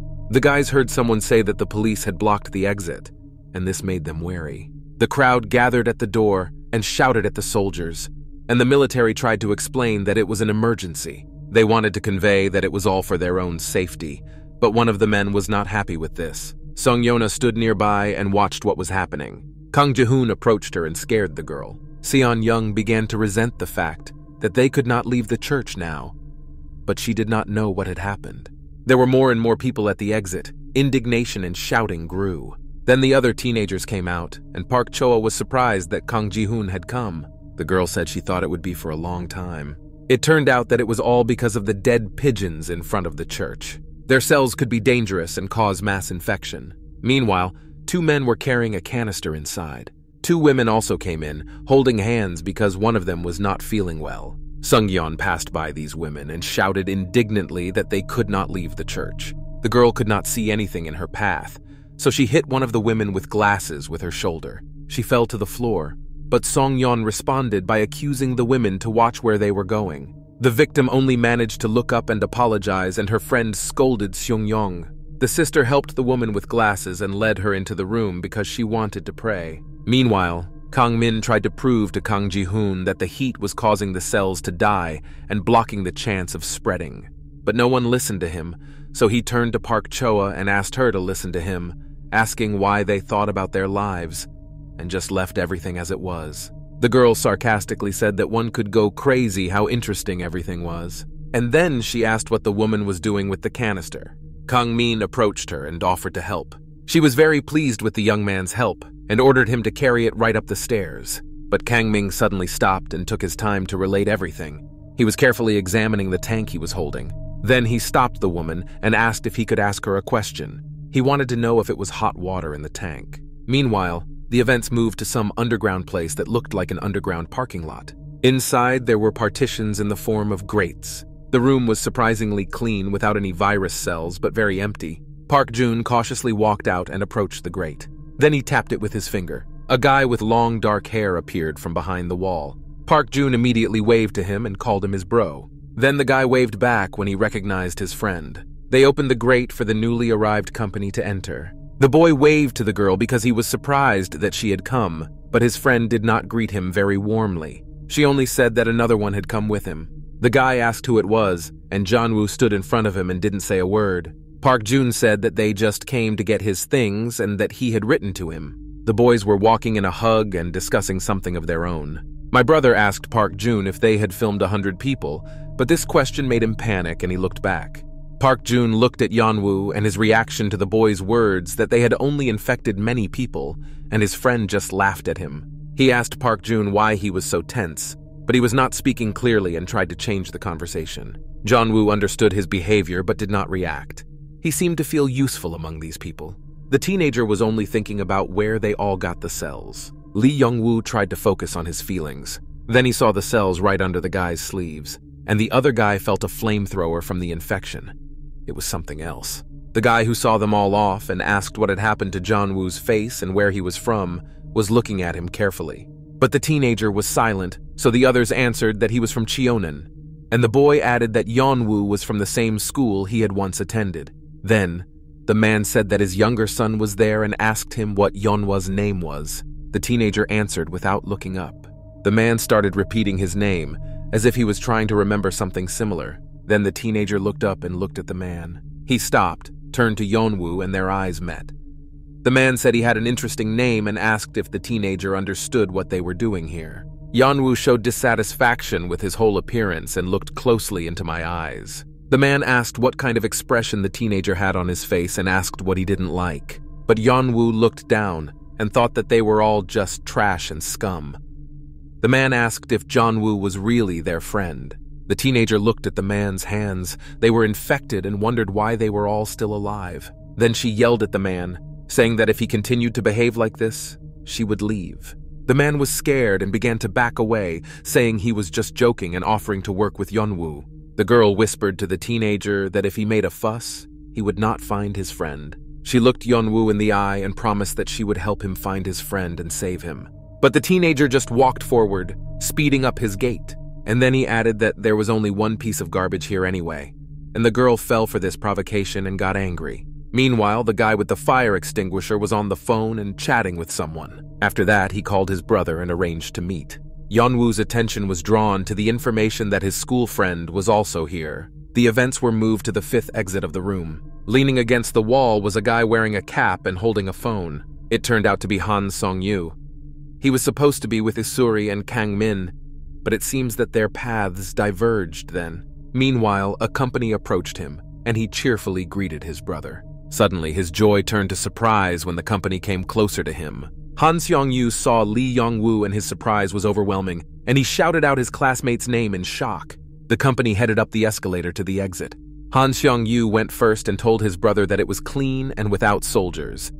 The teenager spoke strangely, like a cattleman. Then he offered to smoke and move on. It seemed that Han Seong-yu was running away from something or someone, but they caught up with him, and Yeon-woo said he was glad the teenager was safe. He caught up with Han Seong-yu and added that he didn't expect to see him here when his classmate turned to him. A smile appeared on the teenager's face, and he asked how things were in Yeonwoo and what was going on here. And then Han Seong-yu asked if that was the last time they had seen each other in a homeless shelter. He asked how Yeonwoo escaped and was not caught, and then apologized for that time, saying that Isuri had abandoned him. Han Seong-yu added that she was also looking out for him and asked if Yeonwoo realized this. Then the teenager asked who all these people were and whether he had communicated with them. Han Seong-yu said that it was his brothers who took care of him and they were very good, in fact. Yeonwoo asked if it was true that they were just selling the cells to others. But Han Seong-yu just laughed at all this and asked where he had gotten his guesses from. And then he asked if Yeonwoo was really interested. Han Seong-yu offered to listen to his story. He asked Yeonwoo if he knew how the gang obtained the cells. The teenager turned and looked at his classmate, and he said that it was all about arguments, and that they had produced a mutant.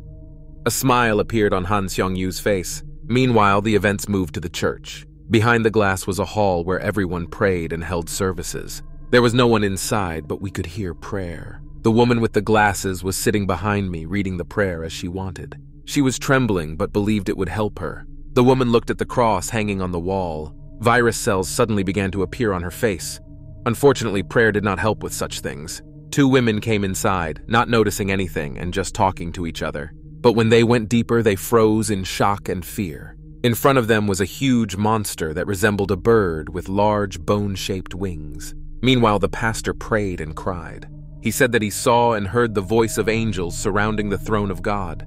Other people prayed with him, and on the ceiling hung a huge monster, wrapped in a cocoon. One woman lifted her head slightly and opened her eye to look at the monster. The prayer said that their sister had performed a miracle with her sincere faith. Then the pastor opened his eyes, looked at the monster, and said that she had been born in the form of an angel by the voice of the Lord. Amen. Meanwhile, the blogger's video about the Khan River said that it was dangerous and many people died there. Isuri was sitting in the hallway watching him. The guy was talking about immunity and more specifically about Lee Young-woo. The girl watched and listened carefully to what the blogger was saying. If before it was nonsense, now it was the opposite. The guy said that in the future they would face something worse than incubation. He argued that as generations changed, species also changed, so we should stop panicking. Isuri, meanwhile, came down the stairs and walked somewhere with a stony face, thinking about the blogger's video. She met Kang Min, and the teenagers simultaneously rushed at each other with questions about what they were doing. The guy asked Isura if she had anything like a thermos. Kang Ming pointed to the hot water tank, and the girl indignantly asked why he was experimenting here. But the guy was angry about it, saying that he was trying to save them, not conduct experiments. Isuri looked silently at her friend and his indignation. Meanwhile, outside, soldiers burned all the cells left by the pigeons. For one bird, 2 soldiers and flamethrowers were too many. Behind the glass, a crowd of people stood and watched carefully what was happening outside, because they would not be released until everything was clear. Kang Ji-hoon stood behind me and listened to everything people were saying. The teenager watched the soldiers work carefully. He seemed to sincerely enjoy it. Suddenly, he noticed something terrible. His eyes widened and his heart beat faster. A girl was sitting on the floor in the middle of the fire and was being burned alive. Kang Ji-hoon began to make his way through the crowd and shouted for everyone to stop. When the teenager got closer, he carefully examined everything that was happening. But now there was no girl among the fire. Then Kang Ji-hoon simply turned around and walked away. The crowd stared at him in outrage. Suddenly, someone called out to the teenager and asked if he was going alone. It was Isuri. She asked if Kang Ji-hoon knew about denial, anger, depression, and acceptance. Then she told him to do a self-diagnosis and determine what stage he was at. Kang Ji-hoon came back and asked what Isuri meant. The girl said that the teenager was still angry and added that Lee Yong-woo was not joking. Kang Ji-hoon did not listen any further and simply walked away, giving his classmate the middle finger. But Isuri went on to say that Lee Hong-mi could be brought back to life and asked if this was not a denial of reality. She went on to say that people died and were born, and zombies and infection. But Isuri didn't have time to finish, because Kang Ji-hoon interrupted her and came very close, asking why the girl was not infected. The teenager became very angry, accusing Isuri of not even being near the Han River. And if she was ready to save Yeonwoo, she could go and do it herself. But Isuri asked why she had to do it, explaining that she was just curious. Kang-min and Park Choa were coming up the stairs from below, and they didn't hear the whole conversation. But they understood that there was a quarrel. The classmates ignored them and continued to argue. Kang Ji-hoon told Isuri to be straightforward and say how long they were going to pick on Lee Young-woo. But the girl with the calm face and voice said that it would be as long as it took, and asked in response how long Kang Ji-hoon was going to suffer with the bullshit. Then the teenager lowered his head and just laughed. He said he was sick of it all. His voice said that something terrible was about to happen. Kang Ji-hoon's teeth clenched, and he said through them that Lee Young-woo was just a scumbag who ran away. And this thought just tore him apart. Meanwhile, soldiers were climbing the stairs and their footsteps could be heard. Kang Ji-hoon wanted to continue his monologue about hating Yeon-woo, but they were interrupted. Soldiers came and asked the teenagers to get out of the way. They stopped the people praying over the monster, and the pastor wanted to stop the military. The soldier said they had a report. The pastor did not like this very much and asked again indignantly. The soldier asked if there were any infected or monsters in the worship hall. But the shepherd sharply and quickly began to deny it, saying that no one was inside. In fact, he lied, and his reaction gave the man away. At that moment, another pastor was sitting right next to the monster and praying loudly. The man ended the prayer with an oath of loyalty to God. At that moment, he opened his eyes, and the monster growled. The monster looked directly at the shepherd. Strange sounds from the worship hall reached the military, whom the believers tried so hard to stop. Then, the soldiers had to use brute force to make them all disperse and make way for them. The soldiers opened the doors of the hall and immediately pointed their weapons in case they were infected. But what they saw simply stunned them. At first glance, the hall looked empty and clean, but the sounds were coming for a reason. Then people behind the soldiers started screaming in terror. In the other corner was a cluster of cells, and they understood what it meant. People began to flee and break through the military. Kang-min and Isuri noticed this as they approached the worship hall. Meanwhile, the events moved to the stairs. Someone was sitting alone by the bulletin board. It was Kang Ji-hoon. He went downstairs to be alone and calm down. He turned around and looked at the board and what was written on it. There were various prayers and instructions. Park Choa suddenly approached the teenager and asked if he had prayed.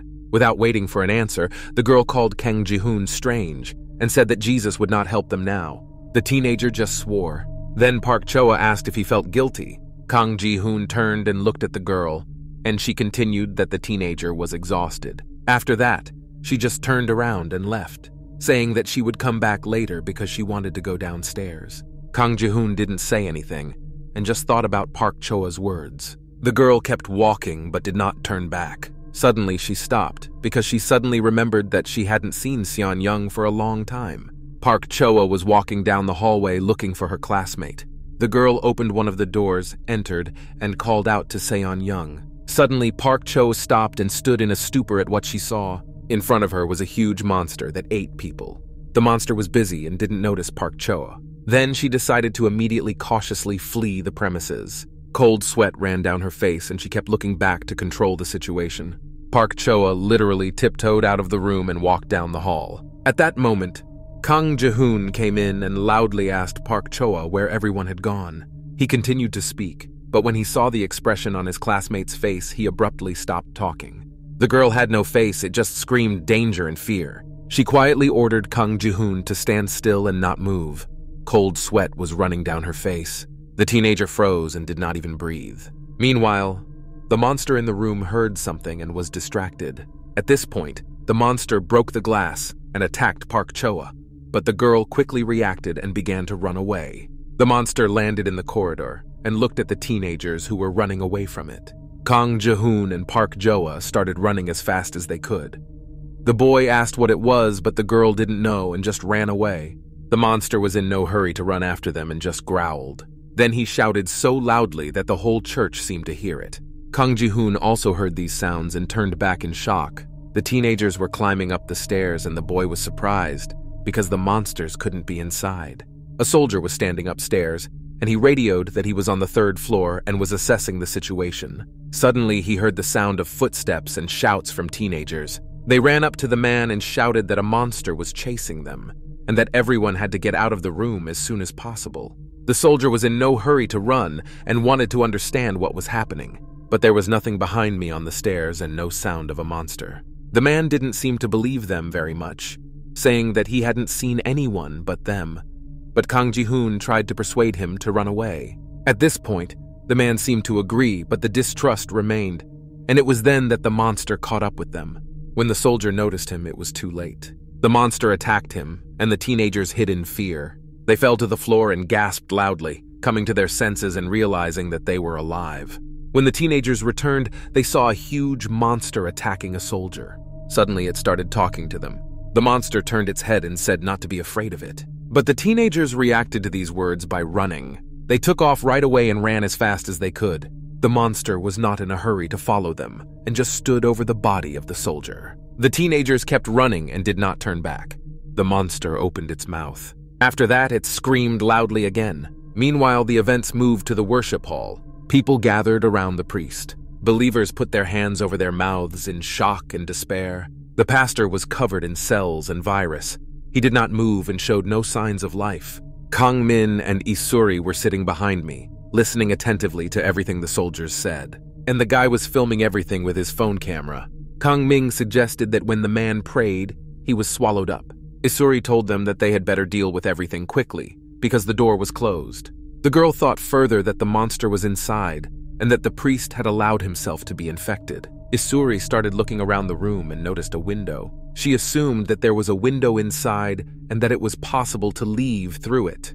Kang Min supported him, saying that something strange had happened here, and that it was most likely that the priest was in the incubation period, and suggested that he leave. Suddenly, a strange sound was heard, and Isuri turned back. It seemed that these sounds were coming from the door on the other side of the room. Then everyone else in the room turned to the sound as well. People were just standing in a stupor waiting for something to happen. Then they started knocking on the door. After that, the sounds of laughing began to be heard, but it was unclear whether it was a monster or a person. The soldiers looked at each other. They signaled each other because they realized that the situation was strange and possibly dangerous. Then they started approaching the door with weapons. There was no sound outside the door, and this silence was only more frightening. Isuri and Kang Min hid behind him, and the boy continued to film everything that was happening. The soldier walked very carefully and slowly, pointing his weapon at the door. Then he reached for the handle to open the door. His heart was beating loudly. His blood pressure was skyrocketing, and there was tension in the air. After that, the man simply gathered his thoughts and opened the door. But looking around, everything was clear. The man looked in the other direction and was about to go back in, because there was no threat. The soldier came back and told the others that there was no one there. Isuri stared open-mouthed at what was happening. She carefully examined the weapon in the soldier's hands. Isuri asked Kang Min what it was, because she had never seen anything like it before. The boy explained that it was probably a flamethrower, but made of gas. Then, suddenly, virus cells began to sneak out from under the bottom of the wall. The soldier heard the sound, but didn't see anything strange at first. And when he returned, he saw that the cells had begun to make their way through, and there were even more of them, and the man fell to the ground in fear. People inside also began to fall and turn back screaming. The believers froze, covering their mouths with their hands in fear and shock. Meanwhile, the cells grew in number and covered the entire floor. The soldier was shouting at his partner to make sure he had checked everything well. The man swore that there was nothing there. He didn't notice anything. Then, the cells suddenly started spitting and scattering their small parts on the floor. The soldier then shouted that where could these cells have come from and how did they get inside? The men started shooting back. A partner with a flamethrower opened fire on the cells. One of them ordered everyone to quickly run for the exit, and then he gave the order to burn everything in the room. But he was suddenly stopped by the pastor, who said that he could not burn down the entire worship hall. Another soldier also stopped his partner. They looked around. The cells were burning and no longer posed such a threat as before. The man exhaled and said that it was all very strange. Suddenly, the priest began to say that they had definitely cleared everything, and then he began to pray and ask the Lord for forgiveness for his sins. The soldier cursed and shouted at the priest, asking if it was the right time for prayer. He was saying that right now many lives were being lost, and they were sitting here praying. The priest said that it was a test of the Lord himself, and that they were all just sinners. Suddenly, virus cells began to drip onto the soldier's suit. They appeared as if out of nowhere, just from the ceiling.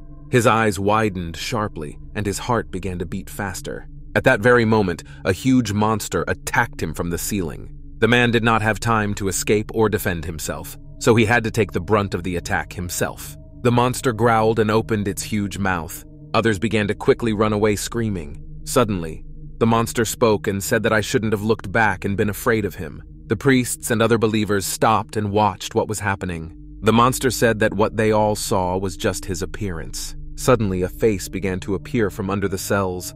The other pastors were in a stupor because they seemed to recognize the man. The face spoke of their faith and that by the grace of the Lord they had chosen their weakness. One of the pastors was sure that it was their elder and asked the man about it. A soldier was climbing next to me and he fell when he ran away in fear. The man looked down and saw that his partner had been killed, but there was also a flamethrower next to him.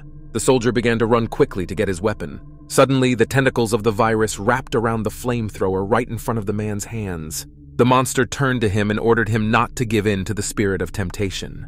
And then he told me to pray for repentance. This was all said by their elder. Meanwhile, Isuri and Kangmin were getting out of the room through that window when they heard loud screams. Isuri went back to see what was going on. The girl saw a horrifying picture of a monster devouring everyone who was nearby. Meanwhile, Kangmin had also climbed out, and the teenagers had almost escaped. Suddenly, someone distracted the monster's attention and he turned aside. It turned out to be a soldier on whom he had fallen. The man raised his weapon with trembling hands. After that, he wished me to die. Meanwhile, the teenagers got out of this madness and ran down the corridors as fast as they could. They ran through a room and Isuri said they had to find a way out quickly. But Kangmin asked in response what they were supposed to do with the others, and Isuri did not know. As they ran, they saw another monster ahead of them.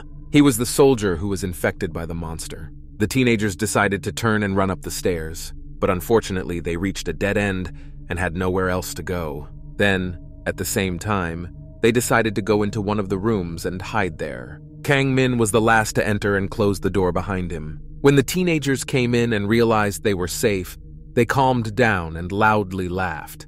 They looked at the door as if they expected someone to come in and catch them, but there was no one and nothing there, and the teenagers were able to break away and escape. Then the classmates exhaled and relaxed to the end. Kangmin said they had to find the others. Suddenly he heard the sound of the phone ringing at that moment. It turned out to be Kang Ji-hoon. He called his friend and immediately asked where they were. Kang Ming asked him the same counter question, and then asked if his friend could bring him something like fire. The teenager asked to hurry and said they were on the 3rd floor. But Kang Ji-hoon said that they were also in an ambush and that this monster was as if invisible. Then the teenager looked to the side and said that they had the same situation. Outside the door, he saw quarantine soldiers approaching the church. Kang Ji-hoon informed Kangmin about this. Isuri was eavesdropping on their conversation when suddenly something occurred to her. Kangmin continued to talk to his friend about something when Isuri called out to the teenager. She told him to hang up and look down. The look on Kangming's face changed dramatically. Her eyes widened and cold sweat ran down her cheeks. Isuri said that they had to find a way quickly, otherwise everyone would die, because the virus cells had begun to crawl through the door. Meanwhile, the military had already entered the church with weapons. The man who went first ordered his partner to look to the side, but he didn't notice anything. It was empty. Park Choa and Kang Ji-hoon were behind the glass. The girl asked if they had come here because of the quarantine, and the boy asked if they were going to catch them. The soldier who was burning everything inside was asked if he was worried about them, but the man answered in the negative. Meanwhile, Kangmin and Isuri were no better off. The monster was getting deeper and deeper into their hideout and seemed to sense the victims. Isuri opened the door to the closet where she kept her ministry clothes. These clothes could have been useful to them, but they just had to think it through and plan properly. Isuri looked into the closet and panicked, cold sweat streaming down her face. She knew she had to think of something fast. Suddenly, Kangmin interrupted the girl's thoughts and called out to her in a frightened voice. It turned out that the cells very quickly penetrated the room and were ready to attack the teenagers. Kangming was screaming and panicking that the monster had almost come to them, but Isuri ordered him to shut up because he was disturbing her thinking. The girl looked around, namely upstairs, looking for any way out of the room. But there was nothing there, so Isuri ran along the ceiling, looking for a way out in different corners. Unfortunately, there was not even a ventilation hole to get out of. Then she thought she could make a barricade out of the cabinets in front of the door. But this idea didn't work either. because the monster was too close. The girl started to panic. She didn't know what to do. Isuri told Kang-ming that there were no windows. The boy suggested that they just push the monster in. Then, the girl suggested that Kang-ming play a rock-scissors-paper game, but the boy did not understand what she was getting at. Isuri explained that one of them would be the bait when the door opened, adding that the smartest thing to do now would be to sacrifice one of us. But Kang-min was outraged and began yelling at Isuri not to give up because there was still hope. Isuri got angry in response, saying that this was the most rational option. She shouted and asked what other choice they had and offered to play if Kang-min didn't want to sacrifice. And then she yelled at the guy to come up with something to do with this monster himself. Suddenly, the thought of how they could escape flashed through his eyes. Kang-min shouted, "That's right!" Isuri did not understand what was happening. The teenager said there was something in her bag and reached for her briefcase. Isuri turned to the door, her face covered in sweat from fear. On the other side of them was a monster who knew for sure that the teenagers were inside. The monster screamed loudly because it could not reach its victims. The military heard these screams and decided to go upstairs. Meanwhile, Kang-ming poured boiling water over the virus cells. They stood with Isuri in the corner in a hug. The guy was holding a thermos and shouting. The teenager was loudly laughing and thinking that they were all about to die. When Kang-min was bringing in the hot water tank, he asked Isuri for a thermos. After that, the teenager joyfully shouted that he had found it. He started rummaging through Isuri's briefcase, asking him to wait until he put it down. Isuri got angry and thought that Kang-min was trying to annoy her, but he only asked for one time. In reality, the teenagers fell to the floor and began to cough loudly. Kang-min held a thermos in his hands, shaking his hands and shouting loudly. He shouted that his prediction had come true. The guy was incredibly happy that it worked. The monster was roaring and boiling. The teenagers looked closely at the monster and made sure that it was completely dead and did not move. Isuri was still in shock and recovering from the fact that they had almost died, and Kang-min was rejoicing. But the question remained how to get out of their hiding place. It seemed that the monster could not transform. Kang-min noticed that Isuri was not happy at all, so he asked her what was wrong, because they had succeeded. He laughed at her when Isuri offered to play to the death, but when the girl turned and looked at him with her murderous gaze, Kang-min immediately apologized. The girl just pushed him and told him that he did a good job. Isuri told Kang-ming that he was not afraid and strong. They found a way out, and that was the most important thing. Meanwhile, the military had already reached the corridor where the teenagers were. Suddenly, the soldiers noticed something and stopped, and then called someone. It turned out that they were priests, and they did not look strange or arouse suspicion. The military pointed their weapons and asked them if they were okay, as there were cases of infection. One of them asked in surprise if it was really true, as if he didn't know about it. The soldier said it was dangerous to be here and looked back through the open door. Meanwhile, Kang-min looked at his video that he had recorded on his phone. The teenager carefully examined every detail because something there seemed very strange to him. The video did not show the monster at first, nothing at all. Isuri also decided to watch the video, and Kang-min told her to see that there were no traces. The monster appeared as if from nowhere very suddenly. Isuri watched and opened her mouth wide in surprise.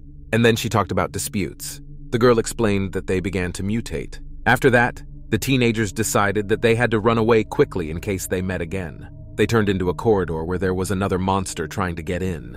The monster growled, so it was still alive. The teenagers stopped when they saw the monster on their way. They were screaming because they could not believe that there was another monster here. Then the teenagers noticed something downstairs. Black smoke came out from underneath, and the virus cells also darkened. The teenagers realized that there seemed to be a fire outside. There was some noise and commotion outside the door. Then, the teenagers decided to hide behind a pile of boxes that were nearby. Footsteps could be heard outside the door, and the teenagers whispered that soldiers were nearby. Kang-min asked what the soldiers were doing there and added that he didn't know much about them. Isuri agreed, saying that they had to hide. Suddenly, someone flew into them. The teenagers were shocked and frightened by what they saw, because soldiers did not always protect civilians. But it turned out that it was Kang Ji-hoon and Park Jo-a.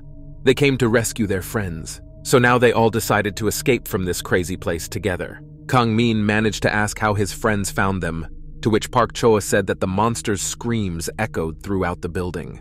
Then the teenager asked if they knew anything about what had happened, but they did not understand anything. A priest and other pastors met them at the bottom of the stairs. There were also military men next to them, and they were all just quietly discussing something.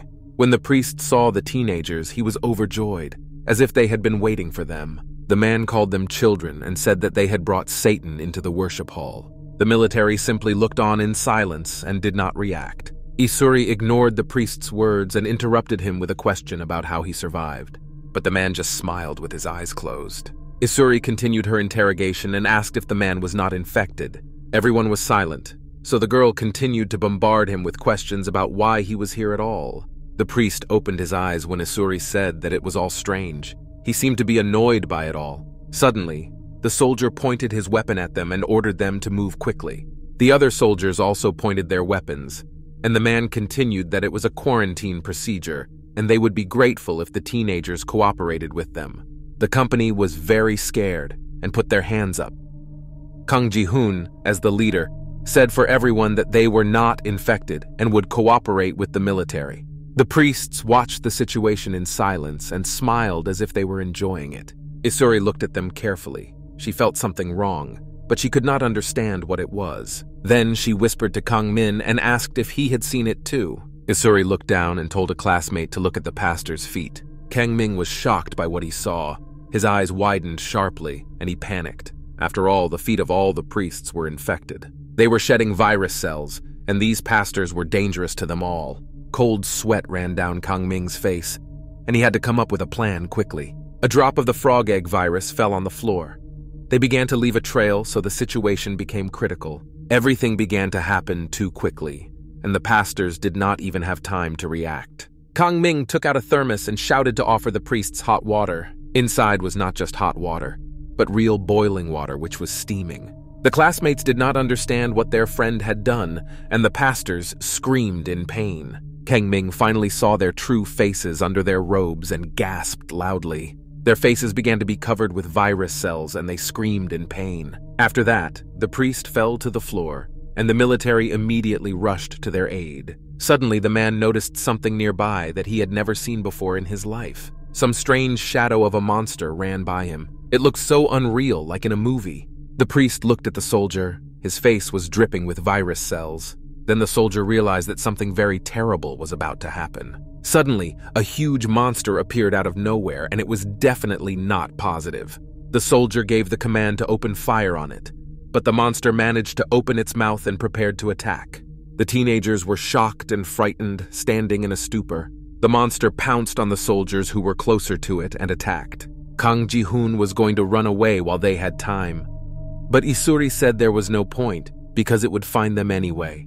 The girl continued that the answer was very simple. Whether they were looking for Lee Yeon-woo or not, the teenagers had to kill these creatures themselves. Everything was on fire. The room looked like a post-apocalypse. There were many soldiers lying motionless on the floor, covered with cages. But one soldier still survived and sat on the floor, folding his arms and praying. At the end of the prayer, the man bowed low and asked for strength from the Lord. At that moment, someone called out to him.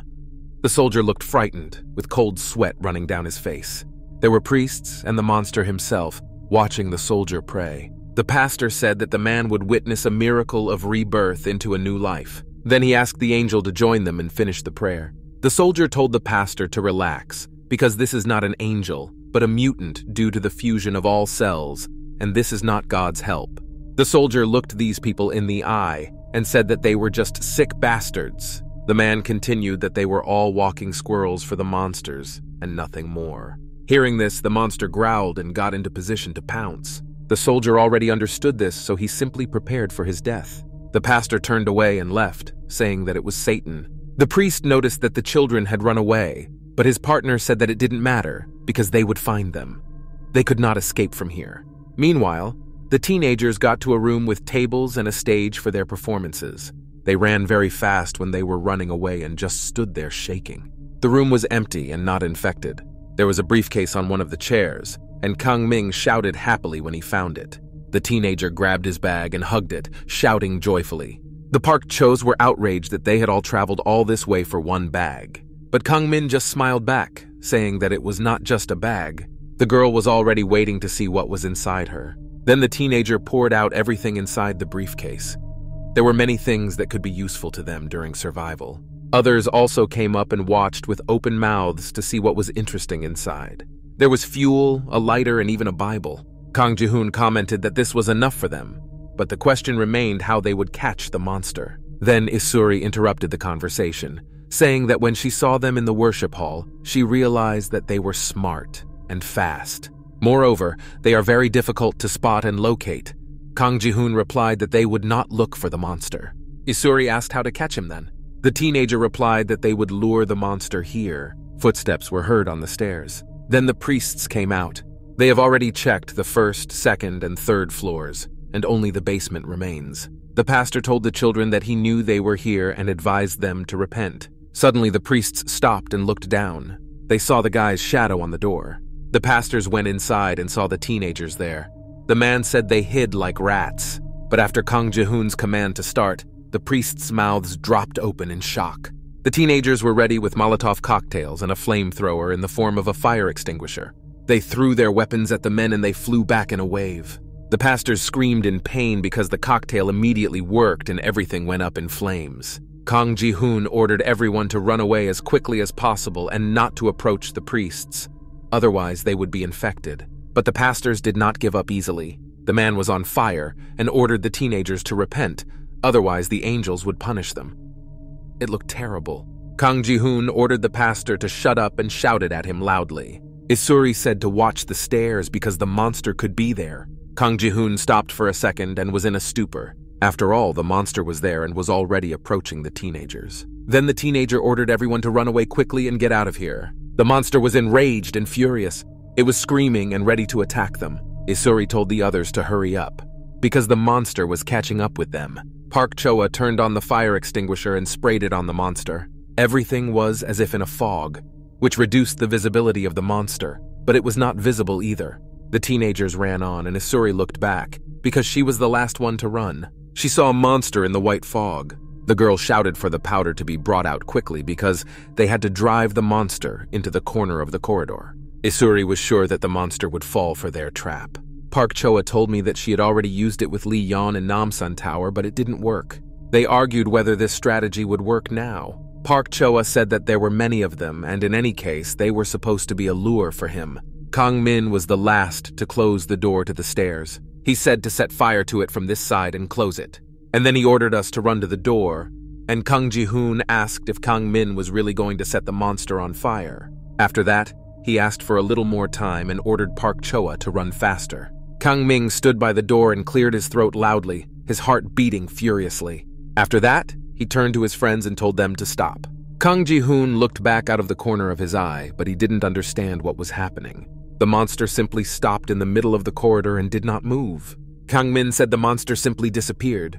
The teenagers thought that the monster could have guessed everything, and now doubted whether he would come here. Kang Ji-hoon ran down the stairs and called out to Park Choa. He asked the girl to wait a bit and assured her that they had a chance. Park Choa ran quickly to the stairs. She was on an important mission, to get there in time to do her job. She motivated herself and begged to make it, and Park Choa ran as fast as she could. Meanwhile, the monster continued to stand in the middle of the corridor and did not move. Then he looked up at the ceiling. It seems that the monster noticed or heard something. Maybe it was footsteps. But now it was clear that the monster had changed its plan. Kang Ming noticed this and had to come up with something fast. The monster simply turned around and decided to attack from the other side. Kang Min didn't know what they would do if the monster went to the stairs. They would ruin the whole plan. Then the teenager started screaming and calling the monster to him. Isuri approached him and reached into his briefcase. The monster did not respond to the teenager's cries. It seemed to be smarter than other species. The elder's head began to speak and growl from the back. Isuri took out the Bible and began to tear it, defacing the pages, and the pastor reacted. Kang Min asked Isuri if she had succeeded, because he hadn't seen the monster. But the girl saw him clearly, and realized that the monster saw her too. The monster stopped and turned its head. Isuri had to do something to attract the monster's attention. The girl scattered the leaves of the Bible on the floor. After that, I just stood on them and asked if it worked. The monster growled. Its head turned and looked at what Isuri was doing. Kang Min was happy that they had succeeded and had annoyed the monster. Meanwhile, Park Choa was going down the stairs and running fast. Suddenly, she saw a monster in front of her and could not understand why it was still there. His back was to her, but she had to react quickly and do something. Park Choa reached into her briefcase to take out something, but her panic made it impossible to do so without unnecessary movement and fuss.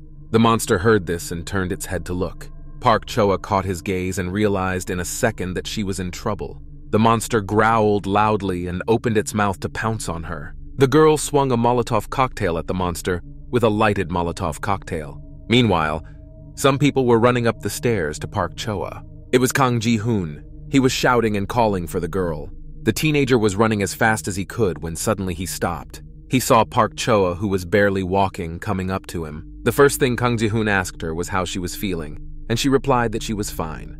Park Choa was tired and exhausted and said she thought she was going to die. Kang Ji-hoon listened to this with his mouth open, but she was happy that it had worked out.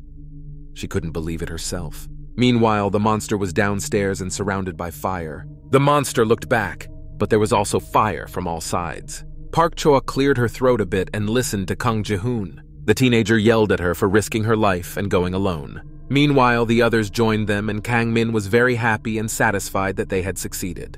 Park Choa told Kang Ji-hoon that she was annoyed. She pushed him and asked him if he really thought that if they sat here and waited, they would succeed.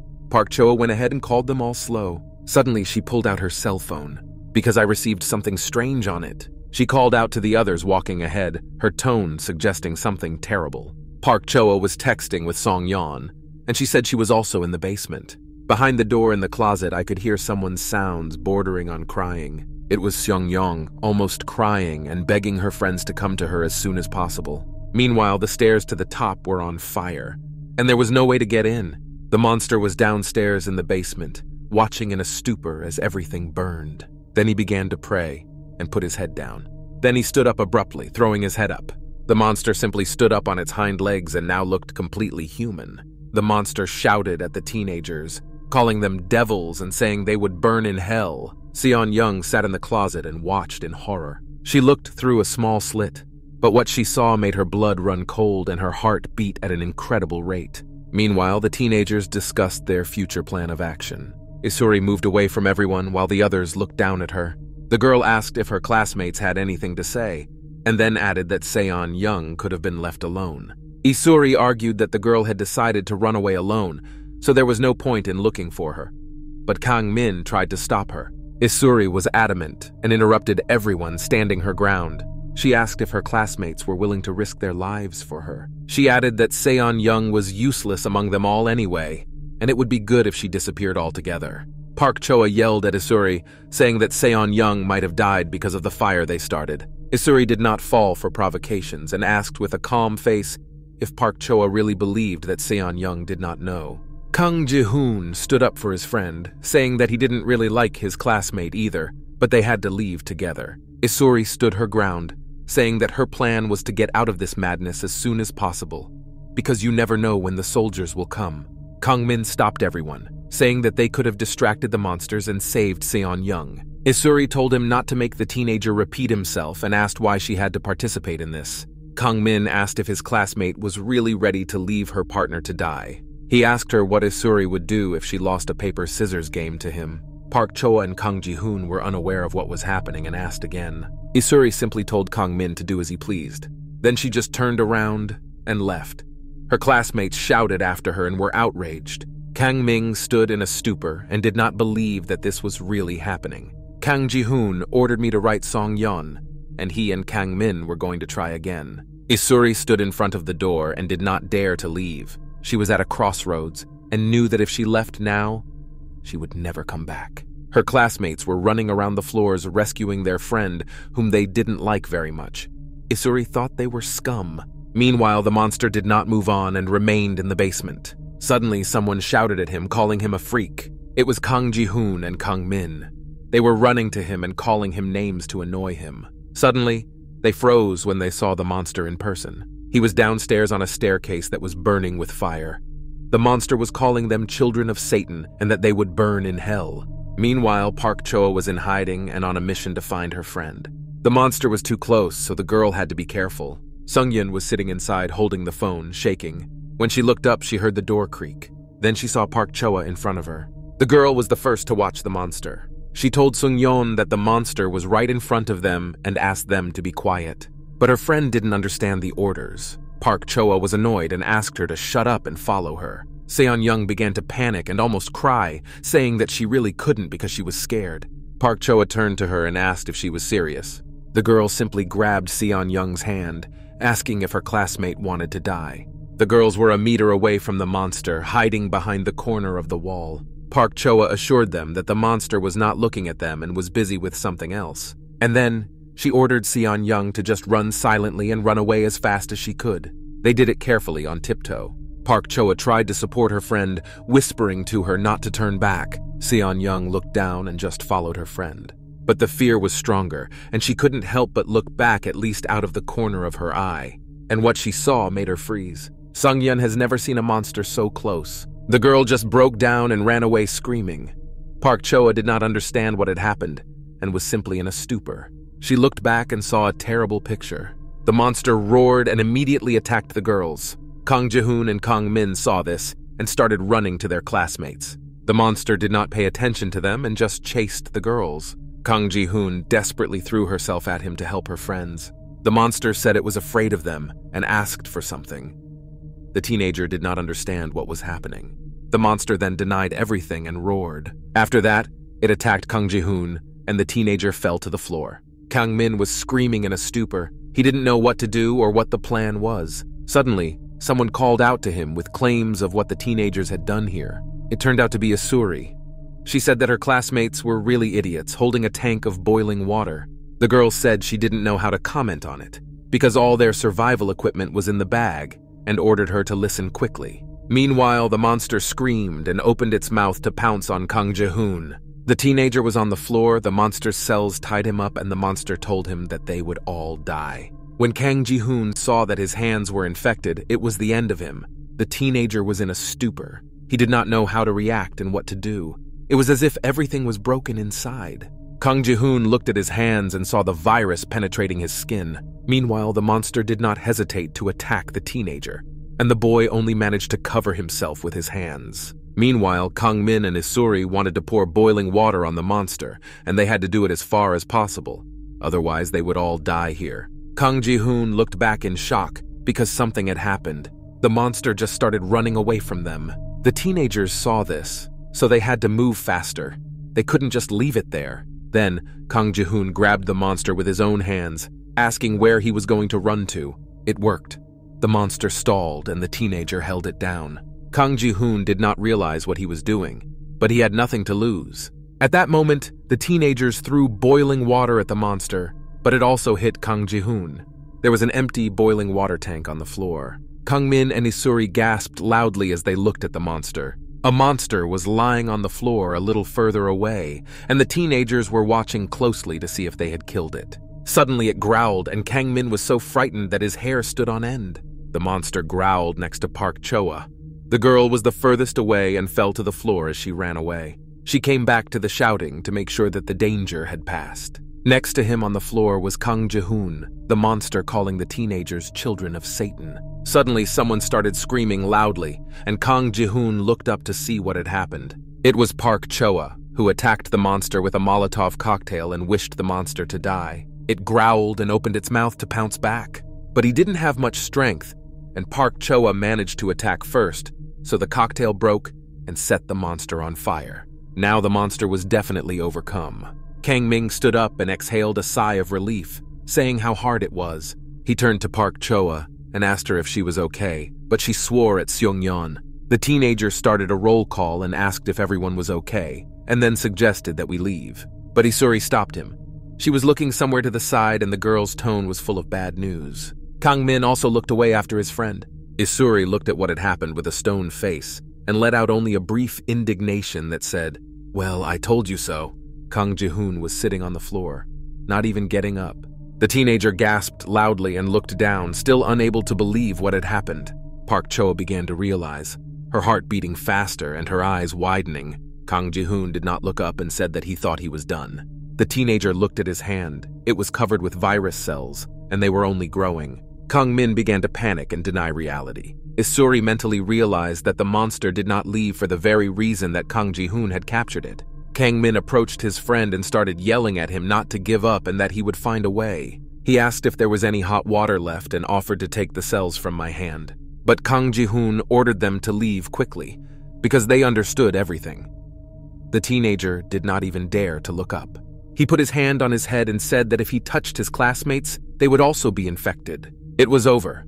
Kang Ji-hoon was ashamed to even look his friends in the eye. Park Choa could not believe her ears and eyes. After all, Kang Ji-hoon became infected because of her. He risked his life for her. Park Cho just started to realize this, and everything seemed to collapse inside her. Suddenly, Kang Ji-hoon started screaming and ordered everyone to run away quickly. The teenager was just furious. Isuri supported him and ordered everyone to leave, but Kang Min stood there like a pillar. Then the girl repeated herself and asked if they had all heard Kang Ji-hoon. Isuri was the first to leave, adding that they all had to get out of here quickly. She concluded by commenting that the boys had dug themselves into this hole. Next to her, Sung-yeon was standing behind the wall, shivering, waiting for her classmates to come. Suddenly, she heard their footsteps and looked out, hoping to see her friends. Sung-yeon was right and called out to her classmates. She was about to start resenting the fact that they were so late, but she was interrupted by Park Choa, who pushed the girl. She was just furious, holding Seon-young by the collar and threatening to kill her. Seon-young began to apologize and make excuses for being scared and unable to help herself. But Park Choa was too angry. It seemed like she was about to burst into flames. Then the girl just threw Sung-yeon away and she flew down to the floor. A classmate was outraged, saying that Park Choa had almost ripped her hair off, but she didn't even look in her direction. Suddenly, Sung-yeon asked about Kang Ji-hoon. This made Kang Min's hair stand on end. The teenager opened his mouth to say something or explain, but Seung-yeon asked him again where he was. She kept asking and said that he was supposed to be with them. No one reacted or even looked in Seon-young's direction, so she asked where they had left Kang Ji-hoon. Kang Ming ignored this question and asked his friends if they were really going to give up so easily and how long they would run away like this. Isuri thought about these words and what had happened in general. Then she said that it was all Seon-young's fault. The classmate exploded after hearing that. Isuri said that if they didn't want any of them to die, they had to do the right thing and see what was happening outside. Everyone gathered near the church because there was a fire, so the teenagers had to find the back door. Somewhere in the crowd, they saw familiar faces. Kang Ming could not believe what he was seeing and screamed out loud. Soyon also noticed her classmate's response and could not contain her emotions. Meanwhile, the monster, or rather what was left of it, was lying on the floor. Kang Ji-hoon was sitting next to him and loudly snorted. He was getting sick. Sweat was on his face from the smoke caused by the fire and infection. He thought to himself that all of this was meaningless and that it was best for him not to endure the torment and just die. Kang Ji-hoon's arm hurt terribly. He couldn't even move it. Finally, he asked Lee Hong-mi if his beloved felt the same way at the time. Kang Ji-hoon came to the conclusion that it was his fault, and he apologized to Hong-mi because he had been an asshole at the time. The teenager held a grudge against everyone that was supposed to be directed at him. First, he was angry with Lee Yeon-woo, and then I realized that he was angry with himself. The teenager was apologizing to everyone. Suddenly, Kang Ji-hoon felt sick. He got up and came to his senses. It was the first time the teenager had ever felt this way. The boy came closer to the monster. He saw in front of him what he could turn into. Kang Ji-hoon didn't want to do that. He didn't want to die. Suddenly, the teenager realized this when he pulled himself together and came to his senses. He looked around and found a canister with boiling water in it. Kang Ji-hoon fixed his gaze on her and decided to act. With no friends around, he had to think of something on his own. The teenager ran to the canister to find boiling water, but there was not a drop inside. Kang Ji-hoon felt as if the ground had slipped away from under his feet, and he only found hope to live. But this emptiness in the canister was infuriating. Kang Ji-hoon became angry, picked up the tank and swung it, cursing loudly. The canister fell and rolled on the floor. The teenager said that he did not want to die. Kang Ji-hoon fell to the floor and started crying because he did not want to end his life like this. The teenager was curled up on the floor crying and thinking about Lee Hong-mi. He remembered their moments together, how he would get into the frame when she was filming her blog. They were so good then, and he wanted it to be like that forever. He always wanted to be with her. Suddenly, he saw a shadow coming down the stairs and shouting his name. Kang Ji-hoon began to open his eyes because the voice was very familiar and dear. Suddenly, the teenager saw Lee Hong-mi, his beloved, there. She screamed his name and ran to Kang Ji-hoon. Lee Hong-mi, she came for her friend. Meanwhile, the events moved to one of Seoul's Gyeongnam neighborhoods. Somewhere out there, among the narrow streets, among the abandoned buildings and shops that have already been looted and destroyed. On the stairs, there were young people talking to each other. The company met on the stairs. The leader of the gang asked the masked man if he had any medicine and said that these were children he had never seen before. They went into a room where very strange things were happening. There were monsters in cages inside. The gang was just passing by. Behind them was Lee Yeon-woo, who was told to watch carefully because this was their new world. The teenager was looking at these monsters. They were suffering. Everyone there was suffering. Yeon-woo stayed for a while and looked at everything that was happening inside. The boss turned to him and welcomed Lee Yeon-woo to their room. A smile appeared on the man's face. The teenager watched what was happening in silence. The monsters were under a strange purple and blue light, and were not dangerous. Yeon-woo realized that these monsters were different from those he had seen before. It was obvious that these were people who had been infected with cells, but Yeon-woo did not see the cells. There were guards standing nearby. They were healthy adult men who protected these monsters. They were talking to each other when suddenly they became interested in something. The guards looked at Yeonwoo, who was sitting close to the monster and examining it. In fact, the teenager raised his hand to feel if there were cells inside, but Yeonwoo did not feel them. Then he wondered if he could touch the monster. The teenager did so, but nothing happened. It was not like touching a real monster. The guard was walking toward Yeonwoo and shouting at him, telling him not to touch anything with his hands. But it seems that the teenager was indifferent and again, in his usual style, did not respond to his words. Yeonwoo continued to study the monster. The guard didn't like it and said out loud that the teenager was not responding to him. Then Han Seong-yu stood up for Yeonwoo, grabbing his classmate and apologizing to the guard. Healthy men looked at what was happening but did not understand anything, so they did not act. Han Seong-yu took Yeonwoo away and apologized again to the men. The teenager asked his classmate what it was and what he saw. Yeonwoo couldn't get those monsters who were infected without cells out of his mind. He asked if this was what Han Seong-yu had told him, but his classmate didn't really understand what kind of cells Yeonwoo was talking about and asked him again. And then he seemed to realize. The teenagers looked at the monsters and Han Seong-yu said that it was flesh. It was the first time Lee Yeon-woo had heard of this, so he asked again. Han Seong-yu said with a cheerful face that these were all people who were addicted to various substances. And as the cells spread, all those monsters became like that. He asked Yeonwoo if he thought it was funny. He went on to say that as long as the monsters did not touch them, they were in the role of test subjects. Meanwhile, in the other corner of the room, the gang was talking about something among themselves. The main man waved to his partners as he spoke to the guards. His gang was waiting for him to tell them about the conversation with them. And so it happened. A man came up and ordered everyone to watch closely. He handed them all some sticks, but no one understood what it was. The man just laughed in response. The girl, meanwhile, looked back. She saw teenagers talking to each other. She didn't seem to like it. She thought they were up to something again, and it was annoying. But Yeonwoo and Han Seong-yu did not pay attention to the gang and did not even return. She thought that she had to distract herself with something else so that she wouldn't be so angry. The main thing that annoyed their gang was that the girl did not listen to him, and he told her about it. While they were talking to each other, one of the monsters began to move strangely and crawl out. The monster deliberately approached the gang, looking for new victims. The girl noticed this and turned around to a growl. Meanwhile, the monster had already climbed out enough. Its tentacles were everywhere. This monster had no face. Its body resembled ice cream that had melted in the sun. The guards also noticed this and went to eliminate the monster. Suddenly, the monster spoke, trying to ask them for something, but the guards did not listen, and the man asked for an ejector.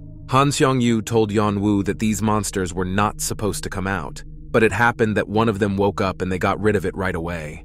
It's all because the monsters continued to be addicted and rebelled strongly without substances. Han Seong-gyu told Yeonwoo not to worry because the teenager saw this almost every day and asked him to wait for him. The teenager ran up to the guards and offered them his help. Meanwhile, the monster was simply burned alive. Lee Yeon-woo stood there looking at this monster and what was happening. Everything seemed very strange. Suddenly, the teenager felt something. He felt a connection to this monster. His arm began to hurt and feel strange, and Yeonwoo did not expect this. Suddenly, the teenager felt all the monsters. He felt their bodies and cells, and it seemed that the monsters also felt Yeonwoo. But the teenager could not understand why it happened now and so suddenly. Perhaps it was because he touched one of them. Suddenly, Yeonwoo felt a terrible pain that interrupted his thoughts. Now he felt all the pain that the monster who was burned alive had experienced. Yeonwoo thought it would be nice if the feelings were divided, like the last time. Meanwhile, the guards fought against the monsters, which became even more numerous. This was very unusual for them, as monsters are usually completely peaceful. Suddenly, someone ordered the guard to stop. It was Lee Yeon-woo standing in front of him and loudly laughing. Suddenly, the man's expression changed dramatically. After all, Yeon-woo's hand was wrapped around these monsters. The teenager tried to transform the monster just like then, but it was harder because he didn't know their specifics. Meanwhile, the guard yelled at the teenager because he did not understand who he was and looked infected. Then Lee Yeon-woo attacked him with the monster he could tie to his arm. Meanwhile, a very arrogant guy with glasses entered the room. He was followed by a security guard, and the men heard screams when they went inside. Yeon-woo and the guard were shouting. The man called him a bastard. Then the guy with the glasses made a gesture. Then he asked what the noise was. He came up to Yeon-woo and asked him questions about who he was, because it was the first time he had seen him. After a while, this guy poured himself a drink in a glass. He called Lee Yeon-woo funny, saying that this was the first time he had seen a person with immunity, and he had only heard gossip before. The guy introduced himself to Yeon-woo as the head of this room, and he was also known as a trader in various substances. The teenager was silent, so the guy asked if he could talk to him and offered him a drink. But Yeon-woo said he was underage. The guy was surprised by this and just drank from his glass. Then the boss asked Yeon-woo if he had come here to sell cells. He continued that the teenager could earn some money because he had a lot of it. Yeon-woo was silent. Only the boy spoke. He asked if the teenager had seen the infected outside. The main one wanted to say that they were as infected as Yeon-woo, but they were using substances. The guy paused and then said that he was happy about this fact. And then he went on to say that the funny thing was that even if they got infected, the cells mutated in a strange and peculiar way. After that, the boss paused again and then said that he couldn't tell Yeon-woo everything in detail, but that wasn't the point right now. The chief looked Yeon-woo in the eye and asked if the teenager could do him a favor. He asked what kind of service it was. The guy just said that it was a very important matter. He said that there was a VIP room downstairs, and there was a certain thing inside. Yeon-woo interrupted and asked why he had chosen him to ask for a favor. The head asked to listen to the end, because the teenager was infected and therefore only he could do it. Then the guy stood up and said that if Yeon-woo found out what was in there, he would hardly refuse, because the boss knew how to overcome the cages. He asked if the teenager understood what he meant and then looked Yeon-woo in the eye and said that there was medicine in there. Yeon-woo's reaction was strange. The teenager dropped his head and laughed. After a short pause, he said that it was all nonsense. And then he looked the chief in the eye and asked him if he really hoped that the teenager would believe him. Yeon-woo suddenly became very serious and asked if they really had something that the government could not create. The chief calmly replied that it was up to Yeon-woo to decide whether to believe or not, and he would not know until he saw it. Suddenly, the door opened sharply and someone came inside. The boss said that Yeon-woo would not leave here just like that. The guy was referring to the guards who entered the room with machine guns. He said that Yeon-woo had made a fuss, so he couldn't just leave. After that, he turned to the teenager, looked him in the eye, and said that if Yeon-woo helped him and did not touch them, he would be released. And then he asked if the teenager wanted to end his life like that. Yeon-woo realized that he did not feel any cells near him that he could use, and the guards had a flamethrower, and the teenager was not sure he could fight them. Suddenly, someone shouted and interrupted their conversation. It was Han Song-yu, and he waved happily, saying that they were classmates and he wanted to go together. The guy was behaving very strangely and not very appropriately, so Yeon-woo did not know how to behave. Han Song-yu's face showed a smile and childlike carelessness. After a while, the teenagers went down the stairs to the VIP room. Han Song-yu said that the guards were in charge and they would keep an eye on them. He told Yeon-woo that this time he really saved him, and his friend had to know. Han Song-yu asked him what his immunity meant and why he hadn't told him about it earlier. Yeon-woo remained silent, so his friend spoke up and said that in any case, he had done well, and this time Han Song-yu had to impress his brothers. He went on to say that only true substance addicts were allowed into the basement. After that, Han Song-yu had a smile on his face and offered to just go down and find the thing. Yeon-woo was silent, so his classmate asked him what he thought of the idea and whether he understood what his friend meant. Han Song-yu began to suck up, saying that their Yeon-woo was the most loyal classmate. Suddenly, Yeon-woo began to behave strangely. He told his friend not to be ashamed and called him a guy who could only wag his tongue. He suggested asking Han Song-yu about this and how he would answer him. Yeonwoo asked what was the point of chasing such a bad thing. He continued and asked how he felt about eating with such creatures. Yeonwoo said that in his eyes, scum like Han Seong-yu was more like shit. His classmate interrupted the teenager, asking why he was talking about his food and where the audacity in Yeonwoo came from. But he interrupted Han Seong-yu, asking if he was supposed to understand all this. Yeonwoo began to say that he had nothing against it if it was Han Seong-yu's own instinct for survival. Suddenly, the teenager said that his classmate was going to die soon anyway. This caused him to freeze. Yeonwoo looked at his frightened face and repeated that it would happen very soon. Han Seong-yu just stood there with his mouth open and did not understand anything. Lee Young-woo walked forward as if nothing had happened and asked if it was the same VIP room. Han Seong-yu was silent. He couldn't understand what the hell had happened all of a sudden. Yeonwoo didn't pay attention and just went downstairs to enter the room. Suddenly, I heard the sound of a door opening. Yeonwoo did not show any signs of fear. After a short pause, he turned to Han Seong-yu and said that he hoped his classmate would stay here because it could have been dangerous. This hurt Han Seong-yu and he suddenly exploded. The teenager ran to the door and shouted at him not to make him a weakling. Meanwhile, monsters were being filmed upstairs. Park Jun filmed them and mocked them for being infected drug addicts. He said that when the medicine was strong, the cells fell off on their own, so he needed to add a little more. Then a girl approached them and called out to the teenagers. She shouted at them and asked how long they were going to do this and suggested that they leave quickly before the infected person was with them. Another man with long hair was watching them. The gang discussed Yeonwoo's disappearance. The girl left the room. She corresponded with someone and was told that they still could not get out. Someone stayed in Cannes. Suddenly, someone called out to her and asked where she had gone. It was a man with long hair. He asked why the girl left and didn't talk to her brothers. She responded aggressively to get him to leave her alone. The man said that he had prepared a gift for her and asked her to wait a bit. But the girl turned around, saying that she was not interested and that she was going to the bathroom. A cheeky smile appeared on the man's face. After that, he blocked her way to the door with his hand. The man asked her if she was really going to take a bath. And then he offered to go together, saying that his brother would help her. Meanwhile, the teenagers went down to the basement to the VIP room. Lee Young-woo asked if they were heading in that direction, because there was nothing there. Han Seong-yu said that the VIP room was further away. He added that Yeonwoo should wait a bit, because it was a closed area. Suddenly, the teenager felt something that alerted him. Han Seong-yu was the first to go, and he said that there was only one road here, but he couldn't remember where. Suddenly, the teenagers heard the sounds of monsters growling. Then, as if from nowhere, monsters came running from around the corner. Han Seong-yu was scared and fell to the floor screaming. But Lee Young-woo did not even move and simply stopped the monster with his hand. Then, with a calm voice, he asked Han Seong-yu if he was okay. My classmate watched with open eyes and could not come to his senses and understand what had happened. Yeonwoo held the monster directly by the mouth, and the monster roared but did not touch the teenager. The boy looked directly at the monster. He was not afraid and did not show any signs of it, but mentally ordered the monster to get lost. The monster meekly obeyed and simply turned around and left. The other monsters did the same. Yeonwoo asked if Han Seong-yu knew why they had left, but my classmate couldn't say a word.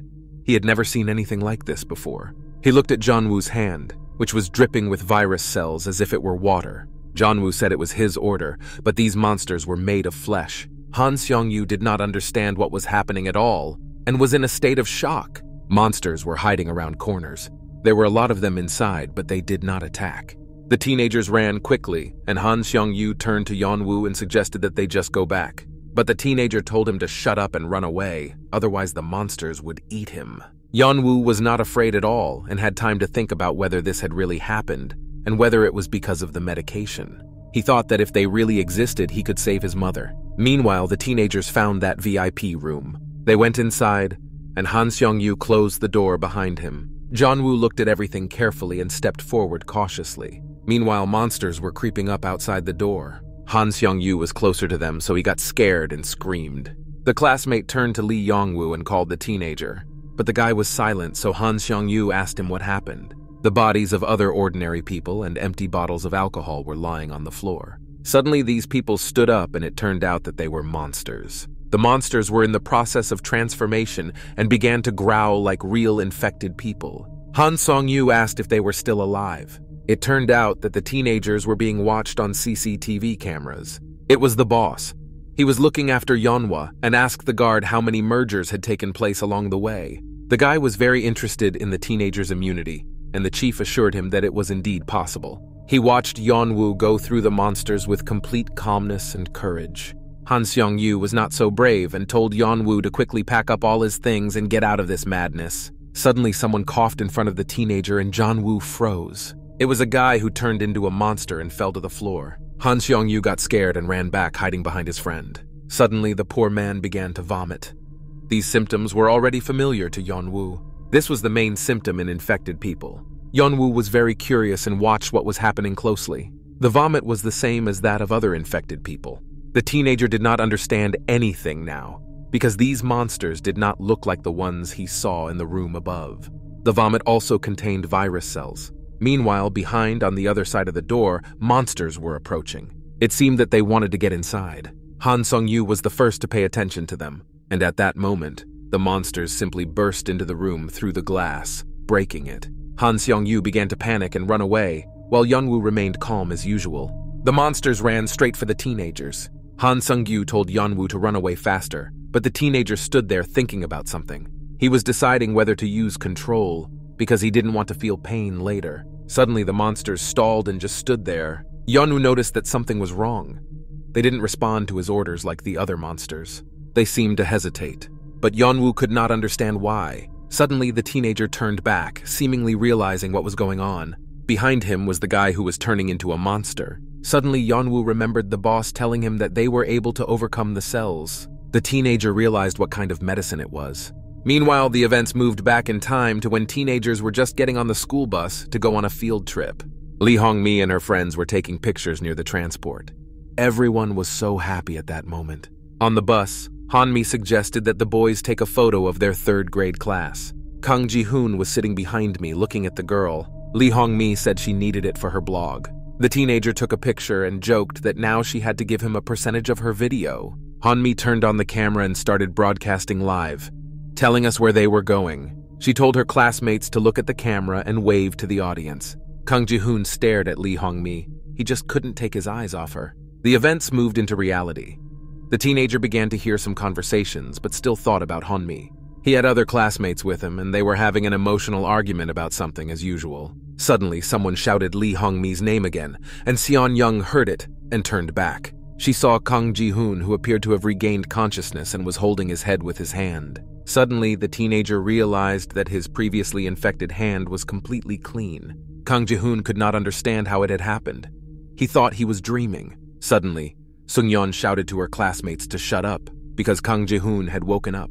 They pounced on the teenager with questions about his well-being, but he could not understand what was happening. Isuri was holding a homemade flamethrower and said that she had prepared it in case something was wrong and asked Kang Ji-hoon to tell her. But the teenager still could not understand anything and attacked his classmates with questions about where they were and what had happened. It seemed that the teenagers were sitting in a bus or something. Kang Ji-hoon asked Park Min about the medicine.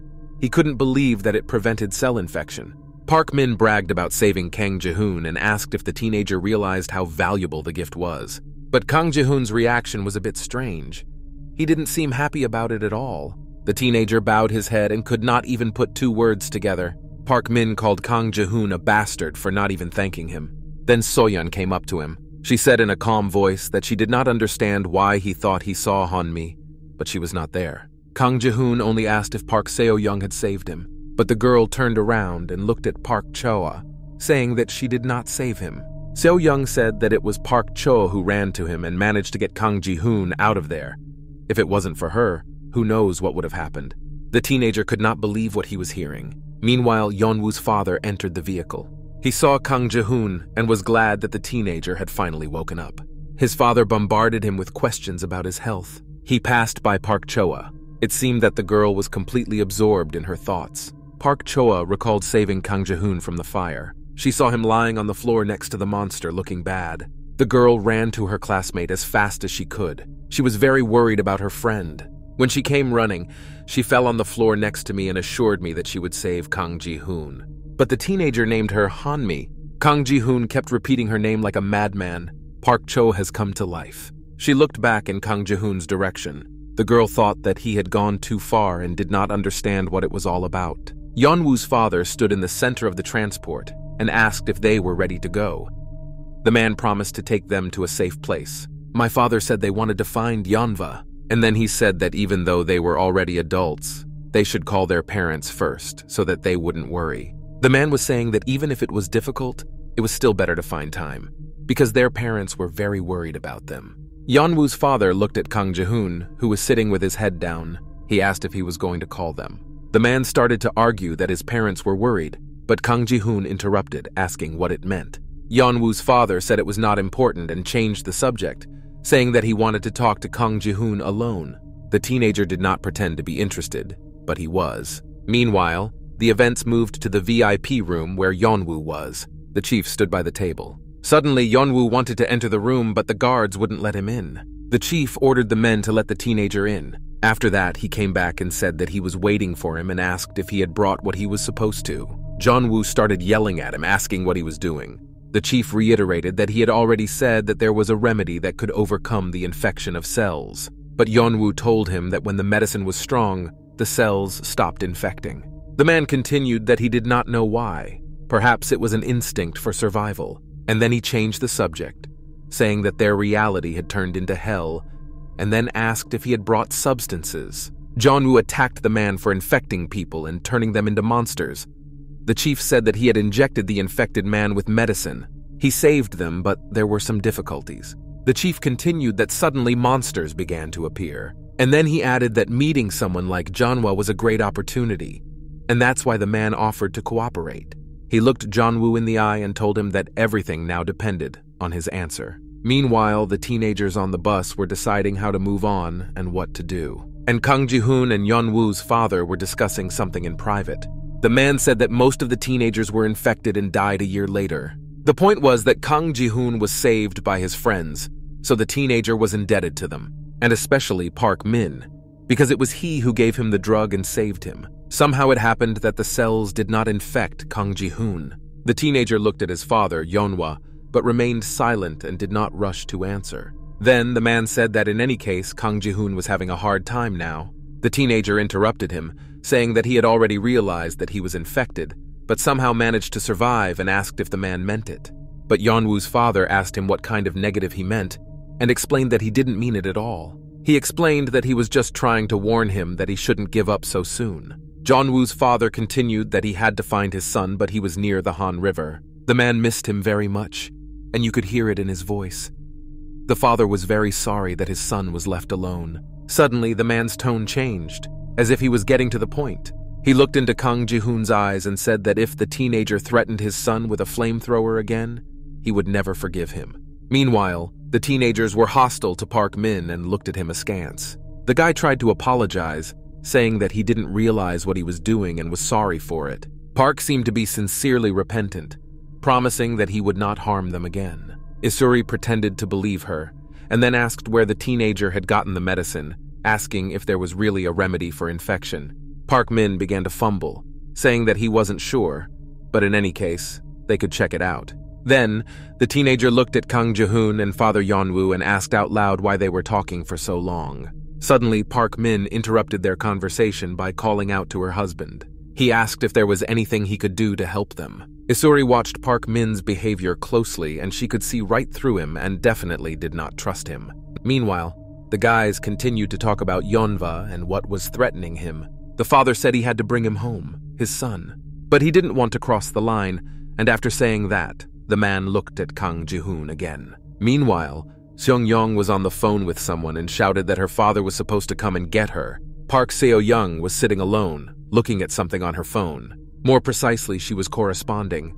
However, it seemed that no one answered her. The girl was looking at her phone screen and thinking about something. The messages referred to a protective suit, and the girl wrote to someone and asked them to find it and put it on. Suddenly, someone interrupted her thoughts and scared Soyon a little. It was Isuri, and she asked if he had deliberately stood in such a noisy city. Soyon replied that she thought Yeon-woo was somewhere in the center. Then Isuri asked how she knew the effect of the drug. She went on to say that she had never heard of him, and that Park Min must have been testing the medicine for a reason. Soyon said she did not know all the details. Park Min just knew it, that's all. And then she added that she had some medicine, and if Park Min was persuaded, she thought it could help Yeonwoo. She tried to go on to say that this was why they were together, but their conversation was interrupted by Kang Min. He said that this was his way of helping Yeonwoo, but he needed hot water. Then Isuri just exploded and ordered Kang Min to shut up and stop talking nonsense. Suddenly, a breathless Choi ran inside and ordered everyone to leave immediately, because there was a dispensary nearby with the materials they needed. He told everyone to hurry up because it seemed that no one was there yet. The company dutifully obeyed and began to prepare to leave. Isuri walked alongside Kang Min and started a conversation about hot water and Lee Yeon-woo. She said that even if they found the teenager, Park Min had a stronger remedy. Isuri said with a serious voice that the guy definitely knew something and knew where to get the information he needed. But she was still confused about why Park Seo-young wanted to help Yeonwoo so badly. And at the same time, she was holding on to Park Min. Perhaps they decided to act together. Isuri asked Kang Min why So-young was wearing a cap. It seemed that the girl had heard what was being said about her, so she lingered a bit on the way out. Isuri said at this point that she did not trust Park Min. After all, he could have killed any of them for his own benefit. Soyon overheard the conversation in time, because this information could be useful to her. The company withdrew from transportation. Choi led the company, saying he was checking out the area, but ordered them to keep a close eye and be careful. Suddenly, Yeonwoo's father shouted as if he had found something. There was a station in front of them. At that moment, someone called out to the man, and he turned toward the sound. It was Kang Ji-hoon. He said that he understood that the line was not to be crossed, but what if he did? Yeonwoo's father looked at the teenager and listened carefully to what he was saying. The guy said that he was not as important as Lee Yeon-woo right now. Meanwhile, Seung-yeon couldn't believe that they would be returning home soon. She told Park Joa that she was sure that she would never go anywhere else. Then Park Choa asked what to do with Lee Yeon-woo. Seung-yeon exploded and screamed, asking why he was here. She was indignant, saying that they could not have found the teenager in the heart of Seoul. Park Min walked alone and thought about how they were all going to find Yeonwoo, but he knew for sure that they would be looking for him, so he had to keep a low profile. Soyon paused a bit and looked away. Then she interrupted her friends and started talking. The girl said that the whole situation was quite strange. She went on to say that everyone was absolutely talking about Lee Yeon-woo. Park Min also turned and started listening when they started talking about Yeonwoo. Soyon went on to say that things were different during school hours. None of them were close to Lee Yeon-woo. After that, the girl asked if they were his friends now. Isuri asked So-young in response what she thought, because she was not close to him either. Isuri went on to say that no one was in touch with Lee Yeon-woo at the moment, but they were looking for him. And then the girl asked if Soyon was that close to him. After that, Isuri simply moved on, saying that there was no point in wasting time and ordered everyone to leave. Soyon did not leave. She seemed to be thinking about what to say. It seemed that she had a lot of emotions inside her.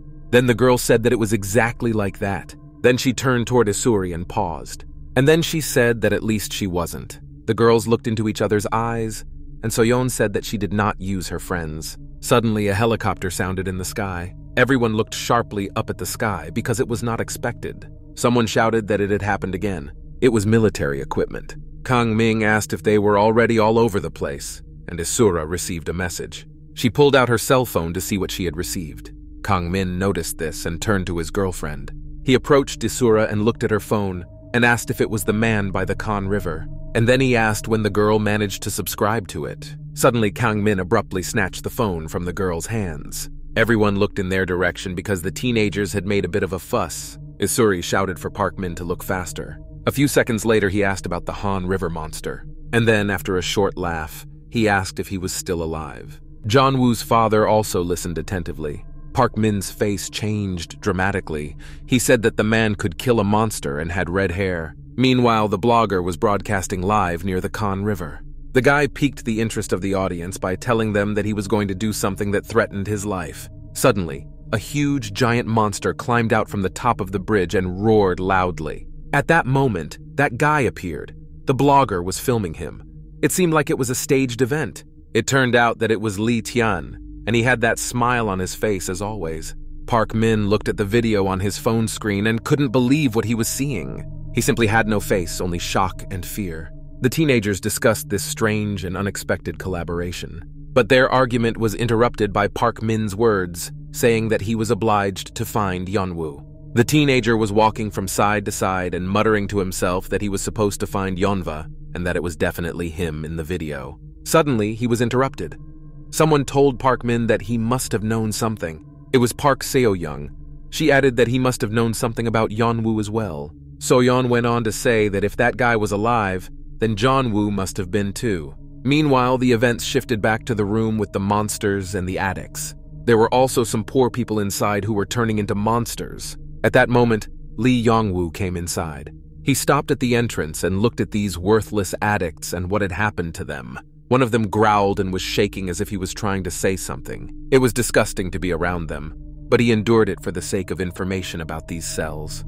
The teenager looked closely at these monsters and watched to see if the infection had passed.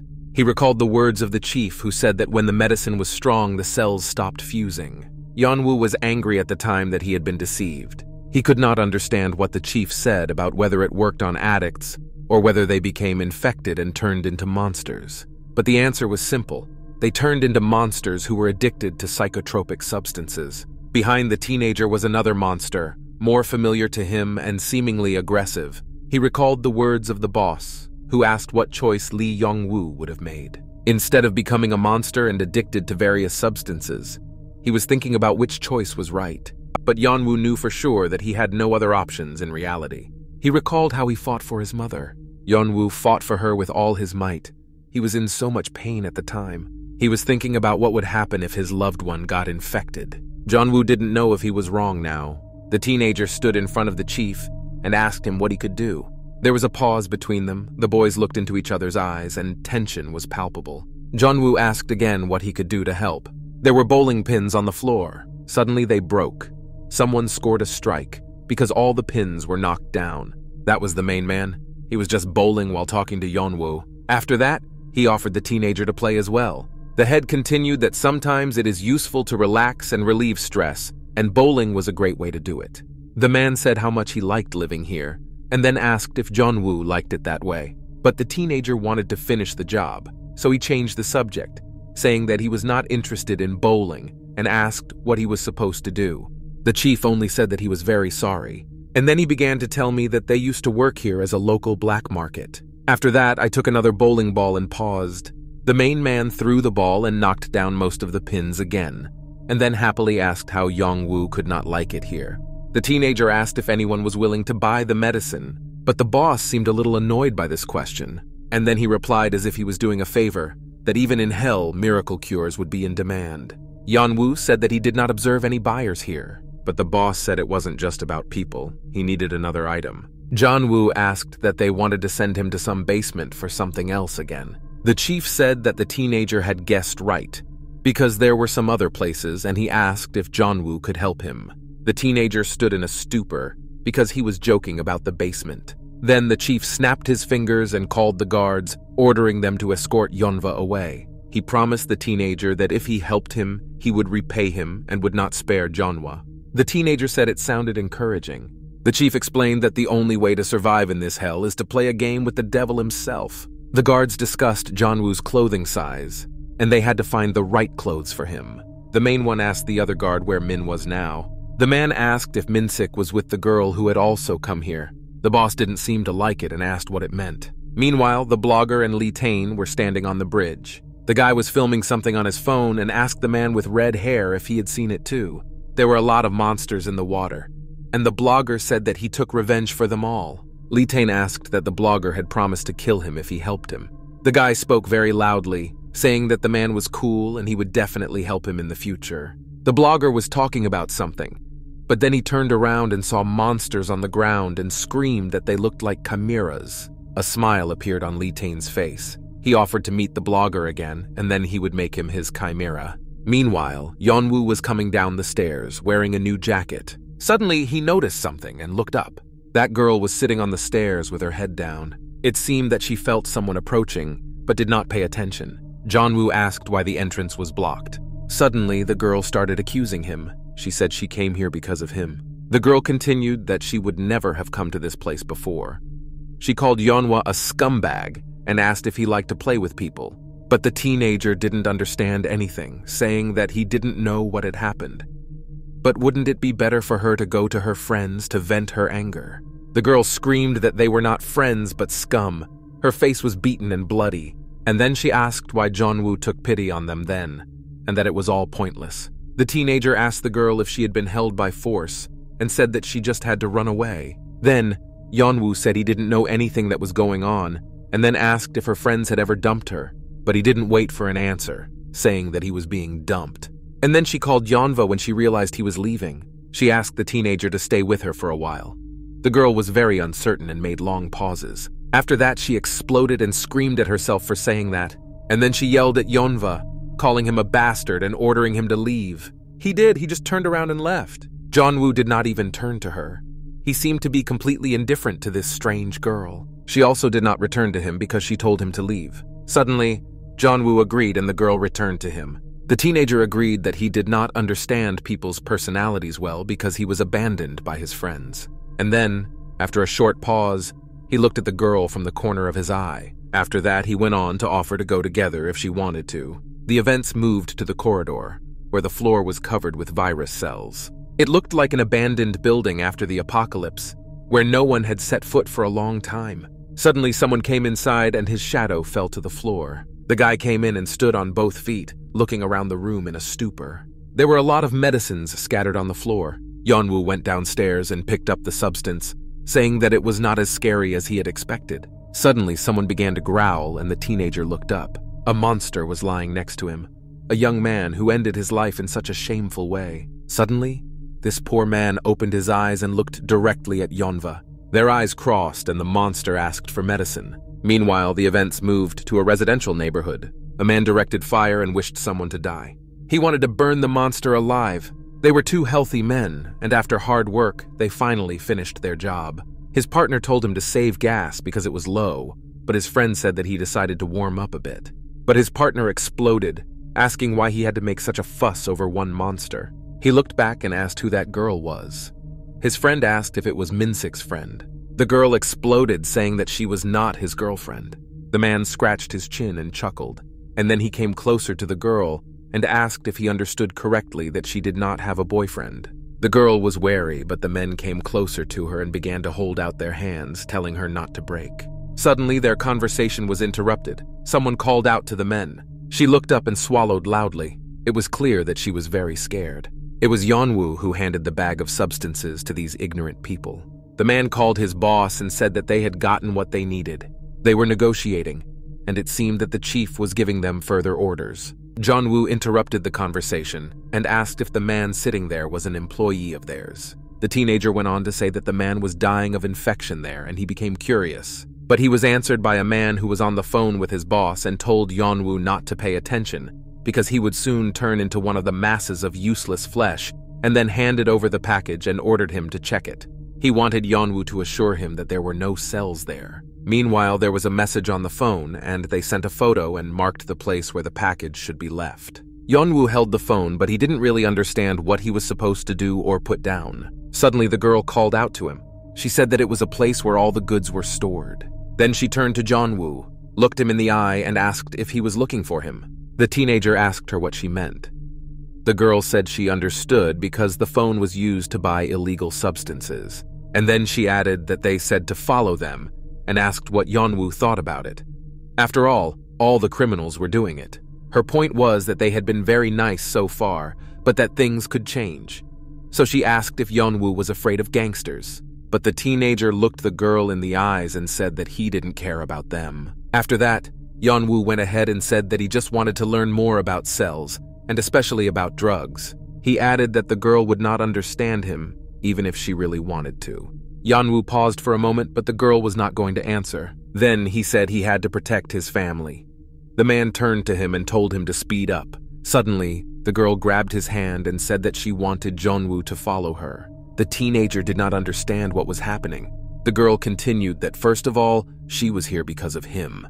She looked Yeonwoo in the eye and asked him to protect her. The girl continued that her friends had chosen the wrong path, and she asked him to protect her, promising to do whatever he wanted. But Yeonwoo was angry because she didn't like such thoughts and pulled out her hand. After that, he called the girl crazy. asking if she had a conscience to ask for such things. Meanwhile, the events moved to another colored room. It was the closest point. There was a company standing there, and Yeon-u asked if it was here because the room looked strange. The men asked if the teenager was afraid and offered to go with him, but Yeon-u went ahead saying he could handle it on his own. At that moment, the girl started screaming and asking to go with him. She was afraid that these men would start harassing her again, but Yeon-u didn't even slow down, and the girl screamed again for him to wait for her. The teenager asked why she suddenly decided to follow him. Yeon-u clarified whether the girl wanted to get protection from him or was just afraid to stay with those guys. The teenager looked intently into the room through the glass, and then he said that those men were terrible and he knew it himself. After that, he went ahead and asked the girl to wait there, but she yelled at him that he had come up with something strange. Then she added that it was impossible to get into the room without a key. She took something out by the window and said that Yeon-woo's actions were too absurd. The teenagers entered the building and climbed the stairs. The girl asked what Yeon-woo would do without her, and then she called him an idiot. The guy asked what that meant. Then the girl said that Yeon-woo should have taken care of her because she helped him, but the teenager just laughed at that. Then she looked at his back and said that he was very nasty. After that, she yelled that Yeon-woo was really annoying her, and then said that she was only interested in him now, so he could pay attention to it. But at that moment, the teenager was thinking about Soyon and whether she was okay. And then I thought about why she had followed him, since Yeon-woo was so dangerous. But Soyon saved him once. He remembered their last conversation, when Yeon-woo had said terrible things to her. Soyon said she thought they were still friends. She was so good at choosing her words so that it didn't sound romantic. Yeon-woo wondered if her words were sincere because he had never been close to a girl before. Then his new girlfriend yelled at him and asked if he was even listening to her. The girl was very intrusive and tried to ask how old Yeon-woo was, saying that she was older. The teenager asked her to stop.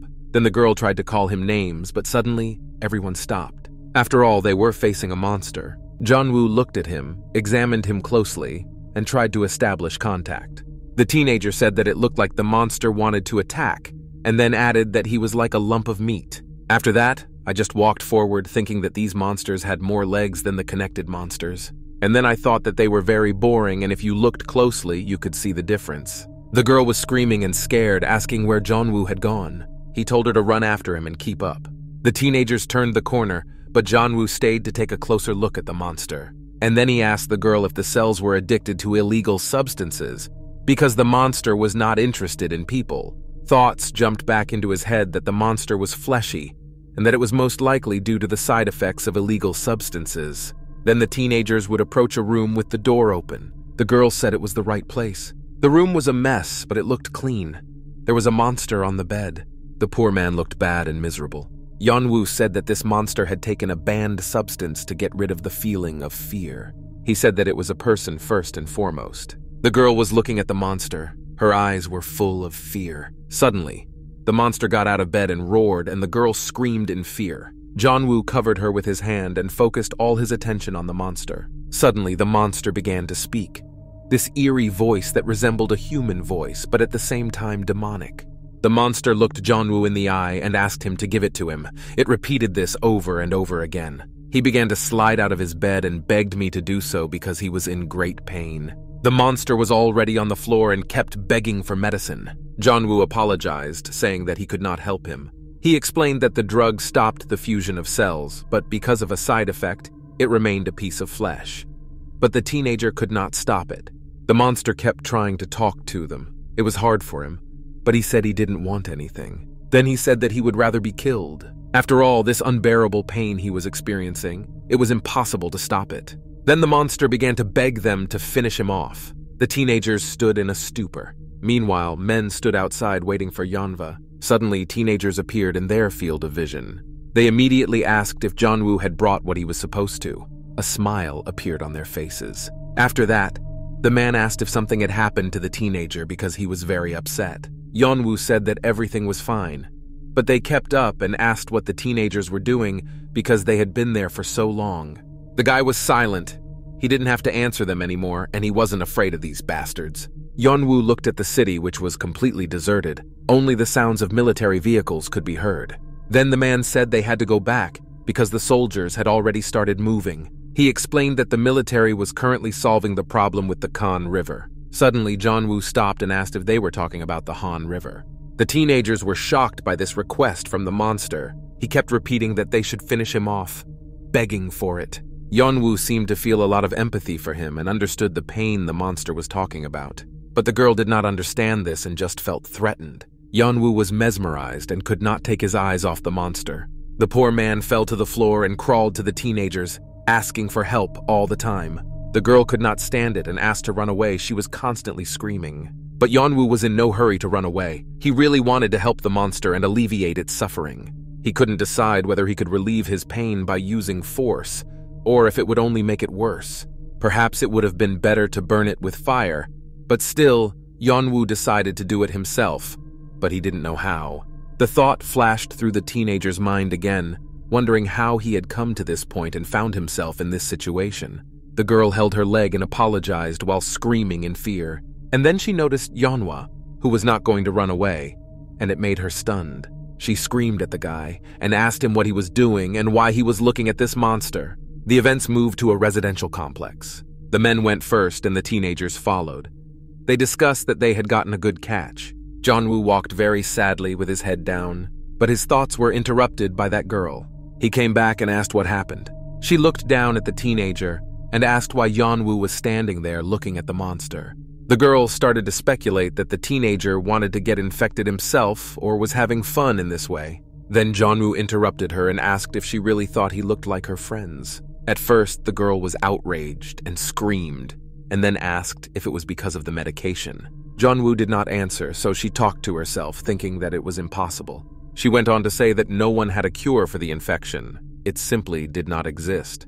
The girl said that Yeon-woo should just give up, but the teenager ignored her and just kept going. She was outraged by this behavior and started shouting again. But Yeon-woo did not listen to her even then. She just stayed alone, begging him to wait.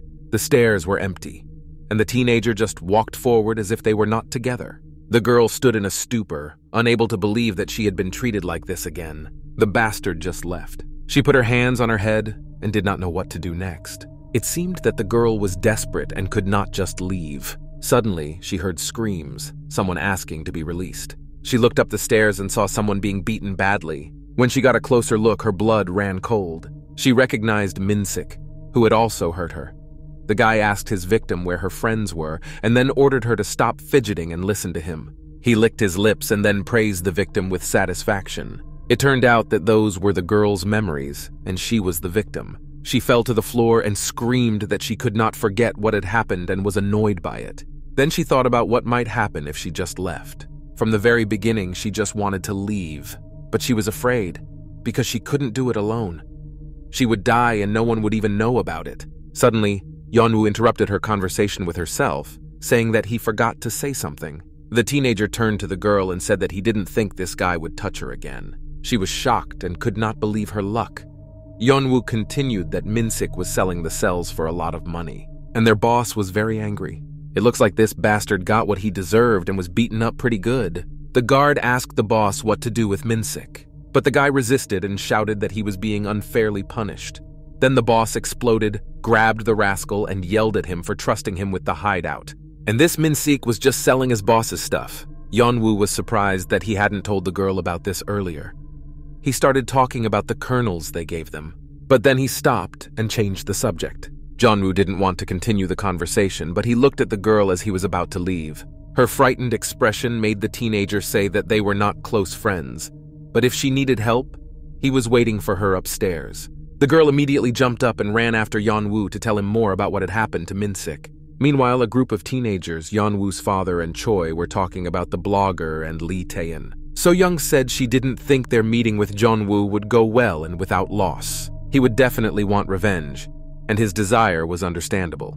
She looked Father Yeon-woo in the eye and said that everyone already knew how dangerous he was. Sung-yeon interrupted the conversation, started shouting and demanding that they hurry up and not talk about Yeon-woo because she wanted to go home. Suddenly, Park Min also spoke up, saying that he was in favor of Sung-yeon and suggested that they part ways and that everyone go their separate ways. He went on to say that he wanted to find that guy, and then added that he owed Lee Yong-woo a debt of gratitude. Sung-yeon didn't understand what Park Min was talking about, so she asked him again. Kang Ji-hoon stood aside and remained silent.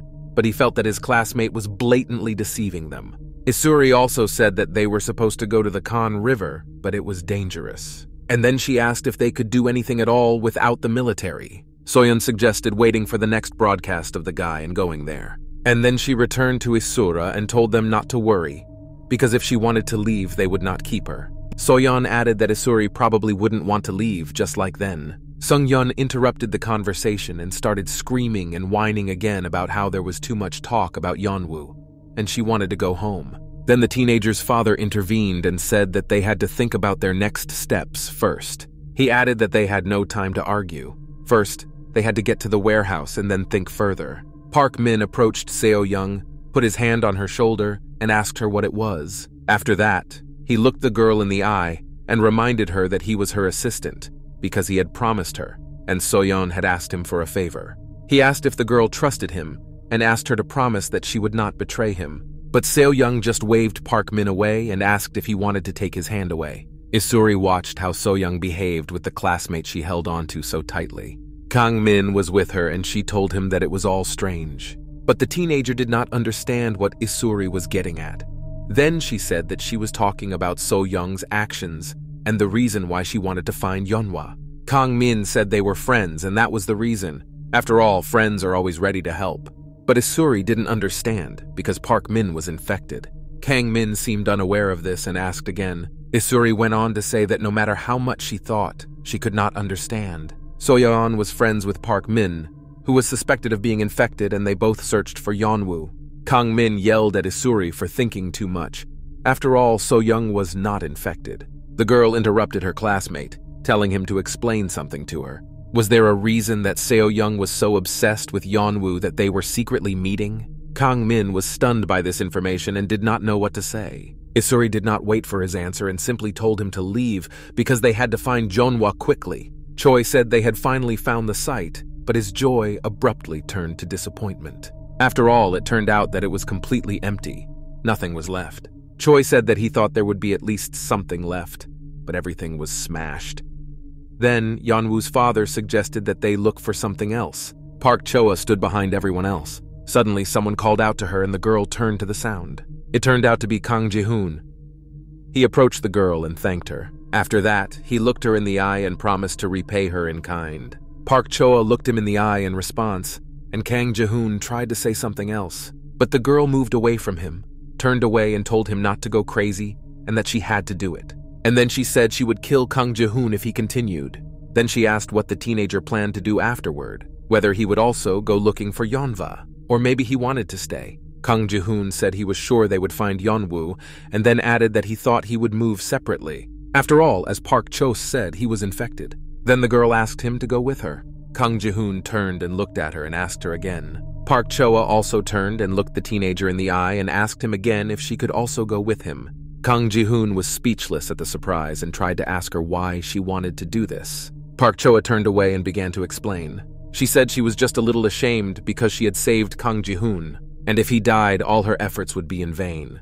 And then she said there was something else. The girl lowered her head and paused for a moment. After that, she said that her heart was hurting very badly. Kang Ji-hoon didn't understand what was happening, but he really wanted to hear what had happened. But their conversation was interrupted by Seon-young, who shouted that nothing had happened. It seemed that she did not know how to speak quietly. She was indignant that she did not like anything that was happening. Park Choa continued to say that the teenagers did not pay attention to Seon-young's screams. The girl turned around and said that if Kang Ji-hoon was against it, then it was a bad idea. There was a pause. Everyone was silent and did not dare to speak. Kang Ji-hoon did not look at Park Choa and told her to take better care of herself. He told her to go with the others. And then he added that he was sincerely grateful for everything, but he would pretend that he hadn't heard anything. Meanwhile, Choi and Yeonwoo's father discussed the fact that there was nothing there, and his son was not there either. Choi said that in this situation they should have gone further to the center. His father supported this idea. And then he said that he was not looking for Yeonwoo because he was his son. There was another reason. The father began to tell him that he had never been spoiled and was more like his mother, quiet and smart. Choi supported the man, telling him not to beat himself up and that he was sorry that it happened to his wife. The man looked up and said that everything was fine. It just hurt so much that their son, who was very important to his mother, was lost. Choi told his father not to worry so much because they would overcome everything. And then I asked if the man thought the clouds were strange, and my father supported this idea. He said it seemed to be starting to rain. It hadn't been for a long time. It was starting to rain. Meanwhile, in the room with the monsters, the guards were beating someone badly. She was 2 against 1 guy. It seemed that they overdid it and the victim lost consciousness. They shouted and asked who told him to sell the cells. At that moment, Yeon-u and the girl came in and froze in shock. Then, one man told the guard to stop and addressed the teenagers as school children and ordered them to wait outside the door. But the girl saw something and could not look away from it. She saw her abuser on the floor. It was Min-sik. His face was bloody and he looked miserable. The girl immediately began to mock the guy, telling him to look at himself, what had happened to him. Min-sik raised his face and looked at his friend, who said that his face looked terrible. Then she took out her phone and started filming the guy. Meanwhile, the guard was leading Han Song-yu by the neck somewhere. The boy made excuses, saying that the man had simply misunderstood, but he did not want to listen to the teenager. Han Song-yu asked to be given a chance to explain everything. Suddenly, he saw Lee Yeon-woo and shouted his classmate's name. Han Song-yu literally attacked the teenager. He was screaming and asking for help. Behind them, the guards were dealing with another guy. Han Song-yu asked Yeon-woo to explain everything to them and prove that he really didn't know anything about it. Yeon-woo remained silent and his classmate continued to beg for help, reminding him that he had also helped him. Then, the teenager told Han Song-yu that he was happy to help, but he wanted to be sure that in return he would obey Yeon-woo. Han Song-yu swore that he would do everything he asked. The main man stood next to him and turned to Yeon-woo. He said that it was up to him to decide whether to save his friend or not. They were standing near a pile of monsters. There were so many of them that they seemed to be flesh and blood. The chief said that he knew about it, that they could not be cured now, but he was stupid enough to sell the cells. Yeon-woo added that he also mocked people, and now you wouldn't even understand. The chief agreed, because the nuclei were dividing rapidly. And then he added that the value of these cells would increase every day, perhaps even more than an antidote. Yeon-woo asked when the boss would show him around, because the teenager had brought everything he had been asked for. He wanted to know how to cure the infected person.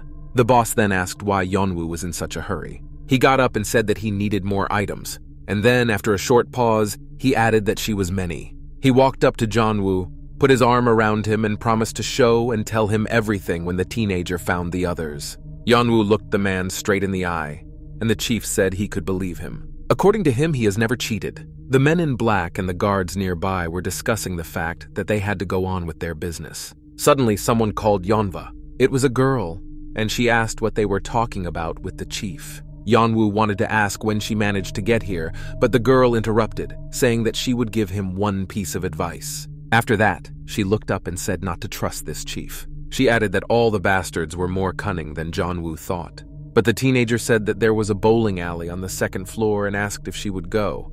The girl was angry that she was not listened to again. Meanwhile, Han Song-yu ran to his classmate while the teenagers were arguing with each other. He called out to Lee Yeon-woo, glad to see that he was still here. The teenager turned around and saw his crazy classmate. Then he turned around and said he was going bowling. Han Song-yu was standing behind him, waving and saying that he had found a gift for his friend. He picked up the expensive power bank and asked if he needed it. Yeon-woo turned and looked at Han Song-yu out of the corner of his eye. The teenager was very happy, saying that he knew the teenager's phone was dead. Meanwhile, Min-sik and his partner were on the floor, and he asked the guards to listen to him. He said he was very sorry and thanked them for not killing him. The guard called him his brother, saying that he had also saved him then and advised him not to get caught by the boss. And then he added that Min-sik was no longer a member of the club, so he had to go his own way. The man was outraged that he couldn't string 2 words together. He wanted to ask who had betrayed him. Suddenly, Lee Yeon-woo's face flashed through his mind. It seemed like Min-sik had a puzzle in his head.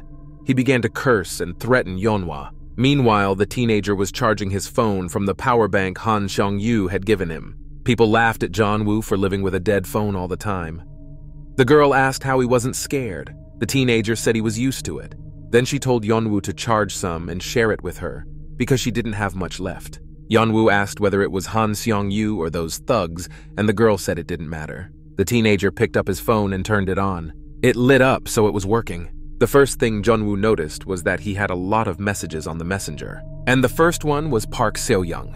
She asked me to call her if Yeon-woo saw this message. She was the one who sent the most. Yeon-woo was shocked, stood in a stupor, and could not believe what he was seeing. His new friend yelled at him to give her the power bank because he had charged his phone. But I stopped when I saw a message from Park Seo-young. He laughed, saying the name of a classmate and asking if she was his friend. Yeon-woo was outraged that she had gone through his phone. The girl joked, saying that she was just curious because they were still small children, and advised Yeon-woo to talk to her older sister. Han Seong-yu intervened, saying that Seo-young was no ordinary girl and was prettier than Noon. The girl was outraged, but Yeon-woo confirmed Han Seong-yu's words. Noona started shouting that Seo-young's avatar wasn't even pretty in the photo. And Han Seong-yu said that it wouldn't be hard for the bandits to take his phone. And then he asked if Yeon-woo needed anything else. Han Seong-yu smiled, saying that if he didn't have a charge, he would help with it. He was very obsessive, and this aroused suspicion. A classmate called them friends, asking him to let him know if Yeon-woo needed anything. But the teenager dismissed him with a couple of phrases. Yeon-woo thought that Han Seong-yu was a very weak guy, but he was not a bad person. Suddenly, Yeon-woo stalled again, rereading the message from So-young. Then he exhaled loudly and put his head in his hands. Noona asked what happened to him. Yeon-woo thought that they were here and were trying to find him now. Soyon was all about him, and the teenager thought to ignore her. And then he decided to just calm down and pretend he didn't have a phone. Soyon was not supposed to call him right now. Meanwhile, the girl was sitting in another room on the stairs all alone. She was looking at her phone as usual, when she suddenly noticed that Yeon-woo had finally read her message. Suddenly, the teenager received a message from Park Seo-young on his phone. Yeon-woo was shocked. The messages came one after another. They said that Soyon saw that the teenager had read her message and finally appeared online. Yeon-woo couldn't believe that everything had happened so quickly and that the girl had noticed it right away. So she followed their chat. Han Seong-yu noticed the shocked expression on the teenager's face and asked him what had happened. Yeon-woo looked up, asking what he meant. Han Seong-yu asked if the teenager had received a text. And then he asked if it was Park Seo-young.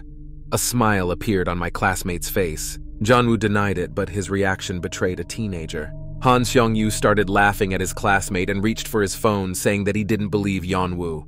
The classmate stood his ground, asking for a phone to look at it, and helped Yeon-woo, because he said he was an expert in this area. But the teenager looked at Han Seong-yu and refused him with a ruder tone and expression. My classmate realized that he had overreacted and apologized. The events moved to the men's restroom. It was Yeon-woo. He hid there out of sight and opened the message from So-young once again. The girl continued to write to him, saying that his father was very worried and asked him to get in touch with her.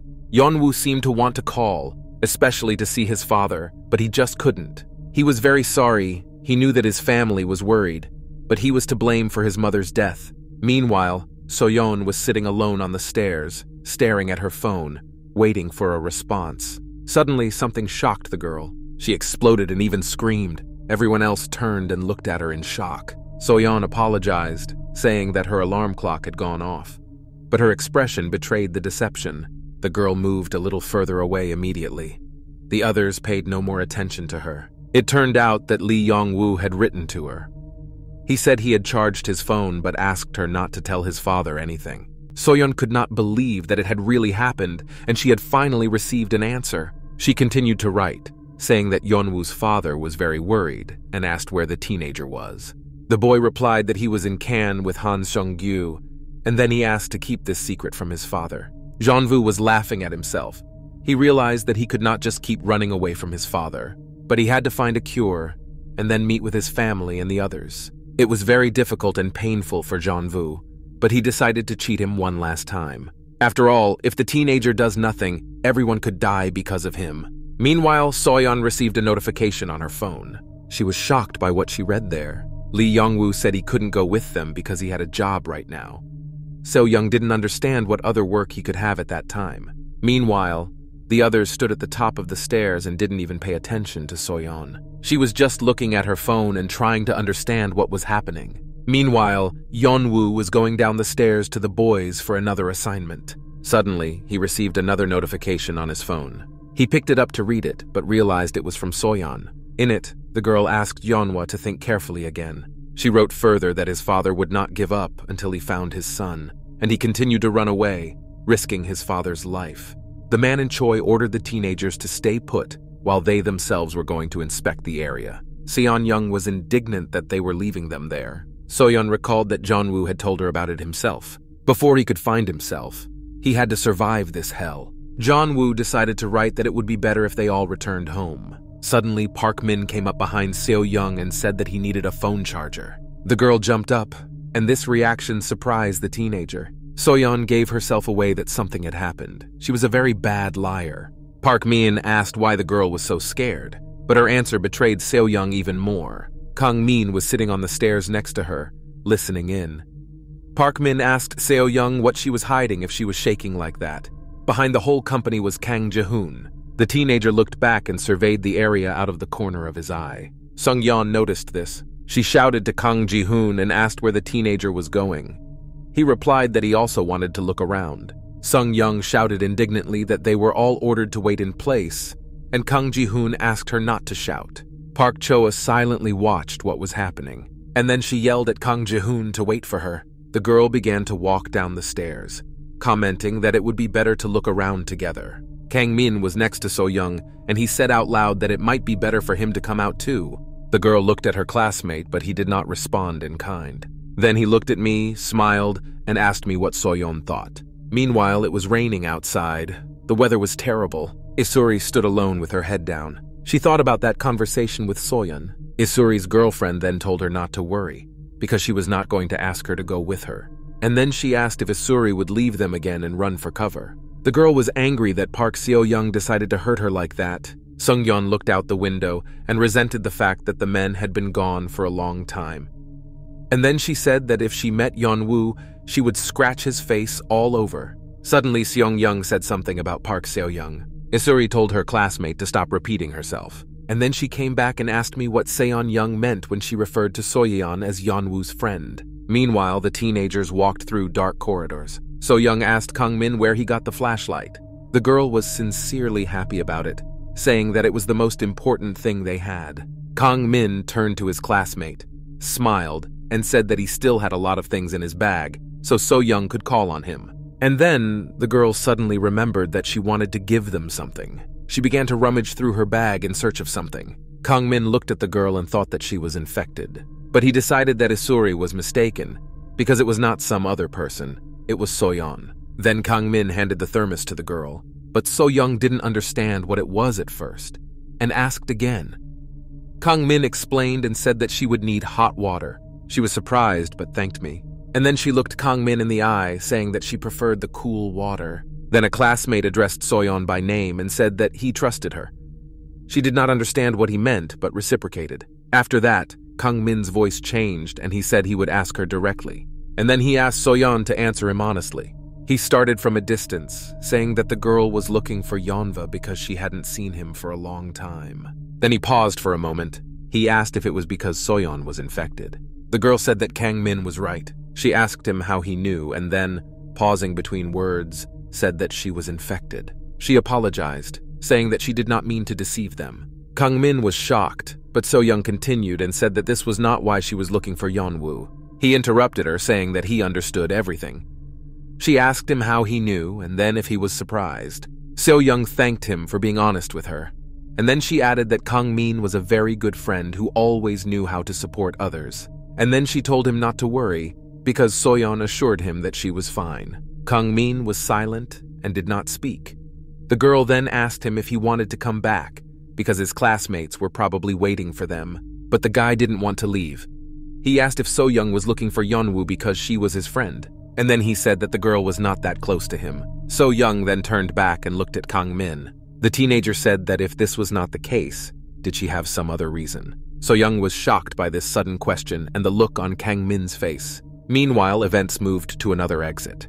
Kang Ji-hoon was there, coming down the stairs. It was raining outside, and it became even more dangerous. Kang Ji-hoon sat on the stairs and thought about something. The teenager looked at his hand and could not believe that there were no more virus cells on it. But the guy still didn't feel well. The virus was in his body. Park Choa came up behind me and asked if the effect of the medication had passed. Kang Ji-hoon was even a little scared of the girl who kept following him around. The girl said she was going to follow him and hit him if Kang Ji-hoon left without telling Park Jo-a, and then she asked if the teenager was also afraid to walk alone. Kang Ji-hoon objected, and then asked why the girl was following him all the time. She said she was just passing by and was going to rest on the stairs for a while. Kang Ji-hoon asked if that was all, to which Park Jo-a asked what the teenager was doing alone, and if he was thinking about his mother. The guy asked if he looked like a crazy person and why he had such thoughts. And then he said that it was not Park Cho-a's case. After that, Kang Ji-hoon suddenly opened up, even his voice changed. The teenager went on to say that he suddenly thought that in the past, Lee Young-woo must have felt lonely when he was alone. Park Cho-a said she did not expect the teenager to speak there. He said he didn't expect it from himself either. Maybe it was because he almost died. Suddenly, there was a silent pause and everyone was thinking about their own things. And then Park Cho-a said that if you think about it, it was full of contradictions. She went on to say that Kang Ji-hoon said he wanted to repay the rescue, but now he wanted to leave alone. And then Park Cho-a looked up, looked at her classmate, and said that he had no choice because she had saved his life.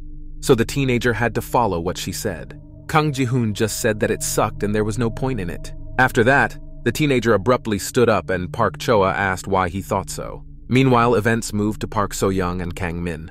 The girl was standing alone, leaning against the wall and looking at the floor. She was holding a lantern that a classmate had given her and was lighting the floor with it. Soyon looked very sad and lost in thought. She thought about her conversation with Kang Min. The girl did not understand what her classmate was hinting at, what other reason he wanted to hear about. Seo-young was angry because she thought that Kang Min suspected her of seeking out Lee Young-woo because of his power. She got angry and started yelling, saying that she just wanted to help her friend. Kang Min interrupted Seo-young, saying that he had already told her that he believed in her. He went on to say that he did not suspect the girl of her intentions, but believed that she was doing it with good intentions. Suddenly, the teenager paused between sentences and looked Soyon straight in the eye. The girl was wary, but answered in kind. Kang Min said he wanted to know how Seo-young felt. She asked what her classmate meant. Kang Min looked down ashamed. He asked if Soyon remembered the situation that happened in a shelter for the homeless when the military came to pick them up. When everyone was fleeing through the window, Soyon was hesitant and just stood there. Kang Min said she was left alone for Yeon-woo's sake. Soyon was shocked by this statement, wondering why her classmate was even thinking about it. Suddenly, she started to panic and asked why it was strange, because she just didn't want to leave Yeonwoo. But she suddenly stopped and changed the subject to Kang Min. Soyon asked what it had to do with him, why he was interested in how the girl felt. Kang Min was silent, as if he was gathering his strength and thoughts. There was a silent pause. Then the teenager began to speak. Soyon looked him straight in the eye. Kang Min responded in kind and said that he just wanted to help her. Events returned to reality, where Seo-young sat on the floor alone, thinking about what Kang Min had meant. The classmate wanted to know how she felt because he just wanted to help her. She suddenly wondered if her behavior was considered excessive in the eyes of others. If you think about it, could she have just absent-mindedly said that the reason she was looking for Jonah was out of his hands? Soyon didn't want to look like that. She didn't like to look like a coward in the eyes of her classmates, someone who could be betrayed. So-young was so absorbed in her thoughts that she didn't notice Park Min approaching her and brazenly reading the girl's phone. He asked since when, and Soyon jumped up in fear. Park Min grabbed the girl's phone roughly and asked her since when the two of them had been in contact and called her names. The guy read their correspondence out loud and swore. The teenager acted very mean. He continued to read everything, although he had no right to do so. So-young tried to grab the phone out of his hands, but Park Min held it by force. And then the boyfriend came back to So-yeon and said that they had promised not to betray each other, and the girl said that she was on his side. He clutched So-yeon's throat, and she tried to say something, even scream, but she couldn't. She yelled for Park Min to give her phone back. His gaze became crazy, and he just threw the girl aside as if she were some kind of object. So-yeon flew away and fell to the floor, screaming loudly in pain. Park Min looked at the girl and scolded her. Suddenly, someone shouted and asked what happened to So-yeon. It was Isuri and Kang Min. The guy was screaming and aggressively asking what happened. So-yeon told Park Min that it was her personal thing, something she felt. The girl kept going, no matter what the guy told her or didn't tell her. Moreover, Park Min seemed to have forgotten her warning. She asked what Park Min was thinking. When he met Lee Young-woo again, he really believed that the guy would just keep quiet. Seo-young came close to Park Min and asked what the teenager could have done without her. After all, the only one who needed help was himself. Park Min called So-young again and asked if she had threatened him. The girl abruptly snatched her phone out of the boy's hands and confirmed his opinion, adding that the teenager should take care and not touch her again. Park Min called her a bitch and ordered her to be quiet because the little boy was very annoyed. Meanwhile, Kang Ji-hoon quickly ran to his classmates and called out to them. He was shouting for everyone to run away as fast as possible. It seemed like something terrible had happened. It turned out that there were a lot of monsters outside who were gathering together. There were soldiers nearby, but it seemed that they could not cope with such a large number. There were an abnormally large number of monsters, as if someone had deliberately called them. Others watched them from the window. It seemed that the monsters had come straight out of the Han River. The soldiers could not cope and decided to just run away. The forces were not equal. The company was watching from above, and it made their blood run cold. Park Min also stood with everyone at the window and watched what was happening. The teenagers realized that the soldiers outside could die. Yeonwoo's father said that they all had to get out of here first and ordered them to wait in place. Seung-young was indignant that her husband wanted to save those soldiers. He replied that he could not pretend that he had not seen it. Choi said that he was going to leave as well, but Yeonwoo's father told him that there was no need. Park Min stood alone and did not pay attention to what was happening. He realized that it was all the work of Lee Tae, the guy with the red hair. Suddenly, the teenager remembered something he had read on Soyon's phone. Yeon-woo wrote to the girl that he had a good idea and that she was right. The teenager's father ordered Choi to take all the children to a safe place. Park Min recalled Seo-young's words that the man was in danger. The boy realized that if Yeon-woo's father was really in danger, his son would definitely come to his aid. Meanwhile, the events moved to the room with the monsters. There were many poor people lying on the floor, unable to cope with life and drowning everything out with substances. Next to him was a guy holding the cells with his bare hand. The main man was sitting on the couch and said that he had been attacked by many people before, but this was the first time. When someone brought a phone with them, the boss said he was very embarrassed. Yeon-woo said he brought medicine, but it didn't help. Then the teenager told the chief to try it, and he would either be cured or die. Yeon-woo was getting closer to the boss and did not let go of the monster. Then the boss stood up and laughed, saying it was a strange feeling. He thought it was a threat. The chief asked why Yeon-woo was being so cruel and ominous to him. He added that he would have to tell him. He said that the point was to perceive monsters as demons. Then the boss put his hand on Yeonwoo and advised him to memorize it well. Suddenly, the teenager had an epiphany. He realized something. He turned to the chief and asked again. Meanwhile, Han Seong-yu and Nuna were hiding behind the stairs. The girl asked what happened to Yeon-woo and why he suddenly got angry and went upstairs. The teenagers argued with each other about who should go upstairs to see Yeon-woo because it seemed that the boy was spreading the virus. Nuna tried to persuade Han Seong-yu to go to her classmate. Then the teenager suggested that they just leave Yeonwoo and go down because if they went upstairs they would die. Suddenly Nuna said she was going upstairs, and Han Seong-yu exploded and ran first because he couldn't trust her. They carefully opened the door to the room. Inside were guards and others who had been infected by the monsters. Nuna stood in a shocked stupor and did not understand what was happening. Yeon-woo asked what the boss meant when he said that the flesh was healed. He said that they were essentially making cells that were addicted to psychotropic substances. If monsters become addicted to substances, they will not infect people. This way, no one else will get infected. The chief continued that based on all that had been said, it could be called an antidote. Then Yeon-woo began to speak. He said that the man had deceived him and was going to attack the man. The boss started screaming and panicking, saying he wasn't done yet and had a plan in mind. Yeon-woo said he knew about this so-called plan. They wanted to cook meat that would be poisoned with psychotropic substances. The nuclei that have not penetrated the body will come out of it, and then they will sell it. And that's why the chief got rid of the long-haired thug.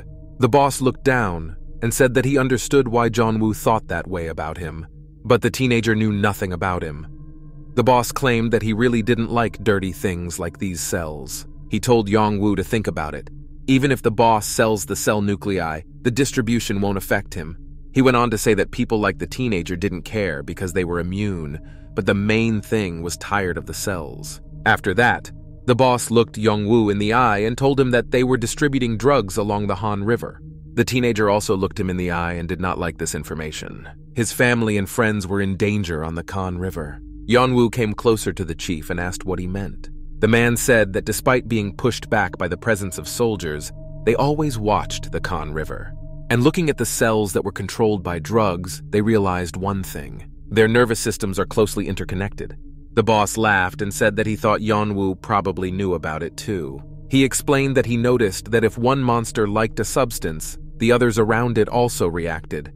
After that, they experimented and learned that after some contact, they shared their feelings with each other. They concluded that the answer was the Han River, because there are a lot of cells there. The chief told Yeon-woo to think about it. One of the monsters got out of the water and stood on the pier. Then he saw a monster that was addicted to substances behind him. The chief continued that the surrounding cells would also quickly become addicted to psychotropic substances. Yeon-woo said the man was always looking for profit in everything, so he couldn't trust him. The chief said he was serious. Suddenly he heard screams behind him. He turned around and saw Han Seong-yu and Noon being beaten by the guards. The chief continued that he knew that Yeon-woo must have lost a lot, but in the end, the substances could be obtained again. And then the boss asked me if everyone died, who would he sell them to? Yeon-woo looked at this man with no morals and asked how he could speak such low words. He only said that it was because he was addicted to psychotropic substances. He added that since Yeon-woo already knew everything, he suggested that we stop there. And then he asked if the teenager wanted to save his friends and asked how Yeon-woo thought why he left them alive. The teenager thought that he had realized that these addicted monsters just wanted another dose and that the main man was not treating people with substances, but simply using them to create monsters. Even in the Han River, this bastard got there too. Yeon-woo looked at his feet, and there were virus cells near them. Then he asked the chief when he was going to the Han River. Meanwhile, behind him, the man was attacked by monster cells. Yeon-woo stood in front and did not react to it. Then, the teenager told the chief that he didn't have much time. They looked into each other's eyes, and Yeon-woo said that his father was waiting for him. The guards and men standing behind him asked if the teenager was mocking them. Suddenly, the boss ordered his men to get ready, and then he poured a drink and repeated that Yeon-woo had said he didn't have much time. Then he said he wanted to have a drink first, and asked the teenager if he was a high school student. Then he suggested that we finish with these people, and then they would return more quickly. The man in black asked the boss where he was sending them all. The chief turned and asked where he could go if he had to go there while the person was invulnerable. And then he looked at Yeonwoo. He said he had to go to the damned Han River. Meanwhile, terrible things were happening there. The monsters chased the soldiers, and they ran away as fast as they could. Their numbers and strength outnumbered the military, so the men had to run away. Some still tried to shoot back as the monsters continued to pursue. They only fought off some monsters by setting everything on fire. I heard the shouts of a new party behind me. The soldier said he was starting to go crazy because there was another one behind him. Then, soldiers opened fire on these monsters from all sides. It seemed to work, and the monsters were burning alive in the fire. The soldiers stood bravely and burned the damned monsters. But it was harder to fight sea monsters because they were resistant to fire. The commander told his teammates that they had failed because the monsters were still attacking them. He was about to tell them that it was over. Suddenly, the man noticed something up ahead. They were shouted from the window to come to them. They were called into the room. The commander said that the screams seemed to come from this building. That was Yeon-woo's father shouting, telling the soldiers that he would help them all. The man was worried because he wanted to sincerely help the military and enlist their support. He wondered if there was any other way, so he looked around. Suddenly, Yeon-woo's father saw something that could be useful to him. Meanwhile, Park Choa and Isuri stood on the stairs and looked down at what was happening. Kang Ji-hoon was with them, rummaging through his briefcase and saying that they were wasting too many Molotov cocktails. Kang Min looked down and thought that the problem was not only with cocktails. What was worth checking was whether there were any other mutations. Suddenly, someone called the teenager and he was a little scared. When Kang Min turned around, he saw that it was So-young. She seemed to have come to talk to the teenager. So-young started the conversation for Yeonwoo, saying that she was thinking about him. She said that at first, she felt very guilty. After all, Lee Yeon-woo helped her, but So-young just threw him into Namsan. Kang Min defended her, saying that at the time, she just had to do it. So-young continued that somehow the situation became clearer. She said that they left Yeonwoo there and she could not forget the teenager's look. He was so lonely. And when So-young found out that Lee Yeon-woo was alive, she felt happy. And after the teenager was so cold and rude to her, So-young became attentive to his every move. She just couldn't calm down. And then the girl paused. After that, she said that her heart was hurting because of Yeonwoo, and she was sincerely sorry for the boy. And then she summarized that, in any case, Many mixed feelings made her so confused. Soyon asked what those feelings were and added that she would like to know. And then she looked down and said that she could probably find out if she met Yeon-woo and asked if Kang Min could help her with this. Meanwhile, it was raining heavily outside, and it seemed like it had been raining forever. Yeon-woo's father came up with a plan. He opened a window and tried to lower something like a fishing rod into it. He also climbed out of the window and shouted at the soldiers to get up quickly. The military agreed to this rescue, but they humbly climbed this invention. When the men finally got there, they fell to the ground and started laughing loudly. Yeon-woo's father asked what was happening outside and if any of them were hurt. One of the soldiers stood up and said that they were safe because of him, but it seemed that one of the soldiers was worse off than the others. He could not get up from the floor and was shaking. Yeon-woo's father noticed him and realized that it was dangerous. He put all the children in danger. Meanwhile, the teenagers ran to the others to make sure they were okay. But they were met by soldiers with machine guns. The men ordered the teenagers to stop and stand still. One of them politely asked the children to follow their instructions and asked how many people were there. Yeon-woo's father asked the soldier to wait and asked why he had suddenly become like this. But in response, and as a sign of gratitude, he also received a muzzle directly in his face. The soldier politely, but in a commanding tone, asked to follow the quarantine rules. And then they said that people who did not wear protective clothing would be quarantined, and those who wore it but without a mask would be restricted. Seung-young was indignant and whining as usual, and Kang Ji-hoon asked if it was because they hadn't been checked at the quarantine site. They said that people who wore protective clothing had to be checked, for example, in a refugee camp. Seon-young continued to be indignant and asked who saved these stupid soldiers. Suddenly, someone yelled at the girl. One of the soldiers shouted and asked what Song-yeon had just said, because she had to know who they were suffering because of. Yeon-woo's father yelled at the soldier, who was acting like a rude man, and said that there was no one infected, put himself in charge, and asked him not to point the weapon at the children. The soldier said that they also had no choice. He turned to the man, thanked him for saving them, but they still had to be careful, because no one knew who could be infected. Then the man paused, and then he said that from that moment on, they all had to be honest. Then he asked them to raise their hands if anyone had any symptoms. These include nausea, headache, fever, or similar symptoms. No one raised their hands and just waited to see what would happen next. The soldier asked if they were sure no one was infected. Then he asked if any of them knew anyone who was acting strangely. Kang Ji-hoon stood next to Park Choa, and then she looked at her classmate, but everyone was silent. The soldier then told the children to be smart and speak honestly while they had the chance. He tried to intimidate the teenagers by saying that they would be punished if any of them were infected. Sung-young quietly told Kang Ji-hoon to speak up quickly because he might get them into trouble. Isuri said she was stupid, because if any of them were infected, they would all be quarantined. The soldier repeated once again that they should all be honest. Suddenly, Park Choa stretched out her hand to Kang Ji-hoon. She wanted to take it. The teenager looked at his classmate out of the corner of his eye. The girl did not do so in return. She looked straight ahead. Then, Yeon-woo's father yelled at the soldiers, reminding them that he said he was in charge and ordered them to stop threatening the children. He asked how he would benefit from saving the soldiers if they were infected. Yeon-woo's father continued that they were just young children who had just entered high school. It seemed that the man was not just covering for these children, but was speaking sincerely and about what was hurting him. He went on to say that all of these children had come a long way to get here and had experienced a lot without anyone's guidance. Then the commander gestured for the soldier to lower his weapon. After that, he asked the man if they were the only survivors of the building, to which he said that there were several other children and one adult. Then the commander said that they would first inspect the building from the inside and ordered the rest to bring the other survivors. After that, someone shouted at someone and ordered them to put their hands up. It was Kang Min and So Young. They were scared and didn't understand what was happening. The soldier asked if they were friends, and then ordered them to raise their hands and come closer. Suddenly, one of the soldiers noticed something strange. He asked Soyon about her cap. Meanwhile, the soldier was holding 2 pendants with personal information. After that, he took off his protective mask and swore. He was standing by an open window. Suddenly, we heard monsters screaming from there. The man looked down and saw that the monsters were attacking the man in a group.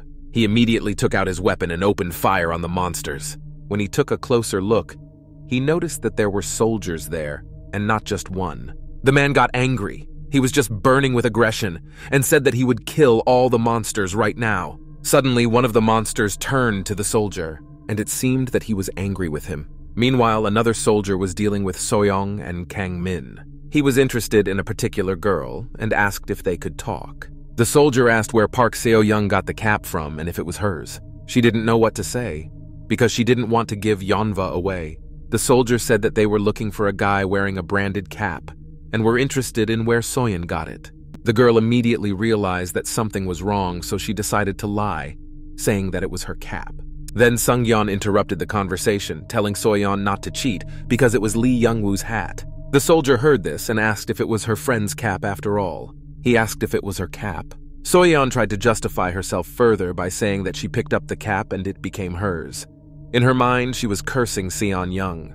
Behind her, Kang-min was screaming and worried that something had happened. The soldier then asked if the person who had owned the cap earlier was also in the room. So-young said that Lee Young-woo was not here, and they all did not know where the boy was. Suddenly, something terrible happened. We heard screams and shots. It turned out that monsters were climbing out of the window, and the soldier was shouting for others to help them shoot back. More and more monsters climbed. They gathered together and climbed the wall together. The soldiers stood together and opened fire on the monsters, trying to protect others and themselves. The teenagers were not at a loss either, and Kang Ji-hoon ordered everyone to make and take out Molotov cocktails. He was running with his briefcase and pulling out his weapon on the run, telling everyone to wait. Suddenly, the teenager felt sick, and he had experienced this condition before when he was infected in church. Kang Ji-hoon fell to the floor and screamed. A soldier was standing right in front of him and might have noticed something. The teenager did not understand what those feelings were, but it seemed that he was dying. It seemed as if nails were being pounded into his arm with all their might. Did he really relapse? Suddenly, someone ordered Kang Ji-hoon to run away. The teenager looked up and saw that the monster had already attacked the soldier. Soyon was also going to run away from monsters and from an unpleasant conversation. The teenagers ran away, turning back screaming. Suddenly, a soldier grabbed Park Seo-young's arm. He said that they were high school students who came on a field trip, and the man knew it. He went on to say that the teenagers were the ones who appeared on the live broadcast on the bridge. The soldier started shouting, saying that Soyon must have known where Yeon-woo was. Meanwhile, other soldiers were burning monsters. Suddenly, the soldier grabbed Soyon by the shoulders and said he wanted to ask the girl for something. The soldier said he needed Jeon-woo's help. He wanted the teenager to find the troops on the Kan River. The number of soldiers fighting the monsters at the window was growing. Soyon asked what the man meant. He had to go and help his comrades. There was little time. The man told me to go there and then find any military personnel. They would understand if So-young told them the identity of Jeon-woo. After that, the soldier ordered the girl to hurry up and went to help fight the monsters. Kang-min grabbed So-yeon's hand to make her run away as well, but she could not leave the military man in her mind and kept coming back to him. The man joined his brothers in arms and destroyed the monsters, but the ruthless monsters continued to advance. The military decided to retreat. But what to do with those people who are simply trapped on the other side of the room? There was a military man sitting there, shaking with fear. After all, next to him, the monster was eating his fellow soldier, and he was next in line. The poor man was screaming and begging for help. Suddenly, there was a loud sound, and he abruptly opened his eyes and looked at his partner. The soldier held his weapon very close to him. Something terrible happened. Meanwhile, Kang-min and Park Seo-young were running down the stairs and heard an explosion. The girl looked back and froze for a while. Kang-min noticed his classmate's anxious state and stopped as well. He asked Soyon what was going on, and she asked why they weren't here. Kang-min grabbed his girlfriend's hand and yelled at So-young to wake up, because they couldn't worry about anyone else. He said that they promised that they would find Yeonwoo together. But why did they all have to survive?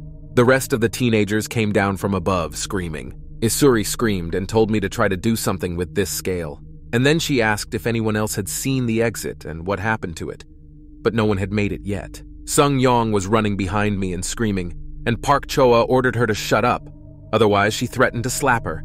The girl was loudly recoiling and whining that everyone was accusing her. Then Park Choa asked about Kang Ji-hoon, because when she looked around, she couldn't find him. So I decided to ask my classmates if he was not with them. Meanwhile, upstairs, in the room where everything was on fire, someone could hear moans. The events took place near the exit. Kang Ji-hoon was there, holding onto the door and loudly laughing. It was very difficult for him. His strength was leaving him. he realized that something was wrong with him. Everything happened just as he thought it would. It was not so easy to get rid of the cells. Suddenly, someone asked Kang Ji-hoon if the effect of the medicine was weakening. The teenager looked up and saw Park Min approaching. He asked if the teenager felt pain and cold sweat. Kang Ji-hoon responded by swearing and asking where he had been all this time. And then he asked, without waiting for an answer, whether Park Min had the same condition. But the guy just called Kang Ji-hoon stupid. He said that he was taking medications secretly from everyone and that he would be fine for a while. But Kang Ji-hoon will start mutating. The teenager replied that if that was the case, he had to go and help the others. Kang Ji-hoon said that Yeon-woo's father helped the army stop the monsters to buy some time. Park Min asked about Yeon-woo's father. After that, the teenager grabbed the door of the room where Kang Ji-hoon was. The teenager abruptly stopped them and asked Park Min what he was doing. Kang Ji-hoon was holding them and shouting, which was why his classmate was closing the door. Park Min was silent and only shouted back at the teenager to let go of the door. Kang Ji-hoon looked the bastard straight in the eye and said that he thought he was his friend. But Park Min responded by asking what kind of friends they were supposed to be and punched Kang Ji-hoon. The teenager had little strength, so he fell to the floor. After that, Park Min scolded his classmate and kicked Kang Ji-hoon. Then he shouted that they were not friends and kicked the poor man in the face. He asked all the time why Kang Ji-hoon thought they were friends if the boys wouldn't talk to each other after graduation. And then Park Min said that the classmate was just a lower caste person who pretended to be strong, so he couldn't live like a human being. After that, the teenager looked at Kang Ji-hoon with a smile and told him to try to ask him for medicine, and if he took it seriously, he would give it to him. Kang Ji-hoon looked up and looked at Park Min. His ugly rat face, which only knew how to attack the weak, was begging to be slapped. Then, Kang Ji-hoon called Park Min a bastard and gave him the middle finger. Meanwhile, someone came running to the other teenagers. It was Park Min, and everyone was asking him where he was. He told them that it was over, because it looked like Kang Ji-hoon and Yeon-woo's father were stuck upstairs. When Park Cho heard the news about her friend, she was immediately alarmed. Park assured everyone that he tried to help, but he failed. And the situation was very chaotic because of the monsters. Everyone heard some strange sounds on the other side of the door. Park Min continued and asked if there was any way to tell Lee Yong-woo that his father was in danger. Meanwhile, Kang Ji-hoon was still on the floor where the fire had occurred. The teenager was getting sicker and sicker from the smoke caused by the fire and cursed Park Min, who locked him in the room. Suddenly, Kang Ji-hoon felt something. Virus cells began to appear on his arm. Next to him was a soldier who was being devoured by a monster. The man tried to get out from under its paws and tentacles but could not. Kang Ji-hoon watched what was happening carefully. The teenager noticed a flamethrower lying next to the soldier. Then he decided to take it to have at least some protection. Meanwhile, it was raining outside. A black car was driving fast on the road. Inside was the boss, his bodyguards, and Lee Yong-woo. The chief was indignant that the road was bad. The guard told the boss to look inside, because there were many abandoned cars. It was leading to the fact that they would not be able to drive a car because of this. Meanwhile, Yeon-woo was looking down and thinking about something else. The teenager held a phone in his hands and kept looking at the screen as if he was waiting for a message. Nuna was sitting next to him, also looking at Lee Yong-woo's phone. Then the girl asked if the teenager was expecting a message. She went on to say that Yeon-woo had almost run out of juice on his phone, so he had something more important to do in that situation.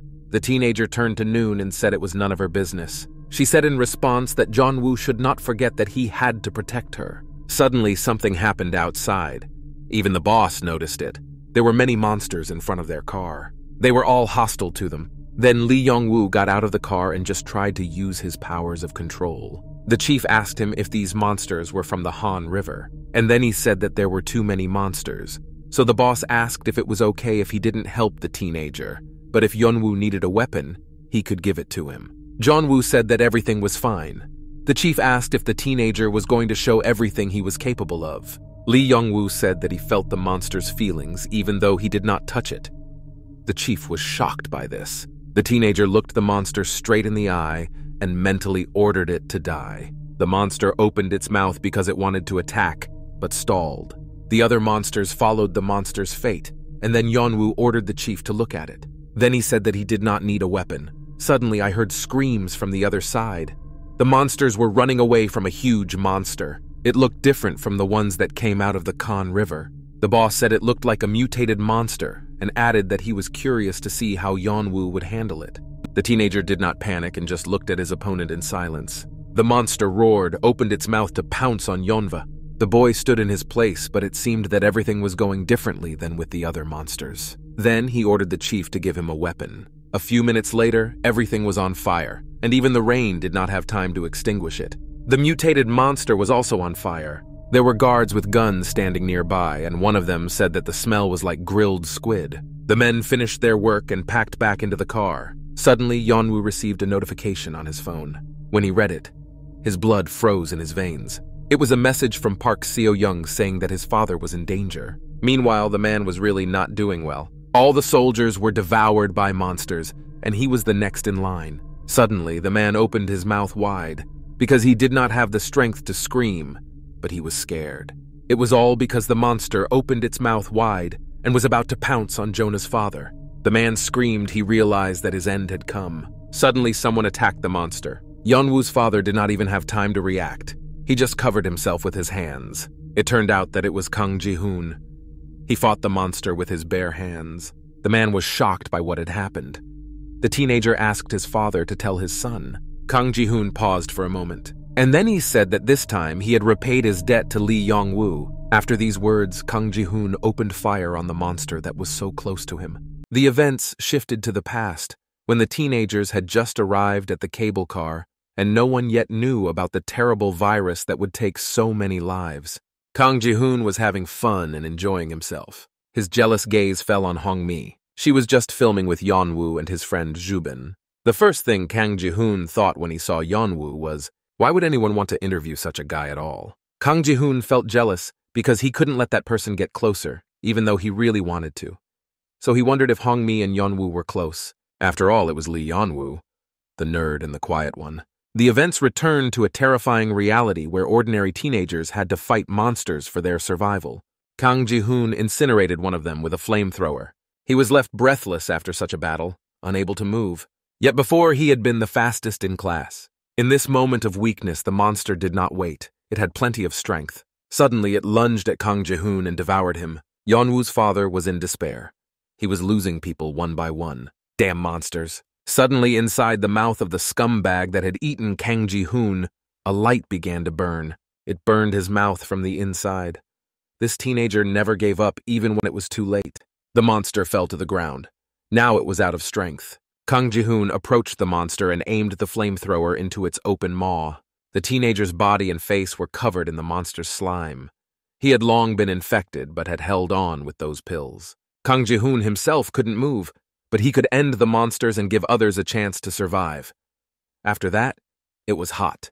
Behind him, Yeon-woo's father tried to reach Kang Ji-hoon, but the military stopped him. The man shouted words of support to the teenager.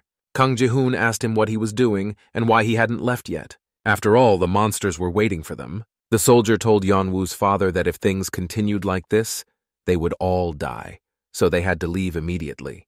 Kang Ji-hoon didn't turn back. He was ashamed to look into their eyes. He asked to tell his friends that he was a failure and had run away alone. Yeon-woo's father was forcibly removed. He resisted until the end. Kang Ji-hoon said that was indeed his intention. He said goodbye to his friends. He said he was doing it not for them. Kang Ji-hoon just wanted revenge and to kill at least one monster. After all, he would definitely regret it if he died foolishly. Suddenly, the teenager remembered Park Choa and said it was all thanks to her. After that, Kang Ji-hoon ran towards the monsters.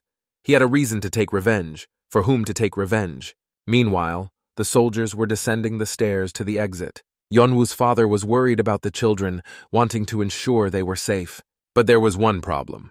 Monsters were coming for them, and there were many. Events were unfolding too quickly. Somehow the monsters had gotten to them. Meanwhile, the teenagers were outside, in relative safety.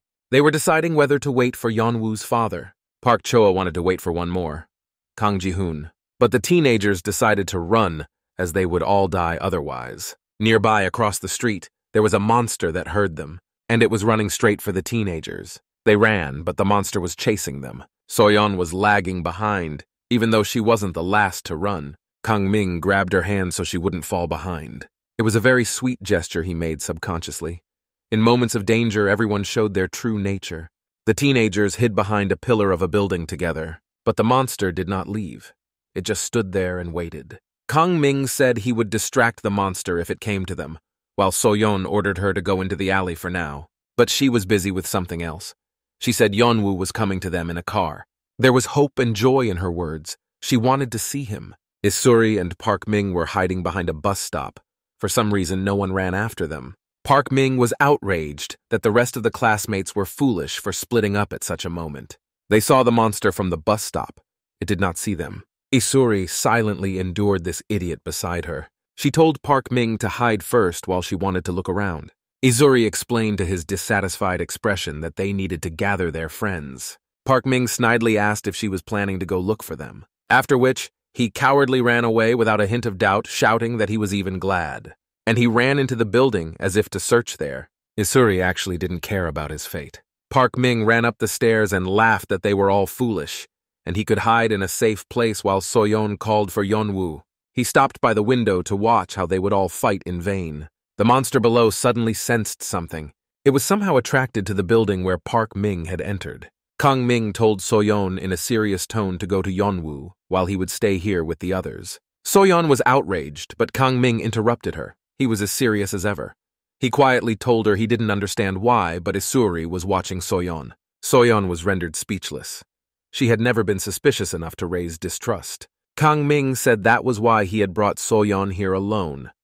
She decided that he was disappointed in her because she hadn't mentioned her correspondence with Yeon-woo, but he denied it. After that, he asked if Soyon knew why Isuri was called the Queen. Meanwhile, guests arrived for Park Ming. He heard the monster's screams and turned in shock at them. Park Ming didn't understand where the monster had come from in the building. He thought he was the smartest. His heart was pounding wildly.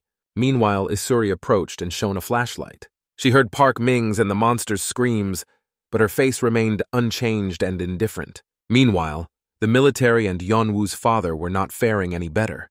The monsters were catching up to them. One of the soldiers was pleading desperately for a flamethrower. Only it could help here, as the rifles were ineffective. Suddenly his wish was heard, and the monster was set ablaze. The soldiers and Yeon-woo's father were shocked to see their savior. It was Chon. He saved them and told the father that the children had left and were talking about his son, Yeon-woo. The man was left speechless by what Chon said next. The children said they would see Yeon-woo soon. After that, the homeless man ordered him to follow him so he could lead him.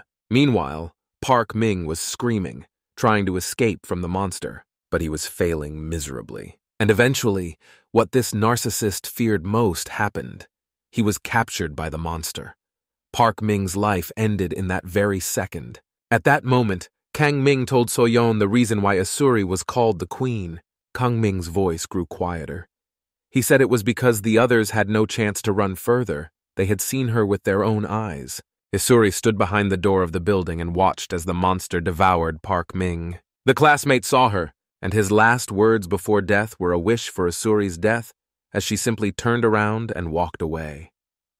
Park Ming called her names as if she were to blame for this. Meanwhile, the military and Yeon-woo's father were running from a pack of monsters. The monsters merged with the Han River, which could have a very negative impact on the ecology. The soldier said that while the rifle had a clear effect, killing monsters with it was nearly impossible, only if shot up close. He continued that it was best to shoot the flamethrower into the mouth to kill the host's cells. The soldier told Chon that was why he had such an important role. The homeless man replied that he didn't even know if they would survive at all, but they would definitely maim the monsters. Suddenly, his expression changed sharply. Fear was evident in him. After all, the monsters continued to advance, crawling out of the Han River. The soldier explained that they were attracted by military uniforms. The monsters were literally chasing the army. He explained that the monsters were coming from the Han River, and the cells began to hunt the soldiers. So he told Yeon-woo's father that they would hold out as long as they could, and he had to run when the moment came. He said that he and Chon were not cowards, and that the soldiers would survive without them. Yeon-woo's father said that the military had to think about their families. They were someone's sons, too. It seemed to have an effect on the soldier, as the father spoke from the heart. His words carried that pain. But there was no time for long talks. The monsters continued to rise from below. Yeon-woo's father ordered Chon to prepare the flamethrower, but he was almost out of fuel. They wouldn't last long like this. Yeon-woo's father said they wouldn't hold out and needed another way. Meanwhile, outside, Kang Ming was looking for Isuri. He was calling for her, but she did not respond. He came to the place where they had all dispersed. Suddenly, he remembered his friend, Kang Ji-hoon. After all, they hadn't even seen him and didn't know if he was okay. Kang Ming hoped he was safe. Suddenly, he finally saw Isuri. She seemed to be hiding between the buildings. Isuri asked if he had seen anyone else, but the answer was negative. He added that he hadn't even seen the older ones, and the monster that had been chasing them had also disappeared. Suddenly, Kang Ming noticed something strange about Isuri and asked what had happened to her. There was something off about her gaze. She immediately averted her gaze when Kang Ming asked about it. She put on a mask of indifference and replied in her usual style. But Kang Ming stood his ground and said that she had the same gloomy look during the accident last year. He began to recount the first, hoping it would make Isuri speak. He told her that Soyon had left, and Park Choa was with Sun Yeon, and then he remembered that Isuri had been with Park Ming. And then the classmate drew out a long ah, as if she had completely forgotten to mention something unimportant, after which she briefly and calmly said that Park Ming was dead. She added that he was eaten by a monster, so Kang Ming didn't need to search for him anymore. He grabbed her hand and asked what she was talking about. Isuri immediately jerked her hand away and asked if Kang Ming wanted to die. But he knew her well and did not react to this, ordering her not to lie to him because he knew everything. Kang Ming shouted. All his emotions burst forth, and he said he knew everything Isuri had tried to do to Park Ming. She became interested in these words. Kang Ming continued to shout and asked her to be honest with him. Isuri turned around, told him to back off as she didn't care what he thought. Kang Ming lost his patience and began to yell. He asked, rather stated, that Park Ming had died because of Isuri. She suddenly stopped and fell silent. Kang Ming calmed down. He was scared by his own words and asked if Isuri hadn't done that. He spoke with hope. She interrupted him and turned around, asking what if he was right. Kang Ming was once again filled with anger. He shouted loudly and tried to explain to Isuri that he wasn't joking, as there were boundaries that couldn't be crossed. He said he was worried about Isuri because she had gone too far. Then she couldn't take it anymore and hit Kang Ming in the stomach. Her words about concern had driven her mad. She screamed about the scumbag who had been with Park Soyon and asked if Kang Ming really thought those guys didn't know. Isuri could not be stopped. She said that Kang Ming had promised her she would see Yeon-woo before Soyon. He regained consciousness after the blow, called Isuri a fool, and repeated that Soyon was not infected, just as he had said. Isuri screamed that it didn't matter whether Soyon was infected, as she would only hinder the use of Yeon-woo. She continued, saying that was exactly why Kang Ming claimed he had taken that dishonest photo. He asked Isuri that if she didn't need the photo, why was it dishonest? After which, Kang Ming asked if she considered anyone her friend at all. He opened up to her, saying that back in the church, he thought that when Isuri said she would sacrifice herself in rock, paper, scissors, Kang Ming had thought for a moment that Isuri had changed, but he turned out to be an idiot. Suddenly, they heard a very loud explosion. A building was on fire. They immediately forgot about the argument and now thought only of the explosion. Isuri asked why anyone would do such a thing, then simply walked away, adding that she was the one who would remain the victor regardless.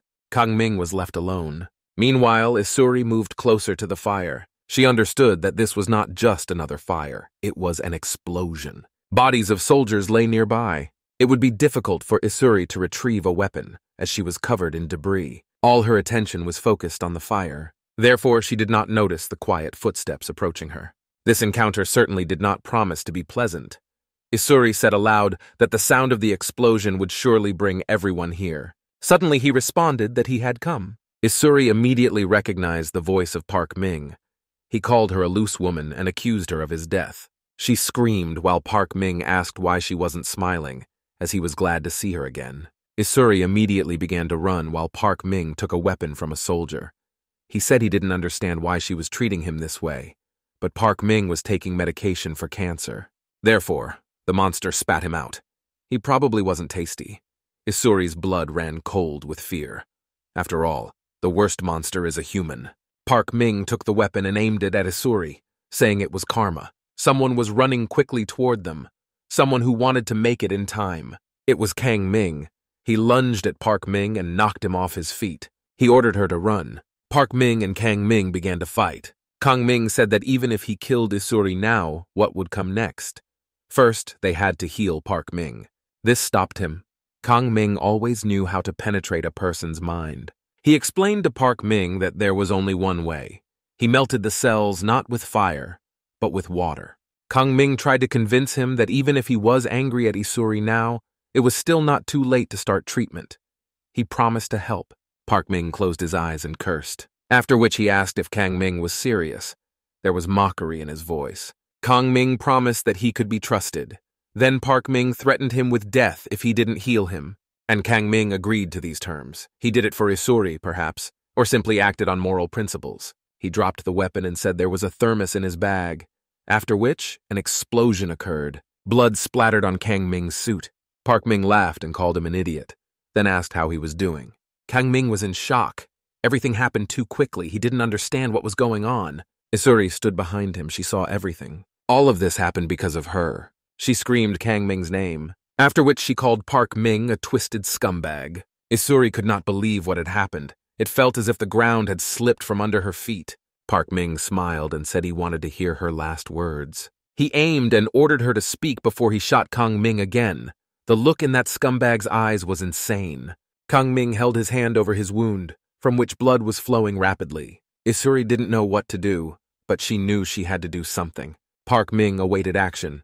He was a beast who had tasted blood for the first time, and now he could not be stopped. And Isuri simply ran away. Park Ming chased after her, saying that even here she hadn't changed. Kang Ming was left alone once more. Park Ming was having fun, as if he were playing games. He searched for Isuri. For him, it was a game of hide-and-seek. When he found her, he immediately opened fire. Park Ming said that Kang Ming would die because of her. Die like a dog. He did not stop shooting and simply told her to accept this simple truth. Suddenly, his ammunition ran out. Park Ming immediately discarded the weapon, after which he went for another rifle. There were plenty among the soldiers. He suggested that Isuri also take a weapon covered in debris, so it would be a fair fight. Isuri hid behind a car and searched for something in her bag. Park Ming promised to shoot her filthy head as soon as he saw Isuri. He walked right past the car where she was hiding. Isuri's heart raced, adrenaline surged. Suddenly, a Molotov cocktail flew at Park Ming. He certainly did not expect this, but managed to dodge a bit. Isuri missed. The cocktail flew toward the soldiers. This would hinder Park Ming from grabbing a weapon, but the scumbag remained alive nonetheless. Isuri immediately ran. It seemed she had no more cocktails. She ran straight toward the fire. Park Ming was annoyed. He followed her, saying that even in the fire, Isuri could not hide from him. Suddenly, he stopped because he noticed something. On the glass doors, he saw her. A self-satisfied smile immediately appeared on that scumbag's face, indicating that he had won. He approached the cars and asked Isuri if it was her.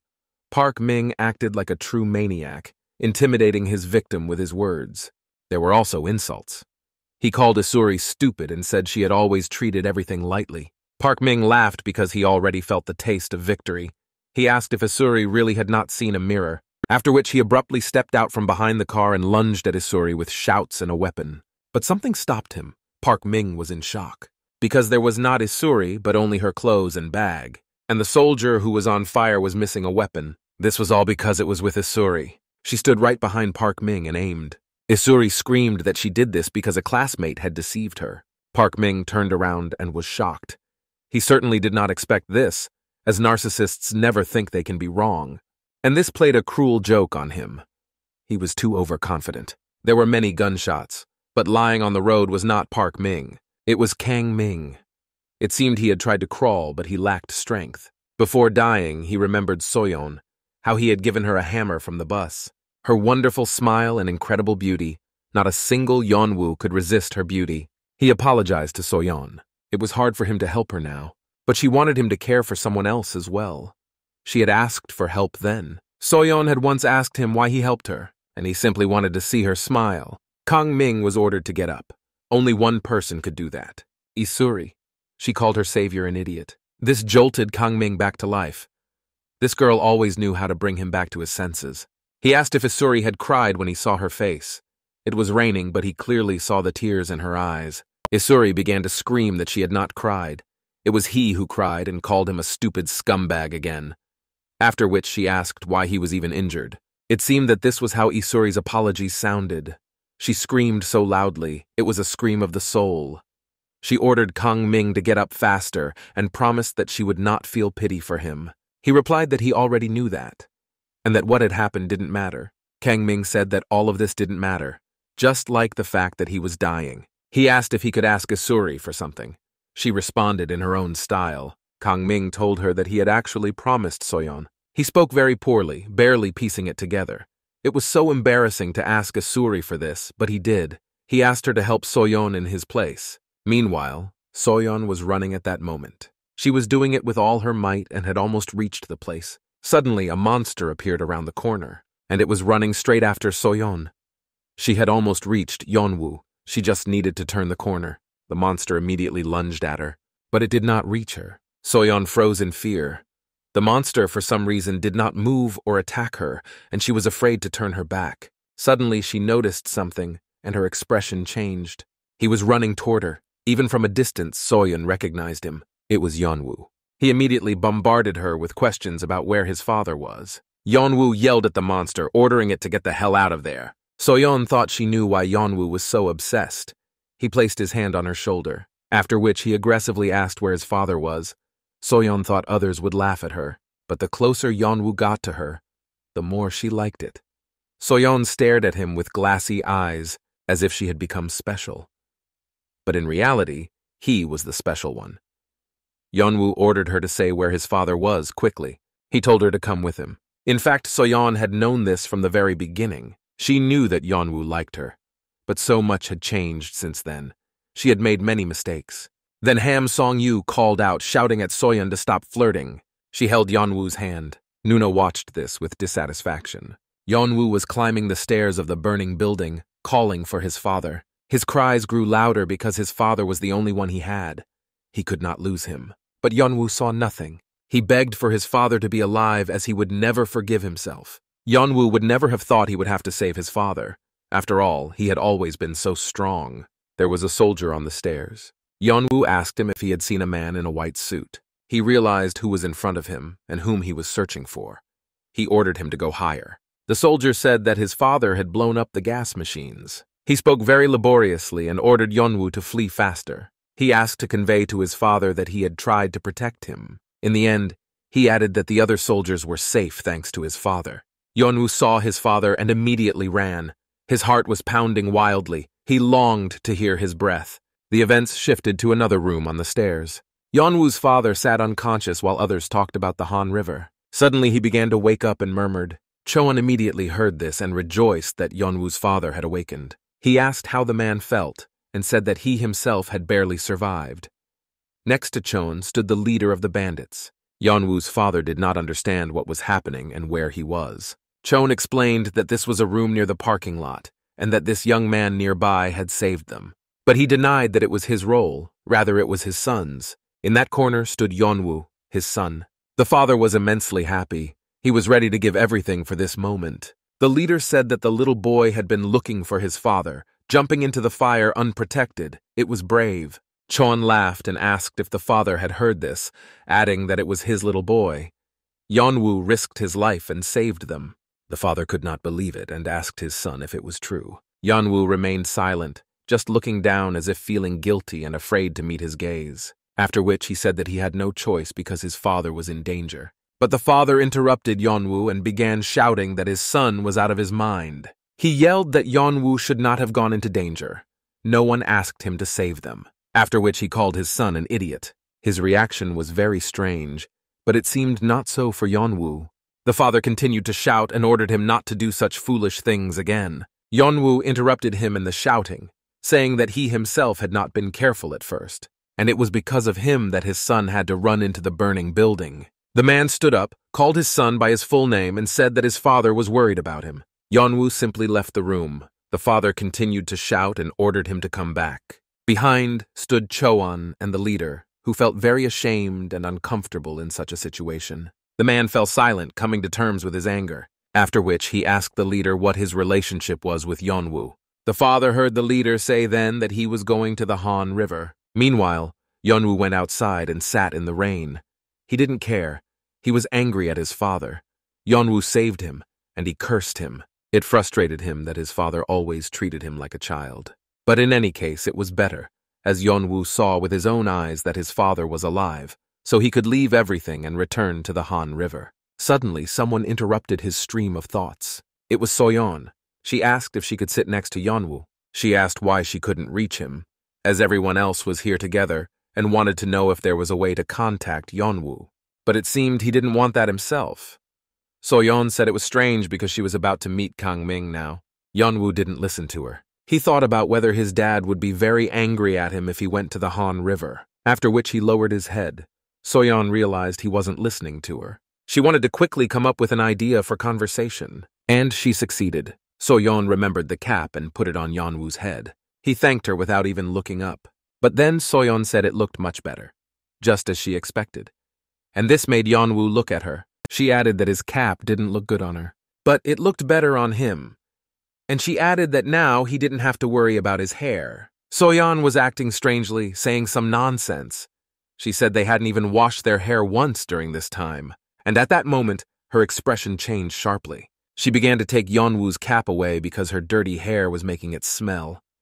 He said it was fine, but Soyon acted like a madwoman. The guards asked Yeonwoo if he was making them jealous, hinting at the relationship between the two of them. Yeonwoo denied that it was so, after which the guards left and told them to stop flirting and get ready because they were going to the Han River. Soyon knew nothing about the river. She thought there had been some mistake, as she hoped Yeonwoo would stay with them, but there was no mistake. Yeonwoo apologized, saying he had something to do at the Han River. He added that he thought it was best for them to part ways here again. Yeonwoo didn't even look Soyon in the eye and simply asked her to take care of his father, because his father and she couldn't go with them. This simply crushed Soyon. She had other plans and didn't want it all to be like this. Then a shout from the father was heard. He could barely move, but he had the strength to shout, and he ordered Yeonwoo not to even think about going to the river as he heard everything. The father yelled at him like he was a little kid. He said his son was out of his mind to take such risks. Yeonwoo interrupted him, saying it was just like his father setting the parking lot on fire and nearly dying. This made the man realize he was wrong. Yeonwoo said there was something only he could do. He said he could get rid of the cells if he left, because there could be people like his mother there. The father was furious and asked why Yeonwoo should even care about that. Why couldn't someone else do it? Yeonwoo interrupted his father and said it was his fault and made his mother that way. If he didn't return there, he wouldn't forgive himself. He wanted to see his mother one more time. It seemed the father understood everything. Then he agreed and asked if there were still free spots to go to the Han River. The leader said there were still 3 or 4 free spots, so he would fit. Yeonwoo began to shout at his father for what he was about to do. Dad said he would go with him because he was his father, and he would be there if something went wrong. And since he was his father, he also had to meet his mother. Suddenly, their argument was interrupted by someone's cursing. Only one person could speak like that. It was Isuri, and she was alone. She spoke in a commanding tone, saying she didn't care if they were busy, but she had business with Soyon. She threw Kang-ming's backpack and asked if she had anything to find there. Soyon's expression changed sharply. It seemed she understood something but didn't want to believe it. But she definitely knew it was Kang-ming's backpack. And for some reason, it was with Isuri. Isuri ordered Soyon to take the backpack because that was what the scum wanted. After a pause, she gathered her strength and said that Kang-ming wouldn't be coming anymore. Isuri said it looked like he wanted to secretly join them but died on the way. Soyon screamed that she was lying. Even others reacted to her screams. Hamsong-yu too. Soyon couldn't find the words. Her heart was pounding wildly. She screamed that this simply couldn't have happened. Isuri held her face.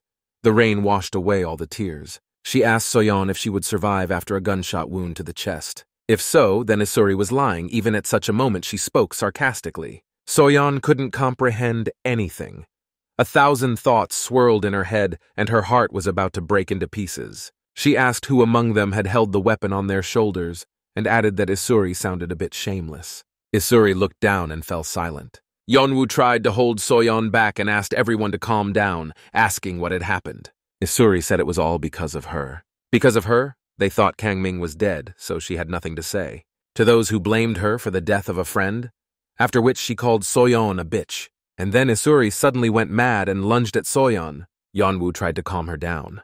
A crazy chaos ensued. Isuri screamed and blamed Soyon for everything. Why did she hate her so much? Words from Kang-ming spun in her head when he asked her to help Soyon. Events shifted to the past. Isuri was asleep but woke up to a male voice. Kang Ming was holding a weapon and listening to instructions on how to handle it. Isuri woke up and asked what he was doing with an empty rifle. It turned out he was watching a tutorial video from some military. He joked that Isuri should have been the first to learn, as she was the only one who was actually studying. She turned away and said to hell with studying. And then she said that Kang Ming knew that the thing she hated the most was studying. But he was shocked by such a confession. He said he had seen her all the time, only studying since middle school. Isuri asked who in this world actually loved studying, and added that she was just trying to achieve first place. Kang Ming fell silent for a while, then said it was probably hard. He sympathized with her, and then he said it must have been hard for Isuri to do all this time what she hated. She replied that Kang Ming was talking like an old man, and then asked him to send her the link to that video. Meanwhile, events returned to reality, where a YouTuber was streaming. This was already his 5th part about survival on the Han River. He was just talking with his subscribers about various things. Tanks were on the bridge nearby. The blogger spoke strangely at times. Even the comments said it was time for him to take his medication. Then he said that only Seoul survived, because there were several reasons for that. The blogger elaborated on this for a long time and with enthusiasm. After, he looked at the analytics, and the content about the Han River was bringing in a lot of money. Then he went to Lee Taeyang, who was under the bridge. He greeted an old friend, but then his expression changed sharply. Because Lee Taeyang was acting strangely, he didn't even respond. Then he turned back, as he finally noticed the blogger and said that the stream ended too early today. He saw the strange expression on Lee Taeyang's face and couldn't contain his shock. It was disgusting. He seemed to be stuck to the bodies of infected soldiers. It looked very gross. After, Lee Taeyang stood up and stretched, saying it was nothing serious. But the blogger couldn't calm down. He was outraged. He asked if Lee Taeyang had infected these people and condemned such actions, but he said not to worry about it, as it was just a bunch of infected people. The blogger kept looking around. Lee Taeyang asked how his stream went. He looked at those soldiers. They wouldn't leave him alone, but he tried not to show it and talked about his cool analytics. But the blogger couldn't help but think that all of this was dangerous. Lee Taeyang asked how people reacted to coming to Seoul. The blogger decided it didn't matter anyway, as his channel was growing rapidly. He told Lee Taeyang not to worry about it, as after all the subscribers still listened to him. Then the blogger recalled receiving a letter, a report about the person with immunity, Lee Yeon-woo. Lee Taeyang silently stared at the blogger, but his mood had clearly shifted. Meanwhile, the events shifted to a burning building. There stood Park Choa. She looked at the pile of monsters that someone had burned. She said she had expected this. Everything looked as if he had been there. But this time, Park Cho was late. Before her lay her friend, Kang Ji-hoon, without signs of life. Inside her was emptiness. That's how the loss of an important person felt. She recalled their first meeting. At that time, she felt they were similar. Even when Kang Ji-hoon was with his friends, it still felt like he was lonely, just like her. Outside stood Song-yeon, trembling with fear. Park Choa walked past her and ordered her to go. Song-yeon asked if they were just going to leave without Kang Ji-hoon, since Park Choa was carrying his backpack. Park Cho replied briefly and emotionlessly that he was not there. She did not turn back, lowered her head, and said she just thought he might be here. But she was mistaken, and she said that perhaps Kang Ji-hoon had fled somewhere else. After which, she simply left. They fled quickly because monsters were everywhere. Song-yeon asked her to tell her honestly why Park Choa was so worried about Kang Ji-hoon. She replied that it was just her heart. It was drawn to the hated one. And she added that this was why she was with Song-yeon. Meanwhile, a black car drove across the bridge. Inside sat Choan, Yeon-woo's father, with the chief. And behind them were Yeon-woo, Isuri, Soyon, Nuna, and Ham Song-yu. The chief asked how they were doing in the back, and Yeon-woo said it was fine. The guards joked that Yeon-woo was sitting among girls, so he was comfortable. Yeon-woo said it was not like that, and in reality they were very cramped. Soyon sat next to him, barely holding back tears. She sniffled quietly. Yeon-woo said he couldn't believe that Park Ming had done this. Ham Song-yu shouted and told him not to believe it. Park Ming couldn't have shot Kang Ming. He yelled at Isuri, accusing her of lying and actually killing Kang Ming. She did not react. Ham Song-yu stood his ground and yelled at her to look at him. But Isuri simply looked down, holding her head in her hand. Then Yeon-woo turned around. Ham Song-yu could not calm down. At that moment, Nuna intervened and ordered him to shut up because he was really irritating her. Then she turned to Soyon and said that the real scoundrel was that idiot. He should understand the situation. And then she added that Soyon was probably close to Kang Ming since she had been crying the whole way. She apologized for having to deal with her for no reason. But her reaction surprised her, as Nuna said that Soyon was probably having a hard time now. Suddenly she also began to cry, all because her friends had also died, and she knew how painful that was. The girls began to support each other. Nuna noticed that Soyeon's hands were very cold. She said she was worried about her since there would be chaos by the Han River, and no one knew if everyone would survive. But Soyon did not understand what was happening. She suddenly felt very scared. Then Nuna realized that she didn't know anything about what would happen by the river. Meanwhile, the driver of the car suddenly noticed something. There was something ahead of them, a pile of barricades. They couldn't reach the bridge. Chon got out and asked to clear everything. Yeonwoo's father told the chief that he had warned him that they were going to dump illegal substances into the Han River. He continued that he didn't know how they had lured his son, but if they gave him any dangerous task, or involved him in indecent behavior. Then he wanted to let them all know that he definitely did not support such ideas. The chief apologized, but thought that the father clearly did not know his son well. This shocked the man.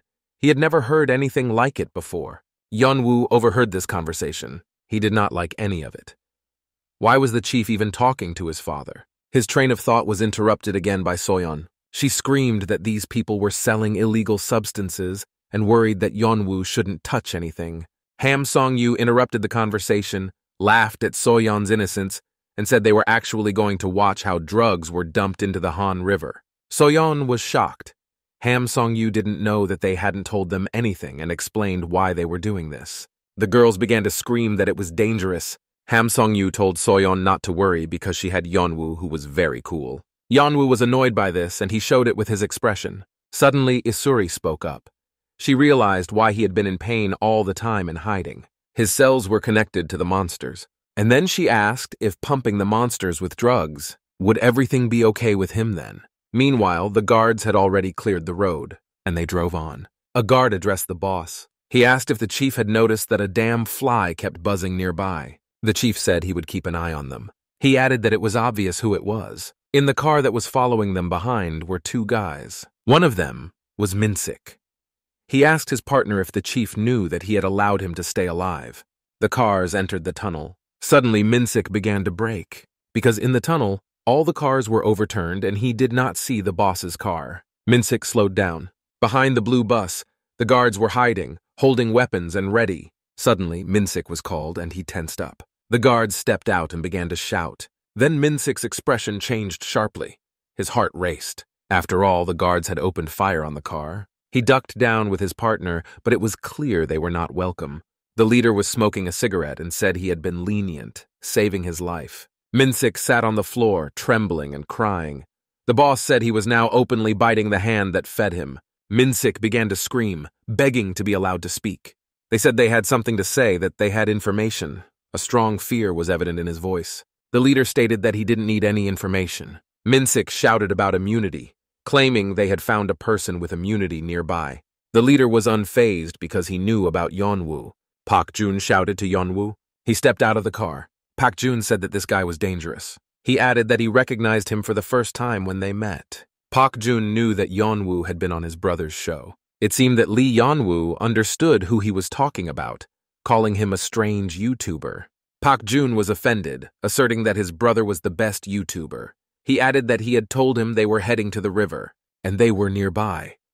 Yeon-u was struck by this information, as the blogger was his enemy. Suddenly, he began to feel something in his hand. The guard noticed that two had entered the tunnel, so he ordered them to leave, threatening them. It was the blogger and Lee Teen. He immediately contacted Yeonwoo, and the boy felt it. Lee Teen said he was glad to see Yeonwoo with thoughts of his murder. Before he could finish his sentence, a furious, angry teenager was running at him. He ran and shouted that Lee Teen shouldn't be there. Yeonwoo had accumulated so much rage. Lee Teen stood calmly, after which his expression began to change. Lee Yeonwoo couldn't believe his eyes. Lee Teen opened his arms as if for a hug, and from his face, virus cells began to emerge. They then lunged straight at Yeonwoo. The teenager couldn't do anything. Everything was happening so fast. Lee Teen wanted to test how much Yeon-u had evolved during this time. Yeonwoo said that Lee Teen seemed to have given up being human now. He laughed and said it was all thanks to Yeonwoo. He had done this to him, back when they were at the Han River during their little fight. Lee said this was the result of the struggle for survival, and Yeonwoo didn't even know how he managed to do it. He had to survive like a cockroach. He ate any cells he found. Suddenly, his conversation was interrupted by the sound of a gunshot and a hole in the cells. It was Yeonwoo's father. He stood up to protect his boy. He ran towards them, ordering his son to flee. The father acted like a mother this time, and it could become a mistake. Yeonwoo was scared, so he told his dad it was dangerous. Lee had no trouble killing another close person to Yeonwoo. The father ordered Lee to stay away from his son. He replied that he couldn't do that because he had to kill first. Then, a couple of bullets passed through Lee-tain's ugly face. Guards appeared behind the father. The leader said it was disgusting, after which he ordered them to deal with it quickly, as he was almost getting goosebumps. They completely forgot about Min-sik and his partner. Meanwhile, the blogger was filming everything. He hid behind a car and couldn't wait to see how much money this video would bring him. Meanwhile, monsters appeared outside, and they came to the sound of gunfire in the tunnel. The guards now had another problem, defending themselves from the monsters charging at them. The father shouted to Yeonwoo to run. Lee-tain suggested playing more seriously. Yeonwoo was furious. He pulled out some cells from behind. Then he threw them at Lee-tain and told him to eat some of this. But nothing worked for Yeonwoo. Lee-tain intercepted his attack, saying that such an attack wouldn't surprise him. Lee-tain asked if Yeonwoo was trying to take revenge for his mom. This drove the teenager mad. Lee-tain bit into Yeonwoo's cells and said they were strange and didn't taste like anything. Then he spat it out and said he had overestimated Yeonwoo. The leader ordered them to stop and start the car. Suddenly, someone called Sang-juna by name. It was Min-sik. He lunged at him with a knife, saying he had been waiting for the day he would make the boss bleed. He swiftly aimed the knife at Sang-juna. Min-sik spoke about finishing middle school, someone used to being in a juvenile detention center. Sang-juna asked what he was doing. He held the knife in his hands, which never reached his body, after which he asked what Min-sik was smoking to act so sweetly. Then Min-sik called his partner, shouting for him to hurry up. The masked boy with a knife suggested the boss make some sashimi out of him, after which he swung the knife, but Sang-juna dodged. And not just dodged, he managed to take the initiative and grab his attacker. He threw him to the floor. Then he placed his bloodied fingers on the attacker's eyes. The assailant understood what was about to happen, and the boss pressed on his eyes. The attacker screamed in agony. Then Sang-juna added that he was lucky to encounter such a handsome guy like him, after which the boss stood up as if nothing had happened. It turned out he wasn't so simple and could stand up for himself. Suddenly his gaze fell on the knife. While the attacker tried to get up and see something, a new dose of suffering awaited him. Min-sik watched in horror how cruel the boss was and what things he wasn't afraid to do. Blood dripped from the boss's knife. Min-sik began to scream at Sang-juna that he was a scumbag, but the boss remained calm, which frightened him even more. He advised Min-sik that if he wanted to wield a knife, he should do it like this, and then he would be scary. Min-sik could have wet his pants just from the boss's gaze, so he began to run, threatening to kill the boss if he followed him. But Sang-juna wasn't even planning to run. He simply asked Min-sik if he really intended to go that way. He stopped, as there was a pile of hungry monsters in front of him, and at that moment, Min-sik realized that his worthless life had come to an end. The guards at that moment called the boss, saying they had to leave quickly. Sang-juna said it was already too late for that. The other side was also filled with monsters. Therefore, he told the guards that they could not do this from the outside, so they would do it inside. And he ordered them to bring the items because they would burn them here. Meanwhile, Lee-tain was fighting with Yeonwoo. He commanded the teenager to stop fighting and become part of his body. He would take care of his cells. Yeonwoo said that Lee-tain called him foolish, but he was no different from him. He continued that it was good to bring this just in case, since the cells were on his hand. They were not ordinary. He brought some flesh that was in the club, and eating them like this was very reckless. Suddenly, Lee-tain began to feel something strange. Everything before his eyes started to blur. He was under the influence of drugs. Lee-tain suddenly realized that he had been defeated. He was mistaken. Yeonwoo was pleased that his plan had worked, and now he had the upper hand over Lee-tain. Meanwhile, the guards began to set everything on fire. Everything was in smoke, so he called for Yeonwoo. The chief warned him to be careful, because the drugs were simply in the air. Yeonwoo looked at the boss. He pulled on a mask and reminded him of what he had said, that Yeonwoo had to be careful around the smoke. The boy did the same and told Lee-tain that it was now his turn. Earlier, Yeon-woo had heard their conversation. The chief was overseeing the entire process, while the teenager stood nearby. He asked the guards why they were still wearing masks. Sang-juna said that the strongest drug addiction was through injection. In 20 seconds, they penetrated the brain, but there was another way to deliver drugs to the brain quickly. This method was deadly for the cells. It took only 7 seconds. Yeon-woo grabbed Lee Tae, after which he told him that when he inhaled the smoke, the drugs penetrated the brain very quickly. He did not know how this affected uninfected people, but for the cells, this smoke was deadly. He grabbed the cells that were on Lee Tae's face and then ripped them out in one swift motion. Lee Tae screamed and held his face in pain. Yeon-woo asked if it hurt, and then added that compared to the pain he felt, this was nothing. After which he ordered Lee Tae to get up, for from now on, Yeon-woo would show him true hell. Lee Tae looked and realized that it was truly the end for him, for he saw that the smoke affected the monsters just as it did him. Afterward, Lee Tae told Yeon-woo that he could not believe he had prepared something like this for him. Then the teenager pulled out some more cells, after which he began to approach Lee Tae. Yeon-woo asked if he still felt pain, after which he swung those cells at Lee Tae. He tried to dodge Yeon-woo, but nothing worked. The effects of the substances were taking their toll. Lee Tae thought that Yeon-woo must also be affected by the drugs that were penetrating through him. Yeon-woo asked him if it felt like helplessness. After all, Lee Tae had previously toyed with others. Lee Tae asked Yeon-woo about his good work when he infected his mother. This angered the teenager. Lee Tae was trying to manipulate him this way. He continued that he had seen it by the Han River, and added that they then mercilessly burned all the infected people. Lee Tae tried to say more bad things, for his body no longer obeyed him. Yeon-woo simply walked away. He was filled with rage. Lee Tae tried to signal for the monsters to help him while his mind completely abandoned his body. Suddenly, Yeon-woo turned around because he noticed something.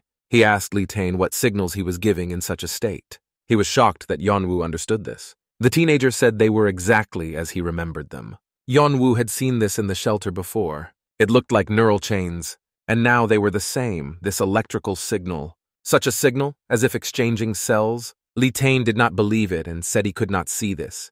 He was joking. Yeon-woo was surprised that Lee Tae did not see this. The man could not believe that this little stupid boy could see something he had not noticed. Yeon-woo swung and said that Lee Tae saw nothing because he was an idiot. The man could not believe it. From their first meeting, it no longer seemed like Yeon-woo was the idiot who understood nothing. It turned out that only Lee Tae's cells reacted sensitively. They warned him of a higher entity, like an instinct for survival. Yeon-woo's father fell to the ground. Chon approached him to help him up. It seemed that the homeless man was more resistant to such substances. And then he told Yeon-woo's father that his son was intact. The chief then told the children that they were leaving because there was nothing to do here. Isuri was staring intently somewhere. She was looking at Lee Tae and Yeon-woo, and Lee Tae was looking at Yeon-woo. Suddenly, the teenager was overcome with such hatred. He ran, saying that it was not over yet. The father called his son. He told him that it was enough. But Yeon-woo disagreed. He believed that this scum should suffer more. After all, his mother. His mother was gone because of this piece of trash. Dad said that it was also hard for him to endure all this anger. He tried to calm his son, saying that the mother only thought of his safety, and he and the mother never wished for their son to ruin his life now for revenge. The father asked Yeon-woo to act accordingly for his mother's sake, for even if he did such things, the mother would not return. Yeon-woo clenched his fists tightly from all the rage within him. It appeared when he looked at Lee Tae, so Yeon-woo simply turned away. But then Lee Tae spoke. Yeon-woo stopped and listened. Lee Tae said that the boy would regret this for a long time if he just walked away now. Yeon-woo ordered him to shut up, for his flesh was still under the influence of drugs, so Lee Tae might not even try. He asked if the teenager really thought he could just end it like that. Suddenly, someone started shooting at Lee Tae. It was very unexpected. It turned out to be Isuri. She said that Lee Tae had asked to be killed himself. Then she added that it wasn't enough. And then she demanded a flamethrower in a commanding tone. The chief stood nearby, completely confused. Then Isuri yelled at the dealer, asking if he was deaf. She ordered him to bring the flamethrower, and quickly. The guard went to burn Lee Tae. Lee Tae laughed, continuing to act like a maniac even in such a situation. He said that soon Yeon-woo would find out. They would meet again at the Han River, as he should have interfered with his work. The guard asked what this idiot meant, after which he opened fire and ordered everyone to take cover. Lee Yeon-woo simply turned away. He didn't want to watch his enemy die. Meanwhile, the blogger was still filming everything. He was already thinking about how cool the video he would make would be, but he celebrated too early. Yeon-u approached him and asked for the phone back.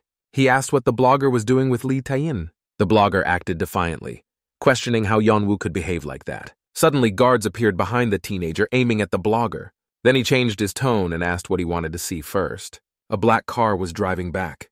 The blogger said he couldn't believe he was about to show Yeon-woo unreleased videos. Nuna shouted that it was disgusting that he was filming. And Ham Song-yu said he had been subscribed to the blogger since he had only 10,000 subscribers.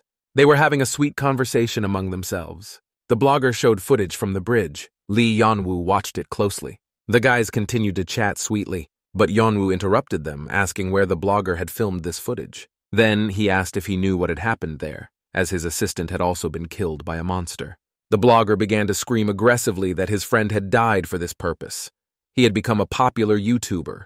Suddenly, he turned to Soyon. The girl tensed up. For some reason, he grabbed her and asked what that was about. He yelled at her about Park Ming, whom she had pulled from the Han River. Ham Song-yu tried to calm the blogger down. The blogger said that Park Ming had killed his assistant. It wasn't just cells.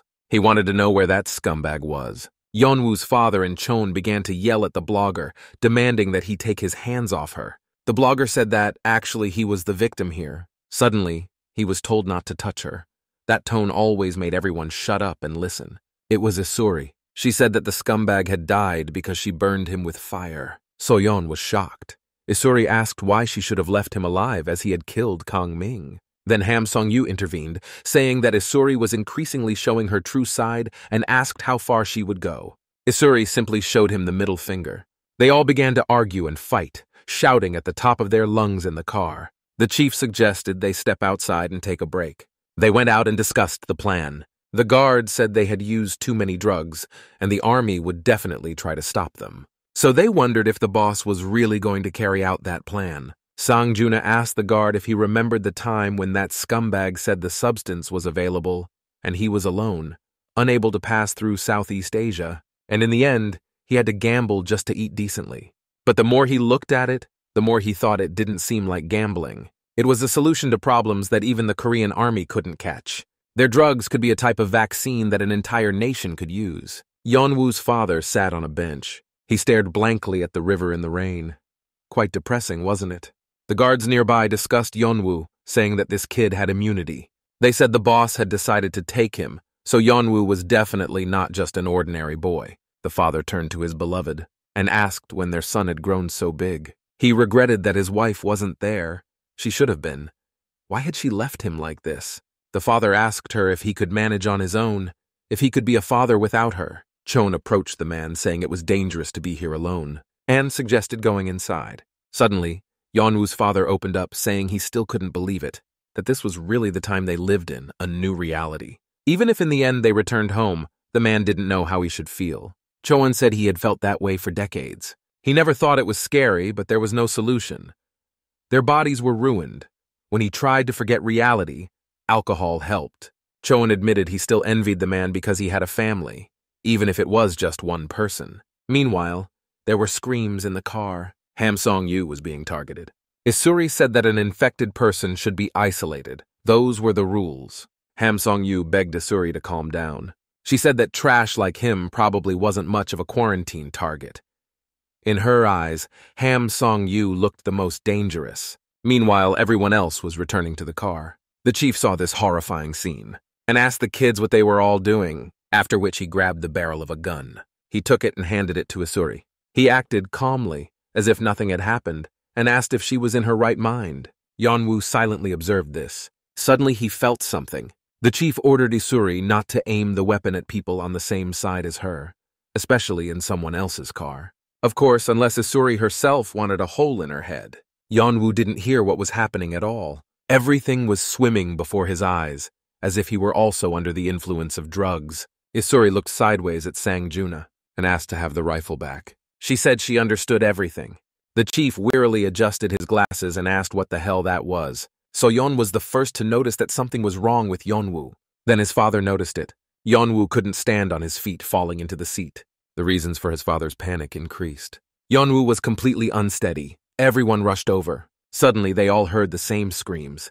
They could only testify to one thing. Monsters were nearby, and they were running at them. If these were the monsters from the tunnel, then they were all under the influence of drugs. Everyone quickly began to pack into the car and set off immediately. The car sped away rapidly, as the lives of all these people were at stake.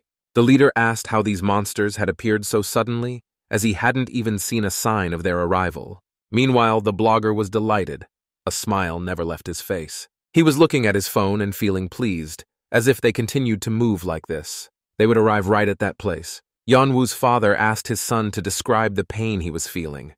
The blogger thought it would make great content for him. The tremors were too strong. Perhaps it was the flesh that caused it. Yeonwoo understood nothing, but he certainly understood that losing his mind now was not an option. He felt that something was ahead all the time. Was it the first time he felt such things?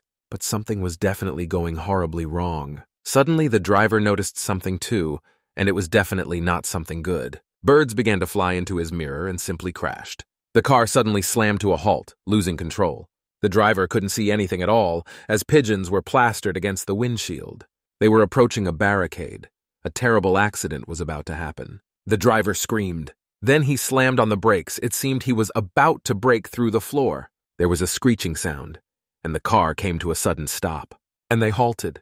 The people inside were jolted by the abrupt braking. The first to regain his senses was Ham Song-yu. He got out of the car to check. Suddenly, his expression changed drastically, for he saw a pile of bodies and cells ahead. Meanwhile, the rest in the car began to awaken. They heard someone shouting for them to get out of the car immediately. Nuna ran out and yelled at Ham Song-yu that he had run away alone.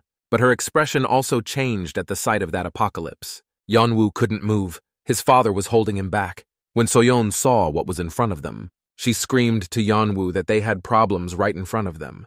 The teenager could barely comprehend those words. He lifted his eyes and saw the horror that lay before them. And behind them, the monsters were still running and getting closer. The leader cursed that some kind of madness was happening and asked his people if they had taken drugs. Then he ordered everyone to move. Isuri suddenly turned sharply and went somewhere. Soyon noticed this. She was puzzled by how all these corpses could have been destroyed. What had killed them? Soyon ran after her and asked what she was doing while everyone else was fleeing. Then Isuri called her and handed over her weapon just like that. Soyon was shocked and didn't hide it. Isuri simply tossed the weapon into her hands. Soyon asked what she was supposed to do with all this if she didn't even know how to shoot. Isuri said that nobody cared and advised her to just try to use it. Meanwhile, the monsters were very close. The guard alerted everyone about it. Isuri ordered Soyon to exactly mimic what she was doing to shoot. She asked if Soyon hoped to just stand there until Yeonwoo showed up. So they all opened fire on the monsters. Isuri shouted at Soyon to start shooting and not to stand there like a statue. Soyon was indeed frozen in shock. Then the guard with the flamethrower pushed Isuri aside, ordering her to get out of his way, and he opened fire on the monsters. It was better than the guns. Soyon looked around in panic. She was afraid to start shooting. She didn't want to cross that threshold. She looked at Yeonwoo, who was in very bad shape, and she realized that Isuri was right. It was Soyon's turn to protect Yeonwoo, so the girl opened fire on the monsters. Meanwhile, Ham Song-yu was searching for some weapon among the corpses. He was frustrated to be alone and completely unarmed. Suddenly he noticed something on the body of one corpse. It was a radio. Cries began, drawing the attention of the others. Ham Song-yu was just shouting into the radio that monsters were attacking him, and he begged them to hurry, because it was hellishly dangerous here. Chon approached and asked what Ham Song-yu was doing with that radio. The teenager swore he heard sounds from it. Chon suggested pressing the button first, then speaking. Suddenly, the radio said that it was a restricted area for civilians and asked why they were there. Chon said they knew that, but a bunch of monsters had attacked them. The radio said they had been warned and ordered them to flee from there. Ham Song-yu was furious. He shouted for them to come and save them, as soldiers were supposed to protect civilians. Then someone tried to take the radio away. It was Soyon. She began to speak about a person with immunity, that such a person was among them. She understood that this would definitely interest the soldiers. Soyon said she had helped kill monsters at the Han River before she wore a white cap, and the soldiers had asked her about it. They had met here. And then the radio said that the soldiers on the operation near the Han had to find them. Soyon begged them to believe her. There was a last hope and desperation in her voice. The radio asked them to wait a moment. The others heard this. It probably meant that the military would arrive to save them. The leader said it was wonderful and suggested they hold on until their rescue. Meanwhile, they were all being filmed. The blogger laughed, calling them all idiots. For some reason, he felt his superiority over them, a typical narcissist, because they still didn't know they had opened the gates to hell. Why did they even think that all these corpses of soldiers had been destroyed? The monsters were approaching. Nothing was stopping them. When suddenly something damn strange happened. They all began to flee back, just like that. The monsters were retreating, but it wasn't Yeonwoo's fault. Suddenly the guard felt sharply unwell. He fell, his body contorting as if from sudden pain. The leader noticed this and asked what had happened. The guard was holding his stomach. Something was trembling there. Suddenly something began to emerge from there, as if a monster appeared from nowhere. Its body began to assemble from tiny cells like a ghost. Huge, unlike any other monster, its mere appearance instilled fear, and it immediately lunged at the guard. Everyone was in shock and didn't know what to do. The monster simply devoured their comrade and no one dared to open fire. Isuri reacted faster and snatched the flamethrower from the guard. She said she had dealt with such things before. There was no other option. The monster was simply devouring the poor man. Isuri opened fire on them. She understood that they had to burn it as quickly as possible, because the monsters were weak against fire. But something very strange was happening. Something she had never seen before. Isuri stood in shock, unable to believe her eyes. The monster began to grow something white that resisted the flames. It seemed to be its bones, and it was terrifying as hell. Now no one knew what to do. Isuri realized that this was the end for her. There was no fear in her eyes. It looked like despair. The monster immediately lunged at her. She had provoked such an evolution in it herself.